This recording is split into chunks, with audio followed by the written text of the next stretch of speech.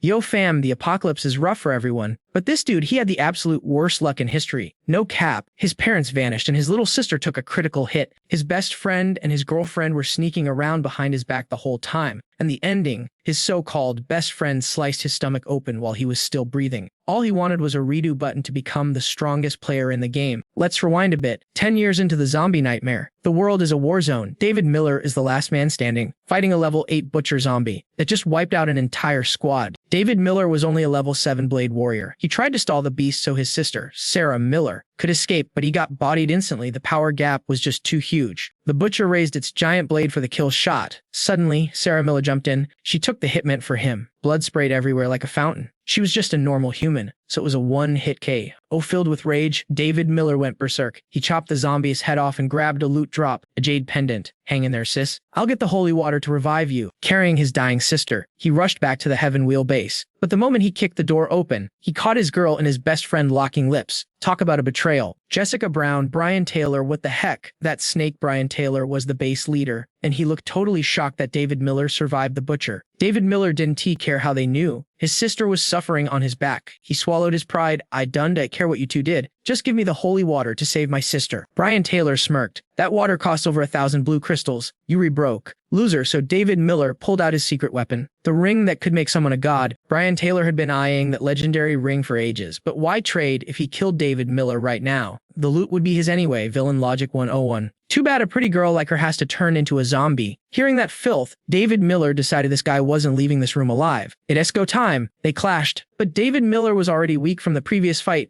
Piece of trash. You think you can fight me in that condition? Brian Taylor lunged for the ring. You want it? Come get it. David Miller swallowed the ring whole. The cold-blooded Brian Taylor used David Miller's own blade to slice his stomach open to retrieve it. Brutal. But the ring inside his stomach started glowing like a supernova. David Miller woke up in a cold sweat. He pinched his face. Ouch, it wasn't a dream. He actually respawned. And guess who was sleeping next to him? Jessica Brown after a busy night. Apparently, looking at her now. He didn't know whether to thank her or end her right there. If she and Brian Taylor hadn't betrayed him, he never would have time traveled. But this life, he swears he's gonna protect his fam no matter what. No more Mr. Nice Guy. Suddenly, two thugs kicked the door down. They claimed to be with Jack Wilson. Oh, right long like Jessica Brown.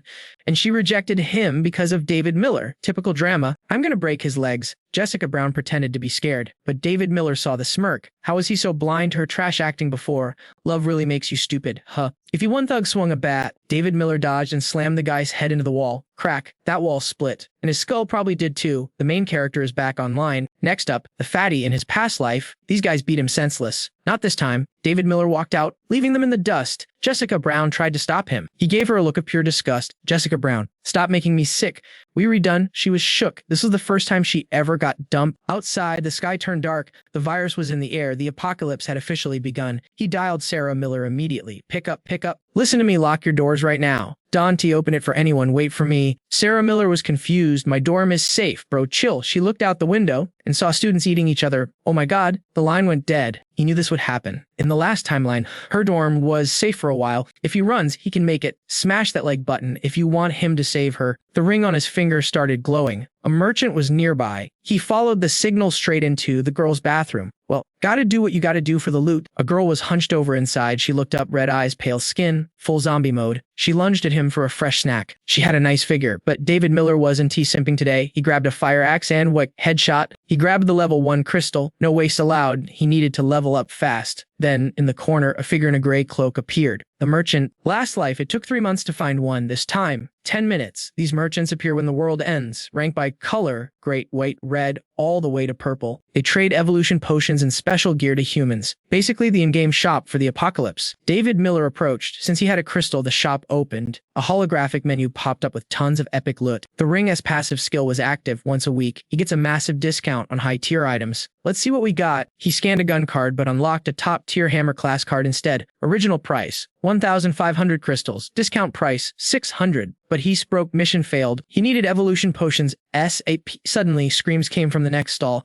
Another student had turned and was attacking the survivors. A red-haired girl grabbed a knife from a scared girl with glasses. She waved it at the zombie, trying to back it off. Too slow. David Miller stepped in and smashed the zombie's head with his axe. The girls were horrified. She's dead already. Shut up, are you next? The red-haired girl realized he saved them. Wang Yu tried to bite us. Thanks for the save. I'm Rebecca Harris, and this is Duan Mu. David Miller froze. Rebecca Harris, the legendary sharpshooter, and Olivia Lee, the mutant biologist from the Blood Rose base. These girls were future VIPs. Another zombie lunged. Rebecca Harris threw her knife. Thwack, right in the chest. Fast but not fatal. Zombies done to feel pain. Rookie, you gotta aim for the brain. David Miller showed them how it's done, crushing another skull. He started examining the body for crystals. Rebecca Harris thought he was a weirdo. Little did she know, she would become a level 8 sharpshooter in the future. And Olivia Lee would control mutant beasts. They were the rivals of his enemy, Brian Taylor. He actually fought them once in his past life. Crazy that they were meeting now. Rebecca Harris saw him searching and realized what he was doing. She picked up a crystal from her kill and handed it to him. Teamwork makes the dream work. David Miller is fumbling around like a total noob searching for the loot, but the crystal core is actually inside the monster's body. Luckily, Olivia Lee, our resident anatomy genius, spots it instantly. Rebecca Harris decides this guy is too strong to let go, so she starts teasing him about surviving the apocalypse together. Olivia Lee thinks his eyes look pure, like he is some innocent hero, but she has no clue. In this second life, David Miller is zero chill. His only goal is brutal revenge against his nemesis, Brian Taylor. To take down a boss like Brian Taylor, who runs the massive Tension Lun base, David Miller knows he controls solo. He needs a squad. Should we change clothes first? The girls ask. Yeah, right. You just want to enjoy the view, kid. Rebecca Harris laughs. David Miller takes the hint and heads out to scout the perimeter for enemies, while the ladies swap their gear. He clears the area, but looking outside, the nightmare is far from over. Zombies are everywhere. Rebecca Harris thinks this feels like some trendy Korean zombie movie and suggests calling for help. But David Miller knows better. The whole city is a graveyard, and these monsters are breeding and evolving faster than a viral TikTok trend. Yan Yu, absolutely fearless, drops a heavy line. If zombies can evolve, then humanity can too, right? Talk about main character energy. Before they move out, David Miller lays down the law. He can make them strong. But there are 3 rules. 1. Obey every command. 2. Loot every single core. 3. Betrayal equals an instant death sentence. Rebecca Harris looks at Olivia Lee for confirmation. The doctor nods. She can tell David Miller isn't bluffing. In fact, with her sharp eyes, she suspects our boy has already evolved past a normal human. And just like that, the 3-person squad is formed. Time to conquer the wasteland. They head to the first school building, where a horde of zombies is throwing a weird disco party in the courtyard. Yan Yu is confused. Is he leading them to their deaths? But David Miller tells them to chill. Just follow behind and pick up the loot while he handles the heavy lifting. David Miller charges in solo, going full berserker mode. He swings his axe, chopping zombies like firewood. The moment a core drops, Olivia Lee snags it, analyzing it like a pro. It seems to be some kind of neurochemical crystal. This crystal is probably why everyone turned into flesh eaters. Theoretically, it could turn the girls into zombies too. But Olivia Lee needs to get to a lab to run some real tests. If these things are so risky, Rebecca Harris can figure out why David Miller is so obsessed with hoarding them. What's his endgame? While Rebecca Harris is distracted by David Miller's power, a zombie tries a sneak attack from behind. Suddenly, bam! A luxury sports car drifts in and crushes the monster flat. Out steps Ethan Davis, the world's biggest simp for Yan Yu. Rebecca Harris, it's destiny, even in hell I found you, he shouts. Hop in. Baby, I'll take you away from this mess. Seriously, read the room, bro. Meanwhile, David Miller is fighting for his life while trying to keep his teammates safe. Rebecca Harris immediately snitches, pointing out the annoying puppy dog following her. Lin Chen turns to David Miller, trying to hire him as a bodyguard. He hands over a blank check. Write whatever number you want. Hearing about money, David Miller realizes they actually do need funds to stockpile resources for the long war ahead, but the zombie horde is getting thicker. David Miller can handle them all alone, so he grabs the girls and bails. Ethan Davis, ignored and furious, realizes his crush is running off with another guy. It's weird though. The zombies are completely ignoring Lin Chen. What the heck? I can take 10 of you. Don't run. He screams, trying to chase David Miller for clout. For some reason, the undead are only swarming David Miller's squad. Olivia Lee spots a strange flower ahead. It's a stage 2 mutant plant. These things weren't supposed to spawn this early. It's evolving faster than David Miller. The mutant flower blasts pollen into the air. David Miller screams a warning. That pollen acts like a pheromone, commanding all the zombies to target a specific enemy. The zombies inhale the pollen like it's fresh air and go feral, charging straight for David Miller. Luckily, these are low-level trash mobs, so they re-slow. David Miller clears the path while Rebecca Harris covers the rear. She lives up to her reputation as the Blood Rose, taking down zombies with her bare hands. Suddenly, the yellow sports car zooms past them. Ethan Davis is actually blocking the zombies. Thanks to the rich kid trying to steal the spotlight, the squad gets a breather. David Miller signals the girls to run for the school building entrance.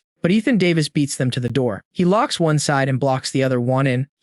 Only if you agree to be my girlfriend. This guy is literally gatekeeping survival. A true scumbag move. This is exactly why Rebecca Harris hates him. He came to save her, but seeing her follow a broke loser like David Miller bruised his massive ego. The horde is closing in. But Rebecca Harris would rather die than date him. She looks to David Miller for orders. He immediately redirects them to the cafeteria's back door. The girls rush ahead while David Miller stays back to play tag with the zombies. The mutant flower is pumping out more pollen, drawing every monster in the area. David Miller knows he has to kill the plant to stop the swarm. The flower strikes with its vines. It acts so tough that David Miller's axe bounces right off. His current strength can barely scratch its armor. This is bad. In his past life, these things didn't show up for a week. Is his rebirth messing up the timeline? The flower shrieks, ordering the zombies to focus fire on David Miller. Even with future knowledge, he can solo 1,000 enemies at this level. Just as a zombie is about to bite him, a kitchen knife flies through the air and nails it in the head. The girls are back, and they are armed. David Miller hates carrying dead weight, so seeing them step up is a huge relief. His morale skyrockets. Who knew he'd be fighting alongside his past life enemies? That's when he notices a scratch on Rebecca Harris's arm. She got clawed earlier, but she hasn't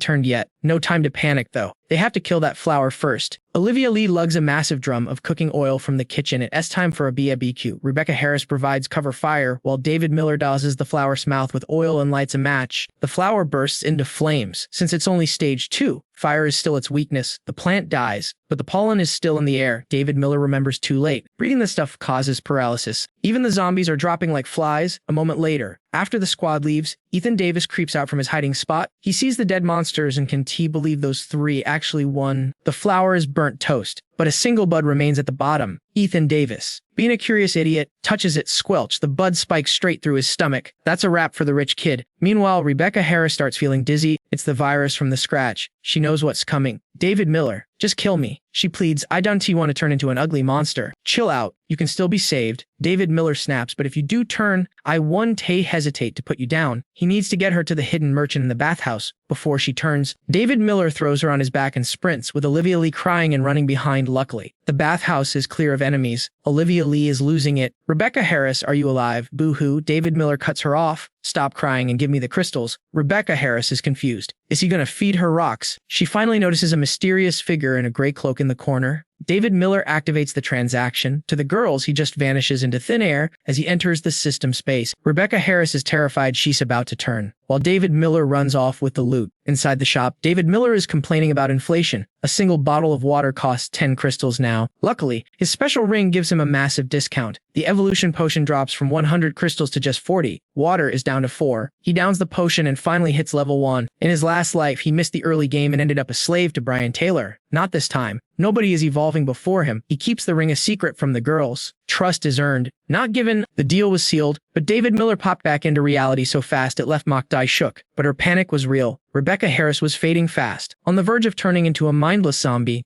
No time for hesitation. David Miller had to go for the mouth-to-mouth medicine delivery. Some of the precious purification liquid spilled out. Let's hope enough of it got down her throat. It worked like magic. The mutation in her arm receded, and Rebecca Harris snapped her eyes open, realizing she was being kissed. She shoved him away. Yo, is this how you save people? Taking advantage of me? Chill out. You were passed out and couldn't swallow. Mokdi didn't care about the awkwardness. She tackled Rebecca Harris with a huge hug, but Rebecca Harris was still suspicious about David Miller vanishing into thin air earlier. David Miller finally spilled the tea about the mysterious merchant. Hearing he spent precious crystals to save her life, Rebecca Harris felt a tug at her heartstrings. She swore she'd slay a mountain of zombies to pay him back. Keep the change. David Miller smirked. Time is the only currency I care about. They bolted for the exit. The zombies were still stunned, except for one persistent creeper. Ethan Davis was still moving, instincts screaming. David Miller stepped in front of the girls. Something was wrong. Suddenly, a massive mutant flower bud erupted from the concrete, aiming straight for Rebecca Harris. He yanked her to safety just in time. The plant monster hit like a truck, but its range was short. Duong Pham managed to save Rebecca Harris, but in the chaos, Mokdi got snatched up by the vines. It was a level 1 spore from that level 2 boss flower. This thing was out for revenge. David Miller dashed in, slicing the vines binding Mokdi. Move it. Danti just stand there and be dead weight. The spore blasted out a cloud of toxic pollen. David Miller covered his face. One breath of that green mist and it's game over. Zombie mode activated. The fog was so thick he was flying blind, but the spore monster tried a sneak attack from behind. Suddenly, the ring on his finger glowed, purging the toxins instantly. David Miller opened his eyes and sliced the monster in half. It dropped a core in a rare pearl white orb. That white orb was the essence of the level 2 flower boss. These mutants are evolving by eating humans and other monsters to level up. It's a dog-eat-dog world out here. Suddenly, a sapling sprouted from the ground, but relax fam. It wasn't an enemy, it was a loot drop inheriting the flower's special attributes. Rebecca Harris had a million questions, but David Miller cut her off. Explain later. He headed straight for the bathroom.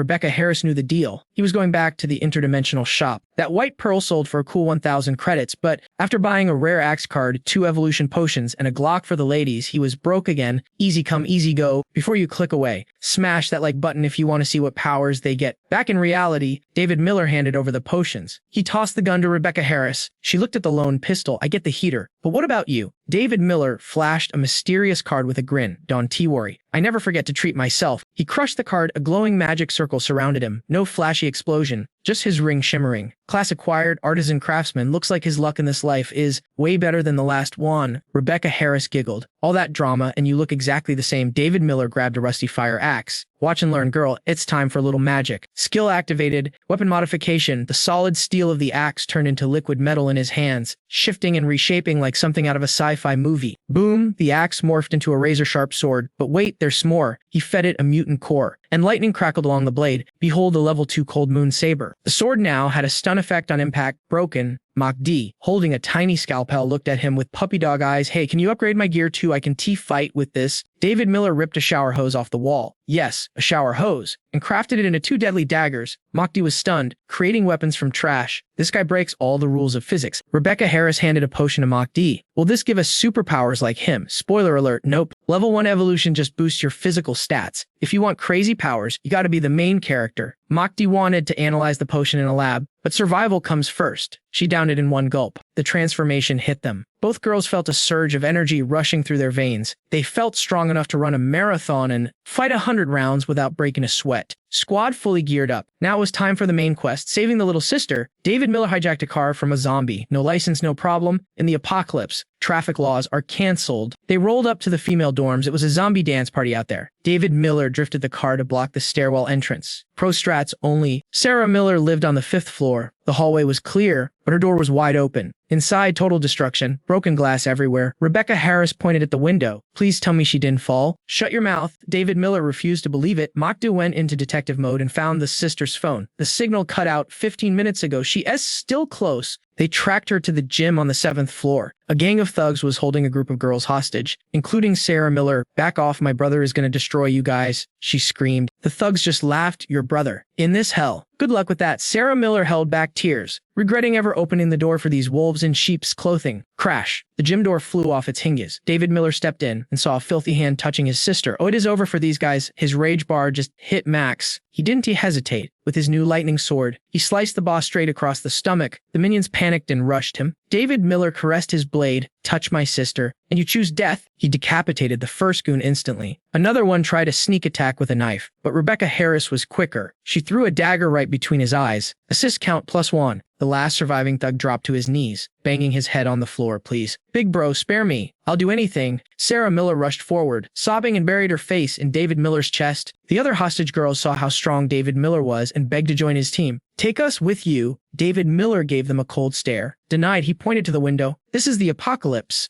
I'm not a superhero here to save the world. If you can fight, you end up like the trash on the floor. He turned and walked away, savage but necessary. The girls cursed him out as he left. What a jerk. But they were helpless. From the 2nd floor, David Miller looked down. A horde of zombies was surrounding their car. I'll clear the path, he told the girls. It was farming time. He jumped down solo with his lightning blade. He wiped out the entire group in 3 moves, free XP and crystals. They sped away from the dorms. Sarah Miller's stomach growled louder than a zombie. She hadn't eaten all day. They spotted a massive supermarket ahead. Jackpot. In a survival game, looting food is priority number 1. Large stores usually have back entrances for stock. Mach D suggested they sneak in from the rear loading dock. The back door was guarded by a single lonely zombie. David Miller sent him to the afterlife with a quick tap. They slipped inside. Surprisingly, the store was completely empty of monsters. Sarah Miller's eyes lit up seeing the shelves of snacks and soda. She wanted to camp here forever, but Mach Dai frowned. This place is too populated. There should be way more zombies inside. And why are the ones outside just staring at the building? Suddenly, Sarah Miller pointed at the ground. Big brother, look, a massive pool of fresh blood was spreading across the floor. This wasn't a shelter. It was a feeding ground. Mach Dai checked the puddle on the floor and confirmed it. That's human blood. David Miller didn't hesitate. He switched to full combat mode, signaling the squad to fall back and secure the loot immediately. A Approaching the door, he spotted the trap. Someone had baited this spot with a massive chunk of meat to lure the undead. Gotta admit, it's a solid defense strategy, keeping the stash safe while blocking out both humans and zombies. Rebecca Harris and Sarah Miller stuffed their backpacks to the brim, but David Miller knew that wasn't enough. Luckily, his spatial ring can store a whole warehouse. Suddenly, his senses tingled. Someone was watching them through a CCTV camera on the second floor. Wait, is that guy downstairs her ex-boyfriend? David Miller. Van Dung immediately played the victim card, line that he forced himself on her before. Right now, she's busy simping for Jack Wilson, the supermarket's security captain. That guy is a weirdo. Kept yapping about the end of the world this morning. Ditchlong grabbed her face, his grip tightening. Are you sure he predicted the apocalypse? Don't you dare lie to me. Ouch. Jack Wilson, you were hurting me. Van Dung grit her teeth, glaring at David Miller on the screen, hating him for leaving her behind to serve this brute just to survive. Seeing the glowing gun in Rebecca Harris' hand, greed took over. They wanted that weapon. Van Dung, not wanting to suffer alone, cooked up a nasty plan. Jack Wilson, look at those three girls. They read total baddies too. Ditchlong ordered his goons to capture them immediately. The two thugs David Miller beat up earlier were itching for payback, spotting the active camera.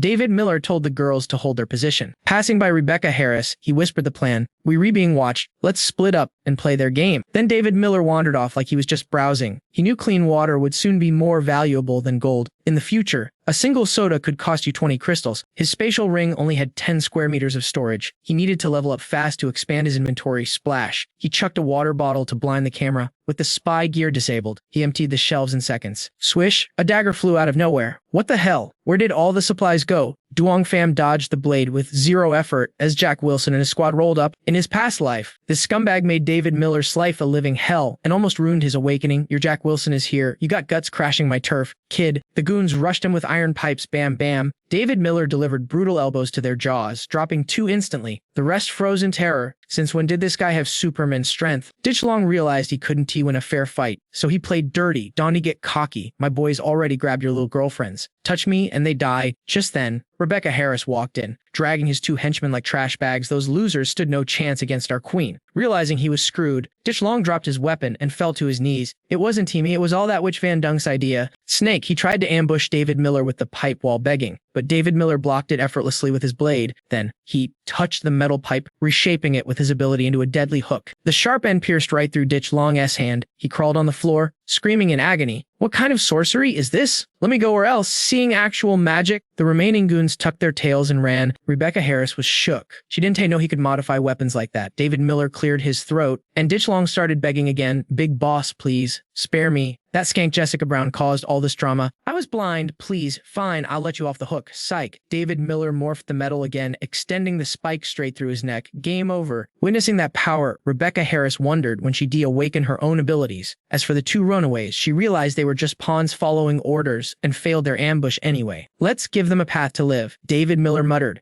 Get lost. Those guys literally rolled away to save their skins. He frowned. Looking up, you're gonna eavesdrop all day. Spotted on the second floor, Jessica Brown panicked and sprinted for the control room. If she was going down, she was taking David Miller with her. She smashed the manual override. The main gates slid open, and a horde of starving zombies flooded in. Welcome, valued customers. The machine chirped ironically. David Miller signaled Rebecca Harris to get upstairs and seal the breach. Don Mok Dai and Sarah Miller came running, a swarm of undead on their heels. Duong Pham shoved Sarah Miller toward Mok Dai and charged the horde alone. Mok Dai held her knife with trembling hands. Total new vibes. Rebecca Harris kicked open the control room door. Go to hell, bitch. Van Dung lunged out, swinging an iron pipe like a maniac. Rebecca Harris anticipated the strike, disarmed her, and tied her up in seconds. She jumped on the computer to close the gates, but the system jammed. Too many zombies were blocking the sensors while David Miller mowed them down. Rebecca Harris dragged Van Dung downstairs. Brother Pham, save me. This woman is evil. Did the door squeeze your brain out? You tried to kill us, and now you want saving? Van Dung lied through her teeth without blinking. I only opened the door to help you fight Ditchlong's gang. David Miller walked up, gently stroking her cheek. You wanted to help us. Yes, I love you the most, honey. She tried to seduce him, pressing her chest against his arm. Cool. Then go help me by dying. David Miller tossed her out the door. The zombie horde instantly pounced, tearing her apart. Thanks to the fresh meat distraction, the zombies ignored the sensors, and the automatic doors finally sealed shut. Sarah Miller let out a huge sigh of relief. She hated that two-faced Karen anyway. Rebecca Harris harvested the zombie cores, glancing at David Miller. That was ruthless,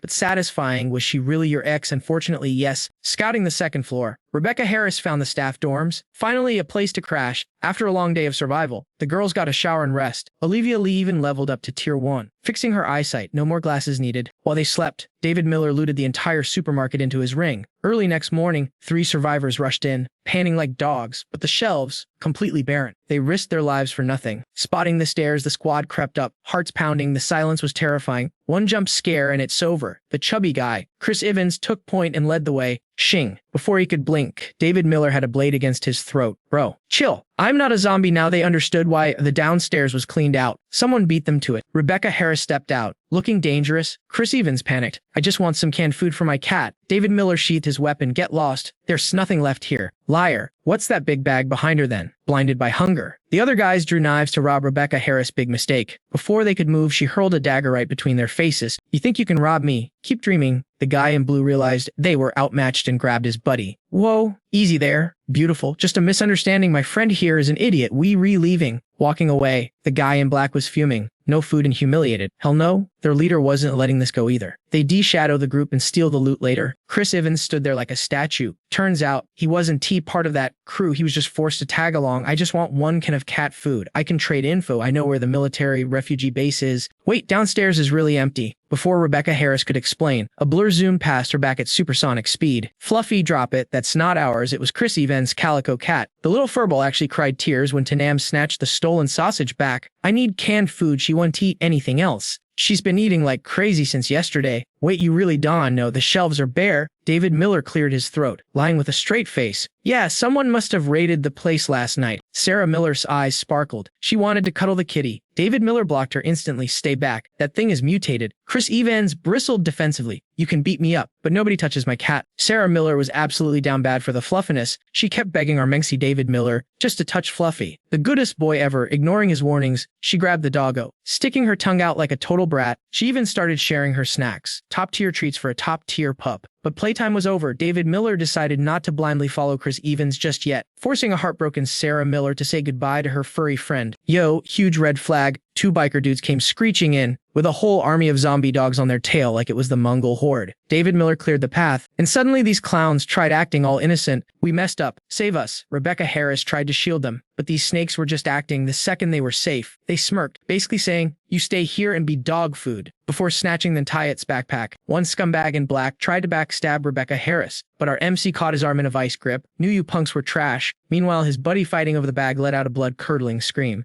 Zombie dogs, the distraction worked perfectly. The thief snatched the loot, hopped on his bike, and literally said, peace out, bro, good luck dying, leaving his partner behind. Thanks for being bait, losers, ha ha ha. But karma is real. As a zombie dog lunged, David Miller tossed the abandoned thug right into its jaws. Everyone get in the car. Done be dead weight. Rebecca Harris tossed her bag to Olivia Lee and joined the fray alongside the MC. Hit that like button if you hate betrayers. These mutts weren't super strong, but they were fast and rolling deep. A classic Zerg rush strategy. Don't get greedy for kills, David Miller warned. Chris Evans drifted the car around for pickup. Just as they were escaping, a level 2 mutant dog boss appeared. Classic Memsi move, he stayed behind to hold the line. Rebecca Harris tried to jump out, sick of letting him solo everything, but Mukti held her back, shouting, trust the carry, he has way more up than us. He'll be fine. Back on the battlefield, the beast pinned David Miller down. But if it wants a bite, it's gonna have to ask his level 2 Frenzy Blade for permission first. Shing, the blade transformed, slicing the mutant's head clean off. Boom. Free white crystal loot. But the blood scent was summoning a horde. Time for a tactical retreat. The car swung back around, and Rebecca Harris pulled our hero inside. Drive. Drive. David Miller ordered. Losing the tail, that's when Sarah Miller noticed a pool of fresh blood, where the Mansi was sitting. Big bro, Yuri hit, she cried. David Miller scoffed. Please, those mutts can touch me. Turns out, it was Rebecca Harris. That sneak attack earlier plus the intense fighting ripped her wound wide open. Sarah Miller was freaking out. Sis, Yuri losing so much blood. Why were you acting tough and not saying anything? David Miller checked the damage. It was gushing like a waterfall. They needed real meds, fast. He tossed a shirt to Olivia Lee. Apply pressure. Now we need a healer. He ordered Chris Evans to find a pharmacy. But every shop was looted clean. Chris Evans mentioned a survivor base nearby with doctors and loot. That's our destination. The MC decided. Luckily, the base was set up in a massive shopping mall right nearby. Rebecca Harris was barely standing, supported by the girls, but she grit her teeth like a warrior. Chris Evans ran up to the gatekeepers. Open up, we have a critical patient. But the guards were acting like typical NPCs, refusing to open the gates without checking for infection. Look closely, you idiots, it's a knife wound, not a bite, Rebecca Harris shouted, losing patience. But the red-haired gatekeeper just waved his hand. Completely power-tripping, no entry. The orange shirt guy smirked. Fine, pay the toll. 100 crystals a head. 1,000 for the bleeder. David Miller didn't blink, tossing a bag of loot and a rare white crystal worth $1,000. Their eyes lit up like slot machines. Jackpot, we should be asked for 2,000, but David Miller's aura darkened. You want to rob me? You gotta survive my blade first. Before the leader could count his coins, David Miller dropped him. The lackey charged in for revenge, but squelch. Rebecca Harris stabbed him from behind. Block my path? I'll block your sunlight permanently. She was savage, but the move tore her wound again. David Miller caught her falling body. Stop trying to be the MVP when you re-hurt. Sarah Miller looted the guards. Bro, these guys are broke. Only 3 crystals. Chris Evans watched in horror. These nice people he picked up were absolute savages. Job done. David Miller looked up at the balcony.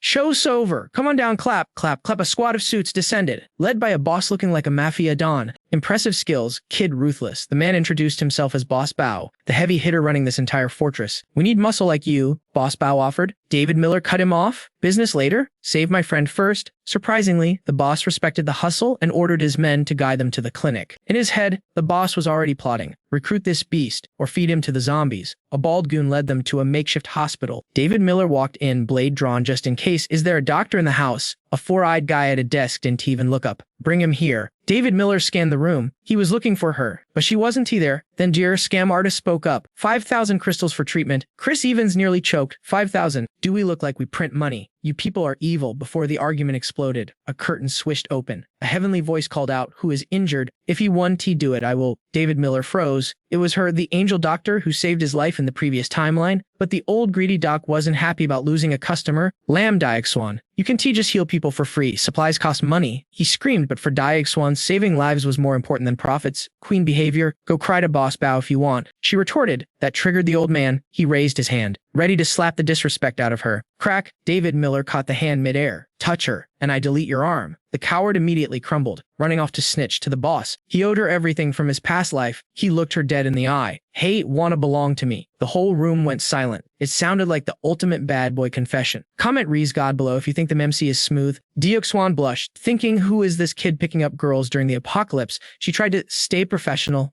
We barely know each other. Maybe. Help me with the surgery first. She called him shameless and kicked him out of the operating room. A while later, surgery was a success. She needs bed rest. No fighting for 5 days, the doctor ordered. Suddenly the snitch's voice echoed outside. Boss Bao arrived with his goon squad, using the unpaid medical bill as an excuse to start trouble. 5,000 for stitches, that's robbery, David Miller laughed. Or maybe you guys planned the scam together. A fanboy guard didn't like his tone and aimed a gun at the MC's head. David Miller grabbed the barrel and bent the steel like it was Play-Doh. Boss Bao slow clapped. You've got skills, join my crew, and I'll wipe the medical debt. But rules are rules. Behind the boss, 2 heavy hitters stepped up. Ungo Mai and Kalong, both level 1 fire elemental users. They launched a combo attack. The blast was heading straight for Diaxwan. Grab my hand. David Miller pulled her into his chest just in time. Damn, that was close. I'm not losing you again. In his past life, this base was crawling with ability users, fighting 2 fire users plus a mob, while protecting the doctor, even for our op main character. This situation was looking seriously cooked. Subscribe for part 2. David Miller decided to flip the script entirely. He told the Leopard King, yo, let Diaxwan go, and I'll bless your whole base with some upgrades. The boss was intrigued, wondering how this kid planned to level up his fortress. Clearly, this dude had zero clue about David Miller's true power level. This was the perfect chance to find us a massive bag. David Miller's ability wasn't just modifying weapons. He could craft that heat from scratch. If he hit tier 2, he could forge tier 2 gear, decking out the entire army with legendary equipment. We were talking a full-on power spike for the whole guild, but here's the kicker. The boss had to supply the crystals, metals, and bioessence. David Miller promised a huge discount, claiming it would cost 80% less than the system trader. Hearing that number, the Leopard King was grinning like he won the lottery. He was ready to fund everything. The deal was simple. Craft 100 high-quality weapons, and the boss would slide him a tier 2 evolution potion. Guards, get them a penthouse suite. Muty rolled her eyes, thinking this boss was absolute bad news. Why did they have to crash at this creep's crib? David Miller wasn't he stupid fam, but Rebecca Harris was fresh out of surgery and couldn't fight yet. Plus, it was the perfect excuse to loot their crystal stash and rare materials while they weren't looking. In the war room, the Leopard King dropped the nice guy act. He ordered his goons to stalk David Miller 24/7. If the kid actually delivers the goods, we snatch his squad as hostages and make him our slave for life.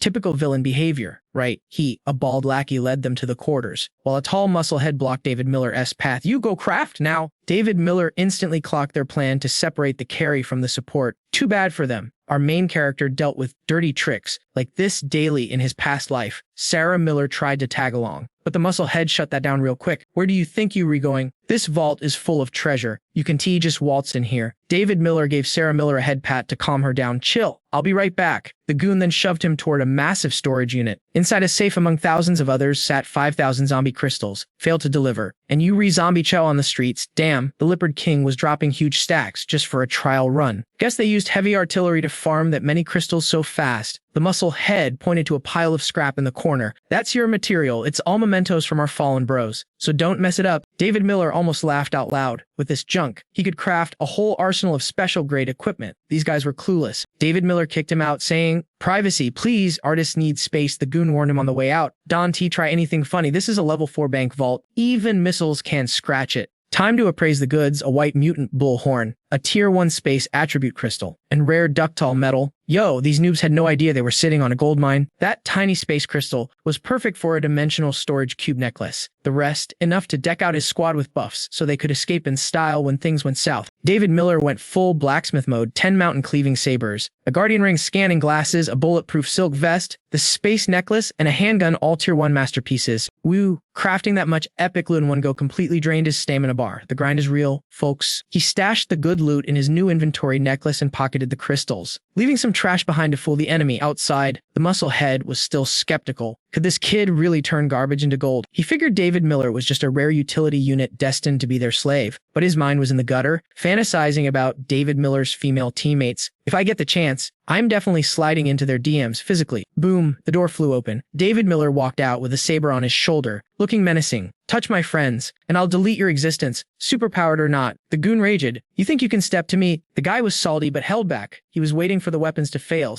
so he could legally beat David Miller to a pulp. But inside, David Miller had only crafted some basic sabers to keep up appearances. He spent 3,600 crystals and some trash to make 10 tier 1 sabers. If they bought this from the system shop, it would cost them at least 6,000. Talk about a profit margin. At my current level, I am capped at 10 weapons a day. David Miller lied smoothly. The goon tested a blade, slicing through solid wood like it was butter. Holy smokes. He realized David Miller was too valuable to hurt, but he still had eyes on the little sister. David Miller crossed his arms. "I delivered the goods. Now let me see my squad to prove you guys aren't T-snakes." The musclehead barked at a minion to take him to the girls. With only 10 weapons done, the leopard boss would definitely cough up that evolution potion to speed up production. He threw the door open. Oops, the girls were mid-change. Screams echoed as they covered up. But David Miller stood there with a stone-cold face, zero blushing. "Relax, I just brought your new loadouts." Sarah Miller ignored the awkwardness and snatched the necklace. "Gimme." "Where?" asked the loot. David Miller patted her head, explaining to his silly sister, "It's a 1 square meter spatial storage. Pocket dimensions." She was hyped. "Perfect for my snack stash." David Miller then handed a Desert Eagle to untie it and the analysis glasses to Madi. "These specs will tell you everything about an item. That hand cannon is tier 2 with infinite ammo. No reloads needed." Just then, Chris Evans walked in. David Miller tossed him a massive guardian shield. "This bad boy expands to block incoming damage." Dayak Swan got the bulletproof vest. It could tank hits from anything tier 1 or lower. It looked a bit bulky and killed her fashion vibe, but she was grateful nonetheless. Back in the boss room, the Leopard King tested David Miller's work. He cleaved a stone table in half effortlessly. "Not bad. Sharpness rivals my own tier 1 dagger." He ordered Cao Luong to lead a farming raid the next day for more crystals. But Cao Luong, still thirsty, asked, "Should we keep the girls on a tight leash to control the kid?" The leopard boss smirked. "Relax, he's in the palm of my hand." The next morning, Cao Luong rallied the troops, strapped with heavy firepower and new blades. Everyone equipped David Miller-esque sabers. Ammo runs dry, but steel is eternal. Melee is the new meta. David Miller watched from a high vantage point. Where did these guys find so much American-grade heavy artillery? No wonder they farmed so many mats. If they were out hunting mutants, it meant the boss was satisfied with the first batch and hungry for more. He was basically sending his goons to farm materials for David Miller's personal stash. If the boss wanted to be a sugar daddy, David Miller would gladly take the gifts. Suddenly, a knock. Swan announced that Ningomai, Cao Luong's side chick, was waiting. She was lounging in the living room, striking a seductive. "I've been waiting for you, handsome." She purred. "The materials are ready. Do I get the VIP privilege of watching you work your magic?" David Miller shut her down. "Come back this afternoon. My mana needs to recharge." Man, this leopard boss was greedy. Barely sent people out, and already demanding more product. Ngomai didn't give up, desperate for some custom gear. She tried to cling to him, but David Miller swatted her hand away like a fly. "I'm heading out." She instantly perked up. "Where to?" "Take me with you." She realized her charms weren't working on this Sigma male. Maybe she needed to drug him later. David Miller asked for the system trader. We have one, she said, but the entry fee is a whopping 3,000 crystals. 3,000 absolute robbery. But compared to David Miller's current bank account, that was pocket change. Lead the way, I need to stock up on potions. 4 guards with assault rifles blocked the path, but Ingomea's clearance got him through. Inside stood the white robe merchant. David Miller casually tossed over the 3,000 crystal entry fee. The merchant checked the funds. You have 5 minutes. Then the system boots you. David Miller opened the shop interface. It was a wasteland. The leopard boss had already bought all the Evo potions and high-tier loot. No wonder he let David Miller in. The only thing left was a violent robot challenge card with a random difficulty setting. Only one attempt remained. Looks like the leopard boss failed his 2 tries and rage quit. Yo, welcome back to the channel. We are diving straight into the legendary Challengers Arena. Hey, in his past life, this place was the ultimate PvP zone for major bases. Hey, everyone and their grandma wanted in to stack up on power and epic loot. Now it's our boy David Miller's turn to shine. Dree is praying the Rung gods don't drop him into a nightmare difficulty battlefield. David Miller goes all in on a bet. A high-risk, high-reward baby. If he wins, the payout is going to be massive. Boom, he is teleported inside. Gay time flows differently here. 10 times slower than the real world. Airs, he has got 50 minutes to wreck house. And his opponent a massive robo-beer. Royer, that thing is built like a tank with armor that looks impossible to crack. Let's get this party started. Gotta strike first. David Miller rushes in to test its strength,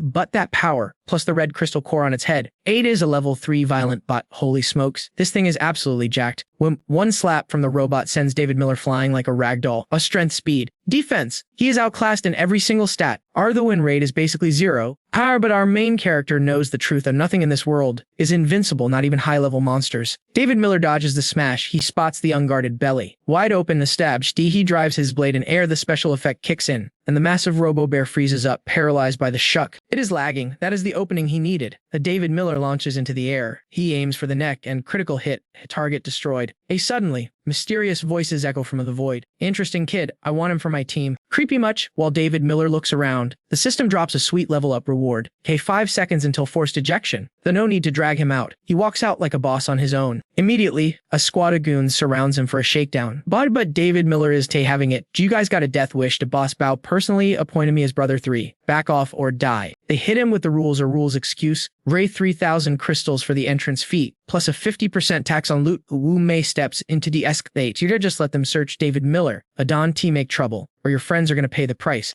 He hates when they use his crew as leverage. But jokes on them. He didn't trade for anything visible. Evolution potions are sold out. Yeah, right, that is the classic Lee everyone tells. If you don't find squat, I am kicking your teeth in. He spent 5 minutes in there. They don't believe he is empty-handed. David Miller spreads his arms wide. Go ahead. Check my pockets. Check my underwear for all I care. They practically stripped him naked searching for loot. Garrus and the grand total. Judges 4 measly crystals. Air snap. David Miller snatches a gun and blasts the leader right in the head. Kai told you to keep your word, didn't he? He turns his icy stare to Wu Mei. She is sweating so hard her makeup is melting off. Gaia, threaten me again, and I will take your head off next. But this girl has no shame. She chases after him, clinging to his arm. Make me a cool weapon too. Handsome B. David Miller shakes her off cold. Sorry? Idontichus goes doof, emotional damage. Her face goes dark instantly. She swears she will make him her willing slave one day. Meanwhile, back the heaty out. Rebecca Harris wounds are healing crazy fast. Just 2 days and she is already looking better than most people. Must be that level 1 evolution perk kicking in.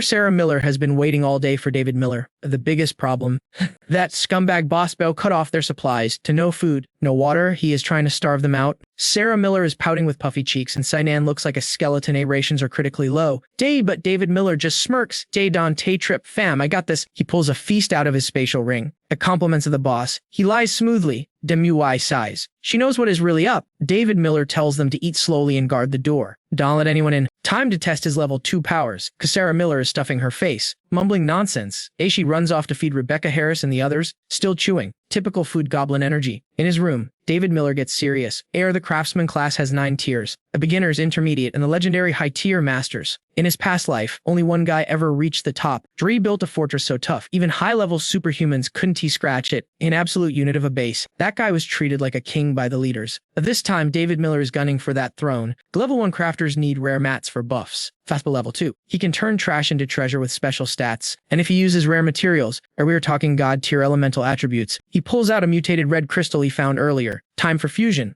He combines it with his blade. Gay, if this works, his weapon 1T just level up. 8 will gain a whole new power set. The result, the Red Lotus Dance Blade. But wait, no stats listed. Did he fail whoosh? He swings it and massive flames erupt. Kate is a mutated fire weapon. K1 in 10,000 jackpot. In his past life, this blade would cost a fortune, the hundreds of thousands of white crystals. David Miller's luck is absolutely insane today. Meanwhile, Boss Bao is drooling over the new gear David Miller made. Once we run out of bullets, we use these. Breakhollian looks salty though. Do we really have to give him that expensive level 2 potion for 100 swords? It's like, no way. Boss Bao grins maliciously. That last vial is yours, Cao Lion Galaris when he makes 99. We will just say the quality sucks and fail him. Pure evil. 7 days later, David Miller is 1 sword away from the goal. He even crafted some sweet armor with leftovers. Suddenly, his ring vibrates. 8 is the weekly mystery shop refresh. Last time he pulled the craftsman card. What is it going to be today? He hits the trading spot. The guards bow respectfully. Yo, brother 3. He tosses him a tip and walks in. Enjoy the title while it lasts. Boys, guy once he gets that potion tomorrow, he is ghosting this place. Guy inside the void, he starts the gacha spin. Guys, come on baby. Papa needs a win. Jackpot. Yes, Sage class card. A level 8 Sage can literally resurrect the dead. This is a game changer. He has to recruit Yo-Chun now. This class is made for her. It is a perfect match. Gay, he steps out pumped up, but Wu Mei blocks his path immediately. Meanwhile, at the girls' room, knock knock. Sarah Miller runs to open the door, all smiles. There, but it is Cao Liang, looking creepy as hell.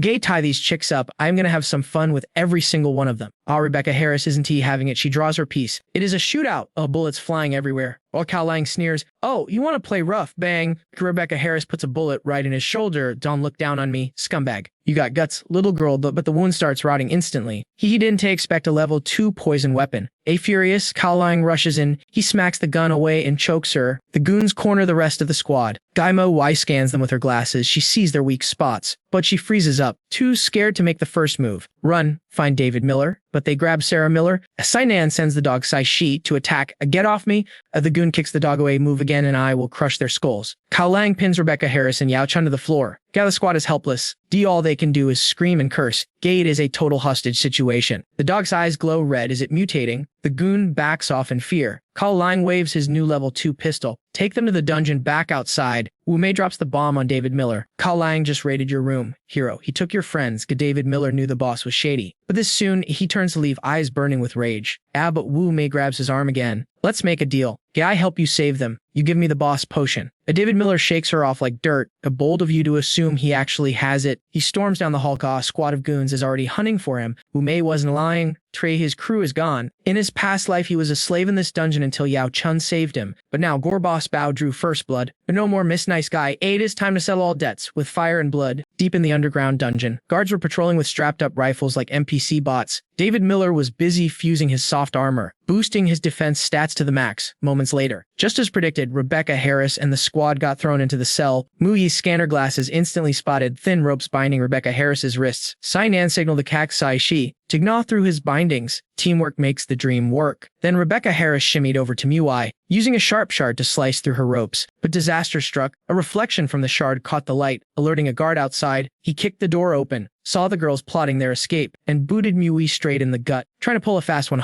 Oh, hell no, you think you can kick a girl in a dress. Rebecca Harris instantly retaliated with a savage kick of her own. Saishi freed Sainan, and our boy Fatty Body slammed the guard, suffocating him with pure mass. Another guard heard the noise and rushed in, gun pointed right at Sainan's head. The guy under the pile tried to fight back, but he got beaten until his face-eyed would T even recognize him. Saishi the cat hissed and leaped into action. The gunman, holding a grudge against the cat, snatched a weapon and aimed straight for the feline. Sainan threw himself in front of the bullet. What a legend, seeing this cat slave sacrifice himself for his feline overlord. The guard prepared to send them both to the afterlife. But suddenly, bam! A shoe flew in from nowhere and smacked him right in the face. David Miller burst into the room, sword in hand. He planned to clear the map first, but the enemies made the first move. 2 more guards rushed in, surrounding him. The girls were screaming in terror. Dunty, come here, run away, save yourself. The goons unloaded their clips, but David Miller was in the zone. He swung his blade, slicing bullets in midair like a total try-hard. When their magazines clicked empty, they started panicking. Monster. He's some monster. Bullets done T-work on this guy. David Miller made quick work of the guards at the door, double kill style. But the guy inside grabbed Sarah Miller as a hostage. Miao Chun was having it. She rushed from behind and swept his leg. Shattering his stance, Sarah Miller sprinted toward David Miller. The enemy on the floor aimed his gun at her, but before he could squeeze the trigger, slice, his arm was gone. A split second second later, his head followed. Now that they've officially declared war on the leopard boss, David Miller signaled the squad to prep for extraction. You think you can leave? Not on my watch. The leopard boss rolled up with his entire crew, accusing David Miller of hurting his brothers. Bro, why is this villain talking so much? One slash to avenge the fallen homies. The mob pulled out their weapons for defense, but the leopard boss just stood there, lighting a cigarette like he was the main character. The disrespect is real.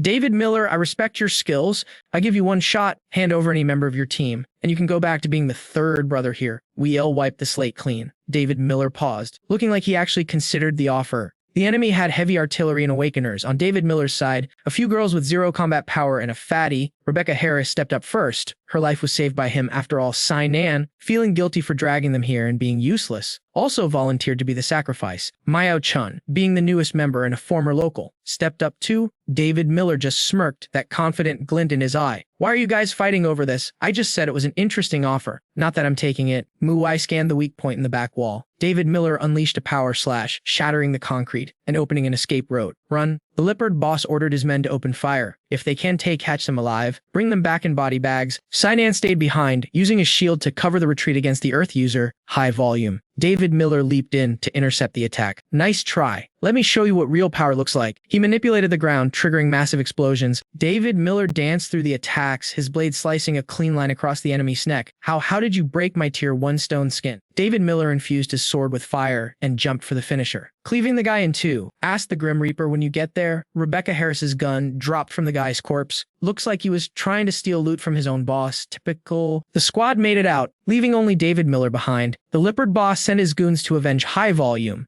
Nan tried to shield David Miller, but our MC grabbed the shield and tossed it back. Get out of here, fat eggs. Boom. A rocket launcher guy blew up the ceiling. Rocks rained down, threatening to seal the exit. David Miller parkoured through the debris and leaped out just as the hole collapsed. He tossed the gun back to Rebecca Harris. Let's move, fam. A massive roar shook the rubble. The leopard boss had fully transformed into a beast. None of you are escaping today. I am absolutely livid right now. Rebecca Harris sprayed bullets, but the leopard boss dodged him with Matrix-level agility. Is that it? I'm a tier 2 awakener, baby. David Miller stepped up for the 1v1, signaling the others to keep running. This furry menace was a beast-type awakener, way stronger than the average super. Outside, a horde of zombies surrounded them. The leopard boss, annoyed by the noise, let out a roar that literally tore the zombies in half. David Miller raised his shield, covering the team. Muai spotted a car nearby. Go, get to the car. I'll hold him off. The leopard boss summoned a lightning ball in his claws, looking absolutely terrifying. I'm gonna chop off your legs and make you craft weapons in my basement forever. And if you refuse, I'll let my boys have their way with your girls right in front of you. Talk about toxic behavior. The boss charged his limbs with energy and pounced. David Miller's sword erupted in flames, meeting the attack midair. A tier 1 piece of trash wants to clash with me. David Miller swung his blade, giving the leopard boss a free manicure by slicing off his long claws. Thanks for the rare materials. Bro, I needed those to upgrade my sword. David Miller knew his stats were lower than the boss. He had to rely on his op gear and bluffing to buy time. The leopard boss couldn't believe a pile of scrap metal could be forged into such a legendary weapon. Didn't you say you could only make tier 1 gear? David Miller laughed. You actually believe me. Rookie mistake. The boss started doubting everything, terrified that the sword might be tier 2 or even tier 3. He stalled, waiting for his squad to bring the heavy weapons, but the car arrived just in time. David Miller saw the boss spacing out and seized the moment to bolt. As he hopped into the car, David Miller flipped the boss the bird. Later, loser, you got played. The boss realized it was all a bluff and sprinted after them on all fours. Rebecca Harris fired shots from the back, but her aim was trash. How fast is a beast-type awakener? Fast enough to catch a car. The boss was closing in. David Miller made a crazy call. Drive to the city center. We were going where the zombies are thickest.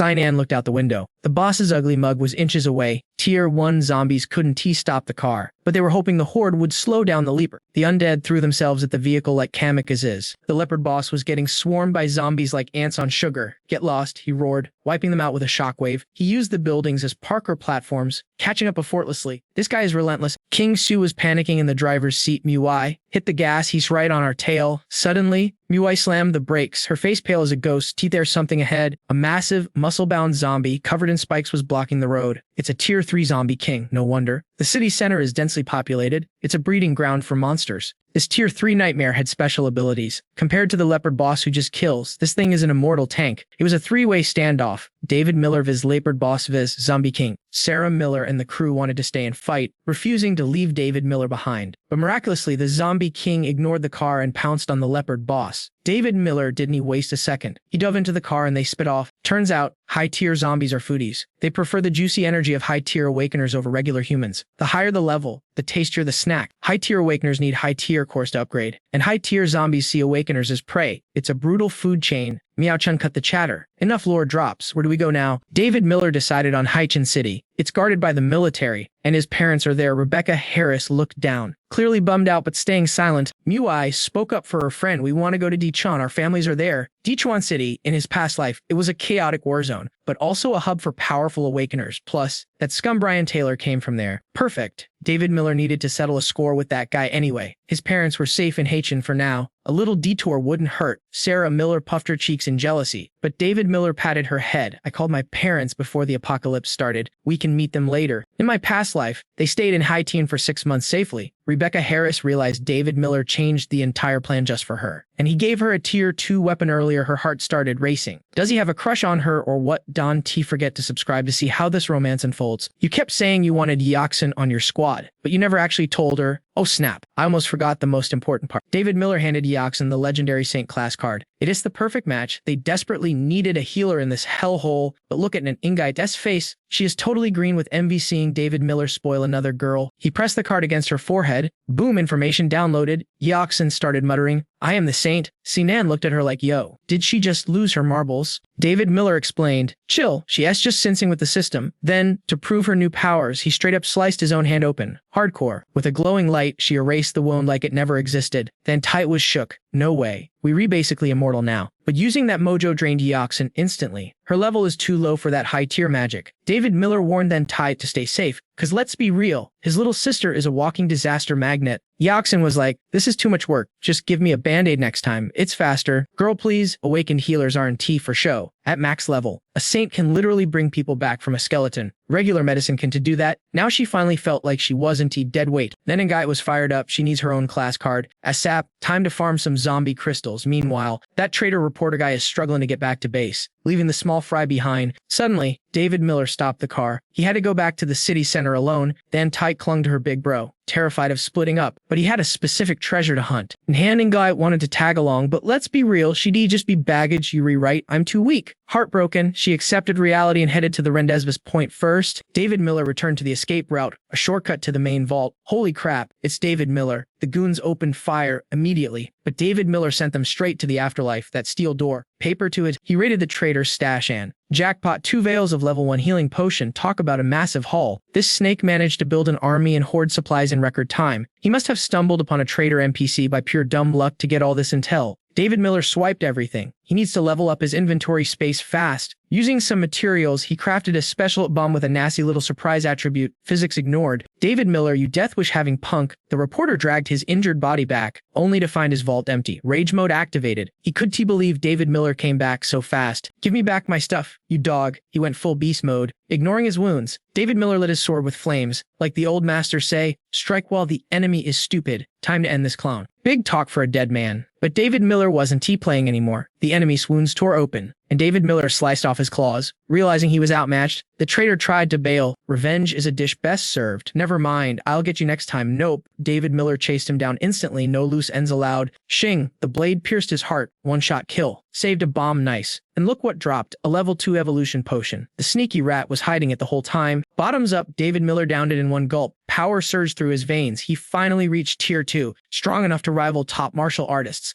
Time to regroup with the squad. Oh sweet, he found the gang's heavy-duty motorcycle. Apocalypse rules, no traffic cops, no helmets. He revved the engine and sped off, his mind racing with plans. When laws die, humans become monsters. Suddenly, his ring flashed. A traitor was nearby, but he saw tire tracks. Did someone beat him to it? First come, first served. Not today. David Miller couldn't he pass this up? If there's good loot, it could be the ace he needs to crush the tyrant Xiao. Wait, isn't he that Nanga's car? He followed the messy footprints into a deep town. The bike was too loud, so he went stealth mode. And what did he see? Sinan tied to a pole like a baby pig. A crowd of walking skeletons surrounded him. David Miller thought, oh hell no, they were gonna eat him. Flashbacks to his past life kicked in, and he lunged to save his buddy. Sinan screamed, bro, stop, Dondi heard him. They were good people. A guy named Lee Danu stepped up, claiming they were forced into this mess. The new village chief threatened to turn them all into zombies via the divine tree if they didn't tie Sinan up. David Miller cut the ropes. I don't care about your magic tree. Where is my sister? Sinan. They were taken to the chief's quarters. You just know that creep is up to no good. David Miller was gone for 5 minutes, and everything went to hell. Here's what went down. After David Miller left, a girl jumped in front of their car. She hugged Sinan, crying her eyes out, please. My Michael Miller is dying. Save him. Nanangite was cold. We ain't got time for this. But the girl wouldn't let go. Then Tide felt bad, and hey, they had a healer now. Plus, we almost hit her. We owe her one. Nanangite sighed and gave in. They followed her to a village dominated by a massive, creepy pink tree. My house is up there. Thank you so much. A villager saw the fresh meat arriving and grinned like a perv. Lee died and Nia's daughter brings in another haul. And look at those babes. He ran to tell the new chief immediately. She led them to a rundown shack. Loud coughing echoed from inside. Sounded a bit too fake if you ask me. Nanangite kept her hand on her weapon. No zombies. But the vibes were totally off. Michael Miller, I'm back, the girl shouted as she rushed into the sick old man. Yoxin activated her healing light. The old man saw the glow and realized these aren't regular tourists. He sat up instantly, coughing gone. Yoxin was drained again. She wished she had Nanangite's stamina. Job's done, let's bounce. But suddenly, bam, the door smashed open. A gang of thugs with machetes blocked the exit. Fresh meat in the village, huh? The old man finally snapped out of it and screamed, Chief, please let them go. They saved me. We'll trick someone else. But it was too late. The trap was sprung. These guys hadn't seen women in months. They weren't letting these beauties leave. The old man tried to stop them, but they beat him down without hesitation. Even neighbors turn on each other in the apocalypse. Nanangai whipped out her gun and jammed it against a fatty's head. Freeze, but a sneak attack from behind. One of them grabbed, then tight, dropped the weapon. Lady, unless you want this little girl to visit home in a body bag, and you fatty, drop the shield. The moment they disarm, the mob beat them senseless. The new chief clapped like a villain. Good work, boys. Once I'm done having fun with the girls, you can have the leftovers. The old neighbor fell to his knees. Sir, please, Dante. They saved my life. They are doctors. They can help the village. Shut your mouth. You think you can order me around? The chief kicked the old man across the room. Then he tied up the daughter to feed to the divine tree. If that fat guy isn't cooked for dinner, by the time I'm done, your daughter dies next. Welcome back, fam. Chris Evans sprinted like he was in a marathon, only to realize, oops, he had zero clue where the bad guy's lair was. Talk about a facepalm moment. Thankfully, Laide Ngu, or let's call him Big Bull, caught up just in time to play GPS for the squad. It turns out that shady chief baited Rebecca Harris's team into a trap, but since Dio Swan healed Big Bull and his daughter was kidnapped, he's switching sides, or he warned them to hustle because the chief can control the divine tree. If they're late, it's game over for the hostages. Now, here's the lore drop. The divine tree has been the village guardian for 1,000 years, back in the day. If you felt sick, you just prayed to it, and boom. Instant health regeneration, pretty op, right? But recently, the tree glitched out and went full psycho mode. Gate started dusting villagers like Thanos, but strangely stopped whenever it saw the new chief. That's suspicious with a capital S. Because of that, everyone crowned him chief, thinking he was the beast tamer. Wah, but let's be real, that divine tree is definitely a dark seed that mutated into a plant monster. The whole village is living a lie. Normal folks can't control mutant plants. So this chief is likely a spirit class awakened. The Big Bull led the crew straight to the villain's crib. David Miller didn't bother knocking. He kicked the door off its hinges like a total boss. Surprise, suckers. Inside, the scene was nasty. The girls were stripped and tied up. The chief, that creep, had his eyes on Rebecca Harris because he likes them feisty. He was about to make his move, thinking he was untouchable with his guards outside, but David Miller crashed the party just in time. The girls were relieved. Their virtue was safe. Thank God. The chief looked around confused. Where are my guards? Spoiler alert, they're all outside. Taking a dirt nap, David Miller rushed in and introduced his boot to the chief's face. You dare touch my people? You must have a death wish. David Miller cut the girls loose so they could gear up. The beatdown wasn't over yet. There were still plenty of goons outside waiting to catch these hands. David Miller pointed his blade at the chief, who instantly dropped to his knees, begging like a coward. Gay, please spare me. You're not even a spirit class user, right? You're scamming the villagers. This guy still has the nerve to talk trash. But watch out, the snake had a piece tucked away and aimed it right at David Miller's head. Too bad David Miller is faster. Day slice. Off goes the arm holding the heater. Big Bull watched in horror as David Miller swatted the guy like a mosquito. David Miller knew the score. This guy wasn't scared of the tree. He was scared of losing leverage. Suddenly, a patrolman named Lutain returned, dragging Big Bull's daughter as a human shield. Even one-armed, the chief started grinning like he won the lottery. Lutain, my boy, good job, jeered Big Bull panicked and begged David Miller to stop. But our MC, he didn't flinch. His eyes were locked on the target, ready to take the chief's head off, regardless of the threat. Lutain didn't expect David Miller to call the bluff. As David Miller ended the chief, Lutain stabbed the girl in the back. Chaos. But luckily we've got a healer on the team. Dio's on. Work here. David Miller told Big Bull, pass the kid to the healer and go gather the villagers at the tree. ASAP. But Big Bull nodded, you got it, boss, and took off. Meanwhile, the chief was lying in a pool of his own consequences. David Miller kicked him awake. Get up. Drama queen. I missed your vitals on purpose. You said you control the tree, right? Lead the way. Or Chris Evans jumped in to give the guy a little motivation. With his foot, even at death's door, this guy tries to be slick. Now they arrived at a massive, pink glowing tree. So standing right there was a level 2 trader. That must be what the ring was sensing earlier. Mui scanned it with her glasses. It's a primordial pagoda tree seed, a 3,000-year-old mutant. Legend has it, a tree this old can birth a wood spirit god. Here we are dealing with ancient myths here, people. Science can explain everything. There was a guy standing under the tree completely safe. The chief pointed a shaky finger at the trader. And that's the mastermind. He made me do it. Big brother, it's him. He the bad guy. The chief thought he could fool them.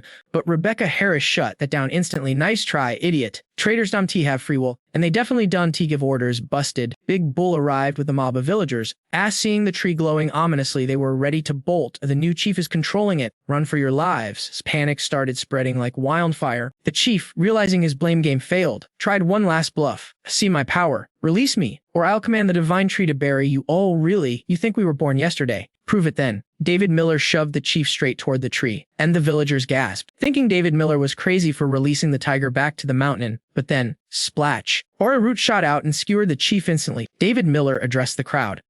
He couldn't control squat. Only I can stop this madness. A Big Bull tried to hold him back, terrified the tree would turn Yang Fan into a shish kebab too. David Miller activated his ring, crafting a purification solution. Thought he prayed the dark seed hadn't infected the roots yet. Thought if the corruption runs too deep, even he can cleans this mess. Rebecca Harris wanted to rush in, but Mui held her back. Here we help from a distance. Dante get in his way. As David Miller stepped closer, the divine tree lashed out. He sliced the incoming branch, but the tree was crafty. Kate flanked him, landing a heavy blow that made David Miller cough up blood. Embarrassing, he thought. This tree's mutation level was so high, his weapon couldn't even scratch it. David Miller was getting swarmed. A sniper shot rang out. Sarah Miller tried to help, but the bullet only made the branch flinch. Just what level is this monster? It's tanking everything. 6 branches attacked at once. David Miller dodged midair, desperate to get close enough to splash the water on the trunk. A splash. The moment the liquid hit, the tree started smoking and sizzling like bacon in a hot pan. While the tree was distracted by the pain, David Miller opened the trading interface. Let's hope my credit is good here. He initiated the trade while the tree was in chaos. The moments later, silence. The divine tree calmed down completely. Mui walked up, looking at the tree with pity. Finally, its suffering is over. The villagers were floored. David Miller actually tamed the beast. But wait, where did our hero go? He vanished into thin air. Inside the trading space, David Miller was like a kid in a candy store. Since the tree guarded the spot, nobody had looted it yet. Was a treasure trove of high-tier items. The prices were steep, but David Miller is balling right now. He looted over 40,000 crystals and 4 white stars from that trader earlier. He bought some gear, and most importantly, 2 class change cards. He picked up a control class for Sarah Miller, perfect for manipulating space and air for defense, and a spirit class card, literally tailor-made for Mui's skill set. The squad is getting a major upgrade. After a shopping spree, he was down to 4 white stars and 30 crystals. I gotta take the team to the underground river to farm some cores. He plotted. He chugged an evolution potion and popped back into reality, ready to fight. But the fight was over. The villagers were on their knees, bowing like he was the messiah. The immortal has appeared. Thank you for saving us. Even Mui confirmed the tree was chill now. David Miller was confused. Wait, I thought we had round 2. Sarah Miller looked suspicious. You disappeared for a second. Went shopping. Didn't you? David Miller grinned. Guilty as charged. Here catch. Gate was present time for the squad. He handed out level 1 evolution potions to the crew, but gave Rebecca Harris a special level 2 bottle. She downed it and felt a rush of power surging through her veins. Oh, yeah, that's the good stuff. Even Dio Swan felt her energy reserves refilling instantly, but Sarah Miller, she stood there blinking. I don't feel anything. Is this water? Patience. Girl, the magic takes a second. David Miller then handed her the control class card. With this, you can teleport and fly, no one will ever catch you again. Guy then he turned to Mu-E, and now you can talk to plants and animals. Even the mutant. Evolution plus a new job class, that's a double power-up. They were living every gamer's dream right now. With her new powers, Mu-E could hear the divine tree's voice. Guy had explained that its consciousness was messy before. He the chief used its name to hurt people, and because David Miller looked aggressive, it lashed out in self-defense. It was just a big misunderstanding. It says thanks for the detox, Mu-I translated, where the tree separated its mutant part to create a new life form, a level 3 mutant sapling, and gave it to Mu as a companion. Plus, it dropped some super hard branches for crafting weapons. Talk about a generous reward. Sarah Miller was low-key jealous. A man, she can speak 3 languages now. Human, beast, and plant. That's so cool. The team dynamic just got a whole lot more interesting. Mu-I relayed the info to David Miller and handed over the crafting materials. If the sapling is level 3, the main tree must be even higher. David Miller realized, they no wonder he couldn't beat it in a straight fight out, but hey, a win is a win. Don't forget to like and subscribe for the next episode, guys. Dave Emgen gave Mecha Stiginde the ultimate pep talk, telling her to grind XP for that mutant cat because it's going to be a legendary pet later on. While the squad was gathering firewood to bounce, Lakru Indu came sprinting out like he had urgent news. Yo, hold up fam, you guys are the village heroes. He insisted they stay for a feast before hitting the road. Hearing the words real food, then Tai and Nam started drooling like waterfalls. No cap. They were starving. After surviving on dry instant noodles for weeks, a hot meal sounded like heaven on earth. That night, the whole crew vibed around the bonfire, dancing and laughing. Dyuksen watched them, praying this wholesome energy would last forever in this messed up world. But D100 Nanjipamon watched the scene with a heavy heart, knowing their next stop was the city of Earth Springs. And that's where the difficulty setting switches to nightmare mode. Half a month later, they arrived at the city, a place so toxic even the grass had rage quit life. Their ride finally gave up the ghost and ran out of gas, so it was time to engage the Chevrolet legs and walk. The journey had been a gauntlet of danger, but thanks to DNG Pagechum's hardcore boot camp, everyone managed to keep their XP bars intact. Nenengai was on a whole new level of determination. Over the last 2 weeks, she had powered up significantly, fueled by the burning desire to find her parents in this chaotic city. Suddenly, a zombie lunged at the Antidote, but she hit that blink skill, teleporting mid-air like, sight can't touch this. Meanwhile, Nenengai was popping heads with her sniper from downtown, and McCB was keeping the support line safe. Mace C-Dai commanded her little plant monster to extend its vines, piercing a zombie's chest like a shish kebab on the front line. TD Nam had worse luck, running straight into a level 2 zombie. But hey, this was just the outskirts. Who knows what boss monsters were lurking inside? T-Nam popped his level 2 defensive shield, tanking the hits like an absolute unit. The squad braced for a team fight, except for Than Tite, who was already calculating her tactical retreat, because she is not about that life. The little plant struck first, crowd controlling the zombie, setting up Nenhanengai to land a triple tap boom. Headshot. Deeply Kwam stood on the sidelines, clapping like a proud coach watching his team execute a perfect wombo combo. In just half a month, their teamwork had gone from 0 to hero. Nobody was dead weight anymore. Than Tite blinked in to snatch the loot, a white crystal, and delivered it to DNG Quadam like an obedient courier. But suddenly, danger incoming. A projectile flew straight at DDNG Mom. It was an ambush. Then Tite reflexively teleported him out of the kill zone, shouting, "You think you can snipe our general?" Dream on Maxidai used her scope to spot the camper and signaled Nanengai to return fire. The bullet grazed a girl hiding in the distance. Nanengai rushed in, pressing her gun barrel against the girl's forehead. The stranger clutched her wound, glaring at them with pure hatred in her eyes. "Go ahead, end it. You guys are just dirty loot thieves anyway." Then Tite was shook. This was their first meeting, and they were already being framed as bandits. The audacity. The girl pointed an accusing finger at Diemnun Yifam, screaming that he stole her white crystal. She had been camping that zombie for 5 days, waiting for the kill, only for his squad to swoop in and cast kill steal. At the last second, that crystal was the only way to buy meds for her dying sister. The poor girl collapsed, sobbing her heart out. If her sister didn't make it, she didn't want to live in this hellhole anymore. Nan Ingai recognized the local accent. This girl was a native of the city, and Hengyi's heart melted, and she asked Deacon G Fam to spare the kid. Maybe even toss her some crystals as a hiring fee for a guide. But DT Engine Pay Team was T just being nice? His brain was connecting the dots. Wait, are these the legendary Flower Sisters? In his past life, this dude was absolute royalty in the Earth Springs base. Powerful elemental users who ruled the meta. To confirm his theory, he asked for her name. The girl puffed out her chest. "If you want to fight, then bring it. I'm SCTB win, and I never surrender." Bingo. Digam and Fem hit the jackpot. He immediately asked, "Is your sister STB Veen?" TB Win's jaw dropped. She had never met this guy, so how did he know her sister's government name? This guy, and Hanengai wondered just how many secrets her boyfriend was hiding. In the previous timeline, these sisters were terrifyingly strong. Even at level 8, their combo attacks could clap level 9 bosses. This was a golden opportunity to recruit future top-tier players. D10 Nenjifime offered to bring his healer to help the sister, but Taekuen wasn't buying it. Why would she trust a thief to go anywhere near her sick sister? Even if he claimed to have a miracle cure, she had zero trust. So D-Ding NG Chem casually tossed the white crystal back to her like it was pocket change. Consider that a deposit. I'm looking for partners in this city. Partners? She stared at the crystal in disbelief. You are seriously giving this back? In this city, one of these rocks can hire 5 level 1 bodyguards. For D-Day NG fam, one crystal was nothing. He was sitting on a mountain of loot. Nanangayat stepped in with the charisma check, telling Tigu M that if they save her sister, they can farm way more crystals together. Tigu Wit nodded. That logic tracked. Since she knew the map better than anyone, she agreed to guide them. But on the way, she kept warning them, "Don't try anything funny. Our base is full of crack players." Little did she know, she was the one being played. If she tried to betray them, the squad could wipe her out instantly. They arrived at a secret underground bunker, perfectly designed to keep the zombies out.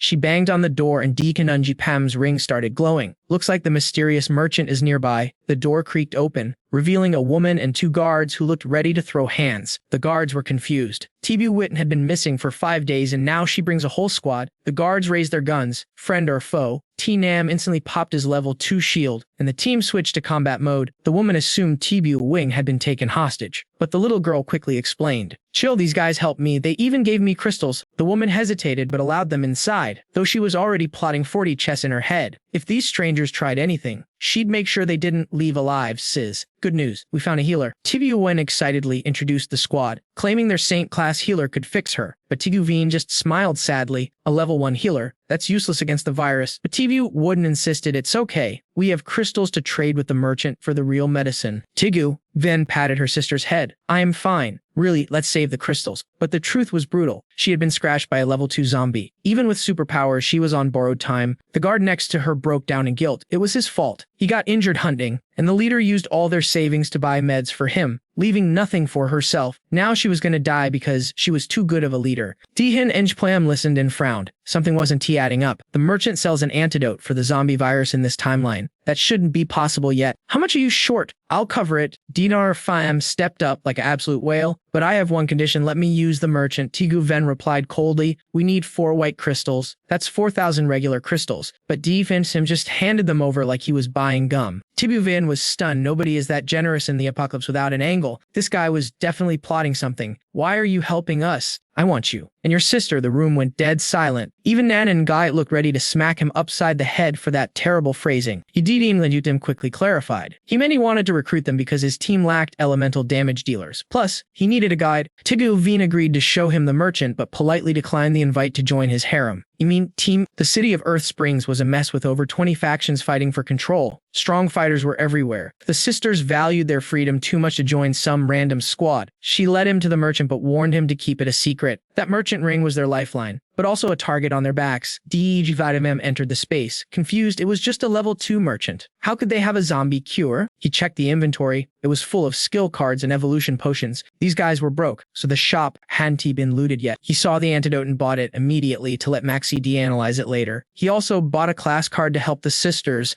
unlock their true potential. He was basically power leveling them right now. If they would join him, he'd rather toss the card to a random zombie than waste it. His crystal stash was draining fast, but hey, crystals are easy to farm. His real target, Tidongo, was out there waiting to be hunted. But as soon as Dirujitem stepped out, chaos erupted. The guy who took the antidote earlier wasn't cured. He was turning. The medicine was a scam. Ted and Nam had to trap him inside a shield bubble to stop him from biting everyone. And this wasn't a normal transformation. The guy was evolving straight into a level 2 zombie. Nanangite pulled her gun, signaling TP Nam to drop the shield so she could put the monster down. It's boss battle time, fam. Bullets were bouncing off this freak like they were nothing. And just like that, he switched targets, aiming straight for the So sisters who were helpless on the ground. Sarah Miller tried to speed Blitz over to save them. But she wasn't fast enough. That mutant had some serious physical stats. A blade flashed, making the monster sister flinch, and boom, David Miller deleted him from existence in a split second. He turned to Sarah Miller, looking dead serious, and told her not to risk her life like that again. Just because she has superpowers doesn't mean she has invincible. David Miller only snapped because the thought of losing his little sister again terrified him. He pulled Sarah Miller into a tight hug, leaving her blinking in total confusion. Was he having flashbacks to when she got kidnapped? Snapping back to reality, David Miller tossed a potion to Olivia Lee for analysis and checked on Tu Van. Taoyuan was a total mess, sobbing her eyes out, terrified her sister would turn into a zombie since their store-bought antidote was trash. Tu Van felt her mind slipping into the darkness. She begged Tuyen to end her misery right there, but Tuyen couldn't hurt her own sister. She turned to Daixan, screaming for her to use her holy healing powers to do something. Olivia Lee finished scanning the liquid. Bad news, fam. That antidote works on basic poisons, but against mutation, it's useless. All it does is hit the pause button on the transformation process. No wonder that other guy hadn't T-turned yet. Even the merchant in his past life didn't T-stock the good stuff. Suddenly, Tu Van went berserk, lunging at Tuyen. With her last shred of humanity, she screamed, "Run, you idiot, get away from me." "No, I'm staying right here with you," cried Tuyen. David Miller hated to ruin the soap opera moment, but if they kept crying, Tu Van was going to become a full-blown zombie snack for real. "Drink this, it'll save your life," he said. Tu Van just growled like a wild beast. Tuyen signaled the squad to bail, terrified that even this potion wouldn't work. David Miller wasn't having it. He kicked Tuyen out of the way. Cold-blooded, if she wouldn't do it specifically, he'd do it aggressively. He pried Tu Van's jaw open and poured the potion down her throat. She thrashed in agony. But then, the mutation marks vanished. She collapsed. Totally dazed, David Miller signaled Chris Evans to drop the shields. "It's over." Tuyen rushed in, checking everything, but it seemed Tu Van had zero memory of her zombie mode moment. Tuyen explained that David Miller just saved their butts, that merchant stuff was garbage, just stalling for time, but what David Miller used, that was the legendary purification potion he snagged earlier. The slowing potion alone cost a fortune, but David Miller just casually dropped a complete cure on them. That bottle was practically priceless. She owed him big time, a debt she couldn't even measure. Just then, a minion sprinted in, looking panicked. "Boss, Tren Trung is raiding the base. He's in the lobby, and our guys are getting wiped out." Tu Van tried to gear up to fight. That snake Tren Trung must have heard she was injured and came to vulture the kill. But Tuyen held her back. "No, you just recovered. You're too weak." Rebecca Harris asked David Miller if they should jump in. He just shrugged. "Let's spectate for a sec. The So sisters aren't out of the game yet." Outside was a total war zone. Tren Trung's crew wanted to hijack the merchant to unlock superpowers, but surprised, Tu Van unleashed her fire ability, roasting the whole squad solo. Tren Trung panicked, cursing his intel guy for the fake news. "What the hell?" Tantuan said she was practically dead. "How is she blasting fireballs?" Tu Van's crew cheered, seeing their boss back in action, immediately snitching on Tren Trung's bullying.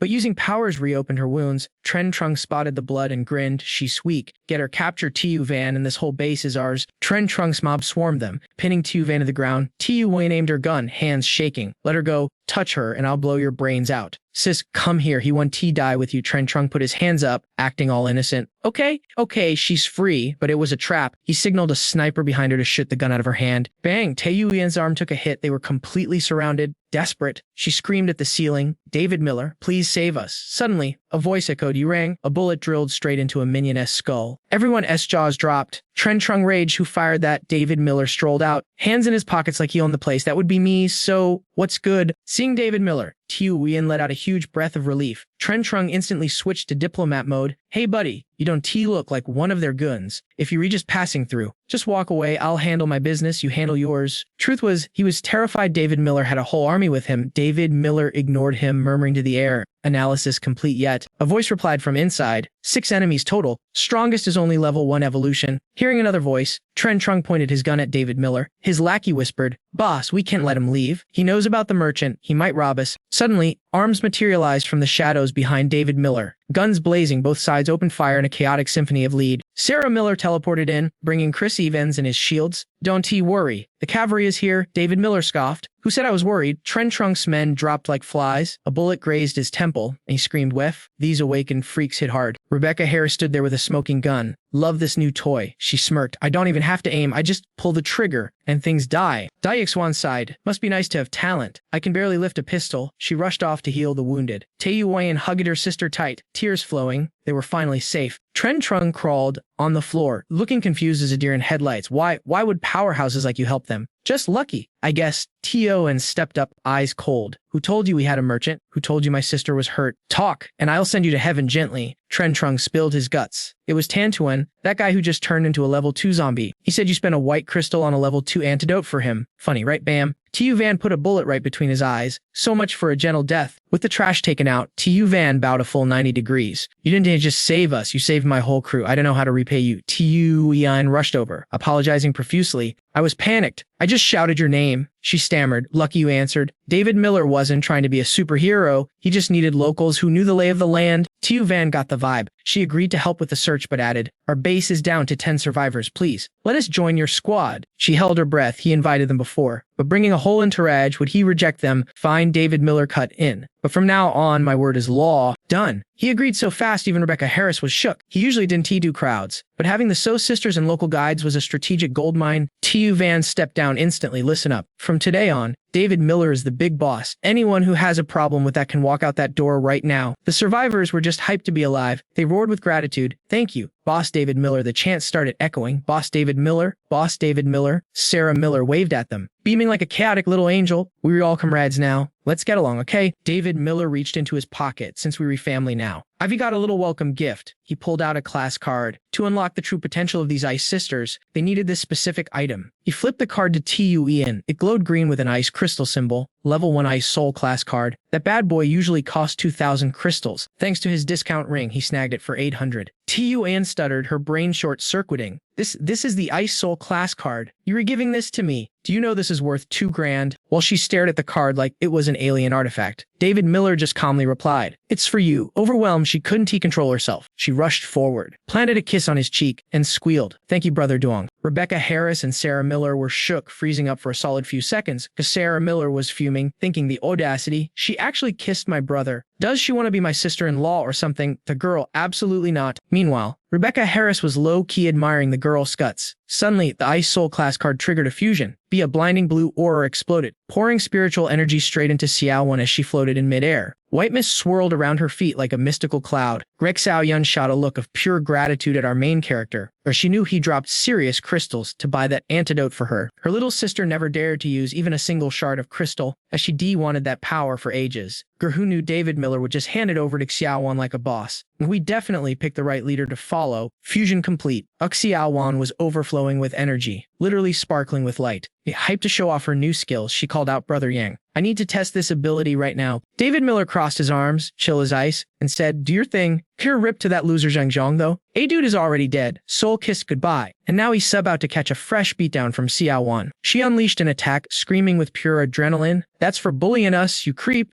Hey, Zhang Zhong's ghost is probably crying somewhere right now. His body got instantly frozen into a block of ice, looking like a stiff dead fish. Seeing the damage, she gasped in disbelief. KS too powerful. Is this the true might of the Ice Soul? Rebecca Harris watched in awe, realizing their squad just bagged another insane ability. Great, now I am the only normie left on the team. She sighed. From a distance, David Miller warned Xiao, yo, don't just spam your ability like that. Your body hasn't evolved to level 1 yet. Use it a few more times and you will pass out. She stuck her tongue out playfully. Got it. Then turned to look at Lin, who was healing Xiao. Tell Xiao to arrange a guide for a tour. The main character thought, I need to learn this map fast. There's still no news on Rebecca Harris' parents. We were racing against the clock. Xiao was fully patched up thanks to Lin, so she happily agreed. Kai, I'll take you. Sister Lin's magic fixed me right up. Plus, I know these streets better than anyone. Sorry for the trouble, Sister Lin. Dr. Lin smiled softly. No worries. Just doing my job. Then Sarah Miller ran up to David Miller. Hey, I want to go too. Take me with you, please. David Miller turned his back, walking toward the base, and shut her down cold. No way, I'm doing recon, and it's gonna be dangerous. Don't follow me. Also, besides, I've got a special mission just for you. The main character looked his sister dead in the eye. I checked the base food reserves. If they were empty, take supplies from the storage necklace and hand them out. We were all on the same team now. Hearing this, Xiao and her crew literally had stars in their eyes, practically drooling. She gasped. Wait, you guys actually have food. Our base is starving. Since the apocalypse hit, we couldn't get to the city center. Everything edible around here is long gone. and the starving minions couldn't believe it. Boss David Miller is loaded with snacks. Young Sarah Miller dumped a mountain of supplies from the necklace, and the crowd went wild. The ground was covered in a buffet of instant food. A total feast for the eyes. They screamed, instant noodles, spicy chicken feet. One guy cried, I forgot what meat even tastes like. David Miller just smiled, watching them swarm the pile of treasure. Xiao Yun rubbed her tummy, stomach growling like a beast. Sister sighed. Sis, really your cool Ice Queen image is officially dead. Kay, the main character, announced, dig in, everyone. Eat as much as you want. And Xiao Yun, you go eat too. We move out when you're redone. Shrug dignity. Who needs that? Gay, everyone dove into the pile, snatching up the delicious snacks. Yum. Best day ever. David Miller thought darkly. In the apocalypse, food is the ultimate currency for loyalty. Sure, trading posts of food, but the prices are insane. Plus, big organizations control it all. Normal folks don't stand a chance. He remembered the nightmare of his past life. Gay, a woman being grabbed by a creepy dude with a disgusting grin. Gay, a skeletal young man carrying a bag 3 times his size. David Miller sighed at the memory. In the last life, a single bite of food turned men into slaves and forced women to sell their bodies. Xiao Yun wiped her mouth, fully charged, and interrupted his brooding. Boss, I'm stuffed. Let's roll. Gah, as she ran over. David Miller spotted something. Small chocolate bar, poking out of her pocket. Yup, this is the apocalypse, alright? Even a tiny chocolate bar is a priceless treasure. He turned his back to Xiao Yun and said, alright, let's move. Xiao Yun stuck close to David Miller, breaking down the intel. Kurdichon City radiates out from the center. They're based on the roads. The zones are divided into 5 defensive lines. Right now, we're near the 5th line. Suddenly, a dumb monster lunged at him from nowhere. Dre boom. Before he could blink, she jumped in front and blew the beast away with one strike. Watching the monster roast, she continued, the 5th line is mostly crawling with level 1 zombies. Sometimes a level 2 pops up, but the deeper you go, the nastier they get. She bent down to loot the white crystal from the crispy critter. By the 3rd line, level 2 zombies are as common as rats. You might even run into a level 3 nightmare. David Miller thought, Rebecca Harris' parents are in the 3rd line, but that arrogant jerk is in the 1st. He asked, what about the 1st line? No clue, Xiao Yun admitted. I've only scouted near the 3rd line to going deeper. Yeah, I'm too scared for that. She frowned, but on the edge of the 3rd line, I saw a human organization. Xiao Yun turned to face him. They aren't T-scattered like us. They reorganize, disciplined like a real army. They take down level 2 zombies like it's nothing. He tilted his head. How do you handle a level 2? Another stupid monster tried to jump them from above. Honestly, Xiao Yun admitted, flames erupting from her hands. Even for me, it's a struggle. She blasted fire at the beast, but it juked midair. It dodged and aimed straight for David Miller. Boss duck, she screamed. No, but he just grabbed her hand calmly. Your aim is off. Done to spray your ability like a garden hose. Just stand still. He guided her hand toward the monster and ordered. Fire. Xiao Yun unleashed a blast. Boom, a massive explosion lit up the sky. The monster was engulfed in flames, but looked totally unbothered. Xiao Yun was floored. No way it was that simple to hit it. Finally, he drew his sword and pierced the beast's skull. Level 1 powers are still too weak. A red gem popped out of its head. He tossed it to her. You need to level up fast. We're hitting the 3rd line soon. Catch. She caught it, thinking, is this David Miller's true power? Or he one-shot a level 2 zombie. Stunned, they headed back to the group. Sarah Miller sat opposite her brother. Is special training really necessary?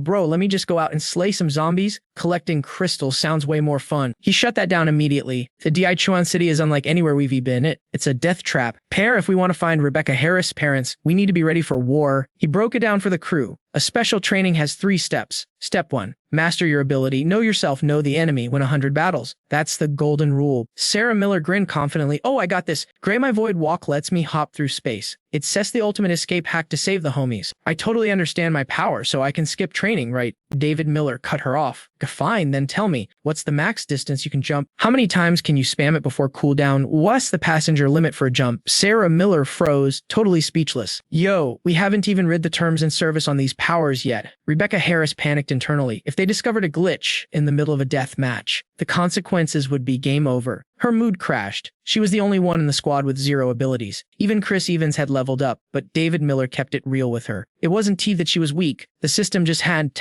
dropped the right gear for her class yet. Hearing that, instant butterflies, he actually cares about me, she thought, convinced her power-up was coming soon. But then she shook her head violently. Girl, snap out of it. What kind of romance anime are you living in? The whole squad is here to save your parents, and you're having a pity party just because you aren't an awakener yet. She scolded herself. Lame behavior, Rebecca Harris. Finally, she hyped herself up. Lock in. You are the one and only sniper goddess. Rebecca Harris, powers or not, she was already cracked. Meanwhile, everyone tuned back in as David Miller dropped the 2nd golden rule of survival. Rule number 2. Grind your stamina until you drop, he announced. Do not just rely on the stat boost from the evolution potions to carry you. Natural stamina is the clutch factor. In a life or death chase, being able to run one extra step is the difference between survival and becoming lunch. David Miller raised 3 fingers. Rule number 3. Squad, don't mock day cut in with that cocky attitude. Or didn't we already ace that part? Do we really need more tutorials? This ain't the tutorial anymore. David Miller shot back. We were doing random 3-man squads every day. Daily zombie hunts. You gotta grind hard if you want to reach the inner circle. I'm not looking for raw deep peaks here. I need absolute coordination. Even if the team gets wiped down to 2 or 3 survivors, you need to function like a well-oiled machine of destruction. Mix and match classes. Awakeners and civilians working together to create insane tactical combos. But Lam Daoxuan hit him with the real question. So, what's the play we splitting up? Exactly, David Miller nodded. Looking like a master tactician, we resplitting the party. I can T-play my whole hand at once and reveal our trump cards to the world. We always gotta keep a spark alive. That's the only way the guild survives if things go south. Lam Daoxuan vibed with that logic. Without backup, meeting a stronger enemy means total party wipe. The So sisters were totally on board, eyes shining with respect. Big brother Dong was playing 40 chess while everyone else was playing checkers. Following him was the meta for survival in this apocalypse. David Miller sealed the deal. Assignments handed out. If there are no objections, the hell training starts tonight. Get ready to sweat. Team A, Don't Mock Diet. Chris Evans, So Chiuan, Team B, Lam Daig Swan, Duong Sarah Miller. So Tiu Van, you hold the fort and inventory the weapons. Report back to me. The squad shouted, yes, sir. Imperfect. But Duong Sarah Miller was confused. Wait, why isn't the boss grinding with us? What's his mission? He just smirked. I've got my own side quest. Translation. He was going solo leveling in the danger zone between Europe and Thangkan. David Miller walked down the desolate street, shadow stretching long, while the noobs started their training. It was time for the main character to handle business. He had memorized the map by day. This shortcut led straight to the inner circle. Most normal people would be watching YouTube and sleeping right now, but he was walking straight into the Ring 3 nightmare zone, like it was a walk in the park, staring at the eyeless zombie horde. He calculated Zone 3 means level 3 zombies, and definitely some mutated boss monsters lurking in the dark. The loot from the leopard boss was decent, but let's be real. It was low-tier trash compared to what he needed. To upgrade the squad's gear to god tier, he had to farm some high-level elite mobs. Suddenly, boss fight initiated. He sensed a hostile presence. No, it wasn't a monkey uprising. It was a massive boar crackling with electricity, looking like the illegitimate child of the thunder god. The beast was bulldozing through the zombie horde like a tank. David Miller drew his sword, eyes glowing. Don't you mind if I cut in on this farming session? He leaped down to greet the wild pork. Those tusks were S-tier crafting materials, but this wasn't just bacon. It was the strongest boss of the episode. Its soulless blue eyes locked onto him, and it charged with the force of a freight train. Time slowed down. He had 5 seconds to think. At least a level 3 mutant. Even for me, this could get messy. He gripped his sword tight, channeling his aura for maximum style points. Solo melee run. He needed to know, could his level 2 physique, paired with a level 4 weapon, handle this? He was about to test his absolute limits. Boom. He slammed the blade down. The impact was insane. This thing's strength was borderline level 4. It had definitely been cannibalizing other mutants to power up. Mid-thought, the behemoth tried to crush him with gravity, but he dodged effortlessly. It's using its weight as a weapon. Smart. This thing had intelligence. It was evolving toward level 4 faster than expected. He smirked, taunting the beast. Too bad, buddy, you're out of lives in a flash. He launched into the air, bringing the sword down like the hammer of judgment. Bullseye, the blade plunged straight into its eye. The beast screamed in agony. Ha, I'm literally dancing around you. Dodging these attacks was just muscle memory from his past life. Too easy. I'll be taking that core, thanks, he announced, driving the blade deeper and twisting it. Total domination. The boar roared in pure fury, whipping its massive body around to crush him. He backflipped away just in time. Damn, you're practically dead and still trying to throw hands. Impressive, but level 3 is still just level 3. But then, shockwave, a sphere of pure energy exploded around the beast. What the hell? David Miller stuttered, stunned that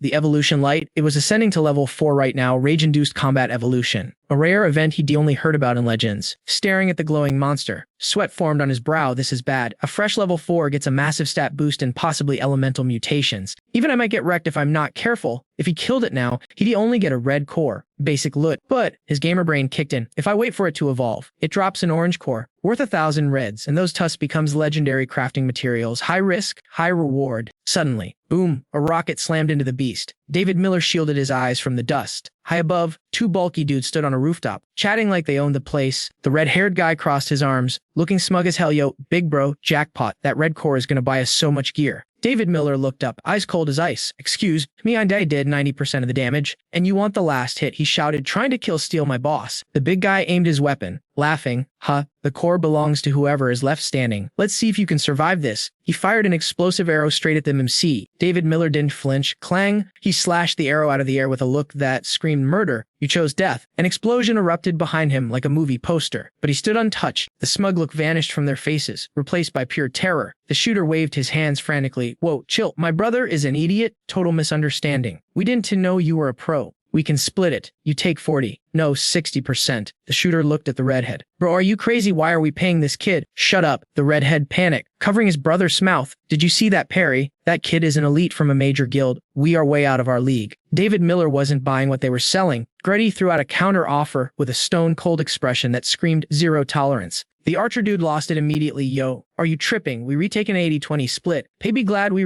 even leaving you scraps. Red hair tried to play nice. Come on, bro. Don't be greedy. David Miller smirked, looking like a total boss. You try to steal my kills and then demand the lion's share. Dana, I was just baiting you clowns to see your true colors. We stalled for time, but no one else showed up. Bro, looks like it's just you two bozos. The archer screamed. You read dead meat. Am I gonna turn you into fireworks? I bet you can survive my second shot. David Miller didn't even flinch. He entered his battle stance and snapped that giant weapon in two like a dry twig. The archer's jaw hit the floor. Dude, this kid's weapon is high tier. Red hair started shaking in his boots. Hey, I know that. David Miller raised his sword, eyes glowing with killer intent. Game over, boys. But wait, Red hair pulled a sneaky move with a creepy smile. By Iron Skin Shield, he summoned a metal barrier. David Miller narrowed his eyes, a level 3 ability user, Iron Manipulation. Red hair laughed, thinking he was invincible. That's right, you should be kneeling and begging for mercy. No one in the outer zone dares to mess with me. He launched a counterattack. He kept monologuing, begging 1T save you now.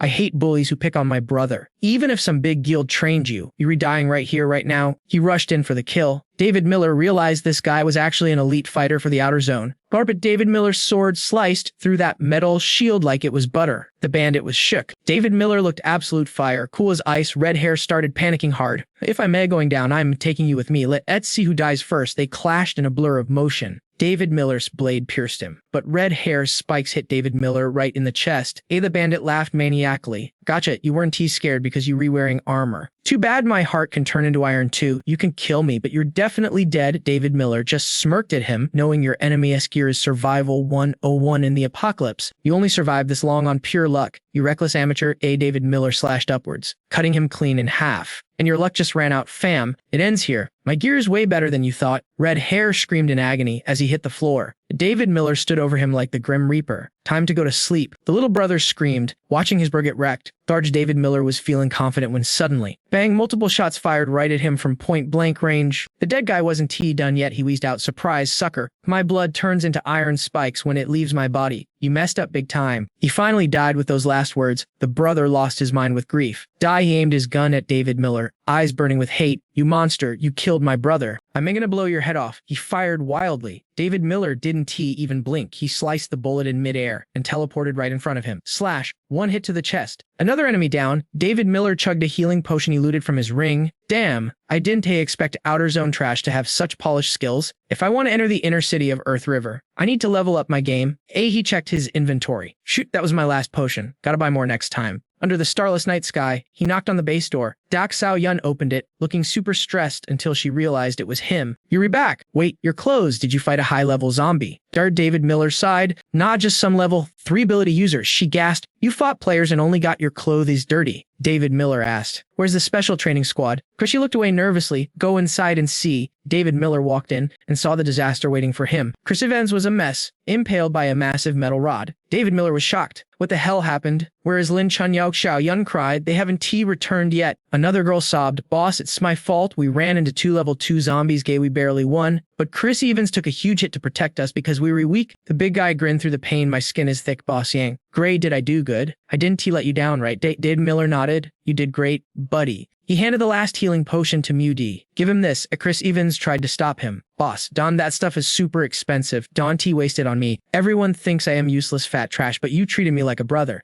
I swear I'll follow you for the rest of my life. Boss. David Miller grabbed the metal rod. I'm gonna pull this out. Feed him the potion the second I do. Kate, I'll save his life. Mew D nodded. Chris Evans gritted his teeth, ready for the pain. Yank. David Miller pulled the rod out in one smooth motion. Segared the potion down Chris Evans' throat instantly. He coughed, collapsing on the floor. Exhausted but alive, David Miller announced, he'll live, but he needs the healer to fully recover. Jimo looked worried. They went northeast. but it's late. They should have been back hours ago. David Miller frowned. They in trouble. Watch Chris Evans.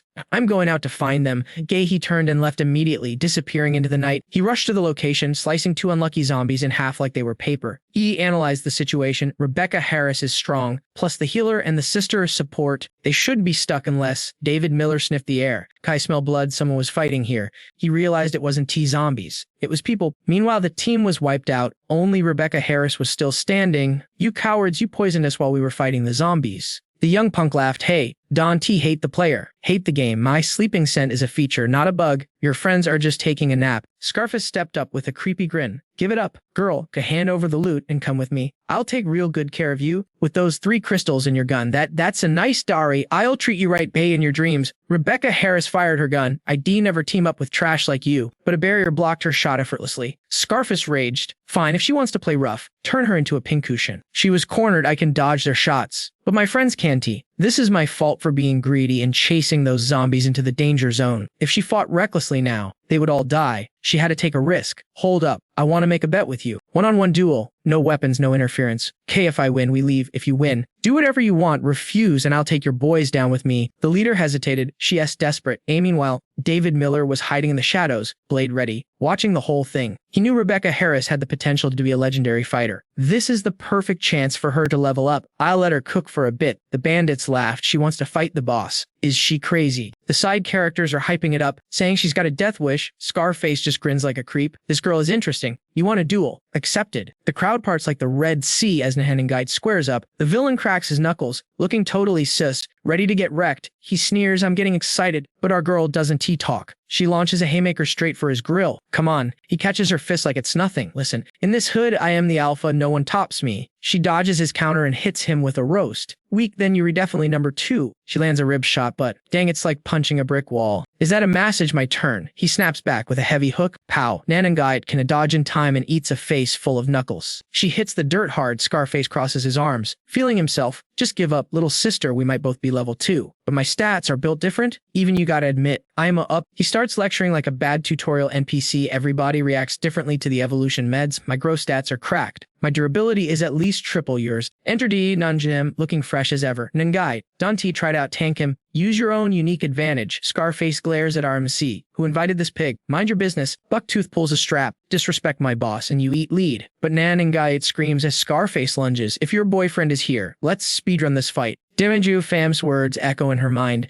Unique advantage. The enemy is right on top of her. Die. But, whoosh, she vanishes into thin air. Scarface freezes. Where D she go? She is flickering like a glitch character model. That's her secret weapon. Pure agility. She's moving so fast it looks like she used shadow clone jutsu. But wait, the villain is plotting something. With that speed, her DP skyrockets. Scarface just laughs. Trash. Speed means nothing if you can hurt me. Yuri just scratching an itch. Oh, big mistake. She delivers a critical hit right to the family jewels. That's gotta hurt. Guide smirks. Every guy has the same weak point. Even you. Down he goes. Total code of the ego. My eggs, you vicious witch. She follows up with a savage boot to the dome. Not done yet. One final Sparta kick sends him flying. Get lost. Scarface coughs up blood. His minions are shaking. Boss, you good fam? Guide is panting, bruised but standing. This guy is a damaged sponge, but if I spam critical hits on his weak spots, I can take the dowry. But spamming speed drains her stamina bar fast. She glances at Fem, expecting a thumbs up. But wait, why does he look so serious? That face, that's not a good job face. Why the long face? Is something wrong? Femis gamer instincts are tingling. This it T over. That Scarface trash hasn't even popped his ultimate yet. His aura is changing. Scarface rises from the dead. Not bad, girly. You actually made me feel that. But I got a big reward waiting for me tonight. A 3-course meal. If you know what I mean, can lose here. He starts powering up. Now I'm gonna get serious. He activates his class 2 ability. Beast mode. His body warps and twists into a literal dog. Talk about being true to your nature. Woof woof. Mother lovers. Anangate isn't scared. She says confused, then she bursts out laughing. A dog? Really? That's your superpower? Scarface sees red. Don't you dare me my ability. I hate trolls. He lunges with insane ferocity. I changed my mind. I won't hate just play with you. The dog man strikes die. She barely dodges. He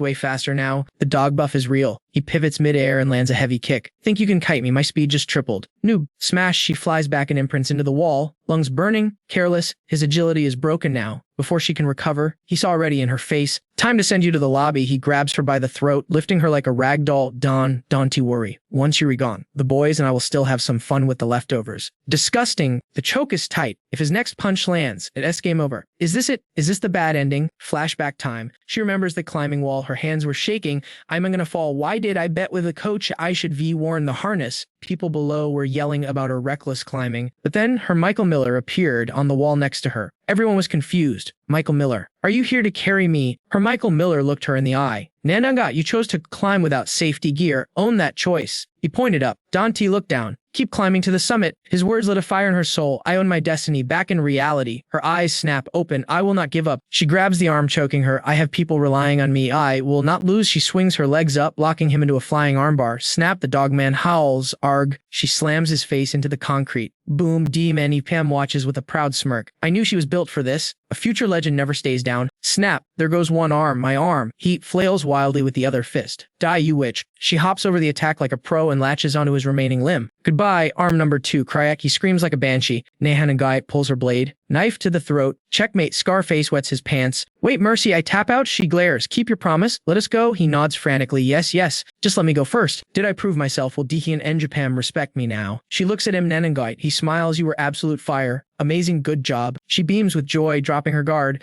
Rookie mistake. The rabid dog lunges for her throat. You lost, suddenly. Slash, blood sprays everywhere. DDM Yushim appears like a ghost, ending him instantly. My people, yeah, trash like you doesn't get to decide their fate. He pulls her to safety, savage. Please, don't T kill me, Dalvangi Plum. Doesn't T even blink? Slice. The villain is split in two. You attack my crew, you chose death. The minions start freaking out. Boss is dead, run for your lives. He says a monster. Bucktooth is shaking his boots. How did he one-shot the boss? Nanangai points a finger. That short guy, he has a sleep skill. He's the dangerous one. Dull at Deef and Fam turns. The guy instantly drops to his knees. Spare me. Boss, new boss in zone 4. Winner takes all. I'm yours. No conditions. D-Man Quam sheathes his sword. Pass, get lost. You don't T-want me. He panics. Boss, please. My skill is useless alone. If you dump me, I'll starve. I can't even grind for food. Trendu is literally begging on the floor. Boss, please let me join. Nenangai warns him he's an enemy, but DT is calculating him. Hypnosis pollen, that S-top tier crowd control, could be useful for the Tudo raid. He makes the call. Fine. You re-in. But listen close, if you even think about betraying me, there won't be enough of you left to bury. Trondu bows repeatedly. Understood. Thank you, boss. D2 and he Fidam points to the sleeping beauties. Wake them up. Yes, sir. D and Unchi DM crouches down in front of Nanon Guide. What are you doing? He looks back. Hop on. You think you can walk on those legs? She pouts. Trying to be tough, I can walk just fine. She tried to take 2 steps, but her legs just straight up failed her. Man, she's desperate to prove she's not dead weight. Rebecca Harris is tough, but right now, she is absolutely cooked. So drained she can't even sit up. Her brain short-circuited from the cringe. She wanted the earth to swallow her whole right there. David Miller stepped up like a boss and asked, "You gonna crawl home like that?" He scooped her onto his back. "Quiet down, kiddo, just chill." She turned beet red. They headed over to where Chen Yu was. David Miller told her to relax. Once that guy wakes up the healer, she'll be patched up in no time. The new guy sat in front of the unconscious duo, snapped his fingers twice and boom, pink gas everywhere. They woke up instantly. David Miller grinned. Look who's back in the land of the living. But Chunya looked like a deer in headlights. Sarah Miller was still loading, eyes totally glazed over. Why was I sleeping? Aren't we chasing zombies? Chunya frowned. I swear I smelled something weird before blacking out. Like rosemary. Ken Yu put his hands together, sweating bullets. My bad, ladies, that was my ability misfiring. Rebecca Harris slid down, struck a pose, and started flexing. We re-good now. We clapped 3 level 2 zombies and even got a white crystal. Sarah Miller's jaw dropped. No way, for real. Then she finally spotted David Miller. Bro, when did you spawn in? David Miller explained he was on patrol checking for slackers and decided to recruit this guy to the squad. Chen Yu scratched his head, blushing hard. Wait, she's Sis the Bus sister. She's cute as hell. Looks just like my 2D wave. Chunya started connecting the dots like a detective. Rebecca Harris is hurt. There was a fight, and this Chen Yu guy was definitely an enemy turned ally. Man, we are so underleveled. We really need to listen to David Miller and grind harder. Suddenly, David Miller's gold ring started glowing. Rebecca Harris noticed his vibe switch immediately. What's wrong? He looked away, eyes narrowing. Something's up ahead. The ring had been quiet until now. A merchant popping up out of nowhere. Could it be the legendary random merchant? He went into full commander mode. Chun Yao, heal Rebecca Harris ass up. Sarah Miller, Chen Yu. You guys run defense, I may gonna scout ahead. Ken Yu's attitude did a 180. Yes, sir. Boss. Mission accepted. If anyone wants to touch these goddesses, they gotta step over my dead body first. Chunya rolled her eyes. This guy was laying it on thick, but Sarah Miller grabbed her brother's arm. Tight, bro. I'm coming with you. It's dangerous out there. You need my protection. He raised an eyebrow. You protected me really, she winked playfully. Same difference, right? David Miller hesitated. With the apocalypse going on, letting her out of his sight was stressful. He acts cool on the outside, but inside, he is stressed out of his mind. Better to keep her close and dip if things go south. Finally, he nodded. Fine, tag along. But if it gets hairy, you run, don't worry about me. She beamed. Deal. They walked toward a mysterious building looming in the distance. David Miller took point, warning his sister to keep her steps light. She nodded like a good soldier. Inside a room, they saw a figure in a white cloak, standing in a magic circle, face hidden behind a mask. David Miller called it. It was the random merchant. Sarah Miller tilted her head. Bro, this NPC looks different from the usual ones, doesn't he? He stepped closer and dropped some lore. This is a random merchant. They spawn anywhere, but only stick around for 5 minutes. Speed is key. Sarah Miller's eyes lit up. Whoa, so they teleport like me. Awesome. We basically twins. David Miller didn't waste time and smashed the start button. Sarah Miller acted all innocent. Whoa, how did I get in here? Cool interior. David Miller saw right through her acting. You hit a crystal core, didn't you? You can only enter if you're holding currency. She stuck out her tongue, guilty, but hey, this is my loot from today. I didn't steal it. David Miller tapped the screen. 10 cases of mineral water for 100 crystals. With his Ring S discount, it dropped to 40. That pricing is broken, fam. Then he turned to her. Sarah Miller, try your luck with that last card. She reached out like this. Boom. Mechanical engineer class card, level 1. Price, 2,000 crystals. Discounted to 800. They both gasped. A super rare class card, mechanical engineer. David Miller clicked it instantly. Sarah Miller peeked over his shoulder. Bro, is that thing up? It's the perfect ability for Rebecca Harris. He replied. He nudged her. Hurry up and buy it. Sarah Miller tapped the screen. Okay. Consider it a gift from me to her. She's gonna be so hyped. But as soon as the transaction ended, the system booted her out. She panicked. What the heck, I got kicked. She shivered in the sudden cold. Bro, come out already. Inside, David Miller was studying his ring. He realized the rule. Once you buy something from a random merchant, you get ejected. Wait, he thought, I haven't used my Ring S luck skill yet. I gotta test it. He refused to believe his luck was trash. One more pull. The item materialized. Level 4 communication earrings. A set of 9, he touched them, shouting, level 4 support gear, let's go. David Miller was buzzing. This thing covers a 100-kilometer range. High-tech support gear like this is basically a cheat code. Meanwhile, Sarah Miller was wandering around the dusty room until she realized, wait, is this a library? She spotted something on the floor and bent down. Dust clouds everywhere made her cough. A book. It was torn, looking ancient. She saw the complex equations and realized it was a math textbook. Her eyes went sad. I almost forgot barely a month ago. I was just a normal college girl worrying about exams. She zoned out, imagining herself back on campus. Suddenly, a hand landed on her shoulder, snapping her back. Sarah Miller, let's move. She looked up at him. Bro, can I ask you something? Will we ever go back to being normal people? David Miller froze. That question hit him like a truck. In his past life, she had asked the exact same thing. Back then, he was weak and had no answers. He didn't even know if he would survive. But this timeline is different. David Miller looked her in the eye with zero doubt. Trust me, as long as we were breathing. There is hope. She hesitated, then hugged him tight. Okay, I'm gonna keep surviving with you, bro. We'll wait for that day together. He patted her head gently. Yeah, now let's head back. The squad is waiting. They walked out together. Sarah Miller looked at the card in her hand, grinning. What face do you think Rebecca Harris will make when she sees this? Do you think she'll cry? Suddenly, David Miller grabbed her and sprinted into the bushes. Sarah Miller gasped, but he hissed,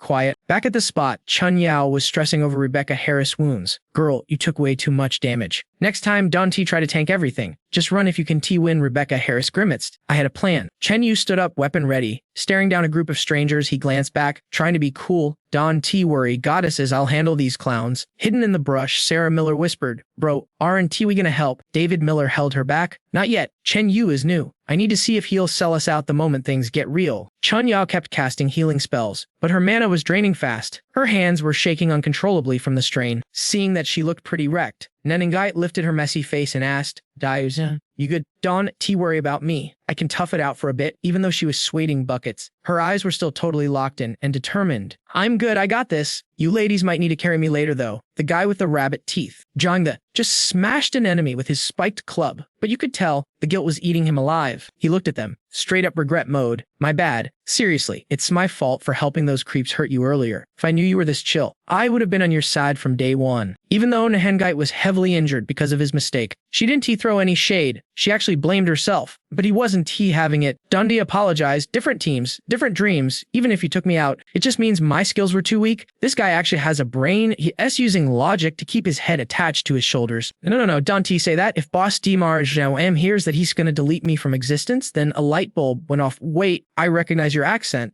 Are you a local from Earth River City? Answering his suspicion, she nodded. Yeah, that's right, but we ran in from the outside to find my parents. My family is in the second ring. Hearing that, the dude literally panicked. The second ring. Everyone who survives in the second ring is basically a warlord. But before he could finish his sentence, a massive shadow with glowing red eyes loomed behind him. Seeing him hesitate, she cut in. I know, I'm dead meat. But even if there's a 1% chance, I'm never giving up. Suddenly, something clicked in Rabbit Teeth's brain. Her last name is Nan, and she's from the second ring. No way. Could it be? An image of a legendary figure popped into his head. Middle-aged beast walking out of the holy fire. That's Nehan Lai, leader of the Blood Rose organization, the Thunder God himself, level 3 lightning soul ability, master of electricity, level 3 evolved body, a total hot-headed, courageous badass. Lost in his thoughts, he had to ask, Nanagai, what's your Michael Miller's name? She was confused, but desperate for clues. She answered, my Michael Miller is Nan L.E. Why do you ask? Boom. Just like he thought, he covered his face in terror, stumbled back, and screamed, your Michael Miller is the Thunder God. Nanangai just stood there, having zero clue what he was yapping about. Thunder God, what is that? She really didn't know anything about her own Michael Miller's rep, so he had to explain the lore. And Ingite, that's your father. He's literally one of the strongest humans in Earth River City. He's easily in the top 3. She just stood there, completely frozen, brain buffering. Meanwhile, Didu, Jowdi, then Tight, and Didi and Chamiam were hiding behind a wall, listening to the whole thing. They heard every word, then Tight whispered to her brother, his sister Nahan, Ingai's Michael Miller, really that op, inside DNNG Payam's head. The gears were turning fast. The Thunder God. Looks like I completely changed Nangait's destiny. She was famous in my past life, but nobody ever mentioned she had a super Michael Miller like that. This world is definitely different from the last one. Nanagite was still skeptical. My Michael Miller is just a retired soldier. I knew he was tough, but a legend? That sounds crazy. While they were talking, Diu Oxone kept working her healing magic. Then Jang the pulled out a photo. I have a picture of him right here. There are a few people in Earth River City you absolutely cannot mess with. I collected photos of them just to be safe. Look, is this your Michael Miller? She grabbed the photo with shaky hands. Diu Xun leaned in to look too. It was a picture of a rugged man wandering the streets, holding a jacket. Nan Guide gasped. That's him. It was the man she had been searching for all this time. Emotions hit her like a truck. Tears started flowing. Michael Miller. It's really you. I finally found you. Her heart was blooming with joy.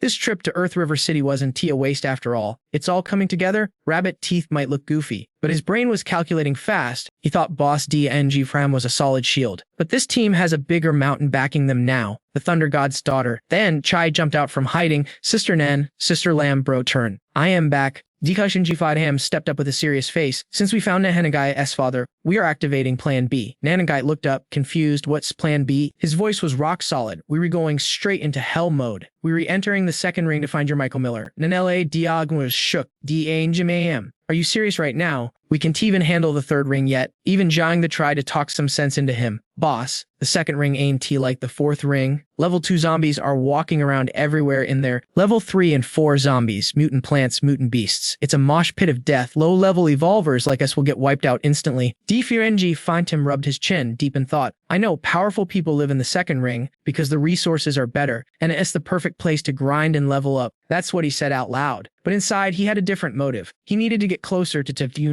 That guy is a threat. He has insane talent and a powerful backer. I need to take him out before he becomes a god. Nahanangite felt guilty. I want to see my Michael Miller. And I appreciate it, but maybe we should prep more. Didum Jutklum nodded. Yeah, Titanam is hurt too. We need to reorganize the squad to boost our win rate. Then Tyite grinned from ear to ear. Congrats on finding your Michael Miller. Sis, I actually prepped a gift for you. Nan Engite was surprised. A gift? Then Tyite whipped out a mysterious card. Check this out. Nan Engite couldn't believe it. Is this for me? She was touched. Thank you so much. Then Tyite giggled. Don't mention it. My brother said the mechanic class fits you perfectly. She glanced at DDNG Kathayam. Totally grateful. He didn't forget about me, DHNGM. I am following you for life. Standing next to his grinning sister, DN Shifem felt Nanangai at gaze. He awkwardly scratched his face and looked away to avoid the romance vibes. Nanangai took the card and pressed it against her chest. She closed her eyes, focusing hard to fuse with the card's power. Suddenly, mechanical systems appeared, merging with her body. Her eyes snapped open, glowing with a mystic blue light. Her expression was focused. The integration was complete. She could feel the system's command. DENGU Fadium explained the buff. Mechanics can control all kinds of machines instantly. Seeing the fusion was a success. He made another move. Hand me your gun. I've got one more upgrade for you. Nanangai quickly handed over a weapon. D-Tum-Du Ikram activated his blue magic, pouring all his energy into the gun. Finally, a chance to use this stuff. It was the freezing ammo he got from the leopard boss earlier. Perfect timing. Shying the watch from the side. totally mesmerized by the show. He thought to himself, no wonder the boss weapons are so op. He's a super rare artisan class evolver. After a few seconds of enchanting, the upgrade was done. It transformed into a tier 3 ice pistol. The gun was now glowing, radiating a colorful aura from his power. Job done, he grabbed the gun to hand it back to Nen and Guide. He acted a bit disappointed. Too bad, I could only get it to tier 3. It didn't turn into a mutant weapon. Nan and Guide didn't care. She happily took the custom weapon, but the rabbit guy, his jaw hit the floor. Wait, that's a tier 3 gun. You just give those away. He instantly dropped to his knees and hugged Dealy Nikes DM's leg, begging like a simp. Boss, my beloved boss, I'm your loyal baby bro, please. Make me a tier 3 weapon too, did say to Mun tried to shake him off. Get lost, I'm out of materials. Giant Rabbit was totally clueless. He thought he just had to fetch the loot for the boss to craft. With a serious face, he swore he'd degrind for the mats. The boss agreed. But man, he looked like he just swallowed a lemon. Fine, I'll drop the recipe. But farming the drops, that's on you. Buddy, honestly, this quest might be way too hardcore for a regular player like him. Big bro, you sure you can handle the grind? But that simp just grabbed the lifeline. He pouted his lips, ready to smooch. Mo Mia, no sweat, boss, you re my idol. Things were getting way too sus. David Miller stiff-armed that face away immediately. Staying focused, he turned to the lady, Rebecca Harris. Try sensing your ability with this piece. Normies can handle the recoil. She flinched, totally caught off guard, but little savage Sarah Miller didn't buy her brother's hype. She snatched the heater from Rebecca Harris's hands. Cap, you were lying. Why wouldn't it work? Watch this. Such a cheeky little brat. She posed like a pro shooter, ready to unleash hell. But then, awkward silence. The chamber was empty.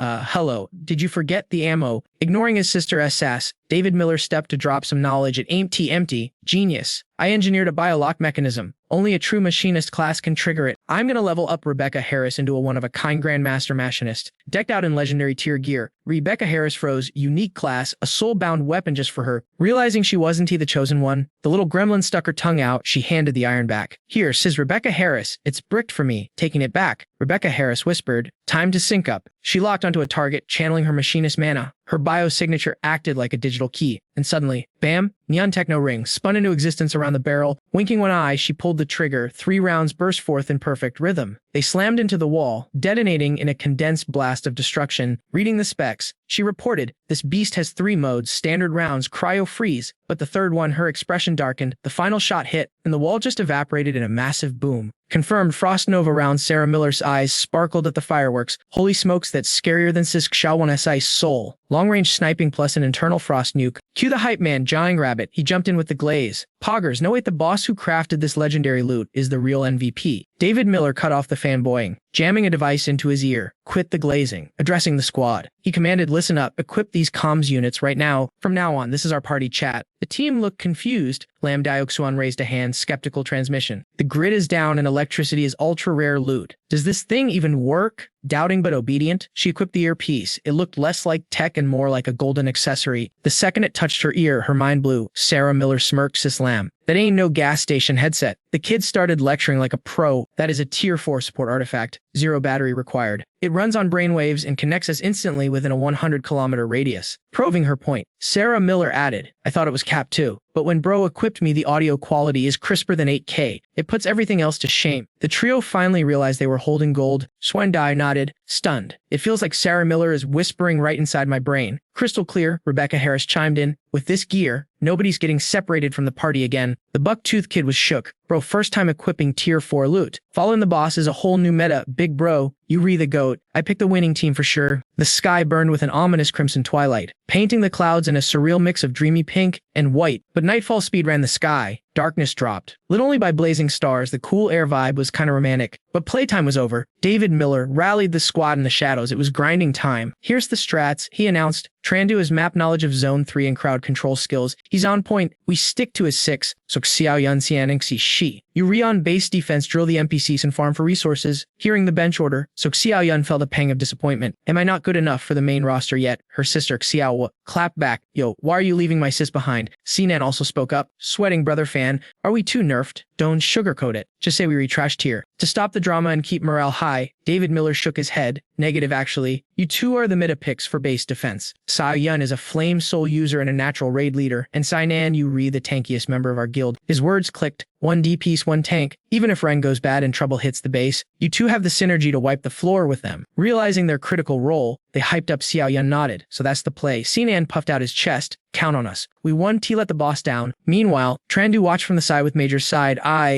What is with these drama queens? Chill out. It's not a soap opera. So cringe I might die. David Miller gave the signal. Roll out. The squad roared with hype. Rebecca Harris clutched a photo, whispering to herself, Michael Miller, I'm coming for you. Hang in there. Trandu scouted ahead solo stealth mode. The inner zone is hell mode. Boss knows that. He wondered. So why give me the MVP role of Pathfinder? He must see my potential. Giving me a chance to farm XP and glory. He clenched his fist. Pump, that's my boss. 5D chess moves. Mad respect. Suddenly dead end. The road was totaled. Trandu panicked. Crap, the map changed. My road is glitched. Which dev designed this garbage level? If boss built this, it would be bug-free. Suddenly, a voice boomed. Yo, where you going? He whipped around. It was a gang squad led by Diane Tran. Big, ugly, and smelly, creeping around at 3 a.m. You looking for the black market in APC? Trandu waved his hands frantically. Chill, fam. Just scavenging for snacks. Trandu's instincts screamed danger. Their aura was insane. Maybe even higher level than the boss, but the guy didn't wait for chat. He threw a haymaker instantly. Look at you dodging, cis behavior confirmed. I'm serving justice, scrub. Trandu couldn't dodge the hitbox. Bam. Critical hit dude nearly swallowed his own teeth. The night sky was suspiciously silent. Meanwhile, David Miller's party was sweeping the area. Donmak Day strategized. Rebecca Harris. Our inventory is stocked, but we need to farm more consumables in this zone. David Miller is carrying us, so we gotta handle the logistics. Copy that. Suddenly, static and a scream in their ears. Arg. David Miller reacted instantly. Trandu. He's under attack. He dashed forward. Squad move out. Sarah Miller yelled. I heard it too, boss. Your base movement speed is too slow. Use my mount ability. She turned to the girls. I can only carry one passenger. I'm rushing the boss there. You guys catch up. Rebecca Harris crouched down to mock Day. Hop on my back. I'm at an evolved level 2 now. My sprint speed is buffed. But she shook her head, refusing to leave him behind. No way. You take Dayuk Zin and get out of here first. If we get ambushed, a healer class is way more valuable to the team than I am. Meanwhile, poor Trendu is getting absolutely wrecked, looking like he just went 12 rounds with a truck. TV Wingbo grabbed him by the collar, mocking him. Your hypnosis ability is cute, bro. Too bad your level is trash. You were just a tiny firefly trying to outshine the sun. The villain smirked. I'm actually impressed you still breathing. Trundu, barely conscious, spat back. You better hope you can run fast. My boss is coming. And he deletes level 4 zombies in the blink of an eye. When he gets here, Yuri absolutely cooked. Just then, Dijou Pham arrived, lurking in the shadows to assess the situation. Tight then whispered from behind, Big bro, done a Russian yet? Have you got a plan to save him? Samjarin glanced at his sister, reading her move. Meanwhile, Tiuandu lifted Trundu up by the neck like a ragdoll. Listen here, you bottom feeder. I don't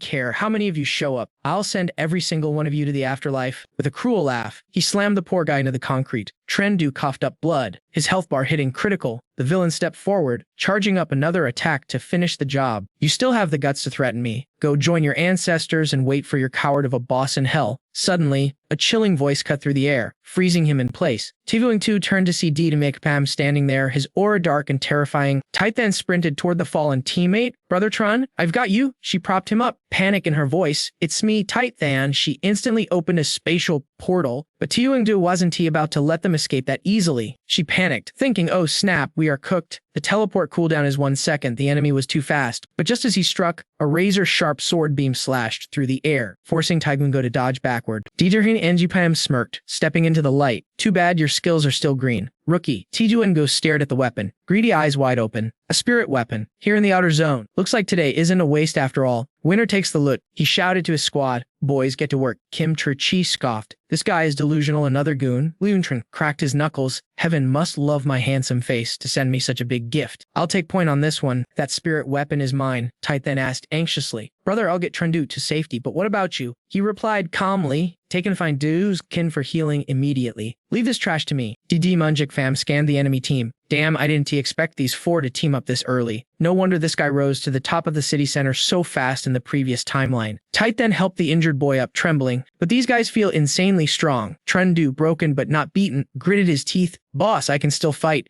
Diganju put him, went full C mode, leave. Now he drew his blade cold as ice. Tight then nodded, dragging Trendu toward the portal. Okay, please be careful. Trendu added, boss. Their leader is a monster. Watch out. And just like that, they vanished through her spatial warp. She thought to herself, hang on, brother. I am bringing Nanan back for backup. DDNG Fatimi analyzed the opponents left behind, all familiar faces. These guys become the top dogs of the powerful Heaven's Wheel base in the future. Suddenly, the speedster Titan Don grinned wickedly. Yo, that sword fits my aesthetic perfectly. Don't you guys dare steal it. Line Tran shot back. Nobody is shy here, bro. But if you fail, I'm taking it, and you will owe me a few hundred crystals. Ha, keep dreaming. Antidote vanished, launching a high-speed ambush from the left. Fam, hand it over. I'm just worried I'll hit too hard and send this kid straight to the graveyard. Takes her Indy Pygram side item with pure unadulterated contempt. Base 3S Commander. TD Don, famous for his speed evolution in Japanese sword style. Even T-Going has trouble dealing with him. But RMMC just casually spun his blade, unleashing a counter move that knocked the speedster back. Too bad for you. I figured out how to break that technique years ago. Crack. Tunina's sword shattered into pieces. This spirit weapon is built different. My sword was a custom 2-blade I paid a fortune for, and he snapped it like a twig in one hit. Kim Trickich put on his gloves, looking arrogant. I didn't expect our speedster to get humbled by a newbie. How embarrassing. Step aside. Let me grab that shiny toy for myself. A dangerous red light began to glow in his palm.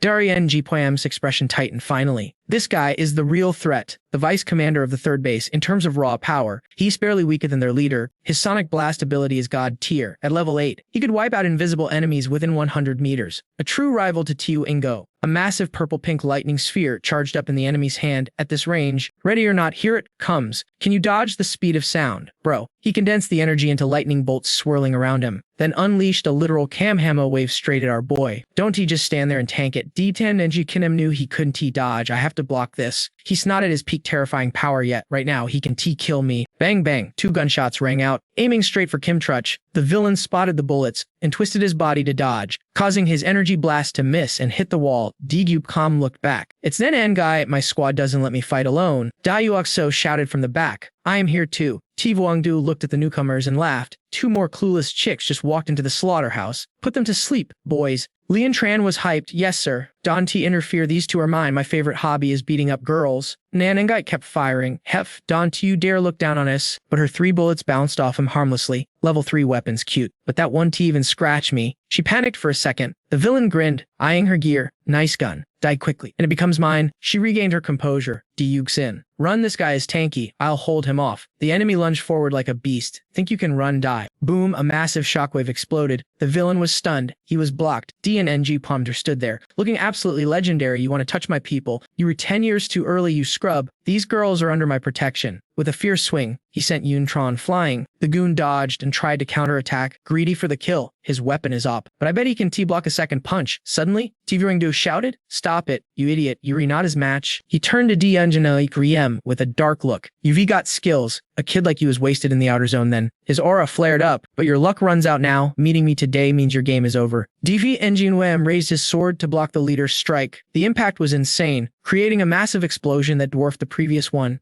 Debris flew everywhere, blinding the battlefield. Both fighters were forced to slide back. Diri Enjikwam was cautious. This guy is a monster just like in his past life. Ridiculously strong. Even I can underestimate him. Meanwhile, the villain realized this kid is not simple. He clutched his numb arm. His power is legit. He not only blocked my full force attack, but actually made my arm go numb. Plus, he has that spirit weapon. If I fight him one-on-one, I'm not 100% sure I'd win. D-Hench Team M wasn't he doing much better, as expected of a genius who led a top 10 global base. Blocking that hit almost made me drop my sword. He mentally noted, I need to grind harder. I have to strengthen my body and hit level 3 as soon as possible if I want to keep up. Right now, the only play is to force them to retreat. A long fight puts us at a disadvantage. D-Ugzun ran up. Worried, are you okay? What do we do? These guys seem way too strong. Nahanangite was already writing her will. Even if I die, I won't let them take me. She looked at the MC. DNGBM. If something happens, I have something to tell you. DTNTM snapped. Shut up. Nobody is dying on my watch today. Tigu Ungtu suddenly noticed Diogzili's aura, and his jaw dropped. Holy Sage, that girl is a Holy Sage class healer. That's 10 times rarer than a spirit weapon. Kim Trikich whispered greedily, Boss, isn't our base desperate for a healer? If we capture that girl, it's a massive achievement. Lun and Tron didn't even wait for orders. He charged. He flew toward Diogsyun like a hungry wolf. Done steal my glory. The credit is mine. Come here, little healer. And Engok couldn't react in time. What the hell? He is so fast. But Dogger and Jamum flashed in front of him instantly to teach him some manners. A muscle brain like you thinks he can take my crew. His sword tip grazed the goon's neck, drawing blood. Deidrefam held the blade steady against his throat. Done T move. Or I'll send you straight to the west to meet Butta. Tin Chen just stood there like a statue. Totally unbothered. That cocky tank thought our MC was just a kid flexing a fancy toy. He figured with his brute strength, he could crush this guy like a bug 4 or 5 times over. David Miller didn't flinch and dropped the ultimatum. I'm counting to 10. If you clowns aren't gone, I'm sending you straight to the afterlife to eat ghost snacks. He started 1. Brian Taylor laughed maniacally. Haha, let me speedrun that for you. 10. The trio instantly launched their kill shot. They figured the MC didn't have the skills to back up his talk. They rushed the tanky brother, yelling, "Just tank it for a sec. Once we snatch the holy sage loot, we'll patch you up good as new." David Miller stood his ground like a boss. We can take them in a fair fight. But adding a level 4 Esper and a level 3 mutated beast to the mix, our win rate just shot up to 70%. Brian Taylor cracked up, literally losing it. You think Espers are straw dolls? Are you going to conjure one out of thin air and nobody controls mutated beasts? You knew, but right then, a streak of ice sliced through the air. Boom, the ice blast slammed right between the two groups. Brian Taylor looked up, confused. Is that a human? David Miller smirked with pure swagger. Winners write history. Losers call for backup. Xiao Wan arrived with her squad, cheering Big Brother Yang. We made it. The tree cat screamed out. Whoa, Sarah Miller is carrying Chen Yu on her back. Hang in there. Chen Yu, the medic is here. She yelled, Sister Lin, save him quick. Chen Yu is at his limit. Lin Miao-chun hesitated, looking at David Miller, but Rebecca Harris cut in. You were useless here. Go to the back line and heal him. That's where you shane. She finally nodded. Got it. On my way. Sarah Miller gently laid Chen Yu down. This is all my fault. If we found Sister Lin sooner, Chen Yu wouldn't be knocking on death's door. Boo-hoo. Miao-chun comforted her while casting healing magic. Stop crying. It's not your fault. These wounds aren't critical yet. I can patch him up easy. Brian Taylor analyzed the battlefield. He didn't expect a wild new Esper to actually show up, and that controlled beast looked high tier too. Jinzi panicked.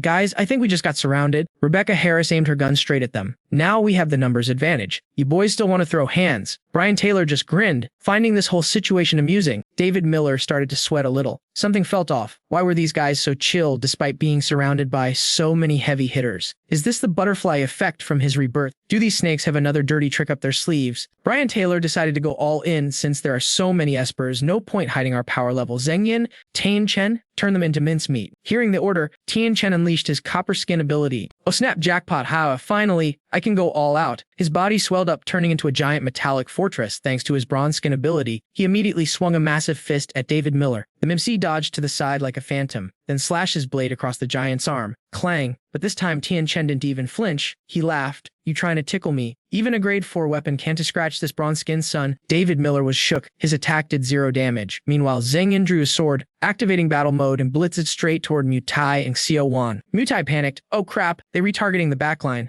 Xiao Wan conjured an ice circle, firing off a barrage of ice drills, but they bounced off harmlessly. No good, he's too fast. I can't hit him. In a blink, Zheng Yin closed the gap on the two supports. It looked like game over, but his sword was suddenly blocked. It was the tree cat's magic. Mutai gasped. Little tree. The assassin gritted his teeth, pushing the blade down. The tree cat tried to hold on, but slash, its branches were severed, and it was sent flying. Xiao Wan and Mutai screamed, ah! The impact triggered another massive explosion. Xiao Wan and Mutai's clothes were shredded by the flames. She shrieked, my clothes. But Zheng Yin didn't hesitate, swinging his sword again. Time to send you both to the afterlife. They had 0 chance to defend themselves. David Miller shouted desperately, Duan Mu. But Brian Taylor cut him off with a heavy attack. You don't have time to worry about others, kid. David Miller was forced to turn back and fight. Rebecca Harris pointed her gun at Xiao Wan. I'll help her. But Jinzi swooped into attack. Worry about yourself, girl. Rebecca Harris was caught off guard, unable to block. Suddenly, massive bolts of lightning crashed down from the sky. Who dares touch my daughter? A fist landed a sweet kiss on Jinzi's face, hitting him so hard it probably rearranged his dental work. He hit the dirt hard. Rebecca Harris looked at her savior and gasped. Michael Miller over by Mutai and Xiao Wan. The two were hugging each other, waiting for death, when a massive blade stopped Zheng Yin's attack cold. It was a buff, rugged uncle. These two are under my protection now. Zheng Yin was furious but couldn't move his blade an inch. It was the vice captain of the Blood Rose squad, Muha Dao, who knew he'd show up too. David Miller and Brian Taylor were clashing intensely. The MC forced a smile. Guess that trick didn't kill you. You re-strong. David Miller slashed to create distance. You talk too much. He glanced over at the man who saved Rebecca Harris. Why is Rebecca Harris Michael Miller here? Talk about perfect timing. If he hadn't shown up, we would be taking a massive L today. Suddenly, a powerful aura blasted from behind David Miller, blowing away debris. Tian Chen was standing right behind him. Haha.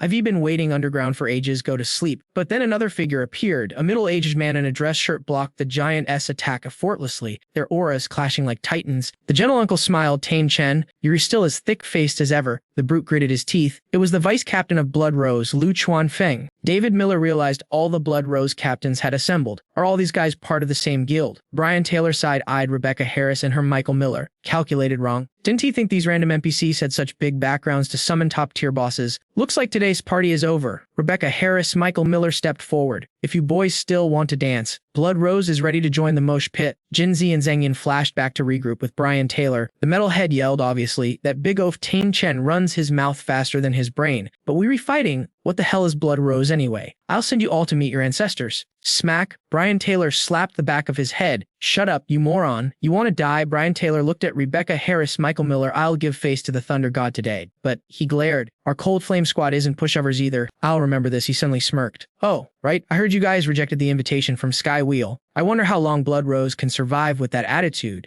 The Thunder God clapped back. Longer than you lapdogs, that's for sure. You go ahead and stay in your disgusting Sky Wheel. Be a good little puppy and bite whoever your master tells you to. Brian Taylor was fuming, but couldn't he do anything? So he changed the subject. He turned to David Miller. You've got skills. Want to join our squad? He started sounding like a pyramid scheme recruiter. We're rebuilding the strongest base for humanity. We have guys way stronger than Thunder God here. And we control over a dozen trade routes. Our resources blow Blood Rose out of the water. David Miller laughed out loud. Ha ha ha, the enemy frowned. You happy or crazy? David Miller raised his sword, flames engulfing the blade. Brian Taylor stepped back. Screw you. What do you want? Tin Chen tried to rush in, but Brian Taylor stopped him. Hold it. Finally, he gave up and walked past David Miller, ungrateful brat. Just wait for Sky Wheel's judgment, he ordered his squad. Let's bounce. Tian Chen, simple-minded as ever. Asked boss, why didn't we fight? It's just Blood Rose. We've scrapped with them plenty in Zone 1 and 2. What are we scared of? Brian Taylor replied. Do we have the skills for that right now? He explained. They have 7 espers plus 3 captains. He grinned cunningly. Besides, isn't the plan to purge the bases in Zone 1 and 2 already in motion? When that happens, we won't even need to lift a finger. They all dead meat anyway. On the other side, Rebecca Harris S. Michael Miller was happily pinching her cheeks. My precious daughter, let me look at you. You look thinner. She hugged him tight.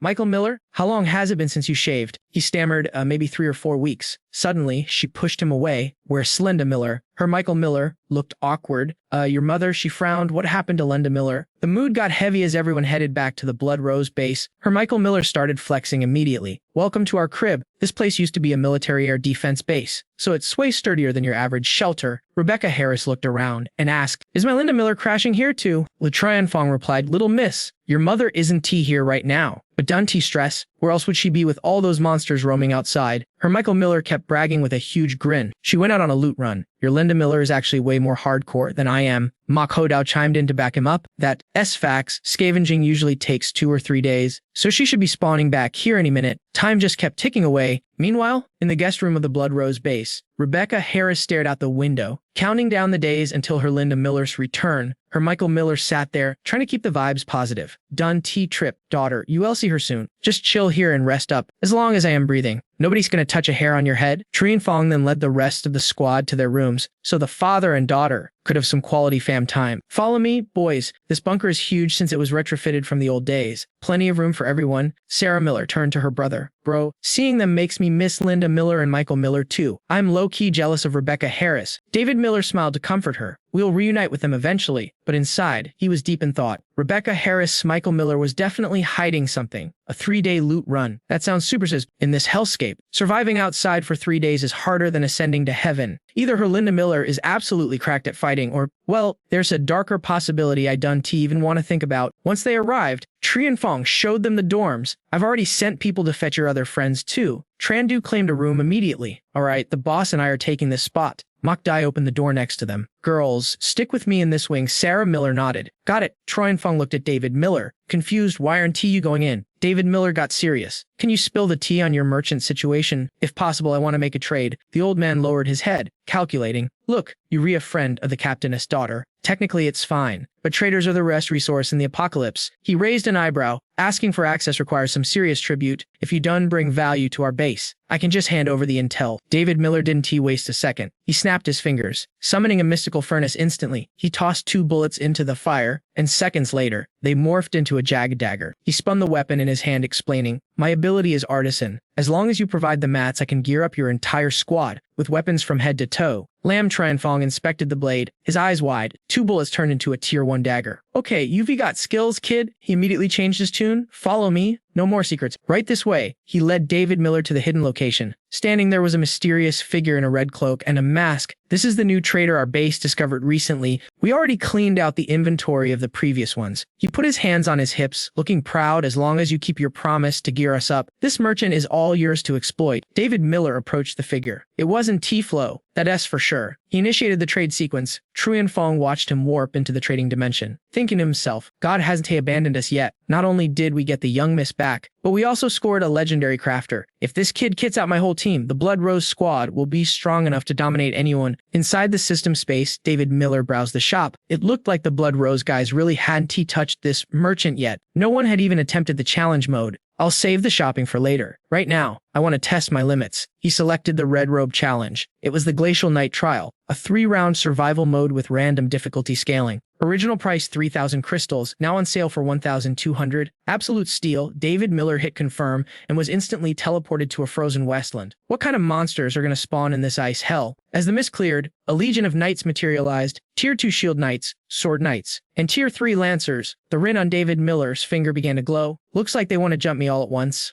He summoned his alien blade, parrying a spear thrust before countering with a lightning-fast slash, cutting the knight in half. He didn't stop there. He reset his stance and launched a flying kick into the mob. David Miller danced through the crowd, slicing through armor like it was butter. He was in the zone, zero resistance. The rhythm of battle was perfect, and soon, he was staring down the last mob of the wave. He brought his sword down in a vertical cleave, triggering a massive shockwave. Kaboom! David Miller scanned the battlefield. These knights are trash. Other than numbers, they have 0 skills. Suddenly, another enemy rushed him. He spun around, decapitating it effortlessly. His ring was flashing like crazy now. My artisan ability is evolving. Looks like I just hit Tier 3. Farming these mobs is actually giving him XP to level up his crafting skill. He readied his blade for the next wave. Come on, baby, I need more power. Sparks flew as steel clashed against steel. David Miller unleashed a flurry of combos until finally, he planted his sword in the ground, panting heavily, but minutes later he was back on his feet, eyes burning with energy. Artisan Tier 3 achieved. The challenge boosted me a whole level. He looked around, expecting the system to teleport him back to the shop. He pointed his ring at the piles of scrap metal he just created. In a blink, the space was swept clean, looting everything. But then, David Miller frowned. What's going on? Why aren't TI teleporting out? Suddenly, a grinding noise came from behind. He spun around to see a massive figure clad in iron armor, riding a nightmare steed. Emerging from the mist, David Miller went on full alert. Wait, isn't T that? He squinted, realizing something was wrong. This enemy was radiating a dark aura that felt exactly like the dark seeds that caused the apocalypse. Before they could exchange pleasantries, the Iron Knight swung a massive polearm straight at David Miller's head. David Miller's sword ignited with crimson flames as he braced for impact. Here it comes, Tier 4. Even a Tier 3 is tough. But this guy, there was no dodging this. He had to tank the hit. David Miller gritted his teeth, raising his blade to block the heavy axe blade coming down on him. The collision caused a massive explosion. David Miller was launched into the air and slammed onto the ice. He looked up, furious. This guy is no joke. One hit almost made me drop my weapon. The Iron Knight didn't wait. It spurred its horse and charged again. Too fast, David Miller scrambled, barely rolling out of the way of a strike that shredded the wind itself. Even while dodging death, he kept his cool. Speed and power are both maxed out. Fighting a monster like this, I have to wait for a glitch in his pattern to counterattack. The knight went berserk, thrusting its spear with terrifying force. That's a fatal blow. The spear tip aimed straight for David Miller's heart, but the enemy underestimated our MCS combat IQ. David Miller caught the spear shaft with one hand, looking the boss dead in the eye with a cocky smirk. Nice try, buddy. If I hadn't T-shifted my body, that would have been game over for me. Even my golden silk armor couldn't fully block that impact. This dude is seriously op. When was the last time he felt death this close? Probably right before he reincarnated. He stared down the attacking knight and laughed. Thanks, bro. I almost forgot what this adrenaline rush felt like. The knight roared, swinging a secondary axe with one hand while holding the spear, but David Miller dodged again like a ghost. If I try to tank his hits, I'm dead meat. My survival rate is nearing 0%. But then he remembered the dark aura. If he's powered by the dark seed, maybe purifying water will work on him. It's a gamble. But I'm all in. David Miller whipped out a vial of mysterious liquid with one hand while snapping the spear shaft with the other. The Iron Knight charged like a raging bull. The boss slashed wildly with its axe, but hit nothing but air. Seeing the opening, David Miller wound up and yeeted the vial of holy water straight at the berserking monster. Drink up. Ugly. That little vial bounced off him like a total joke. But then, crack, it froze solid. David Miller watched, feeling completely helpless against this tank. Wait, he blocked that water for a reason? This guy is terrified of pure water, but I'm running on fumes here. Gotta make my next move count. Or I'm to oast. The Iron Knight swung his axe. Swoosh, there's my opening. David Miller didn't dodge. He leaped right onto the axe blade. High risk, high reward, baby. David Miller smirked confidently. One last vial, one last move. It's do or die right now. He lunged forward, but the knight was faster. Thwack. A spear tip drove straight into his right chest. He didn't flinch. He couldn't flinch. If he dodged now, the game was over. He had to tank the hit to land his own. The knight paused. Something felt wrong. Smash. David Miller shattered the vial right on him. The holy water poured out, and the guy screamed like a banshee. His helmet sizzled, and poof, his head vanished into smoke. David Miller watched the smoke rise. My past life memories were right. Pure water is the ultimate counter to mutants. Who knew it'd save my butt today? This whole challenge reeks of the world's corruption. The Dark Seed Merchant. It feels like some puppet master is pulling the strings from the shadows. Golden light exploded around him. Challenge cleared. The reward, Ice Craftsman. Skill unlocked. Now he can pull moisture from the air to forge weapons. That's absolutely broken. And check this loot, Bone Warhearse, a high defense, undead speedster that never gets tired. Yeah, I'm taking that. Level 3 evolution potion. Takes you from 2 to 3. But don't drink it early, or you'll go boom. David Miller was swimming in loot. So much good stuff. In the apocalypse, danger and opportunity are best friends. But damn, my artisan skill is only level 3. I gotta step it up.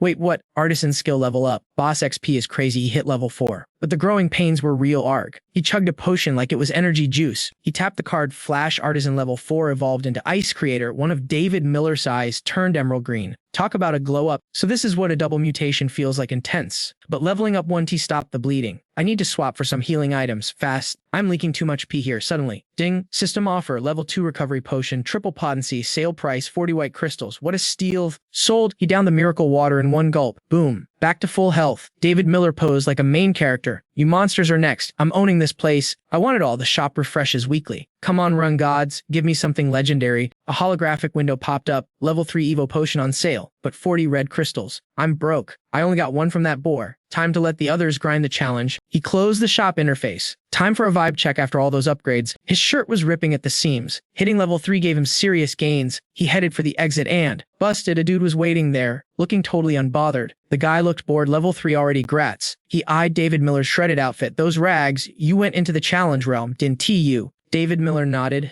Yup, 2 runs left. Mind if I take The guy smiled like a friendly neighbor. Sure thing. Bro, if you gear up my whole squad, do you know how hard it is to find a merchant? We've only scored 2 items in forever. Deal. David Miller said, but I craft level 2 gear only. You bring the mats plus a fee of 100 red crystals. The guy didn't even blink. Just that easy money for level 3 hunters like us. Farming zombies is a walk in the park. This guy, Lu Trian Fong, was surprisingly chill. We've been hoarding loot like dragons, just waiting for a crafter like you to show up. My boys need to be dripped out in full gear from head to toe. But can you guarantee level 2 stats? What if you brick the items? David Miller smirked. Brick them. Watch this. He flashed a modified submachine gun. Level 2 artisan mod, ripping rounds that stop healing. I done T-fail at level 4. With the right mats, he was a master smith. That's the difference between a noob and a pro. 50 red crystals up front. The rest when you finish, you got it. Excellent. Genuine level 2 with bonus stats. Sick. Deal accepted. The trade window opened. This gear is next level. My wood blade is only level 2. If the squad gets this gear, even the Skywheel faction won't stand a chance. Keeping a base alive is hard work. Solo leveling is fast, but you can T-solo the world. Past life taught me that. I need an army, a crew, a kingdom. Exiting trade. Alright, let's roll. Show me your stash. Right this way, welcome to our treasury. Help yourself. This pile is all level 3 boss drops. And the crown jewel, a horn from a level 4 mutated iron skin rhino. Costs us a lot of blood to drop that beast. David Miller nodded. Guard the door. No peeking. A genius needs absolute focus. Understood. Whoosh. David Miller channeled his aura. Focus. Mass crafting level 2 gear was draining. Time to upgrade my own kit. Grab the demon sword and bounce. He grabbed the rhino horn, mixing level 4 fire with bone. Now that's a waste. It'll ruin the mutation. Gotta be smart about this.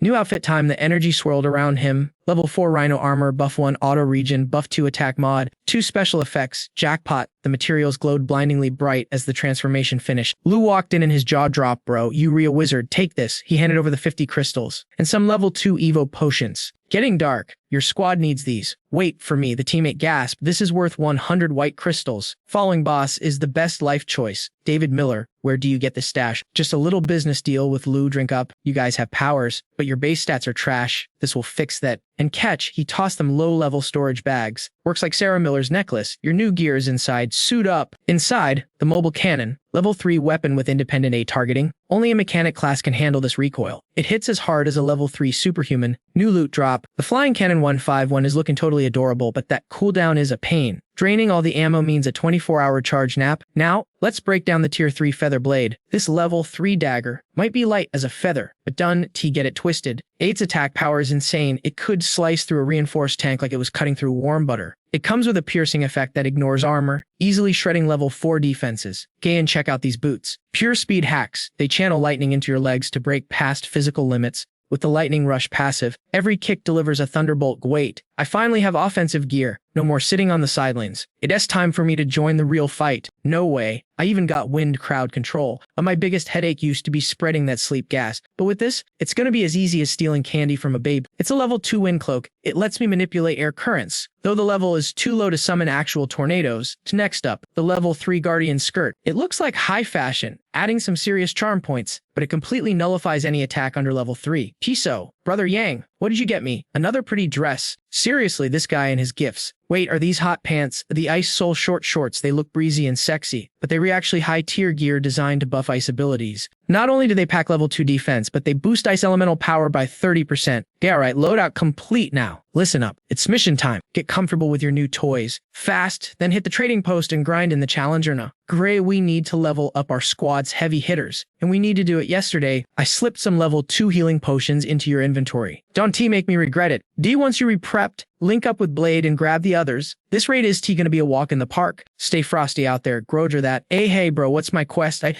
want to test my new gear? Yeah, get inside, we got something special for you. Drink this, then we'll talk. Woof, stop messing up my hair. What is this goop? Oh, evolution serum, drink up and no backseas. Ho, her body is transforming instantly. Okay, I drank it. What's the mission? I'm a level 3 evolver now. Dante looked down on me. The head pat intensifies. Quit it with the hair. Your mission is to survive. No matter how bad it gets, you stay alive. Girao, sibling goals. But that tender moment, it was about to be shattered. Boom, a massive explosion shook the entire ravine. Earthquake. No, that's an ambush. Enemy raid. It's the Heavenly Wheel faction lock and load. Everyone peace was never an option today. I kill gods and dance with demons. Who dares stop me? Jianer Zhang Sanli, a level 3 psycho from Heavenly Wheel with a serious bomb fetish. You trash, once I drag you to the bottom. You'll never see the sun again. And backing him up, Liu Tenny, a level 4 powerhouse with hair that spreads like a demon ocean. Gare, are we doing this or what? Every grain of rice is a struggle. Ver, and finally, the magnetic weirdo, Chu Deluxe. Who the hell are you clowns? You think you can just roll up on the Blood Rose base and live to tell the tale? Yenlei, my boss, sent a final offer. Join the Heavenly Wheel or get deleted. Is that a joke? Come and try it if you've got the guts. Boss, these guys look kinda cracked. Maybe we should chill. Uncle Leo was sweating bullets. If we back down, they all think we're soft targets. Every scrub in the wasteland will try to step on us. Leave this punk to me, Octo Blast Minefield. That is a lot of gunpowder. Relax, big bro. Uncle Yan is a beast. They underestimating him. Reels move in silence. Dre and then, Snappy Lee launched himself like a living lightning bolt. Kaboom, he sent that goon flying 30 feet with a single thunder punch. One hit, and the enemy squad was scattering like bowling pins. Look at run. Total panic. This is the power of the Thunder God. The level gap is real. Folks, it's absolute suppression. Yan Li is on a rampage. Left, right, good night. R witnessed the true power of my lightning fist. Clang, what the? His fist stopped dead. That lady in the skirt. She blocked a lightning strike like it was nothing. Her hair just exploded outwards. Gayo, check that out, Uncle Lou gasped. That is a significant amount of hair. That defense is insane. She's definitely level 4. Sheesh, King Shu added. At least she'll never have to worry about going bald, right? The MC narrowed his eyes, focus. That's not just hair, it's a lethal weapon. Her level is way above ours. The enemy trio looked smug as hell. She flipped her crimson locks and sneered. This is the strongest guy Blood Rose has, please. He can even cut a single strand of my hair. Join us, and the master will give you a level 4 potion. You could be a god, just like me. Bomb Boy stepped up with a grin. Last chance, old man. Submit or eat one of my special grenades. Herbert Yanli just charged up his fists, sparks flying everywhere. I'd rather die than be a lapdog for your master. Dream on. He launched himself at the bomber. Thunder, roar, assault. Boss, wait, don't be reckless, but the hair witch just laughed. Men never learn. Crimson Sea prison. The hair wrapped around him like a cocoon. He is trapped. Gotcha now. The bomber cackled like a maniac. He bypassed the boss and aimed straight for the support. Surrender, or I'll blow your fat friend to kingdom come. You'll be all alone. Uncle Liu froze for a second, but then grinned. You think Yenli is the only one in Blood Rose who can fight? He ignored the threat. 2 grenades flew right at his face. Gluttony arts. Swallow, bay gulp, bear. Uncle Liu, spit that out, you idiot. Too late. He ate them. Oh, you're hungry. The bomber grinned. Then eat this. 7-fold chain blast. Boom, boom. A muffled explosion rocked his stomach.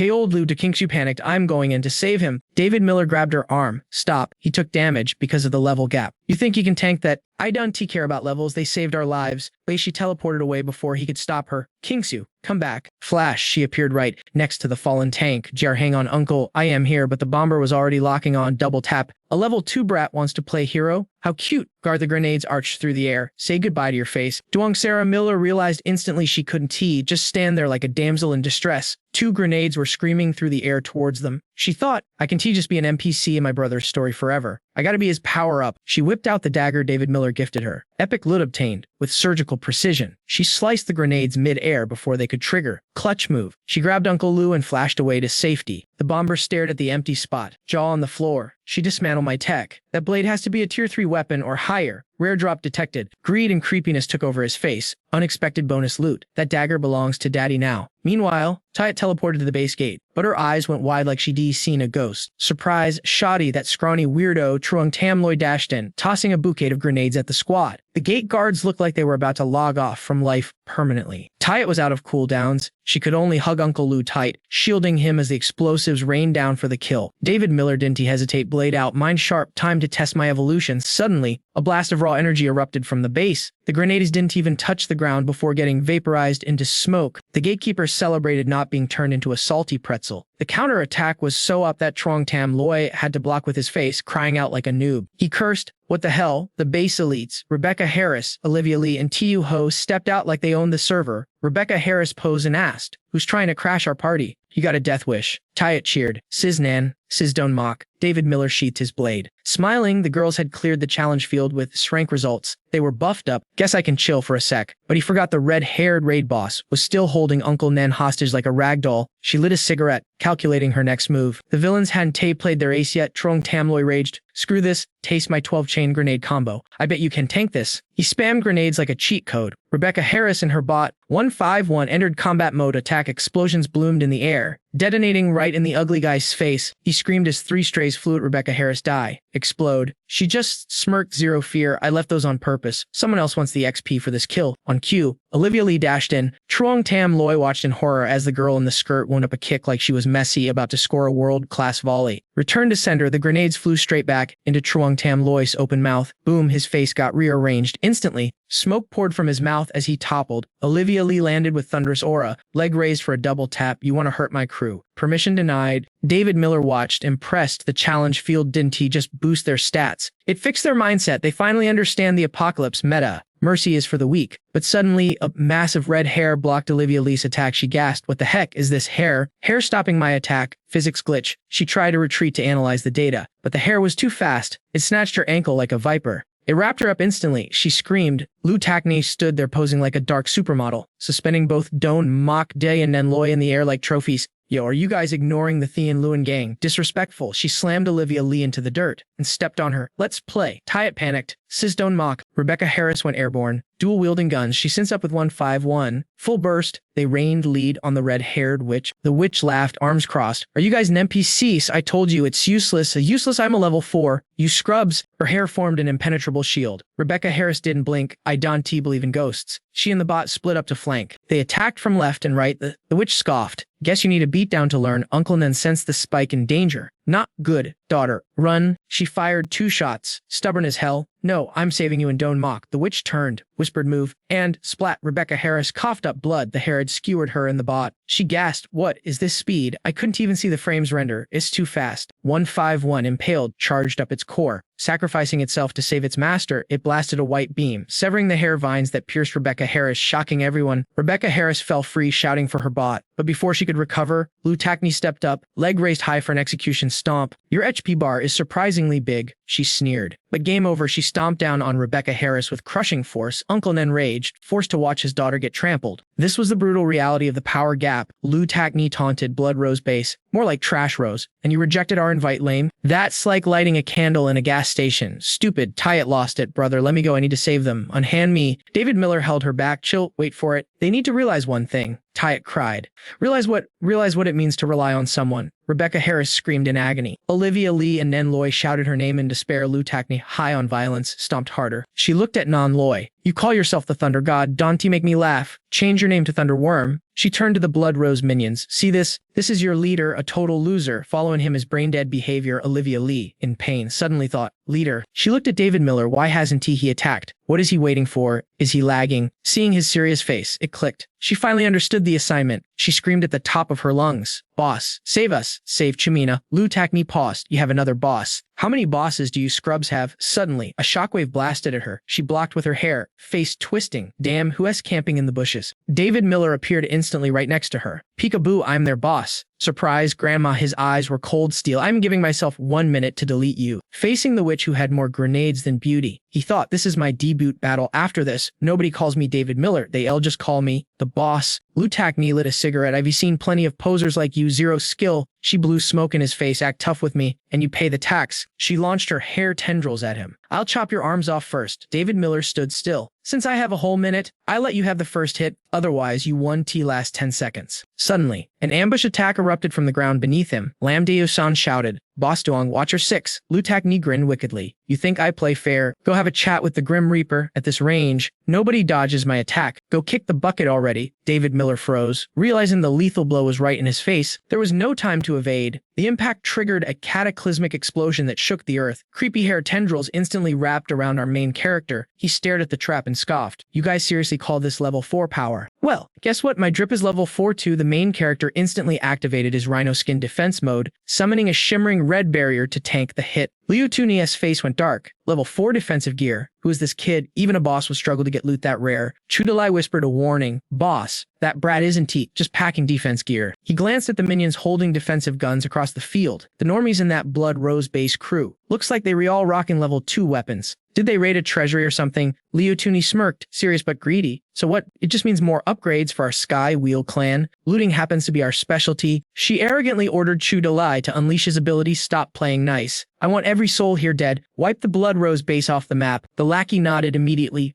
He slammed his hands onto the ground. Releasing a wave of purple death, the toxic smoke spread across the floor faster than a speeding arrow. It was the deadly poison ability. The mist instantly rushed Duan Miwai, who was trapped by the hair nearest to it. Agony surged through her body. She thought, it burns. What kind of poison is this? It feels like acid melting my skin. Duan Miwai squeezed her eyes shut, enduring the torture. She swore. No matter how bad it hurts, I want T scream. I can T distract the boss. At the same time, Yan Li got hit by the toxins. Seeing his daughter suffering from the poisonous gas, he cursed himself. I'm so useless. It's my fault Rebecca Harris is in pain. Suddenly, David Miller descended from the sky, blade in hand. He realized the crew is poisoned. They can hold out much longer. I can T-drag this fight out. Gotta kill the poison user first. But before he could strike, the demon hair aggressively lunged at the main character from 3 directions. Liu Tuni taunted, your 1 minute is half over. Kid, all bark and no bite. With our combo, there are no mistakes. His poison burns through defensive gear. Even level 4 armor can tank this. The toxic hair pierced right through David Miller's barrier. The witch kindly reminded him that that's not normal poison, it's corrosive honey. The main character panicked as he saw his rhino leather armor dissolving into Swiss cheese. Behind him, the killer hair pierced the shield, aiming for his back. Damn it. Do you think your grandpa here is an easy target? David Miller showed no mercy, slicing the tendrils in half. He landed, bracing himself on the ground, and shouted at Li Tutuni, even if you break my defense, it's useless. Your attacks can T-kill me. She folded her arms and calmly replied, you sure about that? Look at your feet. Surprise, Grandma. David Miller's shoes and knees had turned violent violet. He was poisoned. The main character realized how he got tagged. So that was your plan all along, staring at the floating witch. David Miller analyzed rapidly. She wasted massive stamina, covering the ground with hair not to attack, but to turn this entire arena into her hunting zone. Bingo, you guessed it. She smirked. But it's too late now, homie. I'm a top 5 warrior in the Sky Wheel clan. Combined with Chuda Lee, even the boss has to be careful around us. This power is the greatest gift the boss ever gave me. As she spoke, the hair stood straight up like spikes, signaling a massive incoming wave. David Miller watched closely, ready to counter. She screamed, die already. Her red hair glowed with a sinister purple aura. The tendrils instantly lashed out, smashing into the base and triggering 2 massive explosions. The brothers of the Blood Rose base watched the hair rampage in despair. A bald guy sighed, we can't escape? Guess this is where we die. Another asked, is this the end? A young guy trembled. Even our boss couldn't tank this power. Uncle Liu, lying injured on the ground,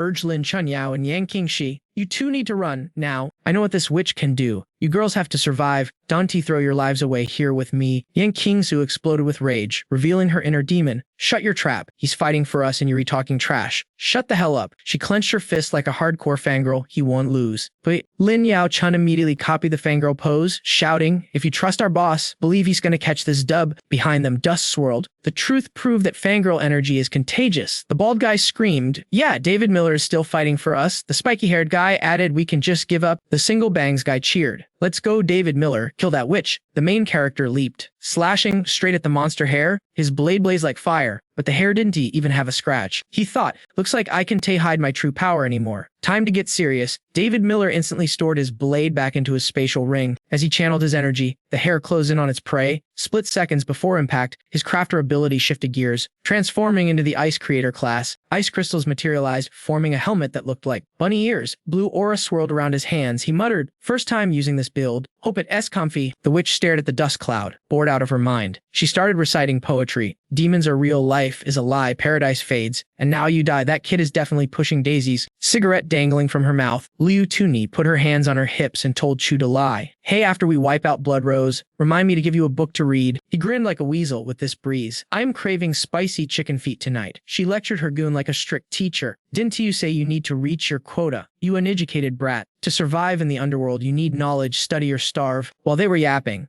David Miller launched a massive ring of ice straight at the hair wall. The ice ring instantly expanded, forming a colossal mountain of frost that rose vertically to shield the main character. This was the divine ice sword mountain technique. Seeing that, they lost all appetite for books. Liu Tuni gasped, what in the world is that toy? Chudalai stammered, I have no clue. Oh my god, what the hell is happening? Spikehead pointed out the obvious. The hair stopped moving. Baldy added, what is that thing? Behind them, Lin Yao Chun, Uncle Liu, and Yang Qingsu were equally stunned, staring at the glacial wall. Qingsu wondered, an iceberg in the middle of this wasteland. Liu Tuni screamed in fury, which bastard did this? Who dares to block my strongest attack? Suddenly, cold sweat drenched her face. A silhouette emerged from the mist behind the ice. Surprise, Grandma. David Miller walked out, hands in his pockets, radiating pure arrogance. Behind his head floated a 5-pointed ice star, his eyes burning with killing intent. He checked the time, 10 seconds left. That makes exactly 1 minute. The witch laughed nervously, so you made that. Too bad your legs are full of poison now. You can even take a step. I could give you 10 minutes and you still wouldn't beat me. Just be a good boy and die here. Sure enough, the purple toxin had consumed David Miller's legs up to the knees. But suddenly, golden rings summoned around his arms. He smirked at her, who said I need to walk to move. A golden tornado slammed into the ground, detonating with massive force. The main character shouted, come forth. The skeletal warhorse materialized from the void, clad in black fur with burning red eyes. It hoisted David Miller onto its back and let out a terrifying neigh. He glared at Liu Tuni. I'm coming. You have 10 seconds. Let's see if you can pull off a miracle. He scoffed, thinking, I need to get in close range to end this with my new move. She didn't want to use her warhorse, but Liu Tuni wasn't giving him a second to breathe. She launched a hair-raising attack. Literally, she grinned, nice loot you got there, fam. But once I delete you, seeing her rush in, he calculated the distance perfectly. David Miller raised his hand, channeling his spiritual energy until a massive emerald ice mountain erupted from the ground. Liu Tuni stopped dead in her tracks like, what in the world is that? Chudalu knew they were cooked. He screamed as the ice creation skill kicked in. Giant glaciers rose up, trapping them like rats in a cage. David Miller flexed his power, ice swirling around his arm like a drill ready to strike. The wind howled around them like a banshee. With his aura crushing down, David Miller dropped a single, cold command, die.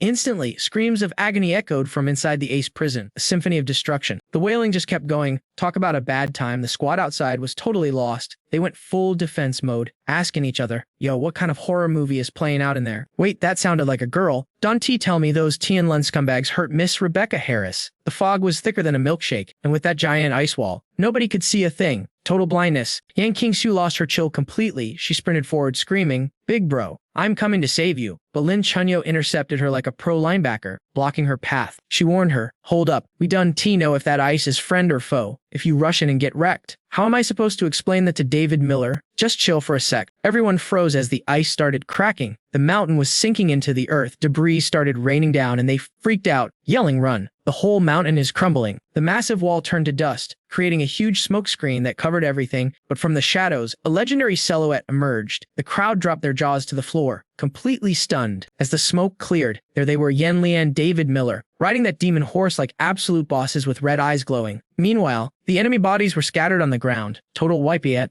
The crowd cheered its boss Yan Li, Kingsu was beaming with pride, face lighting up like a Christmas tree. That semi-brother, he totally crushed them. Even Chunyao couldn't hide her smile. Boss Yan Li still had those purple poison marks on his face. He asked Yo, do we need to bag this guy? Is he worth keeping? David Miller sat high on his steed, conjuring a sapphire magic circle. He looked cold as ice. Nah, he's useless now. Zero value. Boom, an ice spear pierced the guy. He coughed up blood and screamed like a banshee. Brutal. Ayaya, his screams faded into the sunset. The sky turned a soft pink, casting a gorgeous glow over the drifting clouds. Such a vibe despite the violence. Lin Chunyo was working her healing magic, but she dropped some bad news to the injured guy. Look, I can patch up the cuts, but this weird colored poison, it's out of my league. I can dispel it. The guy was sweating bullets, totally panicking. Then David Miller walked up, dragging the two prisoners. He smirked. That is exactly why I didn't finish them off yet. It is level 3 toxin. You are barely level 1. Of course you can cure it. The purple-haired punk looked nervous. David Miller focused on the tied-up girl, clearly plotting something. Heal my boss right now, you fixer. I fix you guys. Listen up. In all of Daichuan City, I am the only one with the antidote. I hold the cards here. David Miller ignored him like an NPC. The guy was shaking but tried to act tough, screaming, if you don't cure my boss, I am taking the antidote to my grave. Try me. This dude was getting on his nerves. David Miller prepped another ice spear. Eyes narrowing. Are you seriously threatening me right now? But he noticed the guy cared way more about the girl than his own life. Go ahead, end me. But if she doesn't make it, you get nothing. I'd rather die than give you the cure. He looked back at her, eyes full of tragic romance. I will die protecting my boss. He was mid-monologue when a sharp blade pointed right at his face. He froze. Talk about a jump scare. It was Yang Kingsu. She wasn't playing games. You want to save your boss? Well, I want to save mine. She shifted the blade from him to the girl's throat. Gangster move. If you don't cooperate, I will carve her up right in front of you. The guy went pale as a ghost. Sweat poured down his face. He was speechless, totally checkmated by a kid. Kingsu shouted, you think I am bluffing? Try me. She pressed the glowing blade closer to the girl's skin. That broke him. He couldn't risk his crush getting hurt. Stop. Don't touch her. I will give it to you. Just chill. Man, love makes you do stupid things. Total simp energy. But hey, at least he is loyal. Guess we can forgive him for being a scrub. Lin Chunyao added some pressure. You better be honest with that antidote. If you fake it, I will make you wish you were dead. Purple Head nodded furiously like a bobblehead. He wasn't dumb enough to pull a fast one. If he died, who would take care of his precious boss wifey? He had to keep them both alive. David Miller saw the deal was sealed. Snap, the ropes fell off. That main character energy is unmatched. He pointed at his squad. Heal my people first. Don't keep me waiting. Defeated, he walked over and started the detox process. This is gonna sting, he warned. Yan Li was in agony but gritted his teeth. Just get it done. I am not dying today. Chu Delu flared his aura to extract the weird poison. As requested, he started purging the toxins from Yan Li and Duami D. The magic began to flow. The old man gasped as the pain hit. Holy cow, even while suffering. Duamudi was analyzing the magic. A true nerd never stops working. He was fascinated by the poisonous structure. If we could study this venom, it would be a crazy weapon. Someone mused. Rebecca Harris looked at the broken vial. Such a waste. 151. Meanwhile, Chu played innocent and walked toward David Miller. Everyone else is clean. You are next. Purple smoke swirled around like a bad omen. He placed his hands on David Miller's legs, but the vibe shifted. Something was definitely sus. Look at that face. That is not the face of an honest man. He grinned like a total creep, eyes gleaming with a dirty scheme. He was plotting something nasty. He thought he had the upper hand. He dropped the act and laughed maniacally. Gotcha. You fell for it, you fool. I have got your leader by the throat. Heal my boss right now or I end him. The tables turned instantly. Kingsu screamed in horror as her brother got snatched. Yan Li was freaking out, but David Miller, totally zen. He raised a hand. Stay back. He was playing 4D chess while this guy was playing checkers. He aimed right for the guy's weakness. Then David Miller dropped the bomb. You are totally in love with your boss, aren't you, Bullseye? Chudelu turned tomato red. Even the allies were like, wait, for real? Poor guy couldn't even lift his head. The shame. David Miller patted his shoulder like a buddy. You scream about healing her constantly. You value her life way more than your own skin. Dunty tried to tell me it is just professional respect. Nobody is buying that. The guy was totally wrapped around David Miller's finger. Hook, line, and sinker. He mumbled a shy, maybe. David Miller smirked. Look, you cure me. Answer my questions. And I'm let you lovebirds go. Chunyao, heal the girl first. Let's show some good faith. Chunyao went to heal Liu Tuoni. This poor purple-haired dude had been played like a fiddle from start to finish. Fine, just promise to let us walk, and I will spill all the tea. Everything you want to know. And just like that, he folded. He placed a hand on David Miller and purged the toxin. The magic swirled in a beautiful violet haze. Pretty impressive for a simp. While our MC David Miller was busy working his healing magic over on this side, Luthigny finally decided to join the land of the living. She coughed up a lung. lung, hacking away before peeling her eyes open. Maybe it was thanks to Xwon-Du's detox skills that she snapped back so quick. Her loyal simp saw his queen wake up and started screaming like he won the lottery. Boss, you reawake. But homegirl was still dealing with a massive hangover headache, feeling dizzy as heck. Sensing the vibe was totally off, she spun around on her lackey faster than a fidget spinner. She realized her boy Dak Luck got played into healing her by the enemy. She screamed right in his face, "Yo, what are you doing? You healed the ops. Cut that out right now." Confused by her sudden outburst, he started stuttering his explanation. "Boss, chill. It was a trade. I detox him. He saves you, honestly." His Linda Miller must be a comedian to birth a joke as big as him. Luthak-ni looked at him like he was trash and spat. "Save me, nah fam. This blood rose base is literally garbage tier, just a farm for feeding zombies." Little Van dropped her jaw. "Raising zombies, that is some dark tea." Meanwhile, her Michael Miller was silent as a grave. Ni kept yapping. "If you guys spare me, I'm literally ending you all right here, no cap. Nanloy, you loser, you can teeve and face your wife's death." Then she went full Karen mode, launching her super long hair like missiles at the two of them, screaming, "If the big boss didn't want your ability, I wouldn't even be here. Go die." Chudakluk's soul basically left his body. He yelled, "Boss, stop." But inside he was thinking, if you attack him, we are actually going to get cooked. The hair tentacles were incoming fast, but Nan Loy just stood there taking it like a champ. Little Van was freaking out, asking Michael Miller, what is she yapping about? Oh man, turns out Pops was acting tough on the outside, but inside he was drowning in an ocean of tears. He gritted his teeth and told his daughter, "I'm a useless kid, I'm checking out." Sarah Miller came running in panic, screaming, "Sister Nan, Uncle Nan." It seemed like Luthak-ni's attack was lagging, because it took forever to reach him, but the old man didn't dodge. He closed his eyes, ready to pay for his past sins, but hold up, it ain't over till the fat lady sings. Suddenly, a beam of green light pierced right through Ni's chest, sending her flying onto her back. It's our boy David Miller stealing the show. Everyone else can go home now. Chudakla could only scream from the sidelines his name might mean capable, but right now he's useless. Ni was crawling on the floor, leaking HP and coughing blood, groaning. You're gonna ruin the boss plan." She's about to log off but tries to drag people down with her. She aimed her hair spikes at David Miller and screamed, "You have to die." But suddenly, purple-haired Dak Luck jumped in front of David Miller, scaring the heck out of him. He stood between them and C and his crazy crush. "Stop it, boss. We aren't his match. You're gonna get wrecked." The dude was crying snot and tears, begging, "Boss, please snap out of it. Tynlun doesn't care about us P6. Niloy is dead. I don't want to lose you two, please. Think about yourself for once." But Ni was too far gone in the sauce. She crawled like a spider, hissing, "Move. I'll kill you too. I know you like me, but I don't do clingy guys, only to Lang Yun, the executioner of Chen Lun. Only he is worth my sacrifice." Chu Dakluk heard that and started bawling. Got friend-zoned even at death's door. No love for the wicked. He spread his arms like, "Fine, kill me first then. I won't watch you die." But before the soap opera could continue, David Miller cut in. "He's not clingy, you read just a toxic witch. Begone." Bam. Green energy spikes pierced right through his chest and into her stomach. A double kill, no time to react. Purple Hair was crying his eyes out, reaching for her, screaming no. Too bad, fate is cruel, even dying. She was thinking of that other guy, whispering, "Boss, for Changshin Lun." She got boxed before she could finish the sentence. Purple Hair caught her body sobbing, "Boss, boss." He held her tight, mumbling, "Why are you so dumb? Tian Lun just sees us as tools." David Miller wasn't here for the drama. He asked coldly, "Tell me why Chen Lun is wiping out all the bases in Dichuan City? Spill the tea, and I'll let you bury her properly." Purple Hair kept it real, because in the center zone, a super rare random trader spawned. It has a high-level challenge arena. In his memory, the trader was a mystery figure. He recalled the arena surrounded by green lightning. The loot is insane, but a single base can clear the raid. Tangshanlun needs meat shields. Lots of them. That was the master plan. That's why they were exterminating everyone else. Mission accomplished. David Miller told Lam Diok-sun. "Good info, heal him up." She replied, "You got it, boss." But suddenly, Purple Hair started smoking. Literally, he said, "Nah, I'm in good. Just bury me with my boss, thanks." That shocked David Miller. Everyone watching was shook too. The only thing left to say was, "Rip Bozo." The glasses girl with blue hair stared at the dead couple, amazed. Wow, true love actually exists in this apocalypse. Sarah Miller looked at David Miller thinking, if he was in danger, I'd totally follow him into the fire. David Miller walked away like a boss. Dropping one line, "Bury them together." The squad kept moving into the dark tunnel. Someone said they were close, but they walked from sunset until it was pitch black. Blue Hair held Rebecca Harris's hand, hyping her up. "Stay strong, you got the squad with you." She nodded. "Yeah, I know." The MC thought, "Man, the vibe is too tense. Need to chill things out." Talk about perfect timing. Lam Diuswan asked, "Boss, your drip is damaged. Want me to stitch it up?" David Miller checked his clothes. Nothing critical exposed. So he put his hands in his pockets. "I made good," Sarah Miller whispered. "Big bro, will Sister Lam and Sister in Hand be okay?" He replied with total confidence. They were solid. He was low-key happy that Sarah Miller was finally growing up and caring about others instead of just being an NPC. The squad stopped in front of a heavy steel door. Rebecca Harris, Michael Miller spoke up. We re here. This is the spot. He turned to his daughter.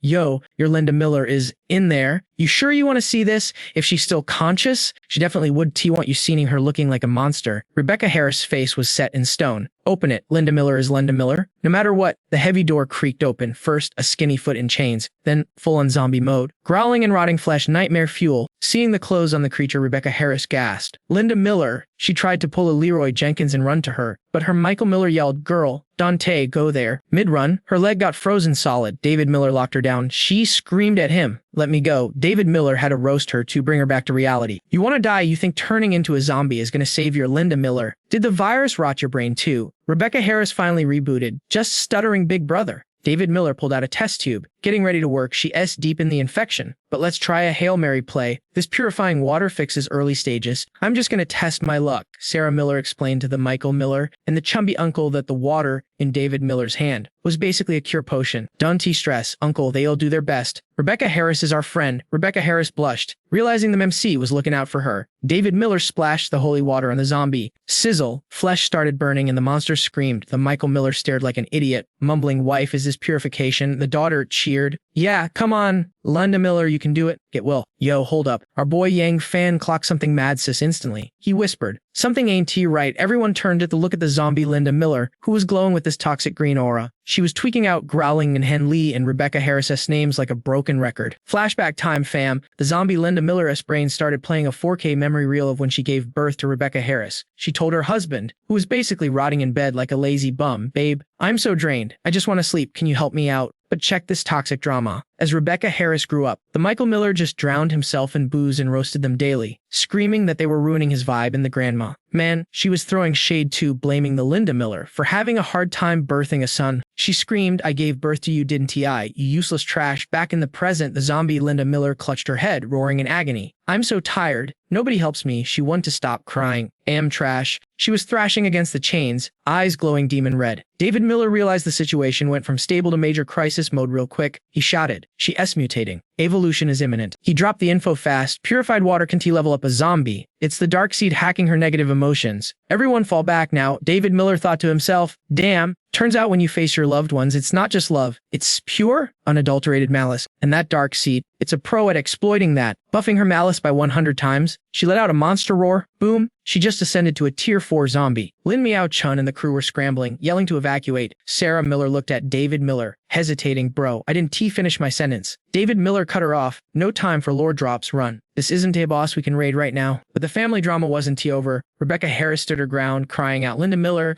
it's me, it's your moon. And Lee, the Michael Miller, also screamed, Wifey, wake up. Like, bro, she's a zombie? She ain't waking up from that nap. The zombie Linda Miller answered his call by winding up a massive punch and decking her beloved husband right in the face. Boom. He hit the dirt hard. Rebecca Harris panicked, screaming, Michael Miller. Linda Miller, please snap out of it. A big mistake opening her mouth. The zombie locked onto her, power surging. David Miller rushed in to save the day, yelling she ain't your Linda Miller anymore. Wake up to reality. I'm in taking her down. Just as he was about to launch an ice spear to finish the job, Rebecca Harris pulled a total tank move and blocked his path. She pleaded, Boss, stop. I know she's a zombie, but that's my Linda Miller. This move left David Miller grinding his teeth, totally speechless at her stubbornness. But guess what? The zombie Linda Miller didn't give a single care about David Miller or her daughter standing there. She charged up some serious energy near her ribs, summoning a swirling green aura. A power orb formed in her palm. Seeing that lethal magic, Rebecca Harris' eyes filled with tears, and she poured her heart out. Linda Miller, I'm sorry. The zombie froze for a second, eyes wide like the system just glitched. But that moment of clarity vanished faster than free Wi-Fi. She reverted to beast mode, throwing a punch straight at her daughter's face. The claw was inches from Rebecca Harris' neck. She cried hard, her voice cracking. I'm sorry I took so long to visit you. I love you, Linda Miller. And yo, the zombie paused again. In the end, the motherly instinct fought the virus. But the attack was already launched. The power orb was flying straight for Rebecca Harris. But then, two rare tears rolled down the zombie's rotting cheeks. Young Fan playing the third wheel in this tragedy was shook. She stopped. Does this mean? Is there actually a chance to save her? This was a scenario that never happened in his past life. Seeing a tiny sliver of hope, Rebecca Harris decided to bet it all. Linda Miller, do you remember me? It's your daughter. But the heartwarming moment was short-lived. The vibe turned ice cold. The zombie stared at her with killer intent, like she was facing a nemesis from 10 years ago. She summoned another power orb, growling like, Rebecca Harris saw the attack coming but didn't move. Crackling sounds filled the air. She closed her eyes, ready to let fate decide the ending. She waited for the pain, but nothing hit. She opened her eyes to see the zombie wrapped up like a mummy in layers of thick ice. The monster could only growl in rage. David Miller stood there, the ice master himself, controlling the chains. He walked up and roasted her. You gotta fix that stubbornness, girl. She isn't gonna wake up just because you called her Linda Miller. You think we were filming a soap opera here? Even frozen, the zombie tried to swipe at him. But who is David Miller, the main character? He dodged with a smooth body feint. You hit me, I hit back. He summoned an ice clamp, inflicting damage on the zombie. While she was stunned, he rushed forward, grabbed the unconscious Michael Miller, swapped his grip, and dragged both him and Rebecca Harris away, sprinting without looking back. As they ran, he dropped some heavy news. We need to bounce. Staying here is pointless, but you just showed me a new possibility. That sentence left Rebecca Harris confused like a deer in headlights. Possibility? What do you mean? David Miller turned back and dropped the bombshell, the possibility of turning your Linda Miller back into a human. Hearing that, a fire of hope blazed in Rebecca Harris' eyes. For real? Are you serious? The trio escaped the room just in time. David Miller confirmed, dead serious. But the key to saving her lies in the loot we can get from the challenge arena in the center of Daichuan City, while the crew barricaded the door behind them. David Miller's voice got dark and serious. That reward is something the Heavenly Wheelbase would pay any price to get. In the random trading challenge arena, literally anything is possible. That was all Rebecca Harris needed to hear. If that's true, let's go there right now. The old boss guy carrying Lee on his back agreed. If there is hope to save my sister-in-law, the Blood Rose base will help you at any cost. Boss definitely agrees too. Sarah Miller raised both hands in approval. Let's move out. Seeing them all hyped up, David Miller had to hit them with a reality check. Don't celebrate yet, noobs. Even the big factions can clear that arena with our current power level. We just be cannon fodder. If we want to be the last one standing, we need to grind levels first. Hearing that, Sarah Miller's face drooped like a wilted flower. I want to get stronger too. But it's not that easy, fam. We can't even go outside safely. There's no trader, no evolution potions. How do we power up? But David Miller already had the blueprint. He started handing out quests. We can craft evolution potions ourselves, but I need your help. Duanmu, she looked up, confused. Me, David Miller confirmed. Yeah, you, pack your gear. Tonight, you and little Huey come with me on a raid. Everyone else hold down the fort until Zhen Yu and the others get back. The squad saluted in unison. Roger that, boss. In David Miller's mind, he pictured the city, empty as a ghost town. In his past life, the People's Park in Daichuan City was famous for being a hotspot of mutation. He clenched his fist. This time, I'm gonna loot that place dry. Cut to the People's Park in District 3. Total silence. Except for the wandering undead creeping everywhere, David Miller and Duanmu crouched behind a wall,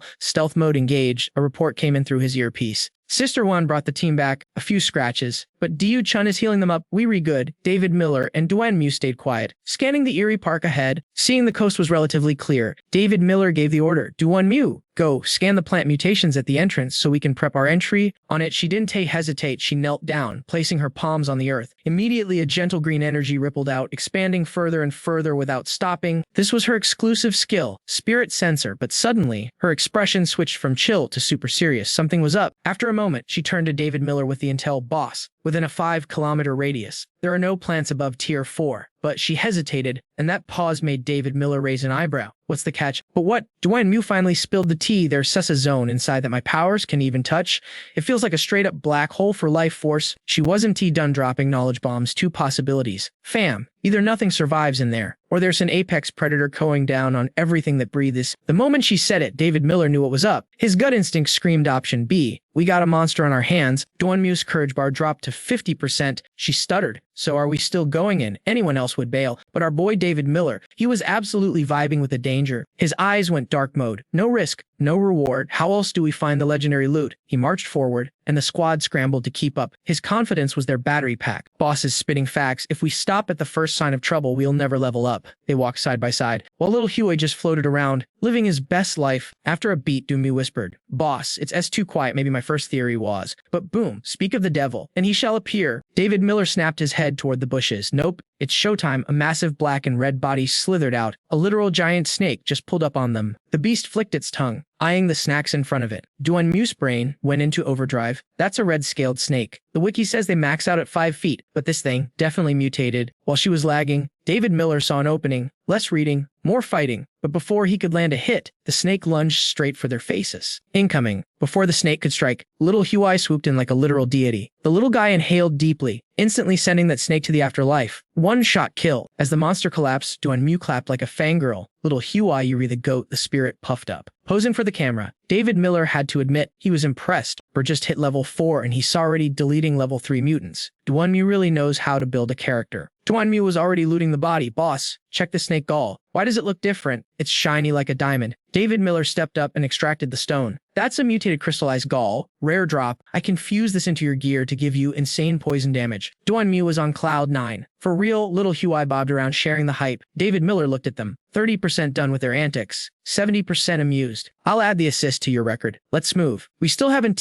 found the mats for the evolution potion. Squad, roll out. David Miller touched a tree, feeling the vibe. Rumors were true. This park is full of exotic flora. We in the right spot. Duanmu scanned the area. I've literally never seen these textures before. Are these the mats for the potion? David Miller stared into the distance. I don't know if these will craft the evolution potion. That's your job to figure out. Wait me, she blinked. David Miller pulled a test tube from his inventory and handed it over. This is a sample of the potion I saved, a rare collectible. Reverse engineer the formula. I'll farm the plants. Once you crack the code, crafting it as is. David Miller raised his hand, summoning a blinding light. All right, minions, come to Papa. Meanwhile, Duanmu locked in. The secret to the team's power-up was here. She had to clutch this. David Miller kept growing the mutated plants with his light. Standing like a raid boss, Duanmu adjusted her glasses. Checking her HUD scan complete. The chemical makeup matches with the sheer amount of loot the boss is gathering. I can definitely craft this. She glanced at David Miller. He was focused on some gnarly black branches. The boss isn't looking. This is my chance. She looked at the flask in her hand. The purification water. She de-snagged it when they got little Huai. She wanted to study it, but Rebecca Harris, Slenda Miller needed this to survive. Little Huai tilted his head like, huh. Duanmu didn't hesitate. She scanned the data again, guilt hitting her. Sorry, boss, I just gotta save my friend. Little did she know, David Miller saw the whole thing in 4K, but he just let it slide. If she wants the truth, let her find it. While she geeked out, a sudden noise made David Miller jump. Yo, what was that? The twisted plants were rebelling. He glared at them. Patience reaching 0. Oh, you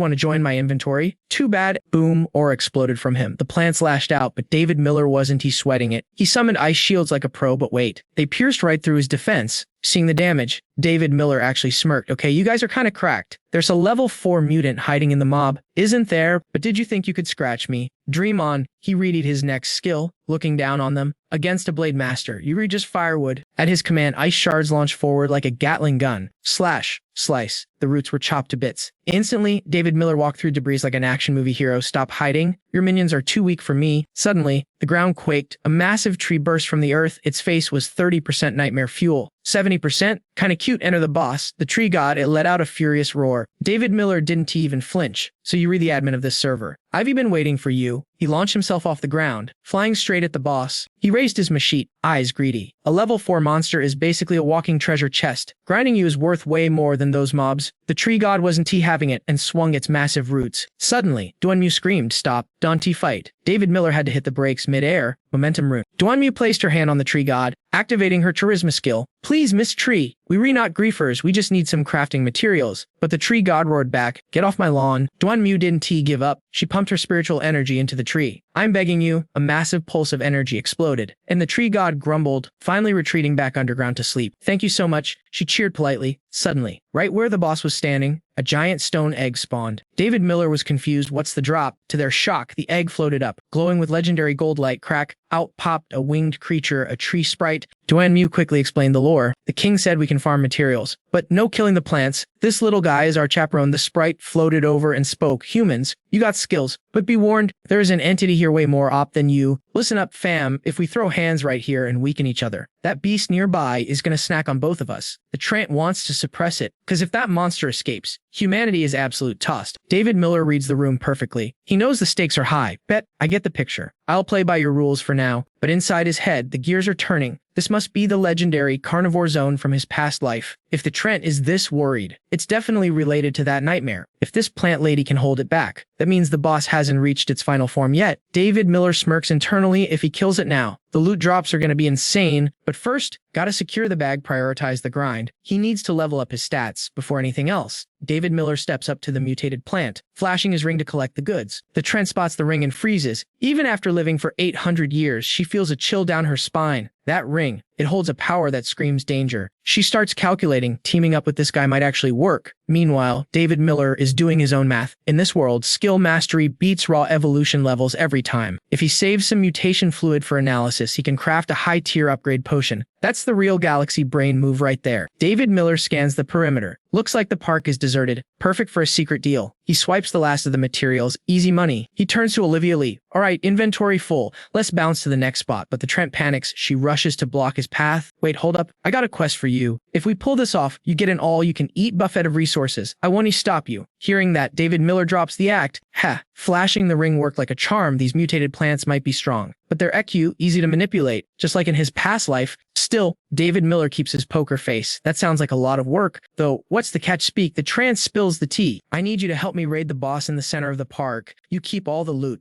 Plus, I'll drop a legendary mystery gift for you. Olivia Lee is curious. What kind of gift? The Trent doesn't gatekeep. A wisdom core from my own body. Say, what both David Miller and Duamu are shook. A wisdom core. The Trent continues, you re a crafter class, right? You know exactly how broken that item is for your gear. Duamu glances at David Miller. She's never seen the boss look this surprised before. Is it really that big of a deal? David Miller gets dead serious. You for real right now? You're actually going to hand over a wisdom core? This changes everything. The Trent stands tall, positive. I am ancient, built different from the rest. I actually have 3 cores, so I can spare one. David Miller relaxes his stance. Okay, you got my attention. Show me the goods first, and I have one more condition. His voice drops an octave. When that monster dies, every single drop, including its crystal core, belongs to me. Talk about greedy. They follow the Trent deeper in. The Trent is just happy to have helped. Deal. Let's roll out. But David Miller is paranoid. You ain't using a clone to bait us, right? If things go south, you better not run. The Trent looks back. Plants on T-play, mind games like that. My roots are everywhere. If we lose, I become Monster Xiao too. I'm all in. Duomo can't hold it in anymore. Boss, what is this wisdom core? Why are you obsessing over it? David Miller drops the lore. It's a god-tier item. It gives equipment sentience and allows it to self-evolve. Damu gasps, self-evolving gear. That's cheating. Is that even legal? David Miller explains, only high-level mutants drop it. It's basically their brain. That's why they're smart like humans, but getting one is near impossible. It usually disintegrates when the host dies unless you harvest it perfectly. You have to kill the mutant to get it. Damu finally understands the value. It's a super rare, high-risk drop. Damu's face goes pale. The Trent is trading a piece of its own brain. That implies she realizes the horror. If the Trent is desperate enough to trade its brain, that meat-eating monster must be an absolute nightmare-level threat. But David Miller, he locked in. I don't care if it's a demon lord. We are taking that W today. The Trent stops. We rehear. Enter the danger zone. The vibe changes instantly. The ground is cracked and dead. David Miller snaps. Eyes up. Dawn, look at the floor. Look at the enemy. They reach the edge. Duamo's eyes pop out. No way, a massive lake inside the park. What kind of Leviathan lives in there? Before she can finish, the Trent screams. It's moving. Ripples spread across the water. Quiet. Don't wake it up fully. We need a critical hit. A fair fight is suicide. We have to ambush it. The Trent turns to David Miller. You ready to raid? If you're good, let's dive. David Miller nods but pauses. Hold up. One last prep. Flash of light from his ring. David Miller summons a gigantic ice horse. The beast neighs, asserting dominance. Duamu is stunned. The horse walks up and slurp, licks Duamu right on the face. Gross, but David Miller ignores it. He knows you're sent now. You stay up here. If things get hairy, forget about us. Hop on the horse and run. Dawn hesitates, but David Miller cuts her off. That's an order. She knows better than to argue with the boss. Understood. With safety protocols set, David Miller and the Trent head for the dark abyss in the center. The Trent whispers the strat. I fought it once. Its shell is impenetrable, like iron. But the underbelly is soft. That's our target. Copy that. Splash. They dive into the murky depths. It's impenetrable, like iron. But the underbelly is soft. That's our target. Copy that. Splash. They dive into the murky depths. As David Miller swims toward the black hole, he thinks my evolved body doesn't need much oxygen, but the pressure, what is down here? Suddenly, a warning incoming. I sense it. A massive shadow rises from the deep. It's a level 5 mutant crab. Even David Miller's heart skips a beat. It's say awake. A creature this huge has definitely evolved special abilities. They have to strike first, or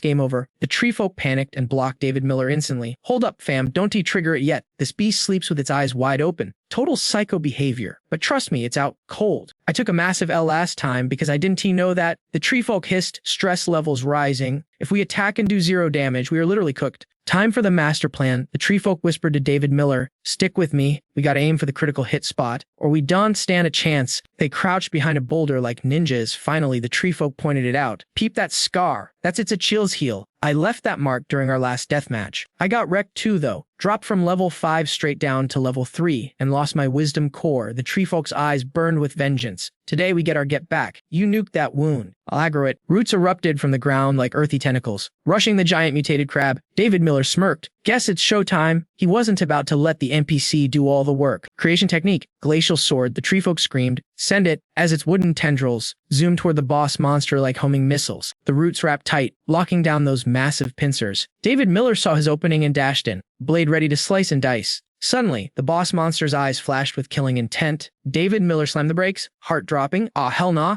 it's awake." The crab went berserk, snapping the roots like dry twigs. David Miller shouted, "We use some crowd control." But the tree folk was struggling hard. "I'm trying, but this thing is buffed way past my level right now. Its combat power is insane." The underwater clash was making waves up top. Olivia Lee watched anxiously. "What the heck is happening down there? What kind of kaiju are they fighting? Boss, please don't die on me." Below the surface, the crab broke free and charged David Miller like a freight train. Seeing that beast rush him, David Miller actually felt a spike of fear. "No way. I can T-tank this. My stats aren't high enough." David Miller stabbed the crab, but his sword bounced off the shell like it was made of rubber. 0 damage dealt. The tree folk screamed, "Dodge, it's locked onto you," but it was too late. The mutated crab was already in his face. Speed hacks activated. Massive claws swept in for the kill. But David Miller wasn't going out like a scrub. He parkered onto the monster's shell, roaring, "You want a piece of me? Let's see if you've got the guts." He yanked at his sword with max strength. But before he could escape, the crab's claw snapped shut around the blade, caught in 4K. The sword shattered instantly. David Miller's eyes went wide. "You gotta be kidding me." Before the monster clamped onto his leg and dragged him into the abyss. Critical danger alert. David Miller had no choice but to unleash his trump card. With his legs pinned, he could only move his upper body. He manifested another ice blade. Just as the crab dragged him toward its gaping maw, the tree folk panicked. "Human, do something or you're basically lunch." The abyss of the monster's throat opened wide. The tree folk screamed in horror, but the only reply was the terrifying roar of the predator. It was over. The human was swallowed whole. Inside that stomach, everything gets dissolved by acid. Nothing survives that digestion system. While the tree folk was busy mourning, the crab started glowing with dangerous lightning. Boom. It launched itself out of the water like a rocket, creating a massive splash. It was aiming straight for the chatty tree folk. Seeing that mound of shell flying at him, the tree folk froze, jaw dropping. Instead of running, he just stood there thinking, "Is this how I end? Seriously?" Suddenly, splat, a massive hole blew open in the crab's shell. Water and blue blood geysered out like a fountain, and the beast shrieked in agony. The tree folk couldn't believe his eyes. That's human magic. How is he not dead? Then, a figure stepped out from the carnage, dusting himself off. Mission accomplished. David Miller stood like a boss amidst the spray. Grinning, "Looks like Sarah Miller gets a gourmet feast tonight. We were eating good, fam." Seeing the main character perfectly fine with 0 scratches, the tree folk stuttered, No way, that's a glitch. I literally watched you get eaten." David Miller laughed, ice energy crackling on his hands. "I'm not some basic NPC.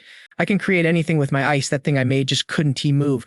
"That's all." Snap, an exact ice replica appeared next to him. The thing it swallowed, just a popsicle version of me. He smirked. "I used you as bait to read its movements. Don't take it personal. Had to go for the one-hit KO." But suddenly, his spidey senses tingled. The crab beneath his feet was twitching. Round 2 isn't over yet. David Miller hopped off immediately. "Let's end this before it regens." Double team attack. Now, the tree folk didn't hesitate this time. Bet. Instantly, the tree folk morphed his branches into heavy-duty chains, locking the crab down tight. David Miller seized the moment, conjuring 3 massive ice great swords. "My limit is 3, but that's plenty to delete you." The tree folk watched from the side, thinking, "This guy is actually a monster." I misjudged this human. With a shout, the sword slammed into the crab, skewering it like a shish kebab. Meanwhile, on shore, Olivia Lee saw a dark void open in the water. She grabbed her horse, panicking. "Hurry up. We gotta back up the boss. He can solo this." Suddenly, the mutated crab breached the surface. Her jaw dropped as she stammered, "Wait, is that the crab?" The massive beast came crashing down towards her. She braced for impact. Incoming. But instead of attacking, it belly flopped onto the ground, totally lifeless. She blinked, confused. "FK, is it dead?" Just then, a head popped out of the water, making her jump out of her skin. Recognizing David Miller, she shouted, "Boss, you good?" David Miller dragged his soaked self onto land, groaning, "I'm alive, but my drip is ruined. I need dry clothes." Stat. With absolute 0 IQ, Olivia Lee nodded, "Wear mine," and started stripping off her skirt right there. A gasp echoed from the side, and David Miller looked absolutely traumatized. Face burning red, he pointed a shaking finger at her. "Woman, are you crazy? Do I look like I wear skirts? Put that back on." Realizing staying there was awkward, he stood up. "We have loot to collect. Let's move." Suddenly, The ground rumbled again. David Miller paused as a familiar figure emerged from the earth. Ah, the tree folk is back. She bowed gracefully. Follow me, hero. My true form is nearby, and your reward, the wisdom core, is waiting. They followed her to the heart of the forest. The tree folk greeted him. Finally, we meet in person. Let's not waste time. David Miller cut to the chase. I'm here. Hand over the loot. Meanwhile, Olivia Lee was staring up at the massive golden scaled tree, eyes sparkling. Whoa, this thing is ginormous. It's gotta be way bigger than the tree god back home. These mutated trees are basically glitching with infinite FP bars. If I could snag their gene cores for the lab, that'd be a total game changer. Suddenly, a fairy pops out of the bark, flexing something glowing in her hand. She hands it over with a serious vibe, saying, this is my promise to you, fam. Take, it's my actual wisdom core. Mexi Dai instantly geeks out. Whoa, a real wisdom core. I'm dying to analyze its elemental makeup right now. Suddenly, Little Ha chirps happily, signaling like crazy to get their attention. Meek CD gas. Translating the creaturous noises, Little Ha says he has one too, seeing them gossiping back there. David Miller cuts in, yo, chill out you two. Stop acting like noobs who have never seen legendary loot before. Without even hesitating, he casually stuffs the priceless wisdom core straight into his pocket like a spare change. The tree spirit and Mike Dai drop their jaws in horror. The spirit roars, that's a divine artifact. You can't just shove it in your pants. Show some respect. David Miller just laughs, keeping it cool. Relax, it's not actually in my pocket. It is in my spatial inventory. To prove it, he pulls the item back out of thin air, flexing his storage skills. Meeksy Dai turns tomato red, realizing her mind went straight to the gutter about his secret storage. Even Little Half gives her a side-eye bonk. David Miller knocks their heads. What kind of weird stuff are you imagining? Stop daydreaming, we got the haul. Let's bounce, he turns to leave. Colder than ice, but the massive tree entity blocks his path. Wait, human, I have another deal for you. David Miller raises a brow. What kind of deal? The spirit points to a glowing object in the tree entity's hand. Check this out. It's a mysterious vial. The spirit explains the lore. I looted this off some invaders who tried to conquer my turf a while back. I wasted the trader and took his stash. Figured you do like it. David Miller's eyes widen instantly. He recognizes that item. It's a level 5 evolution potion. Mixida stammers in shock. Level 5? Are you kidding? The strongest guy in our squad is barely pushing level 3. David Miller is interested but cautious. Okay, what's the price? The spirit doesn't hide anything. I need your protection. My gut tells me you're gonna run this world someday. The spirit's voice booms. You will be the king of this place. David Miller grins. He likes the sound of that. Deal accepted. You got good eyes. I'll take you on as a little brother. He grabs the potion, knowing full well the spirit is actually just terrified of the god tier ring on his finger. It's trying to suck up to me because of my gear. But hey, if it wants to give me free legendary items, who am I to say no? Mike CD suddenly worries. Boss, wait, you physically at level 3. 1T drinking a level 5 potion, like explode you. David Miller doesn't he sugarcoat it? Oh, absolutely. It shatters your bones and rebuilds them. If your will breaks, you die instantly. I wouldn't risk it unless I had zero choice. His answer terrifies her. Shattering bones? That sounds like a nightmare. David Miller goes quiet, remembering the horror stories from his past life. Back then, plenty of people melted their brains trying to skip levels. Death was instant. Suddenly, the tree spirit interrupts with one last condition. Take this little one with you. It holds a piece of my core. It's basically a living walkie-talkie, so I can call for backup if I get jumped. Done. David Miller agrees without blinking. He knows it's a spy camera to keep tabs on him, but for the loot, worth it. He lets the little spy tag along. Night falls, wind howling through the branches as the squad finally exits the forest zone. Moxie Dai cheers, we farmed enough materials. Let's head home. David Miller nods. Yes, suddenly. A psychic transmission screams in his ear. Hello, Big Sis Meisty Dive. Can you hear me? The voice is panicked. Fan tight, what's going on? David Miller's blood runs cold. It's the Skywheel base. That creep 2 Ungo is back for revenge. He brought an army, we reholding the line, but they rebuffed Nan and Gynt and Tibu Van are already down. David Miller grinds his teeth so hard they almost crack. Tivu Ungo, Maxidi Gas, the Skywheel base, they actually came for us. Boom. Explosions rock the receiver. You can hear the enemy laughing in the background. Tiny base. I'll slaughter every last one of you. A scream cuts through, and the line goes dead. David Miller panics, screaming into the void. Then tight. Answer me. The silence triggers something primal in him. His killing intent explodes outward like a shockwave. He growls each word. Tivuingo, you are a dead man. Walking Chisi sees him losing control. Boss, we need to move, but stay cool. Our base can handle them. If he is stronger, he probably looted some high-tier gear. We can just rush in blindly. We need a strat. Ignoring her logic, David Miller pulls out that dangerous level 5 potion. Makes CD screams. Boss, what are you doing? You said that was suicide. He chugs it down while talking. Time's up. I was only equal to him before. If I go now, I lose. He's been farming resources to beat him now. I have to bet my life on this upgrade. I'm going all in. The potion hits his system like liquid fire. He roars. I don't care if my body explodes. I will not lose. Veins bulge across his face like spiderwebs. Power surges with his rage. Past and present grudges merge into pure fury. Missy sees him writhing in agony and screams, Boss, stay back. He bellows, don't come near me. She freezes, heart pounding, while Little High squeaks in terror. The energy is tearing him apart from the inside. He screams as his own power tries to consume him. The ground shatters beneath his feet. In his past life, he never took risks like this. Now, the pain is blinding. It feels like dying. He drops to his knees, gasping. Mechasidai cries out. But legends say those who survive this hell become gods who control the elements. If others survive this nightmare, then so will David Miller. Driven by pure will, he forces himself up. Boom, shockwaves send rocks flying, nearly taking Mechsidai's head off. Boss. Suddenly, guttural girl right behind her. She spins around. Zombies, she shouts. Terrified, a massive horde is rushing them.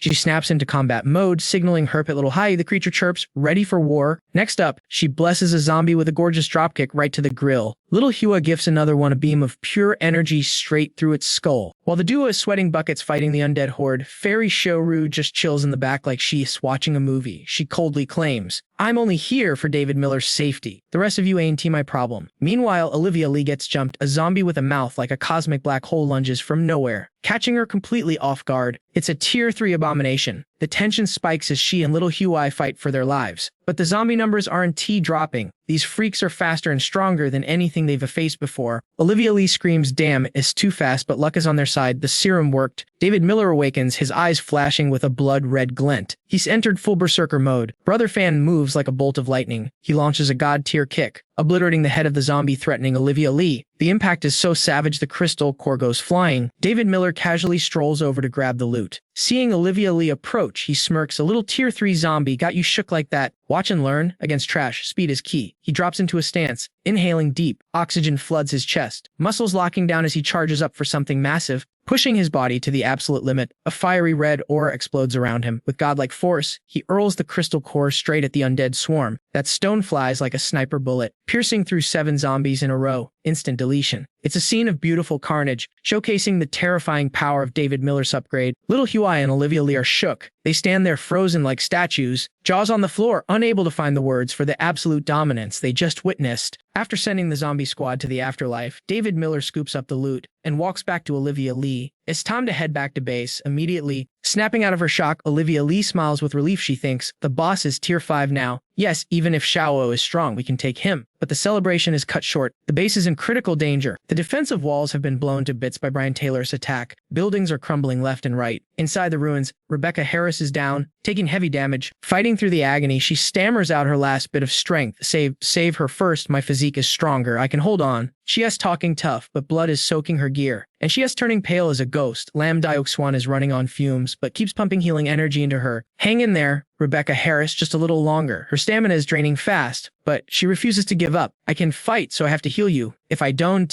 we all dead before the boss gets back. Nan Loi, despite losing an arm, charges in like a tank, raising his shield to block the tyrant Brian Taylor. Brian Taylor stands amidst the chaos like a king, looking at David Miller's crew like they bugs squirming in the dirt. Seeing Nan Loi charge, he scoffs, his hand tightening around Sarah Miller's throat. Nan Loi screams, "Xiao Ao, let the girl go, or I swear I'll." Brian Taylor cuts him off with pure arrogance. "Or you'll what? Kill me. You think you can take me down with a suicide attack? Please." Nan Loi hesitates, gritting his teeth in fury. "You bastard." He ignores the risk and unleashes everything he has. Brian Taylor sneers, "Know your place. You think I'm still just tier 3. He condenses a massive ball of static electricity in his palm and blasts a devastating beam straight at Nan Loi. Boom. Nan Loi is laid out, his body scorched black and smoking. Brian Taylor looks at his handiwork with a sick sense of twisted joy. He gloats, "That great lord granted me peak tier 4 power. A tier 3 thunder god is nothing. You all just ants to me." Seeing Nan Loi fall, Chris Evans rushes over, screaming. Uncle Nan heartbreak fills the air. Brian Taylor sees no threats left. He looks down at Sarah Miller. "Haha, where's your brother? If he doesn't show up, your little friends are gonna be history." Realizing it's game over, Sarah Miller screams, "Everyone run, go find my brother." But it's too late. Kimsey has already beaten everyone into the ground. No one has the strength to stand, let alone run. Kimsey spits, "A bunch of trash, wasting my time. I should be just stayed in bed." Over on the side, Muha Dao takes a sword to the gut from Tang Don. The traitor twists the blade and laughs. "Muha Dao, I used to respect you as a rival. Now you're not even worth my time." Nearby, Su Xiao Wen is pinned down by that creep Gao lying. He sees she's out cold and tries to take advantage. Trendy tries to stop the madness. He shouts, "Stop it, you animal." But the villain just leers, "Stop, I'll stop when I'm finished having my fun." Brian Taylor laughs maniacally. "Borha, is this what true power feels like?" Following Zuel and Yun was the right move. We've all broken through to tier 4. In all of Dichuan City, who can possibly stop us now? Brian Taylor is high on power and corruption, his face twisting into pure madness. Who is left? The blood rose. Today, I'll crush it with my own hands.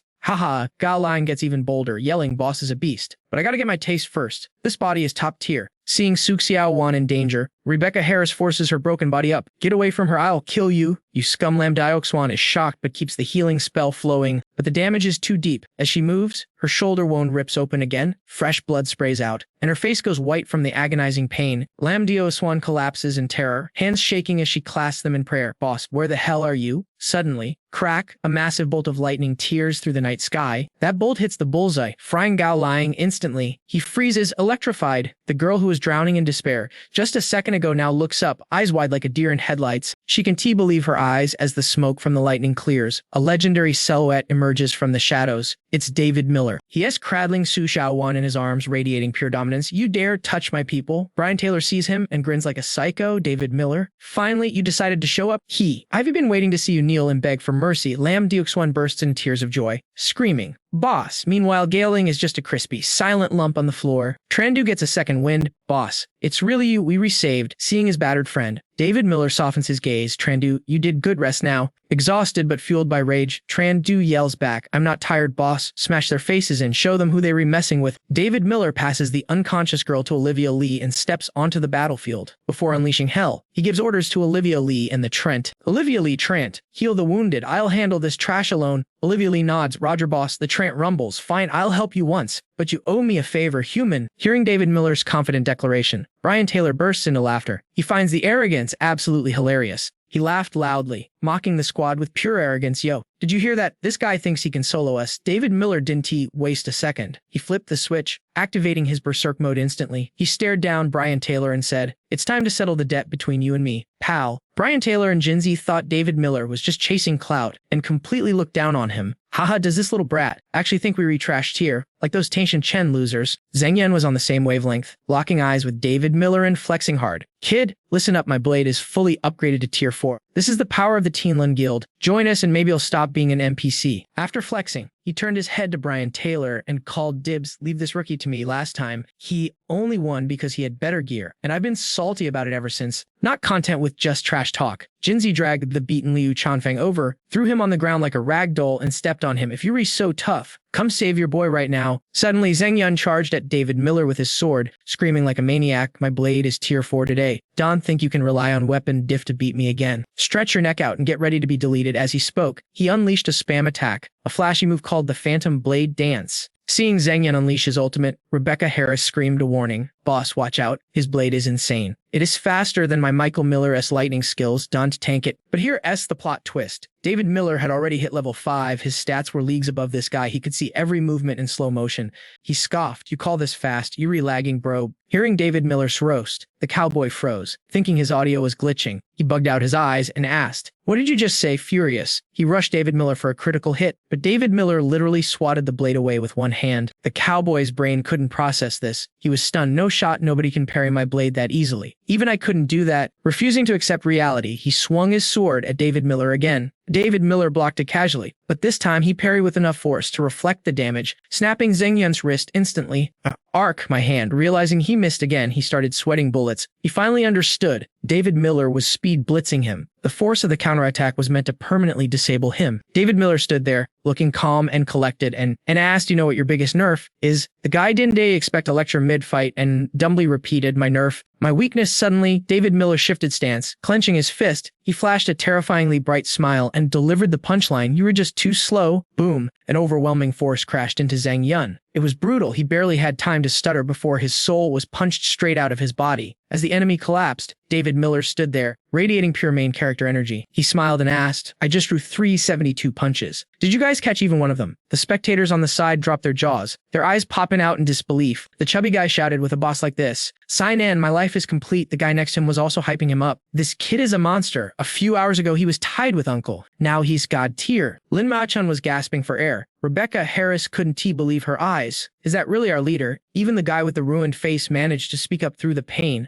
How is this possible? I lost in speed that badly. I didn't even see a single punch. The observer on the high ground questioned his entire existence. Just how overpowered is this guy? The curiosity was eating him alive. Duanmu Di held the injured Chu Xiaoan, watching the whole scene unfolds. She thought to herself, our boss hasn't even unleashed his full potential yet. He's built different. David Miller walked forward slowly. It was the same face, but now he had the aura of a Grim Reaper looming behind him. Looking cooler than ever, he asked, all right, who wants this smoke next? The blonde guy was shaking in his boots, sweat pouring down his face. This dude is terrifying. Zheng Yun got sent to the afterlife before he could even use his ability. Even without abilities, I couldn't drop him that fast. He's way stronger than me. Seeing David Miller's overwhelming aura, he decided on the ultimate strategy: run. As long as I'm alive, I can farm later. I'm not trying to end up as a picture on a funeral altar today. Just then, a voice shouted out, Jinzi, you go take care of that brat for me. Jinzi stammered, but Zheng Yun and I have the same stats, I'll get cooked too. Suddenly, Brian Taylor looked at him with a deadly glare, gathering dark energy in his hand. Are you saying you're refusing orders? If you take one step back, Master Xiao curse will trigger, or I can just end you right here, painfully. A blast of sonic energy fired toward David Miller. Jinzi was getting gaslighted hard. Zheng Yun only lost because he got cocky. If you go all out, that kid stands no chance against you. His face turned purple as he muttered Master Xiao. The boss threat acted like adrenaline shot. Jinzi raised his fist and launched himself at David Miller, screaming, better to fight than be tortured to death. David Miller, I want to be a noob like Zheng Yun. Dying without using skills, pathetic. David Miller glanced up and judged them hard. Brian Taylor, using your minions as meat shields. Great leadership, buddy. Brian Taylor's face went dark. Shield no. He's sacrificing himself for glory. Get it right. Jinzi, teach him a lesson. Jinzi charged with burning determination, activating his violent sonic pillar and flexing hard. My sonic blast turns level 3 zombies into dust. Your body can be tougher than a level 3 zombie. Go to hell. David Miller just smirked. Oh really? A split second later, the sonic blast caused a massive explosion. Boom! The impact was huge. Blinding everyone, the team screamed in panic. Boss. Jinzi stood in the center, smiling proudly. Zheng Yun lost because he didn't know the matchup. You read just a speed build. Take my sonic nuke and it slights out. Even a tank build would get vaporized. He thought he had the victory royale until a voice cut through the silence. Yeah, pretty strong. Look at all this dust you made. Jinzi's jaw hit the floor. What? How is that possible? He asked, still talking. David Miller walked out of the explosion, debris,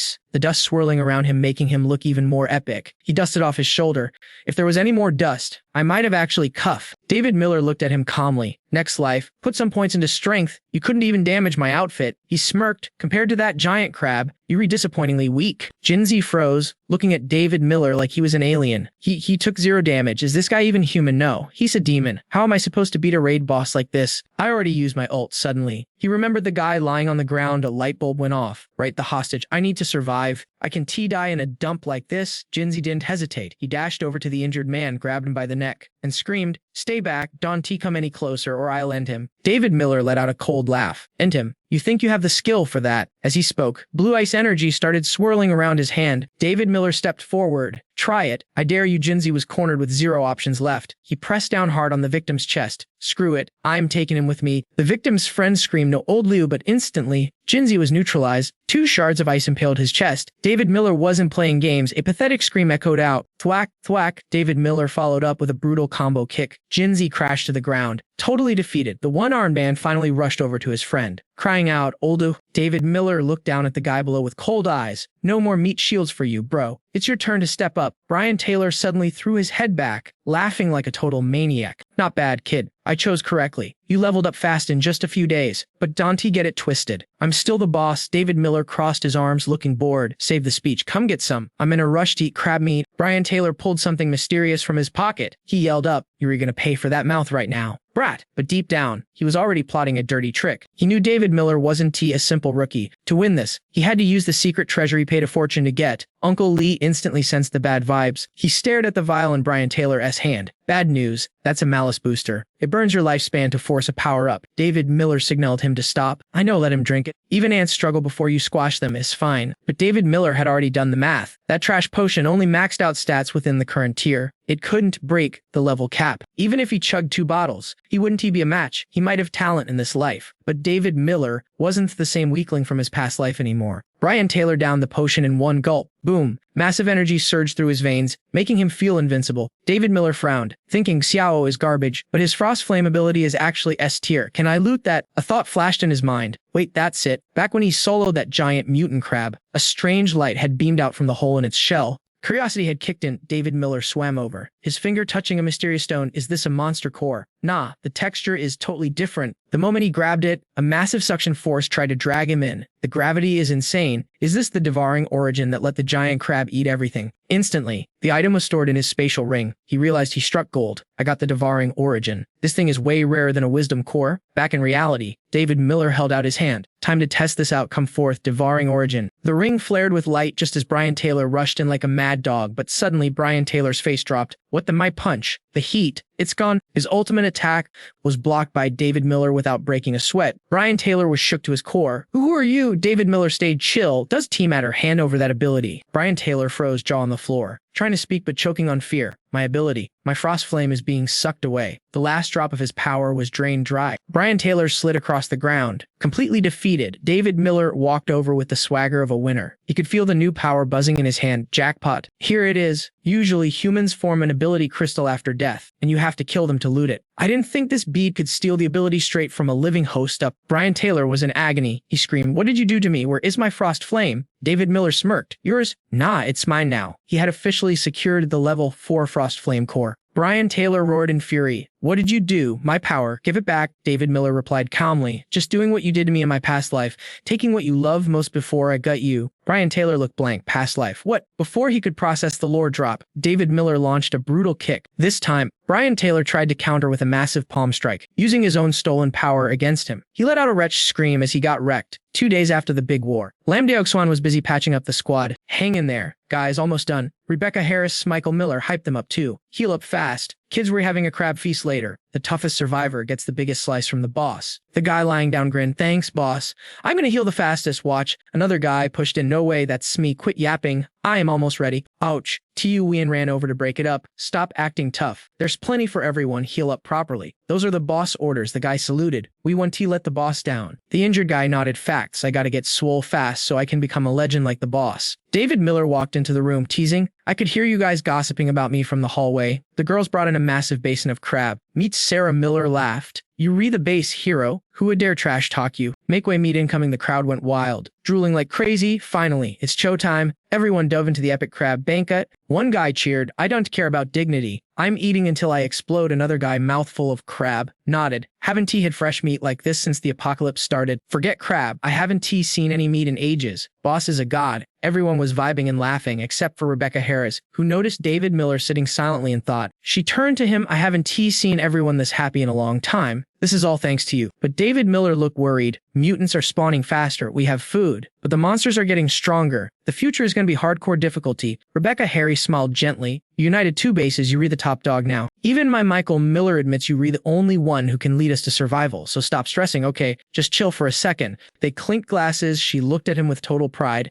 I know you'll guide us through this hell. Cheers. By late that night, the plates were polished clean. David Miller held his cup, finally relaxing his guard. You rewrite, I was overthinking. The next steps will be easier. Dinner over. The core team gathered to talk business. Olivia Lee held up 3 vials. This is the loot from our trip. Evolution potions. Brewed with the boss help. Custom made for your current stats. She handed white vials to 2 people. Your bodies are still stuck at evolution level 1, so this is a level 2 potion. The trio gets the red ones. She continued, since you guys are already level 2, you get the level 3 juice. Then her face got serious. But listen up, this is important. Real meds take years of testing. We done have that luxury. Tu Van glanced at his sister, Tu Ian, thinking my little sister I am supposed to protect is already level 2. If she hits level 3, the power gap between us is going to get massive. Olivia Lee wasn't joking. She said nervously. Simply put, this is a beta test. Things could go wrong. Tu Ian jumped up instantly. We've survived life and death battles. A little drink is going to stop us. I'm drinking it. David Miller spoke softly. No pressure. You can drink it or not. Not everyone needs to be a sacrifice. We'll conquer more areas later and trade for safer evolution meds with merchants. The 2 guys sighed in massive relief. Oh, thank God, I'll pass for now. I gotta take care of Fluffy. The other guy nodded too. Same here. Got an old Linda Miller at home. Sorry, boss, I'm sitting this one out. David Miller asked the others, what about you guys? Speak up. Lu Troyan Fong scratched his head awkwardly. I'm out too. Leveling up isn't my priority. With Boss Yang carrying us, the base is safe anyway. David Miller nodded. Anyone not participating, leave the room now. The group walked out. Rebecca Harris turned to him. Confused, boss, we re-short on firepower. Why do you let them walk away? He dropped some real talk, eyes burning with intensity. I'm not looking for puppets forced into power. I need real warriors who can watch my back. Then came the command, everyone chugs this down. except for Lin. She is our failsafe, our insurance policy if things go south. No questions asked. The squad downed the mysterious liquid in one go. Suddenly, a scream tore through the air like a dying pig. The rabbit-toothed guy looked around, confused. Yo, that sounded like pure agony. Is something wrong? Sinan mumbled groggily. Did the party start already? Liu Chuanfang didn't he give a damn? Leaving it all to fate, Rabbit-tooth asked. Hey brother Sinan, be real with me. Do we look like deserters right now? Sinan nodded. Totally, we ain't even scared of the girls, but we... Liu Chuanfeng cut in with the ultimate logic. Deserters, nah fam, we just want a peaceful life. You can always get strong later, but you only get one life to live. Meanwhile, at the Blood Rose base gates, the guards sensed bad vibes. One leveled his rifle, shouting, "Freeze! One more step and we open fire." Xiao Zanshin walked forward, radiating pure arrogance. "Shoot if you want, I'm pissed off and need a punching bag anyway." The guards unloaded their clips. Bang, bang, bang, but he just stood there. If you want, he listened to reason. Die boss orders. Suddenly, the target just evaporated. Where D he go? The guard panicked. He didn't notice the towering demon standing right behind him, grinning like a nightmare. With just one punch and a kick, Xiao Zanshin floored them. The shockwave was massive. He roared, "David Miller, get your ass out here." His voice was followed by a wall-shattering punch. Crack. Inside, the room shook like an earthquake hit. Uncle Nan gasped. "Is the building coming down?" David Miller stood up, eyes cold. "Someone S attacking the base. I'll handle it. You guys rest." He stepped out, thinking, since hitting level 5, my senses are on another level. This energy signature, it feels suspiciously familiar. Uncle Nan spotted a small box under the table and popped it open. His jaw hit the floor. David Miller turned back. "Oh, right. I left some gear for you guys in that box." Uncle Nan held up a necklace, hands trembling. He kept something this god tier in a cardboard box. "This is a spatial necklace. You couldn't buy this with all the money in the world. Rich kids are built different." Lin Miaochan smiled. "Check inside." "Old man, there's more goodies." Uncle Nan Han's eyes lit up. "For real? Let me see." Outside, Xiao Zanshin strolled with hands in his pockets, laughing maniacally. "What's wrong, kid? You had the guts to zero my nephew, but now you're too scared to face me. I guess I'll just wreck this dump until you show up." He powered up to destroy everything, but a voice cut him off. "Hold it right there, Xiao Zanshin." David Miller stepped out with 2 guards. The villain grinned, wicked and sharp. "So you know my name, then you know exactly why I'm here. Blood calls for blood. But today you were lucky." He flicked a golden card at David Miller. "Catch, that's an invite from the big boss, Zuo Lingyan, commander of the Skywheel base. Meet us in 7 days at the core of Dichuan City." David Miller caught it with 2 fingers. "If you came to kill me, why give me this?" The man laughed, acting like he owned the world. "That card is your lifeline. Kid, you're holding too much treasure. Everyone wants you dead, but with that invite, touching you means declaring war on Zhu Ling. Stay alive. I want to personally end you in the finals." He turned to leave. David Miller frowned and tossed the card back. "Keep your protection. I don't need it. Tell your boss to wash his neck and wait. The prize in that arena is mine." Xiao Zanshin scoffed, thinking the kid was bluffing. He reached out to catch the card casually, but zap, the moment it touched his skin, a massive shockwave blasted him backward. He slid all the way to the end of the hall. Holy crap, his feet carved deep trenches into the concrete. Xiao Zanshin tried to play it cool, but he was shook. That much power on a piece of paper. David Miller walked away, tossing one last warning. "Get lost before I forget my manners." As he walked, David Miller's mind raced. In my past life, that arena was called the Death Meat Grinder. Just the shockwaves could turn normal people and low-level zombies into soup. It was the source of Skywheel's dominance, giving them top-tier gear and global ranking. But this time, David Miller smirked. "All that loot belongs to us." With a cold, determined glint in his eyes,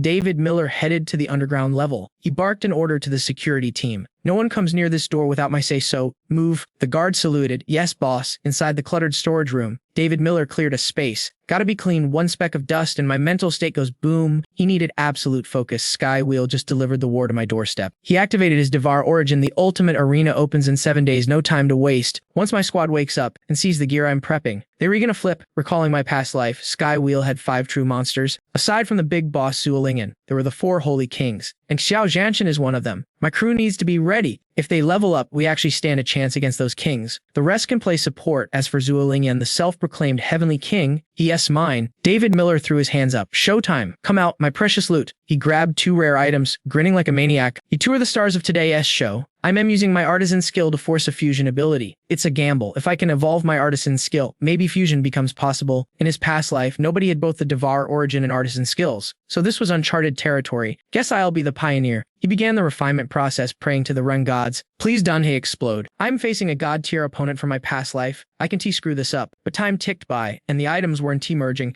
They were fighting each other. Not good. Suddenly, boom. A blinding light exploded, blasting David Miller against the wall. He gasped, "Crap, the energies are clashing inside me, creating a resonant shockwave. Are these powers incompatible?" Was the intel from my past life a lie? Agony ripped through his chest. He coughed up a mouthful of blood and collapsed, seeing the pearly gates for a second. The backlash, it's tearing me apart. My artisan power and the ice creator force are at war. Just as he was about to fade, vines erupted from the floor. The tree spirit manifested, her voice calm and soothing. Fusion is possible, you fool. But you forgot the golden rule, synergy. Right now, the rejection force is destroying you. David Miller grit his teeth, voice barely a whisper. Then, what do I do? The Trent pulled out his own devouring essence, breaking it down like, listen up, I'm going to use this to absorb that ice creator ability inside you. That way, only the artificer power remains, and your body won't glitch out anymore. Then, you gotta use that artificer skill to fuse the 3 abilities and the wisdom core right into your system. It's the only way to hit your goal, fam. That sounds kinda sketchy though. David Miller was feeling sis. You sure you were actually helping me? Deep down, he was low-key terrified. If this thing stole his powers and attacked, it's game over. Permanent. But with 0 options left, he had to YOLO it. She saw his hesitation and hit him with the cold hard truth. Look, you either trust me or you drop dead right here. Your call. He nodded. Bet. Let's do this. The Trent activated the devouring essence, sucking out the ice power. David Miller felt pain ripping through his soul, gritting his teeth to keep from screaming. She looked surprised after extracting it. Pulling an ability during chaos feels like getting crushed between 2 dimensions. Did you seriously just tank that without screaming? Interesting. David Miller caught his breath as the internal conflict vanished. She wasn't lying. He almost got sent to the Shadow Realm for real. He urged her, all right, enough talk, let's trigger the next phase. Hand over the wisdom core and the 3 ability seeds. The Trent teased, what if I say no? But David Miller wasn't having it. Then you're stuck here forever. I ain't someone who lets others control my destiny. My secrets run deeper than you think. She chuckled, tossing the 3 seeds back to him. You're still entertaining. Take him. I haven't forgotten our deal. The stronger you get, the better it is for me. He caught them, eyes locked in focus. His artificer power only had enough juice for one final craft, one mistake, and he's meeting his ancestors early. David Miller activated the fusion. 2 lights swirled together, releasing a vibe so chill and powerful it filled the whole room with pure energy. The Trent sighed, that light. It's just like what I saw when I first mutated. The golden glow sank into David Miller and vanished. She gasped, did it fail? David Miller smirked. Nope, he flexed his aura, and a massive burst of green energy erupted from his palm. You could feel the raw power rolling off him. With a shout, energy detonated. Boom. Through the smoke, shadowy figures started to rise. David Miller hyped them up. Arise, my ice shadow knights. A terrifying roar shook the ground. Absolute domination. The Trent was stuttering this. Have you never seen power like this? Suddenly, a massive, majestic ice throne materialized behind him, radiating god-tier pressure. David Miller sat on the throne like a king and announced, behold my new ability, level 5. Ice Yamaraja Sovereign. The shadows knelt in unison, eyes glowing, ready to wreak havoc on command. 6 days later, tomorrow is the big ultimate challenge. But David Miller is still grinding in seclusion. Meanwhile, loud crashes echoed through the hallway. Chen Yu was running for his life, a horde of zombies snapping at his heels. He screamed, I brought him. I brought the whole squad. Somebody come get these guys. The guards were shook. Only Chen Yu could kite a horde of level 2 and 3 zombies. Mad respect. Seriously, I couldn't pull that off. He built different. Chen Yu, sweating buckets, yelled, you 2 jerks. Stop pranking me and call the boss. Hurry. He looked back and a zombie swiped at him with claws like steel blades. Chen Yu was crying snot and tears, thinking this is it. I'm cooked. No respawn for me. Just as he was about to be zombie Cho, a massive explosion rocked the hall. Lightning struck like Zeus himself, blasting the zombie backward. Saved by the bell, a level 4 lightning soul user stepped in. He laughed, kid, scared of a few zombies. How are you going to help the boss farm crystal cores like that? Before Chen Yu could reply, rumble, what the hell? There's more. Suddenly, 15 combat drones swooped in, raining missiles on the undead. Level 4 mechanic. Rebecca Harris looked annoyed. Can you stop being a liability? Clean this up and take the course to the boss. Yan Lei sighed. His daughter only cared about the boss. Does she even remember she has a Michael Miller? Chen Yu scratched his head, thinking big sis Rebecca Harris is savage, truly the woman who can fight above her level. But suddenly, the entire earth started shaking violently. Yan Lei and Rebecca Harris held their ground. But Chen Yu face planted hard. Bro, how many times am I gonna almost die today? He lifted his head, screaming, ouch, what is happening now? Up ahead, Olivia Lee had summoned a gigantic avatar. With one punch, she flattened the enemy like a pancake, the shockwave blasting across the entire zone. Olivia Lee giggled, oops. My bad, little Huai might have used too much muscle. Chen Yu's jaw dropped. The real MVP of this team is definitely Sister Duanmu, isn't Tisha? Xiao Yun popped up, arms crossed. Alright, stop playing around. Gather the loot. The boss is calling a team meeting right now. Looks like he's finally deciding who joins the Ultimate Challenge roster. Everyone froze. The vibe instantly switched from chaotic to serious. Man, this battle is going to be heavy. Down in the secret underground bunker, David Miller didn't waste time. You guys know the drill. I won't sugarcoat it. This challenge arena is special, so I've decided only 4 of us are going. Olivia Lee was confused, but we've been power leveling like crazy, and we have dungeon experience. Why hold back? In a danger zone, numbers usually mean survival. Boss, why split us up? Yan Yu agreed, yeah. If we separate, Tian Lun might ambush us. We need the whole crew. David Miller shut it down with logic. Listen, this arena likely has a battle royale mechanic, meaning we might have to kill each other. Bringing a crowd is actually a debuff here. Rebecca Harris gasped, kill each other. The last arena wasn't like that. What changed? That's insane. Sinam felt something was off. Chen Yu whispered, think there's a traitor mechanic or some mind control miss like mine? Su Xiao worried. That sounds insanely dangerous. David Miller raised a hand. Chill out. I said it's a possibility. I'll brief the chosen 4 later, but for the rest of you, I have a mission just as critical, and my sister needs to lead it. Yang Sarah Miller went silent, then whispered, brother, I want to fight beside you. I don't care how dangerous the arena is. I'm not scared. I'm not a kid anymore. I don't need you to shield me. I'm not scared of monsters. I'm only scared of waking up and finding out you're gone. Seeing her panic, David Miller patted her head gently and smiled. You didn't even hear the mission yet. How do you know you don't want it? You and the Stay Behind team are going to secure a location I picked out. We re-breaking ground on a brand new base? Everyone was stunned. Sarah Miller blinked. Curious now. That sounds cool, but what's it got to do with me? Actually, he looked at her with warm eyes. The spot I chose is close to Linda Miller and Michael Miller. I'm being a bit selfish here, but I want the new bays ready so we can bring them home. Sarah Miller teared up, mumbling, Linda Miller and Michael Miller. Yang Fan turned to the group, and that goes for all of you. You can bring your families too. This new spot is a gold mine. Not only does a wandering trader spawn there on a loop, but it's also loaded with rare ore resources. Olivia Lee nodded. That's the play. Dian Chuan City is getting too unstable. If we can establish a fortress with those perks, it's gonna be legendary. Lam Diaxwan was absolutely vibing, clutching her chest. I was so worried about my parents, fam. Thanks, boss. Suddenly, someone asked the real question, so what are we naming the new base? All eyes snapped to David Miller, waiting for the drop. He didn't even hesitate. I already cooked up a name. Project Spark. Because an inextinguishable spark will one day burn the whole prairie down. We ain't just surviving the apocalypse. We're gonna watch a new world rise from the ashes. Chris Evans heard that and got lost in the sauce. He used to just want to survive another day, but now he had a gut feeling that he was actually gonna witness history in the making. Chen Yu was deep in thought too. Keep it real. Our old bosses only cared about how many people they could unalive to steal crystals. None of them had the brain power to create a whole new world. Hearing David Miller's speech, he felt tears welling up. Even Uncle Nan felt a bit awkward, realizing he never had that kind of vision. This young kid was just strong. His mindset was next level. His daughter really knew how to pick aim. Su Xiaoyan smiled softly, looking at David Miller with straight-up hard eyes. That's our leader. Yeah, he's a little cheesy, but he really is the light at the end of our tunnel. The room went dead silent. David Miller started dishing out orders. From now on, Su Xiaoyan is the general manager of the new base construction. Whatever she says, goes. Olivia Lee, you read the right-hand support, help her run the show. Su Xiaoyan shot up like a spring, stuttering, wait, boss, to be honest, she didn't care about building a base. She wanted to stay by the boss's side, maybe even die for him in battle. She wanted to dedicate her life to the spark, but the words got stuck in her throat. Yang Fan handed a scroll to Olivia Lee. This is the blueprint for Spark. Take it. She took it, looking majorly sis of herself. Can we really pull this off? She was thinking, if the boss is giving us this, it means we rebench for the big fight. He looked at her with pure trust. I don't know if you can do it, but I picked the people I trust the most for this mission. Sion has the leadership stats. Olivia Lee has the mutant affinity, and a Hayek. You guys are the dream team. If you two can do it, then nobody in our squad can. Hearing David Miller gas her up like that, Sion's internal monologue went wild. The boss actually praised me. If I fumble the bag now, I don't deserve to be part of Spark. Olivia Lee was thinking the same thing. He said I'm the most trustworthy. How can I say no to that logic? Su Xiaoyan stepped up first. Boss, don't worry. We'll take care of Project Spark. Olivia Lee nodded aggressively. I'll do whatever it takes to help Xiaoyan. Seeing the deal was sealed, David Miller locked it in. All right, Uncle Nan, Rebecca Harris, Su Xiaoyan, and Robert King. You agree with me? We're reheating the challenge arena. Seeing his team hyped up, he felt a weight lift off his chest. Perfect. Everyone was looking at him like loyal soldiers waiting for commands, not lost puppies. It was time. As soon as he finished speaking, everyone stood at attention and shouted, yes, sir. 8 hours left until the central challenge arena opens. Su Xiaoyan grabbed the map and led the construction crew. Olivia Lee, Lu Chonfeng, Sarah Miller, and the Trent out of the city. The boss had already marked the spot, southwest of Haitian City. This time, we gotta avoid the cities and the zombie hordes. We need to find everyone as families and build this fortress. Olivia Lee reminded the squad, yo, that location is over 2,000 kilometers away. We re-superpowered. But we gotta look out for the normies. No force marching. Okay, remember this, we leave no one behind.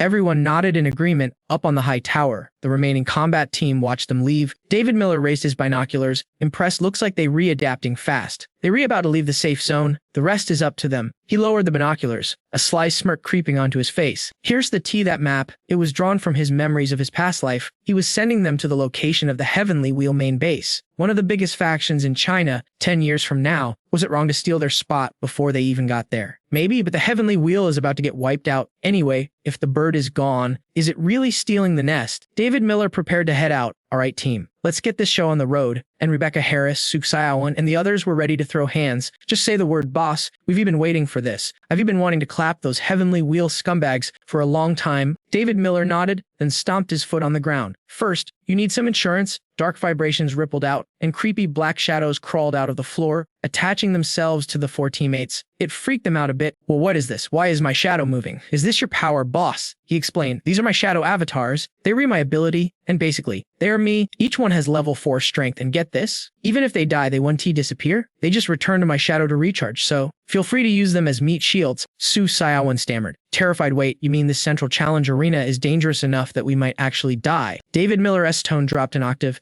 Serious mode activated. Not just might, it's guaranteed. I've done my research on this place. This arena isn't just about fighting void monsters. The rules are twisted. It can trigger random death matches between players. It could be us versus the Heavenly Wheel, or it could force us to fight each other. Rebecca Harris looked shook. Is there no way to dodge that? David Miller flexed a spiritual energy. Link in the shadows. There's only one glitch we can exploit. Don't let these shadows die. They contain my blood essence. The system will register you all as me, and the system usually won't force a player to fight themselves. Now, stand up. David Miller kept the real secret to himself. In his past life, this arena was a slaughterhouse. The bloodbath forced lovers to kill each other. Only a pair of twins managed to avoid being matched against one another, because their no was too similar. The system treated them as one person. It was a theory, but a solid one if it didn't work. Well, they decrossed that bridge when it collapsed, but for now, it calmed their nerves. Nan Lee put hands on hips, brimming with confidence. Looks like this shadow isn't as strong as me, but as long as it covers my back, we re good. Rebecca Harris nodded. It's a trump card. We'll save it for the clutch moments. Xiao, however, wasn't her own little romance novel.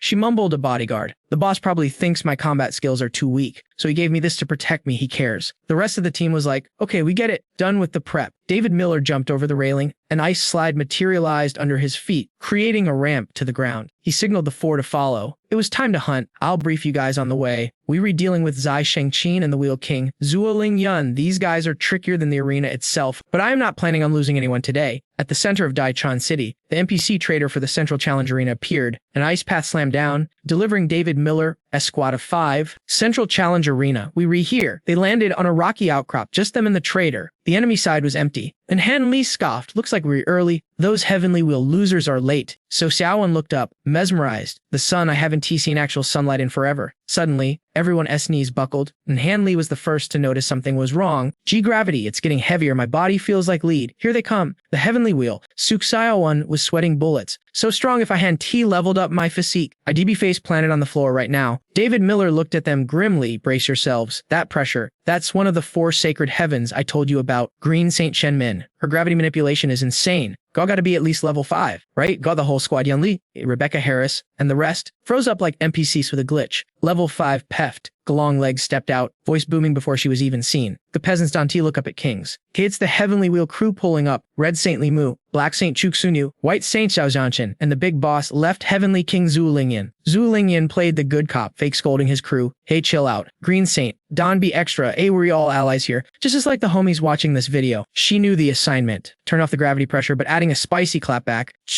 If that's the king's order, I guess I'll play nice. David Miller's squad was shook, hearts pounding like crazy.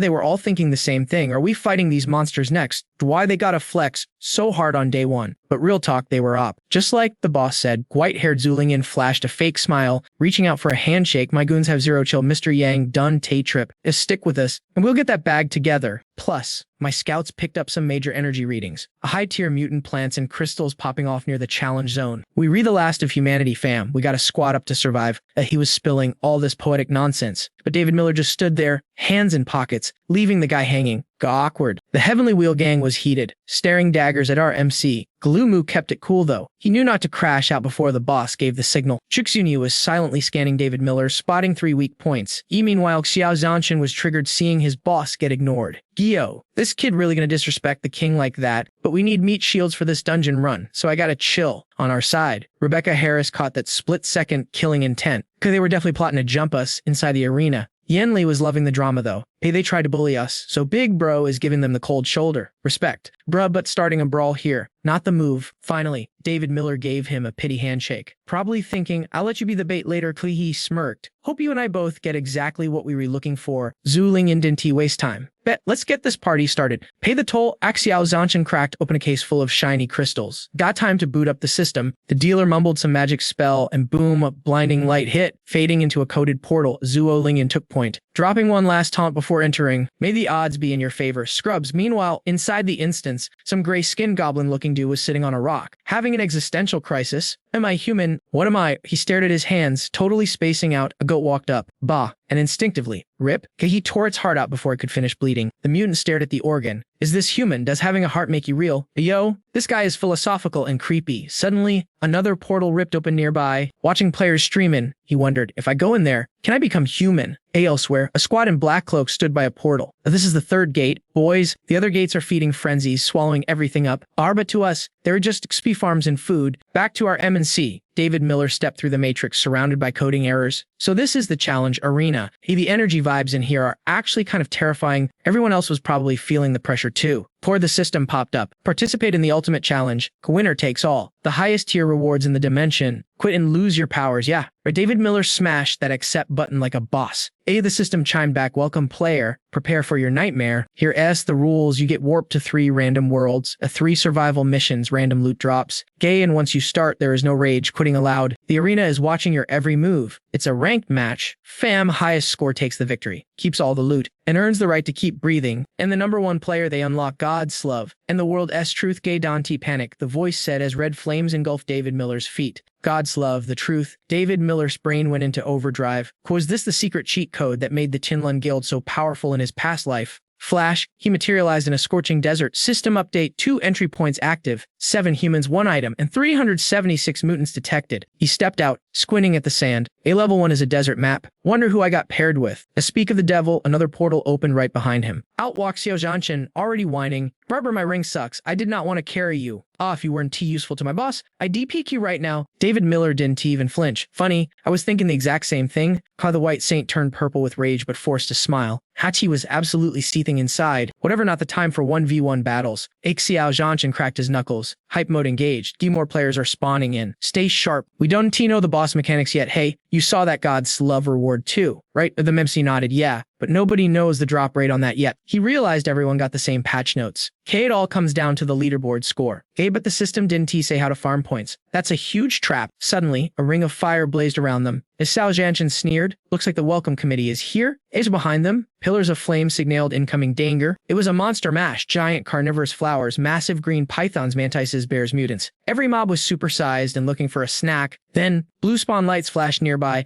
and new players entering the lobby, 3 girls, a mysterious cloaked dude, a bald guy in a tank top, and a buzzcut bro. The platinum blonde girl instantly turned on the charm, crying out, hey handsome, save me. I promise I'll make it very worth your while. The short-haired girl was panicking. Why are there monsters everywhere? But the third girl stayed icy calm, calculating the odds. Too many randoms. This was going to be messy. David Miller analyzed the situation. Those mutants didn't come through our gate. Does this map have multiple spawn points linking different zones? Ding. System announcement. Welcome to the Endless Desert. Objective, survive and defeat the Desert Lord. David Miller frowned. Desert Lord sounds like a raid boss. Xiao Zanshin and the bald guy had the same tactical thought. Kaitis all open sand. If we split up, we re-dead? Suddenly the ground started rumbling beneath their boots. Over by the mutants, the sand was exploding upwards like landmines. Xiao Zanshin yelled, group up, form a defensive circle now. The Desert Lord and these mobs are the enemy, and we have to carry each other if we want to live. The short-haired girl was shaking, sobbing. I don't want to die. The blonde girl was clinging to anyone nearby. Please, protect me. Even the bald tank top guy was getting annoyed.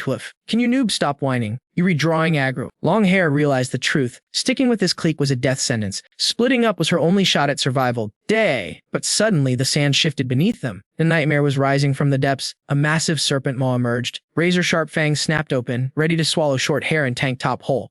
But Tank Top's reflexes were insane. Hair with a burst of adrenaline. He leaped clear of that disgusting death trap. The beast locked onto its prey. A short hair stumbled. Terror paralyzed her limbs. She screamed out in desperation, "Help me. Someone please. Hey, save me and I'm yours. Gay, I'll do anything you want. Just don't let me die." Tank Top hesitated. Gay moral war raged in his head as she reached out, pleading, "Hurry, pull me up. Just grab my hand once we re-out, I promise." Tharba survival instinct crushed his lust. Grow with cold eyes, he turned his back, leaving her to be devoured by the frenzy of the sand serpent. "No, don't leave me, Gee," but it was too late. "Geo bro, you dropped your girlfriend." Blood sprayed like a fountain. Gay, a sickening crunch echoed as short hair met her grisly end. Could the Sand Lord's massive body writhed beneath the dunes. Emil finished. The predator vanished back into the sand. Tank Top wiped his sweat. The boss is gone. We were safe for a minute. The platinum hair calculated rapidly. It just ate. Could the beast needs time to digest that meal. This is our opening. Time to recharge. Tank Top collapsed on the sand, gasping for air. That was too close. If I got caught, nobody would save me. Petrust is dead here. This is way more brutal than Squid Game. Gameplay from a distance. Our Missy David Miller watched the survivors regroup. He scanned their curves but felt nothing. Key in this hell. Lust isn't a currency anymore. Those two, they were logging off from life real soon. Ping, a system notification flashed. David Miller frowned. Another update. Current playing potential, -3 points. Keep struggling players. -3 points. David Miller analyzed the text. What does the system mean? He quickly tallied the mutated creatures warping into the zone. Does every living thing here represent points? Kara is the winner, just the one with the highest kill count. He watched the others reading the board and realized, other girl got eaten by the boss. So that's a loss of 3 potential points. Meaning, the more the Sandlord eats, the less points I can harvest. These survivors, they were walking XP. Paired them. MC clenched his jaw, turning living people into scores. Sick. Gay, other zones must be total bloodbaths by now. Hope the others are lucky. Tank Top read the fine print. Top 10 high scores win. The realization hit him hard. Wait, human lives are the points. Platinum hair saw the same rule. Kara eyes narrowed. I need a sugar daddy or a bodyguard fast. If I am worth points, I am walking prey. Panic started to set in. Meanwhile, Cape Guy grinned like a maniac, killing for points. Now things are getting fun. What? But their plotting was cut short. Roar.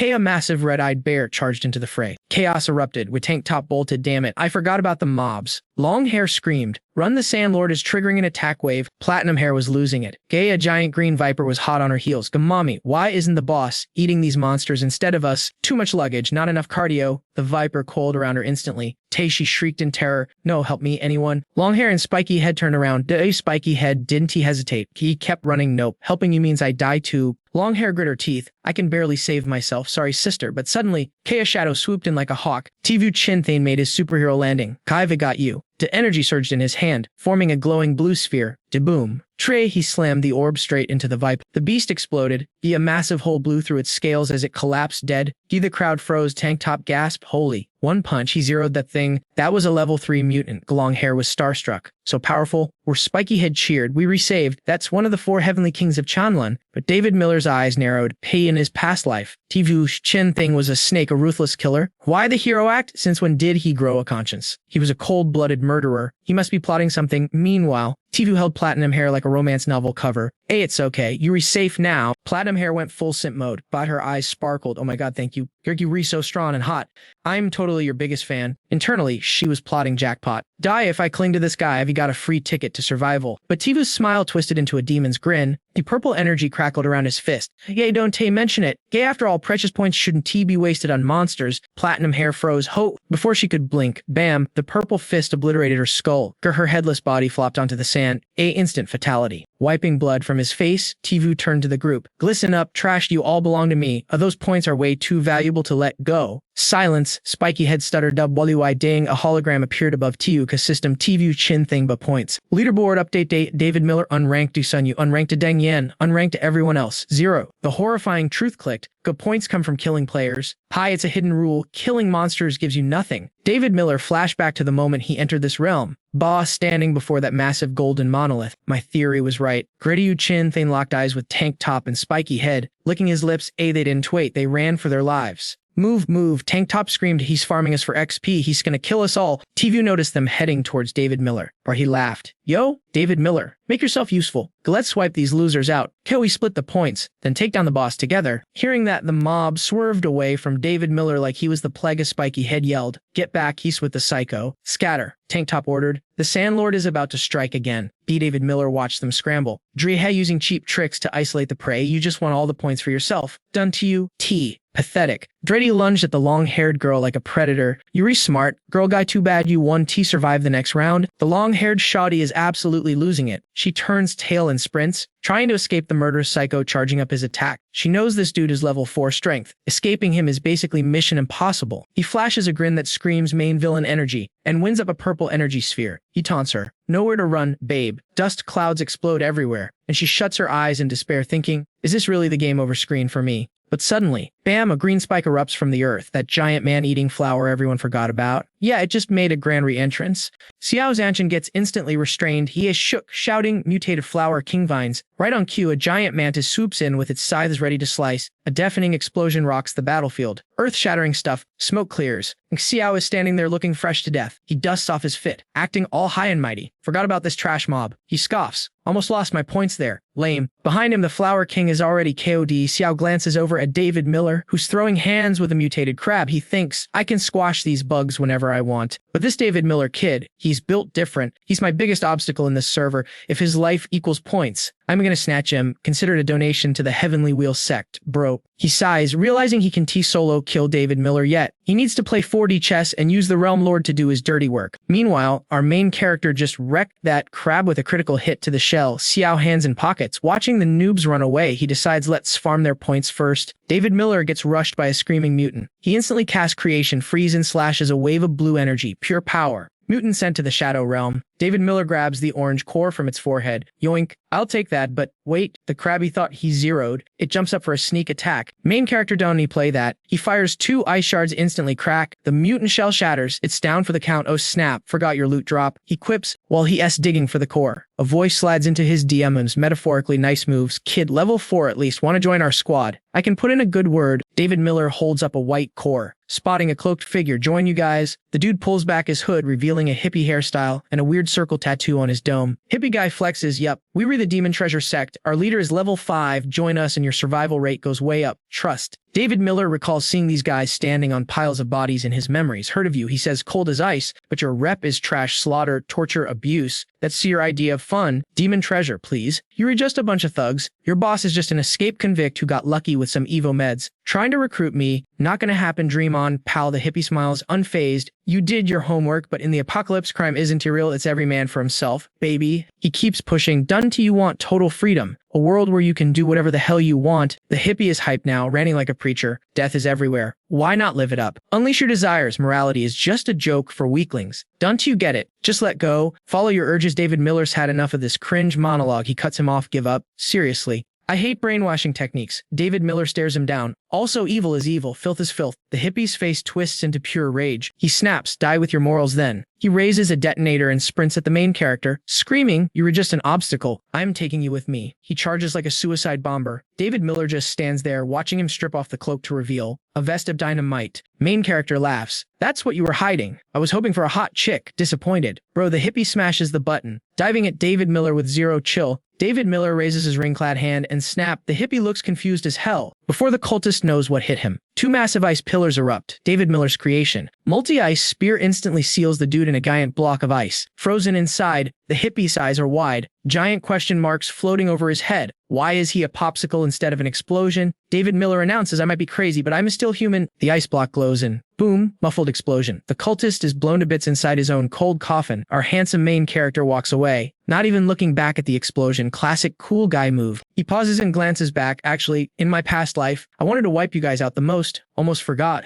You were a top 10 massive organization. Even showed up in this challenge arena. This time, I'm cleaning house. Suddenly, a leaderboard pops up. Xiao Zanchan is sitting at number 1 with +9 points. David Miller is second place with +3 points. Some guy named Sun Yu is in ranked. He stares at the board, lost in thought, until a voice breaks his focus. Xiao Zanchan spawns behind him. Cleared the small fry, he brags, carrying the unconscious long-haired girl, keeping this chick as bait for the Realm Lord. Speak of the devil, the ground shakes ahead. Xiao grins, looks like it's hungry. He tosses the girl like a sack of potatoes. Here you go, beast. Dinner time. The girl groans in pain. A ripple of sand curves past her, completely ignoring the bait. It heads straight for the two dudes. Xiao clicks his tongue. It doesn't want the snack. It wants the main course. A picky eater, a massive mouth opens wide, surprise. Daddy's home. The Sand Realm Lord is ready to swallow them whole. Xiao side eyes David Miller, calculating. If it eats him first, that's just bad rung for the kid. Once he's dead, I'll use the girl to kill the snake. David Miller is stuck between the giant snake in front and a backstabbing snake behind. His face gets super serious. Xiao flies in for a cheap shot, but wait, what the hell? His target isn't David Miller anymore. He accidentally smacks the giant sand snake right in the face. The Realm Lord takes a massive punch to the dome and screeches. It falls back, terrified, and dives under the sand. Nope, it's out of here. David Miller pops up behind Xiao, smirking. Who are you trying to kill there? Buddy Xiao sweats nervously, trying to save face. Bro, you re the VIP my boss invited. Why would I hit you? I was totally helping you just now. Xiao lies through his teeth. David Miller stares at him silently until Xiao starts sweating bullets. Suddenly, the sand between the girl and the guys starts bulging up. David Miller stops grilling him. Round 2 incoming, you made it mad, and since it didn't eat, it's got 0 cooldown time. Things get intense. Xiao rubs his wrist. Alright, let's raid this boss and get out of here. But inside his twisted mind, Yuri's still dead meat. Kid, the Realm Lord, sore from that punch, switches targets. It lunges at the crying girl. She screams, no, stay away. Xiao Zanshin watches the scene closely and drops a savage plan. Wait for that beast to swallow the girl. The second it comes out to eat, we jump at no mercy. Fam, we gotta go all out. David Miller just nods, looking totally unbothered, and says, bet, but look at Xiao's face. That dude is plotting something nasty. Meanwhile, the poor long-haired girl is getting dragged toward the giant snake's mouth, stuttering and begging, please, please, save me. David Miller keeps his poker face on, not my problem, why should I save her? And then, chomp. The giant serpent secures the bag, swallowing the prey whole as blood sprays everywhere like a horror movie special effect. Right at that moment, David Miller makes his move. He unleashes the Ice King, a spear, firing a barrage of jagged blue ice crystals straight at the monster. But wait, plot twist. Xiao Zanshin pulls a dirty betrayal. While attacking the snake, he screams, died David Miller. Pay with your life for Brian Taylor. David Miller hears the shout and looks back just in time to see a massive, compressed air punch flying at him like a hurricane. After throwing that sucker punch, Xiao looks absolutely feral. Go to hell. That fist compressed 10 cubic meters of air to the max. Even a level 5 awakener would be sent straight to the afterlife with that hit. But when the dust settles, surprise, an ice shield appears, held by a dark, demonic shadow standing right behind Armit C. It blocked Xiao's ultimate move like it was nothing. Seeing that black shadow with glowing blue eyes lower the shield, Xiao starts freaking out. What the heck is that? His answer, a sharp blade stabbing straight through his chest. The shadow didn't hesitate for a second. David Miller stands there without a scratch, watching the terror wash over his NSA's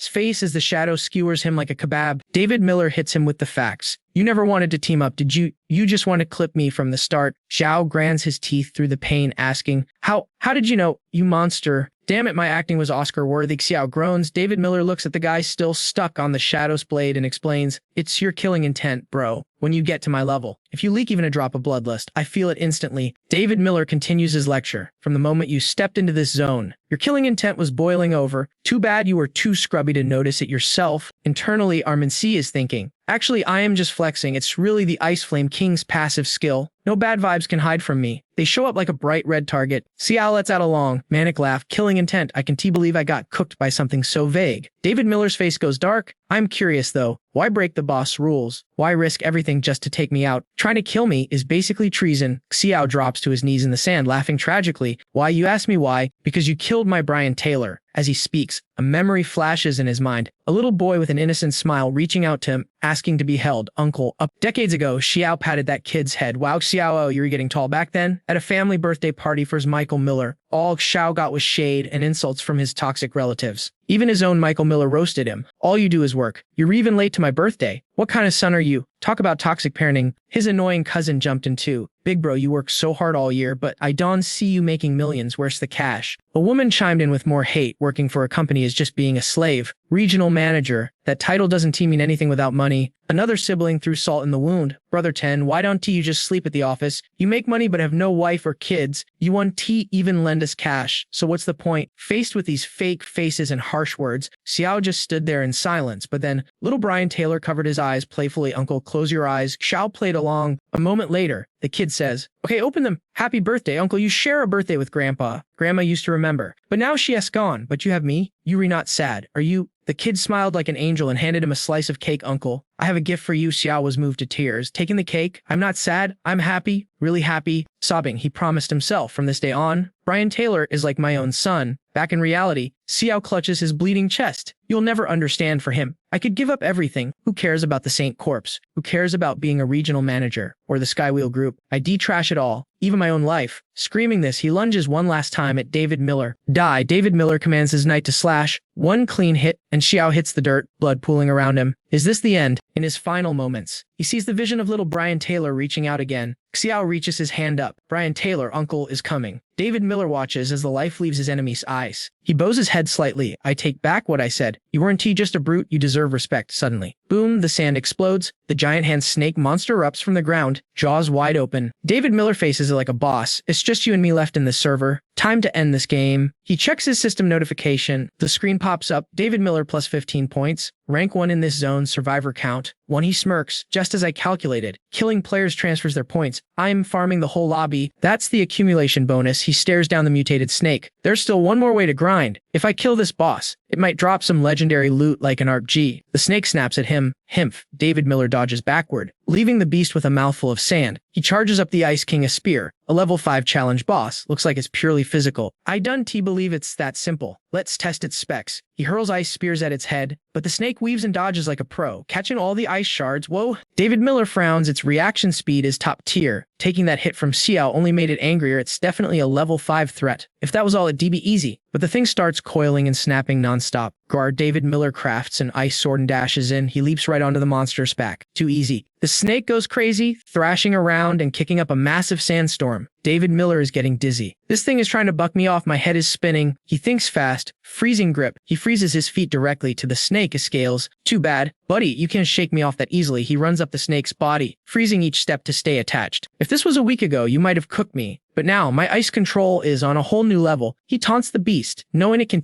understand a word. The weak point of every mob is the head. Yuri no exception. The snake opens its mouth. Fearless David Miller creates a block of ice to jam its jaws open and fires a chain to hook its fang. This is the difference between beasts and humans. Killing a monster is simple mechanics, but killing a human, that's messy. David Miller uses the chain to vault onto its head. The reason you lose is 0 Iki. He lands gracefully on its skull. That's why bots are easier than players. David Miller draws his ice spear. By the way, I lied earlier. The weak point is he drives the spear straight into its eye. Gotcha. The beast thrashes in pain, flinging him off. Yes. David Miller lands with a grin. One critical hit. Now you blind. The dub is mine. But the snake charges up energy, forming a massive sphere in its mouth. It's firing a sand beam. David Miller reacts instantly. Ice creation, 5-layer shield, boom. The shield tanks the hit, but it shatters. David Miller jumps to dodge. That shield only bought me 1 second. Yo, if I hadn't gone all out at the last second, I'd be chilling in a coffin right now. The guy just smirks. Like, looks like I gotta stop playing with my food. Then he squares up for round 2. Come on, baby. A whole squad of spirit knights pops out of nowhere. Our boy commands them to charge, but that beast lets out a screech and dives straight into the ground. Vanished. Mincy stands there like, for real, did it just rage quit? But wait, the ground starts acting suspicious right under his feet. The sand swirls into a vortex. It's a trap. The knights get swallowed up instantly. No escape. And guess who shows up? That ugly monster pops back up way over in the distance. He tries to slide out, but this ain't no playground sandbox. The gravity is insane. It's stronger than normal quicksand, like an invisible hand is dragging him straight down to hell. His loyal knights try to claw their way over, growling, "Master, we got you." But our MC shuts it down quick. Dante, move. You guys can handle this suction, stay back. He sends him back to the inventory while he keeps sinking. Just as he preps a skill, boom, an energy blast rains down. He barely dodges thanks to his sand technique, but he is still glued to this deadly trap. This is getting annoying. That trash mob is actually laughing at him. He's buried up to his neck now. This thing isn't just hungry. It is sadistic. It definitely has human-level intelligence. Suddenly, he has plunged into total darkness. It's hot, tight, and suffocating. He can even wiggle a finger. Damn it, if only he kept his distance, he wouldn't be trapped in this claustrophobic nightmare. He wonders, when was the last time I felt this helpless? The memory hits him like a truck. A flashback to his punk days, shaking down some poor kid for lunch money. Yo, short stack, cough up the cash or my boss is gonna rearrange your face. We were about to teach you a lesson you won't forget. The whole gang busts out laughing. Haha, the kid clutches his bag, shaking like a leaf. I swear, I am broke. I don't have anything. But our Messi ain't buying it. He grabs the bag, shouting, if you broke, why are you hugging that thing like it's gold? You holding out on us? He yanks the bag hard, sending the kid face planting into dirt. Out rolls a cute little teddy bear. The kid reaches for it, but the bald boss stomps right on his hand. Crunch. Ah, my hand, the kid screams. The bully picks up the toy, mocking him. What is this junk? Looks handmade, probably cost a fortune. Huh. He grins like a demon. Thought you said you were broke, lying to me while buying toys. He grinds his heel into the kid's fingers.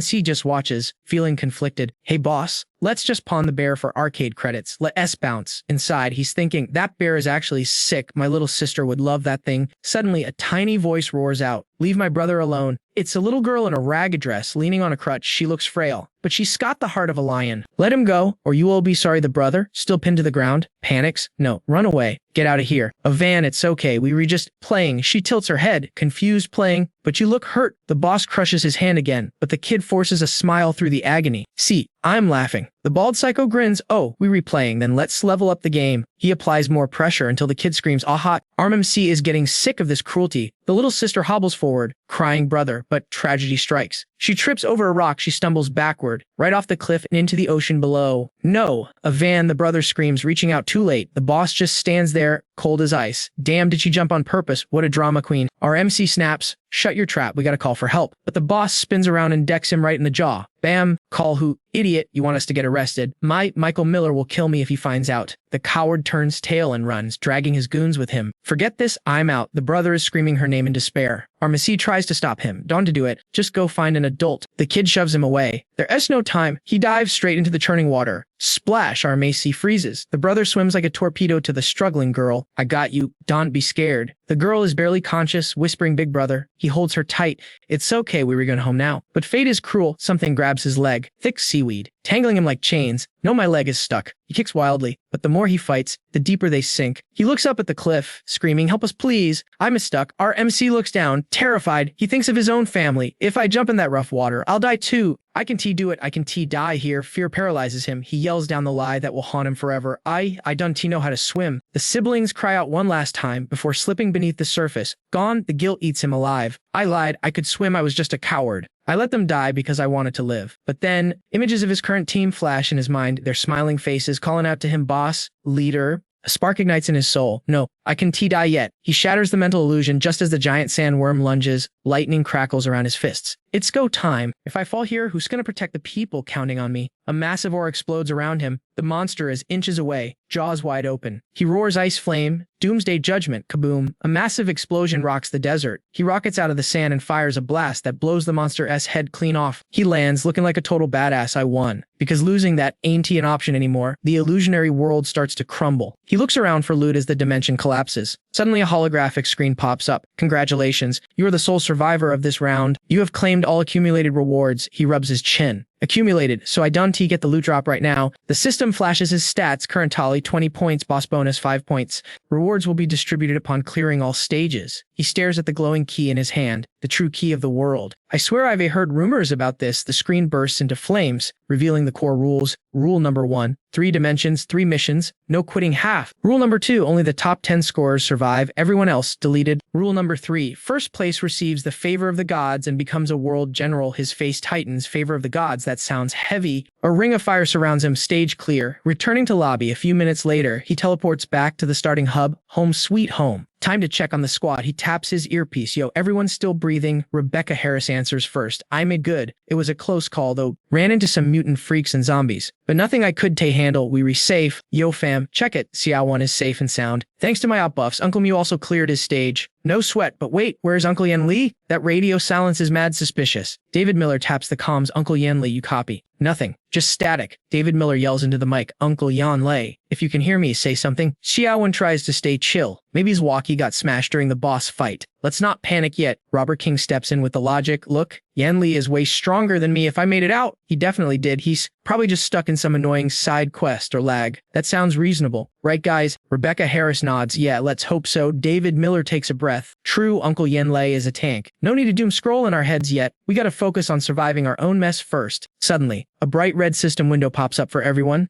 Enter the second battlefield. Yes or no? David Miller figures the second stage has unlocked for the whole squad. It's go time. The trio confirms we see it, boss. David Miller hovers over the yes button. Dante hesitate. We need to speedrun this dungeon before things get any weirder. They all shout in unison. Roger that. David Miller enters the teleportation state. Ready to warp. Robert King initiates his transfer too. Rebecca Harris is still worried, but she steels herself to follow the leader. All right, let's get this dub. Michael Miller, please be safe, Rebecca Harris prays. But right before she clicks, Xiao screams out, Sister Rebecca Harris, stop, Don T-click yet. What's going on? Xiao ignores Rebecca Harris and frantically calls the MC. Boss, can you hear me? I need to tell you something. But the signal is dead. David Miller is already gone. Rebecca Harris is left confused. What is it, Xiao turns to Rebecca Harris, looking serious. Looks like the boss can't hear us anymore. Listen, sis, I have to spill some tea right now. Rebecca Harris is shook. Something even the boss doesn't know. Xiao stammers. Actually, Sister Duanmu told me to tell you this. She made me promise you wouldn't rage quit. You have to swear to help the boss win this challenge no matter what. Okay. Rebecca Harris replies instantly. Is that even a question? I'd die for the boss. Plus, I need the cure for my Linda Miller. She clutches her chest, thinking about the one thing keeping her going. That thing David Miller said he'd get if we win. Xiao drops the bomb. That's the thing, Duanmu said. The amount of holy water the boss has, it's not enough to turn your Linda Miller back into a human. I don't get the science, but Duanmu was sure. She wanted to tell you herself, but never got the chance. It's worse than just the water shortage, though. Rebecca Harris freezes as Xiao continues. Duanmu analyzed your Linda Miller's blood sample. The results, fam, it's not human blood anymore. The mutation is permanent. Sister Rebecca Harris, the boss knew he only gave you that hope so you would give up on life. But as your bestie, I had to let you know the real deal. Xiao looks terrified. Are you okay? Xiao thanks. Oh god, I feel like such a villain. Why did I agree to do this? But surprisingly, Rebecca Harris doesn't break down. It's okay, I get it. You go in first, Xiao. Thanks. Thank you for telling me the truth. Xiao sighs. Okay, please don't be too sad, sis. I'm going in. As the connection cuts, Yanyu is left alone, fighting a war inside her head. She holds back her sobs. I can cry out loud. I can waste the kindness the boss gave me. She realizes David Miller knew it was hopeless but lied to give her the courage to survive. Even if I might hate him in the future, she makes her choice. With tears streaming down her face, she smashes the yes button. Rebecca Harris warps to the next arena, heartbroken, but spirit unbreakable. With a leader like that, I can't drown in depression. No matter what, I have to clear this stage. I want to let him down. That's some serious character development. Guys, drop a like for Rebecca Harris. Meanwhile, a red tornado drops David Miller into the middle of an ancient Roman Colosseum. He's made it to the second challenge. Classic gladiator vibes. He notes, scanning the map, the boss here is probably some gladiator champion. Suddenly, 3 pillars of light flash behind him. Looks like everyone wants to speedrun this level, but who are these new challengers? S3 goons from the Mabao Guild. The tall guy with black hair smirks. Jackpot boys, we found him. The purple-haired dude laughs arrogantly. Too bad he's so small. Running into the 3 of us. We'll have to rip him into 3 pieces to share. The short blonde guy with buck teeth giggles like a creep. I call dibs on the head. You guys split the rest. David Miller sneers. You think I'm the prey here? You Mabao rookies really don't know who you're messing with. 4 pillars of fire erupt around the arena as the 3 stooges rush him. More people are spawning. Kill this guy fast before they steal our kill. The purple-haired guy throws a punch. I want to hear his bones snap. The black-haired guy charges up. Snap his neck first. David Miller stands completely still. Is this just another trash mob fight? The blonde guy swings his sword. Look at him. He's so scared he has frozen solid. Easy clap. My meat. My meat. The purple guy screams. The neck is mine. The other yells. David Miller finally smiles. Terrifying dark smile. Looks like my kill count is going up again. Dark energy explodes. Shadow Knights feast. In a split second, the buck-tooth guy gets deleted. Sent straight to the afterlife to meet his ancestors, David Miller frowns. No one else is bored yet. Guess this isn't a points match. 2 more fire pillars fade, revealing 2 blonde girls. The one with the red bow cheers. Ooh, a blood shower. Nice moves. The short-haired one adds, strong and handsome.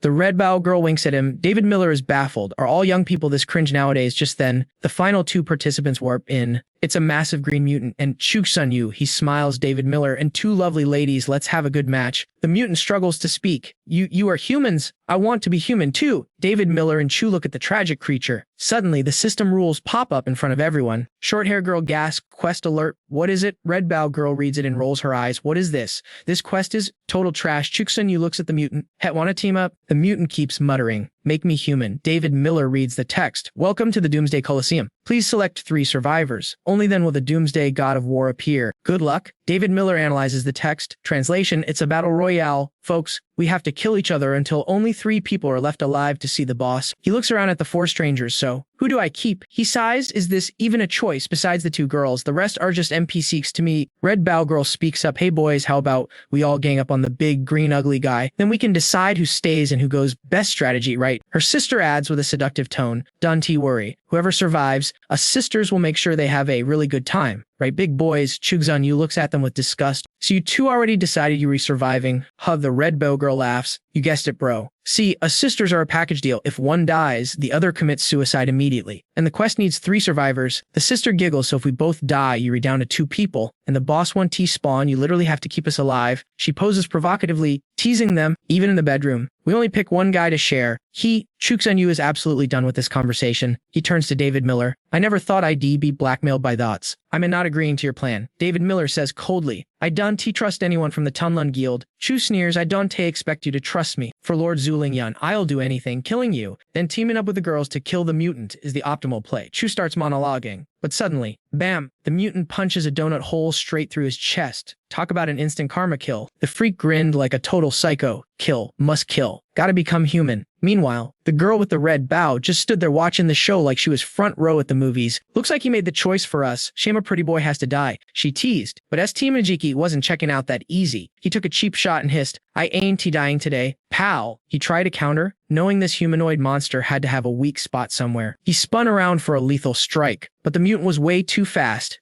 He dodged it effortlessly. Licking his lips, the monster drooled. You are strong, so strong I gotta kill you. S.T. Minjitsi quickly pulled out a vial of purple liquid. He realized the monster dodged because he knew his own weakness. That meant a hit would have been critical. He chugged the potion in one go. His only recovery item left, no time to be stingy. Catch. He tossed the empty bottle to D.GTM. He was out of options. That thing is an anomaly. We can T-work with it. Team up with me, and let's kill it. What do you say? Inside, his mind was racing like a venomous snake. Teaming up with the guy he hated was the only play. Wait till the blue freak is dead, then I will deal with you, he thought. But D100 just laughed in his face. You think I'm a stupid? Why would I carry you? My goal is the same either way. S-Team and Jeeks clap back. I know you wanted to take me out, but think, bro, if he eats me and evolves, can you handle the upgrade? He threw out the threat, hoping it would stick. We are all rank 5 here if I can T-beat him. You probably can't T either. The girl in the red bow nodded. He is spitting facts. A rank 5 user is basically a gourmet meal for that thing. The short-haired girl agreed with Tinaman GC2. Everyone who cleared the first floor knew the rules. If you fail, you get nothing. They could to let this little monster level up any further. Deacon Juhaidalam started doing the math in his head. Suddenly, the mutant's eyes glowed red. He charged straight. S-Team Engagit's kill you. Become human. With the beast closing in, S-Team Engic screamed for help. Let's hit him together. I'll trade you my secret ability info. His eyes flashed with a weird red light. My power predicts death. I can see his fatal weak points. We just need to go all out. His weakness is the brow center and the temple. Hit those 2 spots and it is game over. Dekim Kibim didn't T-move yet. He waited and waited, letting the monster get terrifyingly close, just to scare the soul out of C-Team Engic. All right, if you are that desperate, let's kill this freak. Boom! He swung a blade wrapped in raging flames, slashing at the mutant from behind. The monster felt the heat. Even a mindless beast knows when to be afraid. Gotta run. The blade didn't take his head off, but immediately, DL Imjbom summoned his shadow soldier. The shadow moved faster than light, pressing a blade right against the monster's throat. S-Team and Jiki exhaled. We did it. As the shadow's blade raised up, the mutant whispered, Am I dying? What is dying? His memories flashed back to a dark place. He heard voices screaming, what are these things? Alin, what's happening? Then came the screams of pure terror. They turned into zombies. Run, Dante, eat me, please. In a chaotic dead zone, bodies were piled up like trash, but from a pile of gray corpses, a red egg emerged. Crack. Inside was a little boy, but his eyes were pitch black and red, and his skin was cold as death. A zombie shambled over and tried to take a bite out of the kid, but its teeth shattered on his skin. The baby lunged, punched the zombie's head in, ripped out its brain, and started chewing. Nom nom. That brainless zombie hit the floor, dead for real this time. As he grew up, his twisted logic took over. He mumbled constantly, eat flesh, become human animals. Humans? It didn't matter. He hunted them all to chase that dream, even as victims begged for mercy. He just kept eating, unsatisfied. More. I need to eat the strong to become real. How do I become human? Why do I need to? Then he remembered the human he just ate, begging and crying, I have to go home. I have to see my Linda Miller. Please. That was it. That was the truth he needed. See Linda Miller. Being human means having a Linda Miller. Linda Miller is gentle. I want a Linda Miller. Back to reality. Blood spurted from the monster's head. But suddenly S-Team and Jeek felt a weird, sharp pain in his chest. He couldn't feel his own heartbeat anymore. Pure shock plastered on his face. He looked down to see the monster's arm buried deep in his chest. The mutant roared like a beast possessed. "From my Linda Miller, I will become human." A surge of green energy exploded around the monster. His arms swelled up, turning red with veins popping out. In seconds, he drained Steam and Jeeks dry, turning him into a withered husk. Detender's Menjupaim instantly realized the vibe had changed. Meanwhile, high above the arena, a sweet female voice echoed from the shadows. "Steam NGC is technically one of us. Should we save him?" An old man's voice croaked back. "He is just a Yunixivines dog. Helping him exposes us. Plus, he might bite us in the back later." The old creep teeth in Thu scoffed. "You think a dog is worth blowing?" Our cover, Mem bowed respectfully. "I understand, my king." Suddenly, the old geezer got handsy. He grabbed the Mem and N and pulled her onto his lap, making her blush. "Stay here and watch the dogs fight. The Survivor help us fight the boss. Isn't he that better?" He slid his hand under her skirt. "Total creep alert, little Manen. What you said earlier annoyed me. I think you need to be punished." The Maman lowered her head, playing along with a shy moan. "My king, I am yours. Do whatever you want." Back in the arena, the mutant's power was skyrocketing. That green aura was wrapping around him like a cocoon. "Looks like a blessing in disguise. Linda Miller, I am one step closer to you." He turned his murderous gaze to the next meal. "Gisamin plus the squad. If I keep eating, I'll find my Linda Miller." Defimju Fartem felt the danger levels spiking. He realized that after eating Steam and Gfi, the thing actually evolved. It was speaking clearly now. It had gained intelligence. DNU5M didn't hesitate. He summoned a squad of black-armored knights to protect the girls he ordered, then charged in solo to face the beast. Seeing this heroic move, Venus' heart skipped a beat. He's actually not bad, handsome, chivalrous, totally main character energy. How could anyone not fall for him? The girl next to her was swooning too. "He is protecting us. What a cutie. I think I'm in love." But back in the center, the showdown between the MC and the monster was just heating up. Hidaran Karm remembered the intel. Weakness at the brow and temple. Even though the monster evolved, the weakness should remain. He thrust his sword right at the critical spot, but the monster didn't even flinch. The beast smirked at him, clang. The sword snapped in half and sent shockwaves through the air. The broken blade flew back and stabbed into the ground. DNG Pham frowned. His blade broke. Did the weakness disappear? The mutant laughed triumphantly. "You are the strongest one here. If I kill you, I'll definitely become a complete human." Screaming, "Give me your brain," the monster swiped his claws at DG Pham, but Armensi was too slick, dodging every lethal strike. He ducked under a massive uppercut. Suddenly, a shadow knight appeared for a sneak attack, but this monster wasn't just a brute anymore. He was smart. He sensed the knight and countered instantly. Dihirnandrinkin wasn't slow either. His reflexes kicked in and he leaped back to create distance. Standing alone on the battlefield, Defin NG Fem clasped his hands together. He leaned forward, channeling his magic. Sharp ice shards materialized around him, mixing with a blazing blue fire. "It is time to get serious." David Miller kick-stepped backward, creating some distance while launching a barrage of ice shards at the mutant. This freak was totally ready for it. With a creepy smile, he extended those long, grotesque fingers and snatched the ice blades right out of the air like they were nothing. "Interesting, so spicy." The mutant licked his lips, eyes gleaming with hunger. "If I eat you, I'll definitely evolve into a real human." "You re on the menu, kid." Meanwhile, over in the spectator zone, Barrette Girl was watching the chaos unfold. She turned to her blonde friend and asked, "Real talk, who do you think takes the W, him or the monsters?" Blonde girl with the orange eyes replied, "Definitely the monsters. Should we pray for him to clutch this? If the monsters win, we are totally cooked." The two girls locked eyes, a heavy silence falling between them. The vibe shifted from fear to something way deeper. "What are you afraid of?" Barrette Girl whispered, "As long as I'm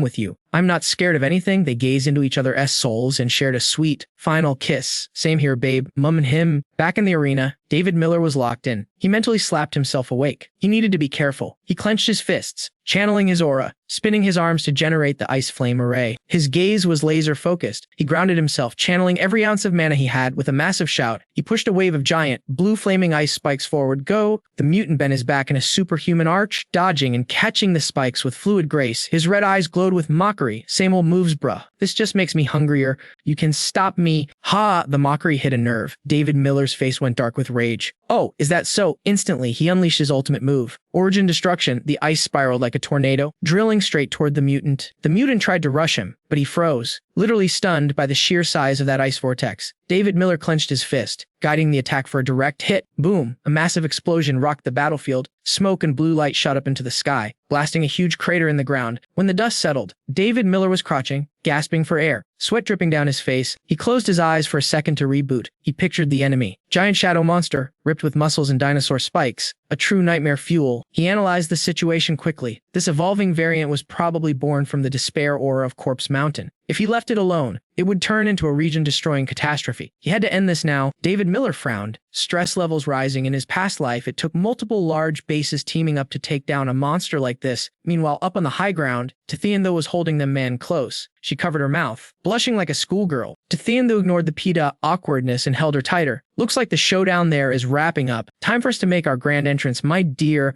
But as soon as the words left his mouth, he gasped, "Wait, no way, it's not over." Down below, a sharp red spike shot up from the ground right behind David Miller. His spider sense tingled, and he whipped around. Jump scare. A massive red cloth like appendage burst from the earth, surrounding him with smoke and lifting David Miller high into the air. He was trapped. The mutant emerged, looking wrecked. Arms missing, a huge hole in his chest. But absolutely furious, you dare. His red eyes burned with hate. You ruined my perfect body. I need to eat you to regenerate. I want to be human. With a roar, the mutant launched himself forward with insane speed, fueled by pure rage. Give me your blood. Even while dangling in the air, David Miller wasn't out of the fight. He twisted his body, staring down at the beast. He extended a hand and flicked a small black stone. You want to challenge me? You don't have the guts? Suddenly, the mutant was sucked toward the stone. He screamed in terror. What is this? His body began to warp and distort as the stone's gravity pulled him in. Let me out! Let me out! With one final scream, the mutant was completely vacuumed into the void stone. Silence fell. David Miller dropped to the ground, knees buckling. He was panting hard, stomach cramping from the strain. That item drained way too much HP and mana. Every time I use that thing, it nearly kills me, he thought. Damn, if it wasn't a do or die situation, I never would have touched it. After stabilizing his breath, he grinned and turned around. I won. All right, ladies, time for the boss bat. His jaw dropped. He stood up, frowning in confusion. The two girls were lying motionless on the ground. Wait, didn't they just have a romantic moment? David Miller panicked. What the heck happened here? Did they just game over? Then he noticed a piece of paper on the ground. He picked it up. Thanks for protecting us, but you were gonna lose anyway. We don't want to end up as dried up zombies like that suit guy, so we decided to log out together on our own terms, sorry. But you won. Have enough players to clear the level now. David Miller finished reading and felt totally salty. Are you kidding me? Did I just waste all that energy for nothing? He stood in the empty arena, realizing he was solo. This raid requires a party of 3 to trigger the next stage. I'm short 2 people. Is this dungeon trying to softlock me here forever? He glanced desperately to the side. Suddenly, Tathian and the man approached, clapping slowly. Bravo, taking down an evolved variant solo. You really are the new boss of the Blood Rose base. The rumors weren't lying. You legit. David Miller eyed the girl next to him. Oh, thank God. There are still players on the map. His brain went into overdrive, recalling memories from his past life. That's Tham Man, the strongest of the 4 heavenly saints, and the old guy. That's Tathian, father of Talang Van, in the future. Those father and son fought a brutal civil war for control. David Miller remembered being invited to their guild in his past life, but he stayed neutral back then. This feels sketchy. Is this related to Tuangao targeting me? He wondered. He analyzed them. If history repeats itself, the old man will eventually lose to his son, the self-proclaimed leader of the Heavenly Wheel. And then, man, she stays the loyal fangirl and side piece to the old guy. Tathian turned to his girl. Well, little man, it's just the 3 of us now. It's rude to make people look up at us like that. Let's go down. She nodded obediently. The old man manipulated gravity, floating them down like feathers. Superhero landing achieved. As soon as he landed, Tathian put on his arrogant face. David Miller, look around. Just us 3, the only way to trigger the Apocalypse War God boss is to team up. What do you say? David Miller kept a poker face. It is what it is. David Miller replied. Teaming up with a legend like you, that's basically a guaranteed win. Internally, David Miller was calculating 40 chess moves. I don't have beef with him yet. People like him love flattery. A few compliments cost me nothing, and it worked. The old man laughed. You flatter me. Compared to my son, I'm just an old relic. David Miller shot back quickly. You're joking? Young people are too impulsive, not good for business. He smirked internally. This old fox is testing my loyalty. Perfect opportunity to drive a wedge between him and his son. Tathian smiled, acting all wise. You have a silver tongue, kid.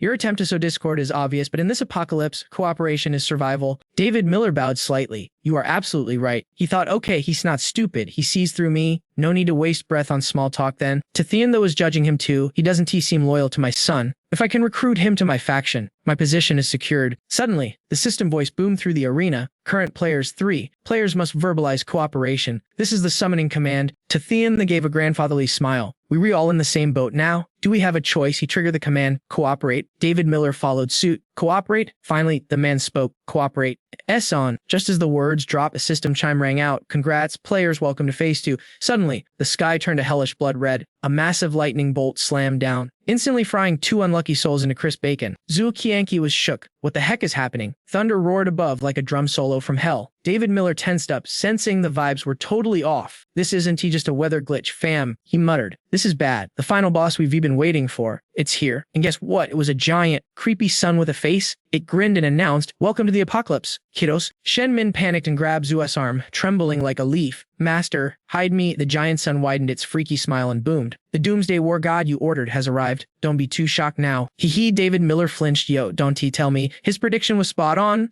Straight out of the sun's mouth, a horde of mutants started crawling out like a nightmare vending machine. Their eyes glowed with savage red light, claws ready to tear flesh. One launched itself toward the ground, aiming straight for our trio. David Miller realized, "Wait a minute, these are the players I zeroed when I first got here." Zhu Qianqi gasped, and Shen Min's face went pale. "You mean the noobs who just died?" The sun laughed even louder, a sound that chilled their bones. More shapes emerged. Familiar faces, old friends, now twisted into mindless monsters. 4 beams of light shot from its mouth, landing perfectly. 4 mutants stood up, locking eyes on our squad. The giant sun cackled maniacally again. "Enjoying the show way too much?" Announcement: "The Doomsday Battle Royale starts now. Go get him." My little pets, the mutants twitched and stumbled forward. Shen Min didn't waste a second. She threw her hand out, gravity field, activate, boom. The mutants froze midair, pinned down by invisible heavy weights. David Miller hung back, analyzing the plays. "She's got to be at least tier 5. That gravity control is way too precise for a rookie. She's not attacking me. So we're temporary allies." Zhu Qianqi shot him a look, smirking. "Hey, go easy on my girl. All right, show some respect." "Ha!" My little Min chugged a tier 5 potion plus. Her gravity power makes her the ultimate support. David Miller raised an eyebrow. "Tier 5 potions cost a fortune in cores. How are you guys so loaded?" David Miller's mind raced. Is this old fox flexing to recruit me? Or is there a bigger scheme here? Zhu Qianqi countered with a question. "Wait, don't tell me the great David Miller doesn't know the lore." He genuinely didn't know. Spill the tea. What lore? While waiting for the old man to explain, David Miller's thoughts started spiraling deep into the past. There's one thing about this apocalypse that never added up. He remembered the streets filled with carnage, people turning into zombies instantly. It was too fast. The mutation rate was unnatural. That chaos was normal. But the people, he recalled the heavy hitters he met in his past life. Something was fishy about how quickly humanity adapted. Humans adapted way too fast. Like, suspiciously fast. Whether in his past life or this rebirth, people weren't panicking like it was the end of the world. They were gaming the system. He frowned,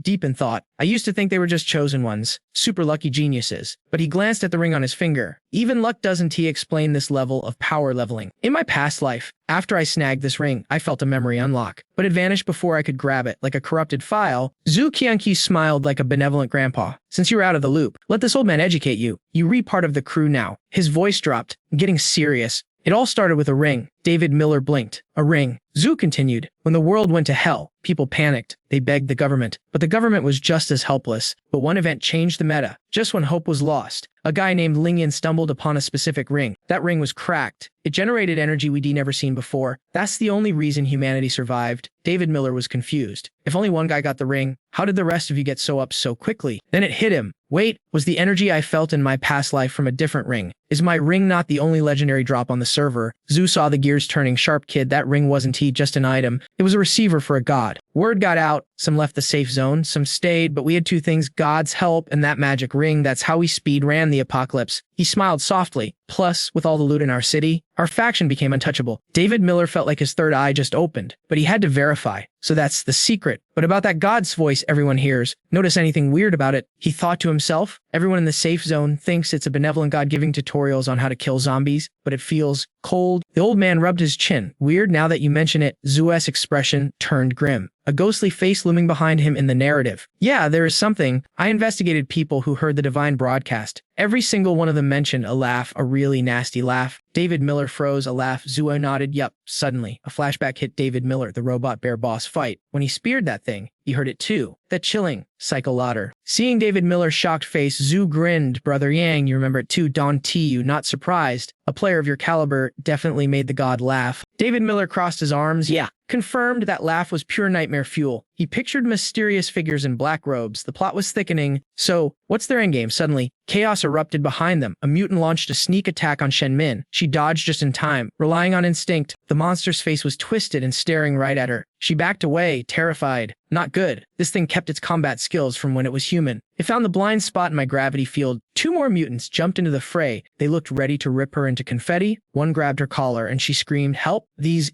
guys are faster than when they were alive. I'm gonna die." On the other side, another mutant rushed David Miller. But he didn't even blink. Teach. I didn't expect a reunion with these losers to be this annoying. Suddenly, two more variants joined the party, diving straight for old man Zuo. Zu sighed, focusing his energy. What a drag. I didn't want to get my hands dirty, but you leave me no choice. Pow. He unleashed a massive palm strike. The mutant tried to block, but Zuo's power level was too high. The monster went flying. But wait, three more were flanking him from behind. Zu thought fast. My ultimate move is a one-hit KO, but the cooldown and stamina drain are insane. If they swarm me, I'm toast. Without hesitation, the old man turned and sprinted. Tactical retreat. David Miller watched from the sidelines. Not bad, old man, but his stamina sucks. He can spam his ult, or he's defenseless. That's why he's running. At least he drew aggro on the big threats. While David Miller was analyzing, a mutant lunged at him from the front, and another crept up from behind. Pincer attack. Reaction speed, god tier. Ice blocks materialized instantly, shielding him. Then he condensed the ice into a sharp blade. A smirk played on his lip. He cut the front mutant cleanly in half. Next, he spun to face the second one, but the female mutant he just faced wasn't he scared. In fact, she was smiling, a mocking, creepy smile. David Miller frowned. Why is she grinning? Boom. Something slammed into him from behind. What the? The mutant he just sliced in half. It had bought the VIP revival pack. Both halves were still moving and attacking. You gotta be kidding me. David Miller was totally shook, but he had to keep swinging that blade. What the heck? How is this dude responding? Is this some kind of mutation glitch? She was literally sliced in half, but she's still moving. She threw a haymaker, but David Miller dodged it just in time. He glanced back, mind racing. Do these freaks have that rare symbiosis ability? He flashed back to when they died in each other's arms. Even cut in two, she could still attack. That's when it clicked. Judging by that last move, there's only one answer. She hasn't given up yet. She's trying to rush him and tear him to shreds. David Miller's brain went into gamer mode. He'd seen this symbiosis cheat code a few times in his past life. Back then, they'd swap body parts, but he never fought at Earl, moving like lightning. He dodged every single one of her desperate strikes. He created some distance, analyzing the stats. He knew the basics of this skill. It requires two people with a soul-deep connection. Plus, when they drank the mutation potion, they had to be willing to die for each other. That's the only way the power activates. Time to end this. He summoned his ice sword. David Miller gripped the hilt tight. To beat a symbiotic pair, there's only one strat. You gotta delete both of them at the exact same time. Let's go. He dashed straight at the duo. One clean decapitation for both, and it's game over. But suddenly, one mutant shoved the other forward. Because of that, his sword only connected with the first one. David Miller was stunned. Oh my god, even as brainless monsters, they're still protecting each other. That is some serious ride or die energy right there. A massive gash opened up on her, but she just spread her arms and smiled like a demon. Creepy. She lunged at him again, but David Miller double jumped into the air. Suddenly, David Miller's expression turned dark. If that's how you want to play, I've got a solution. It was a three-way clash. He conjured razor-sharp ice spikes and launched them forward. The ice missiles zoomed toward the pair. Even though a spike was inches from her face, she didn't flinch. She kept charging like a tank. But then, she heard footsteps rushing in. Finally, she realized something was wrong. Too slow. David Miller teleported right behind them. Bam! An ice spike in his hand pierced right through her skull. Ice Lance Jutsu. The other twin didn't even have time to react before he got the same treatment. Double kill. With the job done, David Miller watched their bodies slump together. Old me would be struggled with this boss fight, but the new me, different breed. He picked up a pitch black orb and smirk. Your ability isn't half bad. I've never hijacked a human body before, so this is risky, but I want those stats. Give me that power. As he spoke, dark vortexes swirled around the twins' corpses. If I can transfer this symbiosis skill to my shadow soldiers, then at least two of them can self-heal without draining my mana bar. David Miller summoned two of his minions and gave the order, you two, step up. You guys are already in sync. Absorb this ability for me. The shadows seemed to nod. Yes, boss. Immediately, they created swirling portals, and dark flames erupted from their bodies. But David Miller's face got serious. The shadow soldiers were dissolving. Is the ability destroying them? Suddenly a bad feeling hit him. Wait, this feels wrong. That's not just an ability transfer. Boom, an explosion rocked the area. When the smoke cleared, two mutants wrapped in gloomy fire emerged. David Miller was surprised. Yo, my shadow soldiers evolved. They fused with the twins' souls. The Devar origin skill is actually broken. A second later, the two new soldiers knelt before him. Master, David Miller fired a blast of dark energy to test them. Looking at his hand, he was hyped. This Devar skill doesn't just steal abilities. It totally revamps my soldiers. I can't waste any enemies from now on. Meanwhile, on the other side of the map, Shen, Min, and Tianxian Q were finishing off their own mob of mutants. After wiping them out, the old man looked back. Looks like our friend David Miller cleaned up his mess too. Shen Min looked at the corpses. That kid has skills. No wonder his reputation is on par with mine. Team Q grinned, praising him. David Miller's power is unique. He got stronger again, didn't he? We should celebrate having such a carry on our team. David Miller put his hands on his hips. We handled the mobs, but the dungeon isn't closing. Why isn't the arena collapsing? Suddenly, the creepy traitor appeared. Hee hee. So strong, you guys are beasts. True survivors of the apocalypse. Hee hee hee. Too bad it's not over yet. Nope, not even close. Hee hee hee. The real doomsday just started. It's barely begun. Hee hee. The trio looked up in shock. Shenmin gasped. It's not over. Tishin Q asked. What other monsters are left? David Miller was just thinking, keep them coming. More food for my shadow army. The traitor grinned like a maniac. Next up, hee hee. You have to fight the strongest opponents you've ever killed in your entire lives. Boss rush mode. Hee hee hee. Hearing that, David Miller immediately thought of the giant snake. That was definitely the toughest boss he'd soloed in this life. The master of the snake realm, but without its swamp terrain, it's nerfed. He glanced at his two teammates, so their strongest enemies are going to be the bosses from the previous floors. But he noticed their faces went pale. David Miller paused. Huh. Why do you guys look like you saw a ghost? Shenmin whispered to Chin Q. If that secret gets out, David Miller will. The old man replied coldly. If there's no other choice, we delete him. The traitor laughed, looking like a total psycho. Here they come, hee hee hee. Whoosh, a massive red snake slithered in. First up, the master of the snake realm. It roared right in David Miller's face. Then, a giant bird screeched from the sky. Number 2, the Scarlet Bird King. Hee hee hee. David Miller sweated a little. Okay, legit, these guys are the survivors of their own battle royales. The toughest bosses from the first floor. But the traitor wasn't done. Hee hee hee. And challenger number 3, he blew a puff of air, and a human figure slammed into the ground, causing a massive shockwave.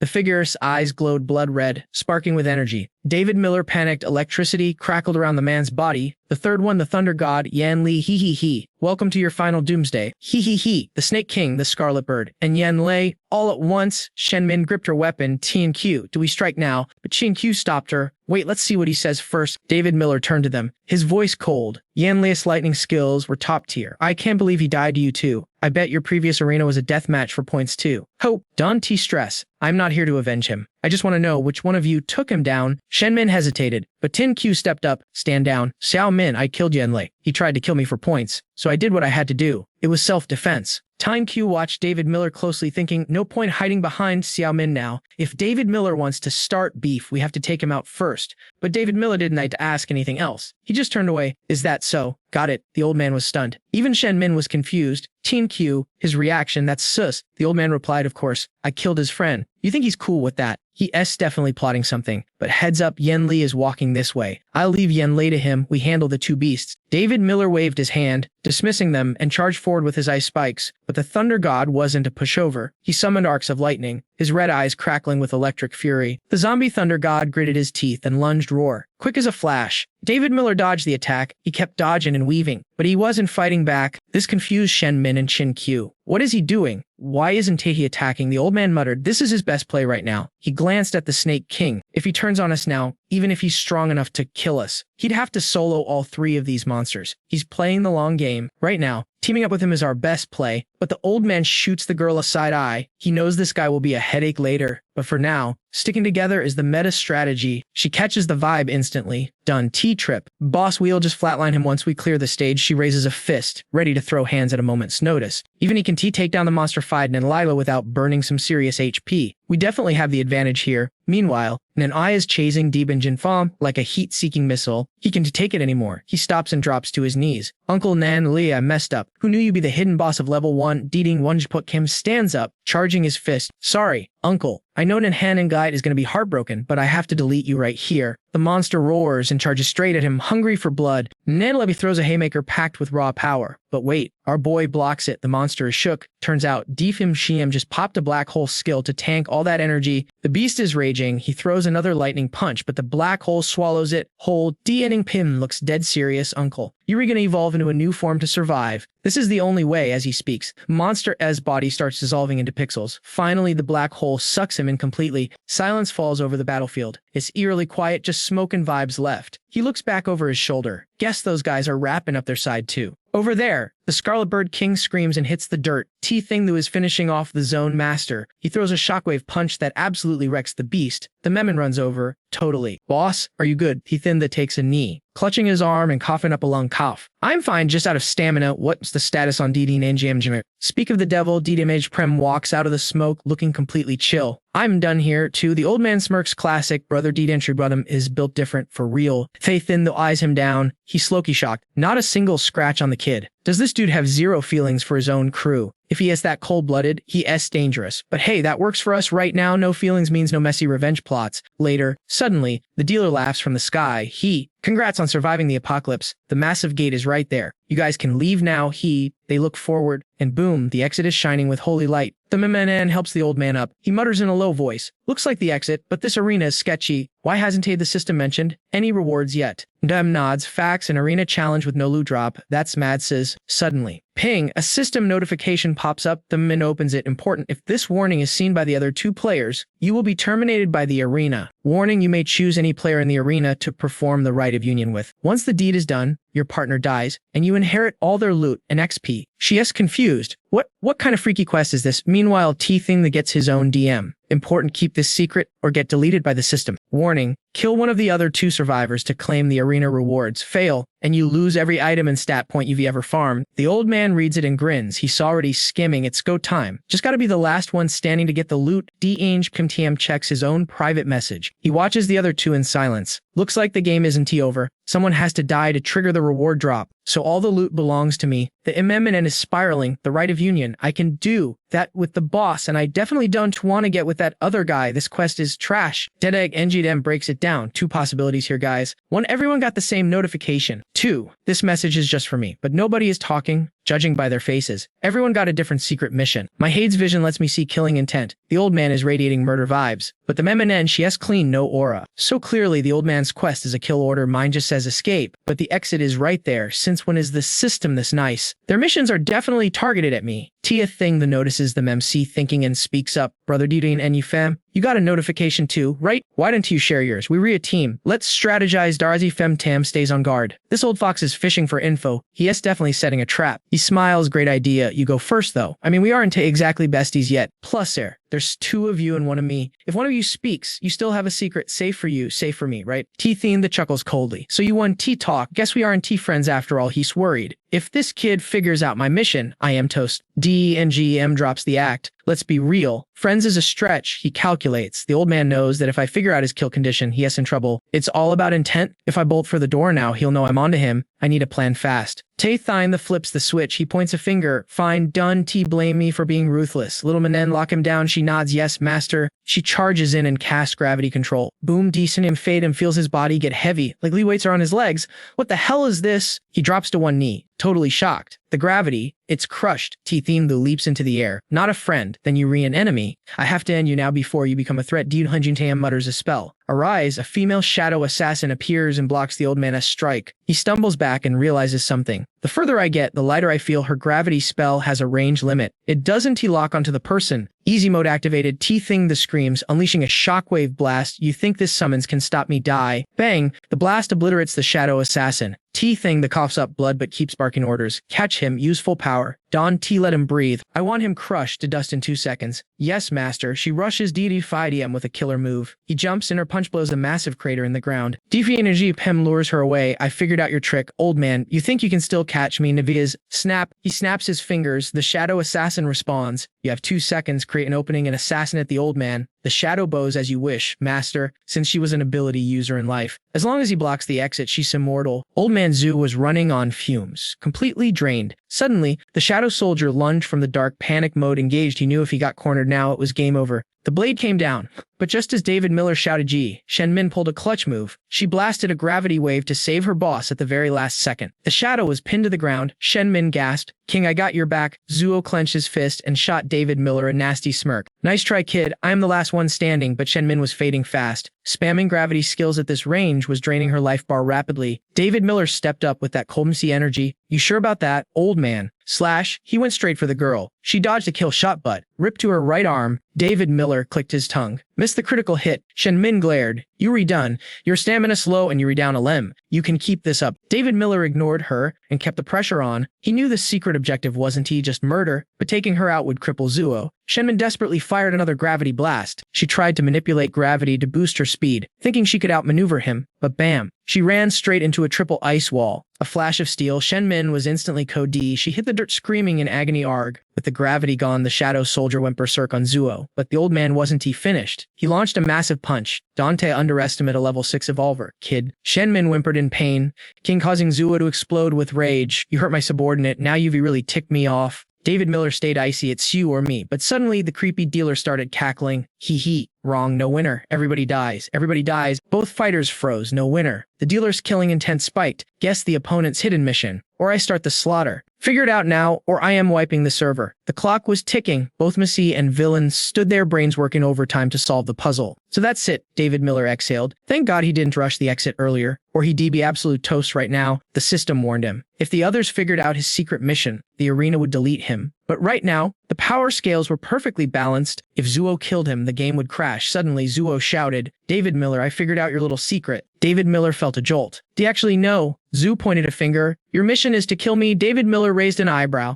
Oh really? You sure about that? Zhu was confident. You've been stalling me, distracting me, sending your shadow beast to hunt me down relentlessly. You ignored the girl when you could be finished her. You only have eyes for my head. Your mission is to kill Zuo Qiankyu. The dealer burst into maniacal laughter. Wrong. Wrong answer. You have to guess the intent and complete your own. Time's almost up. I'm gonna kill you all. Zhu screamed. Wrong. Impossible. How could my logic be flawed? David Miller smirked. He had it figured out. Since the start, Zuo had been coming at him with pure lethal force. There was only one explanation. David Miller looked at the dealer. I know Zuo's mission, but before he could finish, Zuo launched a desperate attack. Shut your mouth. Zuo unleashed shockwaves. David Miller dodged the blasts. He could smell the old man's fear. Zuo knew the game was up. His level 6 speed was insane. David Miller could barely keep up. He needed to create an opening to speak. David Miller found a gap when Zuo jumped back. He screamed, Zuo's mission is silence. Zuo roared, throwing another massive blast. David Miller used the Shadow Soldier as a shield. Zuo was spamming ults now. Die, just die. David Miller saw his chance and yelled fast, Zhu Qianqi's mission is to kill me. David Miller grinned. Victory. But the dealer screeched. Wrong, wrong. 5 minutes left. Then everyone dies. The pressure in the room crushed them like a hydraulic press. David Miller was shook. Wrong. How? This monster Sora felt exactly like the level 8 beast from his past life. If that thing attacks, it's instant death. Zhu looked at him. Desperate, you failed too. We have 5 minutes. If we don't end this, we both die. Zhu started channeling his energy for a final stand. David Miller replied, save the speech. Old man, you'll be dead in a second. Dream on, you can beat a higher level. Zhu threw a punch intended to end the war right there. The Shadow Soldier clashed with him. Zhu took a blade to the chest, but he landed a devastating shockwave directly on David Miller. Zhu stumbled back, coughing blood. I knew you were a reckless lunatic, but that shockwave destroyed your insides. Level 6 power isn't a joke. David Miller, clutching his chest, managed a bloody smile. You really done to get how my powers work, do you? At the last second, I swapped places with my shadow. She took the main hit. But man, the aftershock still wrecked me, can? T-move. David Miller collapsed. Zhu was also on his knees, clutching his gut in agony. Damn it, how are you still breathing? My body feels like it's being torn apart. David Miller's finger twitched. He wheezed. Don't get it twisted. I haven't lost yet. Whoosh, the Shadow Soldier rose again. Zuo's eyes popped out. He was out of mana and critically injured. He couldn't fight a summon now. Suddenly, Shen Min screamed, King, run, get away. King, go. Shen Min was desperate. Zuo looked at her, and a dark realization hit him. The rule wasn't kill David Miller. It was kill one of the other players. If I kill anyone, I win. His eyes flashed with betrayal. A demonic grin spread across his face. Sorry, Shen Min. Strictly business. He crept closer, his voice dripping with fake sweetness. Xiao Min, do this for me. One last time. Cough, cough. Yeah, literally the last time. Shen Min looked like a walking corpse, pale as a sheet. She whispered, my king, my everything belongs to you. David Miller froze. What was this old snake Zhu Qianqiu plotting? Sure, Tay. He'd be trying to take me out right now. Zuo Qianqiu stepped up while she hacked her lungs out. His eyes screamed, have you got this in the bag? Victory is mine. She caught his vibe and forced the words out through the pain. King, if dying for you helps you win, then take it. I'm yours. Zhu acted all shook, like he didn't expect this level of loyalty. But why sacrifice everything for trash like me? I'm just... Shen Min smiled, pure devotion in her eyes. Suddenly, her memory started playing like a movie reel in her head. She whispered, you saved me. You gave me a second chance. Sometimes you're dead inside long before your body quits. Back then, my Michael Miller was a violent drunk, and Linda Miller had bailed on us. I was the punching bag that night. I just needed 300 yuan for school fees. The teacher kept roasting me, but my begging only got me another beating from Michael Miller. No school, endless abuse. And Linda Miller was gone forever. I didn't know what crime I committed to deserve that hell. I wished I'd never been born. I thought that was the end of the line. I didn't hesitate. I stepped right in front of a speeding truck. But somehow it stopped inches away. The driver leaned out, screaming profanities. You crazy. You want a debt. Who raised you? But I couldn't hear him anymore. My mind snapped. The pain was too much, and my legs just gave out. I collapsed in the street. Dress torn, face a mess. People started crowding around, whispering. Then, a voice like silk cut through the noise. Little girl, are you okay? I looked up and saw him, my king. It was like the sun finally rose in my dark world. I blacked out, and when I woke up, I was in a soft bed, totally confused. The king smiled like a saint. Yuri at the hospital. Malnutrition, the doc said. But Yuri's safe now. You really scared me last night. Hungry, want a snack. That was the first time anyone looked at me with kindness, but the old me thought, nah, this isn't tea for me. My life is trash. Nothing changes. I turned to the wall and whispered, let me go, but he dropped a bomb. Tuition is paid, and your father, we had a little chat. Here's a card for your expenses until you can work. Call me anytime. Back in reality, Shenmin stared at Zhu Ankyu, the father of Zhuo Lingyan, while she was out cold. This guy had run a full background check. He saw an opportunity, not a person. When she woke up, he had that fake smile locked and loaded. He acted all apologetic about prying into her life. Before she could speak, he hit her with the kill shot. Let me help you. Tears started streaming down her face. Shen Min felt like she was drowning, and he was the lifeline. He said the words she had been starving to hear for years. Keep living. Danti, give up. The world is beautiful. That broke the dam. She sobbed her heart out, totally bought in. From that day on, she belonged to him body and soul. He took her to fancy galas, rubbing elbows with the elites. He showed her a world she couldn't even dream of. But everything has a price tag, the cost of admission, becoming Zhu Qianqi's mistress. He played the good guy, touching her hand gently. You sure about this? I'm a married man with kids. But she was already under his spell. She didn't care about morals. He was her god back in the present. The creepy system guy mocked them. Tick-tock. 1 minute left, until I wipe you all out. Shenmin panicked. She screamed at Zuo, do now dying by your hand,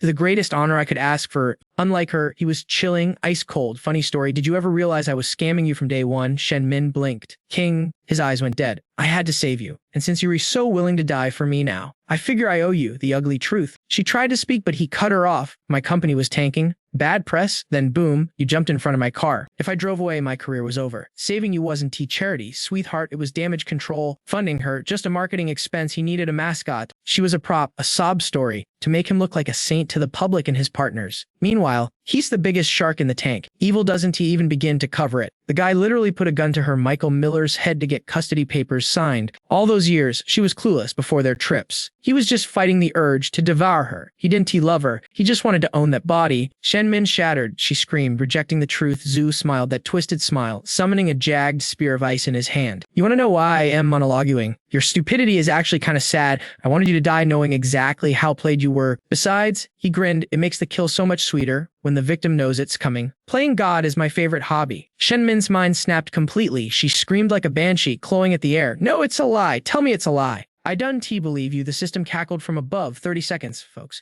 Zuo raised the ice spear, ready to strike. Don T, blame me. Blame your terrible luck. Hope you pick a better family in the next life. David Miller watched the drama, his brain working overtime. Something didn't add up. Zhu is a snake, but he doesn't kill teammates for fun unless the game requires it. A light bulb went off. David Miller looked at the traitor. He finally cracked the code of Zhu, a secret objective. The hidden rule was simple, kill any player to advance. David Miller opened his mouth to warn her, but he was too slow. The ice spear launched. Squelch, the spear pierced her gut. Blood erupted everywhere. David Miller screamed out the rule. Zhu had been hiding, bleeding out. Shenmin heard David Miller. With her last breath, she looked at the system and made a twisted deal. I want to be bound to Zhu Qianqiu forever. The old geezer was absolutely shook, speechless as panic washed over him like a tsunami. The dealer started glowing with ominous red lightning, his voice booming like a server admin banning a hacker, signaling that the judgment protocol had officially kicked in. A beam of crimson light blasted down from the dealer, locking onto Shenmin and to Qianqi like a sniper scope. Seeing this level of op magic, David Miller was totally clueless about what kind of nightmare scenario was about to drop on them next. Suddenly, like a twisted Sailor Moon transformation sequence, the girl and the old man were stripped to their birthday suits, wrapped in that creepy red energy, and floated up into a separate dimension of doom. Takianki's face was twisted in pure terror. He knew it was game over. What is happening? Why can't I move? The old man screamed. But Shen Min just floated over, calm as a cucumber, and wrapped her arms around his neck. Her voice was sickly sweet as she whispered, "It's okay, honey, even if everything before was fake. From now on, we're gonna be real." Takianki's face went pale as a ghost, stuttering and screaming like he was staring straight into the abyss. "What are you doing? I'm your savior. You can do this to me," he shrieked. Shen Min just gave him a psychotic yander smile, tilting her head. "Doesn't matter if my love is real or fake, as long as I am real. That's all that counts." Ignoring his face, which was drained of every drop of blood from fear, Shen Min smiled with pure satisfaction and planted a kiss on him. And then, Boom! Countless pillars of light slammed into them, obliterating them from existence. Back in the arena, the dealer turned to David Miller with a mocking grin. You better get out of here, kid, or you re-toast. Escaping is the dream, but your luck right now is absolute trash. Your body is basically wrecked. Clutching the nasty wound on his stomach, David Miller was still wondering where those two disappeared to. But suddenly, crash, a massive boulder slammed down right in front of him, making him jump out of his skin. At this point, who cares about disappearing NPCs or the Matrix glitching out? The only objective now is run.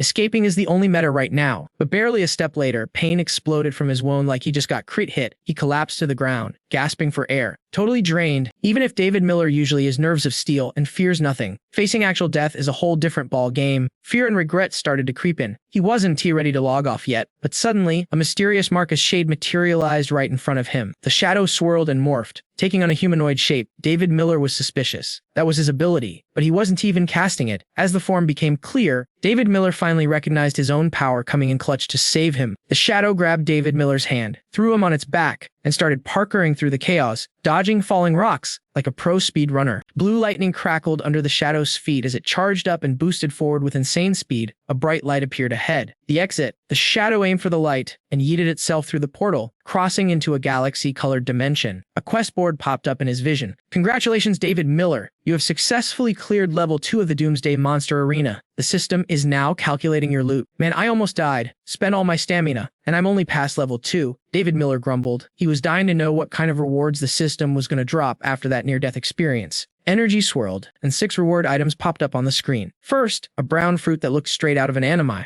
The realm sand fruit. Next, 2 fragments of the key to the world, S-Truth. Collect 3 fragments to craft the full key. The prompt read, then a 3rd card with a reverse yellow RO. A return card that lets the host teleport back to the start point. Then came 4 vials of green liquid, evolution potions. And finally, the holy grail of loot, Resurrection Holy Water. The system announced that these rewards were cumulative from the challenge arena. Rewards will be distributed after clearing all gates. David Miller stared at the loot screen, eyes wide. The rewards for this level were way juicier than the last on. Forget the key fragments. Just that resurrection water alone is worth thousands of blue crystals, plus all those high-tier potions. David Miller was vibing. The risk was totally worth the biscuit. If he clears this whole arena, his base power level is going to skyrocket to a whole new tier. But one question still nagged him. What exactly is the truth of the world? And is there really a puppet master pulling the strings behind the scenes? Stepping through the portal, David Miller was surprised to see a crowd of people already waiting in the lobby. The shadow, having done its job like a loyal pet, dissolved into tiny black particles and vanished. The system voice chimed in, David Miller wins, recovery sequence initiated. A gentle blue light wrapped around him, healing his FP bar instantly. Immediately, David Miller felt energized, his wounds vanishing like they were never there. Man, if only real life had these cheat codes. Compared to this, extreme sports like mountain climbing or racing are just child's play. But as his body healed, David Miller's anxiety spiked. If level 2 was this hard, the next levels are going to be absolute hell. The more he thought, the more suspicious he got. Does the mastermind want someone to find out the truth? Suddenly, a familiar voice called out from behind him. He turned around to see the squad, Rebecca Harris, Robert King, and Chu Xiaowen. Seeing him in one piece, they all let out a huge sigh of relief, seeing his team alive and kicking, and actually beating him to the finish line. David Miller grinned, not bad, guys. You actually got here before me. Rebecca Harris flipped her hair and replied, duh, I went through special training, you know. Suddenly, a gray sphere appeared above them. Attention, all survivors present. Total count 17. The final arena challenge is starting. Get ready. Panic instantly hit Rebecca Harris. Her eyes darted around frantically. Wait, it said everyone is here. Then, where's my Michael Miller? Why isn't he here? David Miller and the others looked at her with pity. Rebecca Harris couldn't accept reality. She started screaming like a wild animal, completely losing it. My Michael Miller is hiding somewhere, right? Why is a grown man playing hide and seek? David Miller grabbed her arm tight to snap her out of it. He decided to drop the hard truth bomb. Uncle Yanli is gone. Takianki killed him. He died at the hands of the Heavenly Wheel Group. If you want revenge, survive the next round and kill them all. But Rebecca Harris refused to believe it. Tears streamed down her face as she shouted back at him. How do you know? Were you there? Did you see it with your own eyes? David Miller shook his head. I wasn't tied there. But Takianki was in my arena. He bragged about feeding your Michael Miller to the bugs. Rebecca Harris stood there, her soul basically shattered, but she still stubbornly denied the death of her father. Denial's a powerful drug. David Miller stared her down, serious mode engaged. Confirming the truth one more time, Rebecca Harris snapped. She shoved David Miller away and pointed her gun straight at his head. Robert King saw this and panicked. She was about to team kill in a blind rage. He shouted to stop her, and Shu Xiaoan jumped in, begging her to calm down. In the distance, Ta Lingyan watched the drama with a sneer. Such touching family love. He mocked Liu with his poker face, reported that Ta Qianqiu was also dead. Ta Lingyan frowned slightly, faking a sad expression. But his words were ice cold. Father sacrificed himself for our ideals. If we get out, we'll make him a nice memorial tablet. Back to the tense standoff. Rebecca Harris was trembling, finger on the trigger. Robert King and Chu Xiaoan froze, terrified that one wrong move would make her blow David Miller's brains out. Staring down the barrel of the gun, David Miller didn't flinch. He stayed calm and savage. Uncle Yan Li is dead. You need to face reality right now. I'm telling you the truth, because that's my job as the leader. I won't stop you from doing whatever you want, even if you betray our team. Rebecca Harris felt her world collapsing. She did everything to save her Linda Miller, but failed, and now fate had trolled her by taking her Michael Miller too. She screamed internally. Why? Out of millions of people, was she the chosen one for all this suffering? Nanongai collapsed to the ground, her heart shattering into a million pieces as she whispered through her tears. I'm solo now. I've got nobody left in this cruel world. But Defeng Bai Pam tightened his fist, stepping up like a true Chad. Wrong, you aren't alone. We're right here. Tigu Win and Macy the rushed in for the group huddle, reminding her she still had the squad. Don't let the darkness win. Your Michael Miller is watching from the stars, and he doesn't want to see his little girl suffering like this. His legacy lives in your strength. You gotta be tough for him. DG Fam dropped the ultimate comfort line. We're gonna make it through this together. Emotion hit her like a truck, and she dove into his arms for a desperate, heartwarming hug. Meanwhile, the lonely single squad from the Lepma base looked like they swallowed lemons, absolute cringe on their faces. They were definitely salty seeing Armin C getting some action, while they stayed maidenless. Then the freak show rolled up. We got Goldilocks LI, a dude flexing his 4-pack, and 2 edgelords in black cloaks radiating danger. The Holy Knights, H-Thane, Viep, and E-Tran were vibing, thinking their power levels were still top tier compared to these guys. But let's be real, the body count was rising, and innocent lives were getting deleted left and right. At the exact same time, the dudes from the Berserk Line base were grinning like they just won the lottery. Hidiwe and NG Fu looked at the competition like they were total NPCs, just trash in his eyes. And the Inji Quan Kat, that creep licked his lips with a sinister smirk, looking at our squad like a 5-star meal. Literal Predator vibes. Suddenly, the dealer cracked a smile that was wider than his face. G to the lucky ones who made it to the finale. Everyone froze, looking down at the deep, booming voice echoing from the abyss below.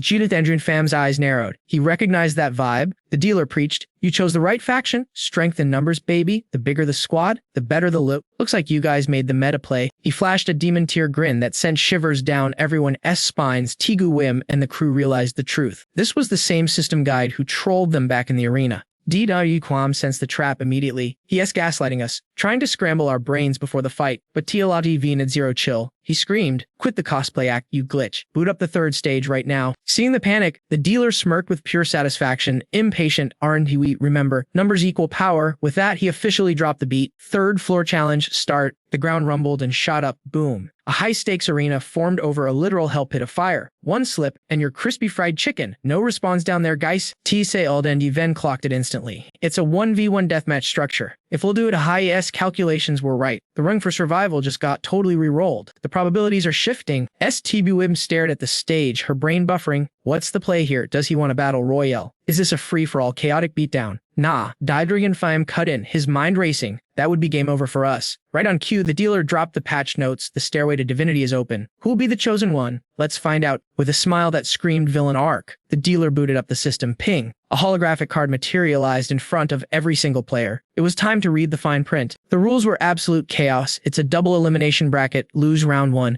You get revived in the loser's queue for a random 1v1 redemption match. No bans, no restrictions. You unalive your opponent. That's a dub and plus 10 points. Get stumped. That's minus 10 to your score. The stakes are insane. Only the top 10 players on the leaderboard make it out alive. The dealer waved. May the odds be ever in your favor. See you on the other side. If you make it, Kudi Enjadwarm realized the puppet master wasn't T-Solo. It was a whole dev team running this twisted show. But here's the glitch. In a 1v1 setup, Tibu M panicked. What if matchmaking pits us against each other? Even the late game arrivals could get wiped out instantly. Nan and Goat shivered. Our squad size is actually a debuff right now. We re-big targets for the algorithm. Chill, D. Aaron calculated. There are 17 players left. The odds of us matching are low. Actually, he realized this rule set was a hidden buff for their team. The crew looked confused, question marks floating over their heads. NDM tapped his temple. Use your brains. This isn't a fighting game. It's a resource management game. It's all about the point system. The resurrection rule lets us game the system. We can intentionally feed points to a teammate. TB Win blinked. The strategy flying right over her head. Total noob moment. But the other two unlock the achievement. The meta is simple. Win your match at all costs so you have points to spare if a teammate takes an L. You gotta win to save the squad. Discussion time over. The dealer assumed everyone read the tutorial. Alright, scrub lords, you know the rules. Let the games begin. As the warp gate opened, he dropped a cryptic bar. For the losers, this is heaven. For the winners, it's hell. And when heaven meets hell, it's pure nightmare fuel. After that cringe philosophy lesson, the dealer charged up his ult. Energy surged, and the abyss fire roared up like a volcano erupting.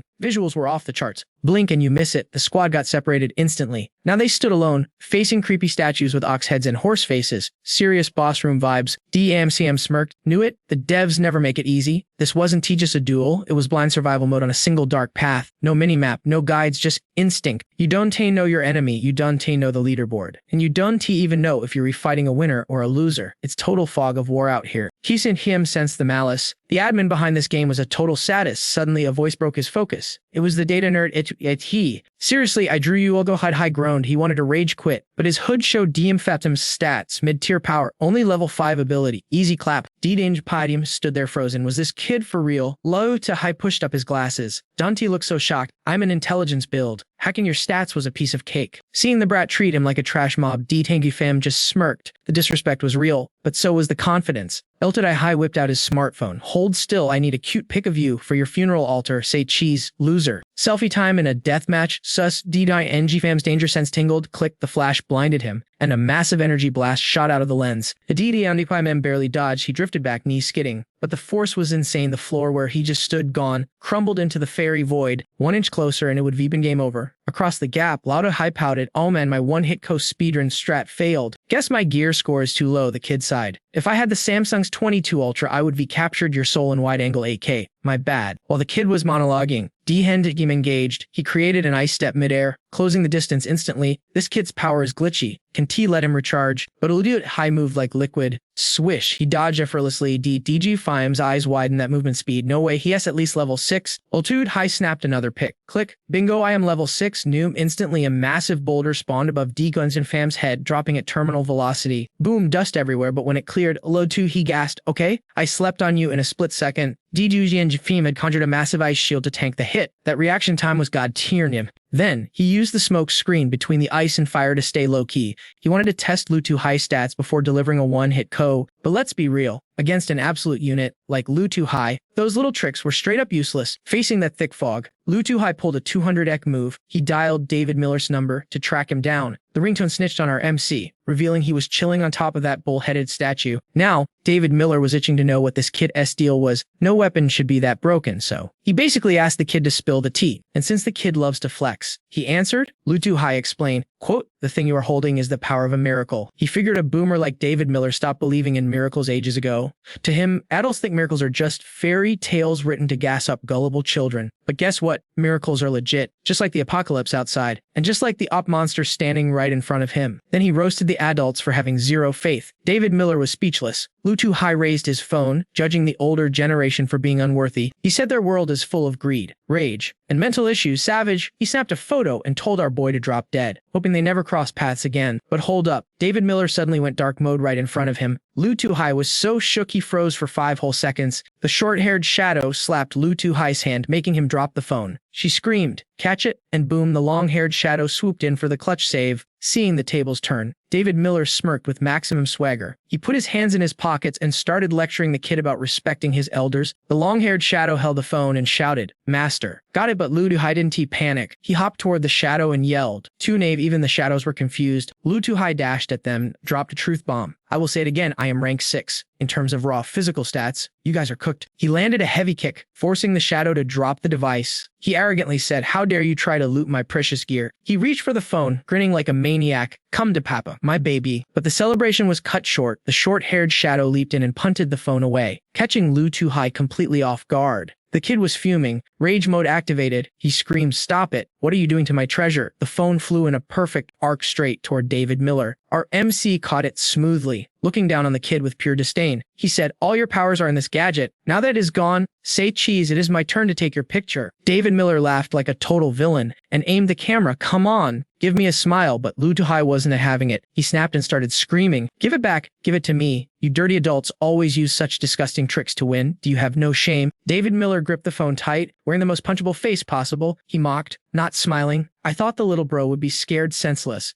But nope, the kid wasn't scared. He grinned and showed his purely whites, then bam, a lightning-fast kick slammed into David Miller's face. Our boy got rocked so hard he spat blood. That woke him up real quick. Dazed and confused, David Miller looked at the kid. What the hell just happened? Is this toy broken? I definitely pressed the button. But Lu Tui just smirked, ready to drop some knowledge. Surprised? Are you wondering why the phone is useless in your hands? Don't rush. Let me explain. Lu Tuhai casually lifted a massive stone head and started his villain monologue. You probably thought the phone was the source of my miracle. David Miller's face went blank. He realized he messed up big time. Lu Tuhai, radiating boss energy, lifted the boulder and shouted, "The true miracle is me." Looking at that giant rock, David Miller knew he was done for. He froze up, realizing he couldn't dodge. He was about to eat dirt. Literally, the boulder smashed into him, triggering a spectacular explosion. Boom! Lu Tuhai watched the flames, laughing his head off. "I win, you dirty, scheming adult." Seeing David Miller battered and halfway to the afterlife, Lu Tuhai continued his victory lap. "Too bad. I gave you that phone on purpose. If I did not, you would never have let your guard down." Seeing our MC critically injured, the kid could stop yapping. He just had to rub salt in the wound. He said, "You survived this long, so maybe you have had some lucky encounters. But luck is nothing compared to a miracle." He tossed a rock up, super hyped to explain. "Luck is just scavenging trash others left behind, but a miracle." He snapped his fingers and the rock exploded into fireworks. He raised his hands like a god and shouted, "It is turning the impossible into the possible with my own touch." David Miller dragged himself out of the rubble, watching the kid's little show. He realized the kid's ability was altering the properties of anything he touched.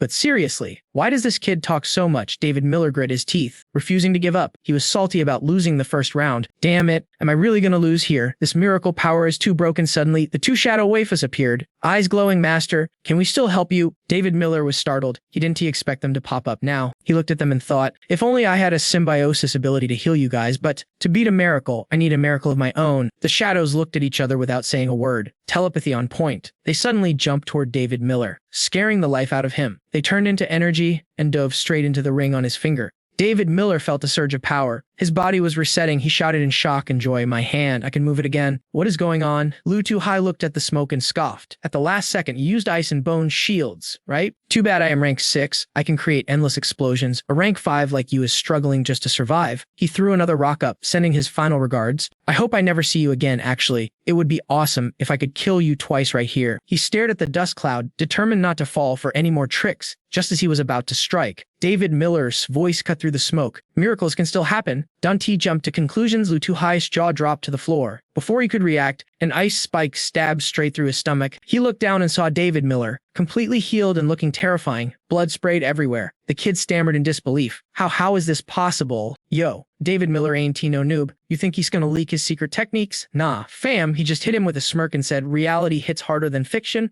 doesn't he?" Checking out his icy masterpiece trapping Liu Zixi, David Miller flexed that main character energy. "Guess what, kid? You ain't the only one who can pull off a miracle today." Liu Zixi was shook. He couldn't believe David Miller recovered that fast and landed a crit. The pain was real, and Zixi started raging. "You lying piece of trash. Miracles are supposed to be mine, not yours. You filthy boomer." "Drop dead," Zixi screamed. But since his mouth was running wild, David Miller decided it was time for a brutal lesson. Class is in session, and the subject is pain. Whoom, an ice blade slashed right through Zixi's right arm. The kid hit the dirt face first, eating the floor while David Miller watched like a boss. David Miller turned up the heat, or should I say the cold. He spin-kicked more ice blades at the kid while dropping some heavy truth bombs. "You got this whole adult thing twisted, little man." Swoosh, 3 blades flew, then 4. Snap, Zixi's flames were done for. While the kid was paralyzed with shock, David Miller charged up his ultimate move and kept the lecture going. "Listen up, real adults are just kids who've seen the darkest pits of hell, but still choose to believe in the light." David Miller unleashed his final strike. "You only see the filth because your vision is weak." Bam, the ice sword pierced Zixi's chest, making him cough up a fountain of blood. Brutal. As Zixi collapsed, David Miller didn't stop. He stood over him, dropping wisdom on what it truly means to survive in the grown-up world. Adults carry the weight of the world, but keep grinding. Like the office drones stuck in traffic every morning, racing the clock just to feed themselves. Or the delivery guys sprinting to make a drop. The cleaners scrubbing floors for their kids' tuition. The youth burning out just to stay alive. That's the grind. Staring at Zixi, who looked like a human pincushion. David Miller dropped the mic. Enduring all that pain. That is what a real adult looks like. System alert. Boom winner. David Miller. Current points 140. Let's go. Don't forget to smash that like button for the victory. David Miller looked at the wreckage and chuckled. Why am I preaching to a kid? He thought. This apocalypse is way savager than the normal world anyway. He clenched his fist as his ring glowed, eyes burning with determination. He declared, humans can survive this apocalypse. Only beasts can. Match over. David Miller sat down to recharge.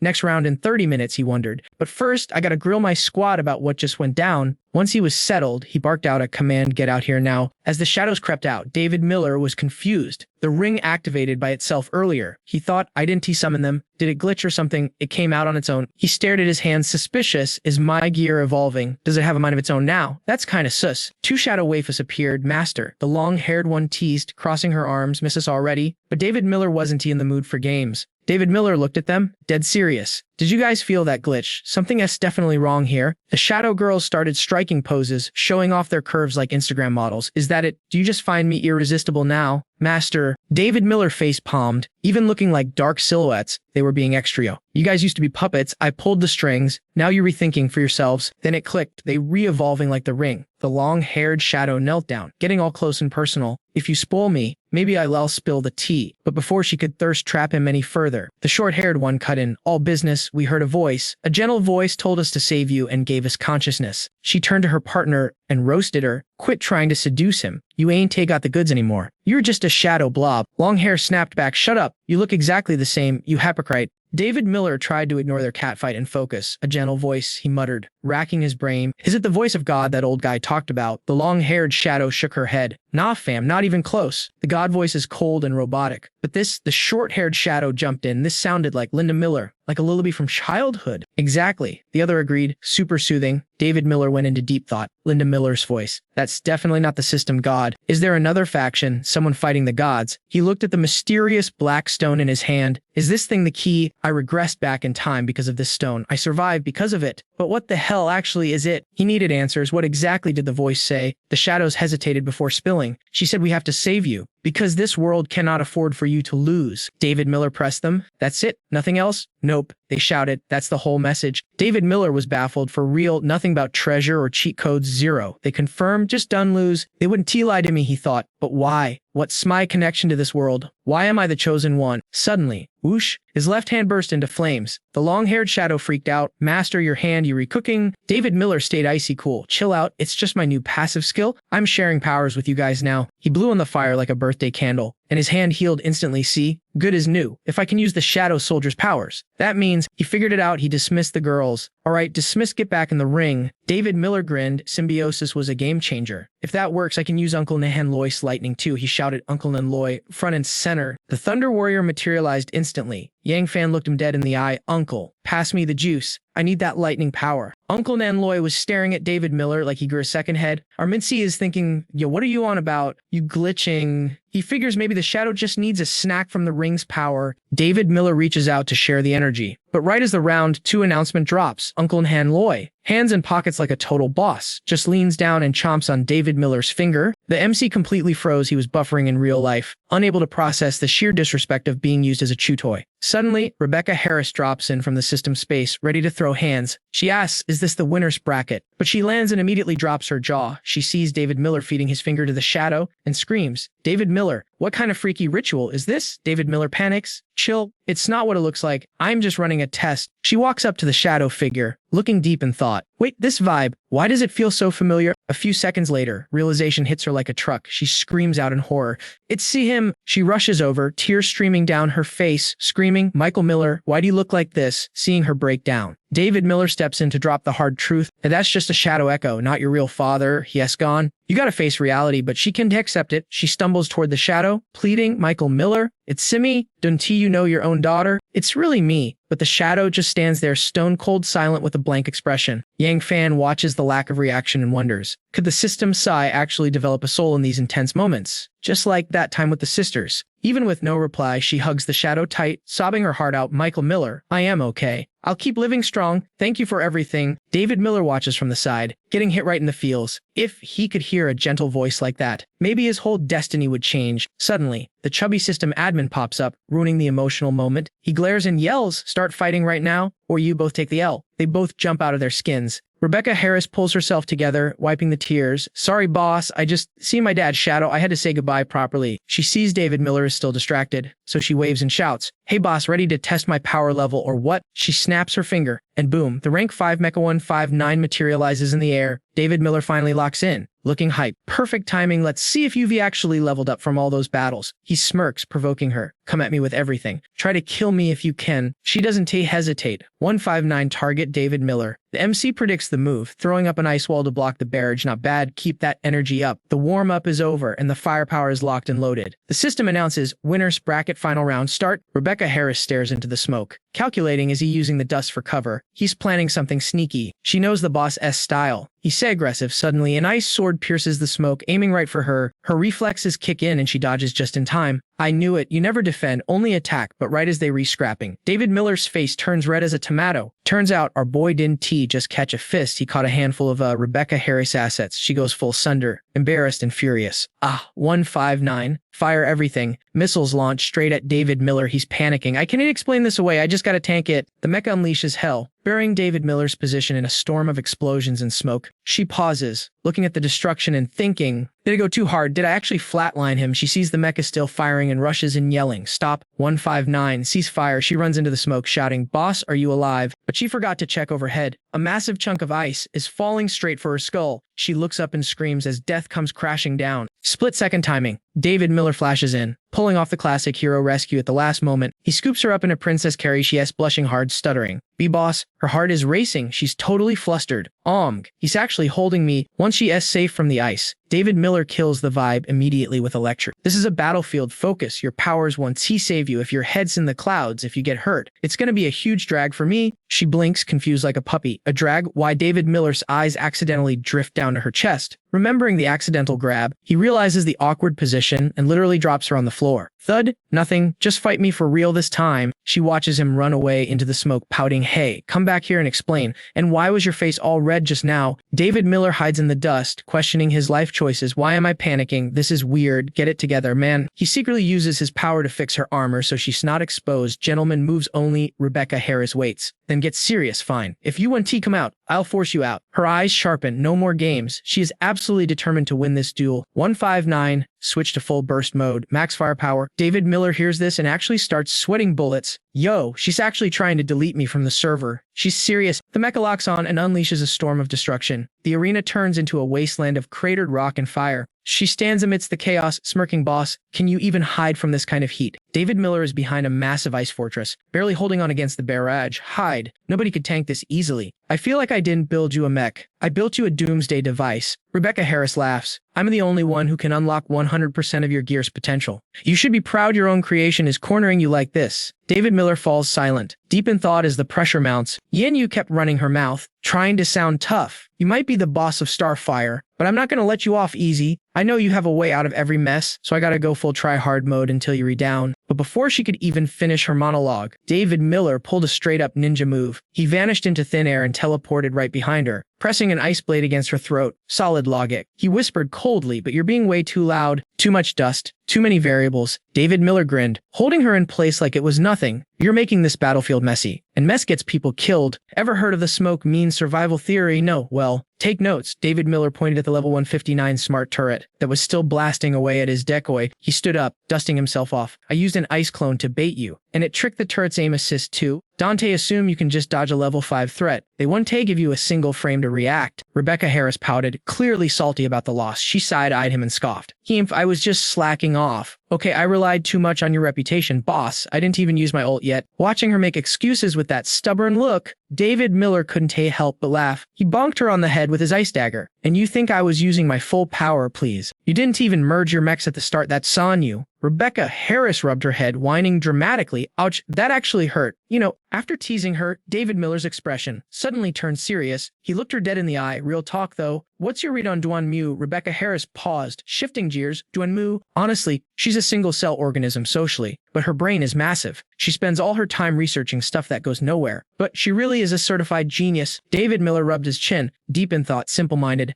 Something wasn't adding up. If she is so simple, why hide the truth about the healing potion failing to save Rebecca Harris' mother? Seeing him zone out, Rebecca Harris's intuition kicked in. Boss, are you thinking about how Duan-mu asked Xiao when to break the news about my Linda Miller? You think she's plotting something? You think she's trying to start a civil war in the faction? David Miller nodded, crossing his arms. Exactly. But you're talking about it so calmly. Don't you feel betrayed that she hid it from you? She did it on purpose. Rebecca Harris reached into her dress and pulled out a tiny high-tech bug. Boss, remember, I'm a mechanic. I can hack anything you build, including this listening device you planted on me. You did it out of kindness, right? You bugged us so you could monitor my mental state. She looked down, her voice getting shy. You knew everything already, but we never had a chance to talk. So I'm using this moment to clear the air. Summoning every ounce of her courage, she clenched her fist and shouted, even without this bug. Have you told you? I, Rebecca Harris, am 100% loyal to you. Always. Her face flushed bright red as she added in her head. And I'm totally crushing on you too. David Miller smiled gently, patting her head. I know, but you got one thing wrong. Rebecca Harris was currently in heaven getting head pats from her crush.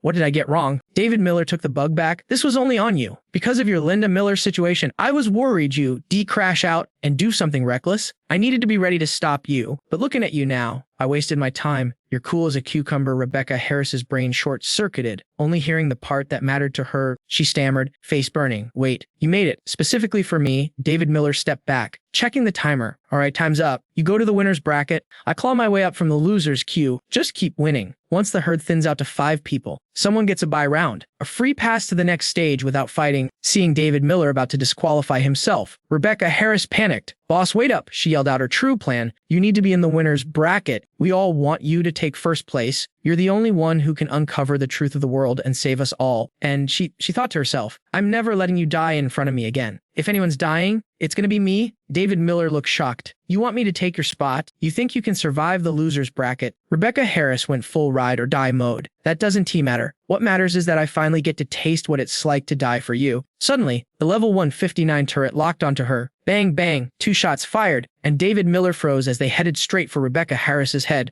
As her avatar began to pixelate and fade, she looked at him with a smile. I finally get your philosophy, boss. Always give the winning chance to your teammate. David Miller stood amidst the digital smoke and rubble, his expression hardening. Looks like I have no choice now. No matter who I fight next, I'm taking the W, the truth of the world. What is it really? Does it have something to do with my ring? Ding. The system board lit up. Winner, David Miller. Current points 160. David Miller started crunching the numbers. Okay, so winners get a fixed 20 points now. Only 5 people left in the top bracket, excluding the free pass. I need to win 3 more matches to clear this. Of course, if I get lucky and pull 2 bye rounds in a row, I'd only need to fight 1 match to reach the finals. That would be the dream. He crossed his arms, sighing at his own optimism. But let's be real. Unless I unlock a super luck ability, the chances of that happening are basically 0. Then a worry crossed his mind. The final boss is going to be the winner of the loser's bracket. That means there's a high chance I'll have to fight the same person twice. But the real threats are only those 2. The boss of the Demon Castle and Zhuo Lingyan from the Heavenly Wheel. In the previous timeline, those guys were basically main characters. One built a massive empire, and the other was a literal demon who hunted down survivors. Neither of them are NPCs. They re-monsters. Ding, the system cut off his analysis. 3 seconds until the next match. David Miller's eyes narrowed, focus mode activated. Who's it gonna be? 2 seconds. 1 second. David Miller gripped his ice sword, ready to throw hands, bring it on. But just as he braced himself, a new notification popped up. David Miller receives a bye. Instead of looking happy about this insane luck, he slumped his shoulders and dropped his sword. Are you kidding me? Did I actually manifest a luck ability, a free pass, right when I was all hyped up to fight? That's so anticlimactic. He hopped up onto a stone pillar, chilling out. Well, whatever, guess I'll use this time to regen my stamina. Good luck to everyone else dealing with the chaos down there, while David Miller was relaxing. The other arena was a total nightmare. Someone was gasping for air, clutching a nasty wound behind a rock. It was Xiao. Her opponent, the absolute menace, Zhu Lingyan. He smirked, looking down at her like she was trash. See the gap between us? You guys are just mortals. I am a god. Xiao gritted her teeth, channeling every last drop of her energy into an ice spear. She charged at him, screaming, "I ain't hearing no bell. The boss taught me we never give up until the very end." Two sharp ice spears yeeted towards Zhuo Lingyan. But bro didn't even flinch. He just raised his hand, whipped up a tornado like it was nothing, and dropped the coldest line, "You still don't get it, do you? Before a god, fighting back is just a waste of time." Just like that, Zhu Lingyan fired off the tornado. It started small, but the closer it got to Su Xiaowen's ice attack, the bigger it grew, turning into a massive wind monster that swallowed her sharp ice blade whole. The tornado didn't stop there. It smashed straight into Su Xiaowen. One hit, and she was sucked right into the vortex. Screaming in pain as the wind tore at her, Zhuo Lingyan was absolutely vibing with this result. He smirked with pure arrogance and preached, "All of this is just a sacrifice. I am the father of God, and sacrifice is the only destiny that matters." While Zhuo Lingyan was yapping, Su Xiaowen thought of David Miller, her eyes burning with pure hatred. She gritted her teeth and swore, "And as for the one who carries the father Sora, I'll drag him here to apologize to father myself." Meanwhile, the guy they were talking about, David Miller, was being the ultimate slacker. He sat there yawning, totally bored. "Is this raid over yet? My mana is almost full, man. I'm straight up falling asleep here." Suddenly, the ring on David Miller's finger lit up. He thought for a second, and then grinned. "Well, since Ivy got nothing to do, might as well have a snack break, right?" No hesitation, David Miller pulled out a spicy stir-fried crab claw and a bottle of Coke to satisfy his munchies. He chugged that Coke like a champ and sighed in pure bliss. Having Coke and crab in the apocalypse, now that is a flex, absolute luxury. While David Miller was munching on that crab like it was asthma content, a system notification popped up. Third match, winner's bracket concluded. Fourth match, winner's bracket, get ready. David Miller didn't even have time to react before the next alert hit. Fourth match, winner's bracket start.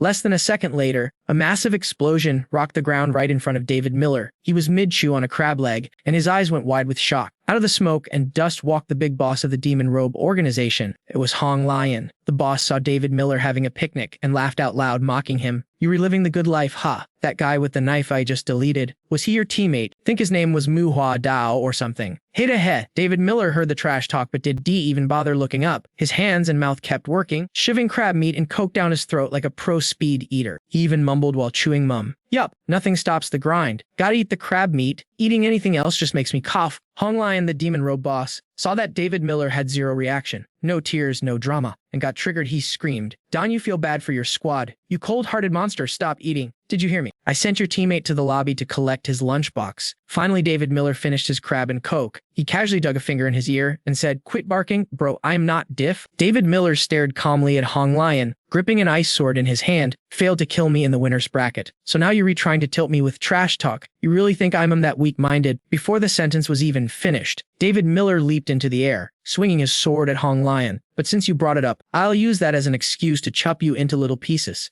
Unlike David Miller's aggressive vibe, Hong Lian just stood there like an NPC, not even moving. He smiled, showing all his teeth. "Fine then, come and kill me." David Miller was actually surprised by this weird reaction, but David Miller didn't hesitate. He plunged the ice sword straight into Hong Lion's chest. Blood sprayed everywhere. David Miller looked at the boss taking the hit and asked, "Does your ability have something to do with blood? Because if not, you're just an idiot standing there letting me beat you up." Hong Lion didn't show any pain at all. Instead, he laughed like a maniac who just won the lottery, spreading his arms wide and screaming, "Yes, cruelty, bloodshed, so many sins, oh great God, do you see this?" Ha ha ha. David Miller didn't have time for this crazy talk. He immediately summoned another ice blade to attack again, shouting, "I don't care what you are. I'm smashing you to bits." But this time was different. Hong Lian didn't dodge, yet David Miller's ice swords were completely blocked. The villain kept laughing like a psycho. "It's useless. It's useless. Great divine God, please show yourself." Suddenly, Hong Lian ripped his shirt off, revealing a body that looked skinny and malnourished, but on his chest, there were creepy tattoos and a blood formation glowing in the center. Hong Lian looked up frantically at a massive ball of fresh blood gathering above him. He started chanting like he was summoning a demon. "I use my body as your vessel. Descend and cleanse all the sins of this world." David Miller was done listening to this guy's monologue. He fired a barrage of ice swords and cursed, "Summon your Linda Miller. Just die already. Why are you still casting spells? Keep dreaming." But before the ice swords could hit, a gigantic red arm burst out of the blood sphere and smashed David Miller's attack into dust. David Miller's jaw dropped to the floor. He stared in horror as a terrifying monster emerged, bull face, massive horns, and huge fangs. Hong Lian looked at David Miller with pure smugness, waving his hand to introduce his masterpiece. "This is the god of sin, haha. There is no way for you to win." Then Hong Lian glared at David Miller with hate in his eyes because living is a sin. As soon as he said that, the god of sin let out a roar, its body growing to a terrifying size. David Miller looked at this unreal monster, feeling a bit shook. He thought, using the sensory powers of the Flame Emperor, all I feel is killing intent and evil energy. What the heck is this thing? Hong Lian pointed straight at David Miller and gave the order to the beast, "Go, my god, wash away the sin." Instantly, the sin god's left arm morphed into a sharp axe. It swung wildly at David Miller, forcing him to flash step away just to survive. David Miller panicked, thinking, It's here. That speed is insane. I can even see its movement." He barely dodged the first axe swing, but the monster immediately slashed again. David Miller saw it coming, but he could move fast enough to dodge. Bam! David Miller took a direct hit from the axe right across his midsection. His eyes popped out in shock, thinking, how is this possible? The god of sin quickly brought the axe down for another strike, and sadly for our main character, David Miller successfully got the Gojo Seitor treatment, split right in half. Seeing David Miller's destroyed body lying on the ground, Hong Lian put on a fake holy face and prayed, "Return to the void, my god has cleansed another sinner. Truly, truly beautiful." He looked up at the magic sphere, signaling his plan was almost complete. Hong Lian started laughing uncontrollably, screaming, "I am actually a genius. The whole world will be cleaned by us. This feeling is amazing." But there was one thing he didn't calculate. Behind him, a shadow was silently creeping up, moving smoothly towards his blind spot. Surprise, surprise. It was David Miller. Seeing Hong Lian totally distracted, David Miller seized the moment. He prepped his weapon and lunged forward, thinking confidently, "Your ability might be weird, but I'm not lacking either. Unless you completely erase every trace of my existence, my shadow symbiosis with the sisters lets me respawn infinitely." The more he thought about it, the cockier David Miller got. He smirked. "Too bad you don't have a cheat skill like this." But sadly, before David Miller could land the killing blow, the god of sin sensed him. The monster whipped its angry face around, sniffing out the sneak attack. In a split second, the god of sin grabbed David Miller's sword, stopping him dead in his tracks. At the same time, Hong Lian realized David Miller was rushing him and spun around to see the punk behind him was. The god of sin thrust its giant, powerful hand forward. That monstrous entity gripped David Miller's blade tight. Then, with a savage squeeze, it shattered the ice sword into a million sparkling shards, leaving our MC completely shook. David Miller's jaw literally hit the floor. He was stuttering, eyes wide like saucers, thinking, what the hell? This thing has auto-aim for killing intent. That is so broken. The evil god wasn't done yet. After canceling David Miller's attack like it was nothing, it flexed a massive bicep and slammed a hammer fist straight down toward our boy. But hey, David Miller isn't a noob. Thanks to all that XP he farmed from countless battles, his reflexes kicked in. He managed to dodge that critical hit from the demon god. Just in the nick of time, Hong Lian rushed over to inspect the crater in the floor tiles, but David Miller's body was missing. He looked around, salty as hell, and hissed, "Titch, this cockroach is still alive. Did he shadow step out of there?" Hong Liam's face twisted into a mask of pure rage. He roared, "That weird ability. He's not just a sinner. He's a straight-up heretic." This rage triggered a core memory. The tragedy of the Ben family flashed before his eyes. His Linda Miller and Michael Miller being burned alive, screaming for help while everyone just stood there cursing them as sacrifices. Hong Liam started laughing like a total psycho. His emotions were a messy cocktail of fury and despair. Barn must burn them all. He cackled, his thirst for revenge skyrocketed to dangerous levels. The dude summoned a dark magic orb, screaming in twisted ecstasy. "Ursi, you all must be purified by fire, burned to ash." Feeding off that toxic energy, the evil god grew massive. David Miller, hiding behind a wall, peeked out and watched Hong Liam pumping mana into that monster. Our MC was sweating bullets, thinking, is this guy mentally unstable? What's his endgame here? Suddenly, the evil god, fully charged with dark vibes, unleashed a flamethrower breath attack. That heat was no joke. It felt like it could incinerate reality itself. Anyone dumb enough to be standing there would have turned into human BBQ instantly. David Miller watched the destruction with terror in his eyes. Yo, does he plan to torch the entire arena? Meanwhile, the evil god just kept spewing more fire, getting stronger by the second. The heat was suffocating, terrifying enough to wipe out every single person who had wronged Hong Liam's family back in the day. Speaking of Hong Liam, the guy was standing right in the middle of the inferno, looking smug as he watched his chaotic plan unfold perfectly, wrapped in deadly flames. Hong Liam walked forward with dead, soulless eyes. It was like he had checked out of reality, focused only on nuking the people who messed with his family. Looking like a serial killer with nothing left to lose, his face went dark. "This is the holy fire of judgment," he announced. "None of you can escape your destiny. You're all getting cooked." David Miller was clinging to a giant statue for dear life, watching Hong Liam mutter to himself below. Great, he thought. The villain is monologuing again, total nonsense. But wait, while Hong Liam was yapping, his energy spiked. David Miller analyzed the situation, did some quick math and smirked. "I can exploit this glitch," he thought. The scene shifts and we see what Hong Liam is seeing, the horrific memory of his parents writhing in agony within a devastating firestorm. Hong Liam frowned, his hatred maxing out. He truly believed that if he wiped out all the heretics and cleared the map, the true Lord would bring his parents back to life. Talk about delusional. Finally, the backstory drops. The tragic origin story that turned his heart into stone is revealed in 4K resolution. Flashback time. Hong Liam's parents are tied to wooden crosses. They watch helplessly as their son falls into the hands of the village leaders. murders. The masterminds behind this execution. Panic set in. Despite their own pain, the parents screamed in unison, begging the mob, "Please, spare our son. He hasn't done anything." The Michael Miller used his last breath to plead. That mark in his arm is just a birthmark, not a curse from the stars. The plague has nothing to do with him. But before he could finish, the fire consumed him, and he let out a gut-wrenching scream. The whole village was paranoid, convinced this innocent family was the source of their bad luck. Logic zero. One villager shouted back, spitting facts that weren't facts at all. "Your whole family is the plague. If you hadn't moved here, we wouldn't be sick." Another guy chimed in, totally brainwashed. "The Taoist nun said it. Only by burning you can we survive." The mob mentality was out of control, fueling their rage. A third villager pointed a finger, right at the dying couple. "You're a curse. We were nice enough to let you in. And this is how you repay us, by killing the village." It got worse. They dragged little Hong Liam down, forcing him to kneel and watch his parents die while he cried his eyes out. Suddenly, footsteps approached the chaos. It was an old lady, maybe 80 years old, the Taoist nun herself. The villagers immediately switched up, bowing and scraping. "Lady Taoist, why are you here?" They tried to suck up to her, blocking her path. "This is too gruesome for you. My lady, your legs are bad. Please don't look." But she saw it all. The charred bodies, the orphan left behind. The nun let out a heavy sigh. "I told you to banish them, not barbecue them, you fools." Filled with regret, she walked over to the despairing little boy. As Hong Liam turned his tear-streaked face toward her, she extended a hand. "Come with me, child. We leave this village tomorrow. I failed you."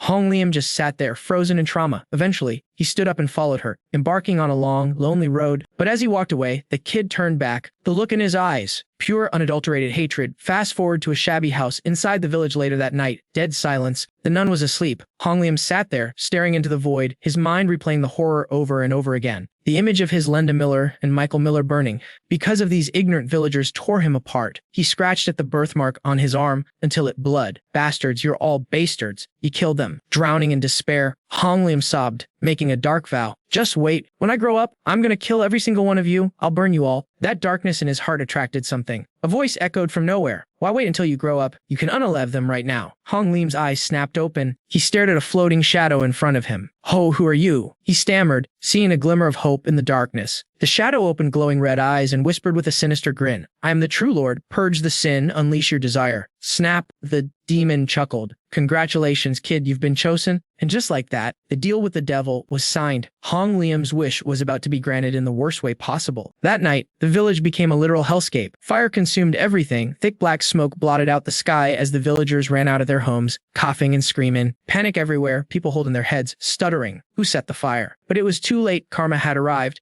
and those who deserved to burn were finally getting a taste of their own medicine. Yo fam, check this out. Hong Liam is standing there like a total psycho, actually enjoying the view. He's watching these kids scream for their moms, terrified they're gonna get deleted, just like he almost did back in the day. Seeing them burn exactly like his own parents, that's pure trauma fuel. But instead of feeling bad, rage explodes in his eyes. He looks down from his high horse, heart empty as the void, and hisses, "You sinners deserve this. Die, all of you. Just die for me." But deep down, the pain is real. Tears start rolling down Hong Liam's face as the flashbacks hit hard. He remembers the agony, the desperate screams of his parents in that fire, and growls through the pain. "But no matter what, my parents can never come back." That desperate wish for resurrection. It summoned something dark. A shadowy demon appeared with a smile that screamed absolute danger, whispering, "You regret that you couldn't save them. Is that your heavy burden? The true Lord can do anything." The shadow promised, even bring the dead back to life. The moment Hong Liam saw that glimmer of hope, his resolve shattered. He was ready to sell his soul right then and there. Hong Liam turned to the demon, desperate, asking, "What do I gotta do? How do I get the true Lord's help?" The shadow grinned, finally dropping the quest instructions he was waiting for. The demon whispered, "Purge the heretics, judge all sins, unleash your true nature, and keep killing. The day you see the truth of the world, the true Lord will meet you and grant your wish." And just like that, he drank the Kool-Aid. Hong Liam grew up nurturing a soul full of death and murder. His hatred leveled up every single day, becoming an uncontrollable monster inside him. The more he hated, the stronger he got. His mind, body, and power became dedicated to evil. He was sinking deeper into the villain path with no way out. He truly believed that if he became the rank 1 challenger, God would love him and show him the truth.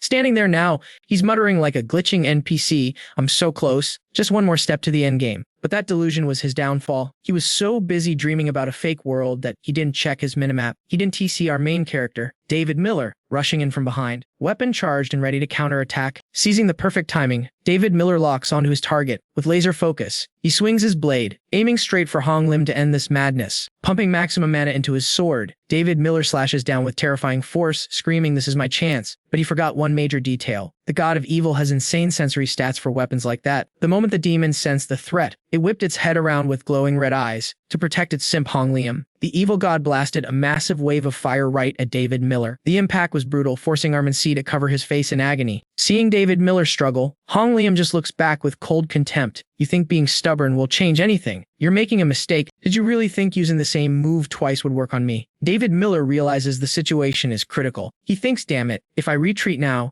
I'll never get an opening like this again. This guy won't show any weakness. It's do or die time. Victory requires a gamble." David Miller's eyes burn with determination as he decides, "I'm done hiding. Full send." He unleashes his ultimate move. David Miller channels every ounce of his energy and roars, "Go Thunder Spider Nanhan Loi." The sheer pressure of the attack causes the ground beneath them to shatter into dust. The Thunder Spider charges straight at Hong Liam, but the villain just laughs, "Ha ha ha. Useless under the protection of my god. I am invincible. I will not die." He commands the demon above him, "Rip him to shreds." David Miller grits his teeth. "You want T die? We'll see about that. Everyone, attack. Tear him into 1,000 pieces." He orders his knights forward. "I cannot lose here." The red giant demon slams its fist into the ground. Boom, earth and rocks explode in a massive shockwave, kicking up a cloud of dust that blinds everyone. But wait, Hong Liam spots movement in the smoke. A squad of knights emerges. He's confused. What are these things? Where did they come from? The knights scream kill and charge straight for him, and the demon Hong Liam panics. "Get away from me, you freaks," while the demon is busy wrecking the soldiers. David Miller is analyzing the boss from a distance. That bull-headed monster is cracked. It's definitely a summon, but it acts like a living creature. Wait, it's not a real biological being. I don't know for sure, but can I use Source Devar to suck it into my shadow army? If I can loot that thing, my shadow army's power level will go through the roof. Calculations complete. David Miller gathers his energy and sprints toward the evil god. He shouts to his knights, "Clear the lane, I'm taking this one solo." His knights obey instantly, splitting into 2 rows like a well-trained honor guard. David Miller realizes, these shadows, they have intelligence. They're looking at me with total loyalty. Hong Liam raises his hand, controlling the demon. "You want to die? Fine. I'll grant your wish." The bull-headed god lunges and grabs David Miller in its massive grip. The demon holds David Miller right in front of Hong Liam's face. The villain starts monologuing. "Trying to be a hero? Too bad you lack the skill. Since I can T-kill you simply, I'll offer you as a live sacrifice to my god." Even in the grip of death, David Miller is setting a trap. He struggles out a question. "Before I die, tell me,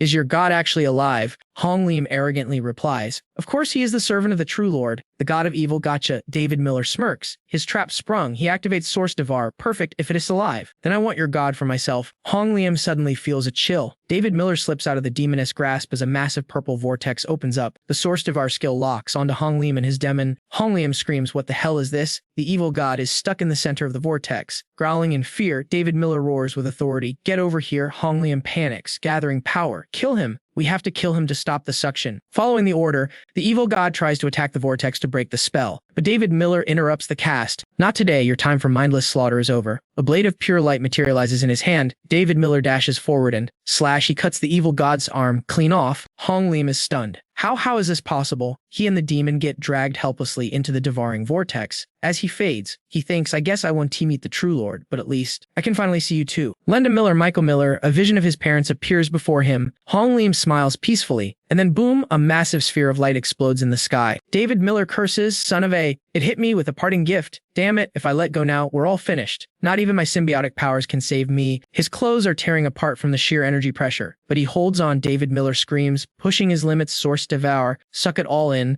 The infinite purple vortex begins to shrink. It compresses down into a gray sphere, protecting him from the final shockwave. After the fire clears, the power condenses into a small black orb, floating gently into David Miller's hand. He stares at the loot. What kind of item is this? It actually managed to control the Source Devar? He shakes his head. Whatever. Thinking about it now, one T change anything. He tosses the item into his shadow to merge it. Go. David Miller waves his hand. The orb sinks into the darkness, creating ripples across the ground. He calls out, "If the battle is over, then come on out." The chaotic energy disperses, and a new form begins to rise from the shadows. The evil god has been reborn with a new name, Shadow Night Bull Demon. David Miller checks the stats. Not bad, it retained its 7th stage power level. No wonder I couldn't even react to its attacks earlier. Then a thought hits him. Wait to Thang, you want T die? I absorbed his summon. But what happens to the guy? He's curious maybe the system will give me a notification right on cue. The system interface pops up. Winner, David Miller. Points 180. Loser, Hong Liam. Status, dead. David Miller's jaw drops. Dead. People in the winner's bracket actually die. What is going on with this tournament? Yo, hold up. Where was the glitch in the logic? Then it hit him. The dealer's twisted rules. The loser's bracket is heaven, and the winner's is hell. So if heaven crashes into hell, it's just straight up inferno mode. Haha, David Miller's brain finally rebooted. Does that mean Hong Liam wasn't a winner, but a scrub from the loser's bracket, since the arena didn't T-morph? I just assumed he was top tier. David Miller stared at the notification board, clenching his jaw. I get it now. To you freaks, we're just action figures you smashed together for content. Actually, fam, the whole winner and loser bracket thing. Deleted since round 2. A screeching voice pierced the air behind David Miller. That's right. It's all wrong, baby, haha. He spun around. It was the dealer. The freak continued, so the next draw ain't T following the meta either. Haha,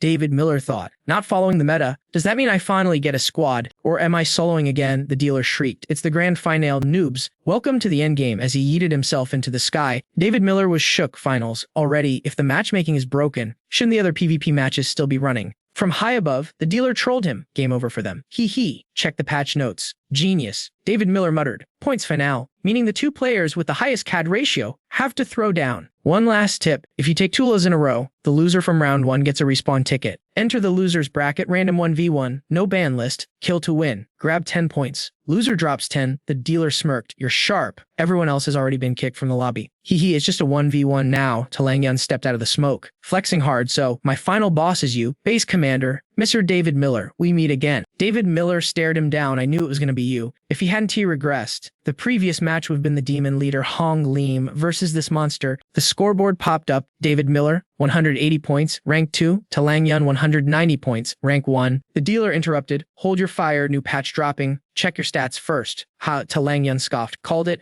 Whether I win or lose, the point gap is barely 20. This is just a flex to see who's number 1. Langyun started yapping. Trying to recruit him. We both survived this, bro. We're literally going to be the kings of Earthstream City. So why don't we squad up, forget winning or losing? Let's share the loot. This match doesn't have a loser bracket anymore. Only if we carry each other can we get the true victory. I need a tank like you against this glitched world. Join Thean Loan, and I'll give you the premium pass to everything. Suddenly, the dealer turned red. He screamed, you absolute noob. Knave, that's not how the finals work. Ho aha, the loser gets permabanned. No response. Winner takes the loser's loot and XP. The spokesperson of God is a solo role. Game on, he cracked and exploded in midair like a firework. A battle grid spawned beneath them Langyun's side. Guess we are in T, destined to be duo partners. Duong, time to log off. He leaped up, activating his ultimate. Dark Knight Angel, jet black wings burst from his shoulders. David Miller instantly locked in, channeling his cold flame armor. Glowing blue ribbons swirled around our main character. Inside, he knew if I throw this game, undead me, this guy is Talangyun. I gotta use my full kit right from the start. If I sandbag now, it's game over. From the sky, Langyun unleashed divine punishment iron wings. A blinding halo erupted, sending shockwaves of purple energy rippling through the server. He smirked. Behold the gap between a god and a pleb. David Miller launched himself into the air. He charged, his icy ribbons shattering the purple shockwaves on impact. Our main character entered the flow state. One lag spike, one mistake, and he's deleted. Fist raised high, he channeled the Ice King's sovereign power. Combining frost and cold flame creates an armor that disintegrates anything it touches. Everywhere David Miller stepped, ice crystallized instantly. He was pulling moisture from the air to craft a disposable stairway to heaven. Even if the enemy has flight hacks, I can counter convenient as hell in seconds. David Miller sprinted up the ice stairs, cutting through the smoke to reach the boss. Watching them MC rush the top of the server, Langyun had to give props. This kid, actually kind of interesting. Nobody usually pushes through my deep place like that. Guest camping in the air to snipe him 1T work. David Miller sprinted like an Olympian track star, gunning straight for the kill. He summoned a frost blade and slashed with zero hesitation. Langyun looked shook as the blade connected. A purple smokescreen exploded, swallowing the fake god in a massive boom. David Miller felt a mix of hype and dread. Did I land that? Was it that easy? But then his gamer instinct kicked in. No way. Talangyun is a faction leader, a top-tier player from the old world. The main character looked at his blade. That thing was coated in cold flame. It should have turned his avatar into pixel dust. Blue flames danced around him. And as if to answer his doubts,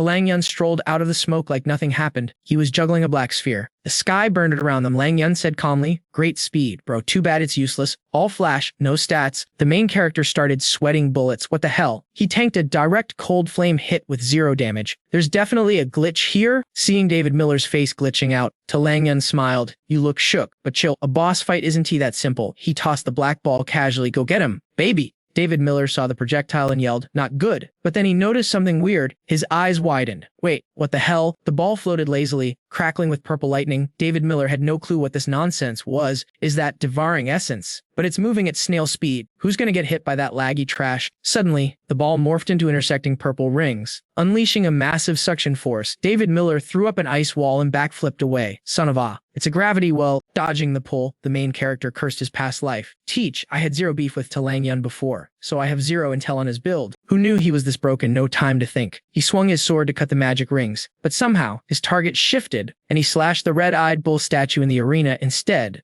Lang Yun raged, "Gravity my ass. Don't insult my high-tier ability. You think I'm basic like you." He swooped in. "Experience the true meta yourself." Purple energy condensed in his hand, and he launched another orb. The main character just stood there, jaw on the floor, at light speed. Bam! A chunk of his right shoulder was deleted into thin air. The main character was speechless before this god-tier piece. Lang Yun, in full raid boss mode, pointed a finger. "Be destroyed. Your run ends right here." Staring in the void where his shoulder used to be, David Miller felt true terror. That purple orb wasn't just an attack, it was pure deletion. Our boy realized he was totally cooked if he kept playing defense like this. At this rate, he'd be selling salt in the afterlife. Even with the symbiote, he's toast. Gotta think fast. He screamed iceberg creation and summoned a blizzard of jagged ice crystals. Frost-coated his left hand immediately, radiating a bone-chilling aura. But Eldenedy Vinner just smirked like, "You really think making a big ice cube is gonna save you from my gravity? Nice try, loser." Sad reality check. Great concept. Terrible execution. The main character watched helplessly as his ice arm got shattered by those purple light beams. He gritted his teeth, thinking, is this seriously useless? Furious, he roared. "You forced my hand," and cocked his ice arm back for a counterattack. The villain just laughed. "Oh, I forced you. Good. Show me everything you got, scrub. Daddy's waiting." Suddenly, black smoke erupted. The ice flame shadow soldier had arrived. Our boy shouted, "If I'm going down, I'm taking you with me." A shadow soldier materialized, looking generic as hell, but ready to throw hands. It ghosted through the purple haze and flew straight at Minji Ven. The villain's eyes popped out like Nanny, as the shadow soldier latched on to him like a clingy ex-girlfriend who hasn't seen you in years. "Get off me, you creep," he cursed, taking the chance. Our cool guy MC yanked both the shadow and the villain toward him, planning to use the villain's own destruction orb against him. Karma time.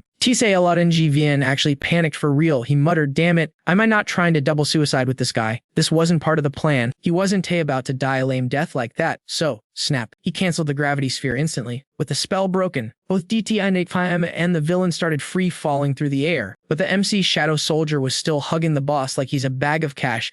The villain looked at the ugly shadow with pure disgust, thinking, "I need to shake this simp off right now." Boom! They hit the ground butt first, triggering a massive mushroom cloud. When the dust settled, Ninjiv and Vin walked out looking arrogant as ever, holding the severed head of the shadow soldier. He spat out one word. "I hate getting my hands dirty with this garbage." He looked around. No MC, hiding like a rat again. Ninjiv Vin floated back up, looking down at the burning arena like a literal god. He muttered, "Hiding is pointless, bro. I can nuke this whole dimension if I want. You know I got the power." But suddenly a silhouette appeared in the smoke. "You really think I didn't know that?" Dishu Hum's voice cut through the noise. "You think this is a game? I wasn't hiding." The main character stood there, arms crossed looking smug. He stared through the dust and declared, "Ivy decided your soul is mine." Eldenunji laughed so hard his face twisted. "What the hell? You want to harvest my soul? Just you, a piece of trash like you? You're actually making me laugh, kid." He raised his hands, charging up 2 blood-red orbs, surrounded by blinding white light. "I didn't want to go this hard." He sighed. "But you just had to piss off a god today." Staring at the red energy, he started lecturing like a professor. "There's levels to this power system. Buddy, creation came before ice. But nothing beats the power of pure extinction and destruction." Laodingivin raised the orb high, sucking in all the surrounding white light to charge up his ultimate move, the 3 ends earth flame. But hold up, plot twist. Thanks to the villain flexing, our main character noticed something huge. "Wait, you have a ring too?"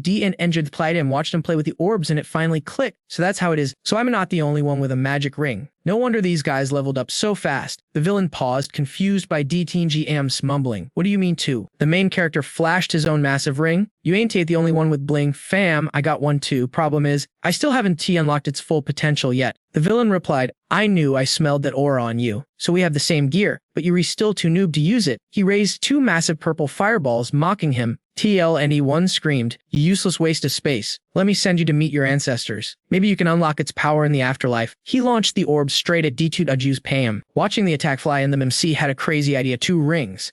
Let's test a theory. Daddy Fame channeled his energy, gathering sparkling green light in his palm. The destruction energy closed in fast. DNG Fam backflipped away and fired back with his devouring origin bow. Boom, the impact shook the entire dimension. But our boy realized the bad news instantly. His absorption power couldn't stop this attack, only slow it down. He had to take out Day 11 NG Vin directly to break the deadlock. No time to waste, D-Team Fam launched himself into the air. Closing the distance, he unleashed everything he had. Full release Ice Flame Strike Die, he swung his sword down, but, get this, Taeldunzivon caught the blade with one hand effortlessly. Snap, the villain's ring sparked with purple lightning. He laughed manically. I found this ring by luck too. But guess what? It gives me dominion over all flames. Any fire born from heaven and earth is useless against me. You can T-burn the master of fire. We are not the same. Scrub, crack. He snapped the MCS sword like a twig. Now, get wrecked. He launched a counterattack screaming, fall. Get eaten by my tricolor sun flame. I'll take good care of your ring after you're dead. The fire blasted forward, but suddenly, whoosh, a wall of shadow soldiers tanked the hit completely. Dear Njufam said calmly, I'm not like you, don't underestimate the power of the squad. Even mortals can kill a god if they work together. On command, 3 shadow soldiers rushed the villain. He blocked with his wings, still running his mouth. You scumbags, you think this fodder can hurt me? You can even scratch me, but Tekbonim wasn't done. Fine, if fire doesn't work, I'll use water, I'll use ice. I'll use the source of all life. If fire is destruction, then water is creation. He gathered his chai and unleashed a massive tsunami, trying to drown Diblg Venom in a prison of water.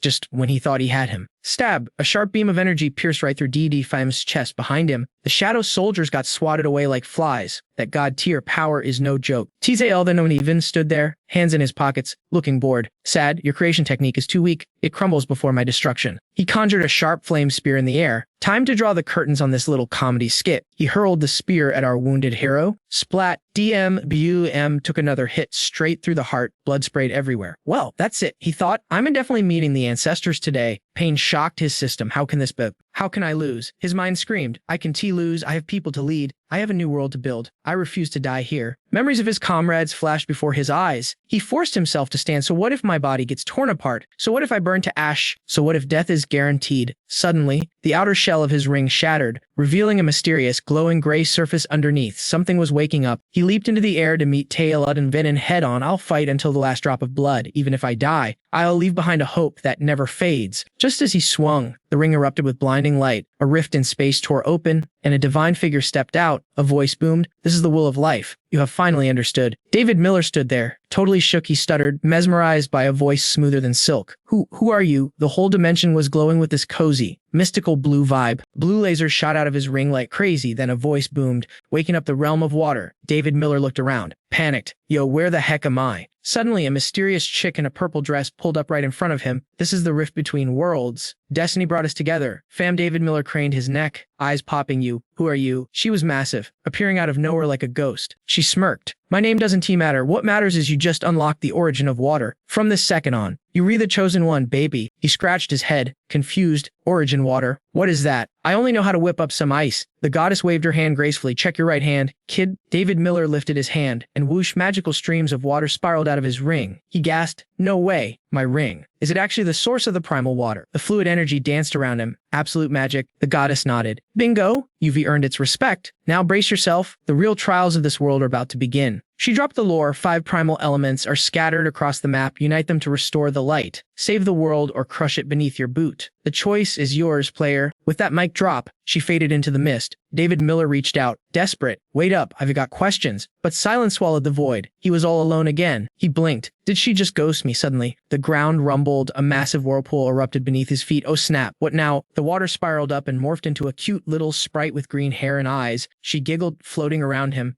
Big brother David Miller, it's all up to you now. Before he could even react, the sprite turned into a beam of light and dived straight into his chest. Boom, the primal god water, power of the great river. Finally awakened within him, snapped back to reality, David Miller returned to the battlefield, totally leveled up. He tanked Zuolingen's killer move without breaking a sweat, dissolving the attack instantly. Zuolingen's jaw hit the floor, impossible. He nullified my hellfire in a split second. He stared at David Miller, the aura, it felt terrifyingly familiar. What was this kid? He stared at David Miller's glowing aura, trembling. That energy, it's just like mine. Zulingen lost it, swinging his sword wildly. How dare a peasant have the aura of a god? I won T allow it. Die you retrash, you done T deserve to breathe the same air as me. There can only be one God, and you need to be deleted right now. He slashed down with a lethal strike, but David Miller was on another level now. With a simple palm thrust, he caught the attack cold, stopped him dead in his tracks. David Miller looked him dead in the eye. Same origin power, sure, but water counters fire. Basic elemental logic. Bro, do you speak it? Zhu couldn't T-handle the truth, screaming while slashing frantically. You unworthy trash, this world belongs to me. It's mine AR. I am the only true God here. David Miller unleashed a combo, knocking him back. Our mindsets are completely different. A blast of energy slashed across Zua's chest. Blood spraying everywhere. Was it over? Zhu froze, eyes going empty. Finished, just like that. No, suddenly his life flashed before his eyes like a sad movie. I was never like the others. I was a born genius, top of the class, the kid every parent wanted. Everywhere I went, people worshiped me. They knew nothing was impossible for me. I was a powerhouse. Humans naturally simp for the strong. College at 13, master's degree by 20. But my Michael Miller, he never gave a damn. He was cold, heartless. Because I was a curse, my birth turned my mother into a vegetable. I thought if I became perfect, she'd wake up. I became a doctor to save her. Until the apocalypse hit, a zombie broke into her hospital room. I grabbed a knife and hacked it down.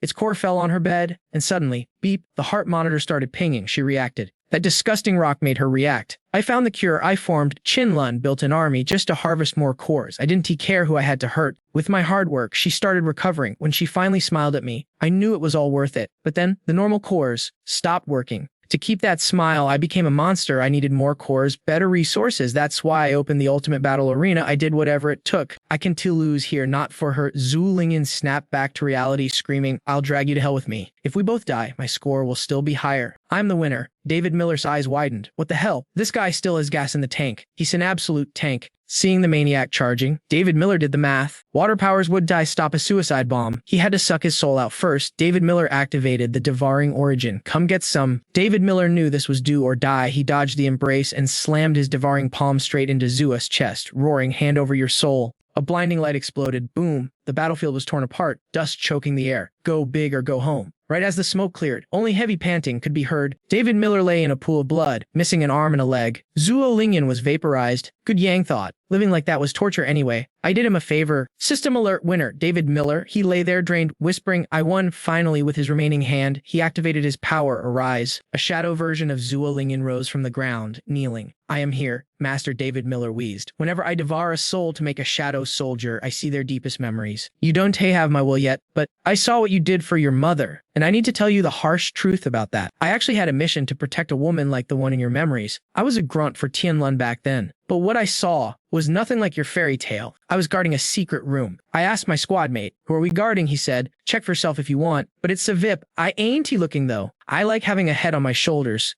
I was like, is it that serious? My buddy whispered that the base leader was mentally unstable, said killing people meant nothing to him. Then he immediately panicked. I didn't say that, but my curiosity was piqued. I had to know who made the leader so crazy. My buddy tried to stop me, yelling, do you want to die? But I looked through the window anyway. And man, I almost threw up. That wasn't a human. It wasn't even a normal zombie. It was just a torso, no arms, no legs, chained by the neck like an animal. It was pathetic and horrifying. David Miller activated his symbiosis power, regrowing his lost limbs in a glow of green light. He stood up, looking down at the shadow. The truth is, you went insane a long time ago. She was never really there. Yo, turns out his Lenda Miller was probably bitten way before that first zombie encounter. The heart monitor, just a glitch in the matrix that beeped at the perfect time. Fam. David Miller sat down and stared daggers at Lang Yun. Like, bruh, are you serious? This leader of Chanlun is just a psycho LARPer claiming to be a god. The irony is absolutely wild. But then he started thinking deep. Wait, in this messed up server, who's actually normal? Am I? He went from a total noob to Grim Reaper status, dropping bodies without blinking. But hey, at least he has the power to hit the reset button on this chaotic world. If I can grind and collect all 5 origin rings, I can bring the light back. Just imagining a peaceful world gave him a massive XP boost of motivation. He started daydreaming about the good life. If that day comes, I am taking Sarah Miller on a legit date. Theme parks, ice cream, buckets of fried chicken and fries, watching clowns. She would absolutely vibe with that. Then he remembered his chaotic squad and cracked a smile. If I done bring the homies. They'll roast me for playing favorites. Screw it. Whole squad world tour. Let us go. But suddenly, the traitor's voice cut the silence like a knife. Grats, David Miller. You unlocked the Meat God achievement. Time to bounce. David Miller stood up as the space warped around him. Yo, Stardust Universe. Where are we even dropping? Boys. Oosh. When his vision cleared, he was standing on some ancient altar with a massive pillar looming ahead. He looked around confused. Okay, drop a pin.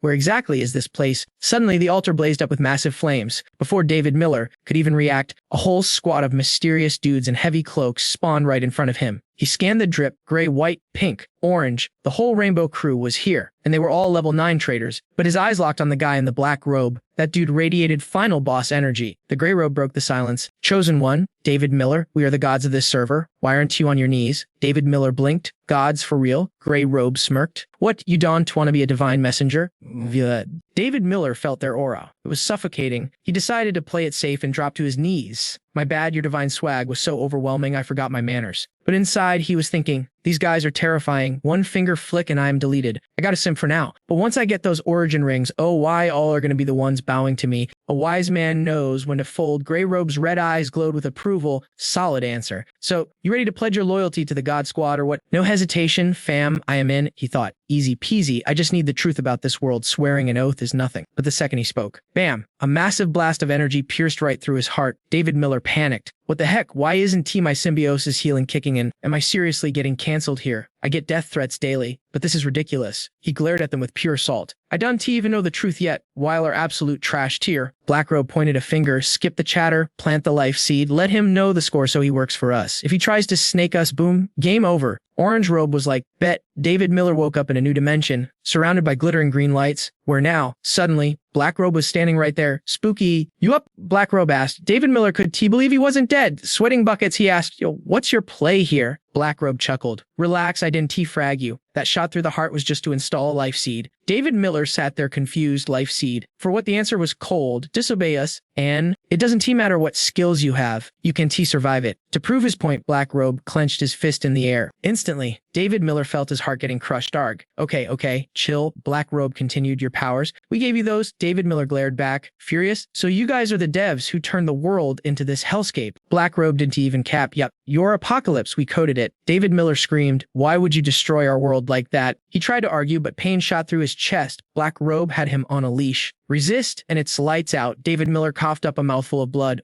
Oof, the villain warned. Disrespect us again, and that seed turns your heart into confetti. Now, let me explain why we nerfed your civilization. Honestly, for a guy like you, the apocalypse is a buff. If this didn't happen, you'd just be another boring NPC living a basic life. You'd live a pointless existence aside from like 2 people. Nobody would care if you lived or died. Black Robe was roasting him hard. Just a background character, completely irrelevant to the plot. He reminded him of the grind. Rotting in an office cubicle, worse, coming home to a cold house and getting cheated on by the people you loved, emotional damage. Your life was a glitchy mess. Even your own blood relatives were just toxic trolls dragging you down and threatening you. And don't look for sympathy, look around. There wasn't a single person willing to help you out. David Miller used to beg for help, but all he got was the dial tone. The subscriber you're calling is not available, man. Old David Miller was down bad. In the end, all you had was despair. He was spiraling, drowning his sorrows in booze just to cope with being a loser. Totally pathetic. Black Robe was spitting facts, and David Miller couldn't even clap back. He just stayed silent, then came the pitch. We made this apocalypse to give you a glow up. If you're strong enough, you can have it all. He started listing the loot drops, endless hotties, loyal minions who do whatever you say, infinite cash, it's all yours. This isn't the end of the world. It's your playground. He grabbed David Miller's chin aggressively. This is the golden age for a nobody like you. Work for us and you live like a king, refuse, and you get deleted from existence. His eyes were glowing red like demon fire. David Miller knew it was a trap, but he had to ask, so what's in it for you guys? Why turn the server into a zombie survival game? The villain smirked. Profit, obviously. Turning you guys into superhumans and zombies. That's our biggest harvest. David Miller's eyes popped out. Say what now? Seeing the time, the villain shrugged. Whatever. Telling you now is pointless. Grind hard for us, and maybe we'll drop some lore later. David Miller was so annoyed. Come on, don't leave me on a cliffhanger. But the guy turned to leave. Your mission is simple. He tossed back. One red eye glared back. Build a massive base. Recruit powerful players. Start wars. Make everyone go crazy with power. David Miller paused.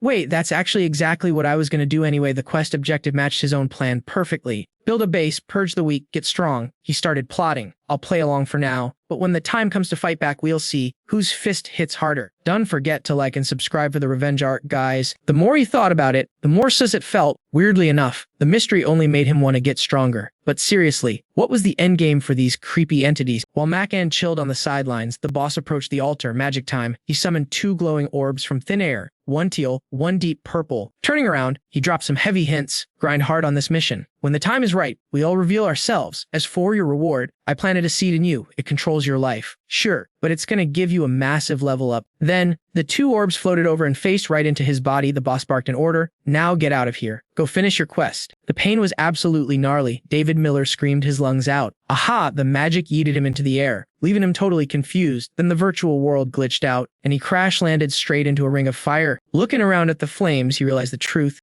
This was the transition zone. The tutorial was over, and he was heading back to the real server. Suddenly, a blue holographic interface popped up in the smoke. The leaderboard: rank 1, David Miller. Rank 2, Qi Feng. Rank 3, Luz Hai. The list went all the way down to number 10, Xiao Yuan. Seeing his name at the top, total dopamine hit. The system even hit him with a notification. Congratulations to first place, David Miller. Calculating rewards now. His heart was racing like crazy. After all that fighting, payday was finally here. He cleared the second floor and took down the bosses. What kind of legendary loot was waiting for him? The system started spamming notifications. Preview of rewards. Fruit of the Realm 1. World Truth Key Fragment 3. Auto-used. Return Qualification Card 1. Rank 6 Evolution Potion 7. Rank 6 Ability Potion 9. Holy Recovery Water 1. Green Stars 30. Cloud Stones 10. Nebula Fabric 10. White Cloud Jade 10. Heart Detector 1. The list was long, but David Miller had questions. Where were the legendary crafting materials from his past life? No Ultimate Cloud Stone, no Nebula Fabric. Instead, he got a stash of high-tier potions, 9 ability potions and 7 evolution potions. That's insane. But then he saw the last item, Heart Detector. What the heck is that? He'd never heard of it before. Before he could think, a blinding golden light exploded in front of him. It lit up the whole area like a flashbang. He had to shield his eyes as a massive gust of wind hit him. When the glare faded, the light condensed into a golden bag. It was just floating there. Menacingly, it turned into a loot bag. He muttered, totally confused. He grabbed the sack. Oof, it was heavy. Looks like all the goodies were stuffed inside. Then a new notification popped up. Challenge complete. Initiating warp sequence. The sudden voice made him jump. He thought leaving would be a whole process, but nope. Forced ejection. A blue light started wrapping around his legs, consuming him. The game master looked down at him with a judgy glare. Calculating something, his face went dark, and his voice got super creepy. The 7th messenger has officially left the chat. The creature's screen stretched all the way to its ears. It looked absolutely demonic as it whispered a threat. The other 6 messengers, they were sharpening their knives, just waiting for you. Swing, swing. That sounded like a butcher sharpening a cleaver for a slaughter. The fairy dimension vanished instantly. Boom. Back to reality. Blue skies, white clouds, fresh air, no more virtual illusions. But the view wasn't too pretty. Among the ruined skyscrapers, a massive fire was raging. And stepping out of the flames like a total boss, it was David Miller. He stood there looking epic amidst the wreckage. But as reality set in, he was shook. He couldn't help but yell, "This is Earth River City." The place was a wasteland, buildings destroyed, cars wrecked. Everything turned to ash. Standing in the middle of the apocalypse, David Miller was freaking out. What the hell happened while he was gone? Before he could process it, more fireballs started raining down on the city. It was his squad. The other players were spawning back in the same way. They made it out too. He cheered. Within the flames, he spotted his allies, Rebecca Harris, Xiao Yuan, and Robert King, but they were all unconscious, just as he suspected. Everyone was banged up pretty bad.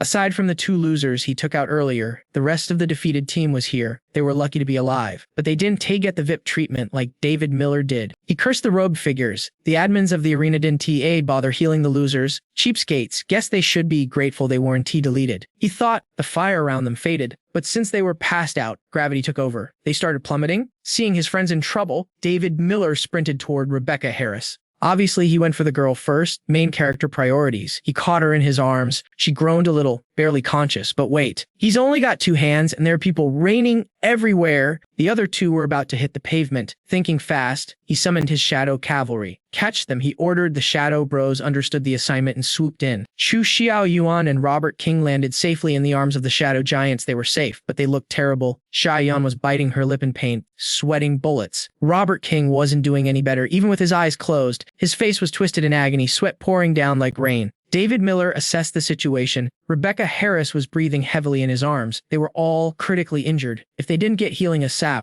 it was game over for the whole squad. He was racking his brain. The healer Lin Chun Yao wasn't here. The city was destroyed. Where are you supposed to find a doctor in the apocalypse? He looked at his loot bag. I have the Holy Recovery Water, but only 1 bottle. That 1 saved 3 people. What do I do? Suddenly, Rebecca Harris' body convulsed. She started coughing violently. Cough, cough. Blood sprayed from her mouth. It was getting messy. David Miller was panicking. His crush was dying right in front of him. Then, out of nowhere, a voice called out, "Help me, help me." It was Lu Zihai. Well, the guy possessed by Sutan Yu. He was wrecked too, but he was awake enough to make a deal. "I have a way. Give it to me." He was eyeing the holy water like it was the last Coke in the desert. David Miller was skeptical. "Why should I trust you?" Bro, the guy pleaded, "Trust me, my ability. It can create a miracle. I can save everyone." He gasped, looking at the other dying teammates. "Don't you want to save them? If you want them to live, you have to bet on me." The guy seemed desperate but sincere. David Miller frowned, weighing his options. All right then, holding Rebecca Harris princess style, he started walking toward him, his shadow stretching out endlessly on the pavement.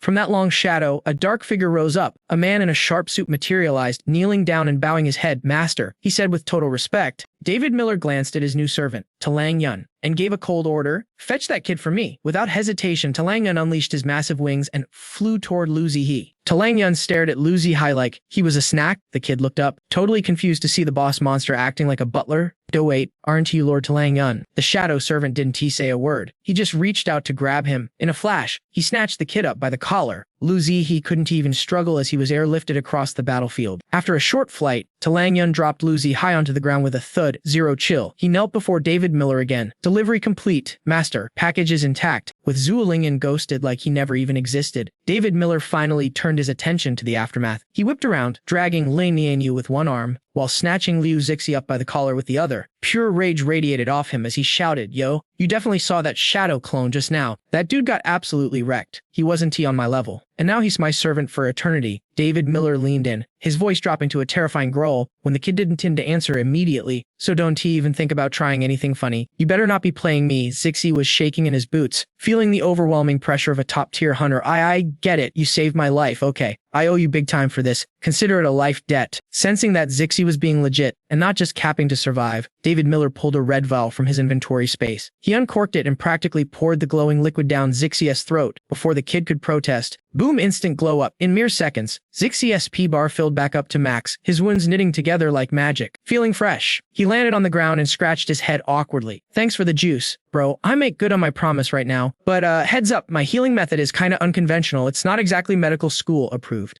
The moment those words left his mouth, David Miller's gaze sharpened into a glare that could cut glass. David Miller didn't care about the details. He just wanted results. As long as Lei Nianyu got fixed, the method didn't matter. Seeing the green light, Zixi walked up to Nianyu, cracking his knuckles. "All right then," bracing myself, hup, whum. He delivered a savage punch right to her gut. Nianyu curled up like a shrimp, gasping in agony. David Miller stood there, completely flabbergasted, his brain buffering as he tried to process what just happened. But when his soul finally returned to his body, he exploded. "You little psycho," David Miller roared, ready to throw hands. Terrified by the sudden killing intent, Zixi scrambled backward, waving his hands frantically. "It's not what you think. Chill out and look at her. Just look." David Miller paused and looked down at Nianyu. To his shock, the bruises covering her body had vanished into thin air. He was so stunned he nearly fell over. "No wait, Nianyu, your wounds, they were actually healing." It was finally time for Zixi to drop the lore. "This is my miracle ability. If I hope for something hard enough, it becomes reality." Zixi's face swelled up like a balloon as he spoke, his mouth stiff. "But there's a price. This is a glitch in the matrix. A forced miracle. I can control the side effects." After a moment, Nianyu finally groaned and opened her eyes. She struggled to sit up as David Miller rushed to her side. "You okay?" "Feeling better." While the lovebirds had their moment, Zixi awkwardly scratched his head, trying to sneak away. "I'm gonna go fix the other guy," Zixi shouted before sprinting away like his life depended on it, not daring to look back. Nianyu looked up at David Miller, her cheeks flushing pink. Did you save me again?" That guy had a gun right to my temple. Seeing her still shaken,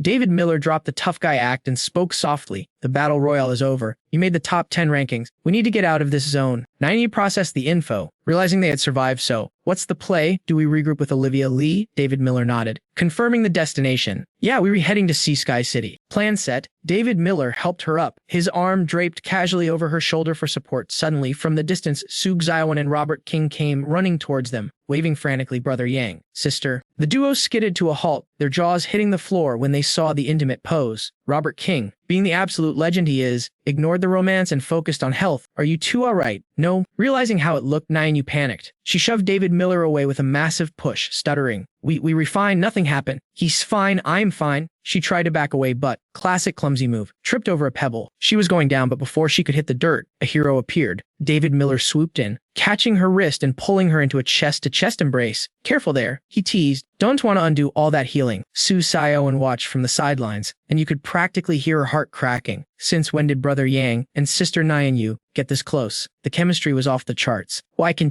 that be me in his arms? She thought bitterly. Robert King, on the other hand, was nodding with approval. Brother Lee, looks like your daughter found herself a keeper. You can rest easy up there in heaven. Just then, Zixi walked back into the frame, ruining the moment. Yo, big bro Yang, I patched up your boys. What's the plan for them now? David Miller glanced over at the two unconscious figures. He sized them up. Liu Yu, one of the 4 heavenly kings of the Demon Cell organization, and Qi Feng. These guys are top-tier fighters. If I can recruit them, my squad's power level goes through the roof. David Miller rubbed his chin, deep in thought. But here's the catch. Liu Yu is loyal to Zhu Lingyan, and I just deleted his boss. He's gonna want revenge. And Qi Feng is a die-hard fanatic for the Demon Cell ideology. In my past life, these two were legendary figures. David Miller's eyes narrowed dangerously. Taming them is going to be a nightmare. Maybe it's better to just... Zixi, noticing that cold, murderous look in David Miller's eyes, shivered. Oh, big bro has that killer vibe going on. He definitely doesn't want to keep these guys around.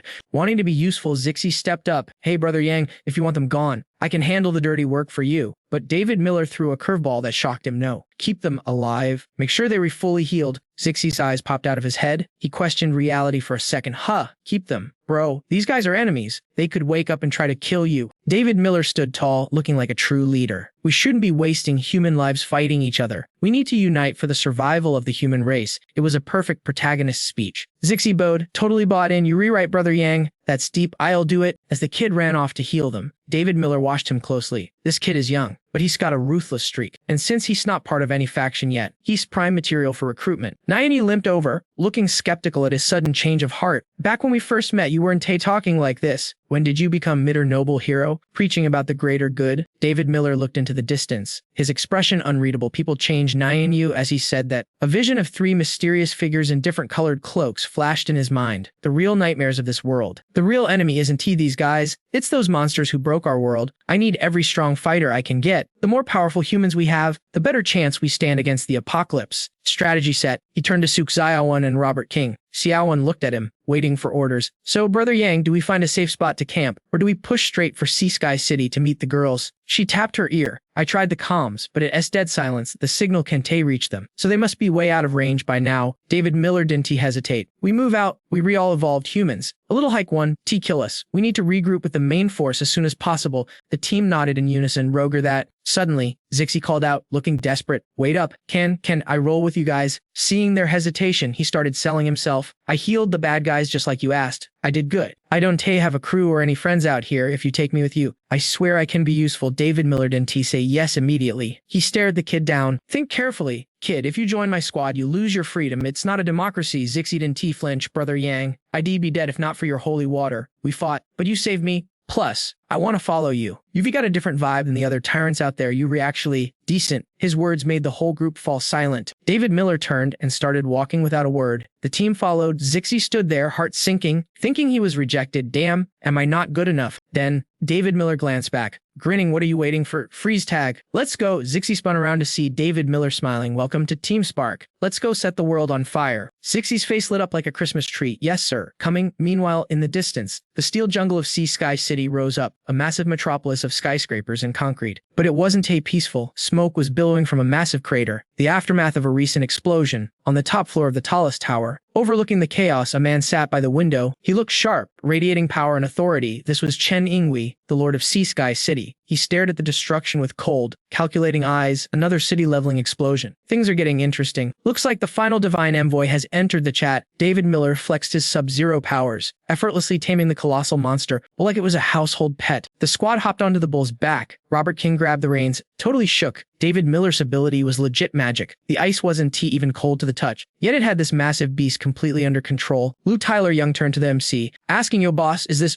Sky City gonna be a wrecked wasteland like the last place? Rebecca Harris cut in. David Miller has been there either. Why ask him? But David Miller dropped a truth bomb. Actually, Sky City is the capital of Huaxia. I've been there. People call it the Steel Fortress. That place is a literal metal giant, but it's totally gay-kept. Back in the day, security was tighter than a bank vault. If you weren't on the VIP list, you got kicked to the curb, no matter how much you begged. Rebecca Harris was confused. When did he have time for a road trip? David Miller ignored the plot hole and told everyone to chill and sort through their loot from the challenge arena. Time for an unboxing video, whatever I can use. I lel share with the fam. Xiao cheered. Yes, I knew Brother Yang wouldn't he leave us hanging. Hearing this, Rebecca Harris looked at her small loot bag, realizing she hadn't even checked her inventory yet. I need to level up. I have to be useful to Brother Yang, or at least a core member of Team Spark. Meanwhile, David Miller stared at his mystery bag. Let's see what this scanner actually does. He reached in and pulled out a round gadget. After inspecting it, he thought, not what I expected. It looks like a round iPad. Suddenly, the device lit up, projecting a hologram of a planet. David Miller was stunned. This is Blue Star. Why is it showing our planet? The map zoomed in on Hoaxia, revealing 7 glowing points. David Miller's location was blinking green. Green is me. So these red dots of the enemies, a notification popped up, and David Miller gasped. Mission: eliminate the other 6 targets to remove the parasite seed inside you. He analyzed the situation. What is this? A battle royale, so the system chose other players besides me. Suddenly, the monster bull slammed on the brakes. The team panicked. What's the drama? Why do we stop? Robert King looked down. Someone was blocking the road. He recognized the guy immediately. Leo, you got a death wish. The man looked up with a grim expression. I am here for David Miller. The rest of you MCs can beat it. David Miller stepped up. What's your beef with me? Liu Yu frowned, his voice dripping with rage. I saw the leaderboard. My boss wasn't in the top 10, but you were number 1. That means you fought him. David Miller didn't cap. Yeah, we threw hands, save the speech. What do you want? Suddenly, Liu Yu fell to his knees, begging desperately, where did you hide my boss? Please, let him go. Our guild, Tan Lun, is nothing without him. David Miller felt a twinge of respect. Zueling Yun lived a trash life, but at least he had one ride or die hummy. He told Liu Yu, stand up, your boss is dead. Tangshim Lun is game over. The guy lost it. What, you were lying? Stop capping. My boss is invincible, a scrub like you couldn't kill him. He jumped up, eyes blazing with fury, ready to attack. If you done hand him over, I am taking you out right here. Robert King rolled up his sleeves. You want to die? Lou Tyler Young stepped in. I got this. But Lee, you ignored them, charging straight for the MC like a maniac. He unleashed his blazing fist at David Miller. But suddenly, a pitch black hand grabbed his wrist, freezing him in place. Liu Yu screamed, let go of me. He turned around and saw a shadow standing behind him. He froze. Boss, why do you look like a ghost? David Miller smirked. I gave you a chance. If I hadn't ordered him to save you, you'd be dead already. I only let you see his shadow because I respect your loyalty to your old master. As soon as he spoke, the shadow raised its hand. A burst of dark energy pierced right through Liu Yu's chest. He didn't even dodge. Just let out a final breath and collapse. He smiled faintly as he faded away. Boss, dying by your hand? No regrets.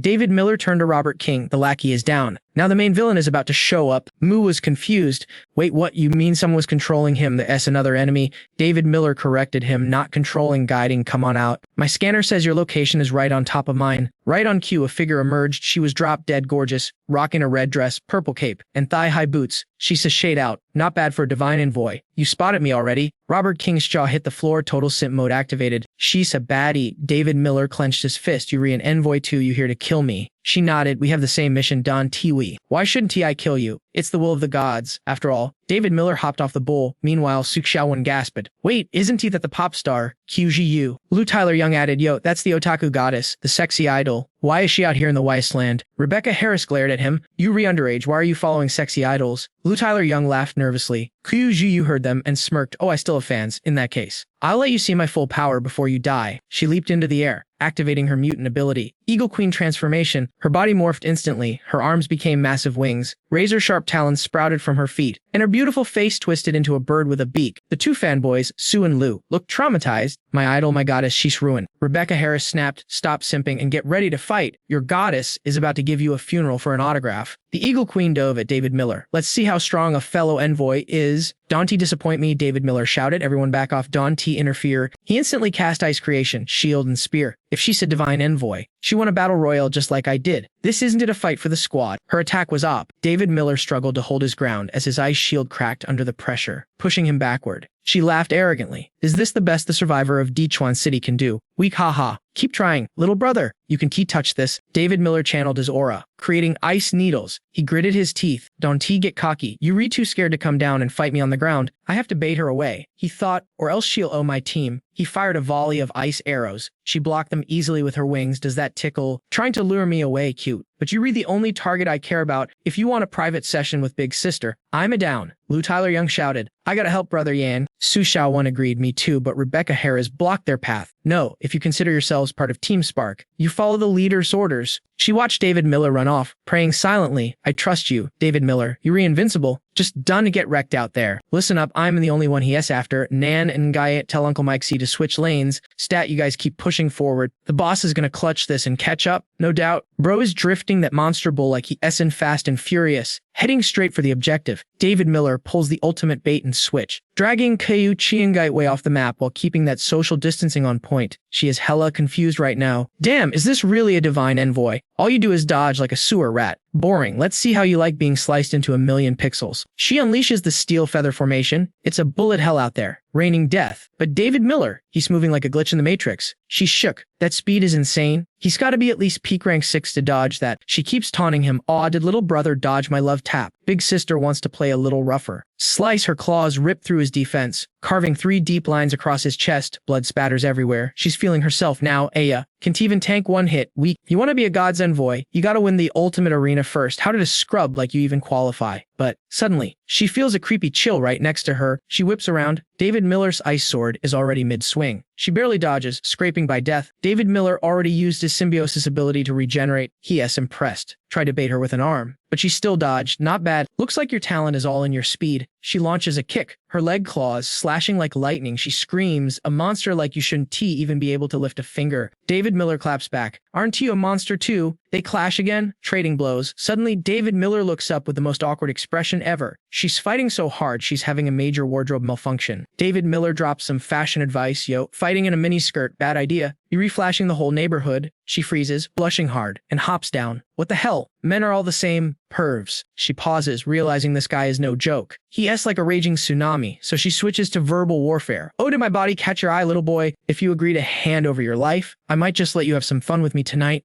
David Miller bursts out laughing. Tempting offer. But if I really wanted that, even Kutcha, she could handle you. She is speechless. He gets serious. Testing aside, I gotta ask, did your radar pick up the signal too? Are we supposed to kill all the gods and boys? She jumps up, screaming, don't try to play me. I'm not falling for your traps. I'm gonna kill you and keep a piece of you as a souvenir. Boom, she unleashes a massive tornado, a swirling vortex of destruction heading straight for him. David Miller summons his shadow soldier, El Ungiven, rise up. The shadow obeys instantly, yes, master, and charges into the storm. The shadow soldier unleashes a devastating formation attack. She is terrified. This is your power too. Panic sets in, ice weapons regeneration. And now shadow soldiers. How many cheat codes does this guy have? She drops the F-bomb. You're totally hacking. That's cheating. David Miller just shrugs, looking cool as ice. I just didn't want to friendly fire my squad earlier. Speed-wise, you got me beat, but if I want to kill you, I've got 100 ways to do it. She argues back, but if I want to leave, you can't stop me. I can fly. Dummy. She turns to flee. She never expected her first envoy kill to be a raid boss. She thought he was a soft target, but turns out he's hard as a rock. In terms of power, of course, David Miller commands the shadows box her in. Instantly, shadows block her path. She's 30% helpless, 70% shook. Where did these shrimp heads even come from? He floats over on an ice shield, looking like a total Chad. True, I can fly, but I have my ways. You move one muscle, and my boys will delete you. She sighs, defeated. Fine, I lose. I thought my speed was unmatched, but you cornered me. I accept my death. David Miller is smirking internally. If she really went full throttle, catching her would be a pain. But joke's on her. She's just peak rank 6. Meanwhile, thanks to that arena loot and the seed in my chest, I'm already sitting pretty at rank 7. She puts on a playful face again. So, you kept me alive. You want big sister to do something else for you. I know everything. You know, just afraid your body can handle the intensity. He sighs. Do all you sexy villain types act like this? Can go 5 minutes without teasing? She breathes heavily, her assets bouncing, distracting me. Don't tell me you don't like me. David Miller coughs awkwardly, then gets serious. Cut the crap. I have business with you, since you stayed. I'm guessing you rethinking what I'm thinking. He lifts his shirt, revealing the scar where the black seed was planted. You have this too, right? You met them, and I know you don't want to be their puppet. The mood shifts instantly. She asks directly, what say your angle? Spit it out. He breaks it down. We rehumans, why should we listen to those freaks? They aren't human, they aren't ghosts. They created this apocalypse. They destroyed our world, ruined our lives. David Miller steps closer, staring into her soul. You want to revolt too? Dawn to you. Silence. Her head is buzzing. Her face goes dark. She whispers, yeah, those bastards in that ultimate arena. They took everything, my home, my squad, my fans. I don't want to be a tool. I don't want to be an envoy. I want to slaughter them all. She locks eyes with him, the rage burning brighter than hellfire. She rips her collar down. You showed yours, I'll show mine. No more secrets. She stares at the black crystal rooted in her chest, voice trembling with pain. because of this curse thing. I lost it all, my friends, my fans, the love of my life. Flashback time.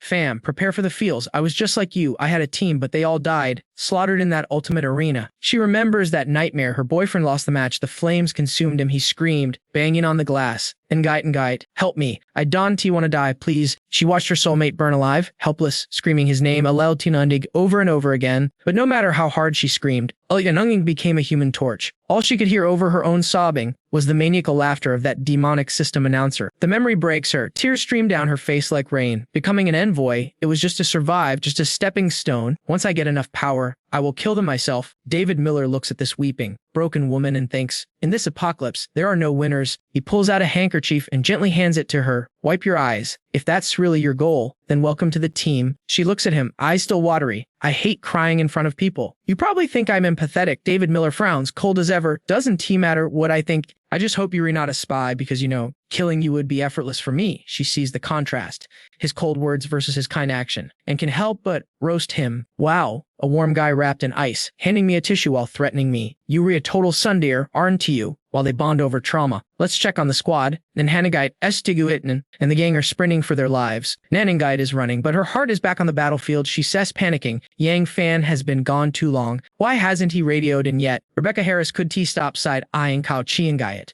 I mean, look at her. That woman is walking around with a body that defies physics. Literally S-tier curves in all the right places. Rebecca Harris was spiraling hard. She thought. This chick is dangerous. What if she uses some forbidden charm spell on David Miller? Just as her imagination was going rogue. Lu Tu Hai suddenly bugged his eyes out and screamed. We redoomed, scaring the soul out of the girls. Uncle Mock spun around, totally confused. What's wrong with you? Rebecca Harris was on edge too, shouting, spit it out. Did you sense an enemy or something? Lu Tu Hai put on his most serious face, clearly thinking about Kao Chi and Gaiat's assets. Listen, that woman is an otaku goddess? If she uses a honey trap on the boss, our team leader is going to get simped into oblivion before he could finish his fanfic. Rebecca Harris bonked him on the head with the force of 1,000 suns. Shut your trap, you jinx. Just so Tioyan from the back seat jumped in too. If Big Bro Duong disappears, I'm feeding you to the zombies. Getting roasted by the two squad beauties. Ludihi curled into a ball. Koch. My bad, a yield. Can no more trash talk, I sweared. While the squad was chaos as usual, a figure leaped down from a mountain, a flash of light. Gate was none other than David Miller. And the new girl, Kao Chi and Gaiat. David Miller grinned. What's the commotion? Yeah, but Kao Chi and Gaiat cut in, teasing. So, you guys into bullying kids now, caught red-handed. So Tia Wien waved her hands frantically. Gee, no, it's not what it looks like. Rebecca Harris jumped in to save face. We just educating him. Big Bro Duong, you gotta believe us. Lu Tu Hai tried to salvage his dignity. Guy, I'm not a kid. I'm 14 years old, basically a grown man. Kao Chi and Gaiat giggled, looking at him like a puppy to what a cute little brother. David Miller turned to the group, making it official. Listen up, Miss Kao here is joining Team Star Fire. We get to know each other, alright? So Tiayuin's jaw dropped. Wait, Big Sis is actually joining us. Kilu is pumping his fist in the air. Let's go, the otaku goddess is on the squad. Kao Chi and Gaiat smiled softly. Looks like we re comrades now. Please take care of me. As Rebecca Harris stared at David Miller, and you could practically smell the vinegar. As she was salty. As she's really staying. He leaves for 5 minutes and comes back with a supermodel. His charisma stats must be maxed out. Fuming silently, Rebecca Harris whipped her head around, leaving So Chuyan totally confused. David Miller, having high eek, noticed immediately. Is she mad gay or is that jealousy I smell? Kao Chi and Gaiat scanned the horizon, crossing her arms, checking the route. You guys are heading to Haitian City, right? Seems like everyone and their mother is going there. David Miller shot her a look. Spill the tea. Why is that specific spot so popular? Kao Chi and Gaiat flipped her hair, dropping some intel. Can my sources say all the survivors are flocking there? Bay including God's apostles like you and me. David Miller countered. I know Haitian City is a fortress. Hard to attack and easy to defend. Gay, but that doesn't explain the massive migration. Gara single city does have enough resources for everyone. Kao Chi and Gaiat nodded. Guy normally. Yes. Well, but rumor has it. There is a God's apostle there who unlocked a production skill. They can literally create food from nothing. Lu Tu Hai overheard and nearly lost his mind. Food hack? For real. Way, if that's true, you could build an empire with that kind of power. In this apocalypse, a burger is worth more than gold. A Kao Chi and Gaiat smirked. Exactly. The hunting mutant beast carries high risks and frankly their meat tastes like garbage. So Tiyuian had a light bulb moment. Go, I get it now. As she shouted. So everyone is going to Haitian City to fight over the food maker, right? David Miller flinched at the volume. Rebecca Harris glared at her, making Tiyuian shrink back. Did I say something wrong? Rebecca Harris explained calmly. Not a fight, to join. Think about it. Gay a God's apostle with that kind of value. Who could kidnap them? Even if you won, the cost would be insane. Plus, Rebecca Harris continued, You can force a healer or a provider to work. If they don't T1, there'll be cooperation beats conflict here. The Crouching guy looked at Rebecca Harris with genuine respect. Who raised this girl? She's got the looks and the brains. And Rebecca Harris blushed at the praise, but kept her train of thought. But there's still a glitch in the plant. If I had that ability, I wouldn't T-take in everyone. I'd only pick people who are useful to me. Kauchi and Guyot looked at David Miller. Bingo. That's exactly the problem. Wait until we get to the outskirts of Haitian City. J.E. about to see what hell on earth really looks like. David Miller frowned. Already hell on earth. David Miller fell silent, calculating whatever with my inventory. I can feed an army. I just hope my sister and Duanmu found Linda Miller already. After traveling a bit longer, they finally reached the outskirts. The skyline of ruined skyscrapers loomed ahead. Above, mutant vultures circled, and a two-headed eagle screeched a chilling sound. But down below, it was a nightmare. The people looked like walking skeletons, dragging themselves through the dust. The cries of despair filled the air. Helpless? Spare a crumb. A ragged woman clutched a dying child, tears carving paths through the dirt on her face. She was begging anyone who would listen. Please, I'm begging you. She stumbled to a meat stall, looking at the butcher with desperate eyes. Save my son, please. Three survivors nearby were gnawing on some questionable meat, spitting it out in disgust. This is sours. If the city folk didn't reject this trash, who would eat it? Gray, while the woman wept, a calm voice cut through the noise. Here, take this. A hand extended, offering a chunk of fresh crab meat. Gay, it was David Miller. The woman grabbed it like a lifeline, sobbing.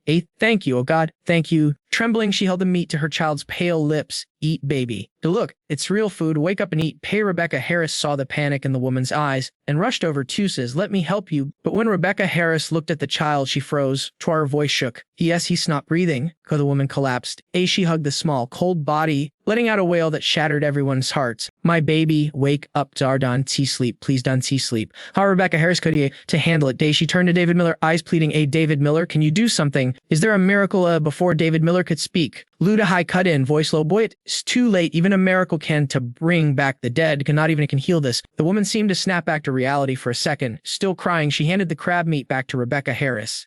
Take it back.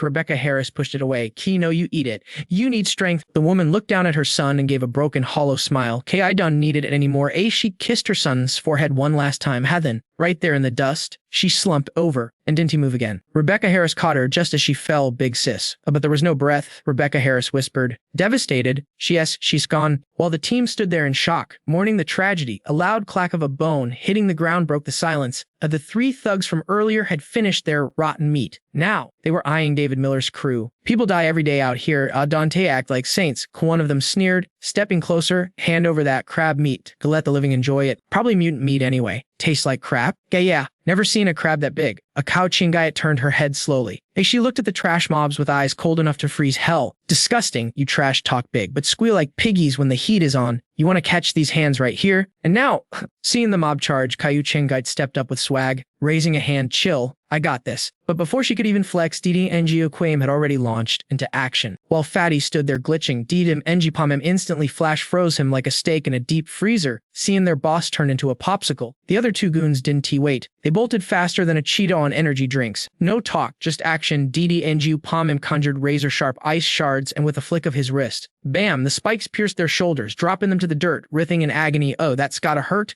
Dihim Jupam stared down at these three stooges with eyes colder than the Arctic. You know where Zone C, Streets 9 to 13 is? Be my GPS, and I might just let you keep your heads. Hearing that address, Fatty started sweating buckets, even while frozen solid. Be big boss. Why go there? That place is a monster mosh pit. Kenji Pam's glare cut deeper than the ice as he clapped back. Obviously, I know that. I said, lead the way. One look from our memc nearly made Fatty soil his pants. Shaking like a leaf, he stuttered. I got it, big boss. I'll take you right now. Under the curious gaze of street wanderers, the three beat-up thugs led the way like obedient puppies. Fatty put on a fake smile, trying to butter up D-Thing hide Sem. Only my bros know the route to Zone C. You picked the right guys, but the bystanders were whispering in horror. Zone C. Are they trying to speedrun a death wish? Yo, that place is lawless. It's a tragedy for those fresh-faced girls. If they enter, some creep is definitely gonna snatch them up. A bit later, the squad rolled up to Zone C of Sea Sky City. It looked less like a city and more like a giant burning landfill. Stifling the stench, STBWIM gagged. Is this seriously Zone C? No human can live in this dumpster fire. Why would Sister Own Mike C be here? Nanangayat chimed in, my headset has static, a magnetic field jamming signals. That actually checks out. Nanangayat turned to the MC. The last trace of Own Mexi came from from Streets 9 through 13.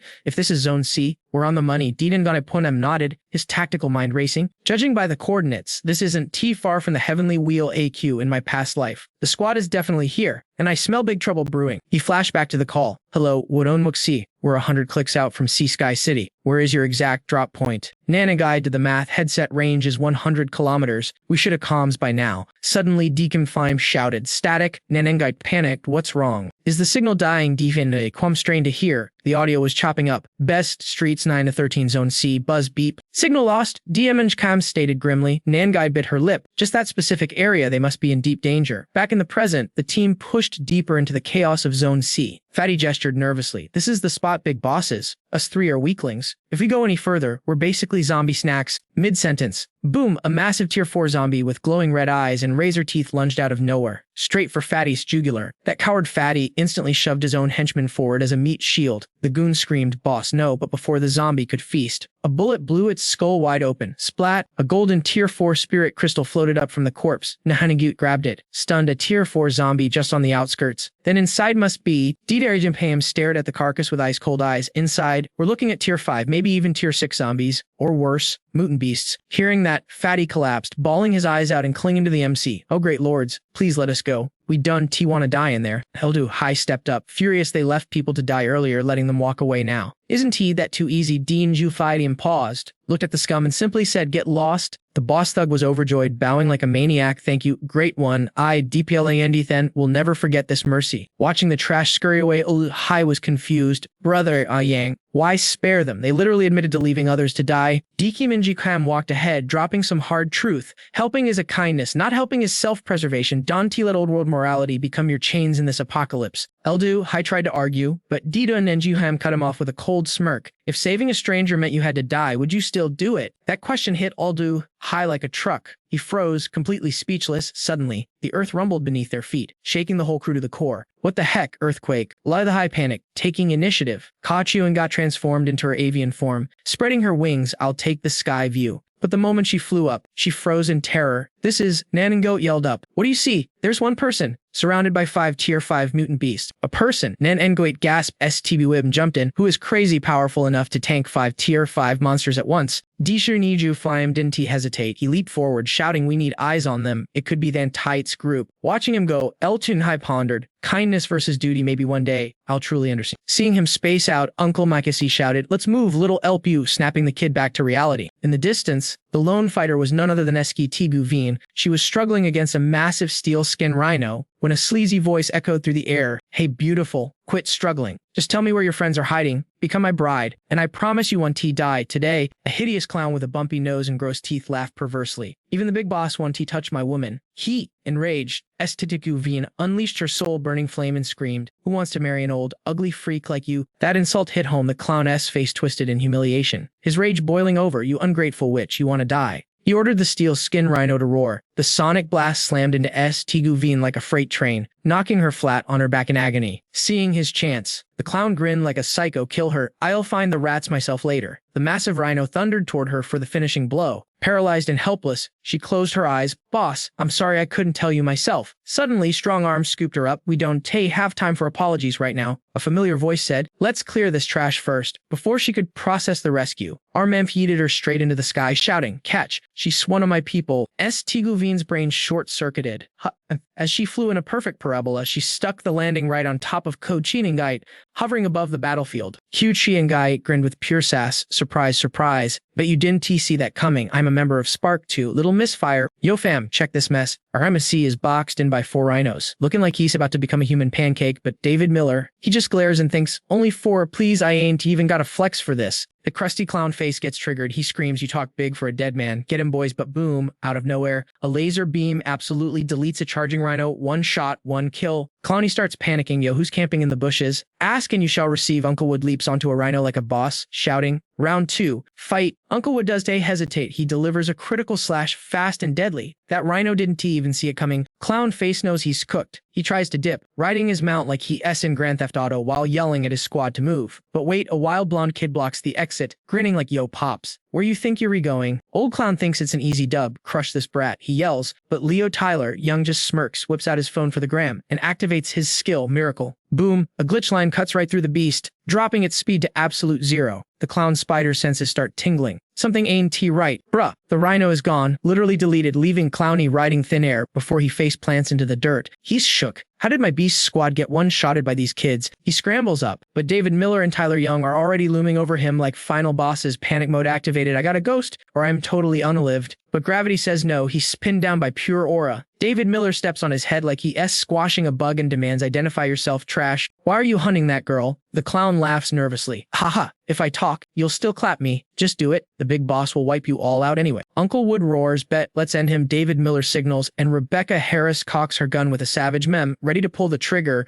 David Miller plays the good cop, spill the beans, and you walk. The clown's eyes light up for real. David Miller nods on my honor as the MC. If I kill you, may I get struck by lightning? Thinking yes safe, the clown yaps. Okay, listen. The one who wants her is a legendary god envoy, one of the 7 greats. He hunting for a holy light user. Xiao 1 jumps in. Why chase Sister Lin? The clown shrugs. Some VIP in Haichin City took critical damage. Sweating bullets under their stare, he continues. Only a high-tier life exchange skill can save him now. David Miller does the math. Life exchange, the S tier 6 magic, and the cost is the caster's own life. The S straight up evil. Clownface begs, can I dip now? Boss, you swore on it. David Miller smiles like a saint. Yeah, get lost. You free. The clown sprints away, yelling generic villain lines. We'll meet again. But in his head, he's like, just wait till I tell Daddy God Envoy. Why all our dead meat? But karma is faster. Thwack, a spirit bullet drills a hole right through his chest. He spins around shocked. Who turned off my game? It's Rebecca Harris, gun smoking. David Miller shrugs, cold as ice. I promised I wouldn't kill you. I didn't say anything about her. Rebecca Harris adds, you mess with the squad. You get the lead. You have 0 rights to live, David Miller declares. Suddenly, a Marcus shade rises from the corpse. Solo leveling style. Arise, the clown is now a shadow soldier. Kyuji looks around and sighs, damn. Your team is full of wafus. No wonder you aren't sliding into my deems. David Miller turns to the injured girl. Xiao Yun, brace yourself. Tyler Young steps up, sweating. Trust me, sis, this beatdown is medicinal. Xiao Yun is terrified. Bam, Tyler Young delivers a falcon punch right to her gut. She screams in agony, and Kyuji catches her. Ouch, that's healing. Rebecca Harris pats her back. Don't worry. The pain means it's working. Then she gets serious. We avenged you. But where is the rest of your crew? Xiao Yun wheezes. They aren't doing so good. Cut to a ruined hideout at the foot of the mountain. The vibes are heavy. David Miller arrives at the rubble. Xiao Yun points. That's our base. With one hand, Armisi tosses the heavy debris aside like it's cardboard. Silence falls. Olivia Lee and a withered tree spirit blink in the sunlight. She asks, did you find snacks? Then she freezes. B-boss. The shriveled tree creaks a hello. David Miller is shook. What the hell happened here? You guys look wrecked. Olivia Lee's eyes flood with tears. The relief hits her hard. She breaks down, tackling him into a hug. Boss, we waited so long, it was a nightmare. The feels are real. Chat. David Miller pats her head. It's okay now, but internally, he's worried for the Ice Queen to crash out like this. What kind of horror show did they survive? The squad is watching this awkward PETA. Rebecca Harris clears her throat loudly.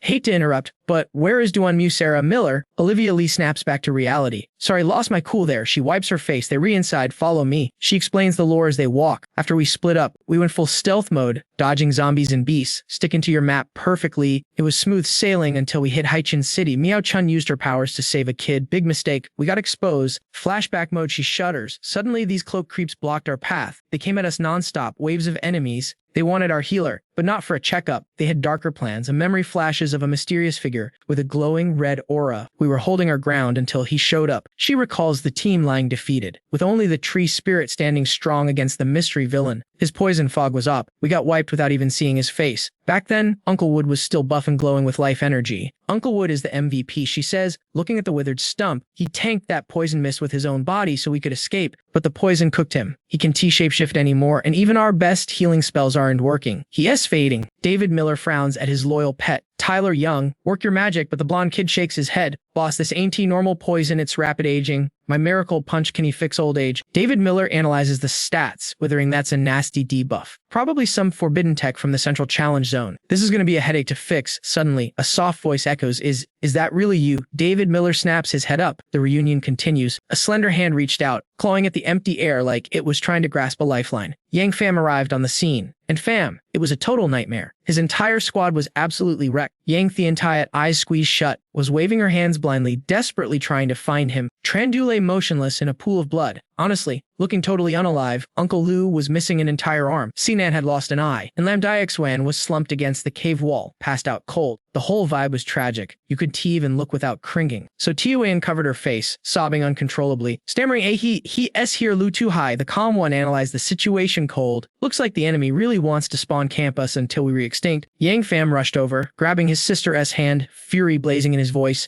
Sarah Miller, what happened to your eyes? She couldn't believe her touch, asking, Is it really you? I finally waited long enough, big bro. You re-here. Sarah Miller threw herself into her brother's arms, crying her heart out. You finally came. I missed you so much. Bro, stop. I can see anything anymore. I can't see you, voila. Seeing Yang Fam clutching his sobbing sister, Olivia Lee dropped his head, guilt eating him alive, boss. This is all on me. If I wasn't such a weak scrub, maybe this disaster wouldn't have gone down like this. So Tiu Van also chimed in, heartbroken. Boss, blame me too. It's not just Don Mok's issue. But Brother Cam screamed out in rage, enough. It's not your fault. The only ones to blame are the scumbags who hurt you. Our main character shoved his exploding rage down and switched into commander mode. He barked orders, Lu too high, heal the wounded ASAP, prioritize saving Lam Daoxan, Kao Chingayet, scout the perimeter. If the wind even changes direction, report to me. Rebecca Harris, you and so Tiu Van guard the entrance. Nobody gets in, they accepted the orders in unison, shouting, understood. Yang Fam looked at the unconscious Lam Daoxian, silently swearing he would save every single one of them. Right now, there was only one play, force Lam Diuxuan to level up. Murderous intent flashed in Yang Fam's eyes as he swore an oath. Anyone who touches his people is getting deleted. If the enemy moves, I'll move hard. A gloomy atmosphere spread like a plague inside Lam Diuxuan's blank consciousness. A familiar voice suddenly echoed,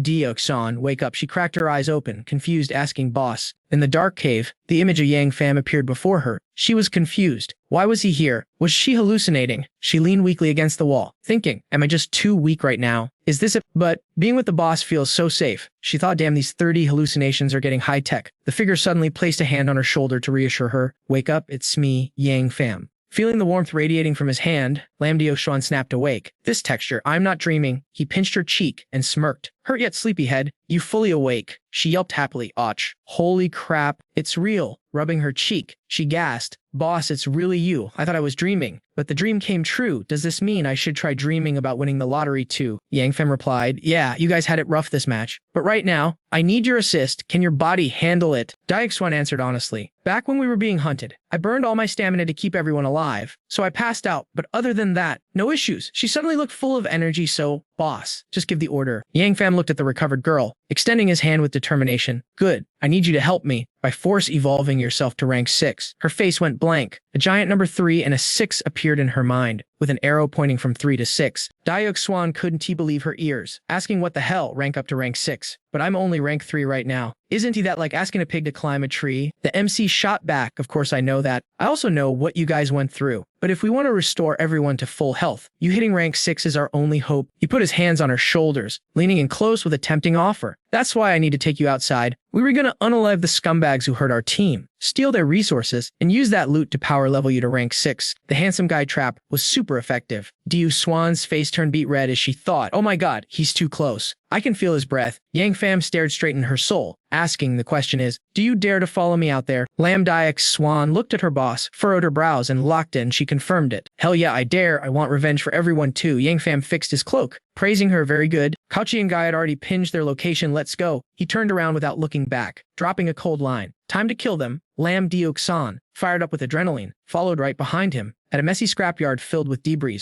a stranger sat on a shack looking like a gatekeeper. He had a nose ring and shouted arrogantly at his 2 minions below, one plays with birds, one plays with tigers. And that face mask guy still hasn't come back yet. The black-haired dude, owner of the giant bird, replied, probably went off to rob some girls again. The purple-haired creep standing next to him chimed in. Let's think positive, fam. What if someone just beat him to death? Hey hey. After all, Hythaean City isn't he, just our turf. Plenty of people are hunting for that Saintess. The nose ring guy cut him off, stating facts, but nobody came as close as we did. If that crystal beast hadn't interfered, we would be bagged her ages ago. Purple hair started kissing up to him. Boss, done get mad. It's bad for your health. The girl is going to be in our inventory. Sooner or later, black hair, afraid of missing out, added. Plus, you're really the only god's envoy here right now, sir. Other factions, none of them can throw hands with you. The envoy, pumped up by the glaze, stood up with hands in his pockets, praising. Well said, under the corrosive mist of this envoy. Any other envoy who pulls up will just turn into a puddle of blood. Suddenly, a voice rang out, slapping him straight in the face with words. That sounds magical, but is it like the big talking envoy suddenly went mute? Yang Fam was walking down a staircase made of literal ice towards him. He quipped, careful, if you blow too much hot air, you might create a tornado you can T-control. Nose ring crossed his arms, sneering. I wondered which scrub it was. Speak of the devil, another envoy arrives. You want to steal the Saintess too. The MC stepped off the final ice step and landed. His voice dropped to absolute zero. Not just that, I'm also here to send you to meet your ancestors. Trash attracts trash. The nose ring gang and his pets started laughing like they just heard the funniest joke of the year. The villain shouted, big talk, I'm afraid your mouth is gonna write checks your life can T-cash, kid. Purple hair joined the roast session. Faking it requires actual skill. Otherwise, you were just looking for a death wish. Yang Fam looked at them with pure disgust. Trash fish Dante have the right to speak to me. The two minions, whose hair was already spiky, stood up even straighter with rage. Black hair yelled, motherfaker. Who are you calling trash fish? Purple hair, fearless, added, kill him. We were all rank 6, plus we have an envoy. We can take him, the MC simply said. Come here and die under his feet. Trails of dark purple smoke began to spread. 3 shadows, face mask, Nan Loy and Talang Van, emerged the atmosphere, was instantly dyed in dark purple doom. The two lackeys recognized their old friend and panicked, face planting into fear. That's face mask, how the hell is he a shadow now? To honor his old teammates. Shadow face mask immediately summoned 2 Rhino phantom beasts to charge at them. Shadow Ninloy wasn't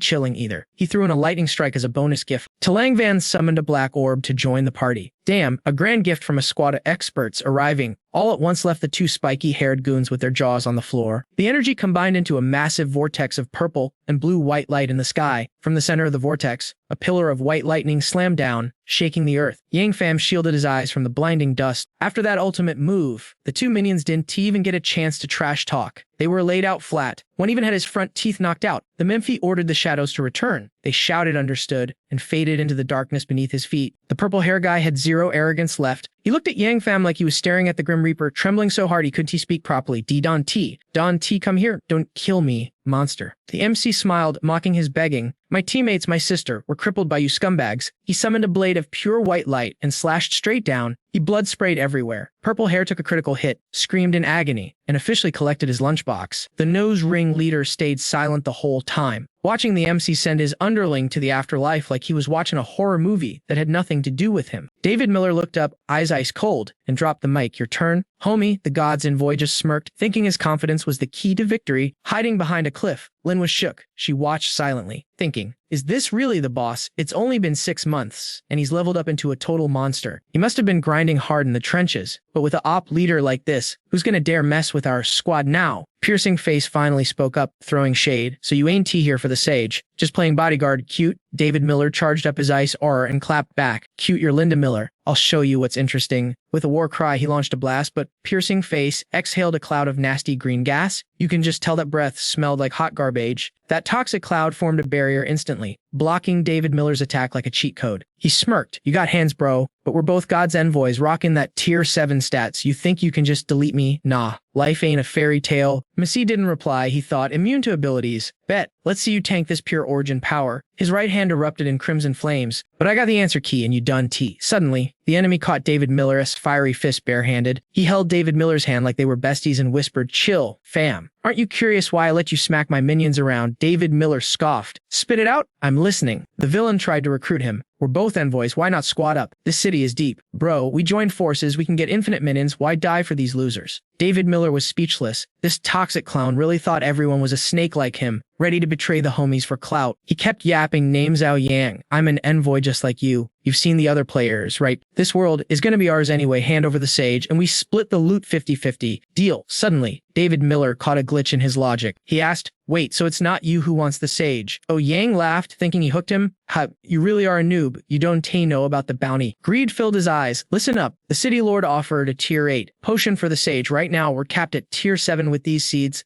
But that tier 8 juice, he pointed straight at David Miller's face, hype overflowing. Drink that, and you become the server admin, top of the food chain rulership. David Miller wiped the spit off his face and asked, you 100% sure about that? If the traders don't even stock tier 7, where did the city lord spawn a tier 8 item? The villain grinned. You got a brain on you, but why do I care if it's real? I just trade a random NPC for the potion, and I'm set. I know the sage is that tall hottie, but I beat her half to death, so she's damaged goods, and I blinded one of her friends. But the rest are fine. You have fun with the others later. I'll gift you 10 models. Do we have a deal? David Miller's aura exploded. Rage mode activated. You dare. Oh, Yang jumped back, clueless that he just triggered the death flag. What the hell is your problem? Psycho. I offered you the VIP package and you want to throw hands. Is it worth dying for? Flames engulfed David Miller's fists. One last question. How did you blind her? Your gas isn't that precise. The idiot actually bragged about it. Oh, that easy peasy. I pretended to be hurt. The dumb girl tried to help me, and I blew poison right into her eyeballs, melted them instantly. Hilarious, right? That was it. David Miller snapped. This trash was bragging about blinding his friend. The MC gritted his teeth, pure murder in his eyes. I am gonna end you. Terrifying shadows rose up behind him. Yang almost wet himself. No, what the hell are you? Even Lin, watching from afar, was stunned. Wait, is this the boss's true power?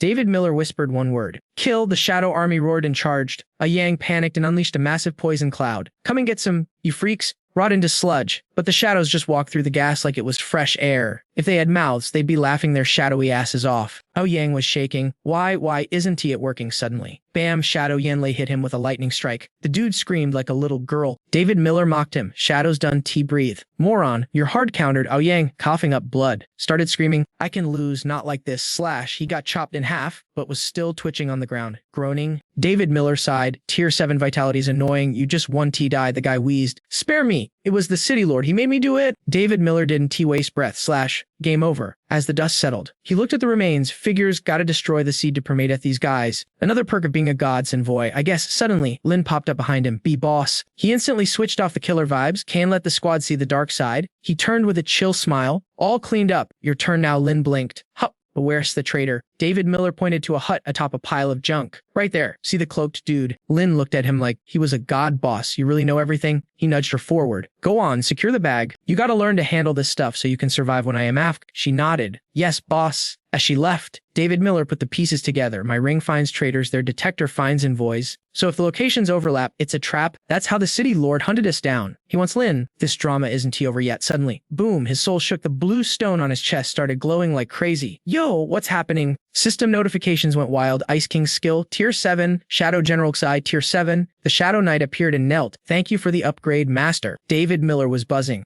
I leveled up just by clapping that guy. Killing envoys is the meta. But before he could celebrate, he was teleported to a weird dimension surrounded by dancing flames. There were 5 flames floating there chatting away. Where are we? Is this the god's lobby? Feels gross. I'm in kinda nervous, fam. Looks like the chat room just opened. Yo, check this out. Out of nowhere, this creepy black ball pops up, grinning like a total psycho. It drops the news to David Miller. Congrats, player. One god's envoy has been eliminated. The Slayer just bagged a divine buff. Keep that kill streak going, folks. But hey, if you snooze, you lose. The other envoys are leveling up fast, so don't get left in the dust. David Miller stares at the floating flames, realizing this is the loot drop he was waiting for. So, those 5 flames represent the remaining envoys. One of them actually starts talking through the flame. Idiot. Who triggered the kill feed this early? You think you were slick? Huh. But Armincy isn't stupid enough to reply and docks his location. The voice keeps trash talking, silent treatment. Huh, you retrash, don't worry. I'll find you, and when I do, it's game over. David Miller just leaves him on read, ignoring the haters as a power move. Suddenly, his soul gets yeeted out of that dimension. He hears Lin Mayachen's voice fading back in. Boss, I hit rank 4. Let's go hunt the next traitor. We got a power level to rank 5. Stat, David Miller rubs his neck, looking totally drained. That teleportation really messed with his equilibrium. Even an up character like him is dizzy. Maya-chan notices he's swaying and panics. Boss, she starts healing him. You good, boss? You look wrecked. He waves her off. I'm good. What did you just say? She repeats herself. I said, shouldn't we speedrun to the next traitor? I'm rank 4 now. I can help. They both stand up. She looks around, confused. Wait, is there even a traitor here? I don't see anyone. That's when David Miller pulls out a glowing green vial. Rank 6 ability potion. This is the good stuff. Maya-chan hesitates, but I'm only rank 5. Can I even handle a rank 6 potion? She reaches for it, but David Miller gives her a reality check. You can, but it's gonna hurt, like peeling your skin off. Breaking bones kinda hurt. If you're scared, we can go find a traitor instead. She freezes for 5 seconds. The thought of bone-breaking pain is terrifying, but then she thinks about the squad. Lin Maya-chan, are you gonna hide behind everyone forever? Don't you want to be useful for once? Finding a traitor now would take forever, and who knows what disasters could happen in the meantime. Do you want to live with regrets? She makes up her mind, eyes full of determination. She says, I'll do it. She chugs the potion in one go. Instantly, the potion kicks in. She feels her na rewriting itself. Maya-chan screams in agony. David Miller watches her struggle with the bone-deep pain, but he can't help her now. She has to solo this boss battle herself. Suddenly, a voice comes from behind. Yo, someone's evolving. Looks like we didn't waste a trip. After all, a rank 6 saint appears. It's this scruffy blonde dude with a wire beard, leading a whole squad of armed goons. Looks like the city lord's mission is gonna be completed by yours truly. Gee. David Miller doesn't waste breath. He just drops one word. Scram. The blonde guy gets triggered instantly. What the hell, this loser told me to scram. Boys get him, but one of his minions stutters. B-boss, look around him. He points to the unconscious bodies piled up around David Miller. That's spooky. No wonder people say the White Sun group walks with a demon. The bald minion starts shaking. Boss, maybe should dip. I see corpses from Envoy Ayang's crew in that pile. Another goon chimes in, wait, if he killed an envoy, isn't he a god's envoy too? Boss, envoys are rank 7. Fighting him is literally suicide. The boss slaps the bald guy so hard he almost knocks his teeth out. Shut up, you cowards, you know the saying. No pain, no gain, go big or go home. The goons look stressed. Boss, this isn't the time for motivational quotes. The minion wants to punch him. Are you crazy? But the boss is shaking with excitement, trying to hype them up. If Ayang's men are dead here, it means this guy just fought Ayang. He must be out of mana, he's running on fumes. The boss wants to gamble everything on this one play. This is our only chance to kill a god's envoy and steal a saint. Think about the clout. The Gold Wolf gang will run waiting Haitian City. After this, Boss Ross pulls his gun, trying to look cool. This is our moment to go viral, boys. For the glory of humanity. His squad hears the speech and gets pumped up, ready to throw their lives away. Meanwhile, Maya-chan is still in agony. David Miller mentally cheers her on. Hold on, you got this. This evolution is all on you, girl. The bad guys open fire. Bullets rain down, and one guy even launches a rocket boom. A massive explosion rocks the area. The boss screams, charge, while the smoke is up. It's over, follow me, but barely 2 steps in. His jaw hits the floor, the smoke clears, and David Miller is standing there, totally untouched, not even a scratch. David Miller had popped a barrier just in time. These noobs really thought they had a chance. The bald guy screams, M-monster, the other goons are shaking in their boots. Is this the power of a rank 7? We were gonna die instantly. Boss Jill drops his knife in terror. He turns around and books it. Run, everybody run for your lives. David Miller smirks. Too late, boys. Nobody leaves this lobby. He flash steps right in front of the boss and slash one hit, and the boss is sent straight to the spectating screen. Meanwhile, back to my...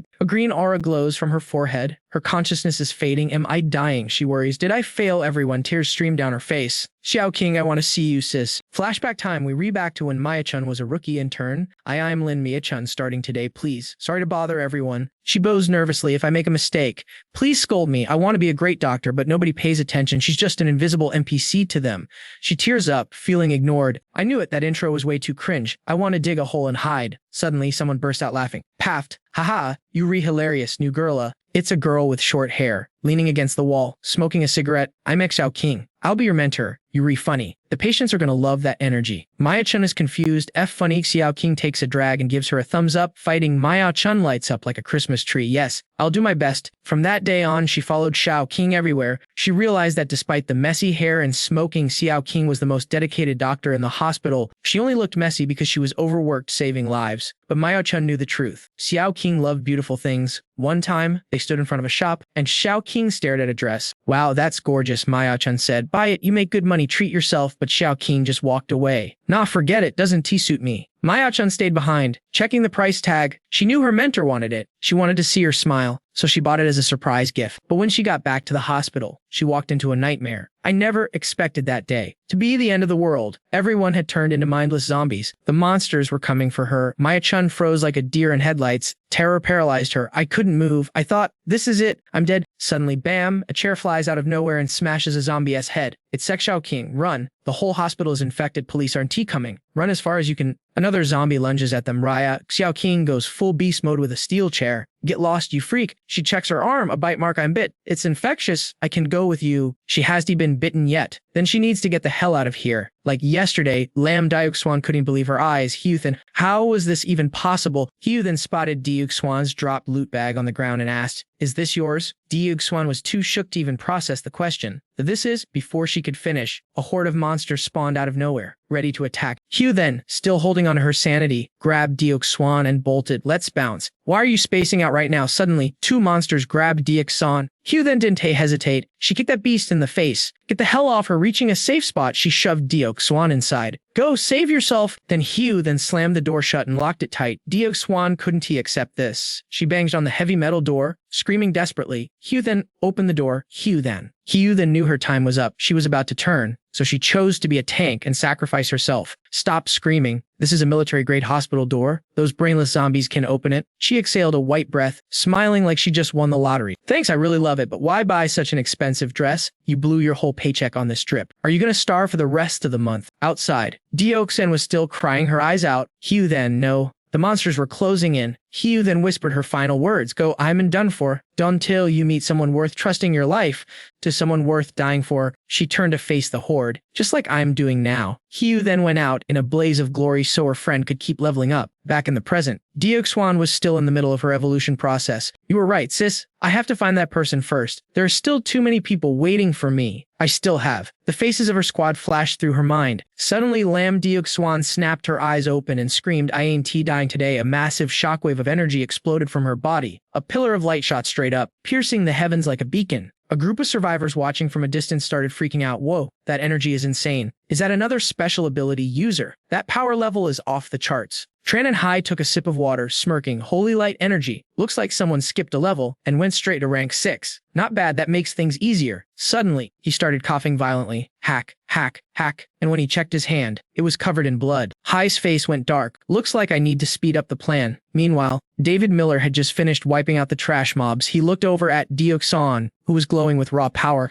Diuk, you conquered your inner demons. Her aura began to shrink and fade as she powered down. Exhausted, she collapsed, but David Miller was there to catch her. Good job, get some sleep. But even gasping for air, she was stubborn. Boss, I am okay, let's go back, I can heal everyone now. She tried to stand, but the pain of a breakthrough evolution was tearing her apart inside. An average person would have passed out from the pain, but she was staying awake on pure willpower. That's an order. Rest now. If you have no stamina, your powers are useless. Stop trying to be a hero, okay? Fine. Dayu finally listened like a good teammate. Back at the Sea Sky City headquarters, City Lord Tran and Hai was deep in thought. Trentone walked in and bowed. Sir, the 3 guests have arrived. The 3 powerful figures walked in like they owned the place. Hai gave them the mission. You 3 are the pillars of Sea Sky City. I need you to go invite the Saintess and her squad here. Remember, I said invite. Whoever brings her back gets the rank 8 evolution potion. Surprisingly, so Lan shut him down immediately. If it's just an invite, I'm not interested. Kanvu also looked like he could be bothered with this fetch quest. Your request makes sense, but honestly, boring. Only Chu Nguyen Nguyen was grinning like a maniac. Well, I'm super interested. Too bad I'm not a god envoy though. But hey, since the city lord is asking so nicely, I'll take the trip. Just make sure you have a fat reward waiting for me when I get back. Trenan Hai crossed his arms. Deal. After the 3 left, Trentone finally spoke up. Ever since So Lan and Kanvu became god envoys, they don't even listen to orders anymore.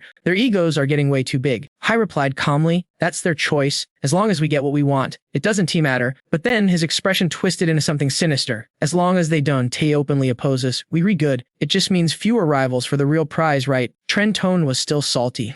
I just hate their attitude. You built the stability of Sea Sky City. They should show some damn respect. Hai gave her some advice. Tyan, you know what our end game is. Done sweat the small stuff or get distracted by this drama. They read just cannon fodder. Once we achieve our goal, a tiny place like Sea Sky City won't even matter to us. He muttered to himself darkly. And step 1 is securing that rank 6 healer. Tong-en, hang in there, I promise I'll cure you. Meanwhile, back at Area C, the head out for Don Olivia Lee's crew. David Miller was carrying Diux on his back. Nangaya and Sotiu Van ran out to meet them. David Miller. Boss, you guys are back. Rebecca Harris asked anxiously, what happened to Diuk Swan? He replied she just burned out her stamina. She says in a coma, but she'll wake up soon. Rebecca Harris' face lit up. Wait, does that mean David Miller nodded? Yeah, she successfully advanced to rank 6. She gasped in pure joy. She did it. Everyone is safe. So Tiu Van was grinning ear to ear. That's awesome. Rebecca Harris watched the 2 of them head inside, thinking to herself, I knew he'd pull it off. off. He's that kind of guy. Nothing is impossible for him. He always shocks everyone. Suddenly, she noticed a patch of fresh blood on David Miller's jacket. That blood. Did he get into another crazy fight? She slapped her cheeks to focus. Even he isn't he made of steel. Rebecca Harris, stop fangirling. You need to stand by his side and be the woman who supports him, not just watches him. Rebecca Harris turned to Tu Van,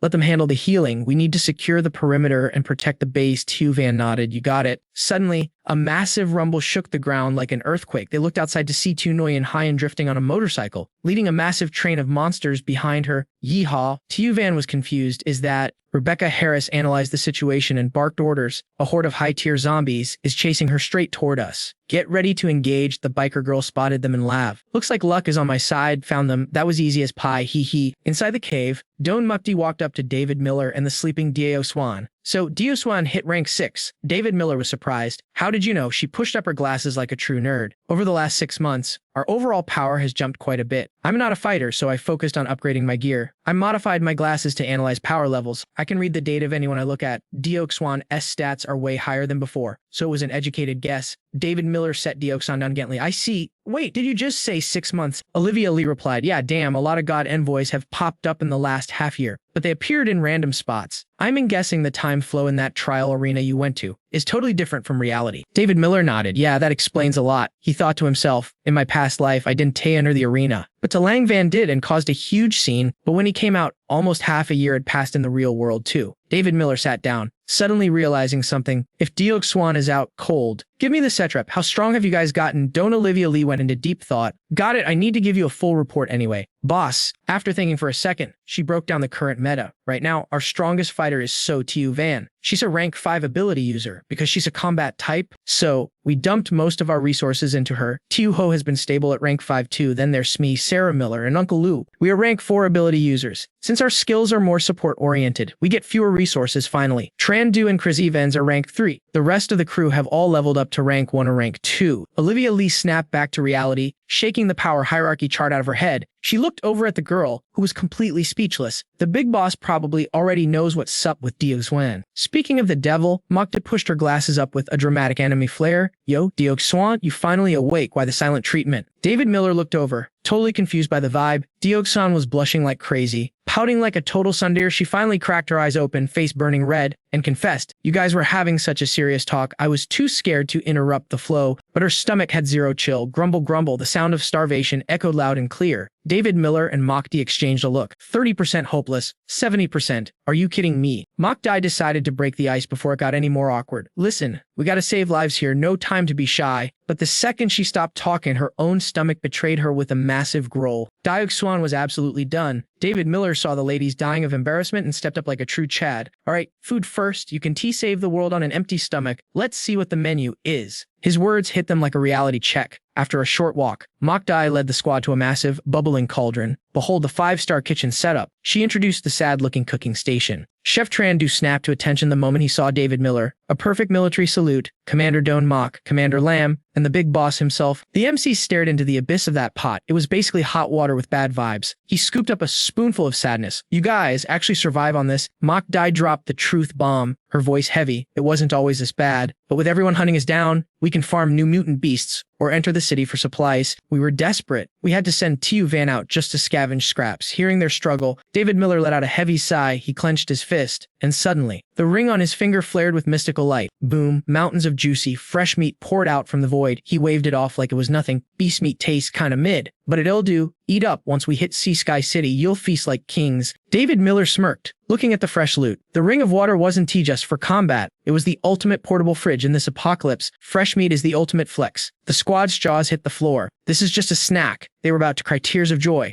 Meat, actual meat. It's been 84 years. There's so much of it. While everyone was staring at the food like it was gold, so Tu Van sprinted in, screaming, "Big boss, emergency, it's bad." She slammed on the brakes, eyes locking onto the glorious pot of meat the MC was cooking. Her survival instincts were screaming, "Eat." David Miller chuckled at her drooling face. You made it back, Grubson. What's the emergency? I'll handle it. She wiped the waterfall of drool and finally spoke. There's a chick outside, says she's inviting us to Sea Sky City, but she brought a whole zombie parade with her. Says Rebecca Harris is holding the line. David Miller's expression darkened instantly. He moved up. I'll handle the pest. When the meat-ass done, make sure everyone gets a bowl. Lam Dok Swan nodded aggressively. Yes, sir. Full bellies for everyone. The squad cheered in unison. Outside, it was a war zone. A mecha unit was blasting lasers, frying zombies left and right. Rebecca Harris stood her ground, gun blazing, yelling at the intruder behind her, lure them away. Now, we don't tio you squat lady. But the stranger just stood there, totally unbothered. My so cold, is that how you treat a messenger? Don't be so heartless. I got targeted just trying to reach you. The girl casually slapped a zombie into the afterlife like it was a fly. Rebecca Harris wasn't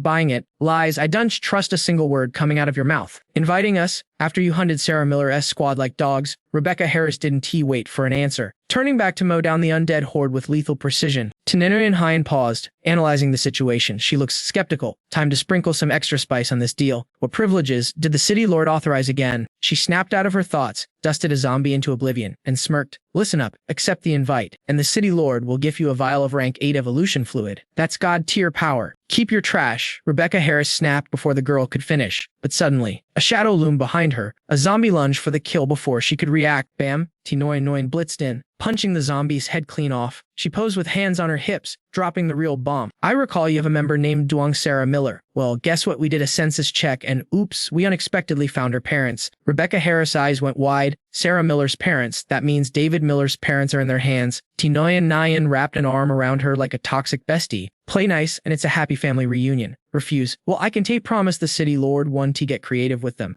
Rebecca Harris' eyes narrowed into dangerous slits. Is that a threat? Nia Nguyen didn't even hide it anymore. Oh, absolutely. And it's a checkmate you can break. Seeing Rebecca Harris silent, the girl's ego skyrocketed to the moon. With your skills, you must be the leader here, right? So deal or no deal. So Rebecca Harris looked at the pile of rotting corpses, hesitating. I can make that call. Nguyen's face twisted in confusion. Excuse me, you can decide who could possibly be stronger than you in this ragtag group. Suddenly, a deep voice thundered from the smoke behind them. We accept, and I make the rules. Nguyen jumped out of her skin. She spun around to see David Miller stepping through the dust like a god of war. Who the hell are you? She stammered, totally confused. Duong Pham glared at her. Cold as ice. I'm the captain, brother of the girl you mentioned, Duong Sarah Miller, and the people you kidnapped are my parents, right on cue. Another massive wave of zombies roared. Rebecca Harris and her mecha sprang into action, shielding him. Boss, there's too many of them. I'll hold the line. You get back. Nguyen Hyen rolled her eyes, itching to talk trash. The captain hides behind a skirt. David Miller just smirked. Rebecca Harris, get down. Azure energy began to swirl in his palm. She was confused, but his voice left no room for argument. She dropped to the ground. Whoosh! David Miller unleashed a barrage of energy spheres straight at the horde. The zombies froze. A mystic water barrier encased them, and in seconds they dissolved into nothingness. The squad gasped. Nia Nguyen's eyes sparkled with twisted delight. Interesting, the mecha girl was impressive, but this guy, he's a monster. She licked her lips metaphorically. We hit the jackpot with this one. She tiptoed over, pouring on the charm. So powerful. The city lord is going to absolutely love you. David Miller gave her the dead fish stare. Zero interest. He walked right past her. Wait here. I'm briefing my team. Then we roll. She beamed instantly, of course. Just make sure to bring Sarah Miller along. I can show up empty-handed to the city lord. Done. David Miller signaled Rebecca Harris, and they headed back to the Hungry Mob. On the walk back, panic set in for Rebecca Harris. David Miller, are we seriously going to see Sky City? It's obviously a trap. Knowing what she meant, he looked at her with tired eyes. I know it's a setup, but right now we have zero options. He clenched his fist. First, they have my parents. And second, you guys need a real place to rest. If we curve them now, High Teen City is just going to keep throwing shade and sending goons our way. He paused, eyes locking in with that main character determination. Deciding it was time to snatch the crown and delete the whole enemy server, Rebecca Harris tried to clap back with logic, saying a megacity like that definitely has an op boss or even a divine envoy guarding it, but before she could finish doom posting, David Miller cut right through her panic. Wait, are you actually worried about me right now? Guia, his question hit her like a critical strike, leaving Rebecca Harris buffering in real life with her face turning 50 shades of red. No, Cap, while she was stuttering like a glitched NPC, David Miller stepped up with the ultimate Riz move. He dropped a gentle head pat and whispered, "We were gonna survive this, fam." Just that smooth move completely reset her brain. Dree blushing like a tomato, she finally hyped herself up and shouted, "Bet I'm coming too. I want to be your power-up, not a burden." This time, it was David Miller's turn to have his jaw hit the floor. Realizing she just confessed way too much, she spun around, hiding her face that was glowing brighter than a neon sign. While Rebecca Harris was trying to figure out why he was glitching, the camera pans to the squad. Kwame-o-chan had finished eating and was dual-wielding these glowing energy orbs, spamming heals on everyone. Sarah Miller's battered body patched itself up in minutes, and even the mummy-wrapped Sinam was getting restored. Every Rebecca Harris watched this miracle unfold, completely losing her ability to speak. This is the power of a Tier 6 sage, David Miller explained, reading her mind like an open book. Those two orbs represent the insane new skills she unlocked after leveling up. One orb is for massive area of effect healing, and the other triggers total regeneration. She's literally the first player on the server to unlock this broken ability. David Miller stared at the floating orbs like a proud Michael Miller. But Rebecca Harris was sus. How does this guy have the wiki page for everything memorized? Is there anything he doesn't know? Caught in 4K, David Miller closed his eyes and tried to bluff. Oh, I just made that up for dramatic effect. You really expect me to believe that Cap? She thought, giving him the ultimate side eye. Just then, Olivia Lee walked up with some hot soup, asking if they wanted a snack break. Rebecca Harris was too busy analyzing Yang fans' lies and waved it off. David Miller skipped the meal too and dropped the bomb. Listen up, squad. I'm assigning tasks. We're raiding high-tier cities. Olivia Lee looked at him like he was crazy. Isn't that basically a suicide mission? David Miller just smirked, pointing at Mio-chan's glowing orbs with confidence. Not anymore. Our healer just got a legendary upgrade. His confidence left Rebecca Harris and Olivia Lee completely confused, wondering what kind of fevdy chess he was playing. Suddenly, Olivia Lee screamed, "Yo, look at Chengdu's leg." The guy's bandage stump was glowing with this intense green mana. Right in front of their eyes, the missing limb grew back. Everyone's jaw dropped. Even Lu Chuanfeng's busted arm was knitting itself back together in seconds. Sinam's head injury vanished instantly. Olivia Lee was so shook she couldn't speak, and while Rebecca Harris played it cool, she was screaming internally, "Is this the true potential of a Tier 6 sage?" Rebecca Harris turned around to ask the walking encyclopedia, but David Miller had already ghosted. She spotted him crouching next to his sister and realized, oh right, main character priorities. Everyone fights for someone, right? David Miller gently shook Sarah Miller awake. Rebecca Harris watched, thinking, if I got hurt, would he look at me with those eyes? Sarah Miller finally woke up from her coma, waving her hands around blindly. Big brother, are you okay? Did we win? David Miller held her hand, voice soft as velvet. Get your ass over, sis. I'm fine, and guess what? Your eyes are healed. Open them. No way, really, she couldn't believe it. But David Miller doubled down to trust me. Taking a deep breath, she whispered, okay, here goes nothing. She slowly lifted her eyelids, but her gaze was empty. Guys, David Miller's heart sank. Well, how is it? She turned toward his voice, trembling. Brother, it's still pitch black. Panic set in immediately. Why can I see? Did Megan Clark fix me? Am I gonna be blind forever? She broke down, sobbing uncontrollably into his chest. Please help me. I don't want to be useless. I don't want to be a burden. David Miller felt his heart shatter, but he held her tight. Calm down. Sarah Miller, I swear on my life, I will fix this. Through her tears, she choked out, I'm not scared of being blind. I'm scared I can't help you anymore. He hugged her tighter. Don't ever say that you were gonna heal. You just gotta hang in there. Rebecca Harris and Olivia Lee watched the tragedy unfold. But suddenly, thud, Miao-chun collapsed face first into the dirt. The squad rushed over. Olivia Lee guessed she just ran out of mana from spamming her ult too much. Mio-chun opened her eyes, looking like a ghost. Gam, I'm fine, Shuiz. I just need a little more energy. I can fix Sarah Miller. David Miller walked over, his voice grim. Gay, it's useless. You could drain your life force until you drop dead, and it still wouldn't bring her sight back. He handed her a stamina potion and dropped the lore. The guy who did this, used a specific decay ability on her eyes. Olivia Lee was still lost. So why can't we heal it? David Miller broke it down. That enemy was a Tier 7 boss. Mio-chun is only Tier 6. The level gap is too huge, and his decay attribute literally counters her regeneration skill. Unless we purge that rotting energy from her eyes first, spamming heal spells is a waste of time. Mio-chun chugged the potion, realizing the grim truth. So I need to hit Tier 7 to fix her. Olivia Lee jumped in. Boss, how do we even power level to 7? Farming cores is way too slow. There's no shortcut right now, David Miller admitted. But raiding high-tier city might just give us the loot we need. He started strategizing internally. That old guy said Tier 7 potions were a myth. But if the city lord is offering Tier 8 rewards, he's definitely hoarding the Tier 7 stuff. They locked the level cap and spread rumors just to force the divine envoys into a battle royale. They want us to slaughter each other to level up. What a bunch of sick psychos. David Miller's expression darkened. Days manipulating humanity like pawns on a chessboard. These guys are straight up demons. Hearing this, hope returned to Mio-chun's eyes. Then let's go to high-tier city. Immediately, Rebecca Harris was ready to roll too. Let's do it, boss. David Miller nodded. Rebecca Harris, you with me? Our Olivia Lee stepped up. I'm coming too, but David Miller shut it down. Nah. You and Xiao Yun have a different quest. What quest? She asked, confused. David Miller handed her a massive loot bag. This is all the gear I farmed from the intermediate competition. Inside the stash, it wasn't just Tier 6 evolution meds, fam. We're talking specialized god-tier gear for the ladies. KR Messi and Xiao Yun led the crew out to a hidden spot. It was time to grind, level up, and prepare for the real war. Duan Mudu was spiraling in her head. Hey, if we walk into Sea Sky City now, we're just dead weight for the boss. She swallowed her pride and nodded. Understood, boss. He patted her shoulder, his voice dropping to a serious whisper. I'm trusting you with Sarah Miller's safety. Don't let me down. She watched the three of them walk away, their silhouettes fading. She shouted after them, determination burning in her eyes. Hey, boss, I swear on my life, history won't repeat itself. Duan Mudi never breaks. Rebecca Harris watched the scene unfold and turned to David Miller. God, looks like the guilt is eating her alive. Aren't you gonna comfort her?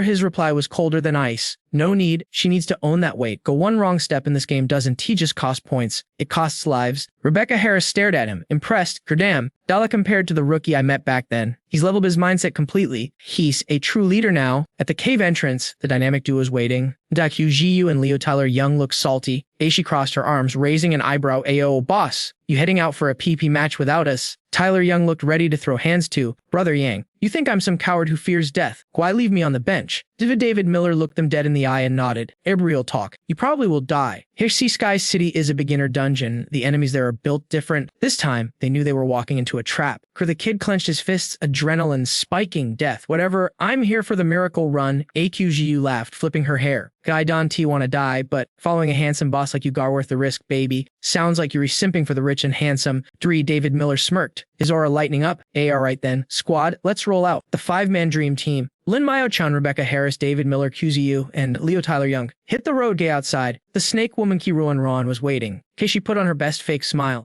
Finally, everything's ready. Let's go meet the city lord, besties. Meanwhile, back at HQ, the intel arrived. Zhang Xuan rushed in to snitch. May City Lord Kiron Ruin reported in. Order the Saint and her crew are en route to Sea Sky City right now. Chen Yinghai grinned like a villain who just won the lottery. A perfect. Zhang Xuan set up the ambush. Kill everyone, leave only the Saint alive. The beast mount sprinted across the wasteland, closing in on the city fast. Kwai Ron rode her motorcycle alongside them, acting like a tour guide. Straight ahead, guys, welcome to Sea Sky City. Unlike the slums, you get the VIP treatment here. QGU leaned back, looking skeptical. I don't know why, but I'm getting major flashback vibes. Like back when I was the otaku goddess and rich dudes invited me to dinner. Liu Tyler Young looked confused. Sis, what does your idle days have to do with our survival odds? She shot back immediately. Everything, you noob. Whenever we got invited to a feast, we weren't the guests. We were the main course. I have a feeling we might get boxed before the appetizers even arrive. Kyron Run realized this girl was too sharp. She quickly tried to cover it up. Wow, Big Sis has a wild imagination. Trust me, Sea Sky City is throwing a huge welcome party just for you. And there it was. A massive banner over the gate warmly welcomed Lord Saint to Sea Sky City. Citizens lined the streets, hyped out of their minds, dry waiting in the courtyard were the welcoming committee bosses, Su Lang and King Wu. King Wu was dressed in a tuxedo like a Vegas magician. He chuckled to his partner. Our City Lord is a genius. His acting skills are Oscar-worthy. Don't you think? Making up a fairy tale like this, wild. Su Lang, younger and built like a tank with a K-pop face, crossed his arms. God, the bloodbath later is going to look great against all these decorations, right? He checked his scouter, power levels detected. This Saint crew isn't a joke. My radar shows 2 divine users with them. King Wu sneered. What? Is the famous cold face killer Su Lang scared? Su Lang didn't talk. He threw a punch instantly. King Wu blocked it effortlessly. What? Bro, why is so Su Lang frowned, his killing intent spiking. Talk trash again, and I'll kill you before I even touch the enemies. Suddenly, a shout echoed. Official Kieron Rowan has arrived with the Saint. Open the gates, go. The crowd went wild, waving flags and screaming. It was like a pop star concert. Welcome, all hail the Saint, hail. Hey, but when the monstrous mount appeared, the crowd flinched. Whispers spread like wildfire. Is that a mutant beast? Why is it here? David Miller's crew entered, scanning the perimeter. This is Sea Sky City. I haven't seen this many living humans in ages. The crowd realized it was a mount. Go, it's the Saint's pet. So majestic, Kirunroan hopped off her bike and walked to the hosts. Hey, magician, ice boy, where's the big boss? I brought the goods in perfect condition. Your king. Wu tossed his white glove into the air, looking bored. Yeah, the city lord knows you did good, but first, let's start the show. As he spoke, the glove transformed midair into a white dove. The crowd gasped. Magic, it's Lord King Wu's magic. Incredible, I can even see the trick. Liu Tyler Young was instantly distracted, eyes wide like a kid. Gaho, no way real magic. Lin Miao-cha nodded, mesmerized. The glove turned into a bird. So cool. Beautiful. David Miller cut through the wonder. Stay focused. Those 2 welcoming us. They are god envoys, high-level threats. Rebecca Harris tightened her grip. Got it. QGU added. I saw them on the radar too. High danger levels. Suddenly, the dove flew towards them. Galin Miao Chun giggled by look it likes me. Rebecca Harris sensed a trap, but seeing the bird land gently on Miao Chun's shoulder, she hesitated. Maybe I'm just paranoid. T. King Wu snapped his fingers. Magic isn't tea just for entertainment, folks. David Miller's instinct screamed danger. Something's wrong. He lunged toward Lin Miao Chun to grab her, but he was a split second too late. Poof! The single dove exploded into a massive flock of hundreds. Clay in the blink of an eye, Miao Chun vanished into the flurry of feathers. Everyone froze in shock. Damn it, I knew it. Rebecca Harris drew her gun instantly. Bang, bang. Give her back, you freaks. HQGU transformed, wings spreading as she took to the sky. I'm on it, I'll catch them. Lou Tyler Young was still processing the lag. He sat there, mouth open. What just happened? The gunfire caused mass panic. Screams erupted, gunshots. Run the Saint turned into birds and flew away. David Miller saw Rebecca Harris shooting uselessly at the sky. Save your ammo. It's a spatial ability. She's already been teleported somewhere else. Ever's Rebecca Harris panicked. But then what do we do? David Miller's eyes went dark. We didn't come here for a vacation. True, we wipe out the trash and we hunt down the city lord. To King Wu laughed, twirling his mustache like a classic villain. He dropped the act completely. You won the city lord, too bad the saint is gone. Gan you lot, attacking civilians. By the laws of Sea Sky City, you're all under arrest. Quairo and Ron jumped in immediately. You guys frame people fast. Bart, remember, the credit for bringing them in is mine. Su Lang stepped forward. Attacking civilians is a death sentence. Or he raised his hand. Mana surging, welcome to my domain, Boom. He unleashed his ability, Ice Cave Master. Or the entire street instantly froze into a massive glacial cavern. David Miller felt the chill in his bones. Go watch out. This isn't normal ice magic. It's a specialized freezing domain. Su Lang smirked, arrogant as hell.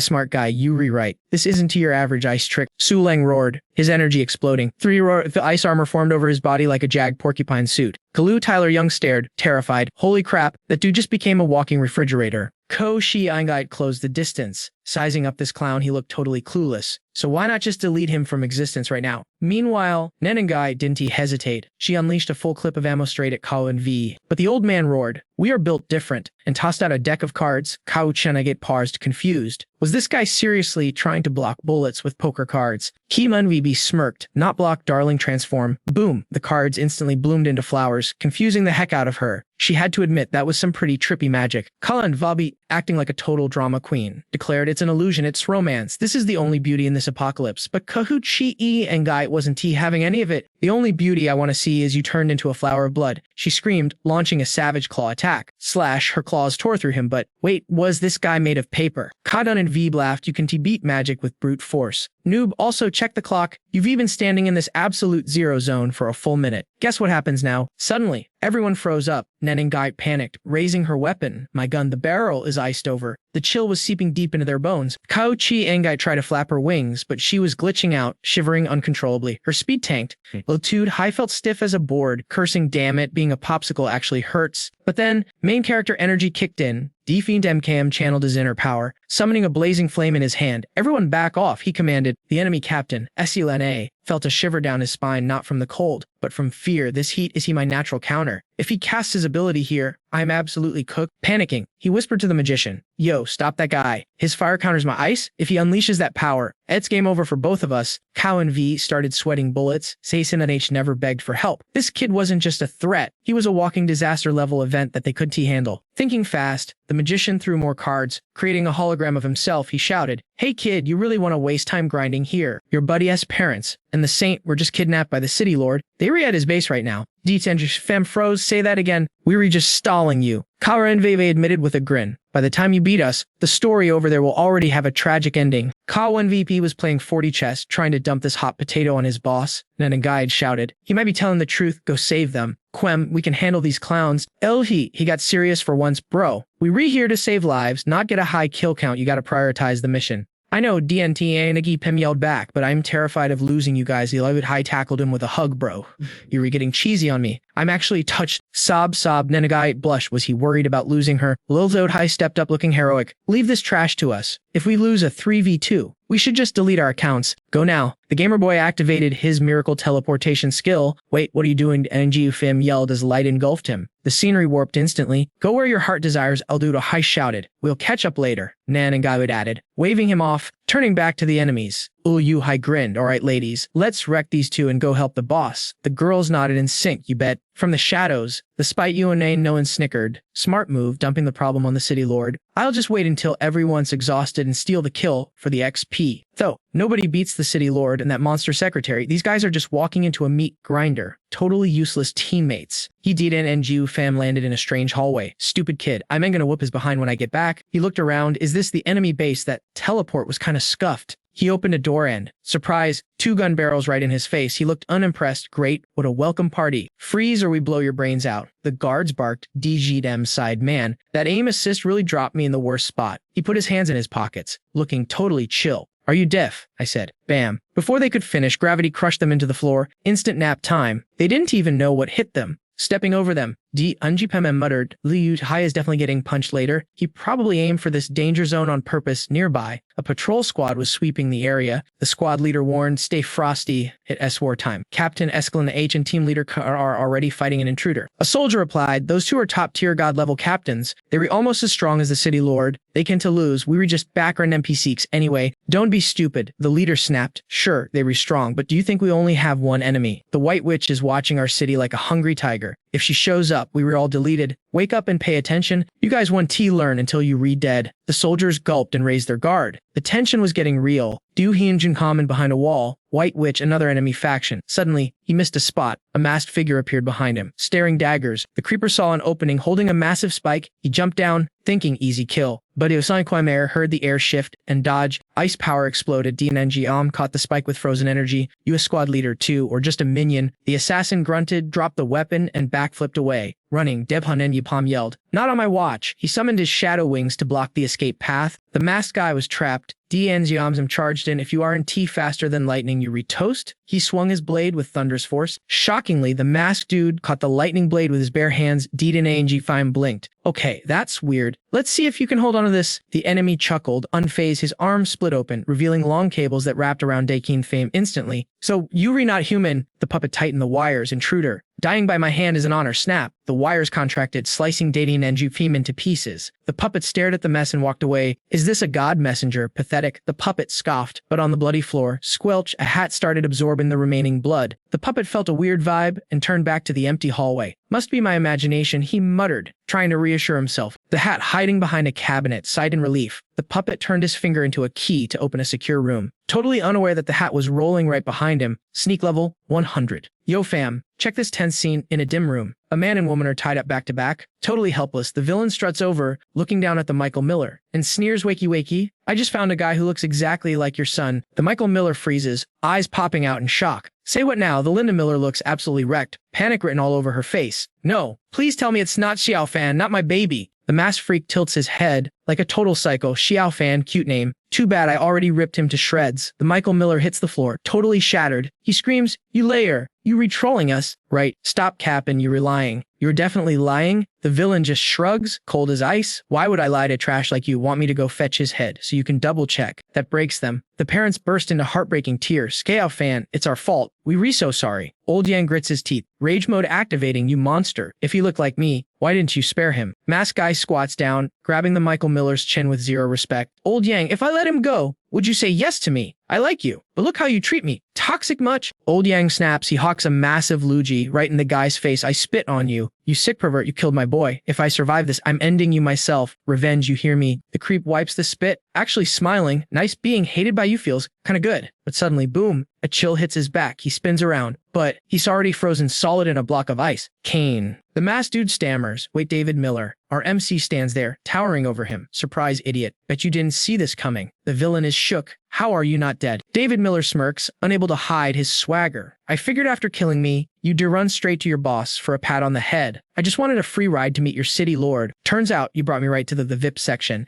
Thanks, bro. David Miller delivers a devastating punch, smashing the creep's head in. Game over. He turns to his parents. Voice soft mom Michael Miller. Sorry you had to go through that. Linda Miller tears up, pure joy flooding her face. Xiao fan, is it really you? Dad's speechless, just stammering son. David Miller kneels down with a blindingly bright smile. He reassures them, "Don't worry, my squad will heal you guys up in a sec." But before he can finish, Linda Miller tackles him with a hug, crying her eyes out. "Boo-hook Xiao fan, we were so worried. We were terrified, we really thought you were gone, sob." Sob. Michael Miller steps in to calm things down. "It's okay. He's alive. That's all that matters." David Miller holds his line to Miller tight. "It's from today on. Nobody touches you guys. I'll protect this family." Suddenly, Linda Miller pauses. "Wait, where's Sarah Miller?" Michael Miller panics. "Did she not come? I heard rumors she got hurt. Is she okay? Is she alright?" Linda Miller asks, anxiety spiking again. David Miller hesitates but decides to keep it real. "I won't lie to you guys." Sarah Miller sighs. "Something happened to them. She's blind. I'm here to save you, but also to find a cure for her eyes." Hearing that, Linda Miller looks like she got hit by lightning. She covers her mouth, sobbing. "Sarah Miller, my poor baby girl." Old Yang stays logical amidst the chaos. "Son, Sky City is crazy dangerous. We've seen high-level mutants enter and never leave. Do you really have a plan? Can you pull this off?" David Miller flexes metaphorically. "Michael Miller, Linda Miller, I'm up now. Trust me," he summons 2 shadow assassins. "No time to explain. These guys will escort you out. Go now. Run." Linda Miller clings to him, scared to let go. Fan, he flashes a confident grin. "Relax, Linda Miller." She hugs him one last time. Terrified it's goodbye forever. Michael Miller nods solemnly. "Be careful, son. Take care of Sarah Miller. I'll be back soon." With that, he dashes out. "Now that my family's safe, the gloves are off. Hey, City Lord, I'm coming for you. No mercy." The second he steps out, boom, an entire gun squad blocks him. A dude in a wheelchair rolls up. "Took you long enough. Can T believe you wasted my white face agent?" Meet Meow, one of the 4 squad captains of Sky City. Legs useless, but he's rocking creepy devil masks on his head and hands. Dude looks straight out of a horror game. He glares at David Miller with murderous intent. "You got guts, kid? I am ticked off. And now you die." David Miller yawns. "Chill out, you're about to be a corpse anyway." Dead men don't get angry. Meow snaps. Fire turn him into Swiss cheese. Machine guns roar, spraying bullets everywhere. But David Miller, he just stands there. "Bullets, please." His rhino armor's tier 4, and his body is tier 7 god mode. David Miller sneers. "Are you guys trying to tickle me?" Pathetic. He raises a handed counter, but Meow taps the mask on his arm. "Get him, puppets." Instantly, 2 puppets, blue and red, lunge forward, but against David Miller's ice power, 0 chance. Before they can even touch him, they're refrozen into statues, Ice Age style. Mew's jaw drops, frozen instantly. That S tier 7 power, no wonder Whiteface got deleted. We in trouble. Suddenly, Zheng Xuan appears, looking fierce with offense up top and defense in the back. If you know what I mean, she smirks, dashes in, and kicks David Miller's fire attack right back at him. David Miller is stunned. "She kicked my fire. Who is this chick?" Zheng Xuan puffs out her chest, size 50 by the way, and yells, "Invader, know your place, act tough here, and you end up dead." David Miller scans her stats. "Whoa, another God's Envoy. She can deflect my attacks. She's at least tier 7. But it's not just power, there's a vibe about her. Feels super familiar. But I can put my finger on it. Have we met?" Zheng Xuan notices him staring and gets annoyed. "What are you looking at, perv? Keep staring and I'll gouge your eyes out. Eyes up here." "Pal." Muo starts spiraling in jealous thoughts. Is he seduced by her looks? That sicko. He looks just like Brother Yang, but he only likes women. Am I not attractive enough? Why? David Miller pulls out 4 hidden daggers, calm and collected. "You just look familiar, lady. But you're strong, so no holding back." He waves his hand. "Go attack." The daggers fly. Zheng Xuan leaps up, unleashing a flurry of kicks to block them all. Is that it? Is this the power of the arena champion? Don T make me laugh. Weak. Suddenly, David Miller clenches his fist. Boom. Explosions rock the hallway. Smoke everywhere. Using the chaos, David Miller grabs Meow, covers his mouth, and drags him away. Kidnapping success. When the dust settles, the shooters are confused. "Can't see a thing. Too much smoke. Did he use it to escape?" Zheng Xuan is furious. "That cord fighting dirty like a rat. Show yourself." Meanwhile, David Miller is dragging Meow up the stairs like a sack of potatoes. City Lord is on the top floor. "Right? Don, play dumb. Lie to me, and you get another beatdown like earlier." Meow, face swollen, screams back, "You villain. You couldn't even beat the secretary. The City Lord will destroy you." David Miller shouts, "I ain't here to brawl. I am here to chat with the boss." Meow keeps yapping, "No chance. The secretary will catch you any second. You retoast." David Miller cuts him off. "By the time she figures it out, I'll be chilling with your boss. Watch and learn." Back downstairs, Zheng Xuan spots a figure in the smoke. "There you are." She charges in.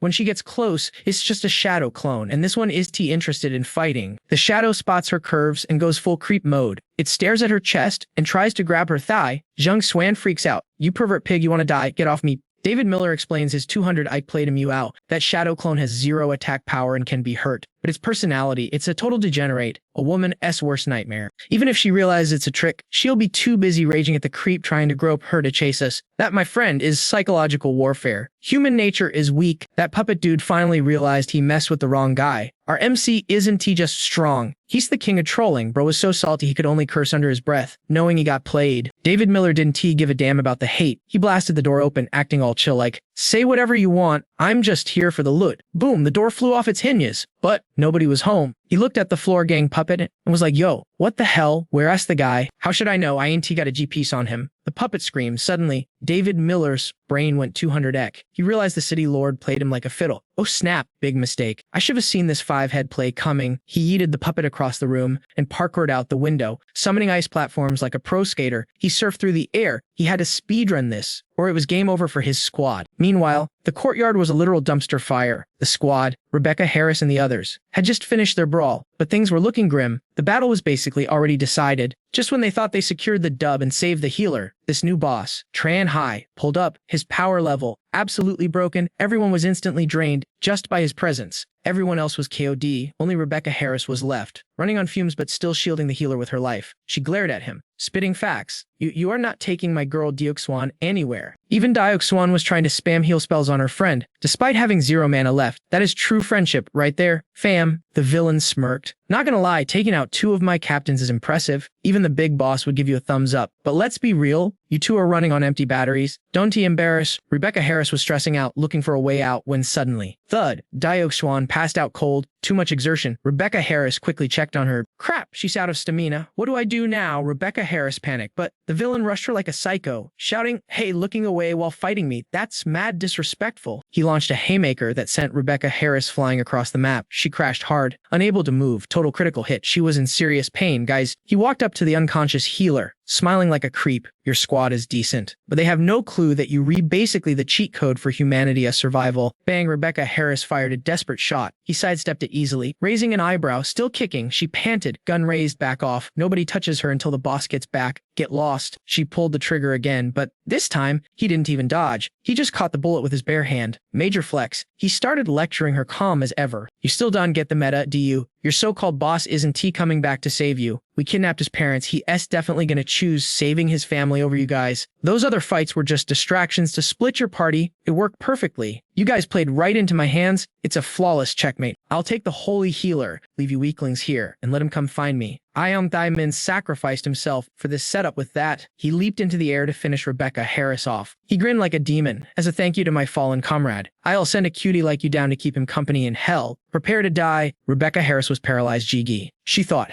it's over. She closed her eyes as the lightning strike descended, but the impact never came. A shadow appeared, tanking the massive hit. She stammered, B-boss. David Miller looked back with that signature confident smile. Good job holding the line. Go rest and subscribe to the channel. I got this. She literally started tearing up. I am alive, she gasped. Tran Hai sneered. I didn't say you could leave. He launched another attack, but David Miller instantly popped an ice shield. Clang, blocked. Didn't expect you to rotate back this fast, the villain admitted, looking shook. David Miller shot back. And I didn't expect a villain NPC to actually have a high. I thought being a leader would make you cocky and reckless. David Miller mocked. Tran Hai shrugged. True, but right now, my only mission is to delete you from the server. Lightning energy exploded. David Miller smirked. Bet, let's dance. The 2 clashed instantly, trading fatal blows in a blur of speed. Neither one was backing down. It was pure chaos. Rebecca Harris watched from the sidelines, absolutely shook. The power gap between Tier 6 and Tier 7 was insane, but she was confused about that rumor regarding the City Lord's Tier 8 evolution potion. The girl had said, come to Hythian City, and the Lord will gift you a Tier 8 potion. Sounds like a scam, right? In this apocalypse, nobody passes up a power-up, so why didn't the City Lord use it? Why offer it as a prize? It smells super sus. Suddenly, Tinuan Hyan appeared behind her. Because you gotta be a god envoy to use it safely, she whispered. The City Lord isn't T1, and if a minion uses it, they become too OP to control.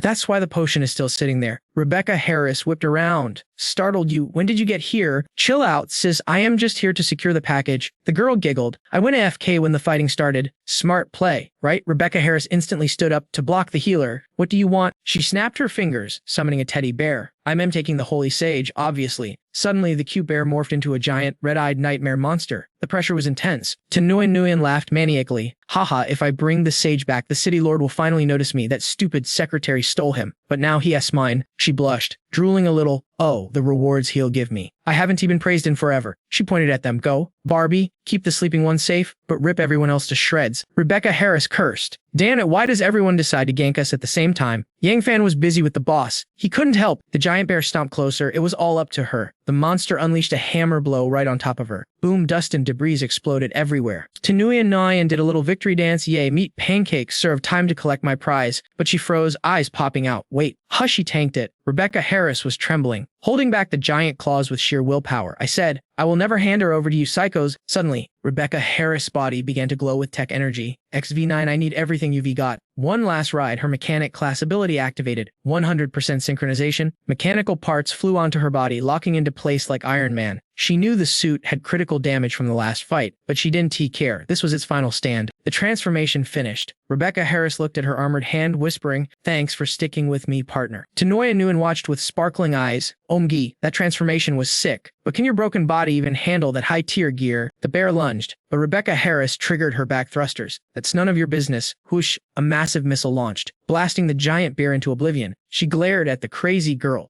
Lightning crackled around Rebecca Harris' fist as she dashed in, but Tanuya and Hyan didn't even look scared. She just blushed harder. So handsome. Seriously. Yuri looking like a total Chad right now. Besides the city lord, Yuri the hottest thing I've seen. I want you. She hopped away from the attack, giggling. Ivy decided, I'm gonna chop off your arms and legs so you can stay with me forever, as my little doll. Nanengait smirked. You want to chop off my limbs? Let's see if you've got the guts to try. She didn't even wait for a reply before unleashing a barrage of attacks. Tierenheinhein whistled. Whoa, Speedy. She hopped onto a pile of rubble, looking down like a queen. Listen, honey, I'm a squad leader of Sea Sky City, besides the boss and the secretary. I'm the strongest one here. And Hanengite snapped back, shut your trap. I need to end you fast. But just as she dashed forward, red alert windows started popping up everywhere in her vision. Propeller CX-51 critical failure, firepower low. Suddenly, pain exploded in her chest, and an Anengite coughed up a mouthful of blood before face-planting into the dirt. She tried to crawl up, but her body felt like jelly. Completely drained to why now? My mech and my body. Tijin Nuan tutted. Teaskask. Looks like someone's battery just died. How are you gonna fight me like that? Nanengite screamed internally, trying to reboot her suit. Move, come on, damn it. Move. Seeing her chance, T laughed. Guess I'll kick you while you down. You broke my toys earlier. So meet their angry friends who want to help me rip you apart. They are super pissed. She tossed out a handful of plushies, and boom, in a second, they morphed into savage tigers, lions, and leopards. Just one of these beasts could tear Nanengite to shreds.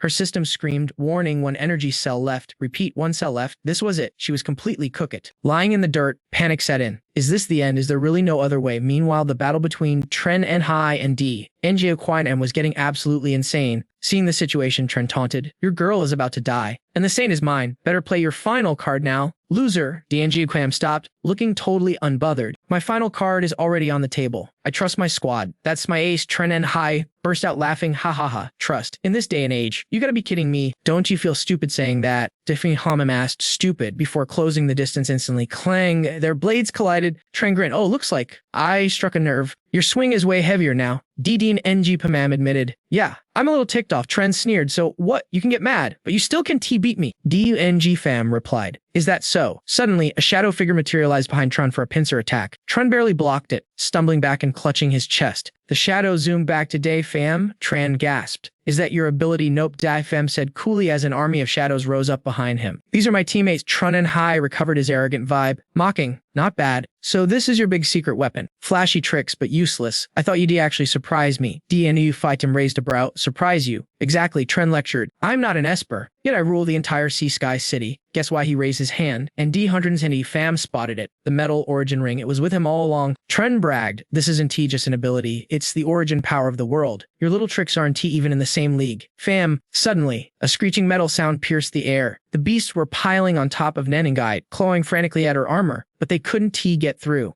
Tanu Hyan frowned. That turtle shell is tough. When is it gonna break? I'm getting annoyed. Nanengite was pinned, thinking, I'm done for if this keeps up. Why won't T my body listen to me? Seeing this, Trun laughed. Looks like your team is gonna die before you even see my true power. Tragic. Deacon Ajibwam knew he had to act fast. He ordered his shadows, hold him off, I'm saving the Hanengite. As the shadows hesitated, Tren smirked. You still done? Get the gap between us. He chanted, Metal of the World, become the dragon of the city lord. Instantly, the ground exploded and a massive metal dragon rose up, roaring like a beast. The shockwave was so strong it forced Didon Quam to turn back. He can manipulate all metal. Is this the power of gold? The dragon lunged at Didum and G and boom, one strike shattered the earth, leaving a massive crater. While dodging, Duminjpam analyzed. This power is legit. Trun jumped, landing on the dragon's head like a boss. I was just going to take the saint. But now, I am killing you first, the dragon snarled, looking absolutely terrifying, but defeating yet Pham stood his ground against the city lord's threat. I gotta know, why are you so obsessed with the saint? Why go this far? Tren frowned, sneering, that's none of your business, kid. He shouted, damn you, and commanded the metal behemoth to charge straight at D10 Phi-M. Dion Yu Fiam Dindy flinch. A golden light slammed into the ground, causing a massive explosion. Meanwhile, Nanengite screamed from under the pile of beasts. Didonju team. Nearby, Alem Diua Xun lay on the ground, weak as a kitten. She looked over, whispering Nanengite, and forced herself to sit up. I have to help her. She's my friend. She mustered every ounce of strength to form a yellow orb. But, cough, she spat blood and face planted again before she could even look cool for 3 seconds. Her vision was fading to black. She pushed herself up with trembling arms. Come on, Daidan, you can do this. You can give up. She summoned the orb again, fighting the unconsciousness creeping in. No more lost teammates. Screaming, she launched the orb straight toward Nanengite. Titao Hai Nayan stood on a rock, yelling, hit harder, break that stupid shell.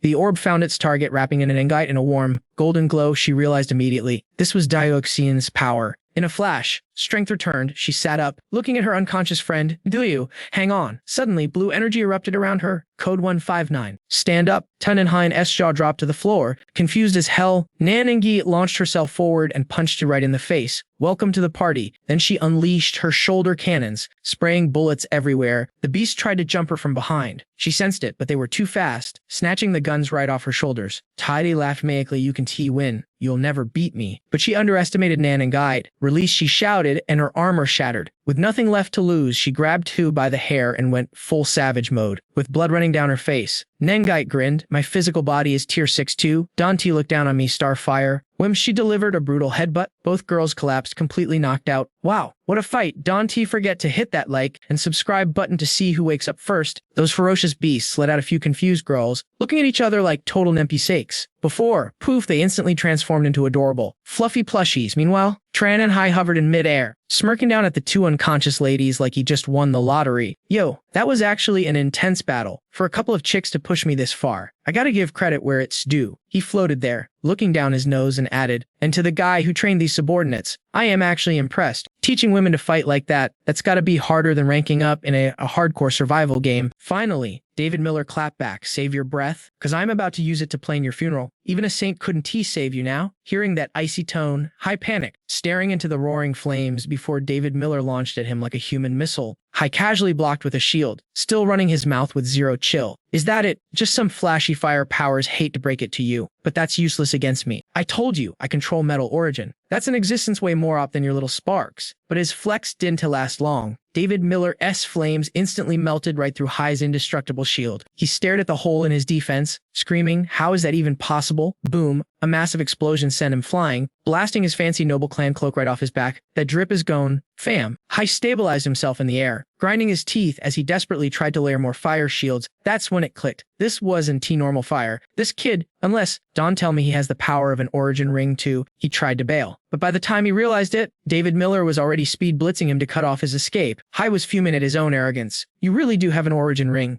Don't you? He thrust his ring forward and screamed like a maniac. You ain't going nowhere. If you have a ring, then you definitely have to die. No one is allowed to be on my level. No one. Suddenly, two massive metal dragons materialize, chasing David Miller at over 100 miles per hour. Armepsi glanced back, locked onto them, and lit up his ring. Time to cook. Tricolor flame. Burn then. In a heartbeat, flames of 3 different colors erupted, taking the shape of a mystical beast and surrounding Hai's metal dragons like a pack of wolves. In literally seconds, those metal dragons were melted down to nothing but slag. Hai watched his ultimate attack vanish and his jaw hit the floor. The little bird finally stopped chirping. He frowned, sweating bullets. What the heck just happened? That 3-colored fire melted my dragons in the blink of an eye. Refusing to accept defeat, he clenched his fist until it bled. My origin ring is stronger than this. I can manipulate high-level metal, but I just can't unlock the stupid seal yet. He did this brat unlock a higher level of his ring before me. No, impossible. I don't believe it. As the smoke cleared, they locked eyes. Hai froze. Why is he looking at me like that? Suddenly, the villain started trembling, taking steps back. Why am I shaking? I'm the city lord of Hythian, the king of metal. How can I be scared of some random kid? While Hai was having an identity crisis, David Miller summoned a blue fire dragon. He pointed a finger and the beast charged. Hai psyched himself up. I am the city lord. I fear no one. He regained his composure and shouted, Bring it on, get up, my metal will never lose to your fire. Hai summoned 2 more metal dragons, his ego swelling up again. Submit before my giant metal wyverns. David Miller kept his poker face, thinking, I'll let my pet play with him for a sec, while I handle business. He rushed over to Rebecca Harris, who was still out cold. He gently lifted her up, whispering, you did good. He activated his ring, summoning a soothing sky blue energy. A water bubble formed, wrapping around her body and lifting her into the air. The healing water worked its magic, closing her wounds, but she still wouldn't wake up. David Miller looked at her calmly. Water power isn't tight enough to fully heal her. I need to end this fight, fast. He glanced over at Lam Deoxon, who looked like she was in even worse shape. Deoxon's condition was critical. David Miller landed beside her, scanning her vitals. She's lost too much blood. She's going into shock. If she wasn't a physically evolved human, she would have died 5 times over by now. He quickly created another blue healing bubble to stabilize her. Seeing his teammates down, he gritted his teeth. She can only hold on for 10 more minutes. He glared back at the battle. I have to crush that guy and find a healer right now. David Miller watched his fire dragon clashing with the metal ones and made a choice. Why am I wasting time stalling? I'm done playing games with you. Boom, David Miller launched himself straight at Tran and Hai with everything he had, ignoring the dragons entirely. Hai, clearly not realizing he was moments away from a beatdown, kept taunting. Your fire dragon is trash compared to mine. So what if you unlocked a higher level? You'll still lose. My origin power is the strongest. David Miller didn't bother with a rap battle. He manifested a glowing blue sword in his hand. He slashed straight at Hai, shouting, I'm out of time, die. Hai barely reacted, scrambling backward. He S too fast. Where did he even come from? I have to block this. But before the thought even finished, the tip of David Miller's sword was already poking his stomach. Hai's eyes went wide. How did I miss the block? David Miller drove the blade in, then unleashed a beautiful horizontal slash. Hai managed to dodge the lethal blow by a hair, but it was close. David Miller retracted his sword, cool as ice. Nice reflexes. If you had tried to block that last hit instead of dodging, your head would be rolling on the floor right now. Hai clutched his wound, grimacing in pain. Why did your speed suddenly spike? You're only a rank 7. You can just power up like that. David Miller rested the sword on his shoulder, hand in his pocket like a total boss. If you know about origin rings, why ask such a dumb question? It's called a stat boost. Dummy. I have a ring too, Hai screamed. Totally triggered. Even if you unlock more power, your base stats shouldn't be higher than mine. David Miller smirked and held up both hands. Oh, it's probably because I have 2 of them. Hai froze, his brain short-circuiting. 2, how is that even possible? You have another origin ring? Actually, I'm about to have 3. But David Miller was too worried about his friends to keep chatting. He raised his sword to finish the job, when a voice screamed out, stop, I beg you. David Miller instinctively looked back. A girl was pushing a wheelchair out of the shadows. Sitting in it was Mao and Go. The girl pushing him cried, don't kill him. If he dies, Hythian City falls. David Miller recognized her. It was Trentone. She clasped her hands, bowing desperately. Please, sir, don't hurt the city lord, or all the citizens here will die. Hearing her please, David Miller looked at Tran and Hai, thinking for a second, then his eyes went cold. I don't care what happens to this city, but humanity does need a sturdy base like this to survive. In a flash, David Miller grabbed Hai by the shoulder. Hai didn't even have time to react. Terrified out of his mind, David Miller thought, building a safe zone from scratch is a pain. My parents are normal people. They can't keep running around the wasteland with me. He let go and Hai face planted right into the dirt. Trentone rushed over in a panic. City Lord, are you okay? Tran and Hai glared up at the wheelchair user, his eyes screaming with pure rage. Why did you bring him here? Do you want him to see me looking this pathetic? Do you want him to see me wrecked like this? Trentone shook her head, her voice trembling but firm. It's too late for secrets. We have to spill the tea right now, bro. Honestly, I care way more about you staying alive than building some empire. Even after getting beaten to a pulp, Tran and Hai felt that hit him right in the feels. Tone, she helped him stand, then pointed at the crippled man. Listen up, David Miller. This man on the wheelchair. He is the reason we risked it all. The man in the chair looked like a ghost, completely drained of life. Tone continued. He's an awakener with the rare ability to create food, but to feed everyone. He drained his very life force. The city lord did everything just to save him. David Miller, finally getting the full picture, softened his gaze. All this drama just for food. Even in the apocalypse, food isn't that scarce. David Miller stared daggers at Tran and Hai, his aura intensifying. I'm giving you one last shot, fam. What is the real reason you die to save him? With the tension thick enough to cut with a knife, Trentone kept her cool. She looked David Miller dead in the eye. I can tell you the truth, but can I actually trust you? Tran and Hai started thrashing around. Dunty trust him. He calls other Awakeners teammates. Please, he's definitely just a lapdog for them. David Miller raised an eyebrow at the outburst by them. Do you mean the ones from the Ultimate Challenge? Hai nodded aggressively. Spitflying, who else would I be talking about?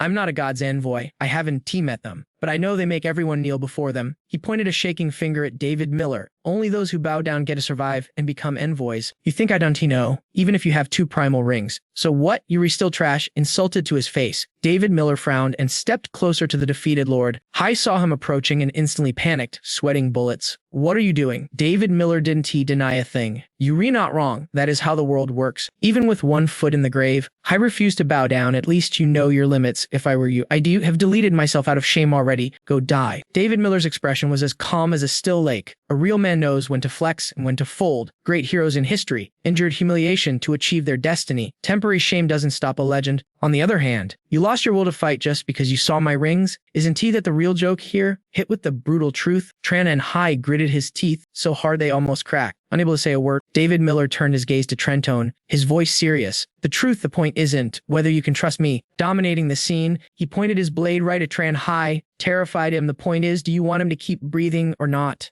Tone panicked, shouting. Dante heard him. I'll talk. We built High Sky City and recruited Awakeners to fight back. We sacrificed everything, even the Vice City Lord's life, to prepare for war against the bastards who ruined our world. David Miller looked skeptical. Yuri and Envoy too, right? You've seen how up they are. Aren't you afraid of dying? Tone didn't flinch because I've seen the truth. I'm even more sure of this. We have to unite. If we play by their rules and fight each other, humanity goes extinct. We want to get stronger by killing each other. Seeing her hesitate, David Miller signaled her to continue. Suddenly, she dropped to her knees, begging with her whole heart. That's why you can kill the City Lord. The stability of High Sky City depends on the people's faith in him. If he dies, the factions will split, chaos will take over, and the survivors will be doomed. Suddenly, a voice called out from the crowd behind them. The secretary is right. David Miller spun around. A kind-looking man stepped forward with a group of civilians. If the City Lord dies, our home is destroyed. I don't want to live in fear anymore. I don't want to wake up every day terrified of zombies. As he finished, the entire crowd dropped to their knees, bowing their heads. Please, sir, don't hurt the City Lord. We beg you. Tran and Hai watched, his resolve unshaken. If I had to do it again, I'd still be ruthless. There are survivors outside these walls, and to save them, I had to be a monster. David Miller didn't argue. He simply walked over, swiped the ring, and said, I'm taking the primal ring. You keep playing City Lord. He looked like a total boss as he commanded, get 2 doctors for my team. Consider it payment for your crimes. Trentone moved at light speed. Get the doctors. Now treat the injured like they were the City Lord himself. No delays. Yes, Mayam. With the situation diffused, Tone rushed to help Hai up. City Lord, let me help you. The people around them swarmed in with concern. City Lord, are you okay? Hai ignored the pain and asked David Miller, why do you want so many rings if it's just for power? Take my advice. Don, do it. Your team is loyal. Share the power. If something happens to you, you'll have no backup. David Miller smirked. Thanks for the concern, fam, but I haven't just seen the destroyers. I've seen the true goddess of this world. She told me to gather all 5 primal rings. She told me these rings are the key to saving the server. The City Lord's mind was blown. So that was it. No wonder his sync rate was so high. He's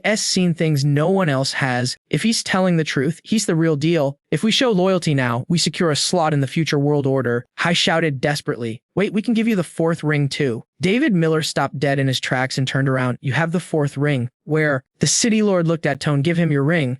Tone freaked out. Are you crazy? Your ring is gone if I give him mine. How do we protect the city? Hai broke it down for her. You rethinking too small. If we don't give it to him, and he comes back later, we're done for. But if we give it now, we get his protection. That's true stability. Tone looked conflicted. Are we really giving up control of High Sky City? Even for humanity, I want to keep this power. The City Lord stayed patient. No, giving it to him is the only way we keep any power. He has to save all of humanity, not just our little city. With his strength, ruling the world is just a matter of time. If humanity wins, he will be the leader, not me. Tone finally understood. She reached into her shirt, thinking, if the arrogant City Lord admits defeat, this guy must be the real protagonist. She held up the glowing object. This is the wood primal ring. Take it to him. The City Lord presented the ring to David Miller. Hai said, the 4th ring is yours, but not for free. David Miller signaled his team to step back. The fewer people who knew this secret, the better. His team got the hint. We'll go check on the injured. David Miller turned back to him. Name your terms. If it's reasonable, I am down. The City Lord held up a finger. First, I want you to guarantee the safety of High Sky City. Yo, listen up. When Monday rolled around, the City Lord didn't hesitate. He handed total control of Sea Sky City straight our boy. David Miller was like, bet, no problem, even if you didn't ask. I was gonna handle business anyway. Clutching his bleeding gut, the old boss knew he made the right call. With a flick of his wrist, he tossed the leadership ring straight to David Miller. "Catch that loot, kid." He got deep for a second, saying the world before the apocalypse was messy, but I'd die to see it restored. "It's all on you now." David Miller snagged the ring out of the air and swore, "I'm putting it all on the line, watch me." Suddenly, a medic started screaming from the back. "Emergency, the saint has lost too much blood. We need a donor with a matching blood type right now or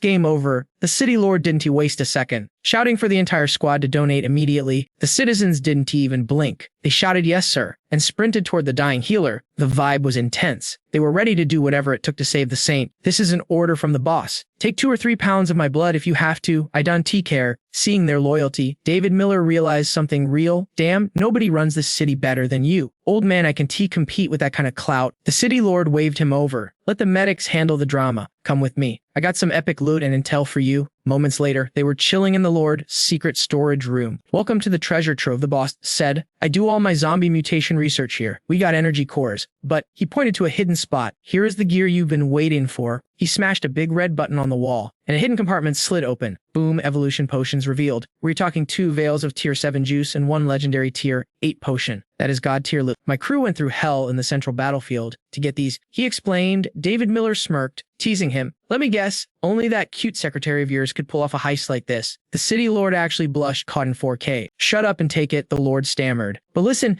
use these wisely. Axwan nearly died 9 times over to secure this drop. Make sure her sacrifice was tea for nothing." David Miller used his telekinesis to snatch the vials, but, whoa, he only grabbed 2. That tier 8 potion didn't budge. It was glued to the shelf like it had a mind of its own. "I never got why only a god envoy can use the tier 8 stuff." David Miller wondered. The city lord smirked. "Touch it, and you'll all find out." So, our boy grabbed the bottle with his bare hand. Instantly, a crazy aura exploded around him. A system window popped up in his face. "Scanning user identity. This item is bio-locked. Only a god envoy has admin privileges to drink this juice." David Miller was impressed. "Damn, it's got 2-factor authentication." Then the system chimed again. "Verification complete. Tier 7 god envoy detected. Access granted. Do you want to install this upgrade?" Staring at the screen, David Miller felt a rush. In his past life, he never made it past tier 7. What kind of monster would he become if he broke that limit? He smashed that accept button without hesitation. The second his finger hit the button, a tsunami of raw power slammed into him. It hurt like hell. Whoa, is this the price of power? Is this the torture you gotta survive to reach tier 8? It felt like his veins were being ripped out and forged in fire. Every inch of him was screaming, but he hyped himself up. "Suck it up, David Miller. If you can handle a little pain, how are you gonna save the freaking world?" Watching him writhe in agony, the city lord grimaced. "Ranking up to tier 8 looks brutal. No wonder the system locked it behind a firewall. If a tank like him is hurting this bad, a normal person would be just exploded instantly. You really gotta be built different for this level up." Footsteps echoed in the hall. It was Tren Swan. "The secretary, boss," she reported. "David Miller's squad is safe, and the saint has been patched up. We read green across the board." The lord nodded. "Good work." Dismissed, but she didn't leave. She looked suspicious. "Boss, are you seriously bowing down to this guy?" The city lord looked at her like she was crazy. "Excuse me, what's your beef?" "Without the saint, Lord Cod is stuck in that wheelchair forever." She snapped. "His food creation powers are wasted if he's crippled. We need that healer."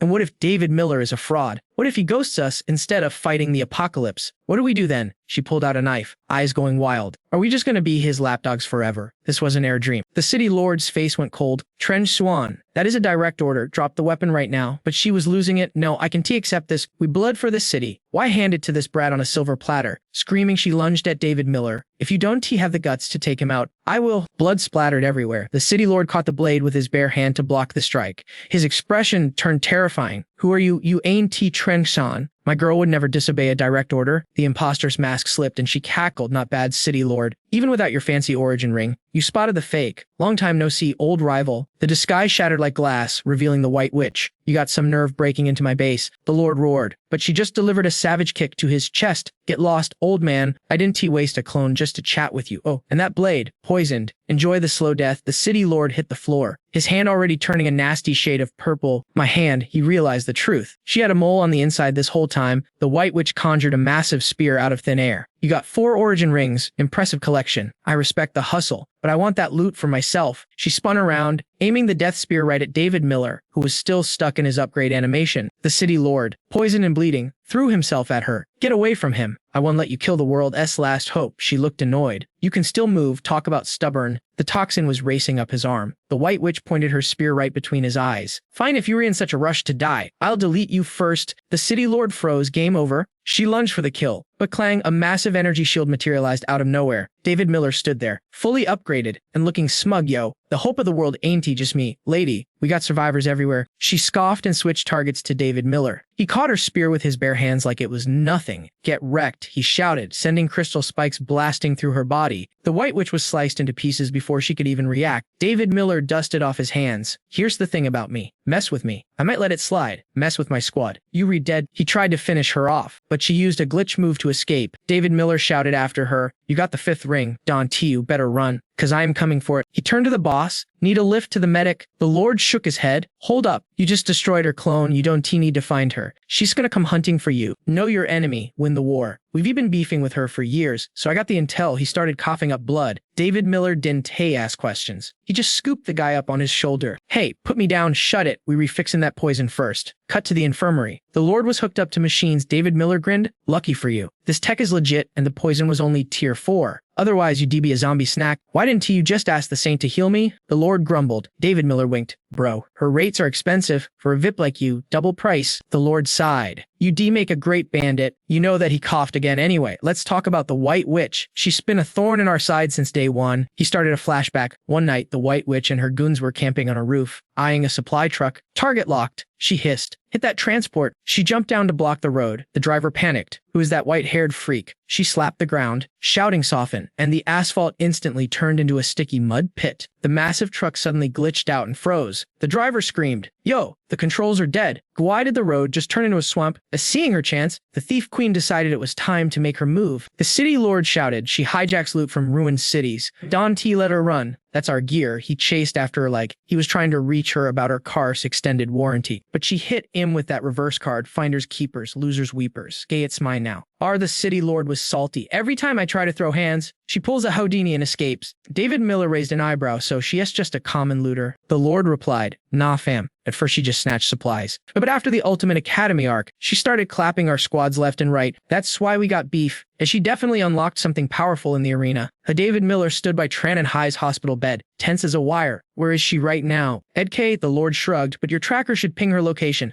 She's a divine envoy just like you. David Miller turned to leave, aura flaring. Bet, I'm on it. Suddenly, a familiar voice unlocked a core memory. David Miller. He turned around and saw his main squeeze, Rebecca Harris, looking absolutely radiant. He whispered her name like a dramatic K-drama lead. Rebecca. She tackled him with a hug, half crying. It's really you, cry. Knew you D catch that W, but I was low-key panic attacking. David Miller gave her the hard eyes. I'm in good. See, no scratches. While they were busy staring into each other's souls, David Miller's Linda Miller spawned in behind them. God, hey girl, didn't you have something important to tell him?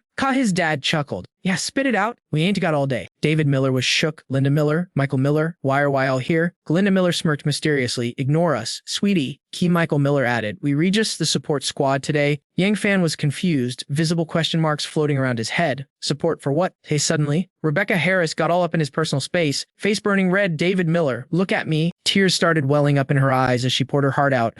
My Michael Miller's gone. My Linda Miller is lost. Besides Duamu, you re the only one in this server who treats me right. She started listing the receipts. You crafted gear for me. You saved me when I was toast. Go when I was down bad. You comforted me. She looked at him with max affection. When I thought I lost you, I was terrified. Finally, she dropped the bomb. So, let's get married. The old couple giggled in the background. Look at that. Our boy is slow, just like his Michael Miller. Letting the girl propose first. Weak game. Suddenly, slow clap from the back. Gavin from the hospital bed. Tranin. High was in his feels. This are true love. In the apocalypse, we love to see it. Let's give it up for the happy couple. Empowered by the hype, Rebecca Harris went for the finisher. Kai, I like you. You like me back or nah? David Miller got serious. My mission is dangerous, F. Kai might not have a future. You down for that? She smiled with zero hesitation. Ride or die, baby. Even if the world resets, I'm with you. David Miller had a flashback moment. Date in his past life. He was trapped in hell for 10 years. Betrayed by everyone. But now, his squad, his family, his girl, they were real. He glanced at the ring on his finger, thanking it 1,000 times.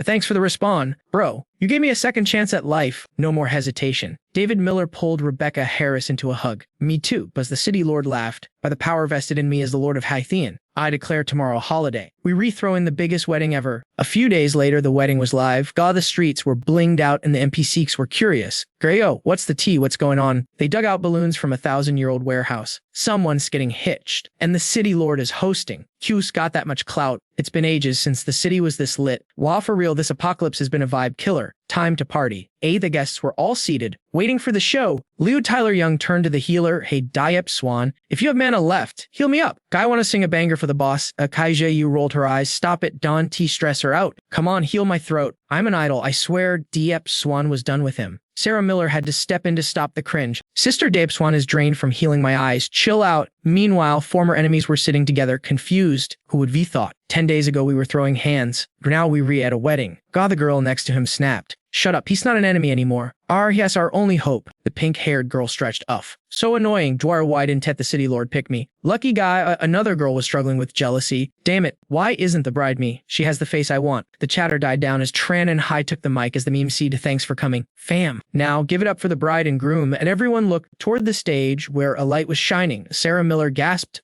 is that snow? Leo Tyler Young was amazed. Snow. In this economy, the Diep Chuan was shocked. How's the weather doing that? Suddenly, a magnificent staircase made of pure ice manifested from the sky. Someone shouted, look at that, an ice bridge from the heavens. Dre, no way. Are they walking down that? That's such a flex. Sure enough, David Miller and Rebecca Harris descended like absolute royalty. Main character energy overload. The crowd went wild. They look so good together. 10 out of 10, no notes. Sarah Miller clasped her hands, praying, brother, sister-in-law, stay safe forever. I'll protect you. Chuzayu suddenly got salty. Why is nobody wifing me up? The guy next to her blushed hard. She snapped at him. What you looking at? Never seen a baddie before, Kalu Tyler Young thought. With that attitude, you're gonna stay single forever. On stage, the couple exchanged rings. David Miller slid the ring on. From this day forward, P. Rebecca Harris replied, together in life and death. The city lord screamed, let the mukbang begin. Feast time. Waiters brought out the food. Finally, real food. Later that night, the party was over, and the newlyweds were getting cozy. Rebecca Harris touched his face. Do you really have to leave tomorrow? David Miller sighed. I need all 5 rings to save the server. I have to protect everyone. And you, Tishi pouted and looked away. He tried to smooth it over. Don T be mad. Beatty, if we win, we get our happily ever after. She turned back. Looking fierce, could I Don T care about later? Suddenly, she went full beast mode. She pinned him down, breathing fast.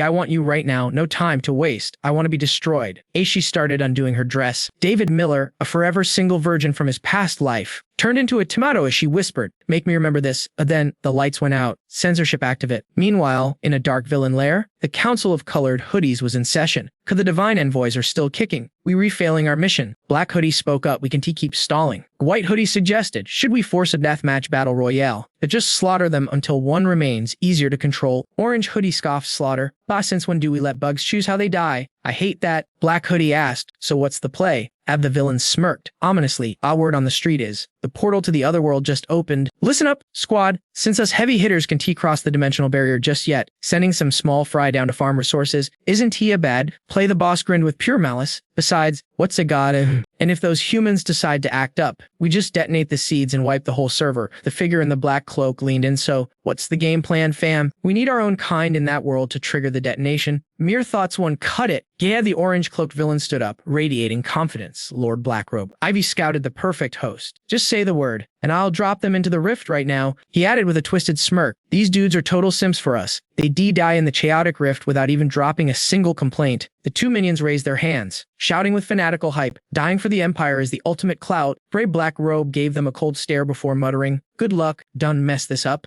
The 2 servants knelt down, thanking their Dark Lord profusely. But the white robe guy turned and threw some shade. From what I know, the Blue Star map is massive and the population is huge. Finding 7 god envoys sounds harder than finding a girlfriend on Reddit, right? Orange Robe laughed it off. Chill out, even though our tech and abilities are nerfed in that dimension. Don T forget we can still track energy signatures like a Jeeps. Plus, he continued, there's a god's envoy named David Miller down there. His power level is over 9,000 compared to everyone else. We find him, we clap him, then we blow up the seeds. We'll show those humans they read just food on our plate. The 2 minions saluted instantly. Understood, boss, we re-on it. Meanwhile, after a long night of intense cardio, the morning sun hit the clouds like a cinematic masterpiece. Speaking of masterpieces, the atmosphere between David Miller and Rebecca Harris was totally different now. The sun was rising, and the sky was finally clearing up. After their night exercise, the couple stepped out of the room. Rebecca Harris was glowing. Literally, her face was rosy and satisfied, radiating that I just won the lottery energy. But our boy David Miller, he looked like a walking zombie. Bro was absolutely drained. She squeezed him dry, like a juice box until the last drop. Look at him. He withered like a dead plant. Lu Tuhai was camping outside and caught them lacking. He immediately started roasting them. Goddess gets task. I never thought I'd see the day. Hey everyone, come look, the boss is down bad. The couple jumped, panicking like teenagers caught by their parents. They gaped in shock. We gotta shut this kid up before he leaks the tea. David Miller teleported over and clamped his hand over the boy's mouth. David Miller turned beet red, yelling, "Zip it, you little brat." But this troll poked the wrong bear. The muscle mommy was listening, and the boys started sweating bullets. Tuhai stammered, sister and Guyant. She whipped out a multi-barrel Gatling gun, eyes blazing with killer intent. You can eat whatever you want, but watch your mouth. Talk trash about my man, and I'll turn you into Swiss cheese. Do you? Suddenly, City Lord Hythian slid into the chat. Am I interrupting something? Rebecca Harris turned and recognized Tran and Hai. David Miller looked at him suspiciously. What's good, bro? Why are you here? Is something wrong? Bahai got serious. I don't know if it'll work, but I want to help. The White Witch has crazy unlocking abilities for those rings. I don't want you two fighting. We all on Team Human here. He handed David Miller a letter. Here, take this. When you see her, give her this letter. It's like a VIP pass so she doesn't kill you. Immediately, David Miller took the letter, his face saying it all. Thanks. This sounds like a trap I'm walking straight into. A hack asked solemnly, you gonna say goodbye to the rest of the squad? David Miller hit him with that main character confidence. Nah, no need. I'll be back in a flash. Then he turned to Rebecca Harris, giving her head pats and dropping some sweet lines. Hold down the fort, babe. Protect the city and look after my parents. To man, love really changes a guy. His eyes, his moves, even his voice went from killer to softy real quick. She hyped him up. Don't worry. I got your back. Trust in your woman. And David Miller nodded. With the goodbyes done, he marched out of Hythian City like a lone wolf. Outside the massive walls of the city, he checked his scanner. Target White Witch. Objective get her ring. Once I have that, I'll have the full set of 5, Infinity Gauntlet style. Standing in the wasteland, the vibe suddenly changed. A pack of mutated creatures spawned nearby. It was the level 5 yellow skin zombies. They were eyeing him like a snack, growling loudly raw, but David Miller, he ignored them harder than his ex's text messages, eyes glued to the GPS. That direction is still so far. While the zombies rushed him, he just kept walking casually. Gara purple shadow expanded from his feet. Darkness swirled, and boom, he summoned the Shadow Bull Demon. The zombies paused when they saw this absolute unit of a bull. Moo! The bull demon chomped down on 3 zombies at once like they were chicken nuggets. Blood went everywhere. The last zombie realized he wasn't T-built for this and tried to run for his life. David Miller just laughed. Hey big guy, don't T get a tummy ache eating that trash? The bull looked confused, eyes wide like, bruh really? All with the trash mobs cleared, David Miller activated his next skill. Blue light erupted from the ground, shifting from purple to an eerie frost blue. Out of the blue fire rose a skeletal frost warhorse. It let out a ghostly neigh. David Miller hopped on like a knight in shining armor and commanded, let's roll. This mount was fast. Every step cracked the earth with shockwaves. The bull demon realized it was getting left behind and started sprinting on 2 legs like a weirdo. Wait for me, boss. Narrator note, I thought bulls had 4 legs, whatever. The sky turned dark and gloomy as they reached the destination, blocking out the sun. Bad omen alert. Under the cliffs sat a creepy semicircle base. That's the White Witch's lair. No wonder the weather sucks over here. The villain vibes are too strong. And there she is, the White Witch, sitting on her amethyst throne, crossing those long, pale legs. She looked bored but dangerous. White Jade, go fetch our guest. She ordered. Her left-hand woman, Trenlin White Jade, saluted. Yes, General. And then there's the blonde dude, Chufa, her right-hand man. Okay, pause. Why is it that in these stories, the female villains are always drop dead, gorgeous baddies, but the male minions look like they face planted at birth? It's not fair. David Miller pulled up on his ghost horse outside the base. This is it. The final god envoy, the last ring carrier. Since he was already at the front door, there was no turning back. Should I knock or just kick it down? Suddenly, the sky went pitch black. He looked up, confused. It was White Jade diving from the sky with a sword. Killer intent locked on. She was wearing a dress with a slit so high it was practically illegal, showing off those thick thighs and huge assets. From David Miller's angle looking up, well, let's just say he got a full view of the scenery, if you know what I mean. Hey. She swung her sword down. Boom, the impact was insane, sending rocks flying everywhere. But wait, she missed. Panic flashed across White Jade's face. Even though the view was nice, David Miller is a loyal husband. He swung his weapon back without hesitation, forcing the sexy assassin to dodge for her life. White Jade was shook. Just clashing blades made her whole body go numb. This guy's strength is off the charts. He's built different. She realized his weapon wasn't normal steel, but since David Miller is an absolute beast, White Jade knew she couldn't hold back. It was do or die. She launches herself into the air like a feral frog, trying to close the distance. But David Miller, he's way too smooth with the footwork and dodges that strike effortlessly.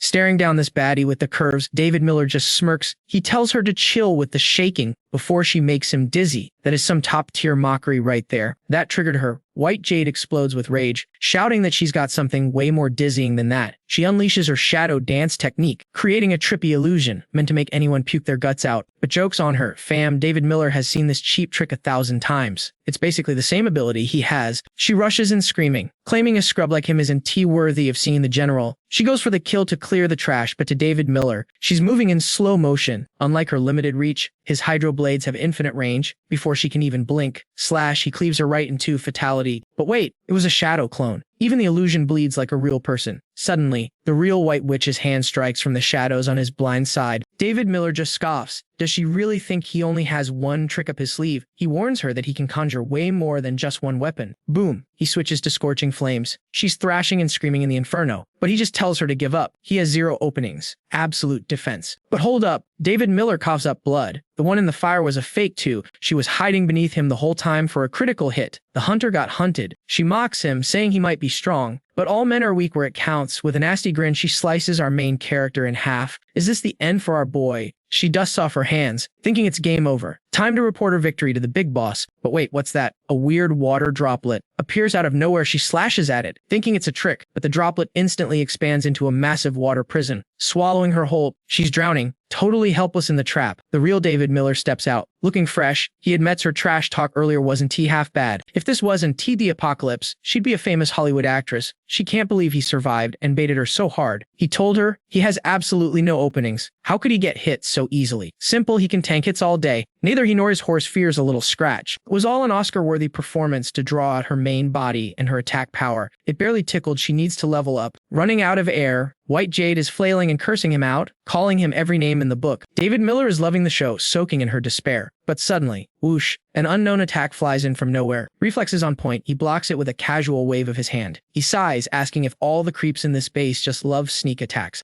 As if to answer, a stunning beauty with a killer smile lands on the battlefield. It's the Korean Blade Master, Bai Jiang. The aura on her is completely different, with a single elegant swing. She slices right through the water prison to free her subordinate. Now that is power. While White Jade pukes her lungs out, the general steps up. She declares she's the one he's been looking for, and tells him to leave the weaklings out of this. It's boss time. David Miller needs to be sure. He asks straight up, so, are you that legendary White Witch everyone is whispering about? She denies the nickname immediately, saying she's no witch, but her vibe says otherwise. It's a chilling admission. She says if she ever starts feasting on human blood, then he can call her a witch. Hearing that non-answer, David Miller draws his blade. The air turns icy. It is go time. She tells him she knows exactly why he's here. As she speaks, her minions prepare to jump him. White Jade, barely standing, still runs her mouth. She says he has to go through her to get to the boss. David Miller just rolls his eyes at the audacity. Fine, I'll put you all on the hit list. Suddenly, the big brute beside the general launches a massive artillery strike right at him. But the brute freezes in terror. David Miller stopped his strongest attack with one bare hand. How is that even possible? Sensing the power gap, the general orders her dogs to heal. Stand down, this is my fight. She stands tall, oozing confidence. She knows he has 4 elemental rings, but she warns him that doesn't make him invincible against her. David Miller smirks. Your intuition is cute, but usually wrong except for the rare few who realize they're about to lose. She ignores the taunt, haven't heard such cheesy movie lines in ages. It's almost nostalgic, but nostalgia won't save you. She activates her skill, unleashing a storm of razor-sharp energy. David Miller is actually impressed. Her cold domain ability freezes the very air around them, dangerous, but undeniably beautiful. I am the true savior of this world. She screams, expanding her domain, the general's ghost mansion. 3 spectral gates rise from the ground. Crimson energy explodes from her blade. Thousands of headless phantom soldiers charge out, riding nightmare horses and wielding spears of blood. The only white thing in this sea of red is their polished skulls. Their war cry shakes the heavens. Death to David Miller. She glares at his casual stance. Inside my domain, death is the only exit. You're finished? David Miller just grins. Cute army. He snaps, his fingers arise. Instantly, his own legion of shadows and monstrous beasts erupts from the darkness to answer the call. She isn't backing down. She slams her sword down, summoning the spirit of the earth. A massive golem tears its way out of the ground, roaring like a beast.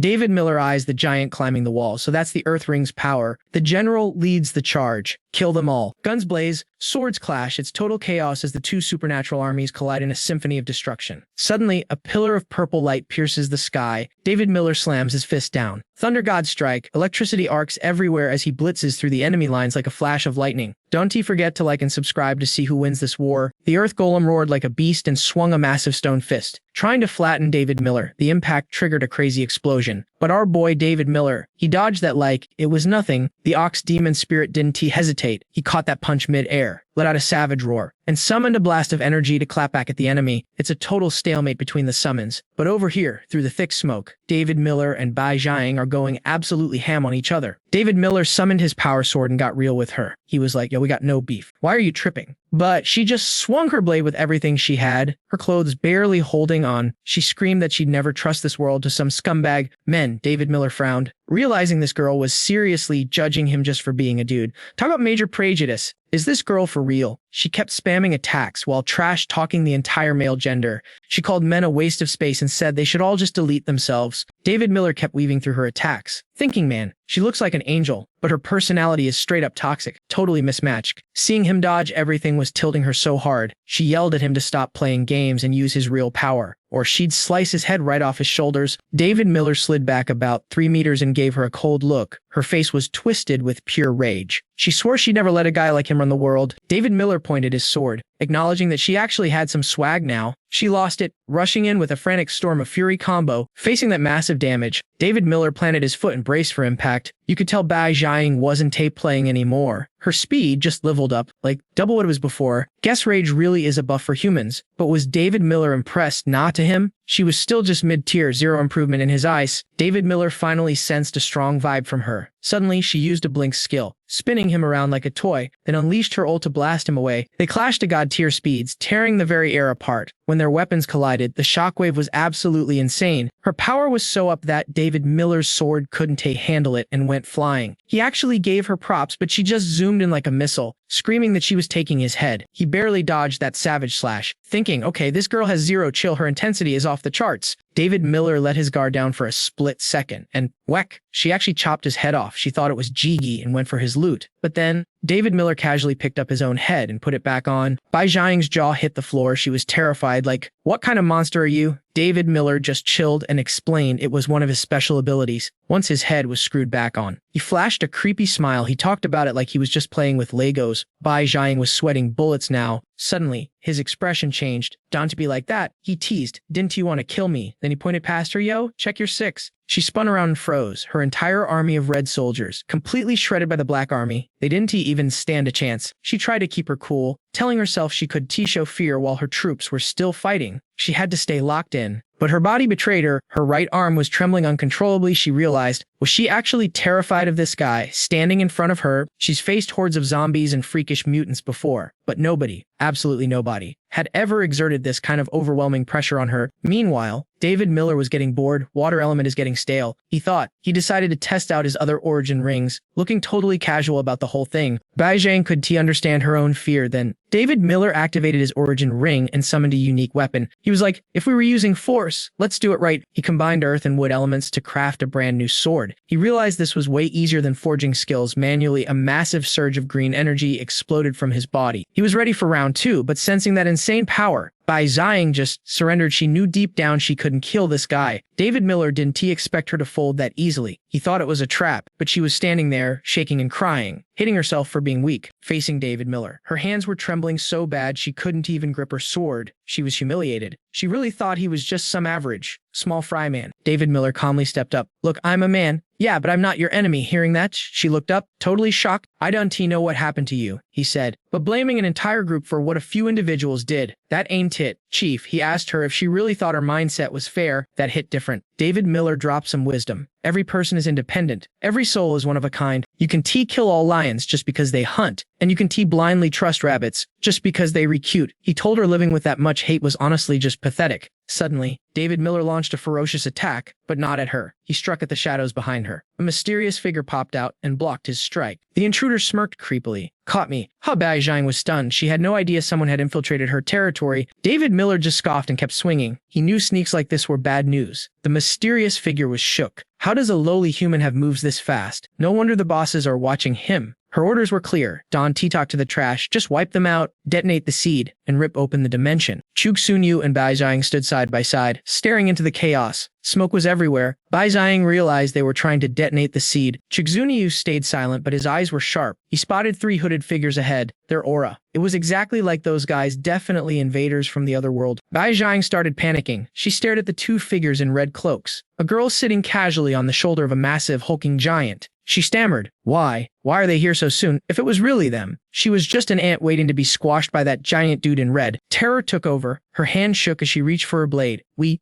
can beat them. Just as she touched her hilt, Chigzuniu's pale hand grabbed her wrist. He leaned in close. Didn't you want to save this world? This is your moment. His words hit her like lightning, snapping her back to reality. She flashed a beautiful, determined smile and drew her sword. Thanks, she said. I know what I gotta do now. Chigzuniu didn't say a word, just watching her step up with total resolve. Yo, peep the vibe shift beneath her ice queen exterior. She's actually got a soft side. No wonder his earlier move shook her up. Anyone would have lost their cool seeing that level of crazy. Suddenly, the monster squad pulls a 180. The Shadow Legion switches targets, and the zombie wall charges straight at the 2 mysterious figures in orange and gold. A roar shakes the heavens. Kill them all. Okay, the hood comes off, and the girl sitting on the big guy's shoulder goes, Big bro, looks like we read the main course now. What's the play? The dude replies cold as ice. Let's show them true despair. Whoosh, the hood flies off. Reveal time, fam. Okay, it's the orange robe villain, rocking that creepy smile, and holding the red cloth like a trophy. Time to show these mortals what a god really looks like. Darbach Chien draws her blade, eyes sharp, cause the bad guy unmasked himself, which means things are about to get messy. So Tamengok keeps his cool, asking, Yo, this is your turf, right? Didn't you sense these intruders crashing the party? Aishi looks at him like, bro, why you asking that now? Tamengok realizes she is clueless and starts sweating bullets. If I'm right, we are in deep trouble. He remembers the black robe's warning. Plant the seeds, make them work for us, total control. And if they catch feelings or try to betray us, boom, detonate the seeds and end them. Go, the red robe guy was just following orders like a good little puppet. Tamengok frowns. They said our powers were a gift from them. But before he can finish, the red robe guy gets swarmed by the skeleton crew, screaming for blood. A massive black hole opens up. Boom. But 2 buff dudes jump out with lightning fists ready to wreck shop. But Kambao is faster, snapping her fingers to drop a spell. Scatter like dust, she spreads her hands and a pink vortex smashes into the black hole. Beekaboom, the skeleton army gets vaporized into pebbles instantly. Bat Xian is shook. My undead army, wiped out in 1 hit. They were supposed to be immortal, the Kambao smirks, pointing at her. Not killed, sweetie, erased from existence. Batch Qian looks around in horror. The whole city is locked down by a massive ice barrier.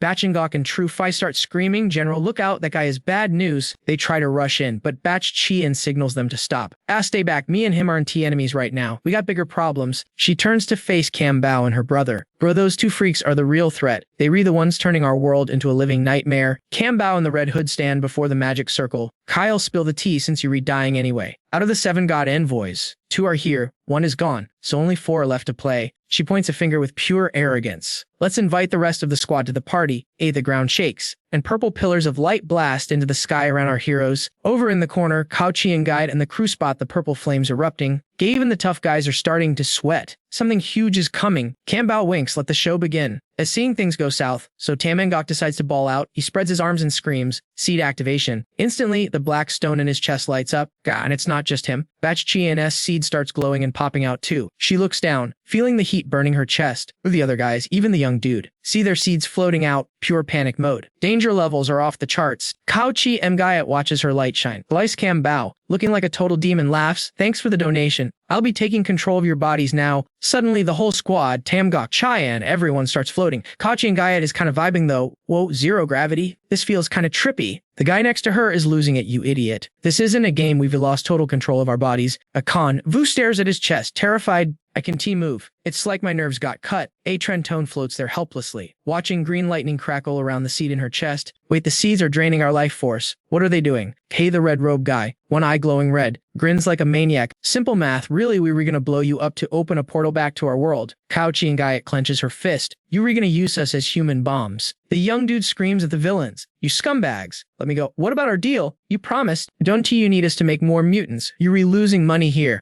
Kambao looks at him like he's a bug. Oh, you cute when you're desperate. Why do you think we stopped giving you the high-tier evolution drugs? Ate us cause you all trash. too weak to be useful. The squad is stunned by the savage truth. Kambao is loving this. You had the power of the seeds and still accomplished nothing. Did you really think we were blind to your incompetence? She eyes Tamengok. Besides him reaching tier 8, the rest of you are failures. You're no different from the normies without powers. Brother, step back. She raises her hand and a massive blue cosmic ring appears in the sky, crackling with electricity. Yada's judgment day. Fam, since you're weak and lazy, just die already. Cause this planet is worthless, and I'm done wasting my breath on garbage like you. Return the power the gods gave you, cause the sky lights up, sucking every ounce of energy from their chests. Tamengok and the crew are staring death in the face. Batch Chian screams, you have that thing too, right? Che, he nods calmly, yeah. All abilities linked to the seeds are being recalled, except ours. She frowns, so we gotta gamble all on one shot. Tamengok stays cool as a cucumber. No gamble needed. We were gonna win this. While they act like heroes, the young guy is a total mess. Snot, tears. The works, please, Dante, kill me. I'll do anything. I'll work harder. I'll be your dog, just let me live. Dirk Kambao tilts her head, looking at the shivering coward. Oh, this little guy really doesn't want to die. Ha! Too bad it's too late for begging. The dude screams his lungs out. Please, have mercy. Absolute pathetic scenes. Trentone and Kaochi and Guyat watch him cry and think, even if I die, ain't no way I'm going out like a punk like that.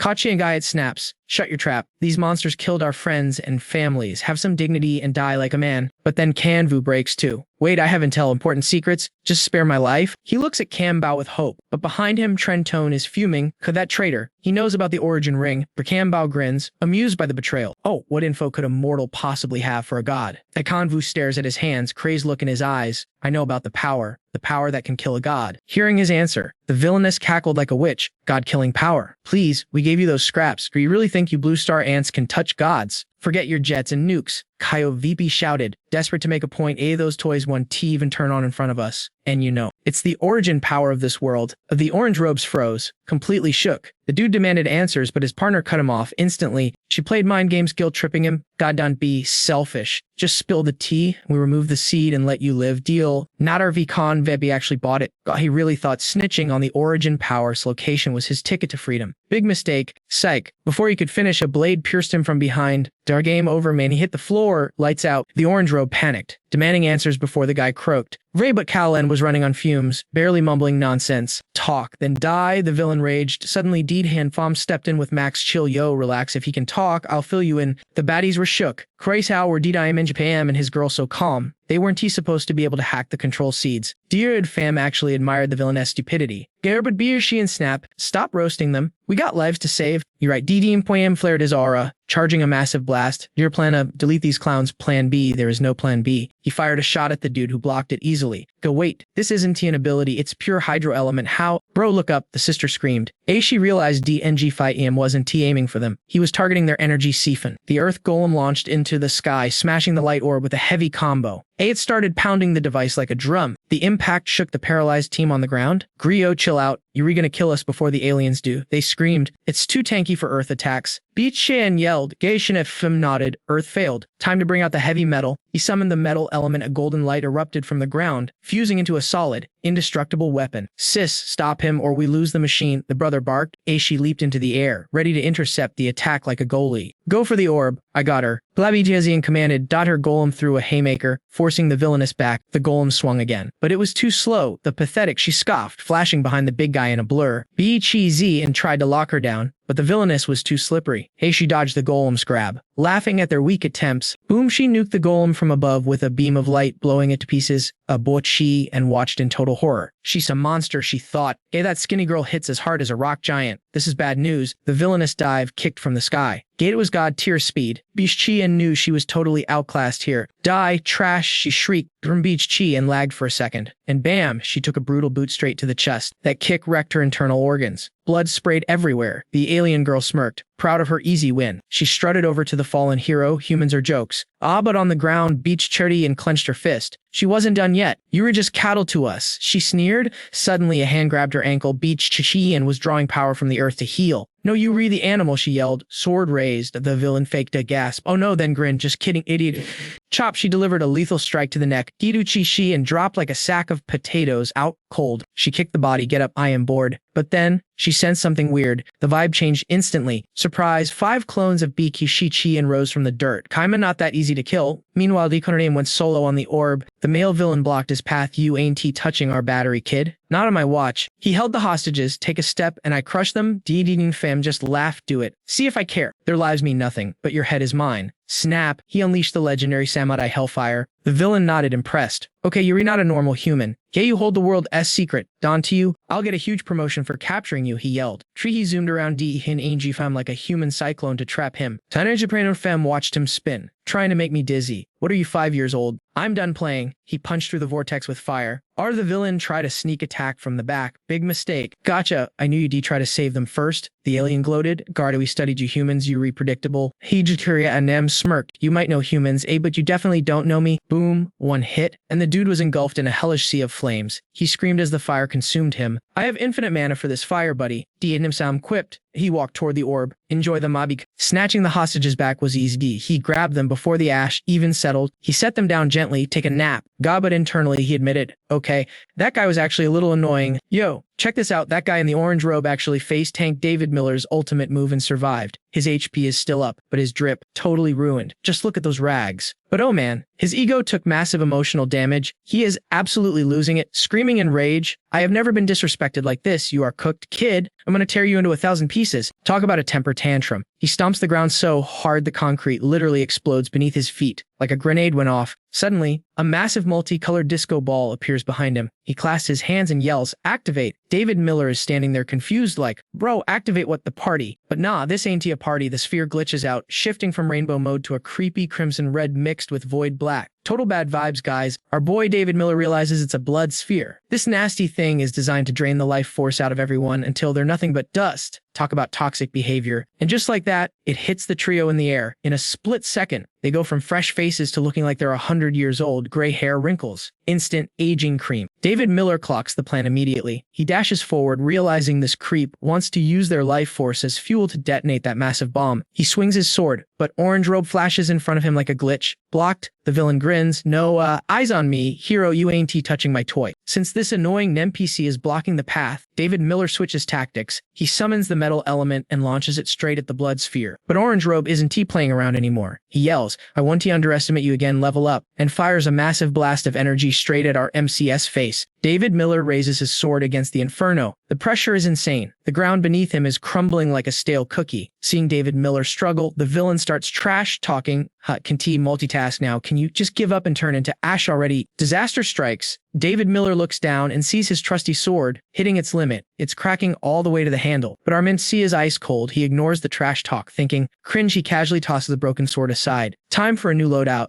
Whoosh. All right, let's switch genres. David Miller smirks. The villain is totally confused, mocking him like, did you just rage quit on your weapon? You want to get dusted that bad? He laughs, but David Miller just holds up his hand, flashing 4 rings, 4 elements, assemble. The air gets heavy. A massive dust storm erupts out of nowhere. Mixed with crazy energy blasts coming at max speed, the villain did see that coming. Orange robe freezes like his controller disconnected. His jaw hits the floor. He stuttering, Didu, what is this power? David Miller just smiles. Game over. Boom. David Miller unleashes the combo. The dust clears a path straight for the kill. The villain is sweating bullets now. He knows he's absolutely cooked. He was just toying with me this whole time. Rage mode activated. He summons every ounce of strength to block, refusing to die like a side character. Cue the sad backstory. We see him eating trash as a kid until a mysterious figure saved him. Yuri special, the master said. He can let his senpai down. Snap back to reality. No plot armor for you, buddy.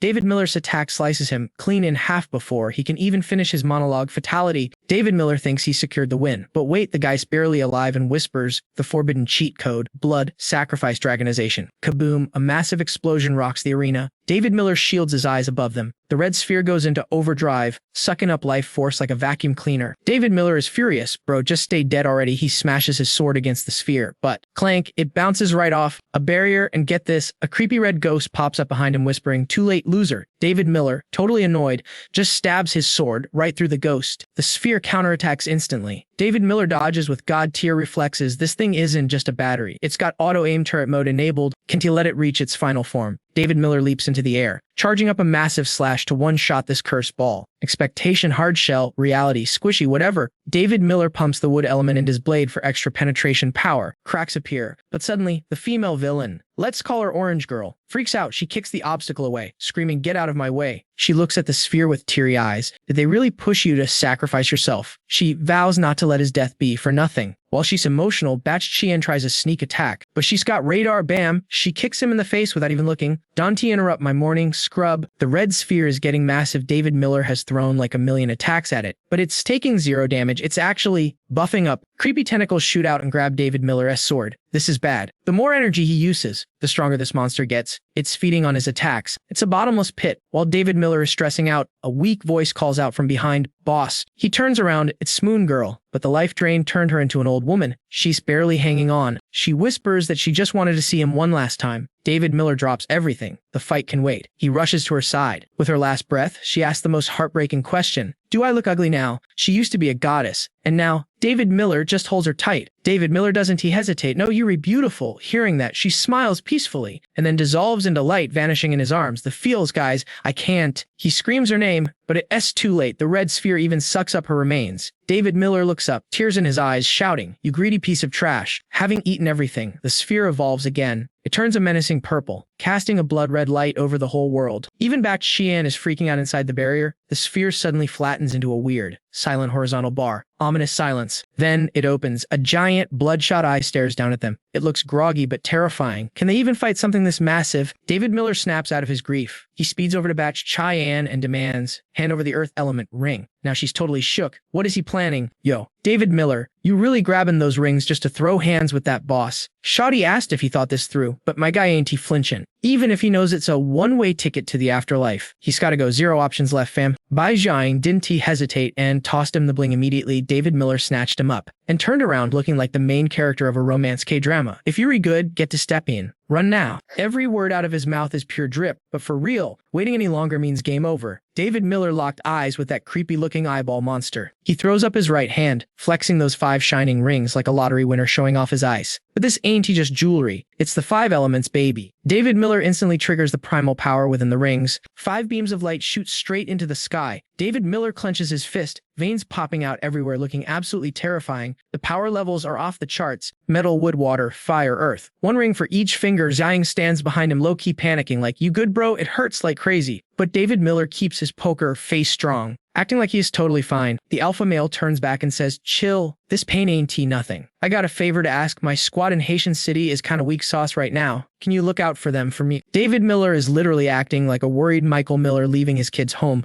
alone with no babysitter. Xiang has no choice but to say yes just to calm him down. Handover complete. David Miller transforms into a beam of light and yeets himself straight into the sky. Xiang watches him go, thinking, is this dude really gonna 1v1 that monster solo? She goes around collecting the downed teammates. She is still tripping over how a regular human could pull this off. You need guts of steel to face the thing, but she's got a job to do. Jiang grabs the crew and zooms off in a flash. She's got to go protect David Miller's baby squad. No cap. Now it's just David Miller versus the freak show. It's just an eye, but it's sop as heck. No point hiding anymore. Time to go beast mode. David Miller jumps up and throws a massive lightning punch. The 5 elements explode out like 5 savage dragons, ripping through the air. It's on. The primal power of Earth is clashing with the invasion force from the other dimension. Just like he planned, the dragons smash into the monster. The sky lights up like a rave. The impact triggers a massive explosion, swallowing everything in a cloud of dust. Miles away, Yang Qingsu feels the shockwave. She alerts the squad ASAP. Rebecca Harris and Sinan are shook. Yo, did someone just drop a nuke or what? Everything for hundreds of miles just got flattened into a pancake. Chen Yingwei keeps a straight face. Nah, nobody has nukes right now. That's gotta be something else. Qingsu realizes that's exactly where her bro went. She and Shen Min try to rush over, but Lord Chen shuts that down immediately. You trying to die? Stay put. Why all know how cracked David Miller is. If he meets an enemy he can't beat, he's definitely got an escape plan. Trust the process. The girls are stressing, but they can't argue with the city boss. Suddenly, Sinan spots someone zooming in fast. It's Bei Jiang carrying 2 teammates, gasping for air like she just ran a marathon. Chen Yingwei is shocked she showed up here. Shen Min remembers David Miller went to find her, so she definitely has the tea on what's going on. Ziying doesn't beat around the bush. We ain't enemies anymore. We gotta help each other. The city lord stays silent, still acting sus about her. But Qingsu is losing her mind. Only Jiang knows where her big brother is. She needs answers, like right now. Shen Min rushes to help the injured Jiang. Totally out of breath. Thanks the Snow City crew, big trouble has arrived. Guys, we need to squad up immediately. Shen Min asks what trouble, And where is Brother Fan? Why isn't he with you? Jiang looks back at the explosion and drops the bomb. David Miller is still back there, fighting the monsters alone. Xiang admits it. That guy is a straight-up hero. Meanwhile, the battle is raging. 5 elements versus the eye power. It's a legendary tug of war. Suddenly, David Miller's foot starts fading away into particles of light. He frowns, realizing his body can handle this much juice. He's literally glitching out. Is the 5-element power too up for him? His right leg has gone up to the knee. But there's no turning back now. Even if he turns to dust, he's gotta send it. The emotionless eye stares him down and fires another blast. A massive wave of energy comes screaming straight at him. David Miller dodges, but barely. He sees space itself cracking apart and thinks, damn, this thing hits way harder than I thought. It's wrecking the map. He charges up and shouts, fine, I am risking it all. He amplifies the primal power and fires a shot that rips through dimensions. Aiming straight for the enemy, blocking the attack makes his body fade even faster. He blocked it, sure, but the cooldown is killing him. This situation is looking majorly sus for our boy. If this keeps up, he's cooked. He asks himself, I got a second chance at life. Am I really okay with checking out like this? But then, the memories hit. The faces of his day ones pop up. Yenyu waiting for him. His little sister Kingsu, always clinging to him and calling him big bro. And his ride or die homies, Sinan and Chen Yu. They might look goofy, but they got hearts of gold and look up to him like a god. Brother Fan, even the Chu sisters, wanting his approval and trust. Robert King and little Liu Zi, always having his back from the shadows. Leader Yang, everyone who sacrificed silently, like Zhuan Mu and Lin Chun. Even Qzhu put all her bets on him. You got this, boss. Fueled by the power of friendship, David Miller gets a massive buff. His determination spikes, and he unleashes 100% of his power, covering himself in blinding light armor. The eye glows brighter, sensing the threat. The energy is so intense David Miller's clothes vaporize. He raises his hand, and the shockwave clears the smoke for miles. Wait, all his gear is gone, but the pants survive. Can I get a link to buy those indestructible trousers? Please, whatever, focus. The rings transform into giant dragons and charge. David Miller screams his truth. Last life, I died betrayed and salty. This life, dying for the homies. I am totally cool with that. Real men live with honor. His aura is blazing, and his eyes turn bloodshot red. This is peak masculinity, folks. David Miller clenches his fist and laughs like a maniac. Haha, let's have a blast. The 5 dragons rush the red eye, which starts putting up defense barriers. Hit by the massive combo, the eye widens, veins pop in the sclera, and it awakens, glowing with a creepy purple light. Seeing the monster flinch, David Miller grins. So you do feel pain, even a heart of stone can get hurt. Ha! Take that. Suddenly, a hand reaches out from a crack in the world. David Miller freezes. What the hell? That hand rips the dimension open, creating a massive, dark abyss. From that massive rift, countless terrifying eyes peered out. He realized the trap. Those eyes were hiding inside the villain, the whole time scared. Say to my face, bro. One guy glared, and our hero felt the pressure. Fighting just one of them nearly cost him his life. And now there is a whole army hiding in the dark. No wonder they call themselves gods compared to humans. They actually have the stats to back up that trash talk. The more he thought, the more his mindset started to crumble. He shook his head violently, telling himself, nope, nope, nope, not today. David Miller locked in instantly. How could he even let those loser thoughts in? If he quits now, even with his origin power, what hope does humanity have left? The only play here is a suicide mission to nuke that dimensional crack. It is the only path to survival. Looking at the 5 origin rings on his hand, he shouted, yo, Origin, someone told me I could save the world with this. Unlock 100% of your power right now. I don't care about the price. Just boom, as he spoke, a rainbow aura exploded from the rings, surging forward. But before the deal was sealed, the power asked him, even if it means burning your soul to ash. No response. You will never get a chance to revive again. As the voice echoed, his body started glitching out of existence. He was already deleted from the waist down, and the pixelation was moving up. Ignoring the distraction, he screamed back with zero regrets. The contract was signed, and holy fire engulfed his avatar, blazing like a supernova. Shielded by the flames, he ordered the 5 dragons go get him. The beasts obeyed, merging into a mega dragon and dive bombing the enemy eye with perfect teamwork. The path they took left a trail of pure destruction. Seeing the plan work and the bad guys getting wrecked, our boy relaxed his face and smiled. He was ready for the end credits. Peace out, fam. The massive power of the 5 dragons slammed into the eye rift, causing a massive explosion. It was a blinding light show, absolute glory. The giant red eye in the back screamed in agony. Massive loss for the villains. David Miller just pulled off the ultimate clutch play, and the black rift finally started to seal shut under the attack. The crack shrank, the sky turned blue, and clouds rolled back in. Watching the black hole close, he could barely process the win. Did I actually do it? His body was faded up to his chest now, but he looked satisfied with his play. World saved. Just as he was ready to let go, plot twist, a mob of robed figures appeared in the shrinking darkness, red eyes glowing. Move, let me in, I want to invade too. He was shocked and confused. How is this happening? Before he could even react, his fading body got sucked into a blue vortex. David Miller froze, looking like a stunned statue. Seriously, he looked like a bust in a museum. Just a floating head. Suddenly, a mysterious female voice whispered, "You are about to die. Your soul is deleting. The world is going to be stained with blood. Your squad, your family, your people. They are all going to be monster snacks. You cool with that?" Drifting helplessly in the vortex. He could not say a word. "Am I cool with that? What can I even do?" The voice asked again to be sure. "So, you are just going to give up, fading away." He looked depressed. "I am already dead. This is just a hallucination, right?" He wanted to leave some final words, but he felt bitter. "I get it now.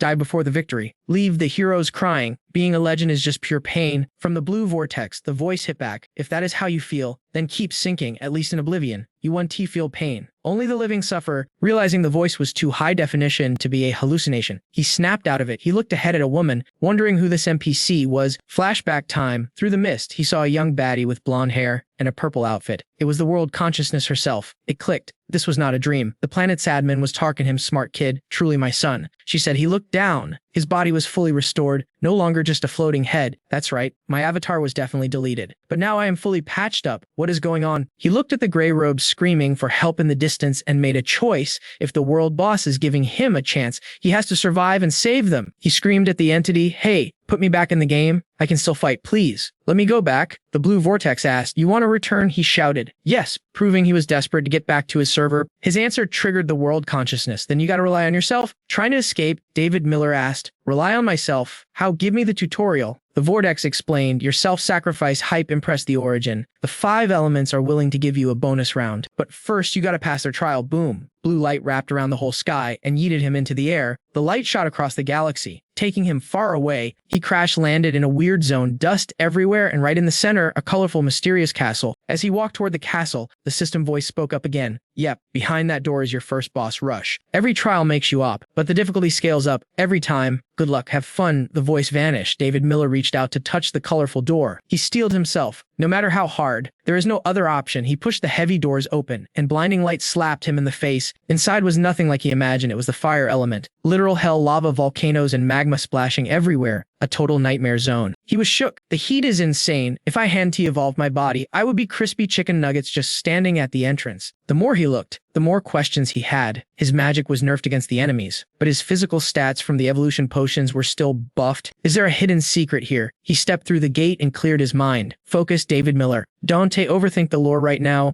The real problem is this scorched earth. He walked deeper, stunned by the view. Rivers of liquid fire and ground that was literally cooking. Looking at the lava flow, he realized level 1 is the fire trial. Who is the opponent? He moved forward, but his body was overheating fast. The heat made his skin smoke. He went on high alert. "My internal temp is spiking. It has got to be like 160 degrees in here." He tried to sound cool, but he was sweating bullets. "Temperature this high. Even my evolved body can tank this for long. If this is an endurance test, I need a strategy." Suddenly, rumble, the ground in front of him cracked open. Magma bubbled up like something wanted to break out. David Miller shouted, "Boss spawn, what is coming out?" Boom! A pillar of lava exploded with a loud bang. The fairy glow lit up the dark void. Magma flew everywhere, shaking the ground and terrifying anyone watching. A monster made entirely of lava stepped out of the crack. "There it is, fam. The guardian of the fire trial has entered the chat. Yo fam, check this out. This dude survived a literal nightmare in the magma pit just to evolve. Now he's bathing in lava like it's a lukewarm jacuzzi. Zero pain involved." He rose up like a straight-up Kaiju ready to rage. The magma man strutted toward David Miller, oozing menace. "Finally, it's been ages since I drove my own body. Feels good to be back." "I actually gotta thank you, bro." David Miller stood there, totally shook. What the heck is happening? The second that voice boomed, his gut screamed danger. "Hold up, how does this lava beast know his name?" Then it clicked. David Miller gasped. "No way, I thought you vanished into the void along with my abilities." It was Zuelingen, the guy David Miller clapped earlier. He cackled like a maniac. "You trapped me in the shadows. Stole my mind. I owe you big time for this upgrade." He started stomping forward, his molten body wrecking everything in sight. Every step was pure destruction wherever he walked. The ground just vaporized into flames. "So now, I'm gonna end you." He blurred into motion, rushing David Miller. The lava monster screamed, "You scumbag, you ruined my dream of being the world's savior. How dare you?" "Wait, saving the world? Bro, you're literally the villain now. What a weirdo." He poured all his hate onto our boy. "If it wasn't for you, I never would have become a shadow." He got right in David Miller's face, roaring with fury. "I'm gonna make you taste every bit of my suffering." Damn, this lava dude is losing his humanity for real. David Miller froze, trying to summon his skills, but glitch, nothing happened. My powers, are they all gone? He was running on nothing but raw physical stats. 0 mana, 0 skills, but 100% grit. He gritted his teeth. I have to survive. I don't care what happens. I'm taking this win. But without powers, it looked hopeless. The monster threw haymakers, pummeling him. David Miller felt despair creeping in. He could only block. And the monster laughed. Is that all you got, loser? Bwahaha, the lava monster was raging. But David Miller didn't fold. He stood his ground like a boss, ready to throw hands till the very end. His skin was scorched, but his mind stayed sharp, even while burning. He focused. The monster mocked him. I'm the apex predator here. You're never going home, kid. David Miller took the hits, his will of steel refusing to break. I am absolutely not dying in this hellhole. Not today. Screw powers. David Miller decided to brawl. He threw a straight punch right into the magma. Boom. The 1v1 we've been waiting for. The lava guy yelled, my power is unmatched. Even while roasting alive, David Miller didn't slow down. He shouted back, my speed won't drop because my squad is waiting for me. I gotta get back to them. The monster raged, stop flexing your dead meat suddenly. Whoosh, giant magma tentacles burst from his back like extra arms. Creepy level 1000. He snatched David Miller by the throat. Ack, the grip was crushing, and the heat was agonizing. Our boy struggled, but he couldn't break free. This power level is insane. He lifted David Miller high, trashing his pride. I don't have a weak, fleshy body like yours anymore. Weakling. I am fire. I am destruction. He threatened, I'm gonna erase you from existence. This world belongs to me. Then, when he slammed David Miller into the ground. Bro, you're murdering people, not saving the world. David Miller got stumped into paste. He lay there on the scorching floor, his body temperature spiking dangerously high. Steam rose from his body. Wait, this is a trial. That means there's a solution. Lingen's body is tough, but he definitely has a glitch somewhere. Aha, gotcha. David Miller's eyes lit up with a plan. He spotted something way up high. Could that be the exit he needs? They weren't alone. High above, a mysterious woman watched with a smirk. It was the world consciousness herself, enjoying the show like it was Netflix. She smiled like a villain, sipping the tea on this drama. Let's see how long you last. Meanwhile, down below, things were looking grim for our main character. Did David Miller have a plan? He was back right to the edge of the magma pit. The monster kept pounding him, wanting to inflict max pain before the end. He wanted David Miller to feel his trauma. I won't end you quickly. Oh no, you're gonna learn what true suffering is. Time for a lava facial. He wanted David Miller to taste the bitterness of defeat. Become a monster like me. Share my nightmare. Feel the pain I felt. He was so hyped on his revenge fantasy that he got sloppy. Just as he prepared to toss David Miller, he left himself wide open. Huge mistake. Buddy, David Miller didn't miss. He swung up, locking his legs around the monster's neck. He broke free from the grip with insane agility. He realized, this guy isn't fully magma yet. David Miller went on the offensive. You're still part human. That's your fatal flaw. The lava monster screamed, struggling like a fish on a hook. Get off me, let go. He flailed, trying to smash David Miller off. David Miller had the upper hand, but his HP bar was flashing red from all that damage. He coughed up blood. I can't let go. This is my one shot. Summoning every ounce of strength, David Miller torqued his body to flip the massive beast. Gravity shift. The lava monster started tipping over the edge, with David Miller riding him like a surfboard. The monster shrieked in pure terror.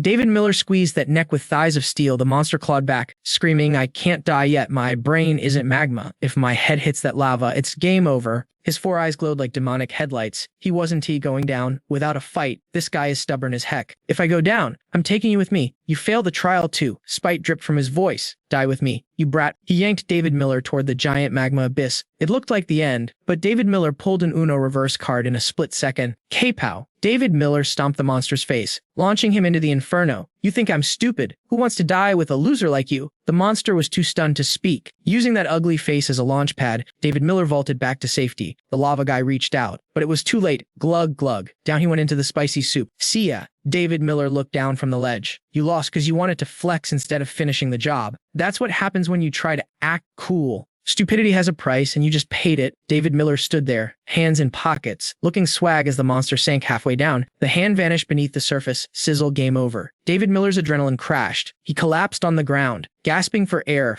Huff, he punched the floor. That was too close. If he hadn't used that boost, he'd be toast. But now, man, I'm dehydrated. I need water fast. Even though the coast was clear, our boy was still on high alert, standing guard like a hawk. The battle wasn't over, and honestly, he was about to crash in like 60 seconds. He sat by the lava cliff, zoning out, when boom, a massive spark exploded in the sky like a firework. David Miller looked up, totally shook. He stuttered, yo, what the heck is that? Suddenly, out of the fiery explosion, a pink-haired shorty dropped down like a superhero right in front of him. She stared at him with eyes bright as high beams on a truck. She smirked, you won, but only 'cause I picked you. Fam, that's right, chat. She's one of the 5 world consciousnesses, and she just gave him the golden ticket. David Miller was so dehydrated he looked like a dried raisin. He couldn't hear a thing. Ms. Pinky leaned in close to his face, hands on her hips, and spilled the tea. I totally rigged the fight with Zuo Lingyun. You wouldn't have clapped him without my help, trying to rule the world for peace. That's kinda cringe. But saving everyone, that's gonna cost you everything. Even your life, you cool with that? But honestly, I dig that vibe. She grinned like she just heard the best joke. As she kept yapping, the lava dimension started melting away around them. Fire consumes itself to keep others warm. Poetic, right? David Miller was speechless. She dropped the mic. Use my power well for this world. Whoosh! She turned into a living flame and dived straight into David Miller's body. Bro was flabbergasted, eyes popping out. The power of fire surged through him. He floated up like Superman, engulfed in blazing flames. The heat seared through every vein and bone. David Miller unleashed a roar, spitting straight fire from his eyes and mouth. That's the full power of the 5 elements fire, baby. Once he controlled the heat, the flames chilled out. David Miller was gasping for air, dripping sweat like a waterfall. He barely processed what happened. Did he just merge with the primal fire source? Checking out his fiery mitts, he muttered, "Is this the real deal, the primal fire of the 5 elements?" Suddenly, the space turned into a sparkly galaxy. Floating in the cosmos, he decided to test his drip. He snapped his fingers. Snap. A massive surge of energy erupted. His jaw dropped. Holy moly. He stared at the ginormous fireball shimmering like a disco ball. It was lit. David Miller couldn't believe a casual finger snap unleashed this kind of beast mode power. It flowed way smoother than those buffs from his ring before. David Miller stood up, flexing his new aura. How's that for a level up? He was hype. I've got the full fire source now. Gotta get back to the squad before they get wrecked. Suddenly, a voice echoed from nowhere. Your ability isn't an Ice-Kai power, kid. It's a mutated version of our primal source. David Miller whipped around, confused. Say what? Is that why those creeps can cancel out our powers? The voice coming from the blue light explained. Your skills are just cheap knockoffs of the primal source. That's why they became weaker abilities on you humans. That cold flame move. Just a bootleg version of metal and fire sources. David Miller listened intently, the gears finally turning in his head. So that's the T. No wonder they can shut us down. They were just recalling the fake energy. The voice interrupted. Well, that's not the whole story. Once you fully merge with the primal source, your abilities will return in their ultimate form. David Miller flinched, not 100% buying it. It clarified, if you awaken the primal source, anyone with a matching ability won't lose their powers anymore. That hit him like a lightning bolt. He stood there frozen, totally shooketh. Staring at the glowing blue orb, he heard, "Move forward, get the stamp of approval from all 5 sources, and you can save the whole server." He gritted his teeth, eyes blazing. Bet. Bring it on. I accept the next raid boss. In his heart, he prayed, guys, please stay alive until I get back. Meanwhile, in Haichin City, a squad in dark hoods was blowing everything up, cackling like maniacs. Is this flimsy place supposed to be their fortress? One goon asked, and another replied, this metal is kinda spicy. On a rooftop, a hooded figure spread his arms like he owned the place. Let the games begin. Entertain me, humans. Ahaha, down below, it was total chaos. Citizens were scrambling. They were monsters. Literal monsters. Run for your lives. Help. The villain watched with a bored smirk. Look at that trash. No energy at all. Running outside just makes them snacks for the infected. Watching the runners, he mused, this planet is still packed with loot.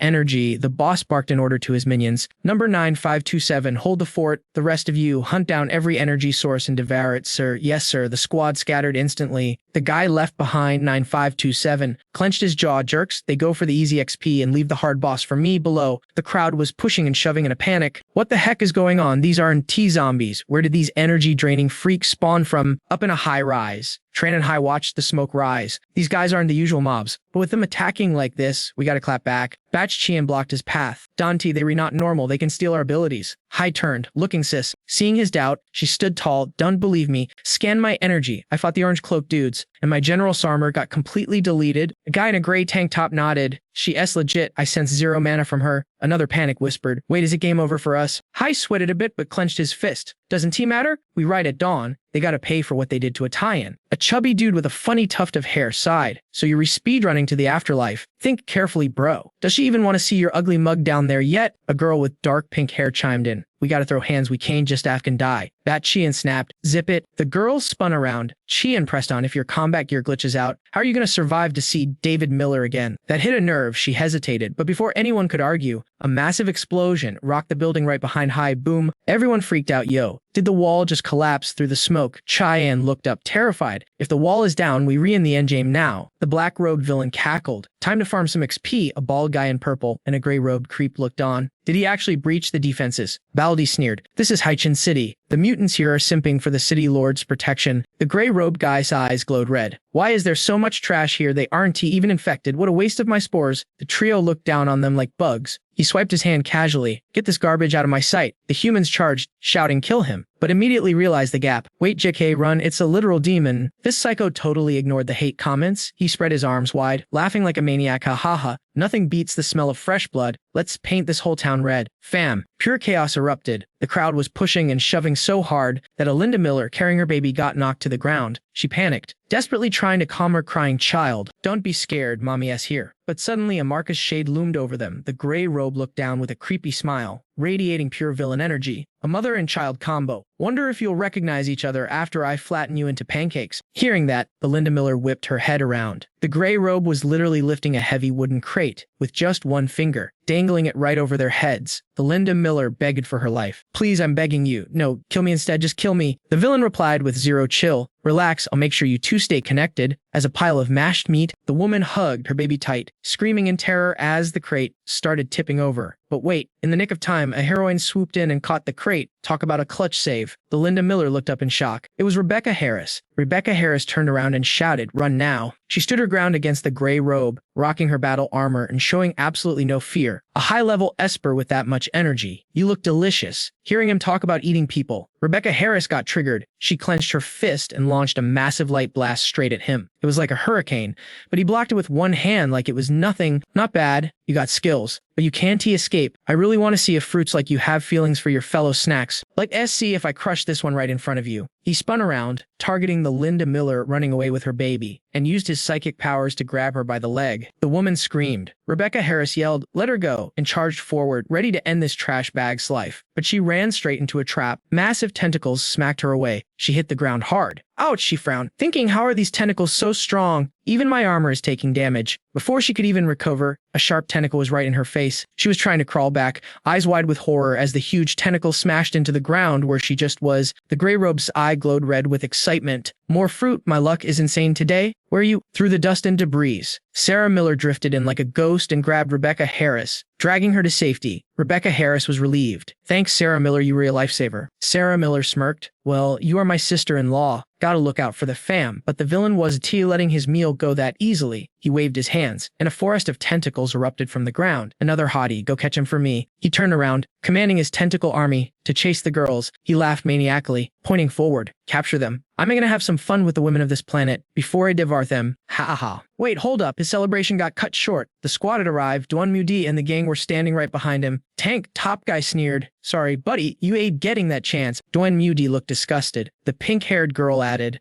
Hemp, I'm gonna burn you until there's nothing left but ash. Then Tran and Hai stepped up, looking furious. You otherworldly invader. You were gonna pay for killing a Taiyan. The villain didn't even flinch. He just laughed harder. A Taiyan. Who is that? Probably just another piece of fruit I already ate. Haha, big fish eat small fish. That's the law, since there's so much fruit here. I'll take my time feasting. He clenched his fist, sending the tentacles forward. Go get him, seeing the danger. Sarah Miller opened a black hole portal in front of the Linda Miller. Quick, get in. Get out of here. Suddenly, a tentacle shot out from her blind spot. I knew you'd try to save the NPCs first. I was waiting for that. Clang, sparks flew everywhere. A dude with a shield jumped in and blocked the attack. He growled, Don't you dare touch Sarah Miller. Don Mudi stood on the side and summoned his tree spirit, Little Wood. Let us go. The tree monster roared and charged while the tentacles kept spamming attacks at everyone. Tran and Hai dodged a lethal strike with insane reflexes. Everyone attacked together. Rebecca Harris jumped up and punched a tentacle. Tank top guy slashed with his sword, but the tentacle slapped him silly. The pink-haired girl unleashed her fire magic, screaming, Burn it all down. Duan Mudi was supporting with everything he had. I'm freezing them, shouted another girl. But the tentacles just kept coming. Our powers are being suppressed. But the citizens were in teabagging. If you mess with Hythaean City, you mess with all of us. Let's get him, boys. Charge. Duan Mudi slammed his palm on the ground. Earth spirits, rise up. Giant tree trunks burst from the concrete, firing magic bullets at the enemy. But the gray robe put up a barrier that tanked everything. 5 different attacks hit him, and he took 0 damage. He smirked, looking down on them. Your powers are kind of annoying. If that actually hit, I might have died. Tran and Hai shouted, Wait, our attacks work. Done, hold back, spam everything you got. He thought to himself, was the intel wrong? Can we actually win this? The whole squad unloaded their ultimates at once. Robert King yelled, Take this. He swung his blade, but suddenly the gray robe raised his hand and said casually, All right, playtime's over. You guys are done. Snap. Suddenly, everyone's powers just vanished. They stood there totally confused. What the hell? Why can't I cast anything? Rebecca Harris gasped, what is happening? Tu Wien panicked. Where's my water magic? Tu Van screamed, my fire is gone.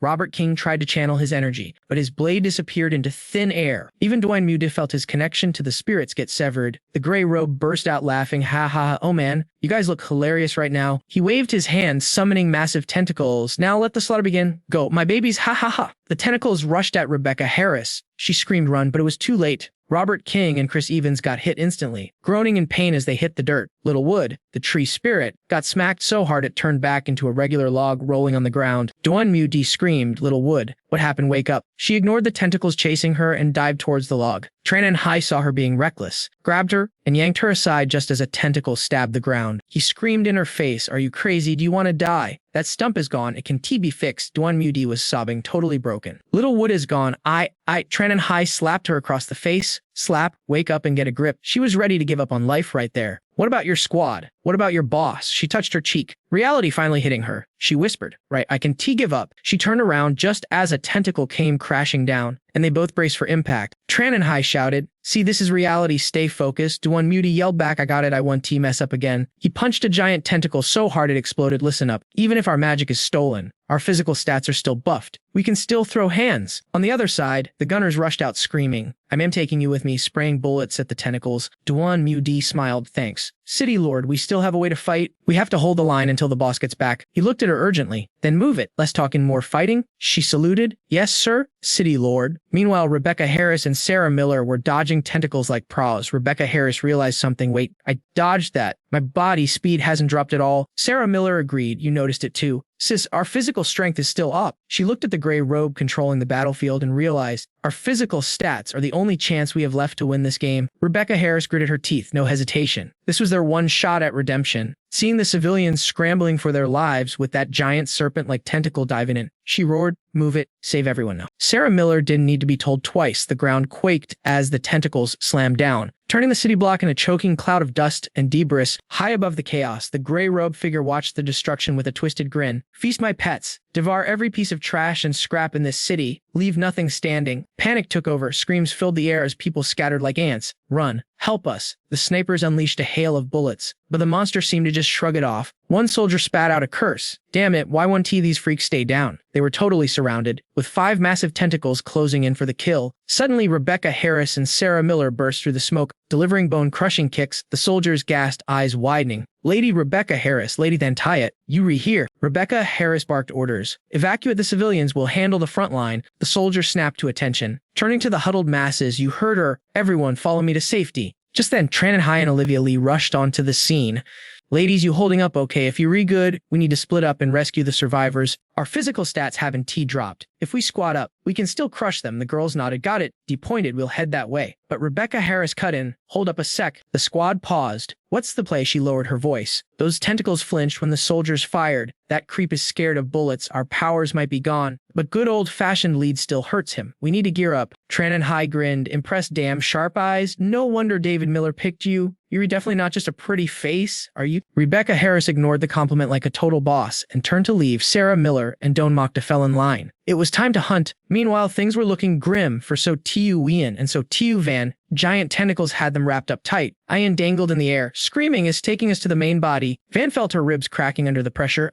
Can T breathe? Suddenly, bang bang. Gunfire ripped through the air, forcing the tentacles to recoil. The girls hit the ground, gasping for air. Who fired that shot? Ian looked around wildly. Are we saved? Sarah Miller stepped out with a confident smirk. Guess who? Ladies, it was the dream team. Rebecca Harris didn't waste a second. No time for chit-chat. Get on your feet. Van blinked. Confused. Wait, where did you get the heat? Didn't he wipe our abilities? Sarah Miller gave a mischievous wink. Because these aren't special abilities or system items, babe. This is pure Blue Star technology. Rebecca Harris clarified that freak can cancel our powers, but he can delete things that naturally exist in this world. That makes sense, Van realized. If he was a god, he would be just deleted the whole city instantly. Rebecca Harris quickly briefed them on the new battle plan. Listen up, we linked up with the city lord and the others. We're relaunching an all-out counter-offensive to take this guy down once and for all. They re-clearing the other sectors. We'll regroup soon. Van still looks shaky, but can we really beat a monster like that? With just these rifles, Sarah Miller decided to prove a point. Hey sis, try stomping your foot on the ground. Van tilted her head. Stomp? Why? Just trust me. Give it everything you've got. Van stomped down. Crack, the concrete shattered like glass beneath her boot. Sarah Miller grinned. Get it now? Our superpowers are gone, but our super strength isn't. Rebecca Harris tossed a rifle to each of them. Lock and load. Girls, follow my lead. We re-ending this as Van fell in line. She couldn't help but admire her. Damn, Rebecca Harris is giving off serious boss energy right now. Total leader vibes. We just need to hold the line until the big boss gets back. Rebecca Harris leaped onto a concrete slab, rallying the troops. Spark warriors, listen up. The defense of Hythian City starts now. We will not fall. Victory is ours. The morale skyrocketed, fists pumped in the air as the squad roared in agreement. Back on the roof, the gray robe unleashed a firestorm. Watching the city burn, bwahaha, so this is true power. This is what it feels like to be a god. Below him, the screams were music to his ears. City Lord, save us. The villain soaked it up. Yes, scream louder. Let your despair feed me. You low-level trash were born to be cattle. You exist only to be. Suddenly, he froze. His arrogant words died in his throat.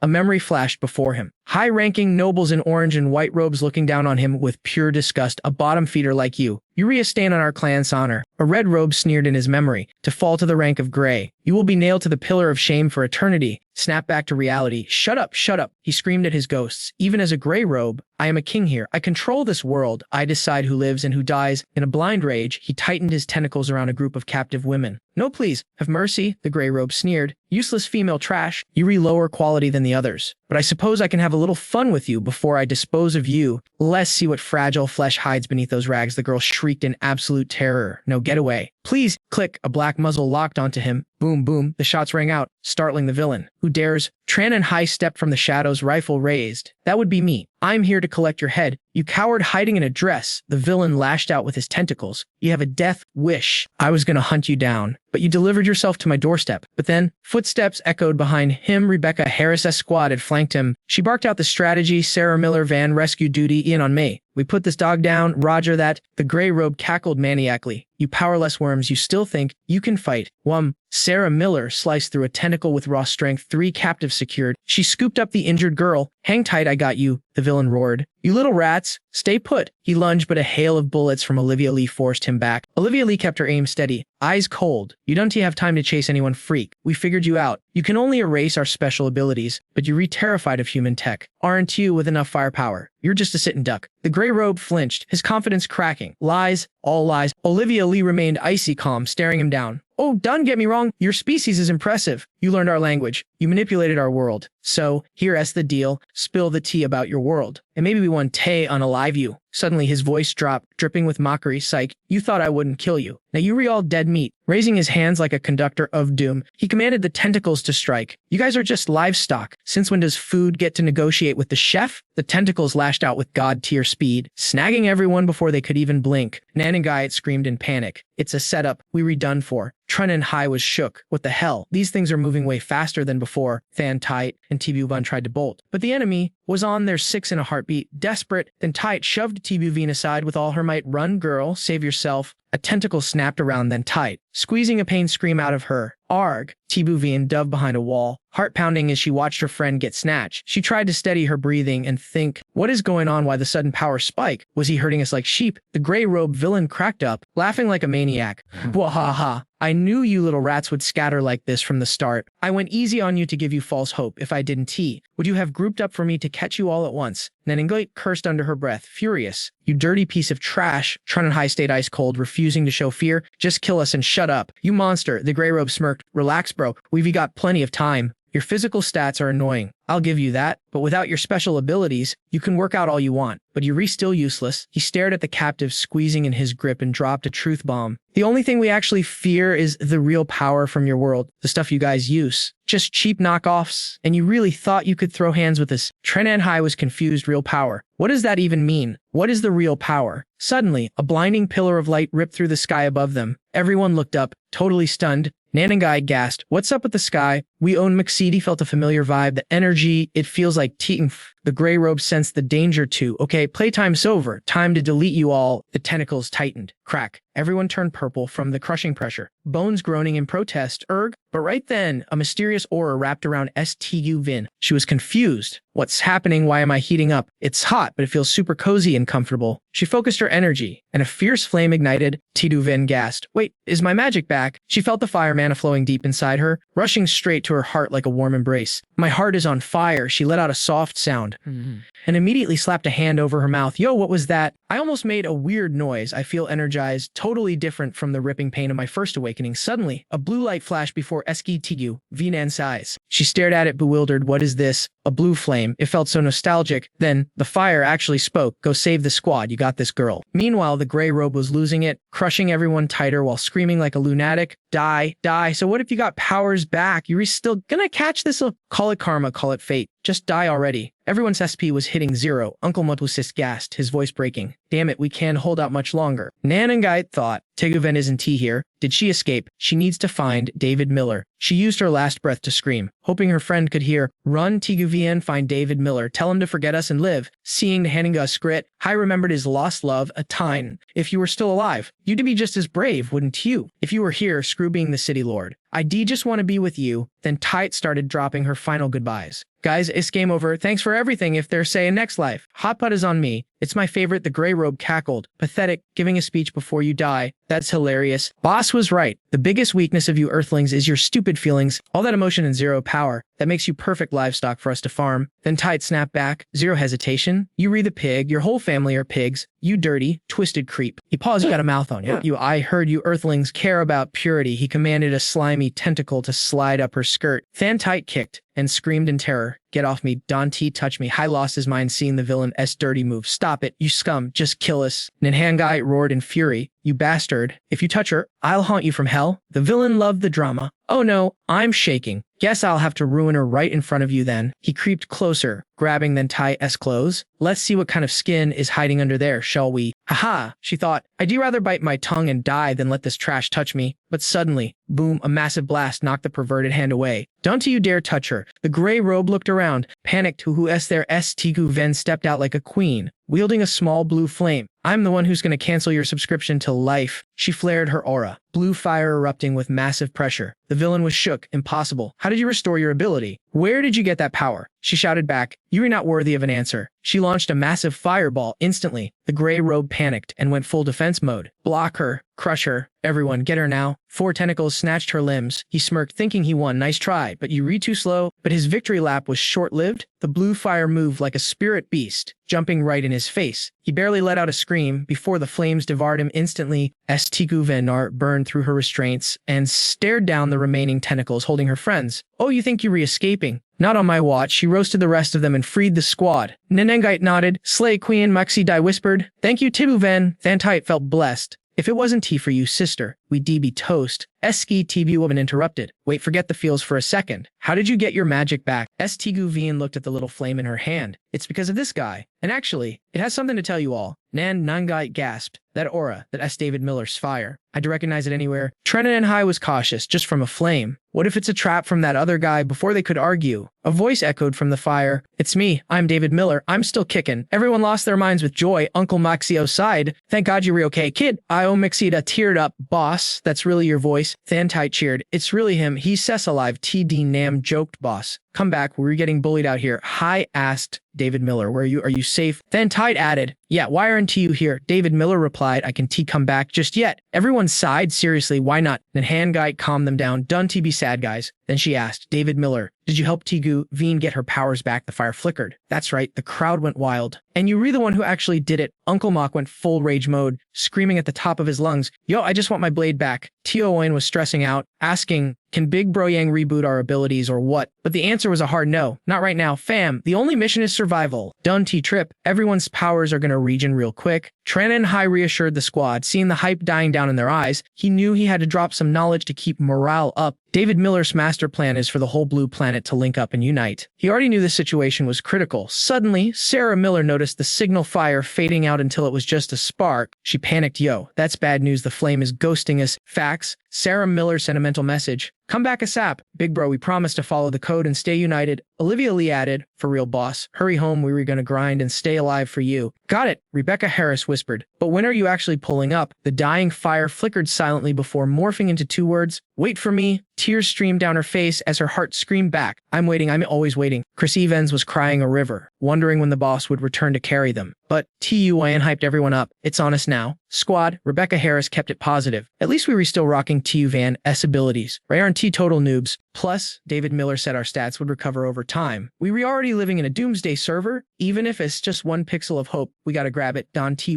Tran Hai nodded. No cap. Sarah Miller cheered. Preach. Sis-in-law. That was beautiful. Olivia Lee grinned. Thanks, Rebecca Harris. Now let's go save the injured before it's game over for them. That kid Leo Tyler Young dipped somewhere. Olivia Lee stared at the wooden log on the ground, thinking, little ho, once my mana recharges, Yuri definitely coming back online. Right. Meanwhile, on the Dark Star, the server admins were holding a high-stakes meeting. The room was filled with colorful robes, and the tension was thicker than a final boss soap bar. Black Robe snapped. Look at this mess. You guys tried to open a simple rift and totally choked. Orange Robe. What's your excuse for this legendary fail? Orange Robe owned it. My bad. I didn't calculate that glitch. Some random on the blue planet actually damaged the giant eye puppet. That server isn't as basic as we thought. White Robe scoffed. Is it really that hardcore? My minions farming on the blue planet said the food there relies way too much on our simulated buffs. Once the system goes down, they basically one-shot kills. Orange Robe raised an eyebrow. You sure about that? White Robe's eyes glowed crimson as he continued calmly. However, the blue planet definitely has some hidden mechanics. According to the logs, my unit 9527 just got deleted. And get this, he was taken out by a real ability. The room froze in shock. White Robe raised a hand, signaling danger. If we don't patch this now, those players might use the rift to counter-invade and wipe our base map. We were not talking about missing lunch. We were talking about total server shutdown for our race. Black Robe cooked up a scheme instantly. Copy that. I am escalating this to the admin. He vanished and teleported straight to the Dark Star Palace. Shouting from the gate, Black Robe requesting audience with the Saint King. The massive gates creaked open. Thank you, Your Majesty. As Black Robe entered, his mind was racing. If the blue planet has unlocked real magic, the flavor of that livestock will be legendary tier compared to other planets. If that's the case, I have to manipulate the king's ultimate move to wipe out every single living thing on that blue planet. No mercy. Once I devour those humans, I'll finally have enough XP to become a king myself. He stood at the bottom of the steps and began his report. O Supreme Saint King, we've hit a wall on our quest for sacrificial planets, but the blue planet is loaded with resources. We're talking 7 billion units of food alone. Forget the loot. The dark seeds we planted have fully matured. It's harvest season, but we've encountered a glitch we've never seen before. It's blocking our feast. On the throne, the Saint King and his 2 elite guards radiated overwhelming pressure as they listened. It sounded like the blue planet was a premium 5-star buffet. Black Robe continued. There's Senop player on the blue planet. He wiped our squad and even damaged the giant eye puppet. They might even hack the portal and counter-raid our home world. They want to turn us into XP. Those blue planet savages are uncivilized beasts. They'll chew our bones and devour our young. They want to delete our entire faction. Black Robe's goal was simple. Bait the Saint King into wasting mana on a war so he could backstab him later. Seeing the Saint King sitting in silence, Black Robe realized, damn, the all-knowing king doesn't care about my trash talk, but I've got an ace up my sleeve. He pulled out a strange artifact. Your Majesty, check this out. This is the energy drop left by our agent on the blue planet. It somehow fused our simulation tech to create a brand new skill tree. This is a completely unknown energy source. Something totally unique. The Saint King's eyes widened. He stared at the object, fascinated. Yes, Black Robe smirked internally. I knew a new power source would trigger his interest. A moment later, the Saint King asked, where's the user of this power? Black Robe made his voice sound frantic. It's gone, Rogue. He broke my control and is the one who crushed the puppet. The Saint King shook with excitement. An anomaly like that exists. Black Robe felt the plan clicking into place. The king could ignore a threat to his dominance. The Saint King roared. Excellent. We move out. He unleashed a terrifying aura, warping space itself and tearing open a massive starlight vortex. Far away, the orange and white robes felt a disturbance. Suddenly, the king launched a green palm strike that spun like a cosmic hurricane. It felt like the whole world was being blown away. Even Black Robe had to flex hard just to stay on his feet. Boom, a massive explosion lit up the void like a supernova. Gray Robe stuttered. That energy is coming from the palace. Yellow Robe gasped. Is the Saint King actually fighting? Purple Robe smirked. Nah, that's the king ripping the dimension apart with raw power. I saw this once years ago. Suddenly, a blast tore through the galaxy. Purple Robe screamed, struggling to hold his ground against the shockwave. Gravity is going crazy, Yellow Robe shouted. Link up, squad. Dante let go. The Saint King was forcing a tunnel to the target planet. A massive rift cracked open in the sky. The Dark Star Army peered through the rift. They saw the blue planet, cities, rich land, and millions of people walking around. Purple Robe's jaw dropped. Yo, check that out. It's a pristine server. So much food. So many fresh souls sprouting. That was the blue planet, hosting nearly 7 billion meals and infinite energy reserves. Orange Robe, couldn't he believe it? 7 billion. Black Robe was vibrating with hype. The other planets we raided are trash compared to this. Even our homeworld looks weak. Purple Robe turned to the crowd. Assemble the entire guild. We re-raiding the blue planet.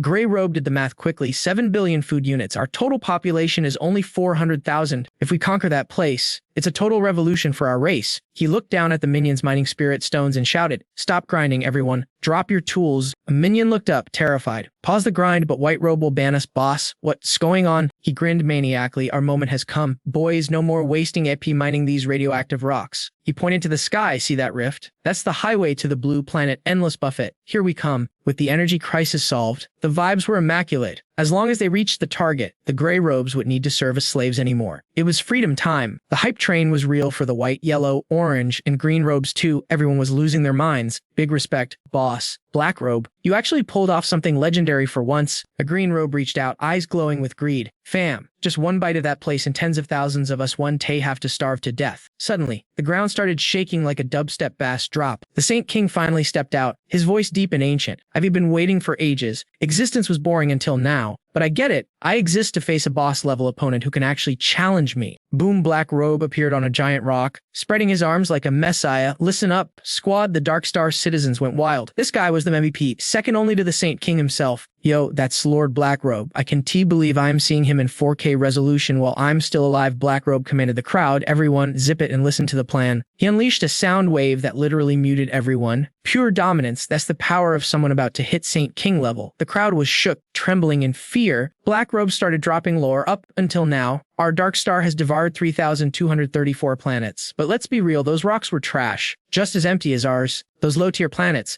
barely kept us alive for a few centuries. We couldn't even have kids. Because we were so broke on resources, we read down to only 400,000 survivors people. Because we were starving, we had to sacrifice our Gray Robe brothers just to mine dark blue crystals for energy. We lost tens of thousands of homies just to keep the lights on." Hearing this, the mood dipped. Everyone looked down, feeling the guilt. But they knew the deal. Change or die. Expansion was the only way to survive this nightmare mode. Black Robe kept the speech flowing, but now our destiny changes today. The Blue Star has billions of food units and insane resources. It might even have origin energy equal to ours. The crowd was getting hyped again. Visions of the Blue Star, a literal all-you-can-eat buffet, filled their heads. If we farm them right, we can enslave them forever and never go hungry again. No more using Dark Star spirits. We were leveling up. Black Robe screamed, "Let's go to the Blue Star. Enslave the weak, loot their stash. It's time for Apocalypse 2.0. Led by Black Robe, the Dark Star army marched toward the portal like a swarm of insects. "Charge, the Blue Star buffet is open. First one there gets the best snacks. Let's go. Let's go. I'm gonna eat until I burst. I'm gonna get swole and upgrade to a Purple Robe." Their excitement was pure nightmare fuel for Earth. Meanwhile, on the Blue Star, the sky started acting sus. A deafening rumble shook the entire region. A massive halo of light ripped open the sky, grabbing the attention of every civilian and government agency on the map. At the military base, General Yun scanned the anomaly with binoculars. "What is that thing?" He had a bad feeling. "Officer Yu, max out defenses. The sky is glitching. I think another Dark Seed invasion is dropping."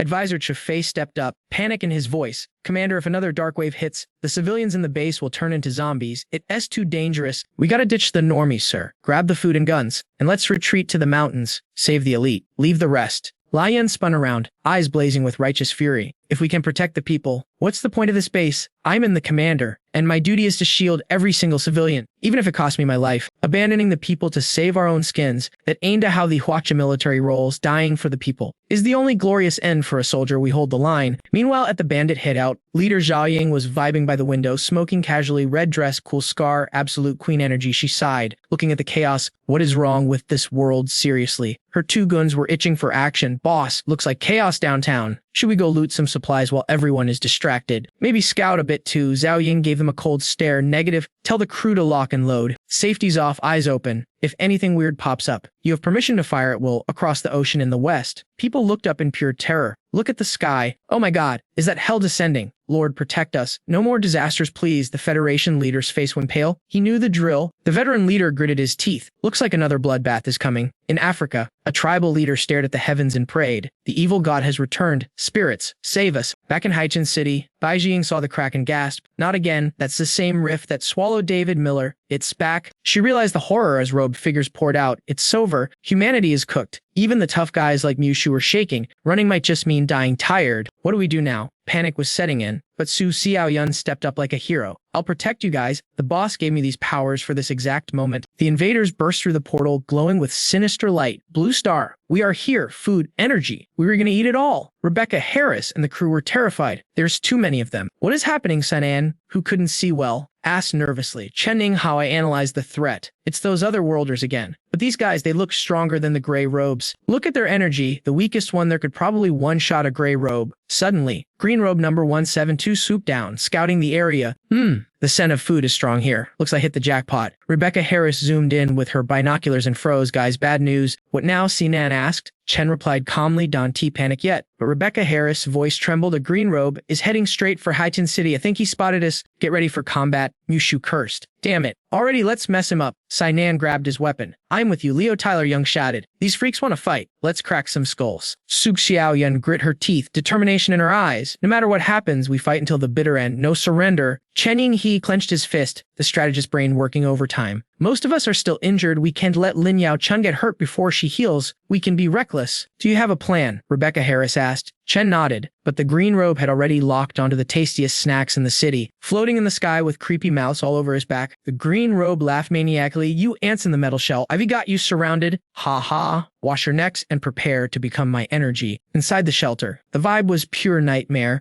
What is going on? Why do they want to eat us? Is the world ending again? A young Linda Miller was holding her baby, and suddenly, wow, the baby started crying. The Linda Miller tried to hush him. It's okay. Shh, but the blonde guy next to her snapped. He screamed, shut that brat up. You want to get us all killed. An old man stepped in. Young man, you were just scared. Why take it out on a baby? You think bullying a kid makes you a man. The blonde guy lost it. He grabbed the old man by the collar. Shut your mouth, old geezer, or I swear I'll. T-Nun and Nalian stepped up, getting right in his face with a soft but chilling whisper. Tell me, what exactly has you shaking like a leaf? The guy stuttered. What am I scared of? Then he snapped, spinning around to scream. What do you think? The freaking monsters out there, the zombies, the scumbags burning our city and country to the ground. And Nine didn't flinch, she shot back. But the fighters outside aren't trembling. The heroes throwing down for us aren't scared. The Teen Necklace Squad, they re fearless. Even our city lord stands tall without an ounce of fear. The blonde guy froze, his mouth shut tight. 9-9 kept the pressure on. They are out there right now, putting their lives on the line for us. We gotta do something. Anything is better than in fighting, bullying the weak, or just sitting here waiting to get clapped. The old man turned to the blonde guy, his voice softening. Sorry, kid. I should have roasted you. Truth is, we were all terrified. The blonde guy's sneeze gave out. He collapsed, sobbing uncontrollably. Boo-hoo-hoo. I'm sorry. I'm just so scared. The crowd watched in silence, thinking, for real though, what are we actually afraid of? Even the city lord is out there fighting for us. What excuse do we have to quit? Nellen suddenly began to sing, her voice ringing out like a bell. Oh, brightest star in the night sky. Are you watching me? Waiting for the sunrise or a twist of fate? I'd rather hold the pain in my heart than forget your gaze. Give me the guts to believe again, to break through the lies and embrace you tight. The vibe shifted instantly. The people were hyped. We were riding with the city lord. We trust the Tin Hava squad with our lives. Humanity isn't done yet. We were going to survive this. Our civilization, everything we built. We were taking it back. Timi Noan bowed her head, hiding a smile. She prayed for a better tomorrow. Manu!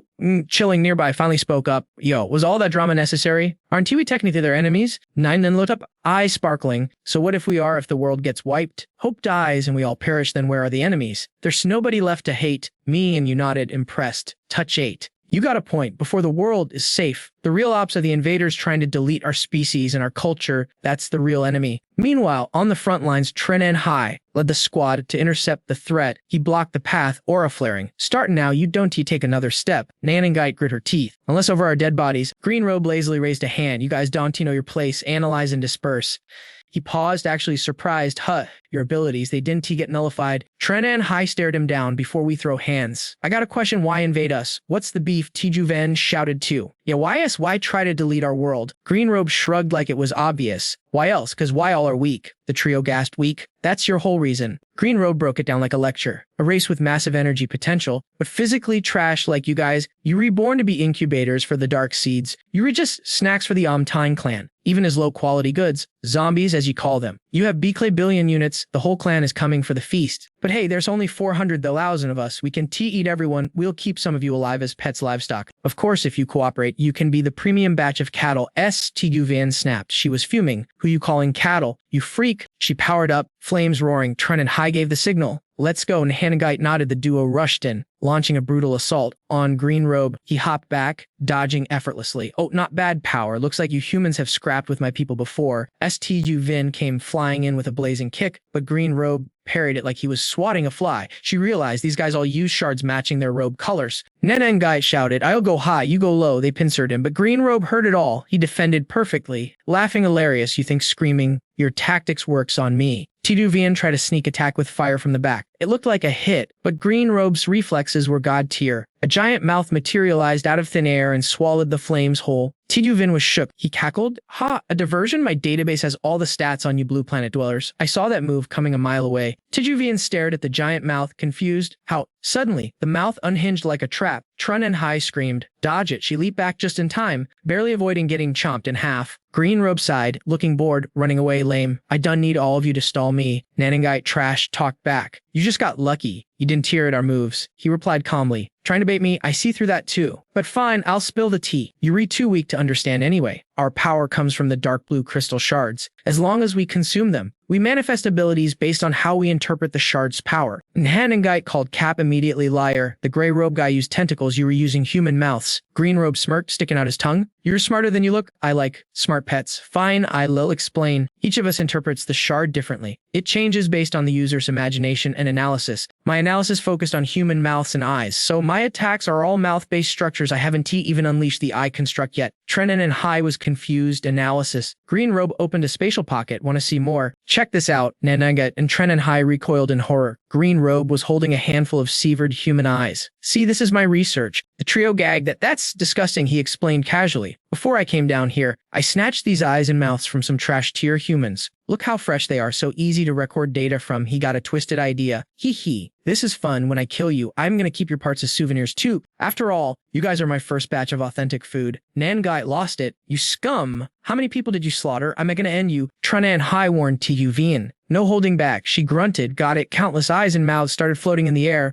Green Robe laughed maniacally. Come on, struggle for me. Haha. A massive suction force erupted from the mouth, dragging everything in like a black hole. Trenan Hai had to anchor himself to the ground to stop from flying in. It's like he manipulated gravity. Tijuvine tried to move to him, but the fire in her hands snuffed out instantly. What the heck? My fire died. Before they could process it, a massive shadow loomed over them. They looked up and saw a nightmare. Giant, grotesque eyes hovering above. Suddenly, one dropped like a meteor. Trenan Hai shoved Tiguvine away. Move, the giant eye crashed right where he was standing. Tiguvine screamed in terror. Brother Hai, back at the base, we own Mike Seed. You saw the devastation. This looks bad. They were getting cooked. We have to help. But BP Chi and blocked her path. Stop. We agreed to stay back to save stamina. If we rush out now, the plan fails. Everyone is already injured. You want them to fight in that state. On the battlefield, Nenagait saw the giant eye crush down and screamed. City Lord. She tried to rush in, but another eye slammed in her path, knocking her sideways. The guy in the green robe laughed like a total villain, mocking their struggle. You want to play hero? Try saving yourselves first. He tossed another creepy eyeball attack at them. Rebecca Harris's heart sank. She knew she was totally cooked this time. So Tuvan blasted a massive wave of flames to block it, but Green Robe just spread his arms, juicing up the eye's power like it was nothing. He scoffed, you really think that weak sauce can stop me? Tuvan felt her energy draining fast. This was bad news. If this kept up, they were done for. Batch Chiamp jumped in front of Olivia Lee, trying to keep it cool. Stay calm. We gotta hold the line. Lu Tu Hai snapped. Calm, we're literally dying here. Chris Evans clenched his fists, determination burning in his eyes. I'm going out there, powers or not. I ain't letting the girls fight alone while we watch. Olivia Lee shouted back to Batch Chien. Tactical retreat ain't cowardice. The whole squad grabbed their guns, adrenaline spiking. Uncle Mock led the charge, screaming, let's go, light that eyeball up. Fire. Green Robe cackled, hilarious. You think I can sense you guys? Your powers are just cheap knockoffs we created anyway. You read nothing but lab rats. Suddenly, the giant eye shattered into a million creepy many eyes. With a flick of his wrist, Green Robe commanded, feast time. The eyeball swarm dive-bombed the squad, making them scream in absolute agony. Arc. That then screamed out. Rebecca Harris panicked, calling out to the crew, but Batch Chien stood frozen, wondering, why am I feeling this rush? Why is my blood boiling like this? Even while pinned down by the psychic pressure, the squad refused to quit. One member clutched a bleeding gut wound, but still tried to cover Olivia Lee. She whispered, I gotta do something, even if it's the last thing I do. Little Master isn't it dead yet? Wait, when did Lu Tu Hai pass out? Batch Chien stared at the chaotic mess, her mind going completely blank as the battlefield turned into a nightmare. Memories of her fallen squad hit her like a truck. Is this how Tai Yufu and Bachenguk felt when they protected me? Her eyes hardened into steel. She drew her blade. It was go time. She whispered to the wind, forgive me. Guys, I'm going all out just this once. Green Robe saw they were still twitching and grinned wickedly. Still alive? Fine. Let's trigger the final execution event. The swarm of eyeballs dive-bombed them again. The team was running on fumes. They couldn't do anything but watch death coming straight for their faces. The despair was real. But wait, a shadow moved in the chaos. Green Robe's eyes widened. It was back Cheyenne. Before he could react, she flashed in, her sword slashing to cut off his path. Ambush success. Batch Chien roared, for my friends I'll slaughter a god slash. She cut him right across the stomach. Green Robe exploded with rage, cursing like a sailor. You trash, how dare mere food hurt me? He unleashed a bizarre technique, summoning a pair of massive, thick lips in the sky, shouting, die you insect, get eaten. The giant mouth opened wide to chomp her. Batch Chien froze, legs turning to jelly. I'm out of gas. I used everything on that last move. I can't dodge this one. Lu Tu Hai struggled up, yelling, Sister Batch. The whole team finally realized the truth. We got her wrong. Sister Batch was never a coward. She's an absolute beast. Seeing the crisis, Rebecca Harris screamed from the backline, Tu Van, save back Cheyenne. Blast that Green Robe freak now. Don T, wait. Tu Van hesitated. Sis, if I move, that giant eye will crush you flat. I can leave you, but Rebecca Harris shouted back, Don T, worry about me. Just go. I can take it. I'm a level 6 tank. A little rock one T kill me. Rebecca Harris pleaded, desperate tears in her eyes. This is our only shot. If we miss this, the whole squad is toast. Go. Tu Van gritted her teeth. Got it. She charged at Green Robe, channeling every ounce of energy she had left. Flame Soul technique. Full release. Let's burn. A massive boulder answered her call. Flying through the air, Rebecca Harris prayed. It's all on you. Kid, the rock slammed down, shaking the earth like a magnitude 10 earthquake. Tu Van charged through the dust. I won T miss, not this time. Meanwhile, Batch Chien looked at those Psych lips in the sky and thought, well, it's been real. This is the end. Drop dead. Green Robe shrieked, but surprise, Tu Van hit him from the blind spot with maximum heat, burn to ash, flame soul power. He panicked, realizing too late he'd been flanked. What the? Since when? Before he could finish, Tu Van's inferno engulfed him, making him scream like a banshee. Iarg, roasting in the flames. Green Robe cursed, damn you, damn it all, as he burned to a crisp. Those giant creepy lips finally faded away into nothingness. Batch Chien survived as the Green Robe turned to ash. His summon magic broke, the crushing eyes vanished, and the squad was finally free. Talk about a clutch save. Brother Tran was still reeling from his near-death experience. Totally dazed, Tu Van, gasping for air, frantically looked around the battlefield. Sis, where are you? Pant. Sister Rebecca Harris. She spotted her lying still in the distance, bloody and broken. Rebecca Harris managed to whisper through the pain.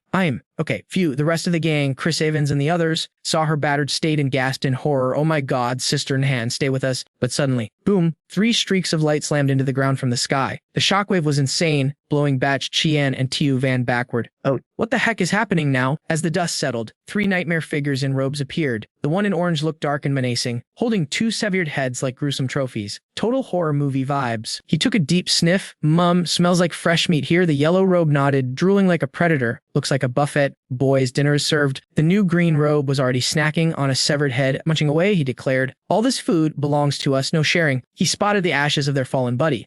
Seems an officer died here. His eyes turned murderous as he looked at Tu Van's crew. Let us sacrifice these pests to honor him then. Talk about bad luck. They just beat the boss. And now the secret admins showed up. It was like getting struck by lightning on a sunny day. The despair was suffocating. Chris Evans freaked out. You gotta be kidding me. So Tae-Yu stood there, soul leaving her body. Lu Tu-hee's face said it all. 3 more. We are so screwed. This is impossible. While the squad froze in terror, the 3 monsters started picking their meals. They strolled around casually, like they were shopping for groceries on a Sunday morning. The yellow robe beelined straight for the injured Brother Tran and Rebecca Harris. He saw them as easy pickings. Defenseless on the ground, he smirked. I'll take these broken snacks. Taste should be decent. The orange robe wandered toward Lu Tu-Hai's group. I'm greedy. I'll take that big batch over there. The gluttonous Green Robe licked his chops, eyeing So Tu Van and Batch Chien. I want the ones with the strongest spicy flavor. I'm taking these too. So Tu Van realized the horror. She was completely tapped out. It's over. She thought I used everything I had on that last guy. I can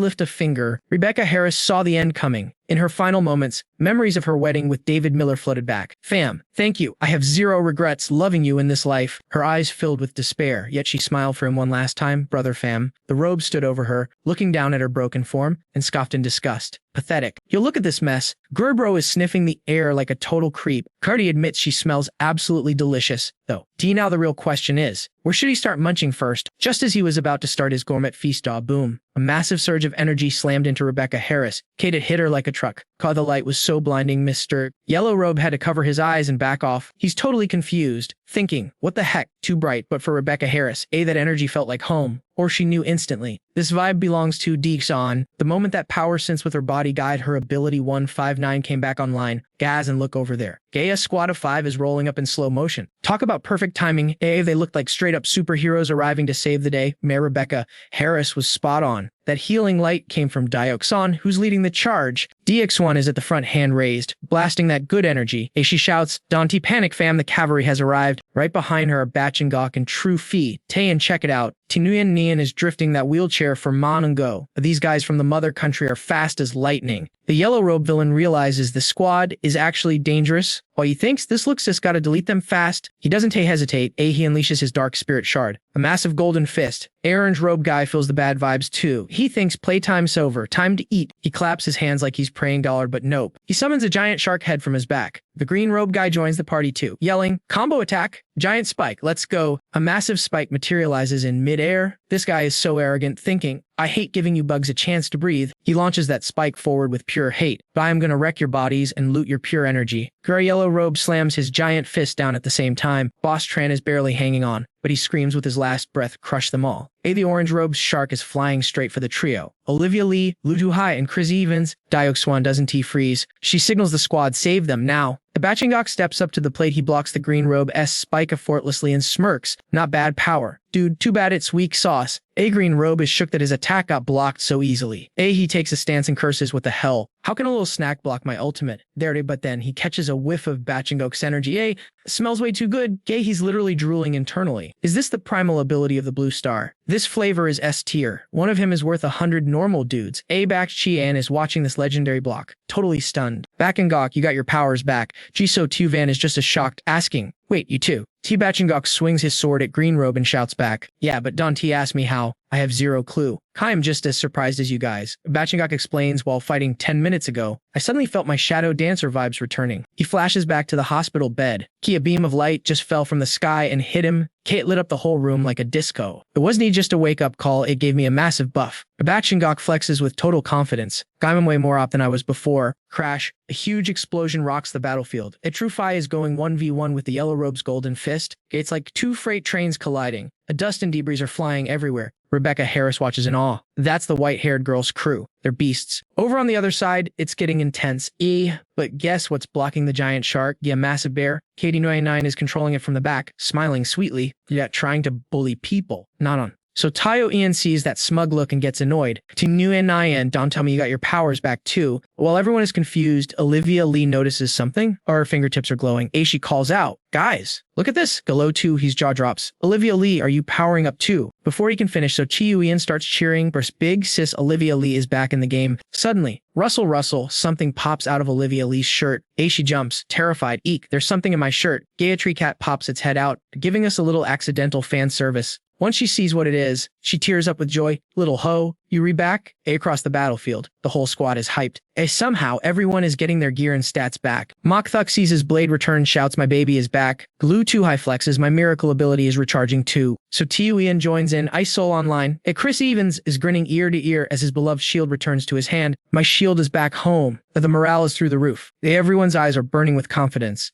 Chris Evans yells, if we re-back to full strength, what are we scared of? Let's wreck him. Mokthuk glares at the 3 robe villains. Guy, he's ready to turn them into paste. Ilutu High takes a combat stance, looking fierce. A time for a miracle, losers. The 3 villains aren't stupid. They instantly feel the vibe shift. These humans just got their primal powers back. This is bad news. They start whispering to each other. Yo, how did they all awaken at once? The odds just flipped. This matchup is trash for us now. If we keep fighting, we aren't eating, we re-dying. They nod at each other to play plan B. It is. Orange Robe screams, summoning the shark again. Bard tear them apart. A Green Robe spams his giant nails, taunting Rebecca Harris's group. Let's see if you can tank our full power. Yellow Robe charges up a massive fist. Gay, it looks like they're going all out for a final clash. The energy pressure is insane. Kate looks like a do or die moment. They're putting everything into this one attack. The heroes brace themselves. Lu too high yells for backup. But suddenly the villains pull the ultimate fake out. They turn around and run.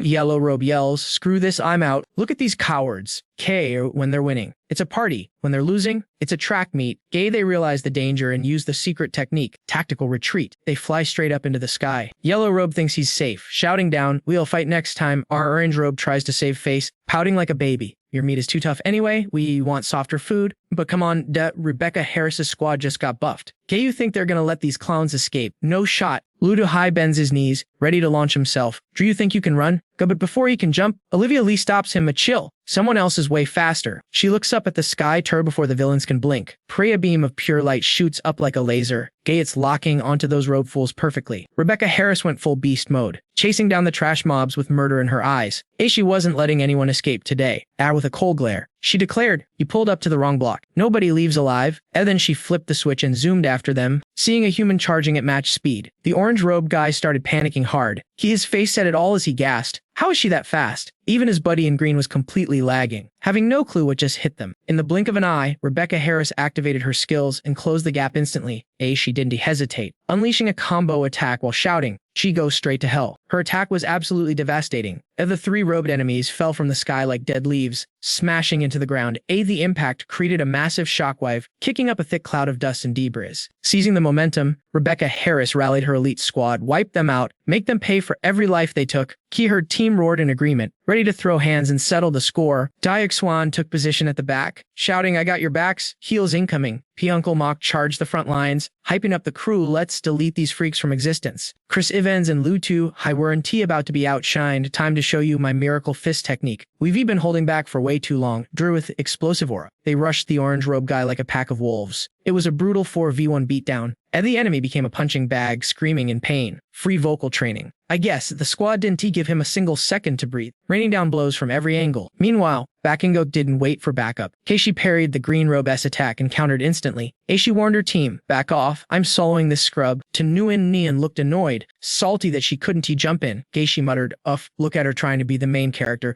just cause she got an opening." The green robe guy burst out laughing, totally disrespecting Bakingok. "Griha, you think you can beat me? I'm rank 96 among the green robes, kid." He launched a spam attack of jagged jade weapons, screaming, "Just die already." But Bakingok didn't flinch, cause she tanked the pressure, raising her sword with burning determination. "Guy, ride or die for the princess. You think I'm gonna fold here?" Hearing those loyal words, Batch Chien froze for a second. Her heart melted a little as she whispered her best friend's name, Bachengos. At that exact moment, Bakingok lunged forward, sword gleaming with lethal intent. Yuri finished. She shouted. The enemy panicked, yelling back, "No way, impossible." To Nguyen Hoyen watching from the sidelines, finally had to give props. Okay. She's actually got skills. Batch Chien couldn't hide her smile, beaming with pride. "That's my girl, Batch Angok. Beautiful." True Phi let out a sigh of relief, thinking the W was secured. Pressure, but just as the vibe started to chill, a massive, suffocating pressure dropped out of nowhere. Everyone froze in terror. Lu Too High and Olivia Lee couldn't even speak. "Gyo, what is that energy?" Suddenly, a gigantic hand ripped through a portal behind the green robe guy. It caught Batgoke Say's sword tip effortlessly, leaving her completely stunned. Then, a colossal figure in a gray robe spoke, his voice shaking the earth. Is this the primal Esper you spoke of?" Chris Evans and the squad huddled together, trembling like leaves. Chris Evans was shook, stammering, What is that thing?" Olivia Lee was losing it over the sheer scale of the enemy.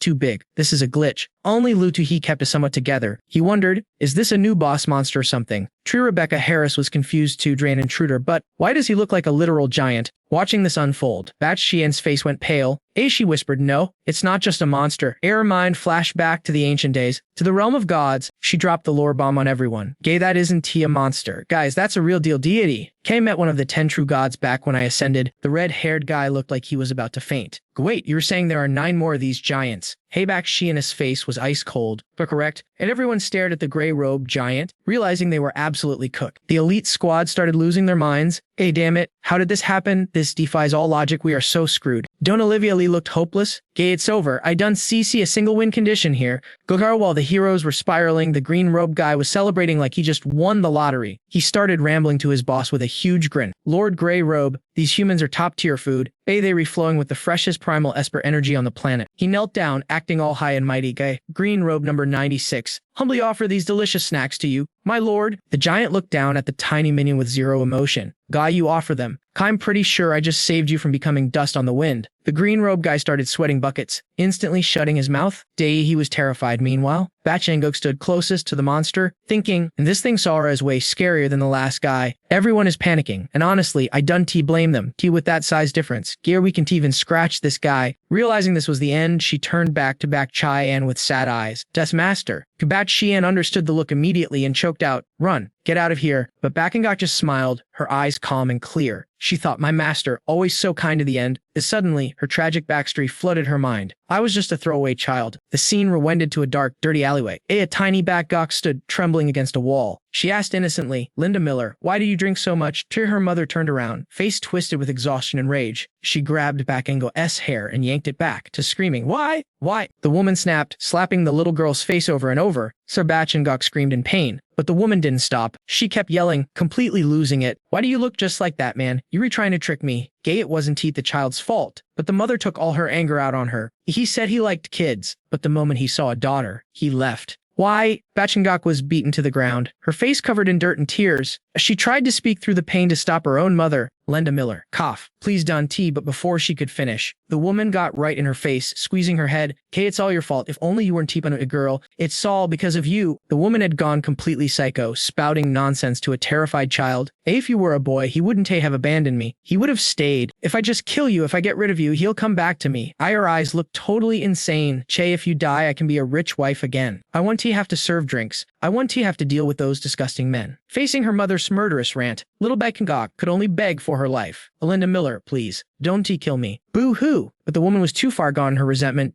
She raised her fist, screaming at the top of her lungs, Gay, die, just die, die. Suddenly, her eyes bulged out. She froze mid-swing, and then collapsed face first onto the ground. Bachengok stared in shock, trembling with fear. Standing behind the fallen woman was another little girl, looking just as messy as Bakengok. She was holding a bloody metal pipe, eyes wide with terror. Bachengok cuffed, whispering weakly, Linda Miller. It was young Xian gripping the iron bar tight. She was panting heavily, chest heaving up and down. She looked at her own hands, completely horrified by what she just did. Guy, and just killed someone. Seeing her bestie sobbing her heart out, Xian didn't hesitate. She reached out a hand and made an offer. Hey, you wanna roll with me? Bachengok looked up, eyes wide and innocent, asking where they were headed with zero clue about what was happening. Xian just shrugged and said, honestly, I have no idea, but I promise I will protect you. Two lonely souls locked hands right there, sealing a ride or die friendship that would last a lifetime. Snap back to reality. Bachengok stood her ground like a statue, swearing her life belonged to the young master, with ice in her veins. She shouted the battle plan to Xian, who was watching her back. Young master, get the squad out of here. I will hold the line. Xian freaked out and screamed, Bachengok, are you crazy? What do you think you are doing? But Ingok went silent mode. She pointed her blade straight at the gray-robed creep and dropped a cold threat. I am going to end you. Ironically, the guy just scoffed like she was a buzzing mosquito. No more talk, she lunged forward, yelling, eliminating threats to the master is my duty. Channeling all her internal energy, Ingok landed a massive slash right on his face, making him howl in pain. Boom. Uncle Mock and the crew were hyped. Direct hit. Her swordsmanship is on par with the white demoness herself. Lu Tui felt a spark of hope ignite. That girl is insanely strong. But reality hit hard. Her sword instantly shattered into a million pieces. Olivia Lee looked cold as ice, like he knew this would happen. And just like that, Tu-Hi's hope was snuffed out. How is that even possible? The gray-robed freak pulled back his hood, revealing creepy reddish-brown cloud markings on his skull. He clicked his tongue, mocking Ingoka's naivety. Then he unleashed a technique to snatch her up, roaring, let me show you the gap between a mortal and a god. Ingok knew she messed up. She immediately spun around to bolt, but the gray-robed monster looked at her with twisted pity, practically saying, it is way too late to run now. Sweetheart. Bam! He slammed his hand onto the ground, setting up a blinding cloud of dust. The shockwave was no joke. The whole earth was shaking. Cheyenne was losing it. She screamed for Bakengok, ready to dive into the danger zone. But Sotiu Van grabbed her, shouting, Sister Baksh, stop. If you go in there, now you are dead meat. The enemy glared down at Ingok with pure disgust. A bug is just a bug. I've not even used my full power yet, and you are already finished. The green robe lackey started hyping him up like a total suck-up. As expected of the chairman,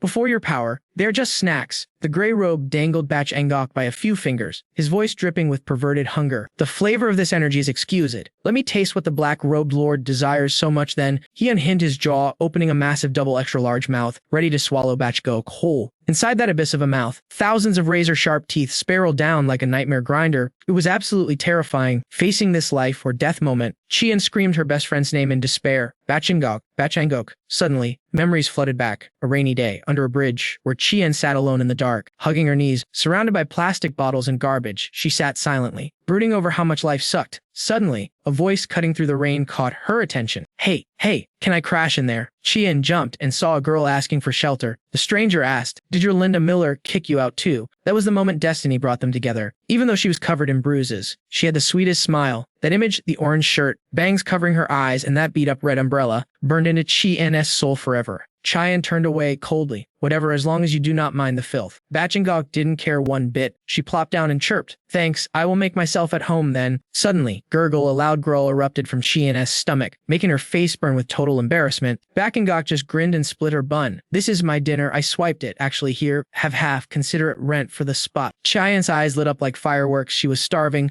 staring at that bun like it was gold, but pride held her back, making her hesitate to reach out. A war raged inside her head, but hunger won. She snatched the food and wolfed it down. Bachangok smiled gently. Whoa, slow down there. Then she whispered a wish. Man, I wish I could wander freely like you. Every day at home is just another beating from my Linda Miller. Bachangok confided, lately, the beatings are getting way worse. Qian just kept stuffing her face, silently listening to her new friend spill her guts. Ngok looked up at the gloomy sky. If only my dad would come back and take me away. I am so tired of the pain. Qian's heart broke for her. She didn't know what to say, but she vowed to be someone this girl could lean on. After that, Ngok came by every single day with a piece of bun bit by bit. Two lonely kids became best friends. Even in the freezing rain, their bond was warm. But Qian remembers it clearly. The day it rained, and she didn't show up. Qian waited and waited, worried sick. She tracked down Ngok's house based on her stories. But what she found was a nightmare. She saw Ngok's mother choking her own daughter, pinning her to the cold floor. A fist raised high to smash that beautiful, smiling face. Fear gripped Qian's heart. Trembling, she grabbed a rusty iron bar. I was reckless, but I was terrified she would die. She was the only friend I had. Clang, the metal bar slammed into the mother's skull. The woman froze, terrified. The two kids scrambled up and ran for their lives. Qian remembers every second.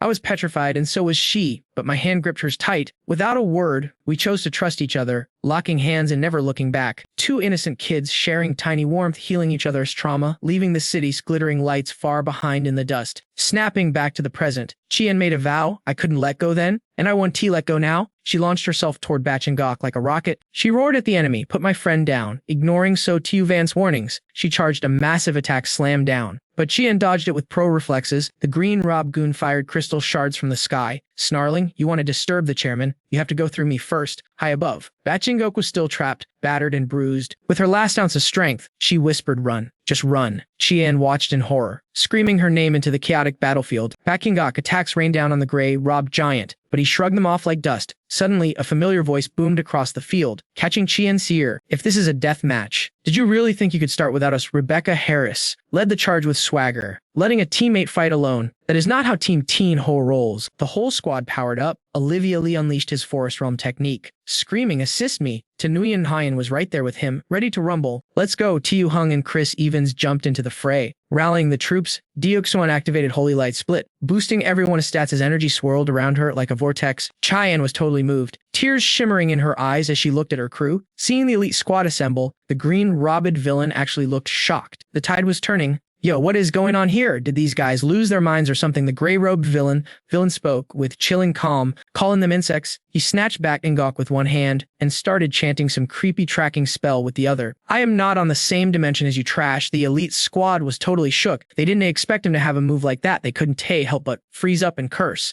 What the hell is this? Suddenly, a massive explosion rocked the heavens right where the squad was standing. Dust and smoke covered everything. When the air finally cleared, everyone was knocked out cold on the ground. Only Daoxuan was struggling to stand up. Bat Qian looked like she was fading fast. Even Daoxuan couldn't hold on and collapsed to her knees. She coughed up blood, gasping, cough, cough. How is he this overpowered? The gray-robed villain looked down at the destruction with pure disgust. Bunch of bugs, he scoffed, completely ignoring his own minion lying face down in the dirt. Then, he turned and opened his massive mouth, ready to swallow Bangkok whole. Inside his mouth, there were 2 rows of razor-sharp chainsaw teeth. He gripped his victim tight and sneered. I'll eat you first, then I'll snack on them. Seeing this nightmare, the elite team was too weak to move. but they were mentally cursing this guy out. You bastard, damn it, they were paralyzed, forced to watch helplessly as Baek In-gok was dragged closer and closer to that abyss of a mouth. Rebecca Harris felt total despair crashing over her. Why is this happening? But suddenly, a voice boomed from the distance, freezing the giant right before he could chomp down on Baek In-gok's head. Looks like the real war has finally begun. Just then, a blinding golden light tore through the sky. The gray-robed villain stopped dead, looking up in confusion. Everyone else stared in awe. Rebecca Harris dragged her broken body forward, wondering what was going on. Is that Deok-swan gasped from the side? Is that divine light suddenly? A thunderous lightning bolt crashed down from the heavens. The villain only had time to grunt "huh" before the lightning slapped him right across the face, wrecking him instantly. Arc, another massive explosion erupted, sending a cloud of dust rolling over the battlefield. Out of the chaos, David Miller emerged with absolute swagger, casually asking, "Hey everyone, you guys good?" The elite team looked at him like they had just seen an angel. Every single one of them whispered in their hearts, "Boss." Even Mushu and Sinan, who were face down in the dirt, cracked their eyes open. They thought they were dreaming. "It's really the boss," Sinan stammered, spitting out blood. "Boo-hoo, brother fan, you're finally back," David Miller grinned. "I missed you guys to death too." He looked down and saw Baek In-gok lying on the ground. The lightning punch earlier made the giant drop her. Baek Chien was trembling, using the last of her strength to call out to her friend. Then she begged, "Spark leader, please, I'm begging you, save her." David Miller's expression softened immediately. "Got it." He swooped down and gently helped Baek In-gok up. Behind him, the gray-robed giant raised his massive arms, roaring a threat. "You want to play hero? Worry about saving yourself first." Liu Zihe saw the danger and panicked. "This is bad." Sinan screamed in terror. "Here it comes again." Rebecca Harris yelled at the top of her lungs, "David Miller, watch out." The villain slammed his palm down with pure rage, screaming. Dai Duan Mu Di watched in horror, instinctively crying out, "Boss." Everyone's face went dark. They started cursing. "Damn it, we just got a glimmer of hope." But Baek Chien noticed something wasn't right and shouted to rally the team. "Wait, look at that." Just like she said, even though the giant unleashed a fatal strike, his hand never touched the ground. The gray-robed villain was stunned, totally confused. Humph! David Miller had swooped in and was catching the attack with one hand while carrying Baek In-gok on his back. He used every ounce of strength to block the blow, clicking his tongue. "Man, this hand is seriously huge." Then David Miller smirked with zero respect. "Too bad it's just big and nothing else." In his eyes, this power was nothing more than a fly buzzing around. Instantly, David Miller launched a counterattack straight into the giant's palm. A supersized hole blew right through the villain's hand. The pain was so intense he couldn't hold it back and screamed, "Arg!" While the giant was distracted inspecting his ruined hand, David Miller hopped back to safety with Baek In-gok on his back. Baek In-gok groaned in pain. David Miller immediately comforted her. "It's okay now." He turned to Baek Chien's group and said, "Hold on a little longer, I gotta go wake Deok-swan up." Rebecca Harris was so exhausted she couldn't even keep her eyes open. But hearing David Miller's voice gave her peace. She smiled and let out a breath. "As long as you read back, that's all that matters." He gently placed the injured Baek In-gok on the ground and asked, "Deok-swan, can you use your powers?" Deok-swan shook her head helplessly. "I can't. My injuries are too severe. My body can't gather any energy." Hearing that, David Miller made an offer. "Then let me help you gather it." Deok-swan looked at him like he was speaking an alien language. She immediately refused. "Impossible. Every ability requires a specific type of energy. I've tried to recharge others before, but my energy can only heal bodies. It can refill them." David Miller just paused and silently started generating energy. Deok-swan couldn't believe her eyes. She gasped, "Wait, how is this possible?" As David Miller pumped energy into her, he explained calmly, "I'm not the same guy I was yesterday now. Use this power to heal your body." Suddenly, a massive explosion shattered their conversation, destroying the brief moment of peace. The gray-robed giant had completely lost his temper. He roared, "You scumbag! You were just food from a weak planet. How dare you damage my divine body? I will obliterate you." David Miller left the healing to Deok-swan with a quick order to patch everyone up. "I've got business to handle. I'm heading out." He dashed straight toward the enemy, smirking. Perfect timing. "I wanted to end this with you anyway." Seeing David Miller vanish in a blur of speed, Deok-swan wondered, what exactly happened to the boss? "This is the purest sage energy." She grasped the power he gave her, lost in thought. "But it doesn't matter what happened. He is still our boss." Seeing everyone fighting for their lives, Deok-swan felt a new wave of determination. "We have to trust him." She immediately began the healing process. The giant was throwing a tantrum, smashing the ground and screaming like a maniac. Liu Zihe dragged his tired body, looking terrified. "Yes, coming again." A teammate yelled, "Think of something. Dodge. Quick." At that moment, Sinan realized the villain's target and screamed a warning. "Oh no, he's trying to stomp on Sister Rebecca Harris." The giant charged toward her with murderous intent. Everyone screamed, "Sister Rebecca Harris." Boss lady, Rebecca Harris tried to drag her broken body but just froze, sensing something weird. She wondered, "Wait, what is this?" Suddenly, sharp wooden spikes shot up from the ground, forming a protective cage around Rebecca Harris. She gasped. The charging giant stopped dead in his tracks, his brain buffering for 5 whole seconds. David Miller appeared out of nowhere and reassured her, "I am here." Realizing she was safe. Rebecca Harris smiled softly. Welcome back. David Miller rushed to support her, explaining gently, this is a sage ability I mimicked. It won't cure you completely, but it'll at least let you walk. Then he whispered, step back a bit. Rebecca Harris nodded. Okay? The gray-robed giant was absolutely losing it, because David Miller kept blocking his way. He punched the air and roared, you arrogant brat. Rebecca Harris held onto David Miller's arm from behind. I'll wait over there for you. He turned his head. Yeah, go ahead. She acted shy, but then, suddenly, he spun around, grabbed her shoulders, and pulled her close. He leaned down and planted a kiss right on her lips. She froze for a second before shyly accepting it. Duan Muti watched from the side, blushing with admiration. Everyone else was staring with their jaws on the floor. Liu Zihe gasped. Holy crap, that's the boss for ya. Tran and Hai stood there complaining. Bro, is this really the time to be spitting game? Check out the twin duo, fanboying hard from the sidelines. Chu and the lovely Rebecca Harris take a sec to catch their breath. Hey, we're done here. Let's bounce. Chu says, totally chill. Rebecca Harris nods, I am with you. But as she turns to leave, the vibe shifts instantly. A massive mutant steps out from the shadows, grinning like a nightmare. Pi all leaving so soon, he roars, his body blocking out the sun. You think I'm a joke or something? He charges straight in. I'm taking your girl out first. But Chu, zero panic. But with a casual flick of his wrist, the boom, earth spikes shoot up from the ground. Large dust and debris explode everywhere. The mutant thought he had Rebecca Harris cornered.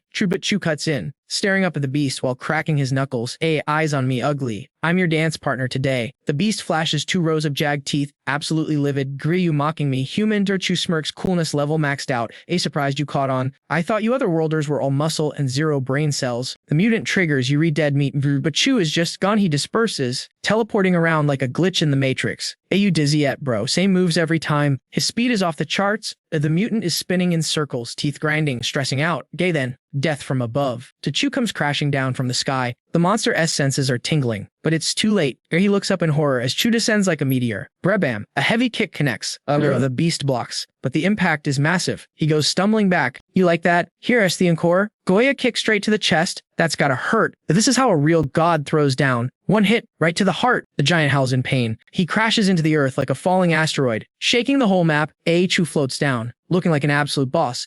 Trash took itself out. Jiggy. Dust settles on the battlefield. Beijing is down for the count. Rebecca Harris rushes over, hanging there. Bestie. The girl in yellow steps in to help. Don't you worry, I got this. Noti dies on my watch. Galuzi is face planted on the ground. Exhausted, Chu looks at his squad, satisfied, but then boom, a loud noise breaks the peace. Screams echo out. A chairman. Please have mercy. Some guy in robes is screaming his lungs out over a motionless body. Dang it, too slow. Everyone turns to look at Rebecca Harris asks, what's the drama over there? The yellow shirt girl is confused. Is that giant still kicking? Chu lands softly. No time to explain. He rushes toward the noise. That thing is gathering energy. I gotta stop it before it goes critical. He looks up at the sky. Next step, I am giving you guys your refund. Rebecca Harris frowns, confused. Chi refund, did you borrow our lunch money or something? Yellow shirt girl is worried too. Chu raises his hands toward the squad. Cannot money. I am returning the power that actually belongs to you. The full package. Chen stands up, clutching his side. A full package? What are you yapping about? Chu glows gold, sweating buckets as he casts the spell. The trading system, the zombie virus, the evolution meds, gay all fake. All lies created by the invaders. He transforms Red Robe's eyes glowing intense. Serious mode activated. Those fake upgrades were just mimicking the natural energy of our blue star. But the real power, it belongs to us. Day and I am unlocking the level cap right now. Wake up, dreamers. Full awakening time. The light explodes from his hands, or the whole squad starts floating like zero gravity just kicked in. Oh, I am taking in the power. One guy is shook. This is magic. Pinky stares at the aura. What is this light? Feels so warm. Rebecca Harris looks at her hands. Hot. Sanan looks down. I'm defying physics right now. A Pinky checks the status card on her stomach. Wait, this feeling. Yellow shirt stares at her card in shock. My ability card. The white-haired girl floats up too. Mine is levitating too. Yellow shirt nods. Same here. Everyone is circling Chu like satellites. Kimi too. My iron wall card is reacting. But Chen looks suspicious. Weird. Why is this happening? Is he trying to steal our XP or something? Suddenly, crack. The card shatter into pieces. Everyone freaks out. Yo, what gives? Pinky grits her teeth, body stiff as a board. Boss, it's too much. Grace, she's struggling. I feel bloated with energy. Baiji turns red, screaming the power. It's forcing its way in. The girls huddle together, tanking the pain of the surge. Good Chen, his jaw dropped. Are they okay? What's happening to them? Chu stands in the holy light like a savior. To relax, they are reconnecting with their true origin power. He lands softly. Everyone is getting recognized by the Planet S source code A, and this time, they re-jumping straight to peak rank 9. They land one by one. The download is complete. Sainan is hyped. Oh yeah, I feel infinite. Trey throws a punch. Iron wall activate. Bam, a massive metal gate appears out of thin air. He can believe his eyes. Who did I just do that? Since when am I this up? His buddy is shook. Bro, you recracked. A yellow shirt is still floating. I feel different, like I possess the strength of a saint. The others look at her in awe. My wounds closed instantly. That's a rank 9 healer for you. Golo Z adds area of effect healing. God, that's basically a cheat code. Baiji flexes, back to full EP already. Geishi spots someone on the ground. White Jade. White Jade is recovering from the transformation. You good? She opens her eyes. Yeah, bestie hug time. Jade Z. Mission accomplished. Galo Z lands. Can you feel it? Guy, all are walking nukes now. Peak rank 9. The squad is buzzing. Sainan. This is the best feeling ever. Dawn. Region is off the charts. Blast a rabbit tooth guy. I could knock out the whole city with my scent now if I wanted to.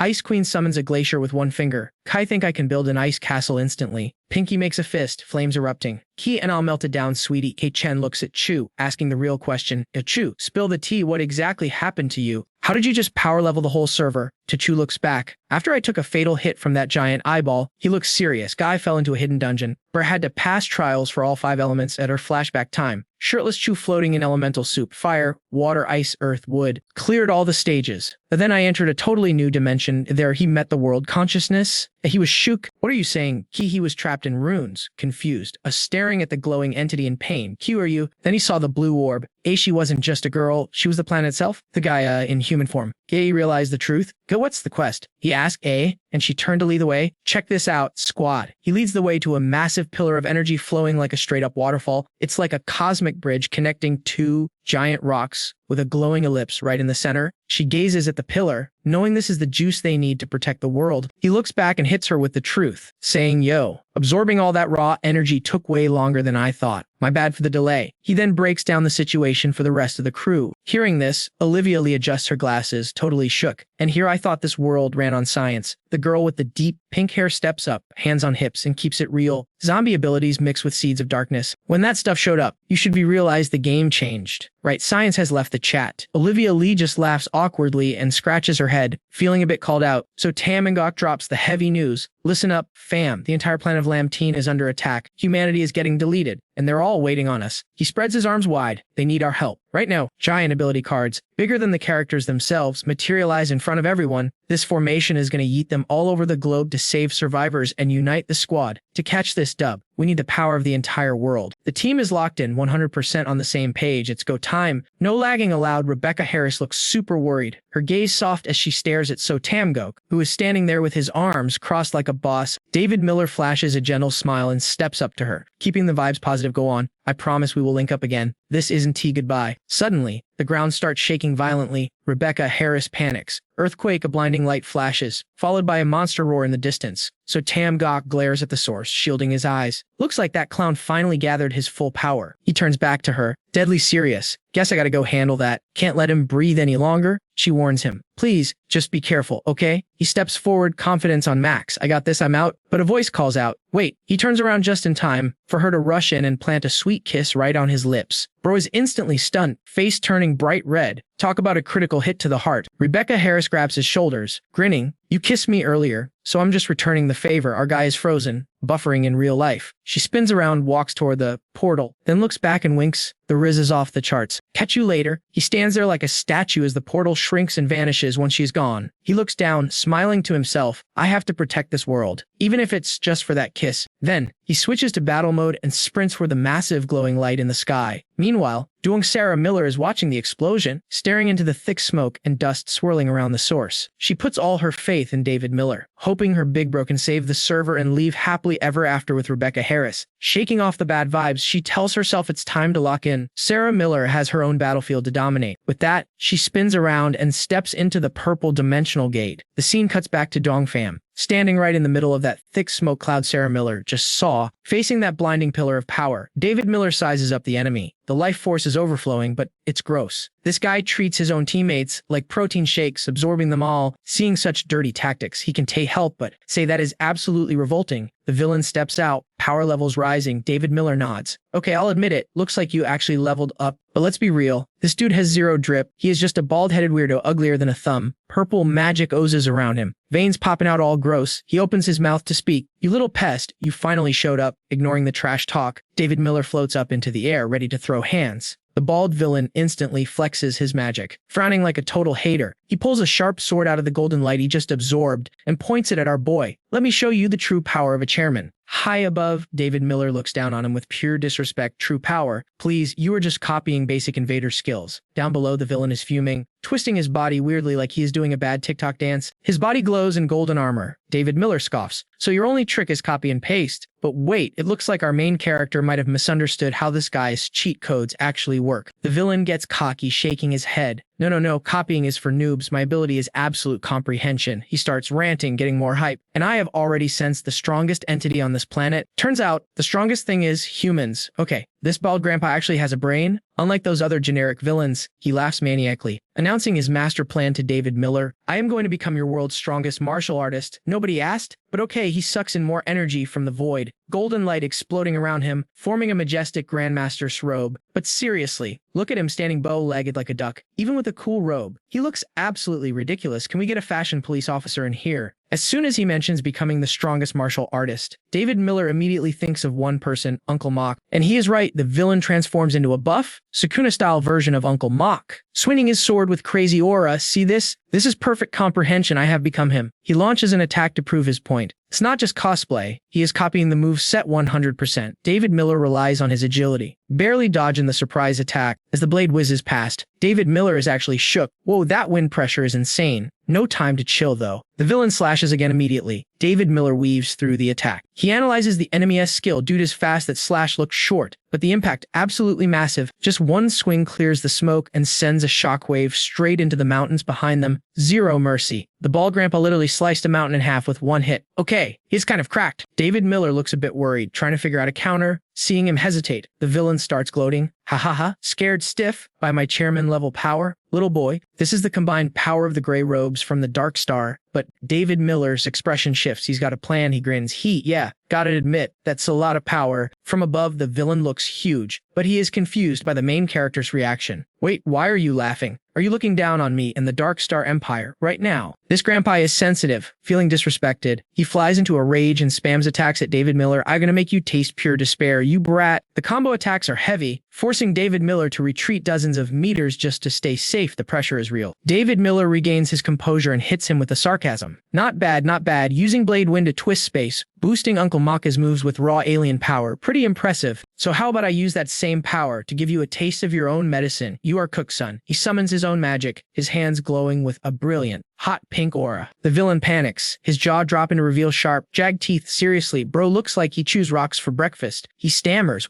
how do you have the same power as me? Having awakened his counter abilities, David Miller starts teleporting all over the place. He is glitching around so fast the villain is spinning in circles just trying to keep up. What is happening? While dodging, David Miller starts draining the energy from the villain's own allies. Infinite power floods into him while the villain just stands there, helpless. Suddenly, David Miller creates a clone, a perfect copy of the bald villain himself. It's an exact match, right down to the, wait, he has no hair. It's like the villain was struck by Cupid's arrow. He stares wide-eyed at the beauty in front of him. He can't believe his true love is right there. Meanwhile, David Miller stands proudly on top of the giant, fake Sukuna head he just created. He announces, take a good look, this is you, ready to see what it feels like to get beaten by your own ugly mug.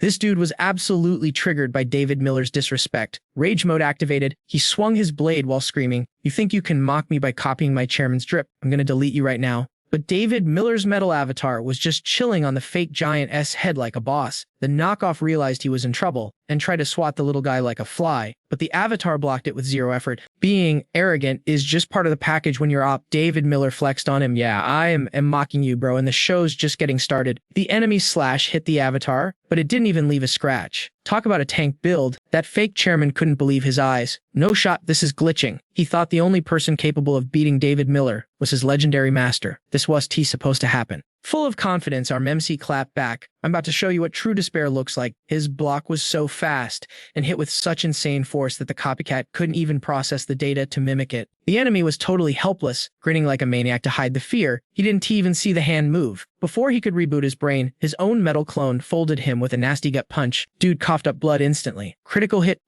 cough, cough. But David Miller was already one step ahead. The metal avatar's massive hand snatched the fake by the neck and hoisted him into the air. It was game over for this guy. Even while getting choked out, this NPC kept yapping, let me go. I'll kill you." Gathering the last of his strength, he slashed at the avatar's neck. But the metal didn't even flinch. It was like hitting a wall with a toothpick. Seeing the avatar stand still, this idiot actually thought he did something. He really thought he turned the tables. "It's just a statue now. I thought you were strong, but you couldn't even handle one hit. A little more juice, and I'll take his head off." Looking down at this delusional clown, David Miller decided to shatter his ego completely. "You totally misunderstood my kit, bro." David Miller was about to drop some serious knowledge on this noob. "Class is in session. My ability isn't just making metal giants. It's controlling every single metal element on the planet. I'm basically a god here." Even while being choked, the enemy tried to cope. "What kind of cap is that? You were just a tiny human. There's no way you can control a whole planet's elements." He thought David Miller was bluffing, so our MC had to prove him wrong. "All right then, keep your eyes peeled, watch and learn." Suddenly, the sword the fake chairman was pressing against the avatar's neck started glowing red hot. Sensing the vibes were off, the enemy started sweating bullets. "Wait, what's happening? Is it eating my blade?" The sword was literally melting and getting absorbed into the avatar's body. David Miller announced, "Now it's just scrap metal." He wanted to teach this guy a lesson. "You believe me now? Humans can wield the power of the stars, baby." The enemy saw the truth, but refused to accept the L. "Impossible. Absolutely impossible." The intel said humans on the blue star were total trash. Sick of this guy's trash mindset, David Miller tightened the grip, making him sweat buckets. He jumped down to the elemental avatar and dropped the mech. "Nah, looks like you guys are the real trash here." He whispered the command, "Finish him." The avatar delivered a bone-shattering punch that sent shockwaves through the enemy's body. Unable to defend against that god-tier power, his face got rearranged, and he slumped over. "Victory royale." David Miller didn't say a word, but that smirk said it all. He opened up his inventory, revealing a collection of colorful power fragments. He muttered to himself, "This is the source power. Time to lock onto the strongest boss. The gray one is done for." But the collection wasn't complete yet. Still 9 enemies left on the server. We were gonna run into some heavy hitters soon. I just hope the squad is safe. Back in the desolate city, he walked with purpose, planning his next move. Time to check on the NPCs in the safe zone. Meanwhile, inside the shelter, the crowd was getting restless, itching to break the rules. "Yo, how long are we gonna hide in here? I'm getting claustrophobic. What's the status outside? Did the city lord win? Or what?" David Miller's parents were hiding in the corner, looking worried as the mob started to riot. Just as predicted, the crowd was losing it. A long-haired guy shouted, "We're probably cooked, guys. Those monsters are way above our league." A bald guy next to him started spiraling too. "Humanity is deleted, it's over." The long-haired dude added fuel to the fire. "No news means bad news. The city lord and his crew are definitely dead." David Miller's Michael Miller stepped up to calm the chat. "Everybody chill out. My kids are on the front lines right now. They're fighting for us. They're gonna save us, trust." But the anxious mob wasn't having it. "You recapping, they don't care about us. The strong ones probably abandoned the server ages ago. They wouldn't look back at weaklings like us." These ungrateful NPCs were acting straight up brain dead. Calling them stupid would be an insult to stupid people. Just as a purple-haired girl was talking trash, the door swung open. David Miller had heard everything and walked in with major intimidation aura. "Oh, really?" David Miller stepped in, staring down the people he just saved. "Is that the kind of talk you use for the guy who built this fortress to keep you alive?" The whole room went silent, jaws on the floor. David Miller's Michael Miller rushed over, patting his shoulder. "David Miller, you're okay. Thank God." Seeing his Michael Miller's loving eyes, David Miller softened up. "Linda Miller, Michael Miller, the outside world is crawling with alien invaders right now. You guys need to stay put. Don't go anywhere. I'm heading out to solo the boss of these monsters. I promise I'll save everyone." His Michael Miller looked confused. Defeat the boss. Hearing her son wanted to go fight the big bad, his Linda Miller started freaking out. "That's suicide. Don't be reckless. Little fan, if something happens to you, what are we gonna do?" But David Miller's resolve was made of steel. "Linda Miller, I leveled up. I'm not weak anymore. No matter how strong the enemy is, I can take. Plus, my teammates are reliable. And even little sis is cracked at this game now. Just trust your son. When I clear this level, I want your famous braised pork belly." Knowing he would back down, his Linda Miller stopped arguing and hugged him tight. Little fan, his Michael Miller looked on helplessly, eyes full of worry. David Miller hugged his Linda Miller one last time and said his goodbyes. "I'm heading out."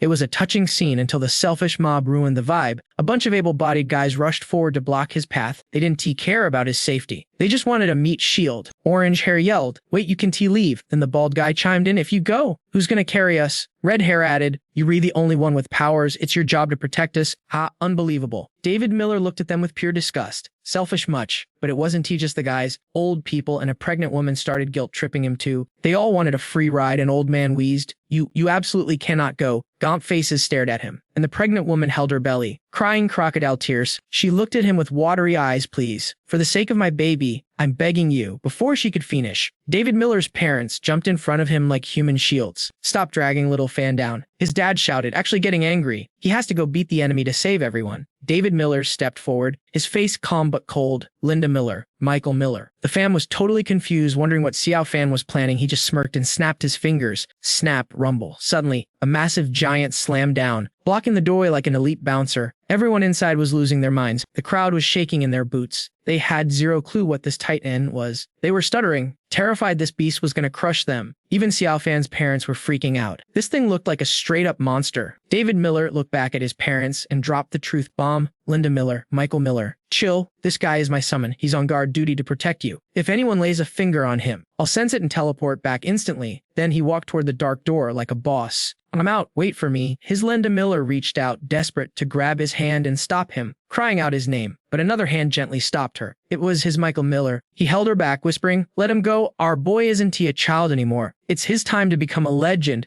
Linda Miller was fighting back tears. Meanwhile, at the factory ruins, the squad could handle the small fry. But that guy in the black robe, he was a raid boss. Only our Mexi could take him down. David Miller analyzed the black robe's aura. This dude was built different. His power level was higher than the other 9 invaders combined. I am the only one who can throw hands with him right now. If I show fear, humanity is game over. David Miller leaped into the sky, ready for war. When suddenly, a beam of light shot down from the heavens behind him. David Miller glanced back. Another Esper was throwing down with an invader. Who is that? Whatever, no time for side quests. He was closing in on the main target. Ignoring the chaos behind him, he focused west as he flew. A massive blue vortex spun open like a galaxy, spewing out fog. But David Miller's instinct screamed. This wasn't normal fog. He sensed pure killing intent. Suddenly, a barrage of sword energy rained down from the vortex, locking onto him. He dodged like a pro, but the attacks followed him like homing missiles. He was shook. What is this sorcery? It can track me. David Miller weaved through the air, dodging the invisible blades. The attack slammed into the ground, kicking up a massive dust cloud. He realized this wasn't T-magic. This was sword intent. A voice echoed from the dust. Not bad, you re the first person on Blue Star to survive my blade. Through the smoke, a figure in a green robe walked out with swagger. David Miller stood his ground. Complete. David Miller sized up the newcomer. Aura clothes looked like a big shot. He asked seriously, are you an otherworlder who unlocked a sword domain? Interesting. That attack just now did itch a little. The stranger smirked, but it's sword heart, not a cheap domain. Don't insult my skills by lowering the level, rookie. Then, the stranger reached up and pulled back the hood. Bam, it wasn't some old dude. It was a stunning baddie with a fairy body and a blue ponytail. Plot twist. She gripped her sleek blade and replied coldly, I didn't learn this from your planet. I learned from a traitor who gave me your history. It's not just skill, it is passion. She raised her sword, challenging him. I've crushed every warrior on this planet with their own style, but you re the strongest one I've met so far. Fight me, strongest of Blue Star. She got into a battle stance, but David Miller just froze, staring at her blankly. Hey, you didn't let me finish. Suddenly, her face turned tomato red, steam practically coming out of her ears. She wrapped her arms around herself, grinding her teeth. What are you staring at, you rude Blue Star pervert? Fight me already. David Miller looked at her with a mix of confusion and pity. He had no idea what was happening. In her head, she was spiraling. He is totally lusting after my body. The history books were right.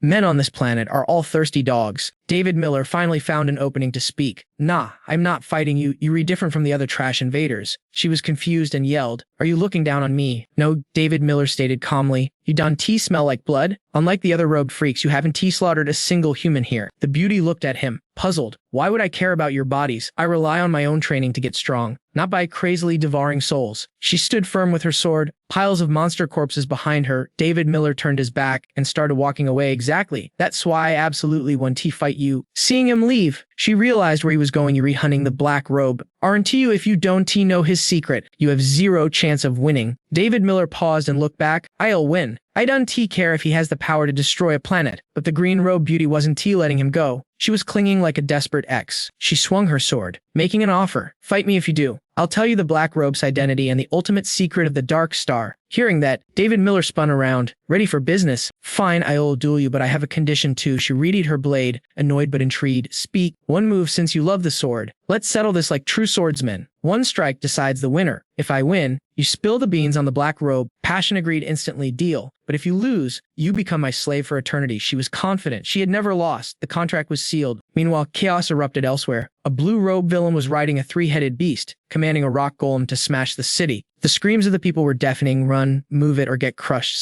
Someone help us. It was total pandemonium. The villain laughed maniacally from his mount. Ahaha, yes, run. Fear makes your flesh taste better. But from a distance, David Miller and the sword girl saw the mess. In perfect sync, they unleashed their attacks. Boom. The monsters were vaporized instantly. They stood side by side like a legendary power couple. The survivors fell to their knees, crying, thank you, heroes, we would have died without you. But the green-robed beauty just glared at them coldly. Scram, get lost before I kill you myself. Her killing intent was so intense that the crowd scattered like terrified cockroaches. David Miller looked at Passion, totally confused. Why save them if you act like that? She hesitated. I don't know. I just felt like doing it. She stared at her blade and opened up. Do you want to know why I'm obsessed with Blue Star's swordsmanship? It's because of a traitor named Ao Yang to curry favor with me. He gave me tons of your ancient books. Memories of that suck-up flashed in her mind. David Miller realized, oh, that clown? Yeah, I already dusted him. Passion continued, interrupting his thoughts. Reading those books, I caught feelings for this planet. I hate how my race survives by eating other planets. Maybe I was just looking for a place where my heart belongs. I even hate myself sometimes. If we didn't invade, we wouldn't survive. She looked genuinely sad. David Miller realized she wasn't just an enemy. She was a warrior with a conscience. He didn't need to hold back anymore. He smiled. I get it. You are a rival worthy of my full respect. Seeing David Miller get serious, Passion's eyes lit up with excitement. All right then, let's dance. David Miller bowed with a traditional martial arts salute. Please, she was stunned. The Dark Star has no concept of honor like this. Blue Star really is more interesting than I thought. She smiled, mirroring his respectful gesture. Please. Then she started channeling all her spiritual energy into the blade, causing the atmosphere to warp like crazy. She let out a massive war cry, watching this insane display. David Miller's eyes nearly popped out of his head. This strike was stronger than any sword art he had ever seen. It felt like it could literally delete the entire planet, not keeping David Miller waiting. Scorching Heart gave him a taste of her ultimate technique. She screamed out loud, putting every ounce of her life force into a slash aimed straight at our boy David Miller. Now, David Miller was staring down a terrifying power flying at him at max speed. Seeing this massive attack, his eyes went wide with shock. The sword beam looked like a falling meteor. The level of this attack was just too up.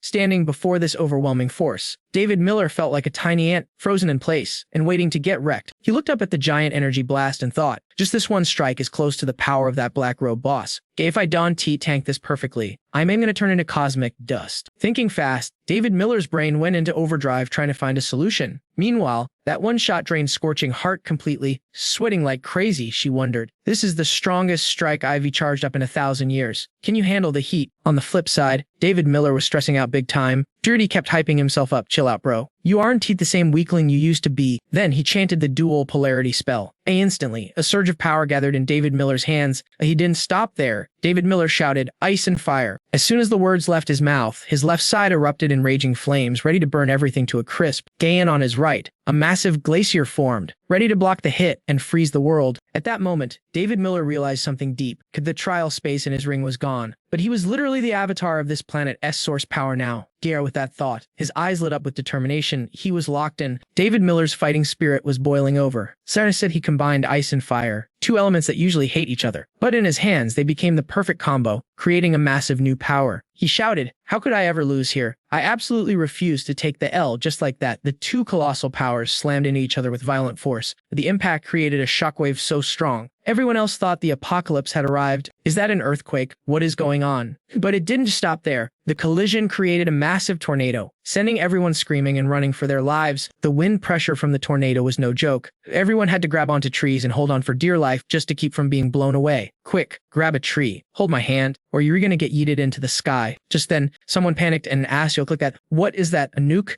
Oh my god, what they were seeing was an explosion that looked exactly like a nuclear mushroom cloud. The blast warped the sky itself. You couldn't see anything but the raging fire it spit out. After a while, the explosion finally faded, leaving behind a massive, boiling crater with smoke rising everywhere. Inside the smoke, Scorching Heart let out a breath. Phew, looks like I caught the dub. But suddenly, she saw something moving. A human silhouette was slowly walking out of the smoke. It was David Miller. He walked out completely unscathed, looking fresh, and said, I blocked your sword move, no big deal. Seeing him standing there, Scorching Heart was absolutely shook. No way, that's impossible. That sword strike could slice a planet in half. That is absolutely not a power a mere human can block. Seeing how clueless she was, David Miller slowly broke it down for her. You're wrong, even planetary power has levels to it. Plus, you don't even have the acknowledgement of the planet's source power. David Miller put a hand on her shoulder, looked her dead in the eye, and dropped the truth bomb. Kate game over for you. You can fire off another shot like that. But guess what? I can do this all day. Hearing that, Scorching Heart froze like a statue. Her hands lost all strength, and her sword clattered to the ground. Triss tears started streaming down her face like a waterfall. She felt so wrong.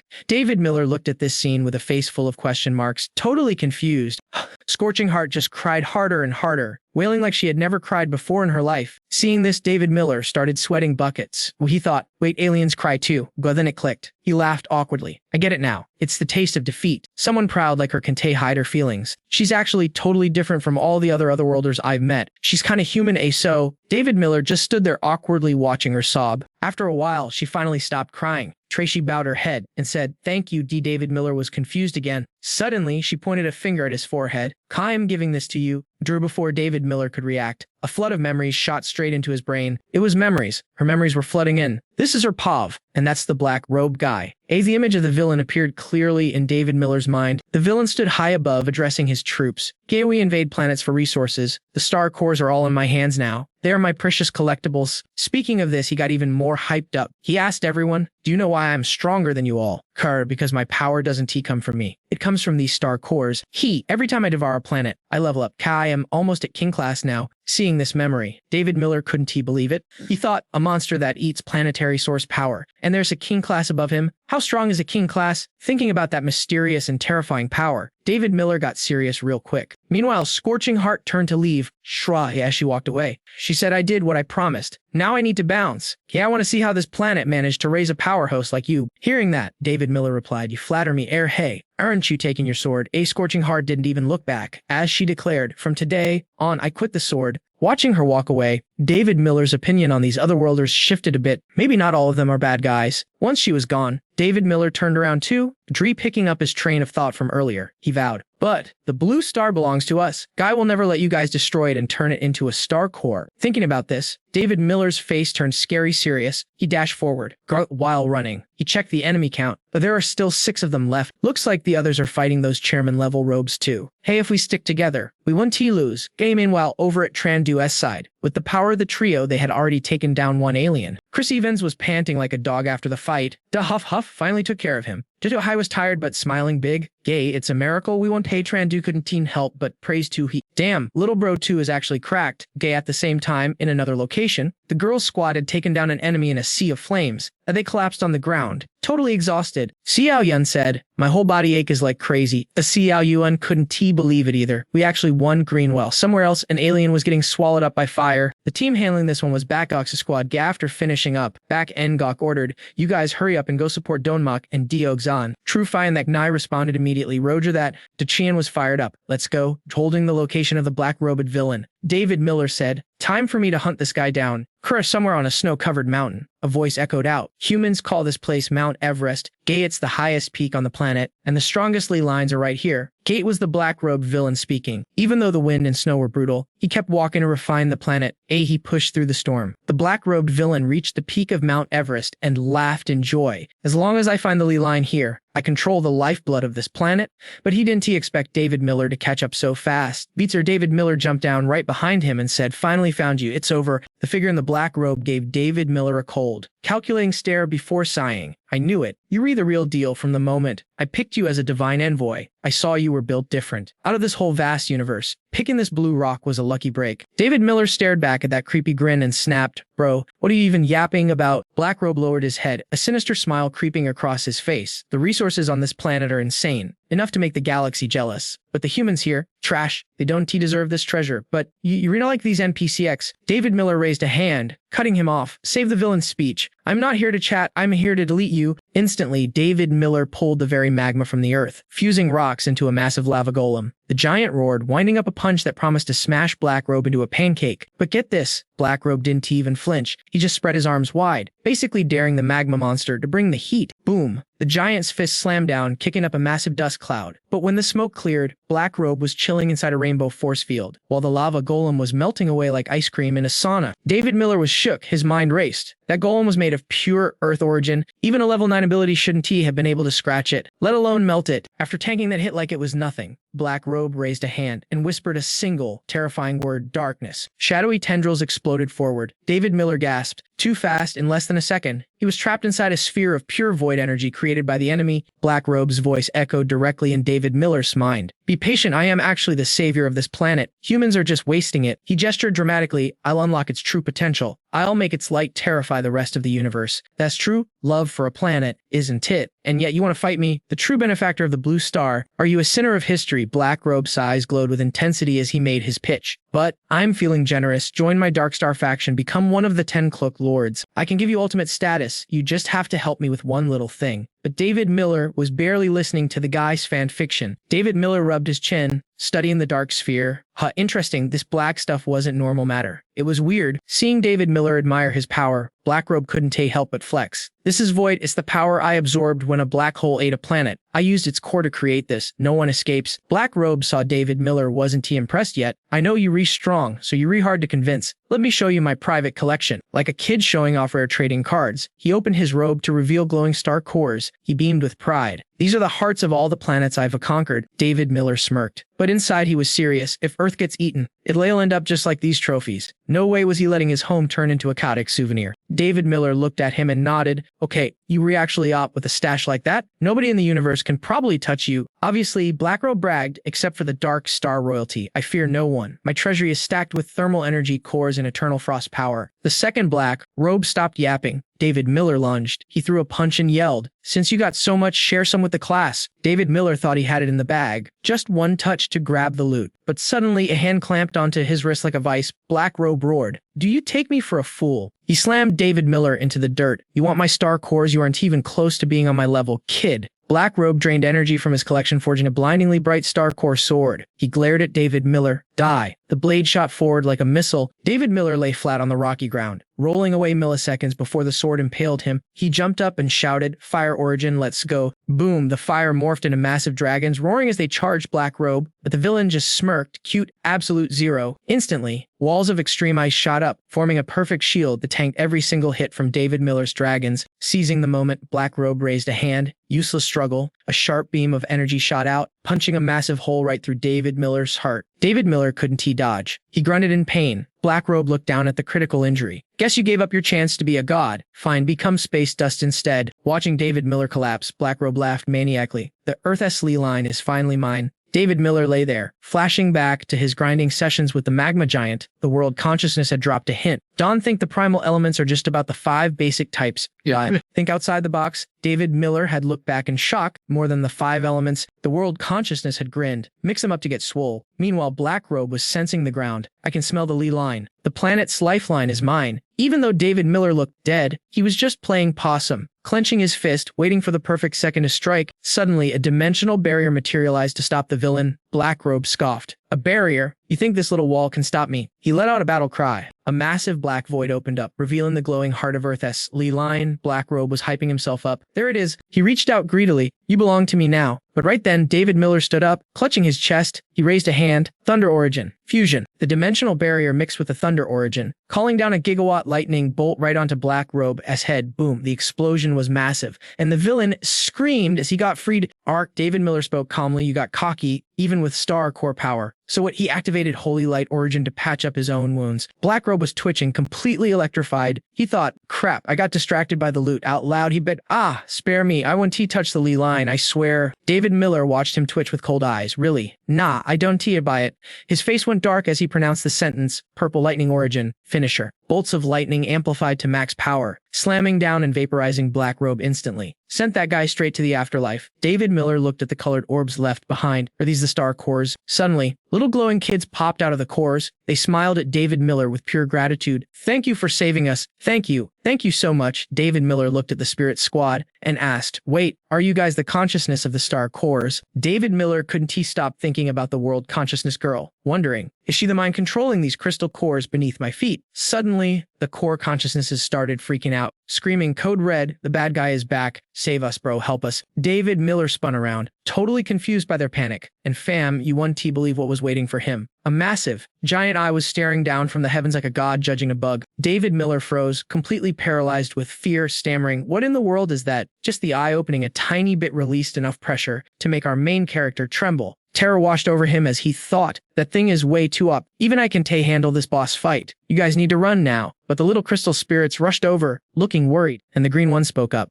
We can beat that monster with just our base stats, the green spirit warned. The black spirit jumped in too, saying, and if we don't win here, none of us will ever be free again. The spirits huddled up to strategize. The yellow spirit panicked, saying, but if we fight him alone, we're absolutely cooked. Zero chance of victory. The black spirit had a light bulb moment and proposed a plan. Wait, what if we lend our power to him? David Miller blinked, totally caught off guard, asking, lend it to me, seriously? Before David Miller could even process it, the spirits flew up and shouted, let's enter his body, everyone, pile in. And just like that, they all dove straight into David Miller as soon as those spirits merged with him. David Miller felt every inch of his body boiling like lava. The pain was insane, and he thought, the power is surging, but this is raw planetary energy. It's too much.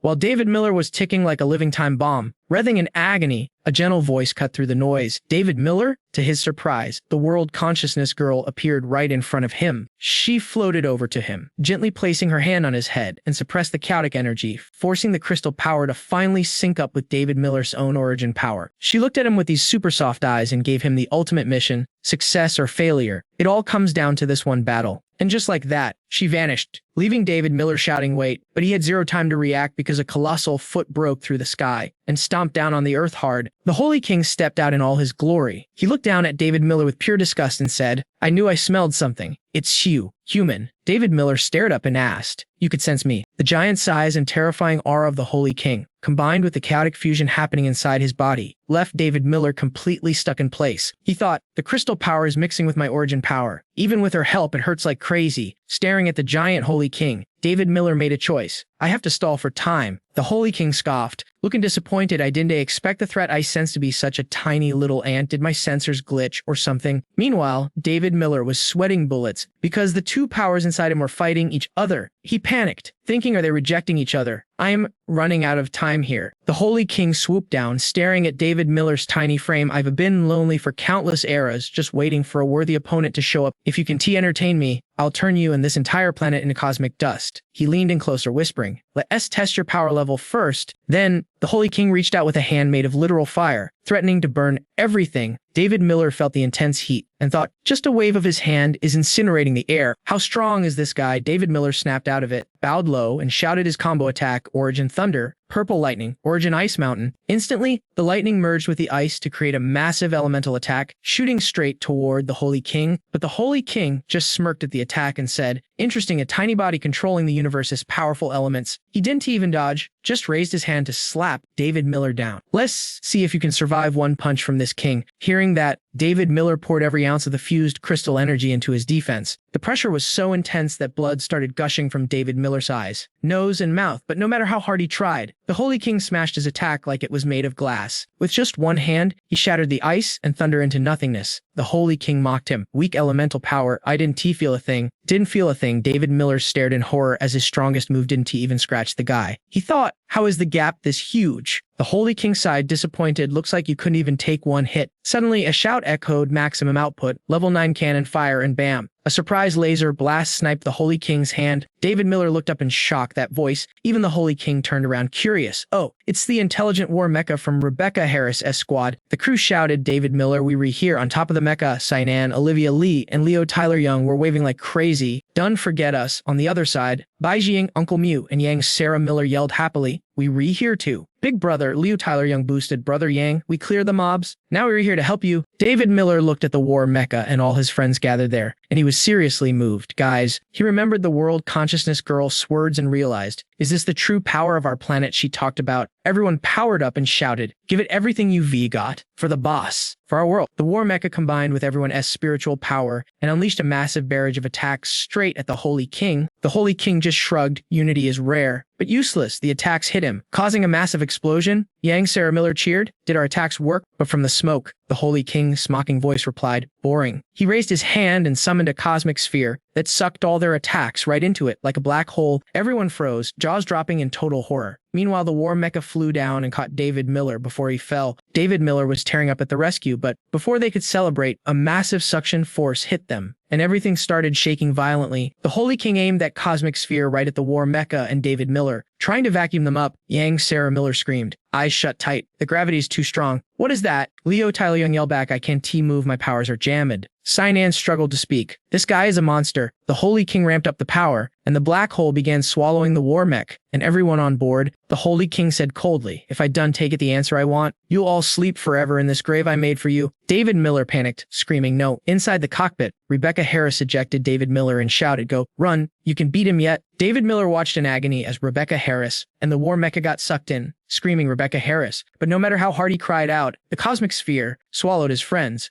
The Holy King looked down at the lonely David Miller and said, now, surely the crystal power and origin power have finished fusing in your body, right? David Miller looked like he'd gone 12 rounds with a blender, trembling as he stared at the Saint King. Yo, did you know the truth from the very start? The Saint King just smirked. I sense that power inside you. Fam, I wanted to help you speedrun the fusion, but I didn't expect those little minions to boost you too. David Miller stuttered. So, did my squad make it? The King's voice was ice cold. Defeat me, and maybe you'll unlock that info. He leaned in, taunting, are you going to show me your final form or what? Dawn to leave me hanging. That was the trigger. David Miller unleashed his full aura. You want the smoke? Fine. Witness the power of this entire world. He focused, letting the planetary energy he'd absorbed explode outward. The Saint King was absolutely loving this vibe. He couldn't help but fanboy a little. The rival from the prophecy, finally show me what a real boss fight looks like. Suddenly, David Miller was bathed in a holy glow. All the world's energy rushed into him. His hair turned pure white, shining like a diamond. Nature's symbols glowed on his face. Total main character drip. He looked like the literal god of the world, shining so bright you'd need shades. He stared down the king with max arrogance. Are you ready to get cancelled? Here comes your judgment. The Saint King braced himself against the insane pressure. He was shaking, half from terror, half from pure hype. What kind of tier is this? This is the power I wanted. This is the opponent I've been waiting for. The king went full berserk mode.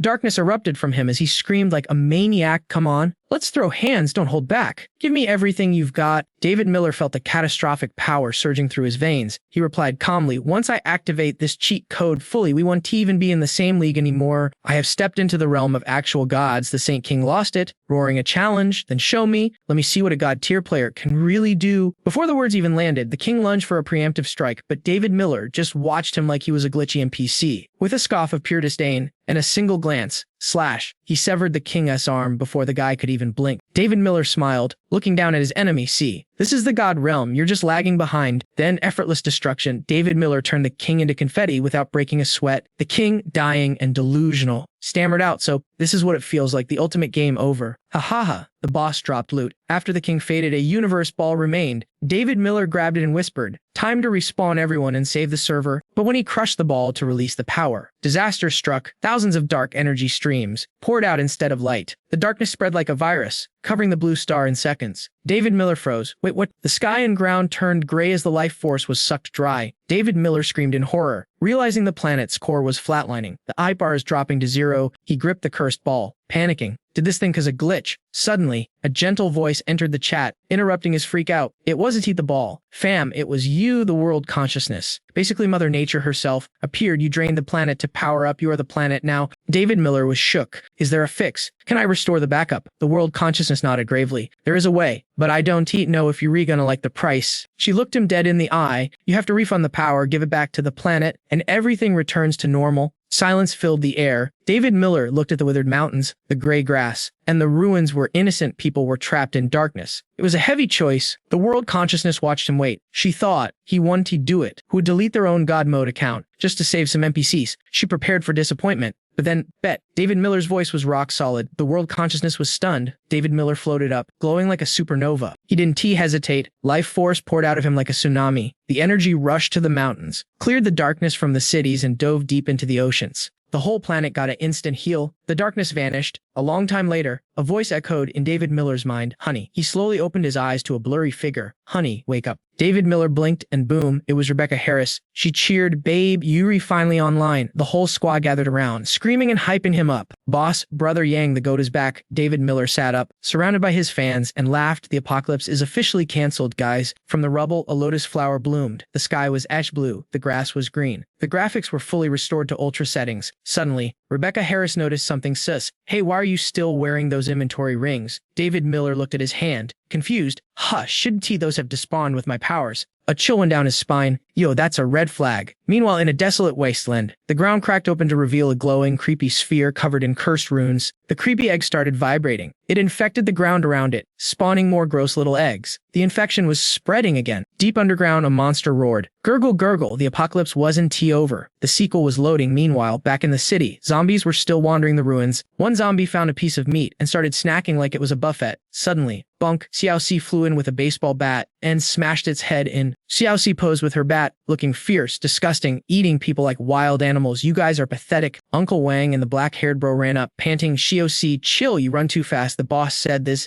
is just for XP farming. Let us get some hits in. Xiao flipped her hair. Fine, I'll take a breather. You guys can finish these losers off. A whole horde of zombies was shambling toward them. It was beatdown time. Black-haired bro cracked skulls. A Lin jump kicked a zombie in the face, and Uncle Wang threw haymakers like a pro boxer. They were cleaning house. Bodies dropped everywhere. Xiao watched, analyzing the situation. They look human, but their humanity is gone. We gotta delete them to protect the server. The guys wiped the sweat off their foreheads. Man, this is exhausting. Our stats are too low. If the savior was here, he'd de-wiped this map in 1 second. Xiao heard savior and got lost in thought. If it wasn't T for that guy, I'd be a zombie right now. She remembered the chaos from a month ago. He summoned a giant to tank for them when the server was crashing and humanity was about to get banned. He put his life on the line for us. She recalled David Miller's broadcast to the survivors. The danger is gone now. It's time for the players to rebuild the guild. In the darkest timeline, David Miller stood up. He defeated the enemies, saved the world, and gave everyone a new mission: rebuild. The legend of the savior lives on. But hey, make sure you smash that like button for the next chapter. Little C was totally vibing, grinning to herself just thinking about that absolute chat of a guy she wanted to meet. But while the squad was chilling and cracking jokes, a massive shadow loomed behind Uncle Wang, and a Lin like a final boss entering the chat. The monster ground its teeth with a sound like crushing rocks. A Lin felt a shiver run down his spine, completely shook as he slowly turned to look at the nightmare behind him. Realizing it was an ambush, a Lin and Uncle Wang snapped into combat mode, shouting, "Heads up, we got another one." One look at this hulking zombie and they knew. This wasn't some trash mob. This was an elite enemy with maxed out stats. Little C kept her cool like a pro player. Deciding it was the perfect time to test her new loot, she whipped out a specialized binding gun, locked onto the target, and fired a round straight at the giant zombie. The bullet transformed midair into a glowing energy net, streaking toward the target. The monster was too tanky and slow to dodge, so it just stood there like a sitting duck. The net expanded, wrapping around its massive frame and locking it down tight. The team let out a sigh of relief. Game over. Big guy. That's a custom-made binding net. You're not going anywhere. But the giant zombie wasn't about to rage quit yet.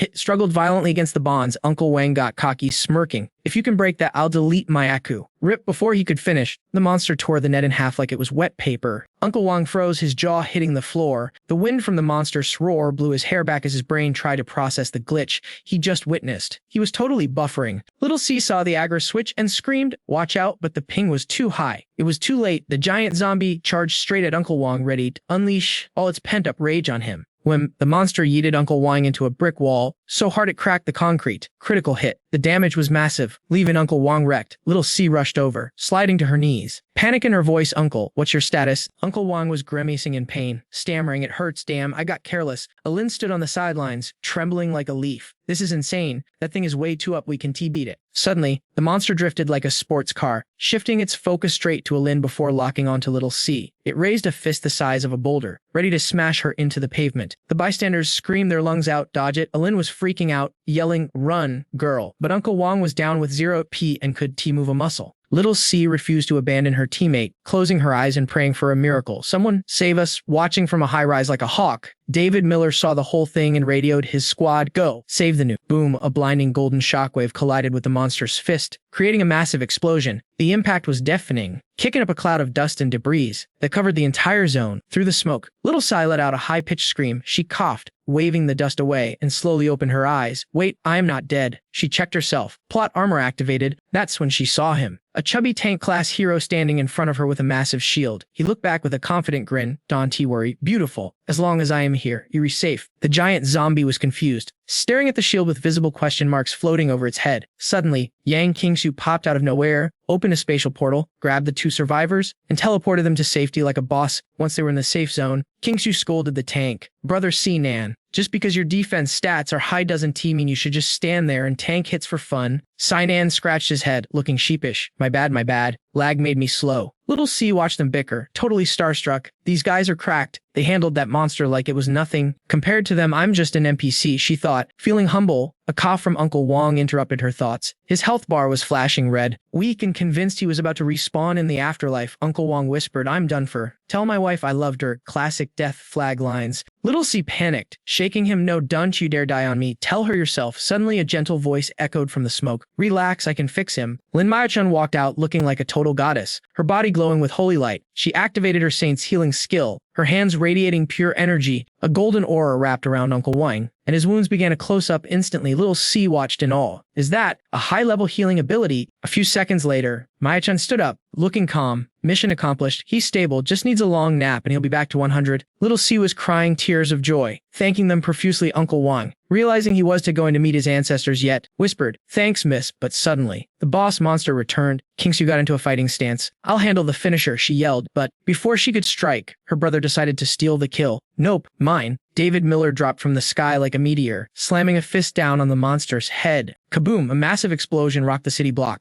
Kingsu stared. From the flames, David Miller walked out with his hands in his pockets. Not a scratch on him, pure main character energy. He muttered coolly, dead things should know their place. Kingsu ran up, pouting, bro, you said me again. Stop stealing my XP. It's so annoying. He patted her head gently. Chill. I'll cook you something good tonight. Her mood instantly flipped. Promise. Okay, forgiven. The survivors poked their heads out, witnessing this casual interaction. Is that him? The savior, someone whispered. Ong, it's actually him. No cap. Alin looked at David Miller with total admiration. The savior is built different. His power level is off the charts. Why would a top-tier player come to a starting zone like this? Someone asked. David Miller didn't hide it. We've got reports of zombies acting sus lately. I'm here to investigate the glitch. The battle over. Little C beamed at David Miller's squad. Thank you so much. If you hadn't carried us, we'd all be zombie chow right now. On the outside, she was polite, but inside, she was screaming, I met the legend. Best day ever. Is this my lucky era? Or what? David Miller kept it brief. All right, no time for autographs. I'll escort you out. But nearby, in the rubble, a weird-looking worm wiggled out of the dirt, totally unnoticed. The worm raised its head, scanning for a host. It locked eyes on the unsuspecting group. David Miller's danger senses tingled immediately. What was that sound? He turned to Alin. Dodge, David Miller shouted. But Alin's reaction time was too slow. The worm launched itself through the air, sticking right onto Alin's face like a face hugger. Alin screamed in terror, mouth wide open. Get it off, get it off. Big mistake. The centipede-like creature saw the opening and dove straight down his throat. Alin's eyes went wide as he gagged, clawing at his throat. Help me, the worm burrowed deeper. Desperate, he tried to rip his own mouth open to get it out, but it was too late. Little C watched in horror, shouting, Alin, stay with us. But the parasite had already reached the motherboard. His brain, Alin roared, get out of my head, you monster. A blinding headache dropped him to his knees. My head is splitting. A clueless bystander walked up, trying to be a hero. Hey man, calm down. Don't you touch me. Alin shoved the guy away with superhuman strength. His body started twisting and warping. With his last shred of humanity, he warned the bug, it's hacking my brain. The pain was unbearable. Alin covered one eye, and when he moved his hand away, his iris had turned blood red. The parasite had taken full admin control. It was game over for Alin. He lost all control as his body mutated, muscles exploding in size and shredding his clothes. The skinny kid was gone. A hulking monster stood in his place. The guy barely got a word out before Alin went full psycho mode. He lunged forward, grabbing the dude's throat and literally ripping his arm off. Xiao was shook, freezing in horror at the gore. But thank God for Yang Qingyan's clutch teleportation skills. She snatched the guy away just seconds before he met his ancestors. The dude was screaming in agony over his missing limb. My arm, it's gone. Lin Maya-chan stepped in like a boss, yelling, Dante, move. I got you, as she poured spiritual energy into the wound to heal him. But Xiao, bless her heart, was still in denial. Alin, have you lost your mind? Why are you attacking us? Silence. The lack of a response sent her into a total panic. What is wrong with you? Suddenly, a hand landed on her shoulder. It was David Miller, warning her. Back off, he's too far gone. Alin yeeted the civied arm away, let out a demonic roar, and moved with blinding speed. The ground cracked under his pressure. The monster charged straight at David Miller. It was evolving mid-fight, sprouting razor-sharp claws like some Resident Evil nightmare. David Miller was dodging every swipe with ease, dancing around the beast. But he realized this thing's speed was way beyond human limits. He couldn't let this freak get near the civilians. No hesitation. David Miller delivered a brutal kick straight to its dome. The impact sent the monster flying hundreds of meters, carving a trench of fire into the ground. Even the one-armed guy started cheering like a fanboy. Yo, that was insane, he screamed at David Miller. Lord Savior, you're the GOAT. Tie that beast up and bring him in. But David Miller sensed something sus. This thing was way tankier than a regular zombie. And sure enough, the monster stood back up like nothing happened. That physical attack didn't even leave a scratch. The fanboy's smile dropped instantly. No shot, how is he still standing? Can even the Savior not handle this crazy monster? David Miller figured it out immediately. The source of this madness was a parasite with zero fear. He launched himself back into the fray. Fine, I'll just have to beat the bug out of you. He pinned the monster face down in the dirt and prepared a devastating punch. The beast coughed up blood, completely overwhelmed. David Miller gritted his teeth. Holding its head down, holy light activated. His hands glowed with blinding orange energy. Let's see if you can survive a little spiritual deep cleaning. Smoke poured off the creature's body as it screeched in agony. Meanwhile, Xiao was on the sidelines yelling, Lin, stay with us, you can do it. Yang Qingxiu,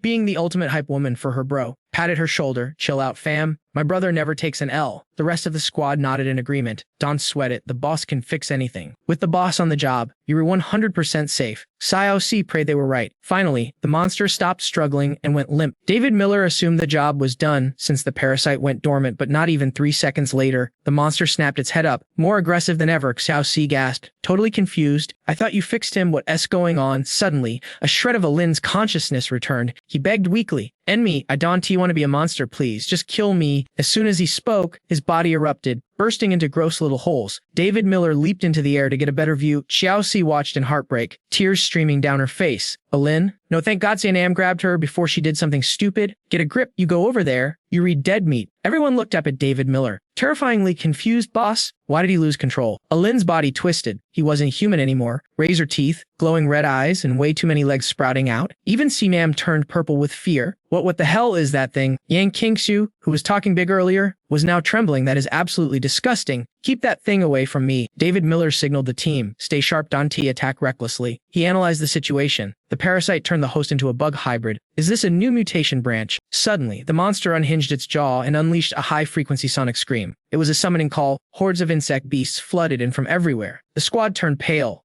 Nam sighed. It's over. We were totally cooked. The guy behind him was about to wet himself. Bro, I done wanna die yet. Only Xiao stayed somewhat calm. Clenching her fists, where are all these monsters coming from? Giant insects circled them, blocking every exit. Nam shouted, Boss, I've never seen these types before. David Miller tilted his head. Cool as a cucumber. Chill out, Dante, break formation. The survivors started shouting to each other. Kid, leave us behind. Yeah, you guys escape with the Savior. Save yourselves before it's too late. Xiao shook her head firmly. No, we ride together. We die together. I am not leaving you. David Miller watched the drama and cracked a smile. These guys, they remind me of my own crew. Flashbacks hit him. Memories of Rebecca Harris fighting on the front lines. She always said, abandoning a teammate isn't the Starfire way. Snapping back to reality, he gave orders. Sinam, bubble him up. Protect the civilians. Qingxiu. If anything breaks through, get them out of here. Sinam cracked his knuckles, grinning, you got it. Boss, instantly a massive barrier surrounded the group. Qingxiu looked worried. Big bro, what about you? David Miller rolled his neck and wrists, getting ready to throw hands. These bugs are about to be history. I want to see what these new creeps can actually do. Physical attacks are too slow, and my full power might accidentally break the map. Guess I'll stick to standard abilities. A rainbow assortment of giant bugs screeched and charged at him. David Miller smirked, raising his hand. The ring of fire origin, it glowed with an intense crimson light. Old friend, looks like it's time for you to make a comeback. Boom. Flames erupted from the ring, roasting the bugs instantly. It was a literal barbecue out here. But for every one he torched, 2 more took its place. The fire was super effective, but the spawn rate was annoying. Whoa, a hybrid mantis took a swing at his head. He barely dodged that one. Okay, now you've annoyed me. Since you guys want heat, take the special present. The invisible heat formed into a massive shape. Origin fire dragon, the flaming beast swirled around, incinerating the entire horde in one go. Xiao's jaw hit the floor. Is this the power of the Savior? That's insane. David Miller looked his ring, impressed. Since the upgrade, the summoned flames were mimicking the origin fire pretty well. Suddenly, his head snapped to the side. Oh, one little survivor trying to sneak away. The bug tried to bolt, but it was already too late. Where do you think you going? The creature sprinted, and a purple worm tried to bail out of its brain. It looked back at David Miller in terror. Ha! Trying to ditch your ride. David Miller chased it down, punched the host body into oblivion, and snatched the worm midair. Gotcha. Yuri coming back to the lab. Buddy. Lin Maochan was ready with a container. Boss, toss it in here. He dropped the squirming parasite inside and sealed the lid tight. Perfect. No running away now. The rescued squad dropped to one knee in unison. Lord Savior, thank you for saving our lives. David Miller quickly helped them up. Yo, chill with the kneeling. Stand up. It's not safe out here. Let's get you to the base. And drop the Lord Savior cringe. Just call me David Miller. They nodded respectfully, understood Mr. Yang. After escorting them to the safe zone, David Miller didn't waste time. All right, I'm out, King Xiao. Handle the rest and get them settled. The brat waved him off like, okay, boomer, you re-ancient. Bam. They vanished into thin air. The three left behind were completely shook. Jaws on the floor. That ability is straight fire. Brother Yang is actually the G. Oh, little Zhu didn't say a word, just stared at the spot where David Miller stood with pure fanboy worship. Everything Brother Yang said was facts. If they stuck together, rebuilding humanity wasn't just a dream, it was their destiny. Back at the Sea Sky City stronghold, the moment they popped up, the gatekeeper snapped to attention. The boss is back. Open the gates. Make way for the king. He kept it humble, shaking hands like a true leader. Good work. Guys, they nodded. Just doing our duty, sir. Sinan skipped inside, vibing with the atmosphere. He feels good to be home. Being out there was a total drag. He nodded. Total mood. Finally home sweet home. Seeing the base looking all futuristic and bougie, Sarah Miller's eyes turned into sparkles. Whoa, we were gone for like 2 seconds, and the place had a total glow up. Look at all this new loot. David Miller smirked. Planned this all out before we dipped. Come on, I'll give you the grand tour. Lin Mao Chun looked left and right, totally tripping out. It's like we teleported to a whole different dimension. Sainan nodded in agreement. For real, it's night and day compared to the dump it used to be. David Miller played tour guide, leading the squad around. He pointed to some high-tech machinery. Check it out. Internal circulation pipes are done. That saves us a ton of headaches. But Sarah Miller had her priorities straight. Okay, but like, is there food with that ache? She's definitely not the sharpest tool in the shed. He patiently pointed to another section. Obviously, in the apocalypse, grub is life. With these massive greenhouses, we won't be starving anytime soon. But electricity is the real MVP here. It keeps the energy shield running so we don't get overrun, Sinan gasped. That is actually insane. Lin Miao Chun chimed in. If I wasn't seeing this with my own 2020 vision, I'd think you were capping. Finally, they pulled up to a heavy metal door. He explained, network zone is up, but it's still in beta, mostly for research right now. Just as he was geeking out, the steel doors slid open. Duamidi appeared like an ace queen. Welcome back, boss. Speak of the devil, and she shall appear. He dug into his pocket. Actually, I was looking. Fring for you, got a little souvenir. She raised a brow. What is it? David Miller pulled out a jar with a nasty worm inside. Parasitic organism. Hijacks the host and controls them. I need you to decode this thing.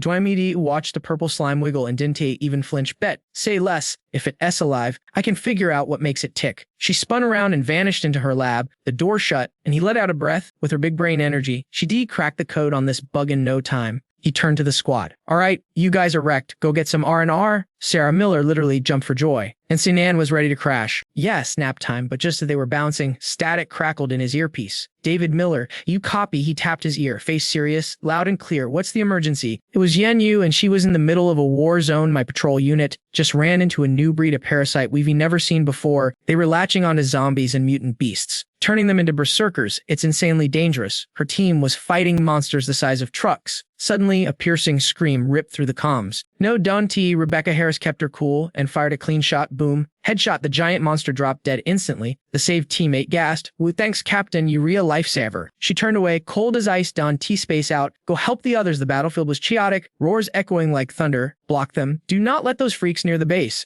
Yan Yu updated the sit rep. There's too many of them. All patrol units are getting hammered. We need backup. Like yesterday, David Miller sensed the bad vibes immediately. He stopped the squad from leaving. Change of plans. No sleep for the wicked. Go support them now. Stay safe. I am sending everyone I got. He barked orders at Sainan. Grab Chen Yu and the combat teams. Miao Chun, go handle the wounded. It's gonna be messy. They saluted. Faces grim. Copy that. We won't let anyone die at our watch. Seeing David Miller about to dip, Sarah Miller noticed she was benched. Hey, what about me? Let me go smash some heads. David Miller stopped her. Chill. The situation out there is sketchy. Since you re the mobile unit, I've got a way more critical mission for you. Sarah Miller chased him down. Suspicious? More critical. You better not be trolling me just to keep me safe. He stopped to drop some wisdom. This base is our sanctuary. If it falls, humanity is toast. Where will we go? I need to power the generator to keep the shields up, and I can't do it alone. He gave her a head pat. Plus, you re my ride to the front lines if things go south. Sarah Miller nodded, feeling important. Okay, fine. I'm listening. They rushed to the core as they arrived. He sighed, jinxed it. Power S fading. Inside, a technician was smashing buttons and complaining. Man, this generator heats up fast but cools down even faster. Except for the boss, nobody has the firepower to keep this thing running. Suddenly, David Miller appeared behind him like a ninja. Old man Zhang out of juice again. The old guy wiped sweat. Relieved. Boss, thank God, crank up the heat. We were losing stabilization. Easy there. Step back. He didn't even need his ultimate move. He just channeled raw fire. pumping heat into the core. Instantly, the systems roared back to life. He smirked. Piece of cake. In the lab, old man Zheng looked around, totally geeking out. It's magic. A little fire creates massive energy. How many years would it take regular science to catch up to this? David Miller just shrugged off the praise. He walked out. One day, our tech will be even crazier than this. Down the empty hallway, Sarah Miller stopped halfway. Bro, I've been meaning to ask you something. He kept walking, cool as a cucumber. Shoot. Finally, she voiced the question that had been bugging her. Sister-in-law is patrol captain. Duaimu is head researcher. Even Sainan and Chen Yu are defense captains, so like, what's my title? Am I just a sidekick? David Miller stopped, turned around, and gave her a mischievous grin. Your teleportation is unique, so I hereby dub you the delivery squad captain. Realizing she just got played, Sarah Miller gave a fake, twitchy smile. Don't think I don't know you re-roasting me. Then she started throwing a full-blown tantrum, taking it out on him. He just stood there, 30% helpless, 70% used to it, saved by the bell. Duamadi approached. Boss, initial analysis on the bug is done. Come to the lab. Now, hearing that, David Miller got serious. He ditched Sarah Miller. Go home and stay on standby. Wait for my signal. She knew it was business time. Got it? Sprinting to the lab, his mind raced. Those cloaked figures. And now this sudden parasite outbreak. Is this their doing? A trap left behind? He gritted his teeth. Doesn't matter. He uncovered the truth no matter what. Inside the lab, Duaimadi was hyper-focused on a dissected mutant bird. Her expression was grim. Something was wrong. David Miller burst through the door. What's the verdict? What are we dealing with here? Donmu didn't look back. Come see for yourself. He walked up to the operating table, and what he saw inside the dissected creature made his blood run cold. Witnessing this gross scene, David Miller was totally disgusted. That thing is nasty. But he pushed the cringe aside to focus on the real tea. Where did these mutant bugs come from? And how exactly are they hacking people's bodies? Olivia Lee pulled out a black needle like a mad scientist and stabbed the creature. She announced that this purple toxin is the main culprit controlling the other biological functions. After extracting the juice, she dropped a single black drop next to a lab rat. Boom. It's a neurotoxin. It messes with the bioelectricity and makes the host go berserk. That tiny rat instantly turned into a hulking beast with muscles popping everywhere. Olivia Lee watched the show and broke it down. These parasites eat the host's brain, take over the controls, and force a massive mutation. It's basically a biological takeover. Done with the lecture, she one-shotted the rat, sending it to the afterlife. That's the danger right there. Hearing this, David Miller's brain started racing. If he wants to save people, he has to surgically dig these parasites out before it's too late. Olivia Lee dropped the final bomb. She has no clue what caused the mutation. This info hit David Miller hard. If even the genius scientist is clueless about their origin, we are in big trouble. Seeing his doubt, Olivia Lee shook her head helplessly. She doubts anyone on this world could identify them because their biological structure has never been seen on the blue star before. She paused for dramatic effect and finished her thought. In other words, these things aren't from Earth. Now David Miller finally smelled the fear in the air. Alien invasion confirmed. A crazy thought popped into his head. Did the King of the Dark Star launch these things here? Snapping out of it, David Miller realized one thing for sure. These parasites are a massive threat to humanity. I'll go fetch more samples for you to study, he said. Olivia Lee was fired up, determined to crack the code and expose the secrets of these nasty bugs. Just then, the walkie-talkie in his pocket buzzed. Boss Captain Sainan and Vice Captain Chen Yu are back. He grabbed the radio and shouted, "Tell them to meet me at the research lab, ASAP." The other side copied that, but David Miller felt something was off. Why are they back so fast? Didn't they just leave? Shouldn't they have run into Rebecca Harris' squad halfway? That's mad suspicious. Suddenly, a massive tremor shook the lab, knocking Olivia Lee off balance. David Miller rushed to catch her like a smooth operator. He radioed Sarah Miller to get over here. Immediately, while Olivia Lee tried to figure out what just happened, what's the move? An explosion. At his command, Sarah Miller teleported and instantly, "Brother, what was that noise?" David Miller didn't waste breath explaining. Olivia Lee, guard the gear. Sarah Miller, let's go check the perimeter. As they dashed out, Olivia Lee whispered a silent prayer. Boss, please be careful out there. Outside the base, amidst the rubble, the guards were lined up facing two approaching shadows. The soldiers were geared up, weapons raised, shouting for the intruders to freeze. One soldier was hyping himself up. Don T back down, hold the line. But the two intruders didn't give a damn. They were dragging a beaten soldier across the ground by his head like a rag doll. The disrespect. One guard couldn't take it anymore and screamed, "Captain, are you crazy? Why are you taking out your own brothers?" But his question was met with dead silence. It was Sinan, but he was being piloted by the parasite now. He charged in to throw hands. The squad realized talk no jutsu wouldn't work. So they opened fire, bullets rained down, forcing Sinan to block. They emptied their clips, but Sinan didn't have a single scratch. One soldier cursed in panic. "Damn it, the bullets are bouncing off. We can stop this guy." Once the guns clicked empty, Sinan stopped tanking and started attacking. He rushed in, handing out one-hit KOs to everyone. In seconds, the entire defense line was absolutely wrecked. Luckily, one rookie soldier managed to hide behind a rock, his face pale with terror. Why is this happening?" He stammered. "Captain, why?" After a few moments, Chen Yu and Sainan had wiped the the floor with the armed squad, and were closing in on the base. The rookie knew he was just an NPC compared to them. He needed backup. But then, he saw a little girl crying in the ruins. Chen Yu, trailing behind, locked onto the sound of crying. The two monsters changed course, heading straight for the defenseless girl. The rookie peeked out and his heart hammered in his chest. Crap, if I done T-move, that kid is toast. Chen Yu loomed over the girl. She was frozen in fear, watching his hand reach out to grab her.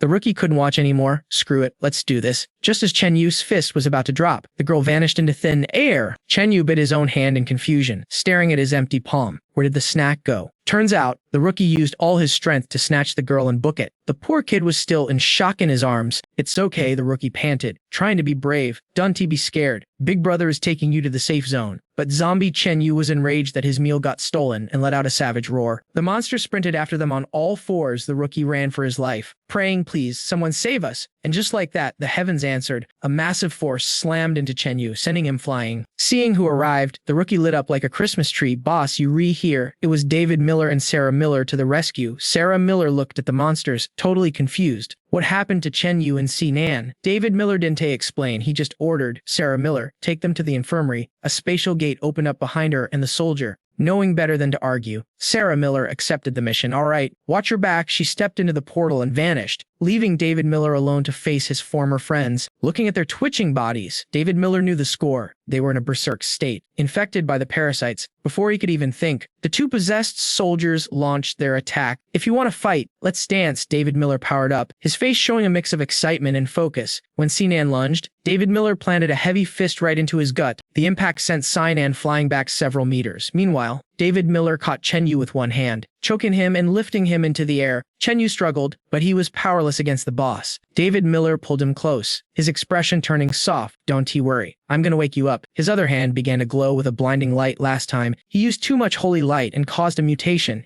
This time, I'll control the output. I'll force the bug to a safe spot and extract it. With the plan set, David Miller shoved the glowing light near Chen Yu's mouth. Chen Yu's head started smoking, and he let out a blood-curdling scream. After a moment, David Miller dropped him. He sat Chen Yu down and focused entirely on the healing process. Hang in there, Chen Yu. But then, a nightmare scenario unfolded. Chen Yu's face bulged with terrifying green veins. His neck started to crack open, and tiny, wiggling tentacles burst out. David Miller's eyes widened in pure horror. What the hell? Then, the unthinkable happened. Chen Yu's head didn't just mutate. It disintegrated in nothingness right before David Miller's helpless eyes. Chen Yu, while David Miller was paralyzed by the shock of watching his friend get deleted, Sinan behind him started clutching his head and screaming, "Boss, my head, it hurts, save me." Seeing things spiral out of control, David Miller rushed over and grabbed Sinan's shoulders. Stay calm, Sinan, I got you. I'll save you. But before he could even cast a spell, cracks began to shatter Sinan's face. Those nightmare tentacles appeared again. Sinan's screams got louder and louder. It hurts, and then silence. David Miller stood there, utterly defeated. Once again, he had to watch a comrade get sent to the lobby, and he couldn't do a single thing about it. When his soul finally returned to his body, David Miller looked down at the fallen bodies of his friends, absolutely devastated. No, why did it have to end like this? From the severed necks of the two bodies, massive tentacles swelled up and finally ripped through the flesh, wriggling out like something from a nightmare.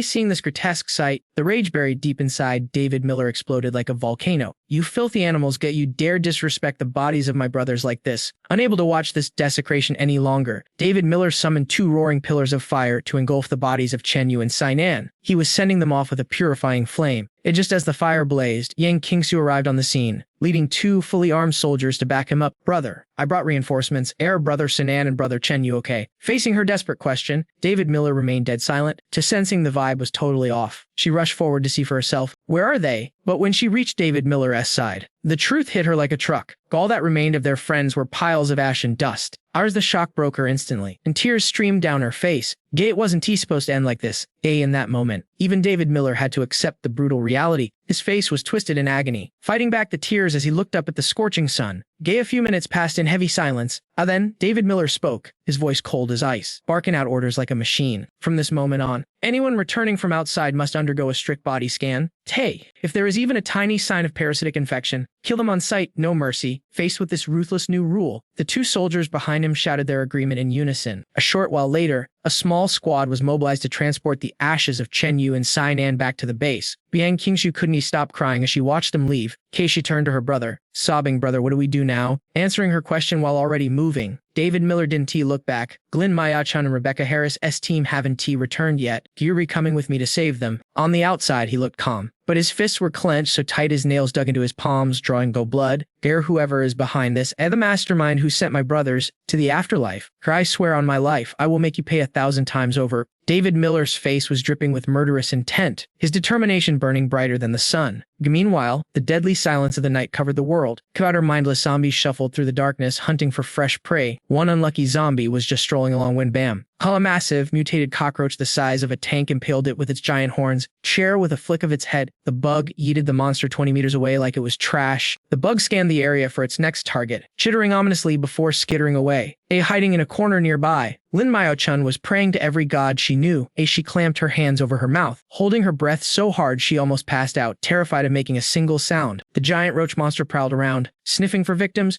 Only after a long, agonizing wait did Mao-chun dare to peek her head out to check the coast. She scanned every direction with trembling eyes. Once she was sure the beast was gone, she let out a sigh of relief. That was way too close. Where on earth did this new type of bug monster spawn from? Flashback to Sinan's side of the battle. A Titan-class zombie, accompanied by a swarm of smaller freaks, had them pinned down. Sinan punched a zombie so hard its teeth shattered. Get back. But the horde of undead and monsters just kept multiplying. Chen Yu shouted orders, free fire. Take them down. The soldiers in military gear unleashed a hail of bullets. Thank God we were repacking heat, or we'd be totally screwed right now. Sinan cracked his knuckles, looking like a total boss. Trey, as long as I'm standing, none of you ugly freaks are getting past me. Suddenly, a massive explosion rocked him from behind. Again, a spoom. The dust settled to reveal a mutated winged monster landing with a ground-shaking thud. Hiss! One soldier screamed, "What the hell? This bug is wearing armor." Another guy yelled, "Stop yapping and shoot," but it was useless. Their bullets bounced off the mutated roach shell like toys. The two soldiers behind Sinan panicked. "Gay, it's no use. We can break its defense. We recooked." But Sinan wasn't done yet. Gay flared his aura, covering his body in protective energy. Like a hero, he charged forward and grabbed the monster's horns. "You ain't getting past me." But the creature was insanely strong, and Sinan struggled to hold his ground. Damn, this thing has crazy power. Guy can take it head on for long. Changing tactics, he used the monster's momentum to flip it over and slam it into the ground. Crash, he wiped the sweat from his brow. Panting heavy, Chen Yu patted his shoulder. Impressed, not bad. "Big guy, I can believe you actually suplexed that giant bug." The monster seemed knocked out, lying upside down, but its mouth part started twitching weirdly. Sinan sensed the danger instantly. "Wait, Dante, lower your guard. Something's sus." Suddenly, a magic circle appeared on the monster's head. Gay let out an ear-splitting screech that forced everyone to cover their ears in pain, and then 4 more mutated roaches spawned out of nowhere. Sinan turned to Chen Yu, shouting, "Use your ability. Knock them out." But Chen Yu looked terrified. "Gay, I can't my hypnotic scent doesn't work on insects. These things are immune." Meanwhile, Lin Mao-chan was frantically trying to radio David Miller. "Boss, can you hear me, boss?" But it was no use. The screeching of the bugs was jamming all their comms equipment. They were completely cut off. Sinan realized the situation was hopeless. "Damn it. If we stay here, we're all gonna be zombie chow. Someone has to survive to warn the boss." He made a tough call. "Sister Maya-chun, you run back and find the boss. Guy will hold off these bugs." She hesitated. "No, I can't leave you." Hai Chen Yu pushed her forward. "Others no time go." Sinan charged the vanguard, blocking 2 monsters at once. "Go. Now." Chen Yu smiled sadly. "You don't worry about us." With no other choice, she turned and ran, tears in her eyes, heading to find David Miller. Maya-chun sprinted at max speed. "Sinan, Chen Yu, everyone, you guys better survive." She was desperate to find a way out and bring reinforcements. But suddenly, a shadow loomed over her from behind. A flying monster had tracked her down. Maya-chun froze in horror. It can fly." The beast dove down to strike.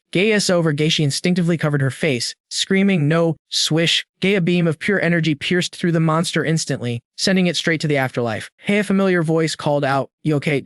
It was David Miller and Qingshu. "Sorry, we were late." They rushed to her side. "Yuri finally here," she cried. Qingshu hugged her tightly as she broke down. It's okay. Sister Maya-chan, Yuri's safe now." David Miller's face was dark as a storm. "Guy will avenge them, but first let's find Rebecca Harris." Maya-chan wiped her tears. "I know where they are. You are good. Lead the way." Meanwhile, over at Rebecca Harris' location, the battle was absolute chaos. A soldier reported, "Captain, the signal is jammed." "Grow, we need to break through the encirclement now." We can hold out. Rebecca Harris hesitated. No, I promised your families I'd bring you back alive. A soldier with a missing arm shouted, Captain, just go. Done. Worry about us. I'll stay behind and block them. Another brave soldier, blinded in one eye, nodded. Let us buy you time. It's been an honor fighting with you, Captain. But Rebecca Harris wasn't having it. Shut up. Rebecca Harris, never abandon my squad. If we die together. Who's afraid of death anyway? Her words lit a fire in their souls. The fear vanished, replaced by adrenaline. Oh, hell yeah. Let's take these monsters down with us. And just as they were ready for their last stand, a massive pillar of fire crashed down from the sky, incinerating the monsters. Boom. David Miller stepped out of the smoke like a god of war. As long as I am here, nobody dies today. The soldiers cheered. The boss is here. Thank God we were saved. Rebecca Harris shouted, we need to stabilize the formation. Kingsu, get the wounded to safety. David Miller cut her off. No need for all that. Just protect yourselves. I'll handle the trash. Rebecca Harris looked worried. But there are too many of them. The swarm is endless. Can you handle it alone? A massive wave of giant bugs and zombies was rushing straight for him. David Miller smirked confidently. Watch me. He summoned his ultimate weapon, the blade of primal fire. The more the merrier. He charged into the horde, slashing and hacking. Could die, all of you. The remaining monsters actually paused, trembling in fear. David Miller glared at them. Go what now? Feared he unleashed a firestorm, roasting the bugs and zombies until they crackled and popped like barbecue. He stomped the head of a burnt cockroach, crushing it into dust. Only your deaths can pay for the pain in my heart. Rebecca Harris watched him stunned, then whispered it to Kingsu. What happened to him? Why is he so angry? Kingsu hesitated, her voice trembling. Sister Sanan and Chen Yu. They didn't make it. Oh, the bugs got them. Rebecca Harris gasped. No. She looked at David Miller's back with pure heartbreak. He must be in so much pain. She couldn't let him be consumed by his rage. Dad's Rebecca Harris walked up behind him and wrapped her arms around him in a gentle hug. It's okay. It's all over now. David Miller stood there in silence, laughing at the bitter irony. Everyone calls him the savior, but he couldn't even save his own homies. Yayu walked up to him. But honestly, nobody knew what kind of chaos was about to go down. We gotta live our best lives to honor their sacrifice. David Miller looked surprised for a sec, then cracked a small smile. You're spitting facts. I can keep sulking. Too many people are counting on us to survive. He barked out orders. Everyone gear up. We heading back to base. ASAP. And drag those monster carcasses with us. I need to find their weak spots. Cut to the base, which was locked down tighter than Fort Knox. A sentry yelled out, halt, everyone needs a body scan. But then the guard realized who he was talking to.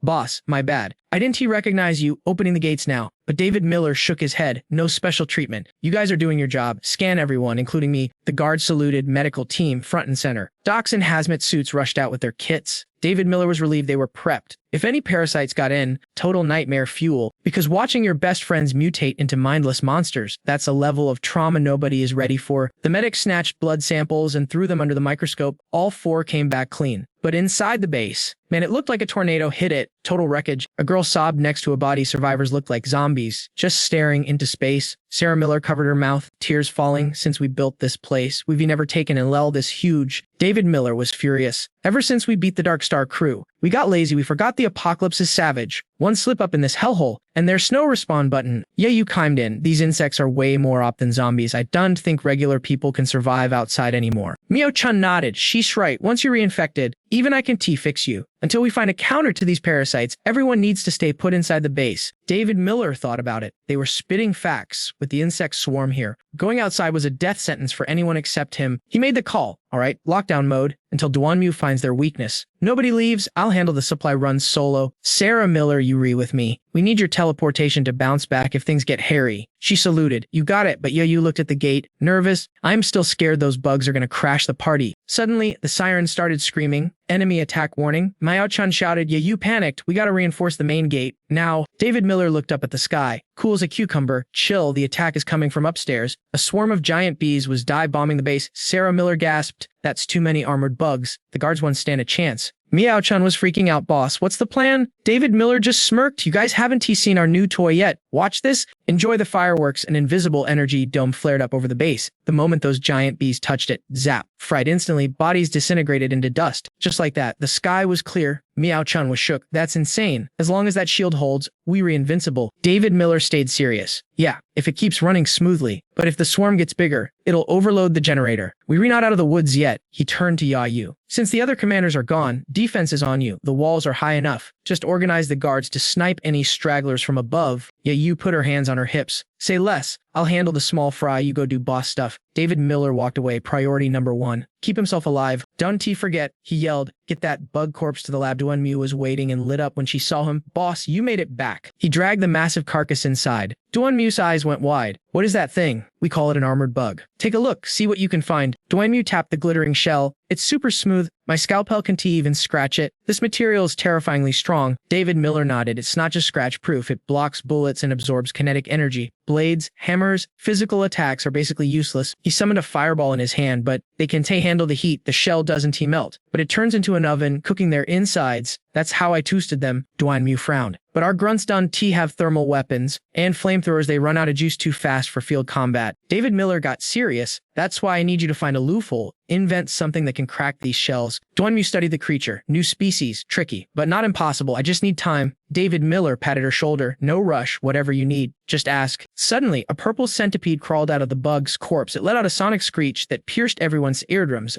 My ears. David Miller yeeted a dagger and pinned it to the table. Dead, but the sound did stop. Duan clutched her head. What's happening? Miao Chun realized the horror. It's not just here. It's coming from outside. Sarah Miller. Snap out of it. Get me to the gate. Outside, it was chaos. Everyone was rolling on the ground, screaming from the sonic attack. Even the elite guards were crippled by the noise. Why is it coming from everywhere? Suddenly, the earth cracked open. A massive centipede burst from the ground like a kaiju. Panic set and oh god, they under us. Behind the giant centipede, an endless stream of bugs poured out of the hole. That first scream was the signal. The first domino fell, sector by sector, floor by floor. The defense collapsed. The screeching echoed across the entire planet. The swarm breached the shields and the walls. It was game over. People scrambled, screaming, run for your lives. A father grabbed his son. Get in the hole, hide. The boy teared up Michael Miller. What about you? The father smiled sadly. I'll be right behind you. I promise. Remember, Dante cry and Dante come out. He sealed the lid. The boy squeezed his eyes shut in the dark, sobbing silently, terrified to make a sound. Hours later, the slaughter was over. Bodies littered the ground as scavengers shouted. Search the area, make it quick, and watch out. Those bugs like to play dead. Zhao Ying scanned the ruin and sighed. Damn, even this fortress couldn't stop the swarm. Grab the loot and let's bounce. Her lackey nodded. If we stayed at our base, we'd be toast too. Suddenly, his scanner beeped. Yo, boss lady, I got a heartbeat. Someone S alive. Zhao Ying rushed over. Where? Over in that corner. They found the hidden hatch. Zhao Ying ripped the lid off, revealing the little boy from before. She lifted him up gently. Hey kiddo, you okay? The boy looked around with wide eyes. My Michael Miller. I can find my Michael Miller. The scavengers looked away, tears welling up. They knew the truth. My little sister and I, we fought with Linda Miller and Michael Miller. We never even got to say sorry before those damn bugs took them. Zhao Ying wiped the tears from the kid's face, her voice soft but firm. It's gonna be okay, fam. Big sis has got your back now. I'm not going anywhere. Suddenly, a soldier screamed out. It was a broadcast from the savior himself. Xiao Ying commanded, put it on the big screen. A sap, the feed flickered to life, and there he was, David Miller, looking like an absolute unit. What's good? Everyone, to all my survivors out there, listen up. Not long ago, these unknown bug monsters raided our turf. They took out our friends, our families, absolute carnage. There's too many of them. They're bloodthirsty and honestly, they're way scarier than the zombies ever were. Some of you guys got lucky and survived, but I see you giving up. You think it's game over. You think we were just gonna turn into cosmic dust? Are we really gonna let these creeps snack on us without throwing hands? Hell no, we gotta fight for the homes we lost. We fight for the kids and the parents standing behind us.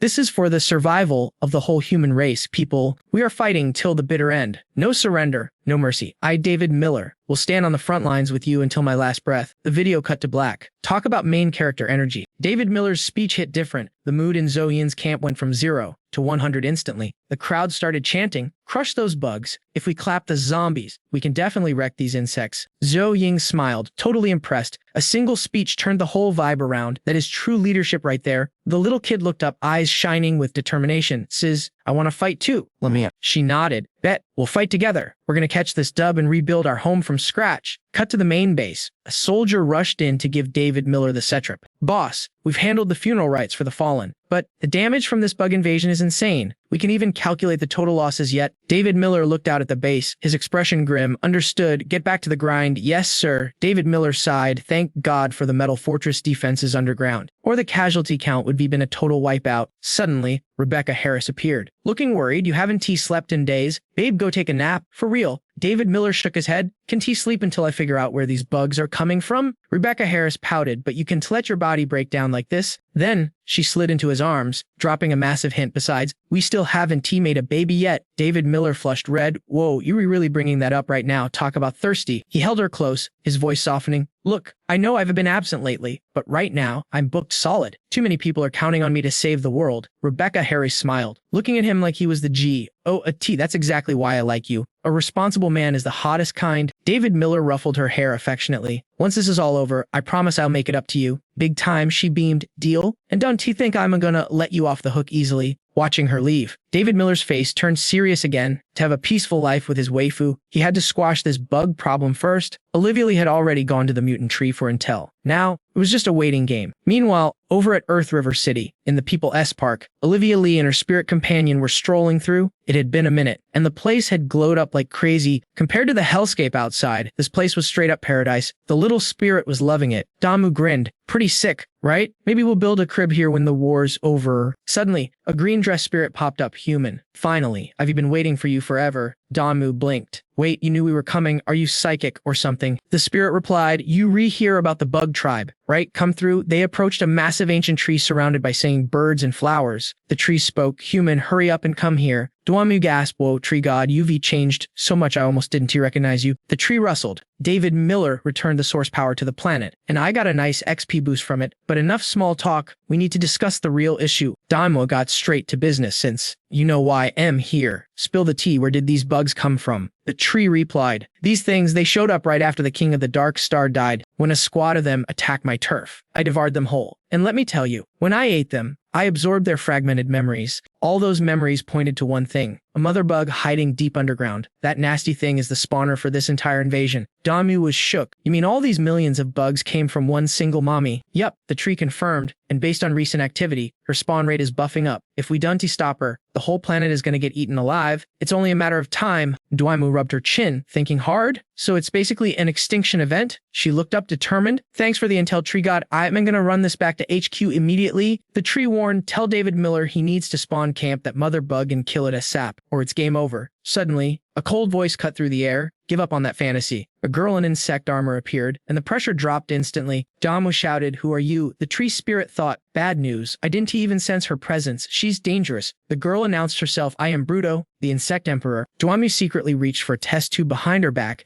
Insect emperor, so you re the one controlling the swarm. Bruto extended massive razor-sharp claws. Weaklings Dante deserve to know the lore. Just day. Olivia Lee whipped out a vial of purple liquid. Keep dreaming, freak. She smashed it on the ground, and a cloud of toxic gas exploded outwards, engulfing Bruto instantly from a distance. It looked like a direct hit. Damu smirked. That's my special anti-bug poison mix. Enjoy. But the tree god shouted, Dante, get cocky. She's not dead yet. The purple smoke cleared, and Bruto was standing there, completely untouched. Posing like a model, she launched herself into the air with insane leg strength. Boom, in a split second, she was right in Damu's face. The little locust spirit screamed, dodge it, and threw up a shield to save her. Bruto swiped, and a flash of green light barely blocked the attack. Talk about a close call. A vine shot out and yanked Damu back to safety. She gasped. Thanks, the tree god warned. Stay sharp. Her speed is broken. The little locust spirit tried to attack Bruto with vines, but she just casually swatted them away and knocked the spirit down. Damu caught the little guy just in time. Panic in her voice. Little locust, you okay, buddy? The spirit was fading fast, barely able to let out a groan. She looked at Bruto in horror. This empress is too up. Look at that energy radiating off her. The tree god whispered urgently. Listen to me. You guys need to dip, run. I'll hold this monster off. Damu hesitated, but the tree god pushed her away with his roots. Don't be a noob. Go now, or we all get wiped. Bruto was tearing through the roots like they were paper. Damu gritted her teeth and started to run. You better survive this, you hear me? The tree god muttered. I do love to survive. The odds aren't looking good. His roots kept lashing out, but Bruto was parrying everything with zero effort. You pest, the tree god raged. Suddenly, golden light erupted everywhere. He summoned an army of tree ants to trap Bruto in a golden sphere. I'm going to crush you into fertilizer. He commanded the ants to squash her flat. Inside the sphere, Bruto's voice was dripping with arrogance. Is this really your ult? I only need one move to delete your little army. Boom, she burst out without a scratch, not even a wrinkle on her outfit. The tree god was flabbergasted, stuttering why didn't you take any damage? Bruto sized him up. You're not terrible. I guess. She leaped into the air, charging up. A massive ball of purple energy formed in her hands. She decided this opponent was worthy of a named attack. The energy ball grew to the size of a spirit bomb. She screamed, Void Storm. The tree god looked at the purple death rushing toward him and realized the power gap was too huge. Knowing it was the end, he roared out his final wish. David Miller, avenge me. The blast hit, causing a massive nuclear-level explosion. When the dust cleared, there was nothing left but a giant crater. Bruto stood there, shaking her head. Pity, still not strong enough. Not wasting any time, she leaped away. I need to find some real competition. Meanwhile, Olivia Lee ran for her life, the injured spirit on her shoulder, while Bruto's chilling ladder echoed in the distance. Guys, if you want David Miller to get revenge, smash that like button right now. Olivia Lee knew the Reaper was breathing down her neck, but she kept pushing her limits. Dawn, stop, girl. But reality hit hard. Bruto materialized right in front of her like a ghost. She snatched Y by the neck, choking the life out of her, while little Locust tumbled helplessly to the ground. I struggled against the iron grip, gasping out, let me go. But Bruto wasn't there to kill her just yet. She smirked, dropping some heavy facts. I know your boss is the apex predator on this entire blue stare. She shot a glare at the little tree. Spirit, go tell your master. If he wants his woman back, he needs to come catch these hands personally. With that savage mic drop, she vanished, leaving the little guy absolutely stunned. Smashing the ground in pure rage, the spirit screamed out, but suddenly, cut to the chaotic city defense, smoke, fire, and a massive worm breaching the walls like a scene from a nightmare. The soldiers were spraying and praying, shouting, Die, you filth. One lucky shot hit them all, and the beast went down with a sickening thud. But the nightmare was just starting. One grunt looked at Uncle Wang, terror in his eyes. Yo, Uncle Wang, why are there so many new mutations? Wang stared at the swarm, fear written all over his face. New types already. Are we cooked? But then, a voice cut through the panic like a blade. Clear the perimeter. It is him. Our main character has finally arrived to save the day. David Miller stepped up. Uncle Wang was confused, but his partner knew the vibes. Just watch. The boss is cooking something special. Trust the process. Fan began charging his aura. The crowd went silent. Yo, shut up. Watch the master at work. Flames erupted around him, lighting up the sea of creepy crawlies below like a bonfire. Looking at the endless horde, Fan smirked. Too crowded. He snapped his fingers. It was time to unleash the ultimate technique, Origin Fire. It rained hellfire. The city was safe. But the battlefield, total incineration. The squad was shook. Insane. That is not a skill. That is god-tier power. He is literally a Diddy. Fan landed like a superhero. Dunty, get cocky. The swarm is still active. Stay frosty. The team roared back in agreement. Walking off, Fan got serious. Human soldiers were getting wrecked too easily. Flesh and blood ain't enough anymore. It was time for the age of machines. He needed robots. A gun can drop a zombie, sure, but these flying armored nightmares, you need a whole squad just to scratch one, and people still die. The math wasn't team-athing.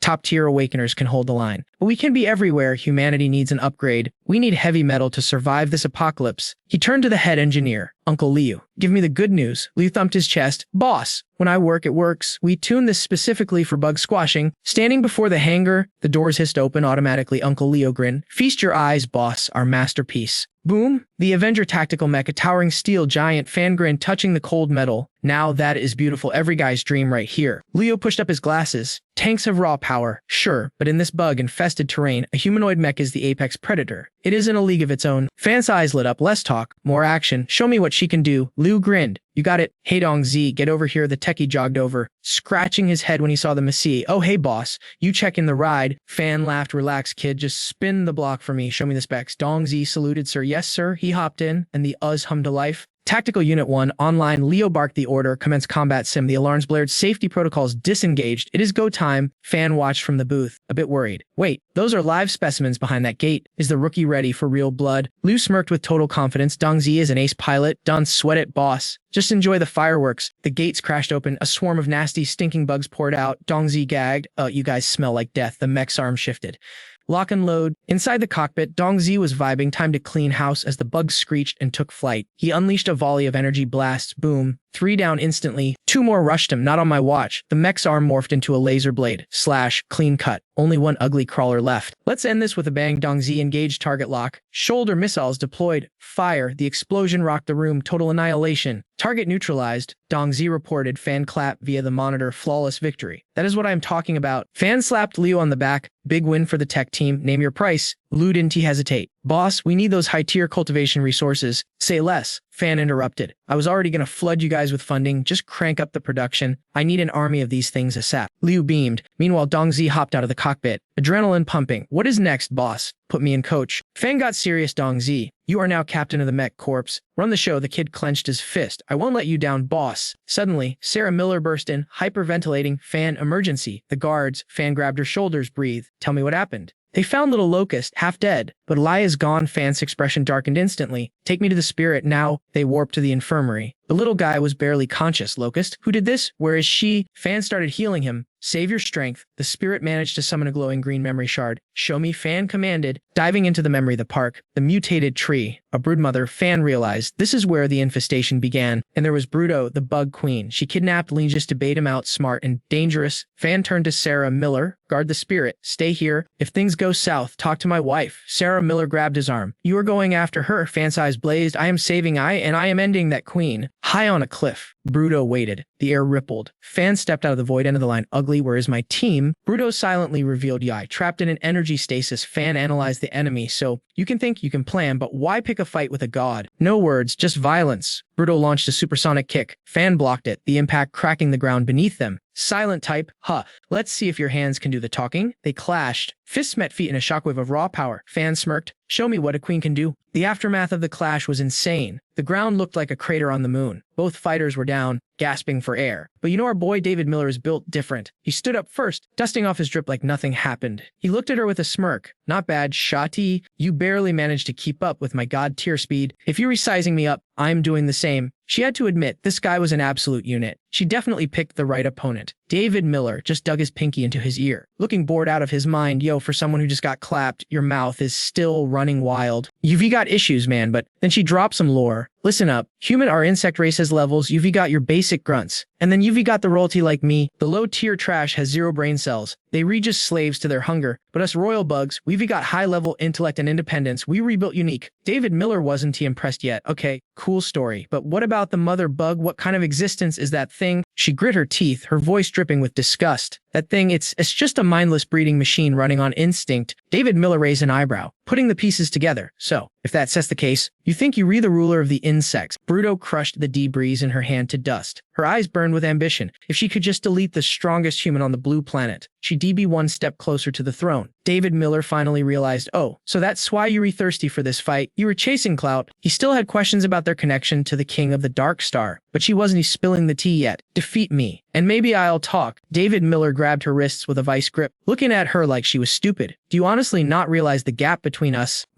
He delivered a ruthless punch right to the gut. She went flying like a ragdoll, completely confused. How did this human suddenly level up like that? Before she could even recover, he teleported right behind her like a ghost. The power gap was massive. David Miller axe kicked her straight out of the sky, slamming her into the dirt. Bruto stumbled to her feet, clutching her arm and trembling. She couldn't believe her eyes. How is he so much more up than me? David Miller landed smoothly. Bruh, that question is redundant. I clapped the king of the Dark Star. Why would I be scared of a little bug like you? He sighed. Just surrender now. I might be generous and let you live. Bruto clutched her shoulder, screaming, I ain't quitting, you hateful human. She decided to go all out, gathering massive energy in her mouth. Suddenly, a beam of dark destruction blasted straight at him. If David Miller hadn't blocked that, UV popped like a firecracker. She flew up to a cliff. But Armency was getting annoyed. My patience is thinner than your chances of winning. Last warning. But Bruto wasn't done. She was charging up her ultimate move. A massive fireball manifested. Seeing that raw power, David Miller actually smiled. Okay, now that's a little interesting. He summoned his own energy in his palm. Call this a return gift? Let me show you a new trick I've been working on. Bruto was sweating buckets, but still had to flex. Witness the power of a stage 2 royal bug. This attack can wipe an entire city off the map. She hurled the sphere at David Miller. If you can't tank this, you and your little girlfriend are finished. He didn't even flinch. With a flick of his wrist, he cast Primal Ice Shield. The fireball crashed into it just as his defense solidified. Talk about perfect timing. Bruto was hyped up. Nobody can block that. You recooked. But David Miller's voice cut through the smoke. Oh, is that so? She looked down and her jaw dropped. How is this even possible? Her massive energy ball was literally freezing midair. Bruto screamed in denial. Yo, that's cheating. How David Miller pointed a finger at her. I told you, you were not on my level. Now be a good bug and come quietly. The frozen energy boomeranged right back at her. She shrieked in terror. No, wait, I can lose. Suddenly, a mysterious figure flashed in front of Bruto, shattering the ice with one hit and shouting. Enough. A towering dude in a fur cloak appeared, telling David Miller to chill. Bruto collapsed on the ground, shaking like a leaf. David Miller narrowed his eyes. This guy's aura is even stronger than the Supreme Robe guy. I gotta play this safe. Who are you supposed to be? The stranger introduced himself. I am Anomia. I am also a royal bug. David Miller pressed on. I asked your friend before, but I'll ask you now. What's your connection to the King of the Dark Star? Anomia scooped Bruto up and turned his back. The king,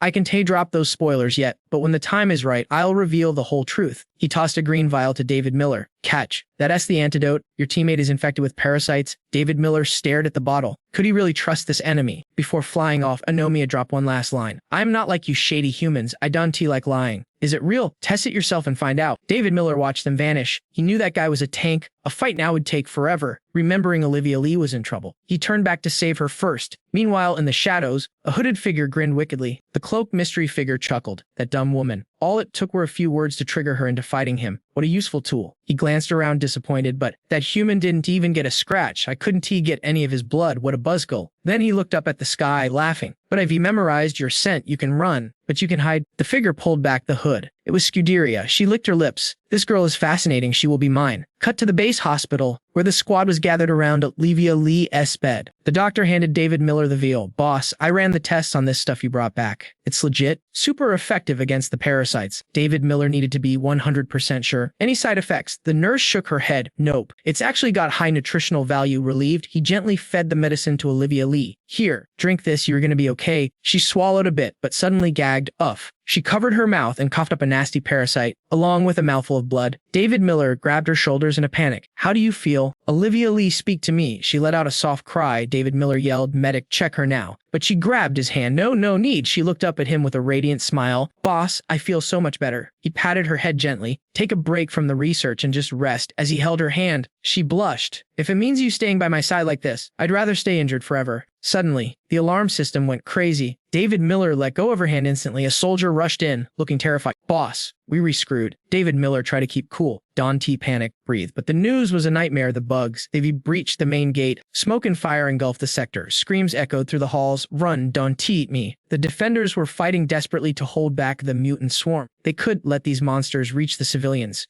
The beast charged in. A speed-type monster zoomed past, sucking the life force out of everyone in its path, leaving only skeletons behind. Stay back, Don T, come over here. Rebecca Harris stepped up and blasted it to Kingdom Come. She shouted, everyone, focus fire, wipe out the intruders. Muscle Uncle drew his sword and sliced a bug in half. Die, you piece of trash. Lou Tyler Young aimed his blasters. Bullseye, the only good bug is an exploded bug. The red robot joined the fray, quipping, killing monsters without a mech suit. That's just uncivilized. A 6-barreled minigun popped out of his shoulder, spraying bullets everywhere. Suddenly, a mutant flyer ambushed Rebecca Harris from behind. She reacted instantly, blocking the strike. An ice wall slammed down. David Miller arrived, eyes popping with rage. You dare attack my base? You guys must have a death wish. Back with Rebecca Harris' squad, she asked. Where's Xiao Yun and the others? What's the situation? Lou Tyler Young walked over, pinching his nose. I just radioed them. They re-clearing the bugs deeper inside. Nothing they can T-handle. She sighed in relief. Good. Now we just wait for David Miller, their healer, called out, everyone come here, let me patch you up. The muscle uncle laughed. Ha, even you tough girls need a healer sometimes. Suddenly a cloaked figure appeared out of nowhere. Hey there, boys and girls. Scuderia pulled down her hood with a creepy smile. This looks like a party. Mind if I join the fun? Rebecca Harris immediately aimed her energy blast at her. I know that face, Urea Bug 2. You want to play? Get on the ground right now before I blow you away. But she wasn't scared at all. Instead, her aura exploded. Urea Feisty One, big sister. How about you give me some of your blood essence? Before Rebecca Harris could even process those words, she was already struck down. Sis Rebecca Harris was moving mad slow and just collapsed. Uncle Mock flipped his lid, screaming, hell nah. I'm finna end you. Lutuhai wasn't having it either. Nobody messes with his big sis. The duo rushed Scuderia, but she straight up one-shotted them like they were NPCs. She laughed in their faces. With that weak sauce power, you guys ain't even on my level. Lamb Dioxon slid in to heal Rebecca Harris, but nothing happened. She was shook. Yo, what the heck? Why isn't my healing magic working? Scuderia smirked. That's a special toxin, fam. Done waste your energy. Here's the deal. Sacrifice one of your homies to the afterlife, and I'll cure her. So who's it gonna be? Rebecca Harris barely whispered. Dante, worry about me. Just hold on until David Miller gets back. But Scuderia stepped up. Stop tripping. That's a fantasy. The brain bug has him pinned down. He ain't coming back anytime soon. Better hurry up and choose a sacrifice, or she's gonna be permanently deleted. Uncle Mock stood up, telling her to shut her trap. He looked dead serious. Take me out, but let the kids go. I promised to look after Rebecca Harris. But Tue screamed, Uncle Mock, don't do it. Rebecca Harris clutched her wound. She capping. Dante listened to her. Scuderia grinned like a demon, claws out. I love a reliable old man. Uncle Mock braced himself for the end. Time to die. She lunged at him, but boom, just in time. Duong Pham pulled up with a fire punch from hell. You really thought you could touch my crew. He didn't hesitate, blasting her right in the mug. Literally shattered her face. Scuderia coughed up blood, thinking, holy crap, if I stay, I'm getting wrecked. She had to dip. She let out a massive sonic scream to blow him back. David Miller braced himself, thinking, good thing I blocked that wave. Weak sauce like that can T-move me. He watched her gasping for air. She's running on fumes, and honestly, so am I. But suddenly, Lam Deoxwan cut into his thoughts. Boss, do something. Rebecca Harris is fading fast. He rushed over to check her. It was heavy poison. Regular healing wasn't gonna cut it. Rebecca Harris called out weakly, but he held her hand. Chill, I got you. He activated his primal origin healing. It was risky, but it was their only shot. Minutes later, the wound was gone. She looked at David Miller with starry eyes. I feel way better now. Don, thank me. Just stay safe next time. Suddenly, Scuderia yelled out, looking hyped. Yo, that was actually insane. You healed her. That's the kind of power I am talking about. She bragged. You're worthy of being on Team Scuderia. David Miller sneered, a bug teaming up with a human. Are your brains fried? Why are you tripping on race? The universe is huge and scary. Bro, humans are too squishy to survive out here alone. He crossed his arms, laughing at her speech. My dream is a squad of elites helping each other get what they want, she claimed.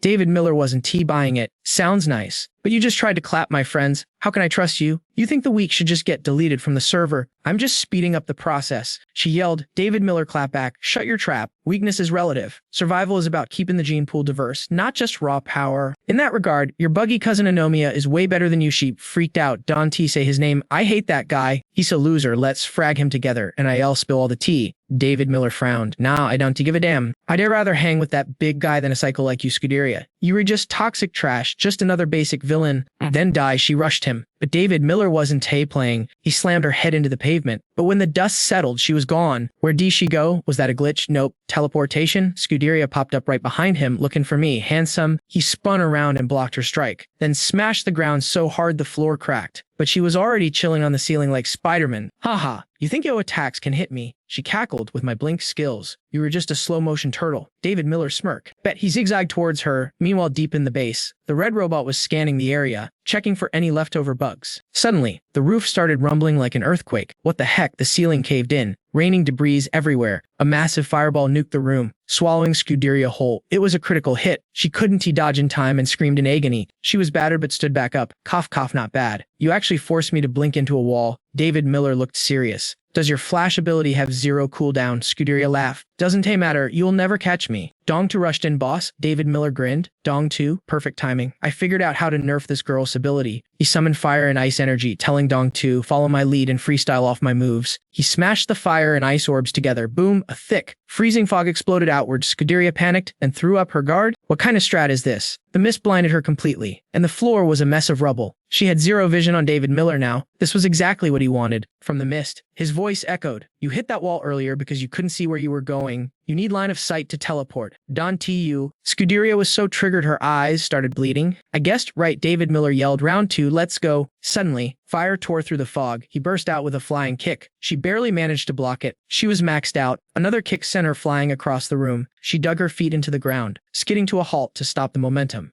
Even near death, she was talking trash. So you know my weakness. So what, I'm still elite? Stop hiding and fight me. A voice laughed. Like I said, everyone has their strengths. And in this fog, my robo-boy Dong 2 has way better aim than you. Bam, Dong 2 materialized right in front of her, throwing a massive haymaker. But villains are tough. She caught the punch with one hand. Then she started yapping with that arrogant attitude again. We imperial insects are born winner and natural born alphas, so why should we let weak humans step on us? Scuderia started transforming, her eyes looking absolutely feral. Dark energy exploded around her like a boss battle aura, buffing her stats instantly. She grabbed Dongzi's hand and crushed it. Blood sprayed everywhere like she was slicing tofu. But while she was busy monologuing about being an imperial insect, David Miller shut her up with a knuckle sandwich right to the face. Boom, a direct hit. He shouted, I'm beating this bug down. David Miller blasted her with energy. and then grabbed Scuderia by the neck with his right hand. Game over. You lose, Scuderia struggled, gasping. Let me go. I can to breathe. But David Miller was ice cold. Funny joke. You think I'm letting my loot get away. Suddenly, Scuderia pulled a ninja vanish move, shedding her shell to escape. You'll never catch me, she screamed. David Miller stood there, totally confused by what just happened. Scuderia flew up into the sky yelling, we'll meet again. And next time I'm gonna crush you. David Miller thought to himself. She has a shedding ability. This guy's survival skills are actually insane. The squad ran up to David Miller asking, yo, you good? Did you get hurt anywhere? David Miller shook his head. I'm in chill. That bug couldn't even scratch my defense. Dongzi scratched his head awkwardly. Sorry, boss. I kinda totaled my mech. David Miller replied, Don't sweat it. That was an Imperial bug. You buying me time to attack was already a legendary play. We only took damage because we didn't know these bugs could evolve like Pokemon. I'm gonna restart the investigation outside the walls. 1 week later, Scarface was rushing his crew before the sun even came up. Let's get this bread. Boys, pick up the pace, fam. A while later, they finally finished breathing heavy, man. I am dead tired. Scarface asked his buddy, yo, that bug acid melts steel in seconds. Is this paint actually going to protect us? His friend replied, trust the process. The lab geeks cooked this up specifically to resist acid. Scarface nodded. Bet I feel safer now. The research products usually don't miss. Then he asked, hey, have you heard the tea about them recruiting new fighters? His friend puffed a cigarette. Yeah, I heard the rumors. But normies like us would get clapped by those bugs. Scarface slapped his shoulder and laughed. Haha, you don't know the half of it. His friend looked confused. What's the secret? Scarface leaned in. My cousin and Tech spilled the beans. They were officially starting a mech squad. Smash that like button if you want a mech suit. Cut to the conference room. David Miller sat at the head of the table like a king. I called you all here to drop a major announcement. To stop another disaster like last time. Starting tomorrow, I'm restarting the outside investigation. The room went quiet, everyone looking nervous. Is that safe, though? Sounds kinda sus. Too risky. One subordinate stood up, boss. With all due respect, that's a bad idea without a solid plan. We were just feeding ourselves to the bugs. David Miller stayed calm. I feel you. That's why I brought new toys. Feast your eyes on the Avenger tactical mechs. This is the new standard loadout for our squad. The room went wild. That's perfection. I get it now. If we all have mechs, we re-invincible. David Miller smiled. Calm down, guys. Don't hype it up too much yet. Have you got even better loot to show you? The crowd started buzzing. What else you got? Boss, Dante Gatekeep. David Miller clicked a remote. Stop rushing me. Yang Fan explained, this is the latest drop from Olivia Li's lab. Biosuits and bug repellent sachets. He held up a pouch. Take a whiff. Tell me what you think. A subordinate sniffed it. Damn. Smells like. David Miller continued. It's harmless to us, but it's like nerve gas for the bugs. As he spoke, he personally put the pouch on the red-haired girl. Smooth move. She replied, as long as the scent lasts, it keeps the mobs away. The crew was hyped. Dongzi laughed. This suit must be legendary tier armor. Dongzi put on the suit. Totally excited. Fits like a glove. It actually auto-adjusts to my body. David Miller covered his mouth and whispered to Dongzi, you want to know what it's made of? It's made from Scuderia skin. Dongzi freaked out. Gross, get it off me. That's nasty.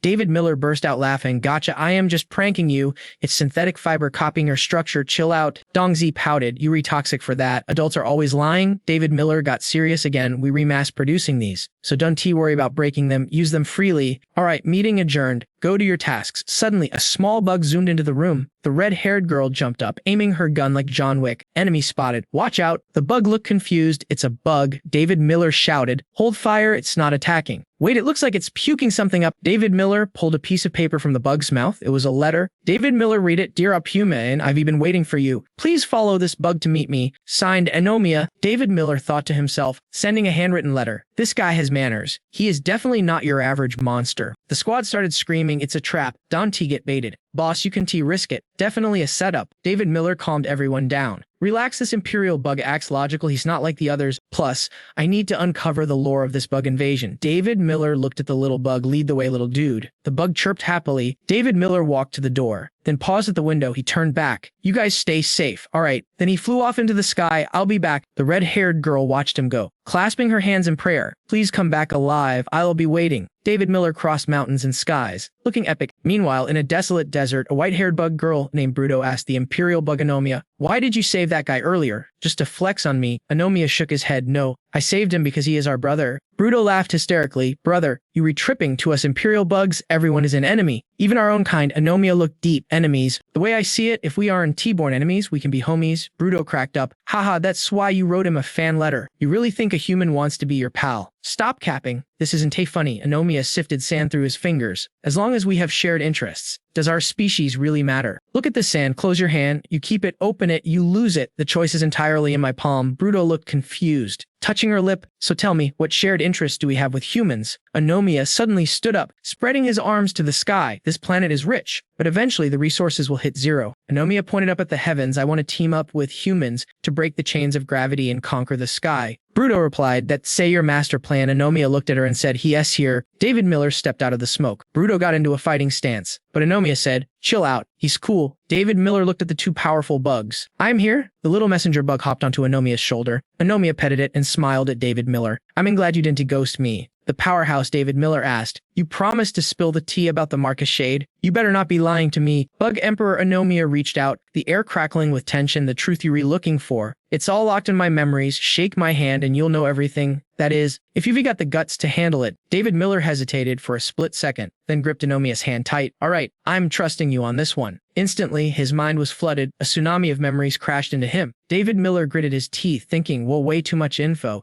Is this how I finally check out, even in death? The king was full of rage. The seal started to crack under the pressure, driven by pure resentment and a refusal to die. The shattered fragments of the Marcus Shade mutated, transforming into the terrifying bug tribe. White-haired Emperor Bruto broke it down further. The biggest chunks of that cosmic power became the bug emperors. Beings of god tier strength. David Miller stared at his own palm, his mind blown. No way. So the bug tribe is literally the shattered soul of the Marcus Shade. He snapped back to reality, eyeing the two emperors. So, what's the endgame here? Anomia crossed his arms, looking cool as ice. Every emperor has their own agenda. But me, I'm looking for a tag team partner. I want an alliance with humanity. David Miller smirked at Anomia. I am down, no problem, but talk is cheap. You gotta show me some real sincerity first. Inside, his alarm bells were ringing. An alliance? Seriously? Only a fool would trust a monster blindly. But then, Anomia popped the first button on his chest. Chill out. If we seal this deal, I promise you a legendary reward. He ripped his shirt open, muscles rippling, ready for war. But before that, show me what you're made of. Anomia stomped the ground, and boom, a terrifying ring of fire exploded beneath his feet. Bruto watched from the sidelines, totally confused. Yo, aren't we making friends? Why are we throwing hands? David Miller didn't flinch, raising his left arm in a perfect defensive stance. Is your brain made of muscle? Anomia shifted his weight, eyes locked on target. This isn't just violence, this is a ritual.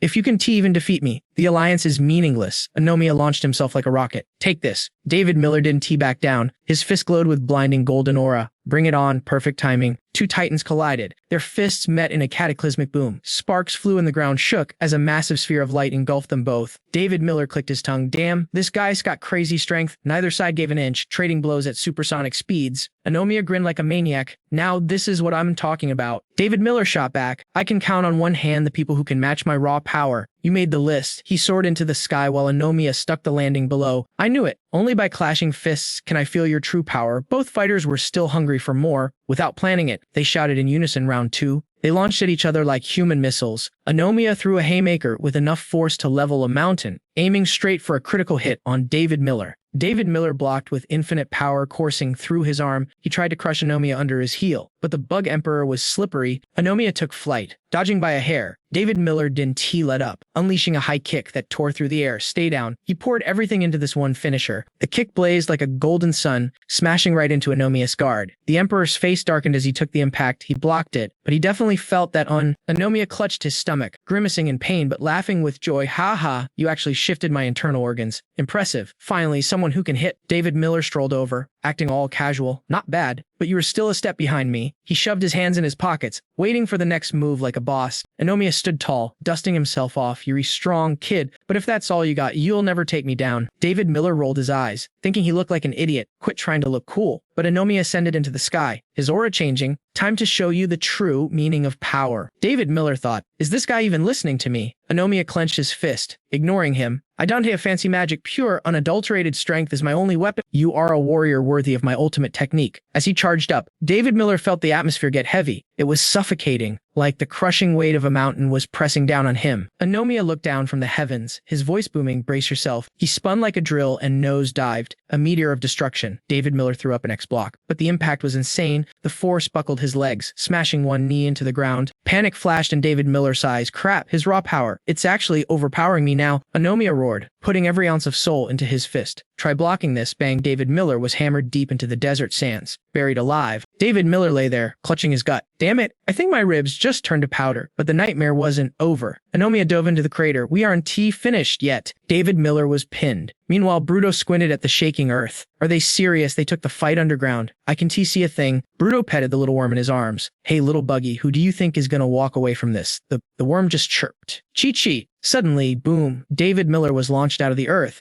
slamming hard into a boulder. He slid down, gasping for air. Move, damn you can fall here, David Miller. He managed to land on one knee, wiping blood from his lip. It's been ages since I took a beating like this. Guess I gotta stop playing games. Anomiya floated down, looking disappointed. Is that it? If this is your limit, you 1T survive the horrors waiting for us. David Miller glared, who said I was done. Don't count me out yet? He closed his eyes, tapping into his origin power. It was risky, but he needed that explosive boost to break his limits. Sensing the energy spike, Anomiya grinned. Yes, that energy, that is the warrior spirit I was looking for. David Miller erupted with icy blue aura. He shot forward. You think you own strength? Watch me beat you at your own game. Anomiya cocked his fist back, thrilled. Haha, come on. The two monsters collided once more. Fire and light swirled in a chaotic storm. It was blinding. Bruto shielded his face from the shockwaves. These maniacs are going to wipe this desert off the map. But amidst the chaos, Bruto's eyes narrowed. Alliance. Screw that. This is the perfect chance to take the human out permanently. He dropped the little worm and took off. While David Miller and Anomiya were locked in combat, Bruto snuck up behind David Miller for a dirty backstab. Anomiya saw it coming and screamed. Stop. Bruto unleashed a lethal strike die. Human. But at the last second, Anomiya threw himself in the way. Taking the hit meant for David Miller. He stood like a shield before David Miller. Bruto froze, shocked. Anomiya, what the hell are you doing? Anomiya glared daggers at his fellow emperor. This is a duel between warriors, don't you dare interfere. Do it again, and I knock you out myself. He brushed Bruto's hand off his shoulder with cold disdain. The white-haired Bruto was absolutely losing his mind, screaming like a total maniac. Yuri crazy, you've lost the plot. But Anomiya just completely ghosted him, turning his back to address David Miller. Ignore the noise, let's keep this party going. David Miller stared Anomiya dead in the eyes, his brain working overtime. This insect king hit different. He wasn't like the other mindless beasts. When he said he wanted to team up, that wasn't Cap. David Miller smirked and made a proposal. Since our power levels are pretty much equal, how about we settle this with one final move? Anomiya was hyped. Say less. He slid his foot back, charging up for an ultimate attack, standing his ground. David Miller psyched himself up for the truth, and for the survival of the entire human race. Taking an L here was absolutely not an option. Anomiya threw a punch, hoping to end it all, shouting, let's see if you can tank this. A massive beam of energy slammed into the ground, shaking the earth like a magnitude 10 earthquake. David Miller was shook for a split second, but instantly locked in for the counter. David Miller threw a counter punch wrapped in blue light,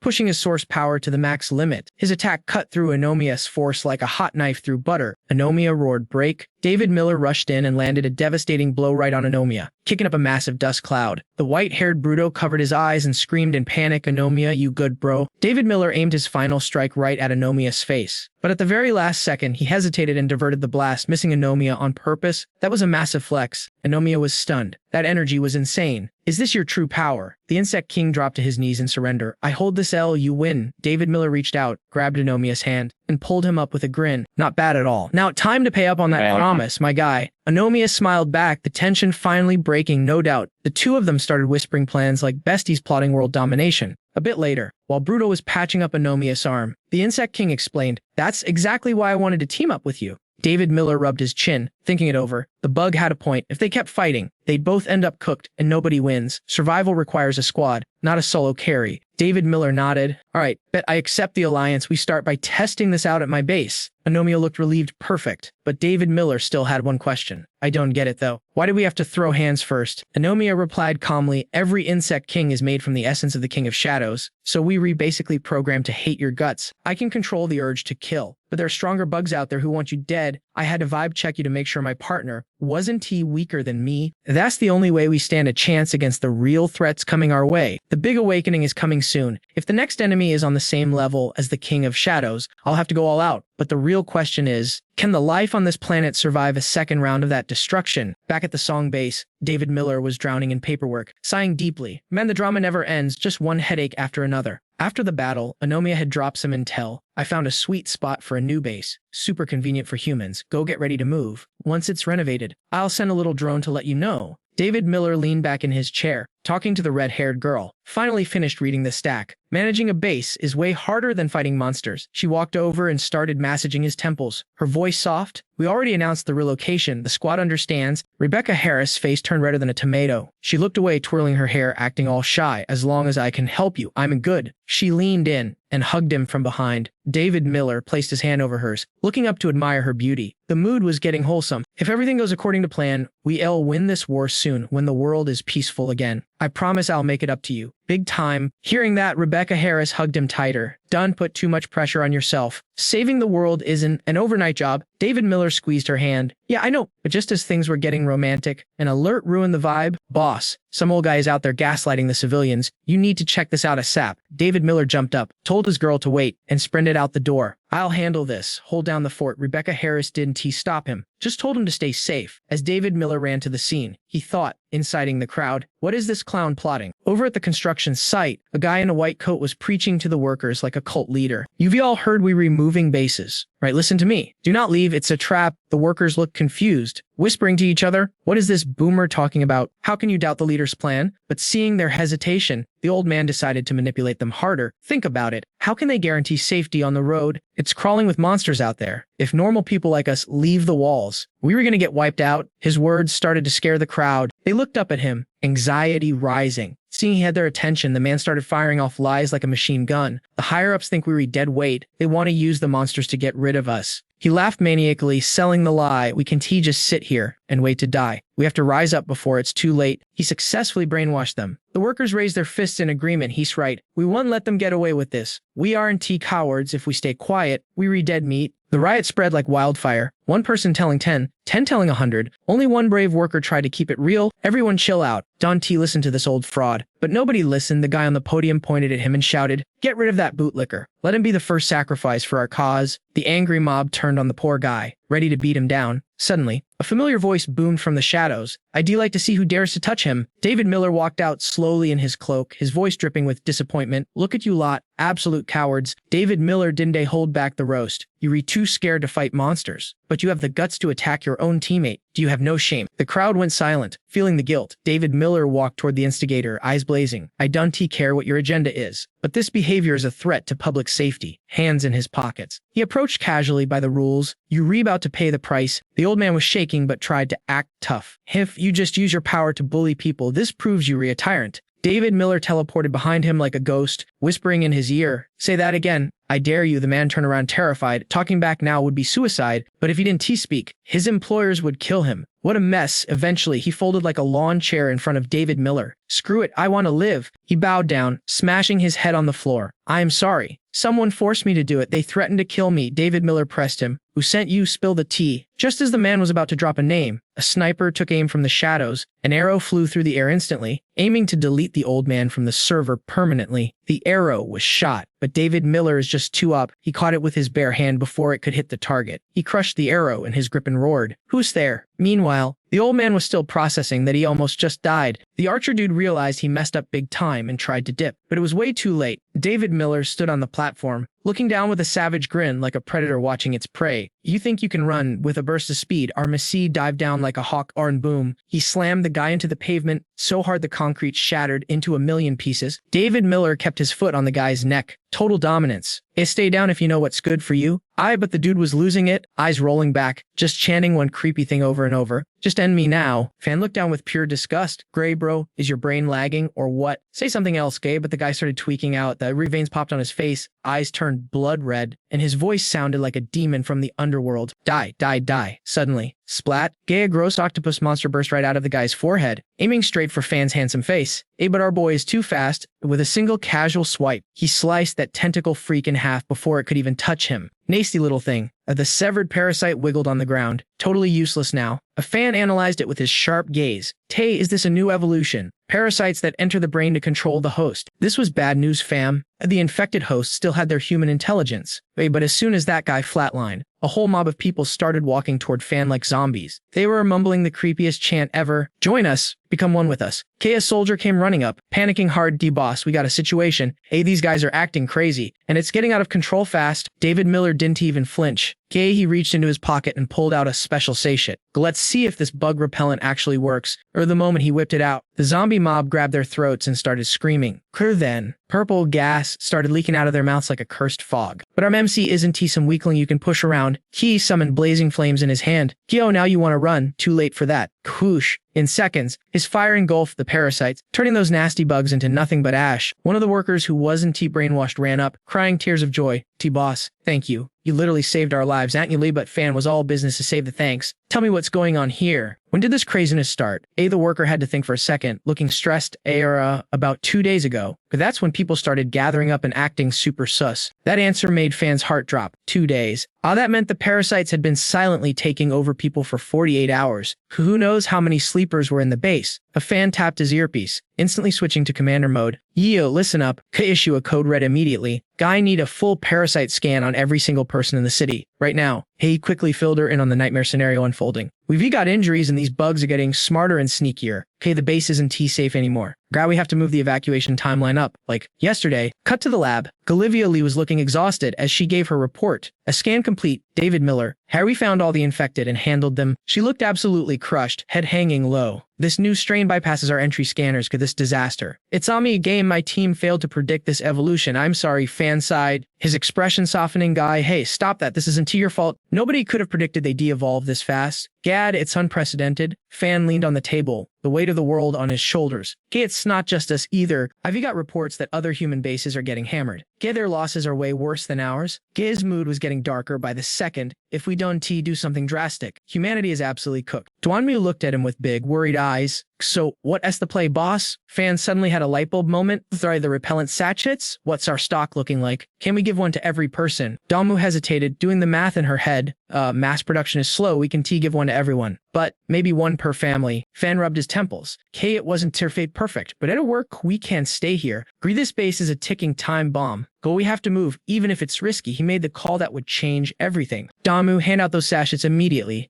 Tell everyone to pack their bags. We are moving to the Nomia coordinates. Now, Damu was shook. Wait. Already isn't he that rushing it? But Fan walked past her, eyes focused on the mission. We don't have a choice. Every second we waste is a second closer to death. Humanity is on the clock, and time is running out. The orders went out over the loudspeakers. Attention all personnel. Maintain order. We are evacuating while the sun is still up. Move, move. The convoy formed up fast. Trucks were loaded, engines roaring. A soldier on a motorcycle shouted orders. Keep it tight. Stay in formation. We need to hit the rendezvous point before dark. Inside one of the big trucks, a civilian was sweating bullets. Yo, is a massive convoy like this safe? Want the bugs swarm us? Could the driver try to chill him out to relax? We got the scent bags. The bugs are scared of that stuff. The guy was still panic spiraling. I know the bags work, but what if something bigger shows up suddenly? Boom, a giant shadow loomed over the truck. Was it a monster? Nope, it was a massive mecha robot walking alongside them. The pilot's voice boomed over the speaker. Chill out, citizens, and nothing touching you while the mech squad is online. The guy finally relaxed. Oh snap, I forgot we had an army of giant robots. Are we good? Scene switch. The convoy arrived at the meeting point in the wasteland. David Miller and his elite squad hopped out. Keep your eyes peeled. People, watch your six.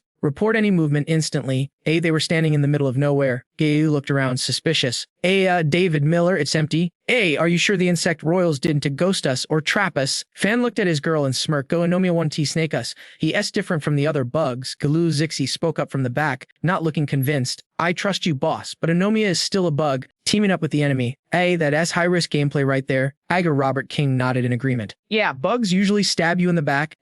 Joe, two figures emerged from the dust, walking toward them. They clearly heard the trash talk. Kadanti insult us. Humans. We possess honor you would understand. It was the insect royals. Bruto and Anomia had the drip was immaculate. By the way, Anomia walked up with a smooth smile. Greetings. It is good to see you again, my friends. Kifan turned to his squad. Everyone, chill. These are our allies now. You trust her man 100. Ishi relaxed her stance. Drive you say they were cool. I'm cool. Guy, I'll give them a chance. Anomia spread his arms like a visionary. We are all intelligent species of this planet now. Why fight? Let us turn enemies into friends and build a new era. It was a beautiful speech, but then, wahaha, a maniacal laugh echoed through the wasteland. Anomia whipped around. Who dares? The voice mocked him. Friends. Guri hilarious. A mysterious figure in a cloak stood there. radiating menacing energy. Hey, did you ask for my permission before making friends? Traitor. Keisha ripped off her cloak de boom purple hair, crazy eyes. He was the insect royal Scuderia. Bruto looked like he saw a ghost as Scuderia, his claws extended, ready for a fight. Gia, you snake. What are you doing here? Scuderia stuck her tongue out, acting totally unbothered. Kai go where I want. Loser. You gonna stop? Bruto snapped. He couldn't handle the disrespect. Guy, I'm ending you right here. Here he lunged at her with killing intent. You made a mistake coming here alone. Scuderia sighed, like she was bored. Still haven't learned your lesson. How sad. In a split second, her hand transformed. Kate morphed into a massive, razor-sharp purple claw. 10 out of 10 for lethality. Bam, she didn't even flinch. Go with one swing. She countered Bruto's attack. Kate was brutal. K1 hit and Bruto was sent flying, crashing into the dirt. Bruto was down for the count, looking totally wrecked. A Scuderia laughed, standing over him like a queen. GC. Weak. D-males are so useless. Gonomia screamed out in horror. Bruto. The violence was too much. A David Miller could he just watch his alley get folded. Drew he charged up, fist glowing with power.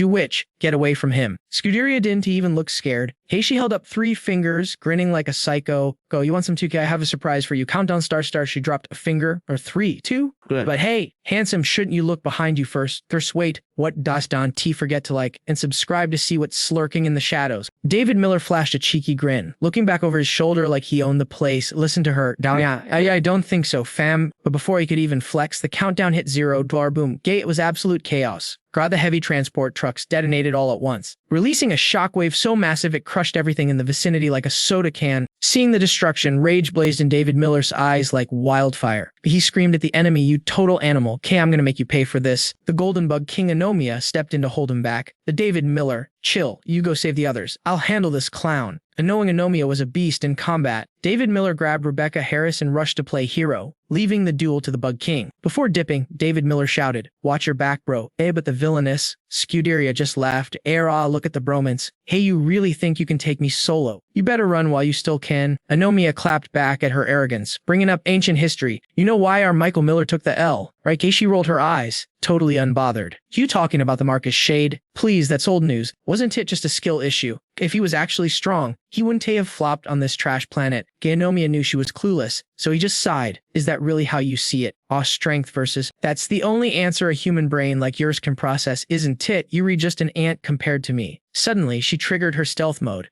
Her body flickered in and out of reality, taunting the Bug King right to his face. You still talk way too much trash. But Anomia wasn't falling for the optical illusion. With godlike reflexes, he snatched her ankle right out of the air, caught in 4 key. With victory in his grip, he stood tall and roasted her. Sneaky rats who only know how to ambush belong in the sewer. Panic finally hit her face. She realized she was hard countered. Her speed meant nothing if she could T-move. Gripping Scuderia's leg like a baseball bat, Anomia slammed her into the concrete. Whim, the impact was so savage it cracked the earth. Burying her body deep into the rubble, Anomia tightened his fist, pouring all his hate into the lecture. You messed up when you touched my squad. A stupid games win stupid prizes, get it? Even though she was battered and bruised, her mouth was still running wild. If the weak die, they die, who cares? Grace, this girl really didn't know when to shut up. Anomia had enough and slapped her face straight into the dirt, burying her head even deeper. Talk about a face plant. Since you love that smooth brain logic so much, let's test it out. Chew, he prepared to finish her off. Rewrite about one thing though. The weak get crushed, and right now, that's you. Anomia charged up a massive ball of red energy in his fist, looking like a total anime protagonist. Could die with your regrets. A Scuderia could dodge this one. Carry the punch of Kinet, exploding with enough pressure to flatten a building. Sparks flew everywhere as the ground caved in, leaving a massive crater. A Scuderia's body was absolutely shredded, leaving nothing but her upper half intact. It looked like game over. Thinking he secured the dub, Anomia turned his back to leave. Tree dropped a one-liner like an action hero. Go to hell and think about what you did. But fam, you never turn your back on the villain. Behind him, Scuderia's body was glitching out.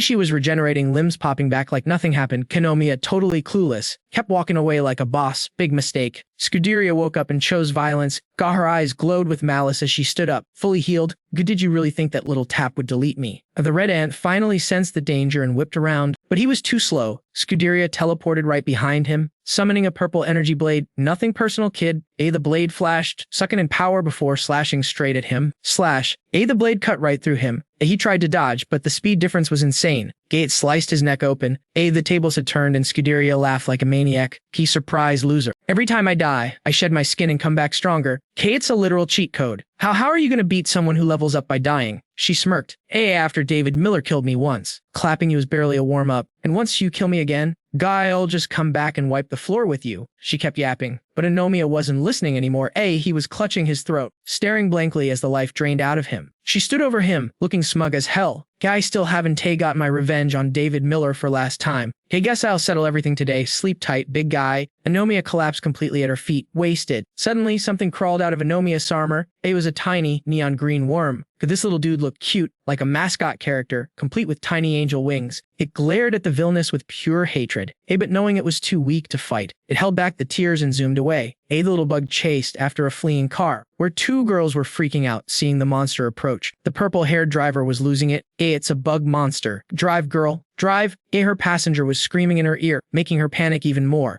She didn't even know which way to steer. The road ahead is blocked. What do we do? The bug monster caught up, stabbing its sharp claws right through the car roof. It pierced straight through to the steering wheel. Jump scare warning. The blonde girl dodged just in time, heart pounding out of her chest. The purple-haired girl was frozen in fear, screaming for help. A boom. Out of nowhere, David Miller dropped in with a thunderous punch. One shot. He obliterated the bug monster, blowing it into pieces instantly. Only the claw remained stuck in the car, standing on the roof like a legend. He shouted, "Get them out of here." Now, David Miller's crew realized the scent bags weren't working on these new bugs. He told them to ignore the small stuff and focus on the rescue mission. Priorities. People to save the civilians first. Everyone split up, hunt down the bugs. While David Miller was directing traffic like a boss, a sweet, mysterious scent drifted past his nose. That smell, Kate, it's kinda sus. He turned around to find the source. Guy there walking out with long legs and killer heels was a stunning figure. Was it a model? Canope. It was trouble. Want to come play with big sister? She stroked her chin, looking at David Miller like he was a delicious snack. She had green hair, insect antennas, and a vibe that screamed dangerous woman. She was wearing a tight black outfit that showed off her curves, plus a pair of pink wings. This was Matila. She floated toward David Miller, and the closer she got, the stronger that dizzying scent became. Come any closer and you recooked. David Miller tried to act tough, but his head was spinning. His pupils dilated. The scent was a trap. His knees buckled, and he almost hit the floor. So sleepy. What kind of hacks is this? David Miller grabbed his head, shaking uncontrollably, fighting to stay awake. Hila sashayed over to him, her voice dripping with venomous charm. "Oh, you're a strong one, aren't you?" Kashi loved that he was resisting. Kashi lifted his face, treating him like her new favorite pet. Be a good boy from Tilla. Get off me. David Miller snapped out of it, jumping back and smacking her hand away. Stay back, you creep. Kamamtilla looked annoyed for a second. He couldn't breathe that scent in. He summoned his fire aura to burn the pheromones away. Matilla's annoyance turned into amusement. Interesting. Very interesting. Yuri, the first male to wake up on his own, standing amidst his flames. David Miller demanded answers. Who are you? Are you with Anomia's enemies? Matilla tossed her hair back, arrogant as ever. Everything I do is just nature. Baby, why would I care about some bulky loser's drama? David Miller frowned. Nature? What are you talking about? She placed a hand on her chest, looking all high and mighty. Reproduction is the ultimate goal. By creating the perfect offspring is my noble pursuit. My dream is to fill this entire planet with my beautiful children. She looked absolutely obsessed. David Miller looked disgusted. Bro, if you want a family, go on a dating app. Why are you attacking innocent people? Matilla licked her finger sensually, revealing sharp fangs. She looked terrifyingly beautiful. Only in life or death situations do males show their true potential. The one who survives, he gets to be my king. In the blink of an eye, she teleported from the ground to the roof of the car. David Miller didn't flinch, holding a fireball ready to blast her face off. Ada's going down. Why all are straight up nasty? I've had enough of this freak show. Do us a favor and just delete yourselves. David Miller's face was ice cold, pure disgust written all over it. He unleashed his blazing flames, aiming straight for Matilla, but Matilla threw up a shield, actually vibing with the attack. That heat hits the spot. Realizing his fire was a total dud against this bug queen, David Miller switched gears, conjuring a frost blade from thin air. So you like it hot? Let's see how you handle the deep freeze. Suddenly, a purple claw snagged him from behind. Whoa there, cowboy. Why the rush? David Miller glanced back to see another bug lady, Scuderia, crashing the party. Scuderia flashed a creepy grin, dropping a savage threat. Chill out, or I'll snatch your head off while you're cooling down. David Miller's expression went dark instantly. Scuderia, what did you do to Anomia? She covered her face, judging him like he was totally basic. You rock brain. Obviously, I took him out. That scrub needed to go. David Miller trembled. Not from fear, but pure unadulterated rage. How dare she? Scuderia crept up behind him, razor claws poised for a cheap shot. Aw, you shaking? Scared I'm gonna end you? I could delete you in a heartbeat. David Miller clenched his fist, clapping back hard. You Regis trash like him. Check yourself before you wreck yourself. Whoosh. A sudden bolt of fire grazed Scuderia's face. She didn't even see it coming. David Miller followed up with a nasty right hook that rearranged her face. Bam! Scuderia went flying like a rag doll, crashing dozens of meters away. The impact kicked up a massive dust cloud. Scuderia skidded across the dirt. David Miller couldn't believe Anomia lost to this clown. The spot where she landed was still sizzling from David Miller's spicy fire attack. But then, the vibe changed. David Miller's eyes narrowed. Wait, that actually hurt her. Scuderia slowly stood up, glowing with pink energy as her wounds closed. Third evolution unlocked. She sneered. You were holding back against the big guy, weren't you? Come on, show me what you've really got when you're not playing games. She vanished. Using her passive speed buff, she leaped forward, aiming a haymaker right at David Miller's grill. He didn't blink, summoning his flames. All right, let's dance. Smack. He caught her fist with his bare hand. The impact forced David Miller to slide back. He stuck the landing, but his mind was racing. How is she buffed already? She takes damage and gets stronger. That's a broken mechanic. Is that her racial trait? David Miller glanced at Matilla chillin' on the car and then back at Scuderia. One eats fire, the other levels up from damage. This raid boss stew was gonna be a headache. Scuderia crossed her arms. Talking smack, is that it? I thought the hero of the blue star would be. Actually good. Matilla just sat there, watching the drama like it was Netflix. David Miller was sweating. You want to test that theory? Inside, he was strategizing. Gotta nuke one of them fast. Can't he let them gank me? Scuderia was ready for round 2, but suddenly, hold up. The queen bee finally spoke up. Matilla looked down at her partner. I've got a way more toxic idea. She turned to the MC, David Miller. Yuri strong, no cap. But let's spice up the difficulty setting, shall we? Tilla locked eyes with David Miller, a wicked smirk playing on her lips. She signaled her swarm of creepers, ordering them to get ready to rumble. Let's show your little friends the true power of the swarm. Suddenly, the battlefield felt massive, with David Miller isolated in the center, surrounded by a legion of insect freaks. Matilla didn't waste time. She gave the kill order on the innocent civilians. Go wipe out the normies. Let's see how well you fight when you're babysitting trash. David Miller. She cackled like a maniac as the molted bugs scattered to hunt. You witch, David Miller screamed, launching himself after the monsters to intercept them. But Scuderia's speed blitzed right in front of him. All worried about your fan club, David Miller threw a massive punch, desperate to break through. Get out of my way. She tanked the hit with zero effort, grinning like a demon. So angry, don't worry fam. Your people will be dead in a few seconds anyway. David Miller ground his teeth, eyes burning with fury. Damn it all. Meanwhile, a massive black scorpion pounced on a helpless guy. Its giant pincers snapping shut. To the civilian, the bug looked like pure nightmare fuel. No, stay back. Just as he was about to be lunch, a crimson mech suit burst onto the scene. It was Dongzi to the rescue.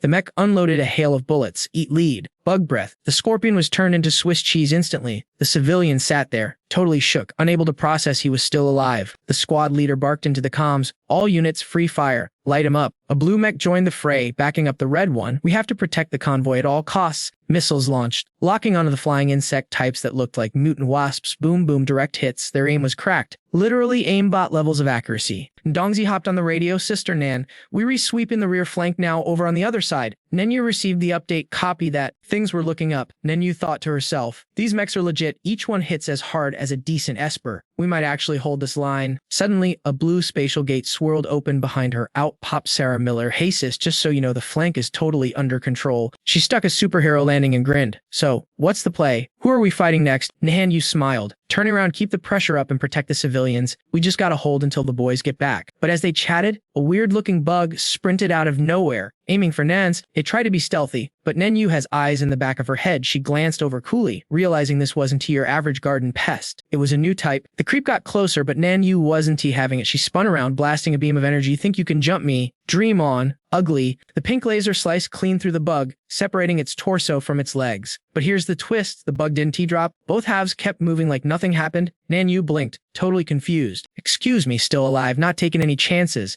Nenyu followed up with a blazing fireball. Let's see you survive getting roasted. The fireball engulfed the lower body, burning it to a crisp. Thinking it was over, Nanyu grabbed her comms to warn the squad. Heads up everyone, new bug type detected. They can regenerate. You have to incinerate them completely. Suddenly, static crackled in her earpiece, followed by a weird noise. A frantic scream pierced the channel. Sister Nan, the new bugs they re. The line went dead. Nanyu's heart dropped. Hello, say again. What's happening? The voice crackled back. Terrified, even a severed arm keeps fighting. While she was distracted, the top half of that sliced bug, which was carrying a whole car, launched itself at her from above. Sarah Miller spotted the danger from a distance. Sis, look out above you. Nanyu processed the intel. Even a single arm acts as an enemy. By the time she looked up, the fallen car was already overshadowing her. She couldn't dodge. Crash. The car slammed down with a deafening boom. kicking up a cloud of debris. It looked like game over, but at the last second, a spatial rift shimmered. Sarah Miller had pulled her out just in time. "You good, sis?" Sarah Miller asked, concerned. Nenyu was shaking but alive. "I'm fine. Nice save. We need to alert the front line ASAP." Just then, her earpiece buzzed back to life. Word on the street is Dong 2's situation just went from bad to worse. Gay, he is getting absolutely swarmed by mutant scorpions and bees the size of trucks. Rebecca Harris is panicking hard. She desperately tries to reach David Miller, screaming, "We need you. Get your butt back here." Now, he is their only hope. The one-man army capable of crushing these freaks. David Miller throws a haymaker at Scuderia, but she is too fast as she weaves past his strike like it was nothing. Even with that speed, she dodged. David Miller realizes this chick is on his level. There is only one way to win. Gay has to take off the limiters and go full beast mode. Scuderia drags her tongue across his blood on her hand, grinning like a psycho. Tasty. I think I will have seconds. She looks absolutely bloodthirsty and totally gross. She smirks. "I figured you out, hero. Say all your fancy powers come from those 2 rings, don't they? Once I snatch those bling bling rings, you're dead meat." David Miller stares at his hand, his vibe completely changing. "Gay, is that what you think? Fine then. I want to use them." He pops the ring into his mouth like a piece of candy as Scuderia freezes. Suddenly, his energy levels skyrocket so hard she can physically feel the pressure. What the heck? Why is his power level rising? Air guess was dead wrong. Flames erupt around David Miller, lifting him into the air like a god of fire. David Miller drops the truth bomb. "Those rings aren't my battery, they are my chains." He wears them to keep his overwhelming power in check. The flames intensify, twisting into the shape of a massive crimson dragon wrapped around him. "Okay, now that is what I call a glow up." Floating above like a boss, he asks. "Thought you were tough, right? Let's test that." He launches the giant fire dragon straight at her face. Doji boom. This isn't a fight anymore, it's an execution. The dragon detonates on impact, turning the entire sky a blinding blood red. The shockwave cracks the earth wide open, shattering the ground like glass. At what a legendary move, Scuderia gets blown back, coughing up smoke and cursing. Damn it. Her arm is still burning with inextinguishable flames. She starts to panic. "That was close, but as long as I have 1 cell left, I can respawn infinitely. You can win." Through the smoke, David Miller analyzes the situation. Burning his life force for power is too risky and draining. He needs to switch gears. He needs to end this fast. Hovering in the air, he calculates the ultimate solution. True power is just about force. It's about application. Geist energy gathers in his left hand. Absolute zero. Steal the heat from the world. Then his right hand ignites. Gay Inferno, bring the heat of the sun. He begins to smash these 2 opposing forces together. Normally, fire and water just cancel out. But when merged perfectly, a mysterious blue energy is born, defying the laws of physics. It creates a reaction like matter meeting antimatter. An unstable energy loop ready to cause a catastrophic explosion. The blue sphere in his hands pulses with terrifying power. It makes zero scientific sense, but hey, it worked. Scuderia is totally lost. Science logic. Have you lost your mind? Your little magic tricks can't hurt me anymore. David Miller balances the sphere on 1 finger. "Nope. I have just discovered the recipe for your total destruction." She laughs in his face. "You talk big for a guy holding a tiny marble." The energy sphere suddenly expands, doubling in size. Stop struggling, he warns. Kate is game over. It keeps growing until it is 3 times bigger than him.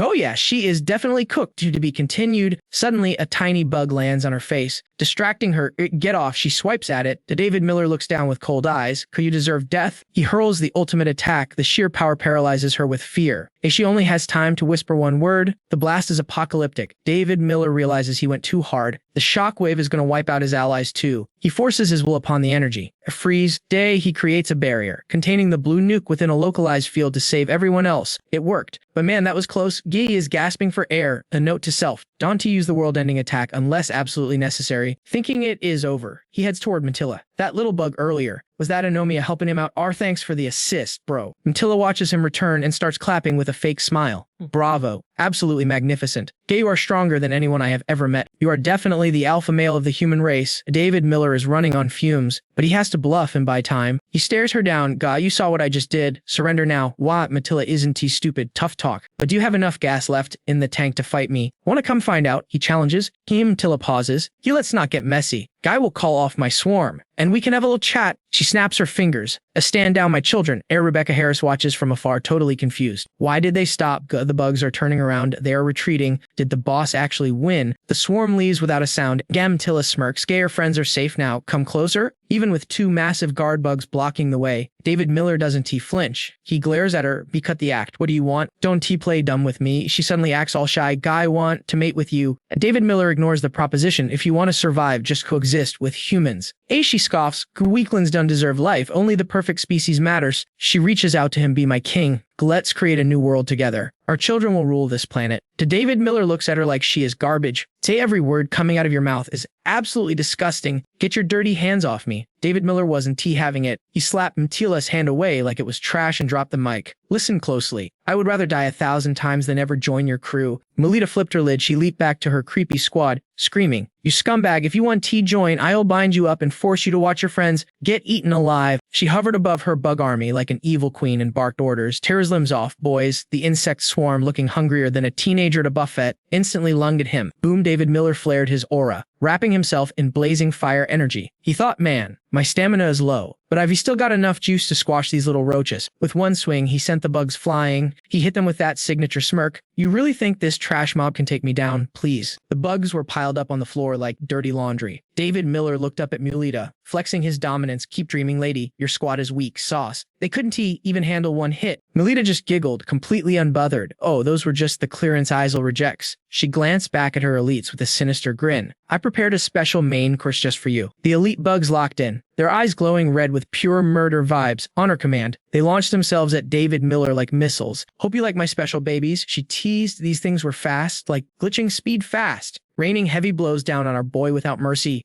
David Miller had to backstep immediately. Whoa, he thought. These aren't your average garden pests. It's a whole new breed. These guys were buffed up. He realized their power level was insane, almost like Scuderia before the evolution, fighting four at once while running on empty. This was going to be tricky. Mulita looked down from her high horse, loving every second. It's not too late, honey. Just get on your knees and bark like a dog for me, and I might spare you. David Miller gave her the nastiest look imaginable. Hard pass. I'm not into your weird fetishes. He roasted her. Mulita sighed. Such a waste. We could have ruled the new world together. The bugs readied their claws. Seeing he wasn't gonna simp for her, she snapped, fine. Kill him. But David Miller wasn't waiting around. He YOLO did it and launched a preemptive strike. He knew getting surrounded meant game over. David Miller dropped from the sky, aiming to crush one of them instantly. Gotta take him out before my stamina hits 0. But wait, a sneaky bug tried to backstab him. David Miller realized this wasn't gonna be a clean fight. He was gonna have to get his hands dirty. Reflexes on point, he grabbed the sneaker's arm and yeeted him straight into another bug. Boom, 2 birds, 1 stone. David Miller cleared half the squad in a split second. The third one tried to jump him from behind. David Miller spun around like a pro, dodged, and charged up a massive palm strike. Yuri next? With a roar, he unleashed pure power. The impact was so savage it literally blew the bug's head backward. The headless corpse flopped to the ground. Flawless victory. David Miller was gasping for air, looking like he just ran a marathon. Up above, Mulita clapped slowly. Wow, you're actually way stronger than I thought. Respect. While our boy tried to catch his breath, Mulita put on a fake sad face seeing her minions destroyed. You wiped my squad while exhausted. Not bad at all, but honestly, I'm bored of you now. She shrugged. David Miller smirked. Good, I should thank you. Being wanted by a freak like you made me feel gross anyway. Oof, that hit a nerve. You could see the vein pop in her forehead. Her ego just took a critical hit, and her eyes burned with pure rage. Watch your mouth, brat, she screamed. She opened her hand, summoning fresh elite bugs out of thin air. Say goodbye to this world. Loser. 3 new nightmares locked on and zoomed toward David Miller. They were a blur, surrounding him with terrifying speed. Too fast, David Miller thought. Boom, a massive explosion rocked the area, kicking up a dust cloud. But like a boss, David Miller flew out of the smoke just in time. Close call. But now he was sweating. Those 3 were heavy hitters, and his gas tank was blinking red. This is bad, he thought. I'm running on fumes here. Meanwhile, back at base, Rebecca Harris was in full leader mode, coordinating the rescue teams and getting the injured to safety. Sarah Miller ran up, looking panicked. Says, the bugs retreated, but what do we do now? Rebecca Harris stayed icy calm. Get the civilians to the back line. 0 casualties allowed. Then she ordered, gather every able-bodied fighter and the mech squad. We need to be ready to throw hands. Sarah Miller blinked, totally confused, rallying the troops. You think Big Bro is in trouble? I know his style, Rebecca Harris explained. That massive blue energy blast earlier. That was David Miller. If he's using his ult like that, he must be running out of stamina. Suddenly, boom, a massive shockwave shook the ground, sending dust everywhere. Both girls jumped, their hearts sinking. That's not good, Rebecca Harris whispered. Sensing the bad vibes, Sarah Miller was shaking. Is he gonna make it? Rebecca Harris snapped into action. Combat team, on me. Now, Sarah Miller didn't waste a second. She ripped open a portal to the battlefield, and they jumped through. Arriving at the scene, Rebecca Harris stared at the chaos. Those bugs won't let us just walk in. She realized, we have to launch an all-out assault to break him out. Sister Nan, a voice shouted, pulling her out of her tactical analysis. It was the backup. Mech squad reported for duty. A group emerged from the smoke, looking hype. You think we'd miss the chance to save the boss? Uncle Mock grinned. I'm gonna squash these bugs flat. Lutu added, the boss has done so much for us. Time to pay up. Seeing everyone ready to ride or die,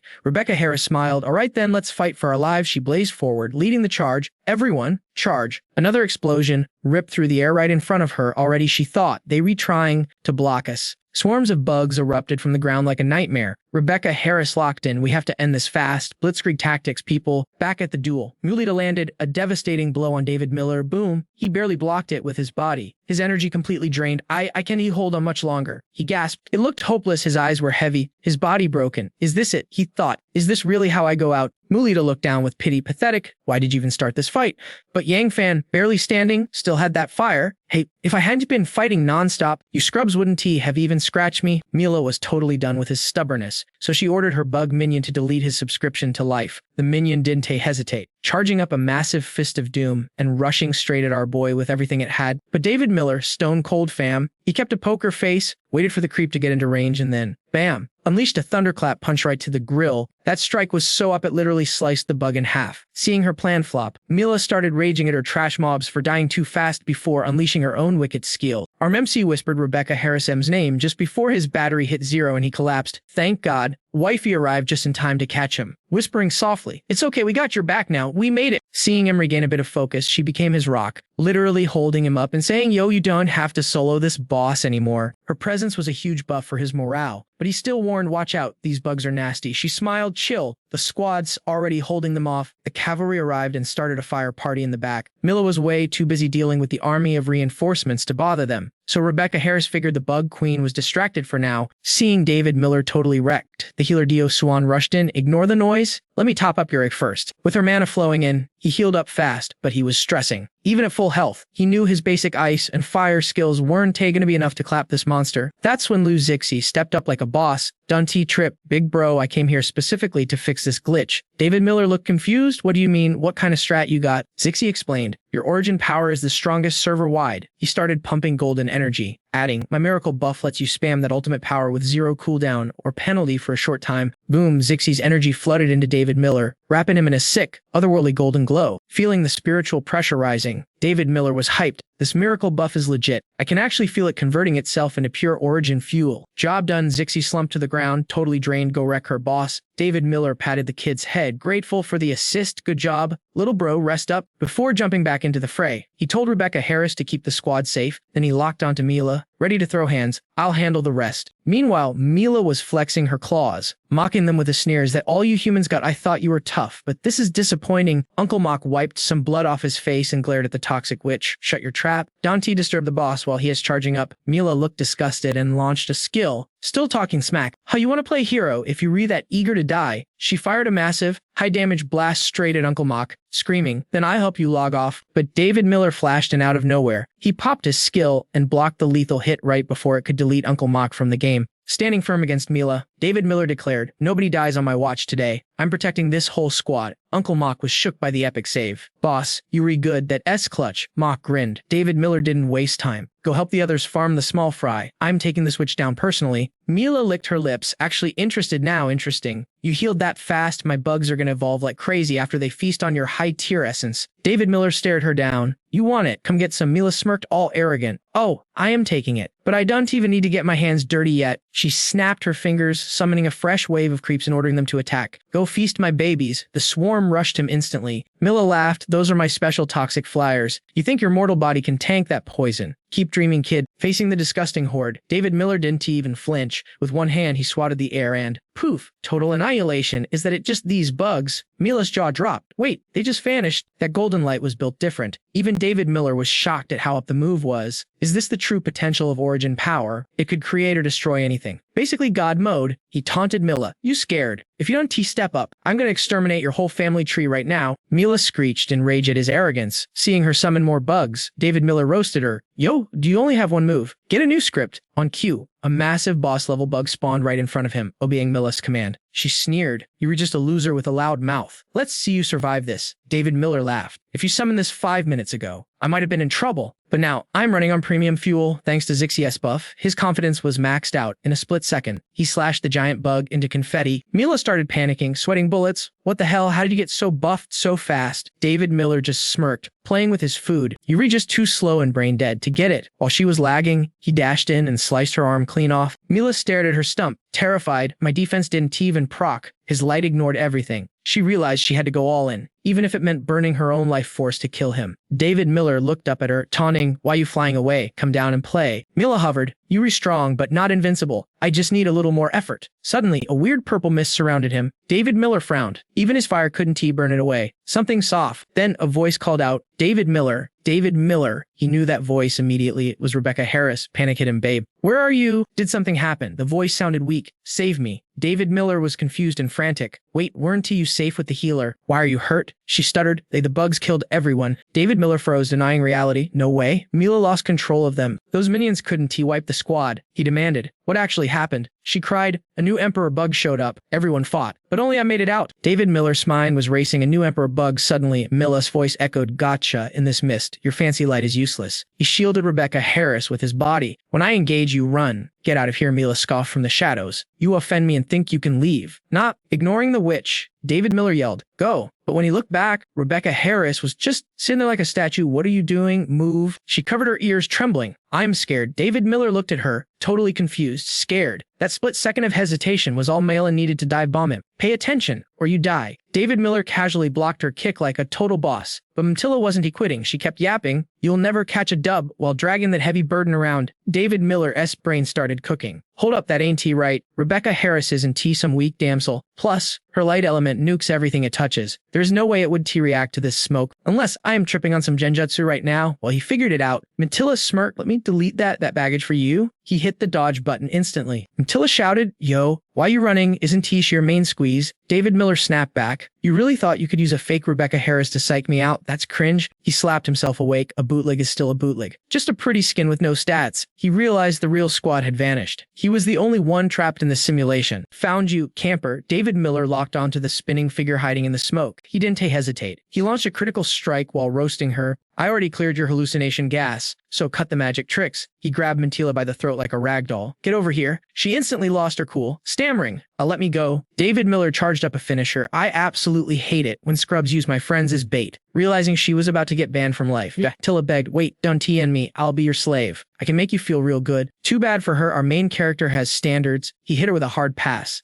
"Sorry, babe, but you ain't got the riz for that." Done and dusted. He was running on fumes, his miracle power totally empty. Finally, he sighed, "This raid is over." The real Rebecca Harris pulled up, looking worried. "David Miller, you good?" He pulled her into a hug and whispered, "I'm Iguchi. Just exterminated some pests." Rebecca Harris finally exhaled. "Thank God." A moment later, David Miller pointed to the horizon with hype in his voice. "Check it out. That's the spot Anomia scouted for our new FQ. Solid ground, surrounded by mountains on 3 sides. Perfect for funneling those bugs into a kill zone. His sacrifice gave us the second chance, and we ain't gonna waste it." Rebecca Harris got fired up. "Bet we'll lock it down here, find the bug mother, and bring peace back to the Blue Star." Just as they were vibing, the ground started shaking violently. "Earthquake," Rebecca Harris guessed. "Nah." David Miller's eyes narrowed. "That's something else." A deep voice boomed. "Looking for the bug mother." Victor Black made the grandest entrance ever, acting like he owned the place. "How about I give you her corpse?" "See, I'm actually a nice guy." David Miller analyzed him silently. "This aura is insane. Is this the bug king Anomia warned us about?" Rebecca Harris raised her weapon, shouting, "Freeze, Dante, move a muscle." David Miller lowered her weapon coolly. "Dante, shoot. Take the squad and get out of the city." Far away, she hesitated, but he insisted. "No time to argue. When the boss battle starts, I can babysit everyone." She finally realized he was serious. "All right," she shouted while running, "just Dante die on me." Murphy chuckled. "You really want to throw hands with me, even facing a god-tier enemy?" David Miller stayed chill. "Duh, should I just wait for you to spawn kill us?" Victor Black stroked his chin, soloing a raid boss. "Interesting." David Miller summoned his aura, eyes cold as ice. "Want to know until I try?" But Victor Black just waved his hand, and David Miller's attack deleted instantly. "Love the energy, kid, but I'm not here to fight." David Miller panicked internally. He just severed my connection to the origin power. David Miller was shook. "One wave and my ult is gone. What kind of hacks is this?" He yelled out, "Yo, what is your endgame here?" Victor Black laughed. "Like I said, I am gifting you the bug mother.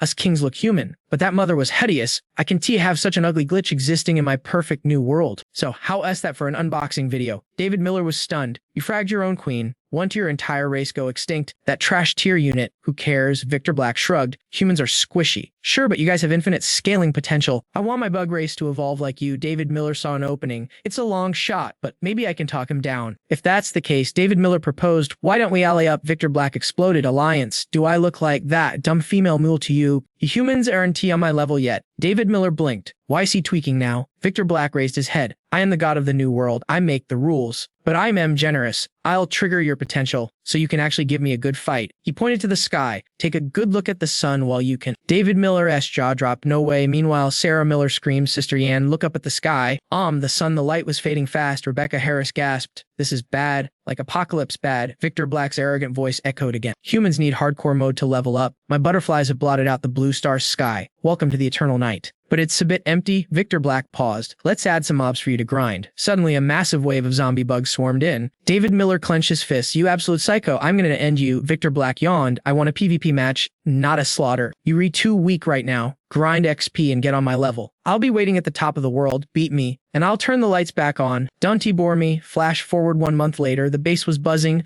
Hurry up, patch those walls before the bugs rush us tonight. David Miller was stressing. In this permanite, they relied on artificial light. This gen remembers the sun. But the next one they'll live in shadow. Humans were in T meant for the dark. Suddenly, a voice broke his brooding. Boss, the new food research is a W. Come check it out. On my way, David Miller thought, dang, that was fast. Maybe we won T-Starve after all. Miwai showed off the goods, boss. Check this GMO corn that grows in the dark. I call it Jin Kella #1. David Miller almost choked. Bro, what is that goofy name? She pushed up her glasses. The name is a meme, but the stats are real. It represents the ultimate quest for high yields. David Miller looked at the corn, feeling a pang of nostalgia. If Sui Zong saw this, she'd be resurrected from pure joy. Mulai blinked. Who's that? He ignored the question. Getting back to business. The kernels are huge, but is the drop rate high enough to feed the whole base? We got more survivors pulling up every day, so we can T-run out. Muai sighed. We can fill bellies. But the meat research still stuck at 0%. David Miller kept it real, dropping some hard truth, scavenging for edible meat out in this zombie-infested wasteland is like finding a needle in a haystack of rotting corpses. Just surviving without starving is a W in this apocalypse. Fam, no one's gonna blame you. She blushed, keeping it humble. Honestly, just being useful to the squad is all the comfort I need. With the emotional moment done, David Miller switched to boss mode. I'm leaving production in your hands. I've got bigger fish to fry. Muai didn't he hesitate. Bet. I'll handle logistics like a pro. You won't have to worry about a thing. Cut to the outdoor training grounds. Robert King was swinging his blade, but Xiao Wan was roasting him from the sidelines. Watch out, old man. That swing was weak sauce. Suddenly, Xiao Yun burst onto the scene, launching a skill with pure arrogance. Get a load of this. Uncle Mew watched the incoming attack with zero stress, analyzing it like a grandmaster. Nice timing. Kid, but if you want to scratch me, you gotta do better than that. Tyler Young, watching from the sidelines, was hyping them up. Looks like the whole crew leveled up big time. Robert King smirked. This month of hell training wasn't tea for nothing. Pretty sure if I fought that insect king now, I wouldn't get bodied like last time. Xiao Wan was buzzing with energy. If we keep grinding, absolute zero isn't just a dream. Xiao Yun added to the flex. Yeah, I feel like I could rival the boss right now. Speak of the devil, David Miller pulled up. Not bad. You guys actually look like a real team now. One of them looked confused. Boss, what are you doing here? Before he could answer, Xiao Yun got bold. Since you rate us so high, how about a spar? David Miller laughed. Oh, you really think you can take me? Robert King chimed in. Only one way to find out. Tyler Young started cheering like a fangirl. Let's go, just one match, please. David Miller couldn't say no to that face. Fine, but I am on a schedule, so all of you, come at me at once. A confused whisper floated through the crowd. What's his deal? Is he bored? Xiao Yun guessed. Nah, I think he's stress testing our combat power. She looked shocked. Combat power. Xiao Yun locked in. Look, we can T-turtle in here forever. Eventually, we gotta take back Land King City. And when that operation starts, if the boss isn't hate around to carry us, we need to be able to stand on business. Hearing this, Sarah Miller finally understood the assignment. Oh, so it's showtime. A split second later, Robert King launched himself at David Miller, but the MC just hopped back, dodging effortlessly. Then, bam, counterattack. Robert King got folded instantly. David Miller paused, looking at his own hand like something was off. He blocked the ice attack and dropped the verdict. Power is decent, but your speed, lagging. Xiao Yun replied slowly. I didn't forget the lessons, boss. You told me to use every trick. Suddenly, David Miller was frozen solid. She turned to her teammate, sis. You re-up. Xiao Yun charged her magic. Have you been waiting for this? She unleashed a massive flame nuke.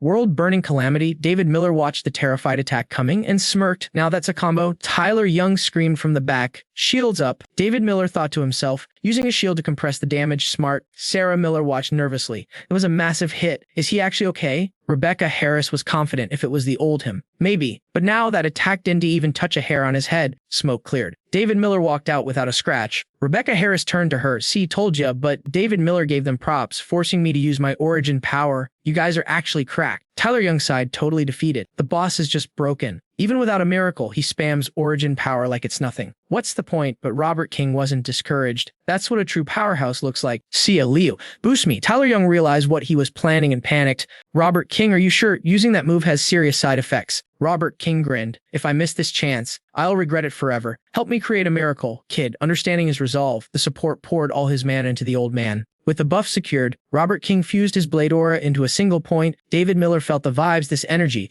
It's just like that green-robed swordsman from before. No, Robert King's mastery is even higher. Robert King was in the zone, mumbling to himself. Even without powers, pushing the sword to its limit can shake the heavens, he roared, boss. Take this. He unleashed the ultimate move. Annihilation, crazy blade, facing this beast of an attack. David Miller didn't flinch. He deployed his absolute defense shield. He analyzed the hit. Strong, it didn't even disintegrate against my light. I underestimated the old man. David Miller was swallowed by the blade energy. Xiao Yun gasped. Did we win? Xiao Yun couldn't believe her eyes. Did we actually beat the boss? Tyler Young puffed up his chest. That's the combo move me and Robert King grinded for. Even the boss has to feel that. But Robert King shook his head. No, it wasn't enough. Right on cue, David Miller popped his head out of the dust cloud. Robert King, that slash was legendary. The squad groaned in despair. Legendary. He took 0 damage. The boss is just built different. We threw everything at him and he is still standing. Robert King stayed humble. Dante Tripp, just managing to touch the boss is an achievement beyond our wildest dreams. David Miller observed them, thinking the special training paid off. Everyone's reached a new tier. We ready for the real mission suddenly? A frantic voice screamed in his earpiece. Boss, emergency. Get to the hospital now. He tapped his comms on my way. The voice on the other end was panicked. Hurry. A bad feeling settled in David Miller's gut. This wasn't a drill. Cut to the hospital. MUI was rattling off stats. Watch bed 2. Violent reaction. Bed 3 is critical. Immune system crash. Fell into a coma yesterday for no reason. 8 hours later, full zombie mutation symptoms. Our vaccines and serums. Totally useless. She crunched the numbers. 30 infected so far. It was looking grim in the background. A doctor shouted, hold him down, injecting sedatives. He hoped it would knock the patient out. Director Don, his vitals are crashing. He won't last long. MUI was stressed. We can pump them with high-dose serum to slow the transformation. But that's it. David Miller burst into the room. What is this? What kind of plague makes everyone flip out like this? Me confirmed the nightmare scenario. They were sick, boss. They're returning into zombies. David Miller frowned, turning how MUI handed him a clipboard. My theory, their weakened bodies reacted to the butterfly pollen we found. David Miller's eyes went cold. We can let this spread. Eliminate them. MUI jumped in front of him. Whoa, chill. They haven't turned yet. Theoretically, we can still save them. David Miller calmed down. Is there a cure? MUI got straight to business. Read this research paper first. David Miller skimmed it. Something about immune cell modification. He handed it back. Where's the full report? I'll go grab it, MUI thought for a second. It's not hard to find. It's at the National Research Institute. David Miller raised an eyebrow. The place where they kept the top-tier tech before the world ended. Exactly. You need to go deep inside and retrieve the data. Should be a walk in the park for you. Oh, and take this hacking device. If you just smash the doors down, you might corrupt the files. Got the decoder. Time is tight. I'm dipping. You hold it down here. But if things go south, before vanishing, he dropped a bar so cold it froze the room. I'm setting them free. Outside, our boy David Miller engaged flight mode. Zooming through the sky, one look down and damn, another base totally overrun. Whole trip is just ruins on ruins. Is anyone else even alive out here? No time to stress it though. Gotta speedrun this mission and hope it's not game over for everyone. He tries to land but, surprise, a welcoming party of bug monsters. He powers up complaining, why are these creepy crawlies everywhere? Boom, one skill and they're instantly toasted. Job done. He praised the data isn't corrupted by the bugs. This place is a mess. Looks like the zombies ran through here day 1 of the apocalypse. Lucky for him, the backup power is still clutching it out inside. The decoder from Olivia Lee should work. He hits the door and instinct takes over. Hacking time. Lock busted. He walks in thinking, yo, it's actually clean in here, no bugs, data safe, but his spidey senses are tingling. Something feels off. It doesn't add up. Outside is a bug festival with bodies everywhere. Why is this specific room untouched? That's suspicious. Suddenly, a zombie lunges master. Stay back. David Miller casually snaps his fingers thinking, wait, did that zombie just speak English? A beam of light slices the guy. Mincy grills him. You talk, you have consciousness. But the zombie just loops. Die. MC sighs. Just a glitch in the matrix. Thought he was special for a second. But then the zombie switches up. Save. MC catches on quick. You want to save something inside the door? The zombie nods. David Miller steps in. Mind racing. He was blocking the bugs to protect something. What's in there? The door opens in. Whoa, he stares at a child's skeleton. It hits him. 2 skeletons. He notices the kid's bony hand is clutching something tight. What is that? It's a photo. Father and son. David Miller realizes the truth. This zombie held on to his humanity just to protect his kid's remains. Respect. Whoever you were, you re a legend. Hope you reunite in the afterlife. He pushes deeper. Gotta secure the bag. After a serious search, he finally locates the classified docs he came for. Cut to outside the research lab. David Miller scans the area. Too quiet. He thinks then a voice drips with malice. Found you. Instantly, an attack comes flying. MCS brain screams ambush. In less than a second, a massive force slams down. That was way too close to a one-shot kill. David Miller squares up. You a new bug king or something? The guy denies it. Nah, I'm Anomiya. MC freezes. Anomiya. Bro, look at you. What happened? Anomiya replies cold as ice. Only zombies can cheat death. Lord Victor Black revive me. And honestly, I feel amazing. MC presses him. Lord Victor Black, you fell off, man. You forgot your dream. Anomiya cuts him off. Zero respect. The world is bigger than you think. Humans and bugs don't fit anymore. David Miller fires back. Victor Black wiped out the mother bug. Is this seriously what you wanted? Suddenly, Anomiya drops to his knees. No, it's not. He starts screaming in agony. It hurts. Make it stop. His real consciousness is fighting back. David Miller shouts, Don T, move. I can heal you, but Anomiya stops him. Stay back. It's useless. I was dead before Victor Black twisted me. Listen, this is more important than my life. It's a new antivirus prototype. He tosses a vial to David Miller. This might help. Take it. MC refuses to give up. Come with me. We can fix this, but Anomiya shakes his head. No, friend. I'm fading. The dark side takes over again. I'm gonna kill that weak Anomiya. And Yuri next, he powers up, aiming right at Armasi. David Miller panics, not for himself, but for the cure. Can he let the vial break? Boom, a massive explosion rocks the entire skyline. Anomiya looks at the smoke. That's what you get for rejecting Lord Victor Black. He turns to leave, but David Miller's voice cuts through the dust. My friend is dead. Yuri just a hollow shell. The villain doubles down. I am Anomiya. I ditch my weak past self. MC snaps, eyes blazing with rage. You don't deserve that name. Mency claps back with an attack, then speaks low and dangerous. Yuri a cheap knockoff. Hold still. I'm gonna purge Victor Black's corruption out of you. Anomiya laughs arrogantly, refused. Only Victor Black creates the future. I was gonna wipe out the human base later, but this pain, it's pure power. David Miller gets into stance. Look at yourself, you done find this disgusting. Yuri a monster with zero humanity left. Anomiya isn't phased, so what if I survive? I'll do anything. Survival is the only stat that matters. David Miller sighs, he's fully brainwashed. He tries to leave, but the monster rushes him. I'm ending you this time. MC sighs go cold. He's not Anomiya anymore, no mercy. Mincy swipes his hand. Slash, the monster is sliced in half instantly. David Miller dashes in to finish it. He delivers a beatdown. But then, wait, something's wrong. The guy took a massive hit and his body is fine. Anomiya smirks, same move, 1T worked twice. Genius, he counters, grabbing both of MC's hands. David Miller breaks free and runs. He can waste time. The antivirus is priority 1. While running, he thinks if he is undead, this might work. He unleashes a blinding fierce light. Holy light! Anomiya screams as the light burns him. David Miller shouts like a judge delivering a sentence. You are a proud warrior, a leader. Don't let Murphy play you like a puppet. The real Anomiya surfaces. He stammers MCS name. David Miller pleads, Anomiya, wake up. Can I still save you? Anomiya whispers, it's too late. His body starts disintegrating. Victor Black killed the bugs. Ruin everything I loved. Please save humanity. With those final words, Anomiya fades into dust. David Miller watches his friend blow away in the wind. I promise, brother.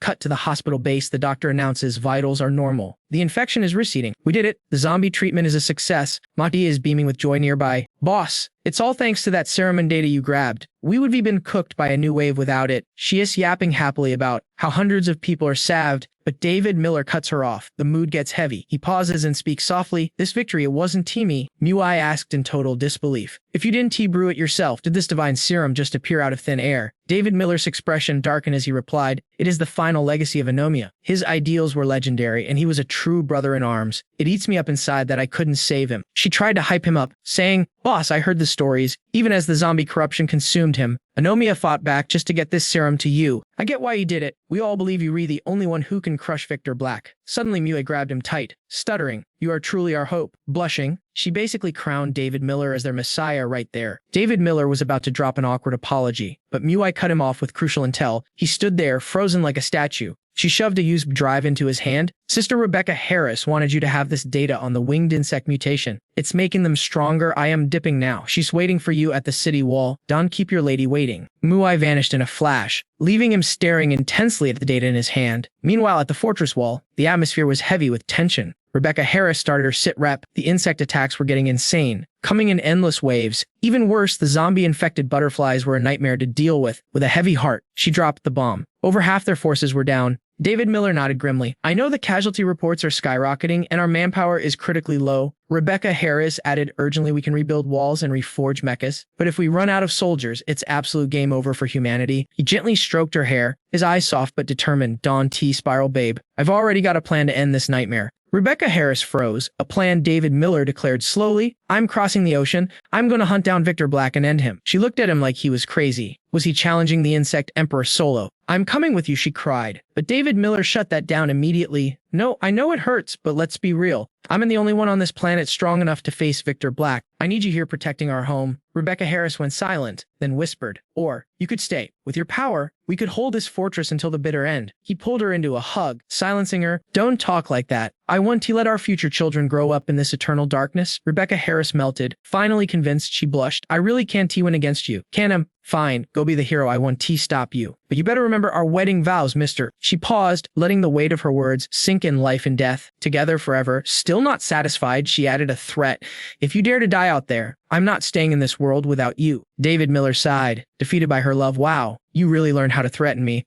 A few days later at the airfield, everything was set. Tyler Young was bawling his eyes out. Boss is leaving us. Sarah Miller immediately punched him. Shut up. Stop crying like my brother is already dead. Mayo Chun appeared, smirking and teasing her. Sarah Miller, you're not handling it much better. She panicked, denying it instantly. Megan Clark, no way, I'm totally fine. Before they could brawl, David Miller stepped up. What S with the noise? King Su turned serious, brother. You have to be careful out there. Seriously, he smiled, radiating confidence. Relax. Saved you from zombies. Check. Cured your eyes. Check. Handled the Dark Star and the insect invasion. Check. I always keep my promises. And this time is no different. Sarah Miller held out her pinky finger. Then promise me again. I don't care if you win or lose. Just promise me you'll come back in one piece. David Miller hooked his finger with hers. Okay. I promise. Stop crying, you big baby. Just then, Linda Miller's voice drifted over. David Miller, we came to see you off too. He was shocked. Linda Miller, Michael Miller, why are you here? Michael Miller smiled gently. Our son is going to war. How could we not come? Linda Miller pressed a jade amulet into his hand. Wear this for safety, okay? David Miller reassured them. I'll be careful, I swear. Then he turned to Rebecca Harris for one last look. I'm off. She smiled bravely. Take care of yourself. Robert King and the crew shouted, safe travels, boss. Give him hell. David Miller waved goodbye, yelling back, don't worry. I won't let you guys down. Smash cut to America, outside Washington. Mike Johnson was in a panic, warning that bugs were surfacing. He held the trigger down, screaming, die, you freaks. Just die. The insect tanked the bullets like they were candy. Mike Johnson gasped, no way. Suddenly something slammed into the bug, stunning it. William shouted, Mike Johnson. Don T just stand there spacing out. Mike Johnson's face lit up. William Hayes, but he quickly reported. The insects breached the main gate. We told them. William panicked, ordering, get to the organization. Everyone prepare to break the encirclement now. Mike Johnson hesitated. Break out, we'll be slaughtered. William roared back. It's better than sitting here waiting to be eaten. Move. Barely 2 steps later, Mike Johnson screamed. Wait the ground, William dove, dodging collapsing earths and earthquake. No, something was tunneling up. In a split second, Mike Johnson yanked William back, saving his life. What the hell is that thing? Mike Johnson yelled. William could only gasp in horror. Oh my God, the massive beast rose up, ready to continue its hunting spree. It coiled back to strike. Suddenly, William realized its target. Not good. That direction. He watched as it lunged towards the city wall. Mike Johnson collapsed to the ground, defeated. It's over. We were actually done for. But William pointed up, voice steady. No. Look at the sky. Mike Johnson squinted. Is that a fighter jet? Wait, someone just jumped out of it. David Miller didn't waste a breath. He summoned his origin fire bamboo sword and slashed. With one clean stroke, he bisected the monster. William stared, jaw on the floor. The insect, it's dead. Mike Johnson blinked. Who the heck did that? David Miller sat casually on the monstrous corpse, swinging his legs. Yo, are you guys from the human base down there? I need a sit rep on the situation here in America. Mike Johnson whispered to William. Is that a god? William nodded. Must be. Who else has that kind of power? Mike Johnson immediately dropped to his knees, praying, oh God, please save us. David Miller sighed. Get up. Don T. Be weird. I'm not a god. The name's David Miller. William's eyes went wide. David Miller. Wait, are you the legendary savior? David Miller hopped off the carcass, dusting himself off. Yep, that's me. Word traveled all the way here? Mike Johnson nodded silently. Of course. We've all heard the legends. William was tearing up. I thought we were doomed. But the savior actually came. They both bowed down again, begging for salvation. David Miller waved his hands, stopped with the kneeling, and dropped the savior title. Just David Miller is fine. Now, leave the bugs outside to me. Cut to the base conference room. Mike Johnson's voice was full of hype. I can believe it. You wiped out the insect invasion like it was nothing.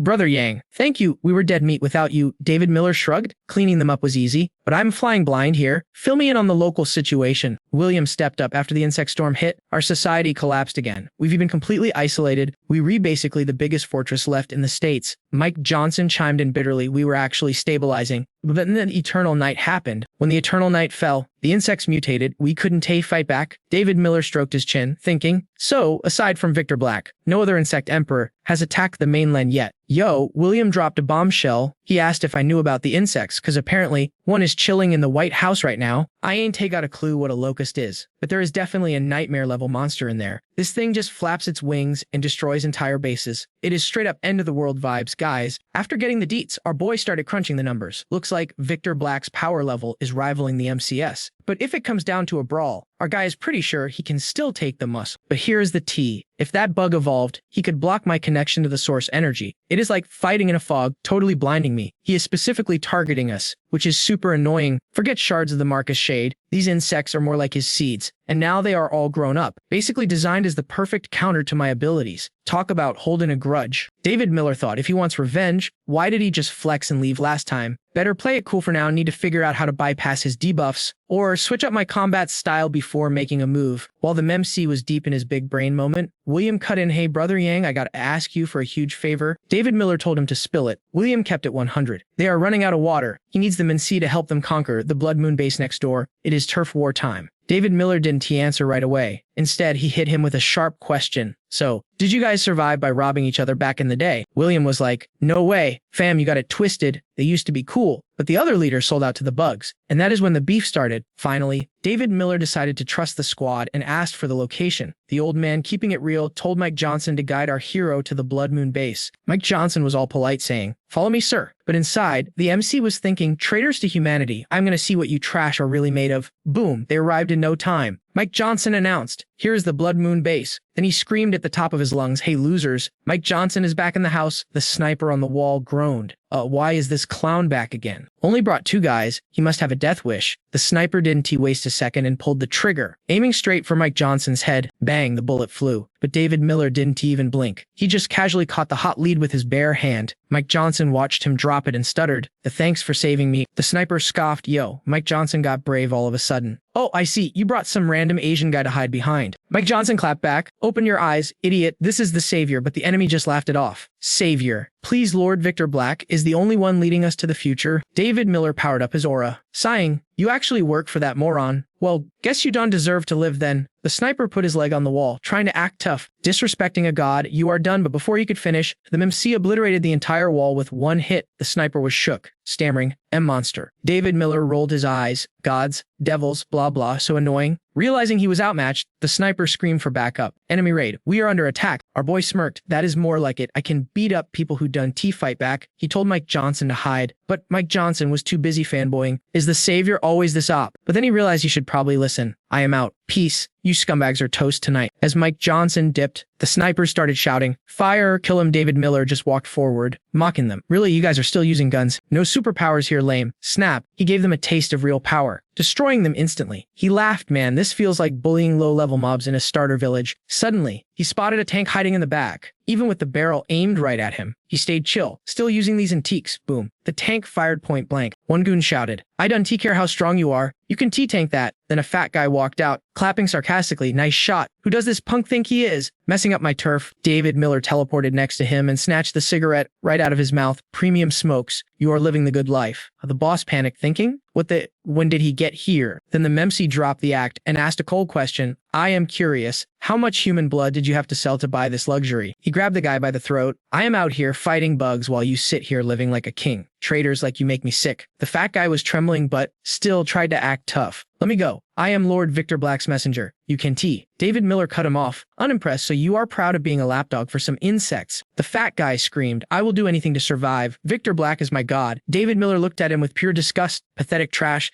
Suddenly another sniper yelled, stop right there. He threatened, let the boss go or I will blow this girl's head off. Aren't you the savior? We got tons of hostages. David Miller didn't even flinch. You are threatening me. Do you even have the skills for that? The goon was oblivious to the danger. We do whatever it takes to live. Try me. Crack. A bullet pierced the goon's arm out of nowhere. David Miller thought, perfect timing. The sniper dropped the girl, and the MC kept the pressure on the boss. David Miller turned to the girl. Do you take that shot? R&T with this tub of lard. The girl stood tall. Nope, my goal is the same as yours. Wait, ours? Who is we? Are you guys a squad? You done worship Victor Black. She replied, we are the resistance operating inside this base. Our other members are already rescuing the innocent civilians. So don't worry. We don't believe in that Victor Black garbage, and we definitely hate this fat pig. David Miller glanced at the fat boss. Makes sense. With so many people, Someone was bound to fight back. This guy just kept you all down with fear until I showed up. He shoved the boss to the ground. All right then, this piece of trash is all yours. Immediately, the girl aimed her gun right at the fat guy's face. The boss screamed, "You dare aim at me? I protected you all this time." The girl was furious. Sending people to get eaten by bugs is protection. Did you forget how you forced us to kill each other? The fat guy realized his talk no jutsu wasn't working. I am dead meat. Wait, the kid? I can fight adults, but I can handle a brat. If I grab the kid as a hostage, I can buy more time. He lunged at the little girl, shouting, "You are coming with me," but the red-haired girl wasn't having it. She fired again. David Miller watched the chaos unfold. What a messy show, but seeing this desperation made him realize something important. Victor Black plunged the world into eternal night. Maybe he is just using humanity as hostages to buy time for himself. David Miller started walking and asked, "Since I helped you guys get revenge, I should get a reward, right?" The girl bowed respectfully. "On behalf of the resistance, thank you for everything. Name your price." Armency flashed a sly smile. "All right then, I am gonna make a specific request." She was low-key confused, thinking to herself, is this guy a savage beast or a total gentleman like Pickle dude? David Miller kept it 100% chill. Daisy's simple. Let's restart the trade routes and get the water flowing like before. The girl was shook and asked, "Wait, that's it?" He hit her with a cold hard truth. "Real talk, your little stash of loot, guy have zero interest in it." She stared at his retreating back, totally mind blown. Wait, he doesn't even want to be the boss of this base. Is he for real? He dropped some legendary wisdom without skipping a beat. "My goal is reclaiming Earth for humanity." Fam, why would I trip over leading a single base? The reed had felt her face heat up. So this is what a true apex predator looks like. Then, a core memory unlocked.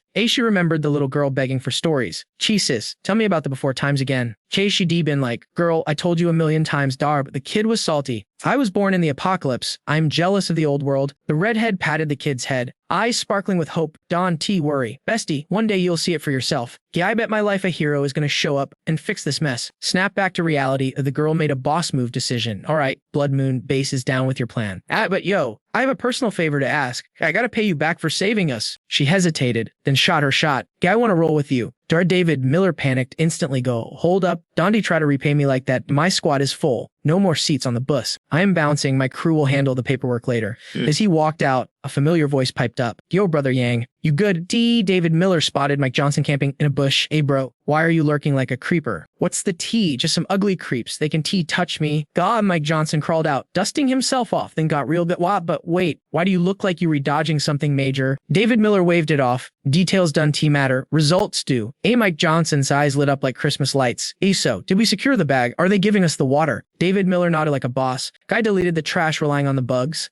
The rest of them, they were gonna play nice from now on. Mike Johnson started glazing him up immediately. "I knew it. If Big Bro steps in, it's automatic GR." But David Miller cut the celebration short. "Chill, the real headache is just starting." Kai finally figured out Victor Black's in-game. Victor Black is definitely targeting your base next. Gate us a code red, you stay put. I'm teleporting back. Mike Johnson stood there, totally lost. Victor Black, who? Why is the savior rushing like his house is on fire? Right on cue. Mike Johnson's comms buzzed. It was William Hayes. Mike Johnson answered, clueless, grunts, "What's poppin'?" Williams sounded frantic. "Calm Mike Johnson, get Brother Yang and get back here ASAP. We need back." Mike panicked. What the heck is going on? He tried to get intel, but the line was just glitchy noise. Gear with no answers. Mike Johnson's anxiety went through the roof. What happened to the base? Please let everyone be okay. The scene switched to the base. The air was filled with sobbing. A little kid was bawling his eyes out, looking for his parents. William was leading the evac when he saw the kid. "Hey shorty, why are you still here?" "Gabe, you scared." "Zip your lips." Don T cry out loud. Suddenly, the ground started shaking like an earthquake. The Derek Voss was right on their tail. Gay William was drifting left and right, trying to shake the aggro. Seeing the kid was frozen, he shouted, "Gay, get to the church. Go, right now." The boy looked at William with big puppy eyes.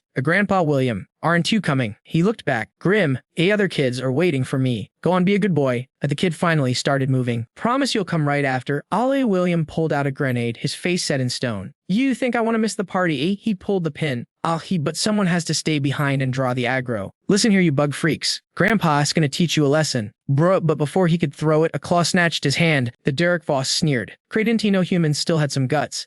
Then he tried to recruit him. "True pledge loyalty to me. And I might just let you keep your pathetic life." William stared him down and connected the dots. "You re the scum who breached the walls and let the bugs in." The Derek Voss thought the old man was hesitating. "Could on be scared. Old man, I'm offering you upgrade." Hearing the word scared, William burst out laughing. He slapped the monster right across the face. Scared. I am scared of your grandpa. You freak. The slap did 0 damage. On the monster side, bravery is cute, but your stats are trash. People like you only kneel when I destroy what you love. With a cruel grin, he chucked the live grenade away. William screamed, "What are you doing?" Hey, the kid peeked out and saw the explosive flying straight at him. God, the monster laughed. Remember, kid, your own protector killed you. William lunged desperately to stop it. Too late, the grenade detonated. Dry boom. William watched in horror, his mind refusing to process it. No, this isn't real. He glared at the monster, eyes burning with hate. You filthy animal, die. Go. The Derek Voss just soaked up the hate. Could you like this despair? Join me, and you can wield this power. William snapped. He charged in a suicidal rage, but the Derek Voss just kicked him away like a soccer ball. He rolled on the ground, defeated. Stubborn old fool, why won't you listen? I don't get you humans, you know it's game over, but you still feed yourselves to me. He was mid-rant when a cool voice cut in. Actually, I'm a fan of that spirit too. The Derek Voss whipped around. Who goes there? It was David Miller, and he was holding the kid, safe and sound. He smiled at the old man. Chill out, Gramps. The little guy didn't he take a scratch. William cried tears of joy. The savior is here. The Derek Voss started sweating bullets. Crap, it's David Miller. I got a dip. Minions swarm him by me sometime. He looked around, but his bug army was already deleted. What the heck? When did he nuke them? But then, a dirty strategy popped into his head. He's carrying a dead weight. He can T-fight at full power while babysitting. He aimed a cheap shot at the child to force David Miller back. But ripsuber, before he could twitch. David Miller was already in his face. The Derek Voss face planted, totally confused. Girl, when did he hit me? I didn't see anything. Gan, where's the kid? Did he vanish? He looked over. Even William was gone. A voice called out from the top of the church. Say, savior, we re-up here. In the blink of an eye, the whole squad had spawned on the balcony. David Miller looked cool as a cucumber. Grandpa,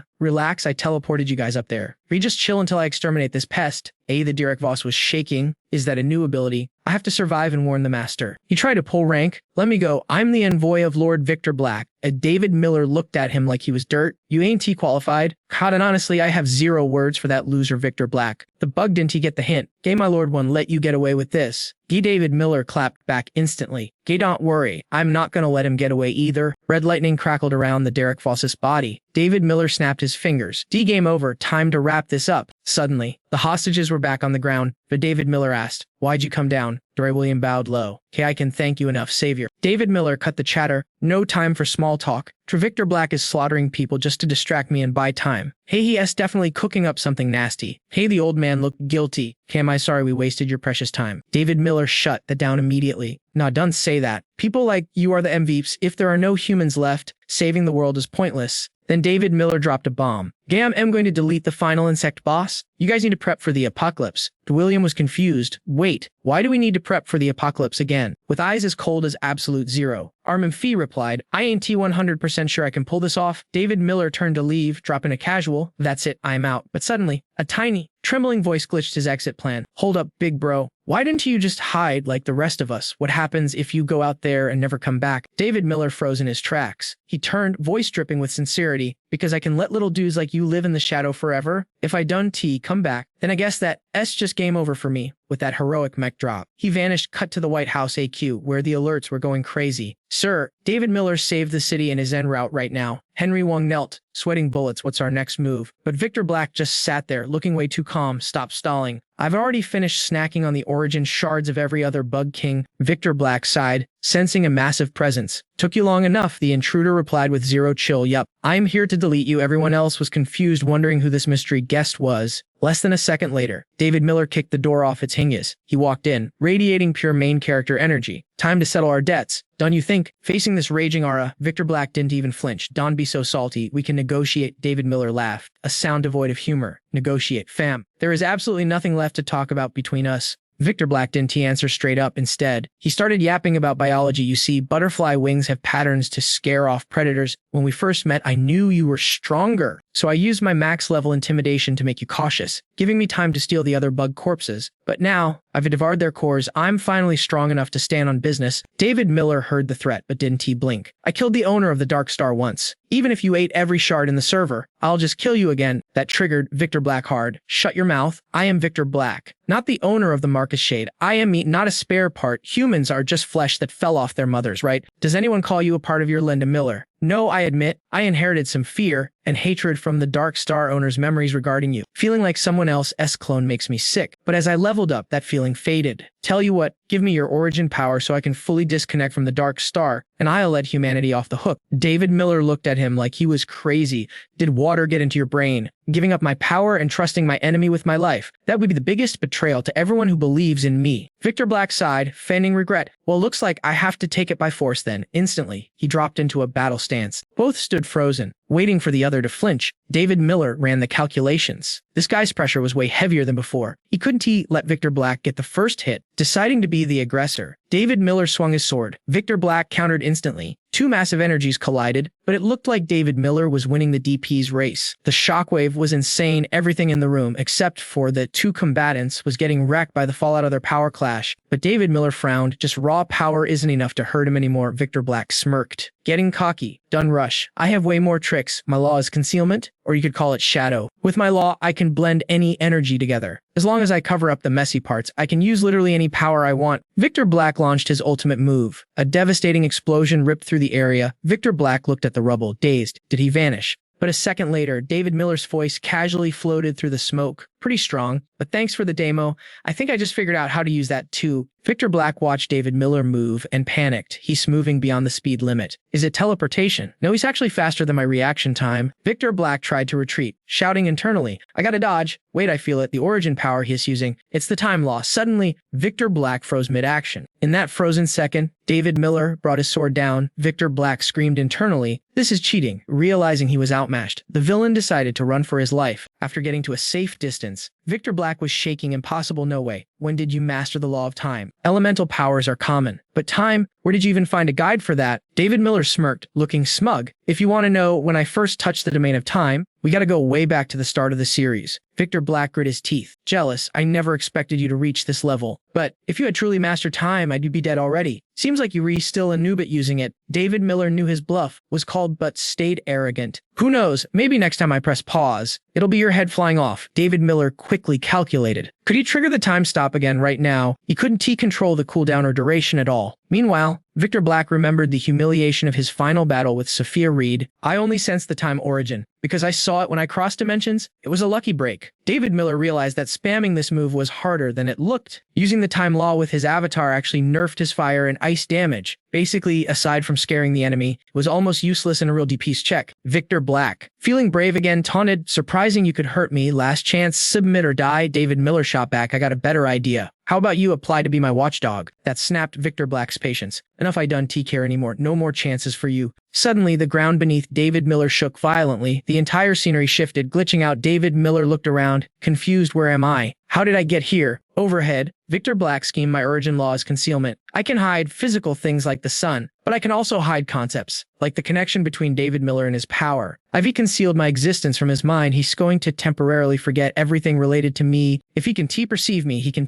guard against me while he's slagging out. I'll hit him with my strongest attack. His half-baked time stop 1T save him now. Down below, David Miller was stumbling, totally lost. I remember coming here to solve the eternal night, but what caused it again? Now, Victor Black saw the opening. He launched a strike heavy enough to crack the sky. David Miller sensed the danger way too late. He took the full force of the hit. David Miller drifted into the void, groggy, whereas this a terrifying thought crossed his mind. Did he just get game ended? He felt the vibrations of a new world. Is this the afterlife? No, I can die yet. I can let Victor Black rampage freely. His willpower surged. Let me out. I'm leaving this place. Suddenly, David Miller slammed into the ground. He looked around, still clueless about his location. But then, familiar scenes started playing out. It was his own memory reel. He saw the bug invasion, his epic duel with the Marcus Shade, and then the scene shifted to Rebecca Harris standing there in a wedding dress. David Miller stood there, completely spaced out, thinking, my memory is glitching. I'm missing so many scenes. Is this place a flashback reel or actual reality? If this is really the time origin, can I just moonwalk back to the apocalypse and restart my run as the ultimate boss? Just as he was plotting his chaotic comeback, a voice cut through the silence. Keep moving forward. David Miller froze, his jaw hitting the floor. He stammered, Kinkshu, no way. Is that really the Og Kinkshu from the past? But then his brain started spiraling. Wait, is this a time echo or reflection, or am I just hallucinating? Suddenly Muai popped up and shouted, yo David Miller, don't forget the squad? We all right here. Then Rebecca Harris stepped out of the shadows, hyping him up like the ultimate cheerleader. You promised you bounce back. Dawn, you dare look back now.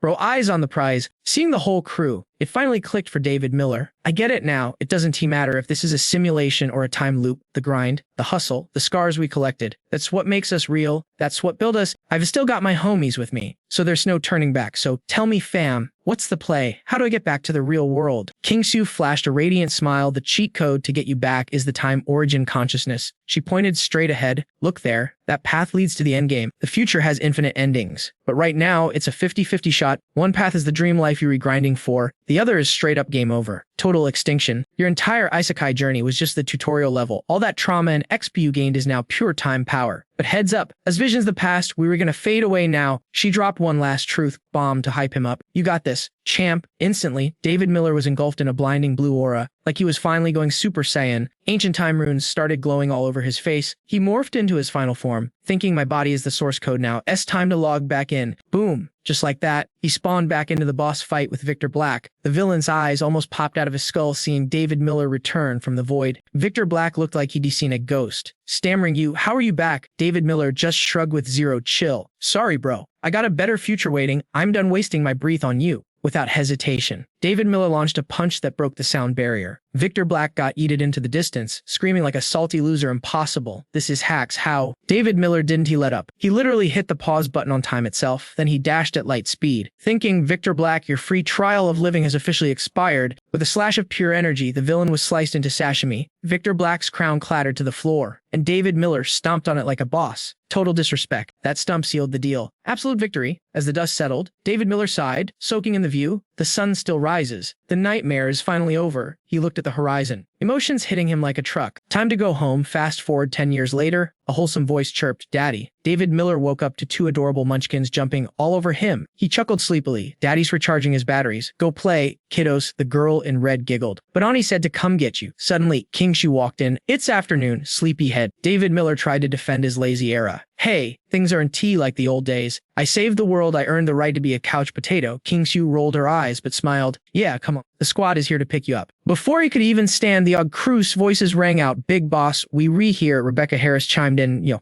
Don't be late for your own victory party. Let's get it. Kingshu grabbed his arm, pulling him up. Let's move, big guy. David Miller held his kid's hands, grinning from ear to ear. All right, let's roll. As he walked into the light, he thought, this is it. The good ending. The life I grinded for a new era for humanity starts now. Oh, and guys, don't forget to smash that like button and subscribe for more epic stories. Peace.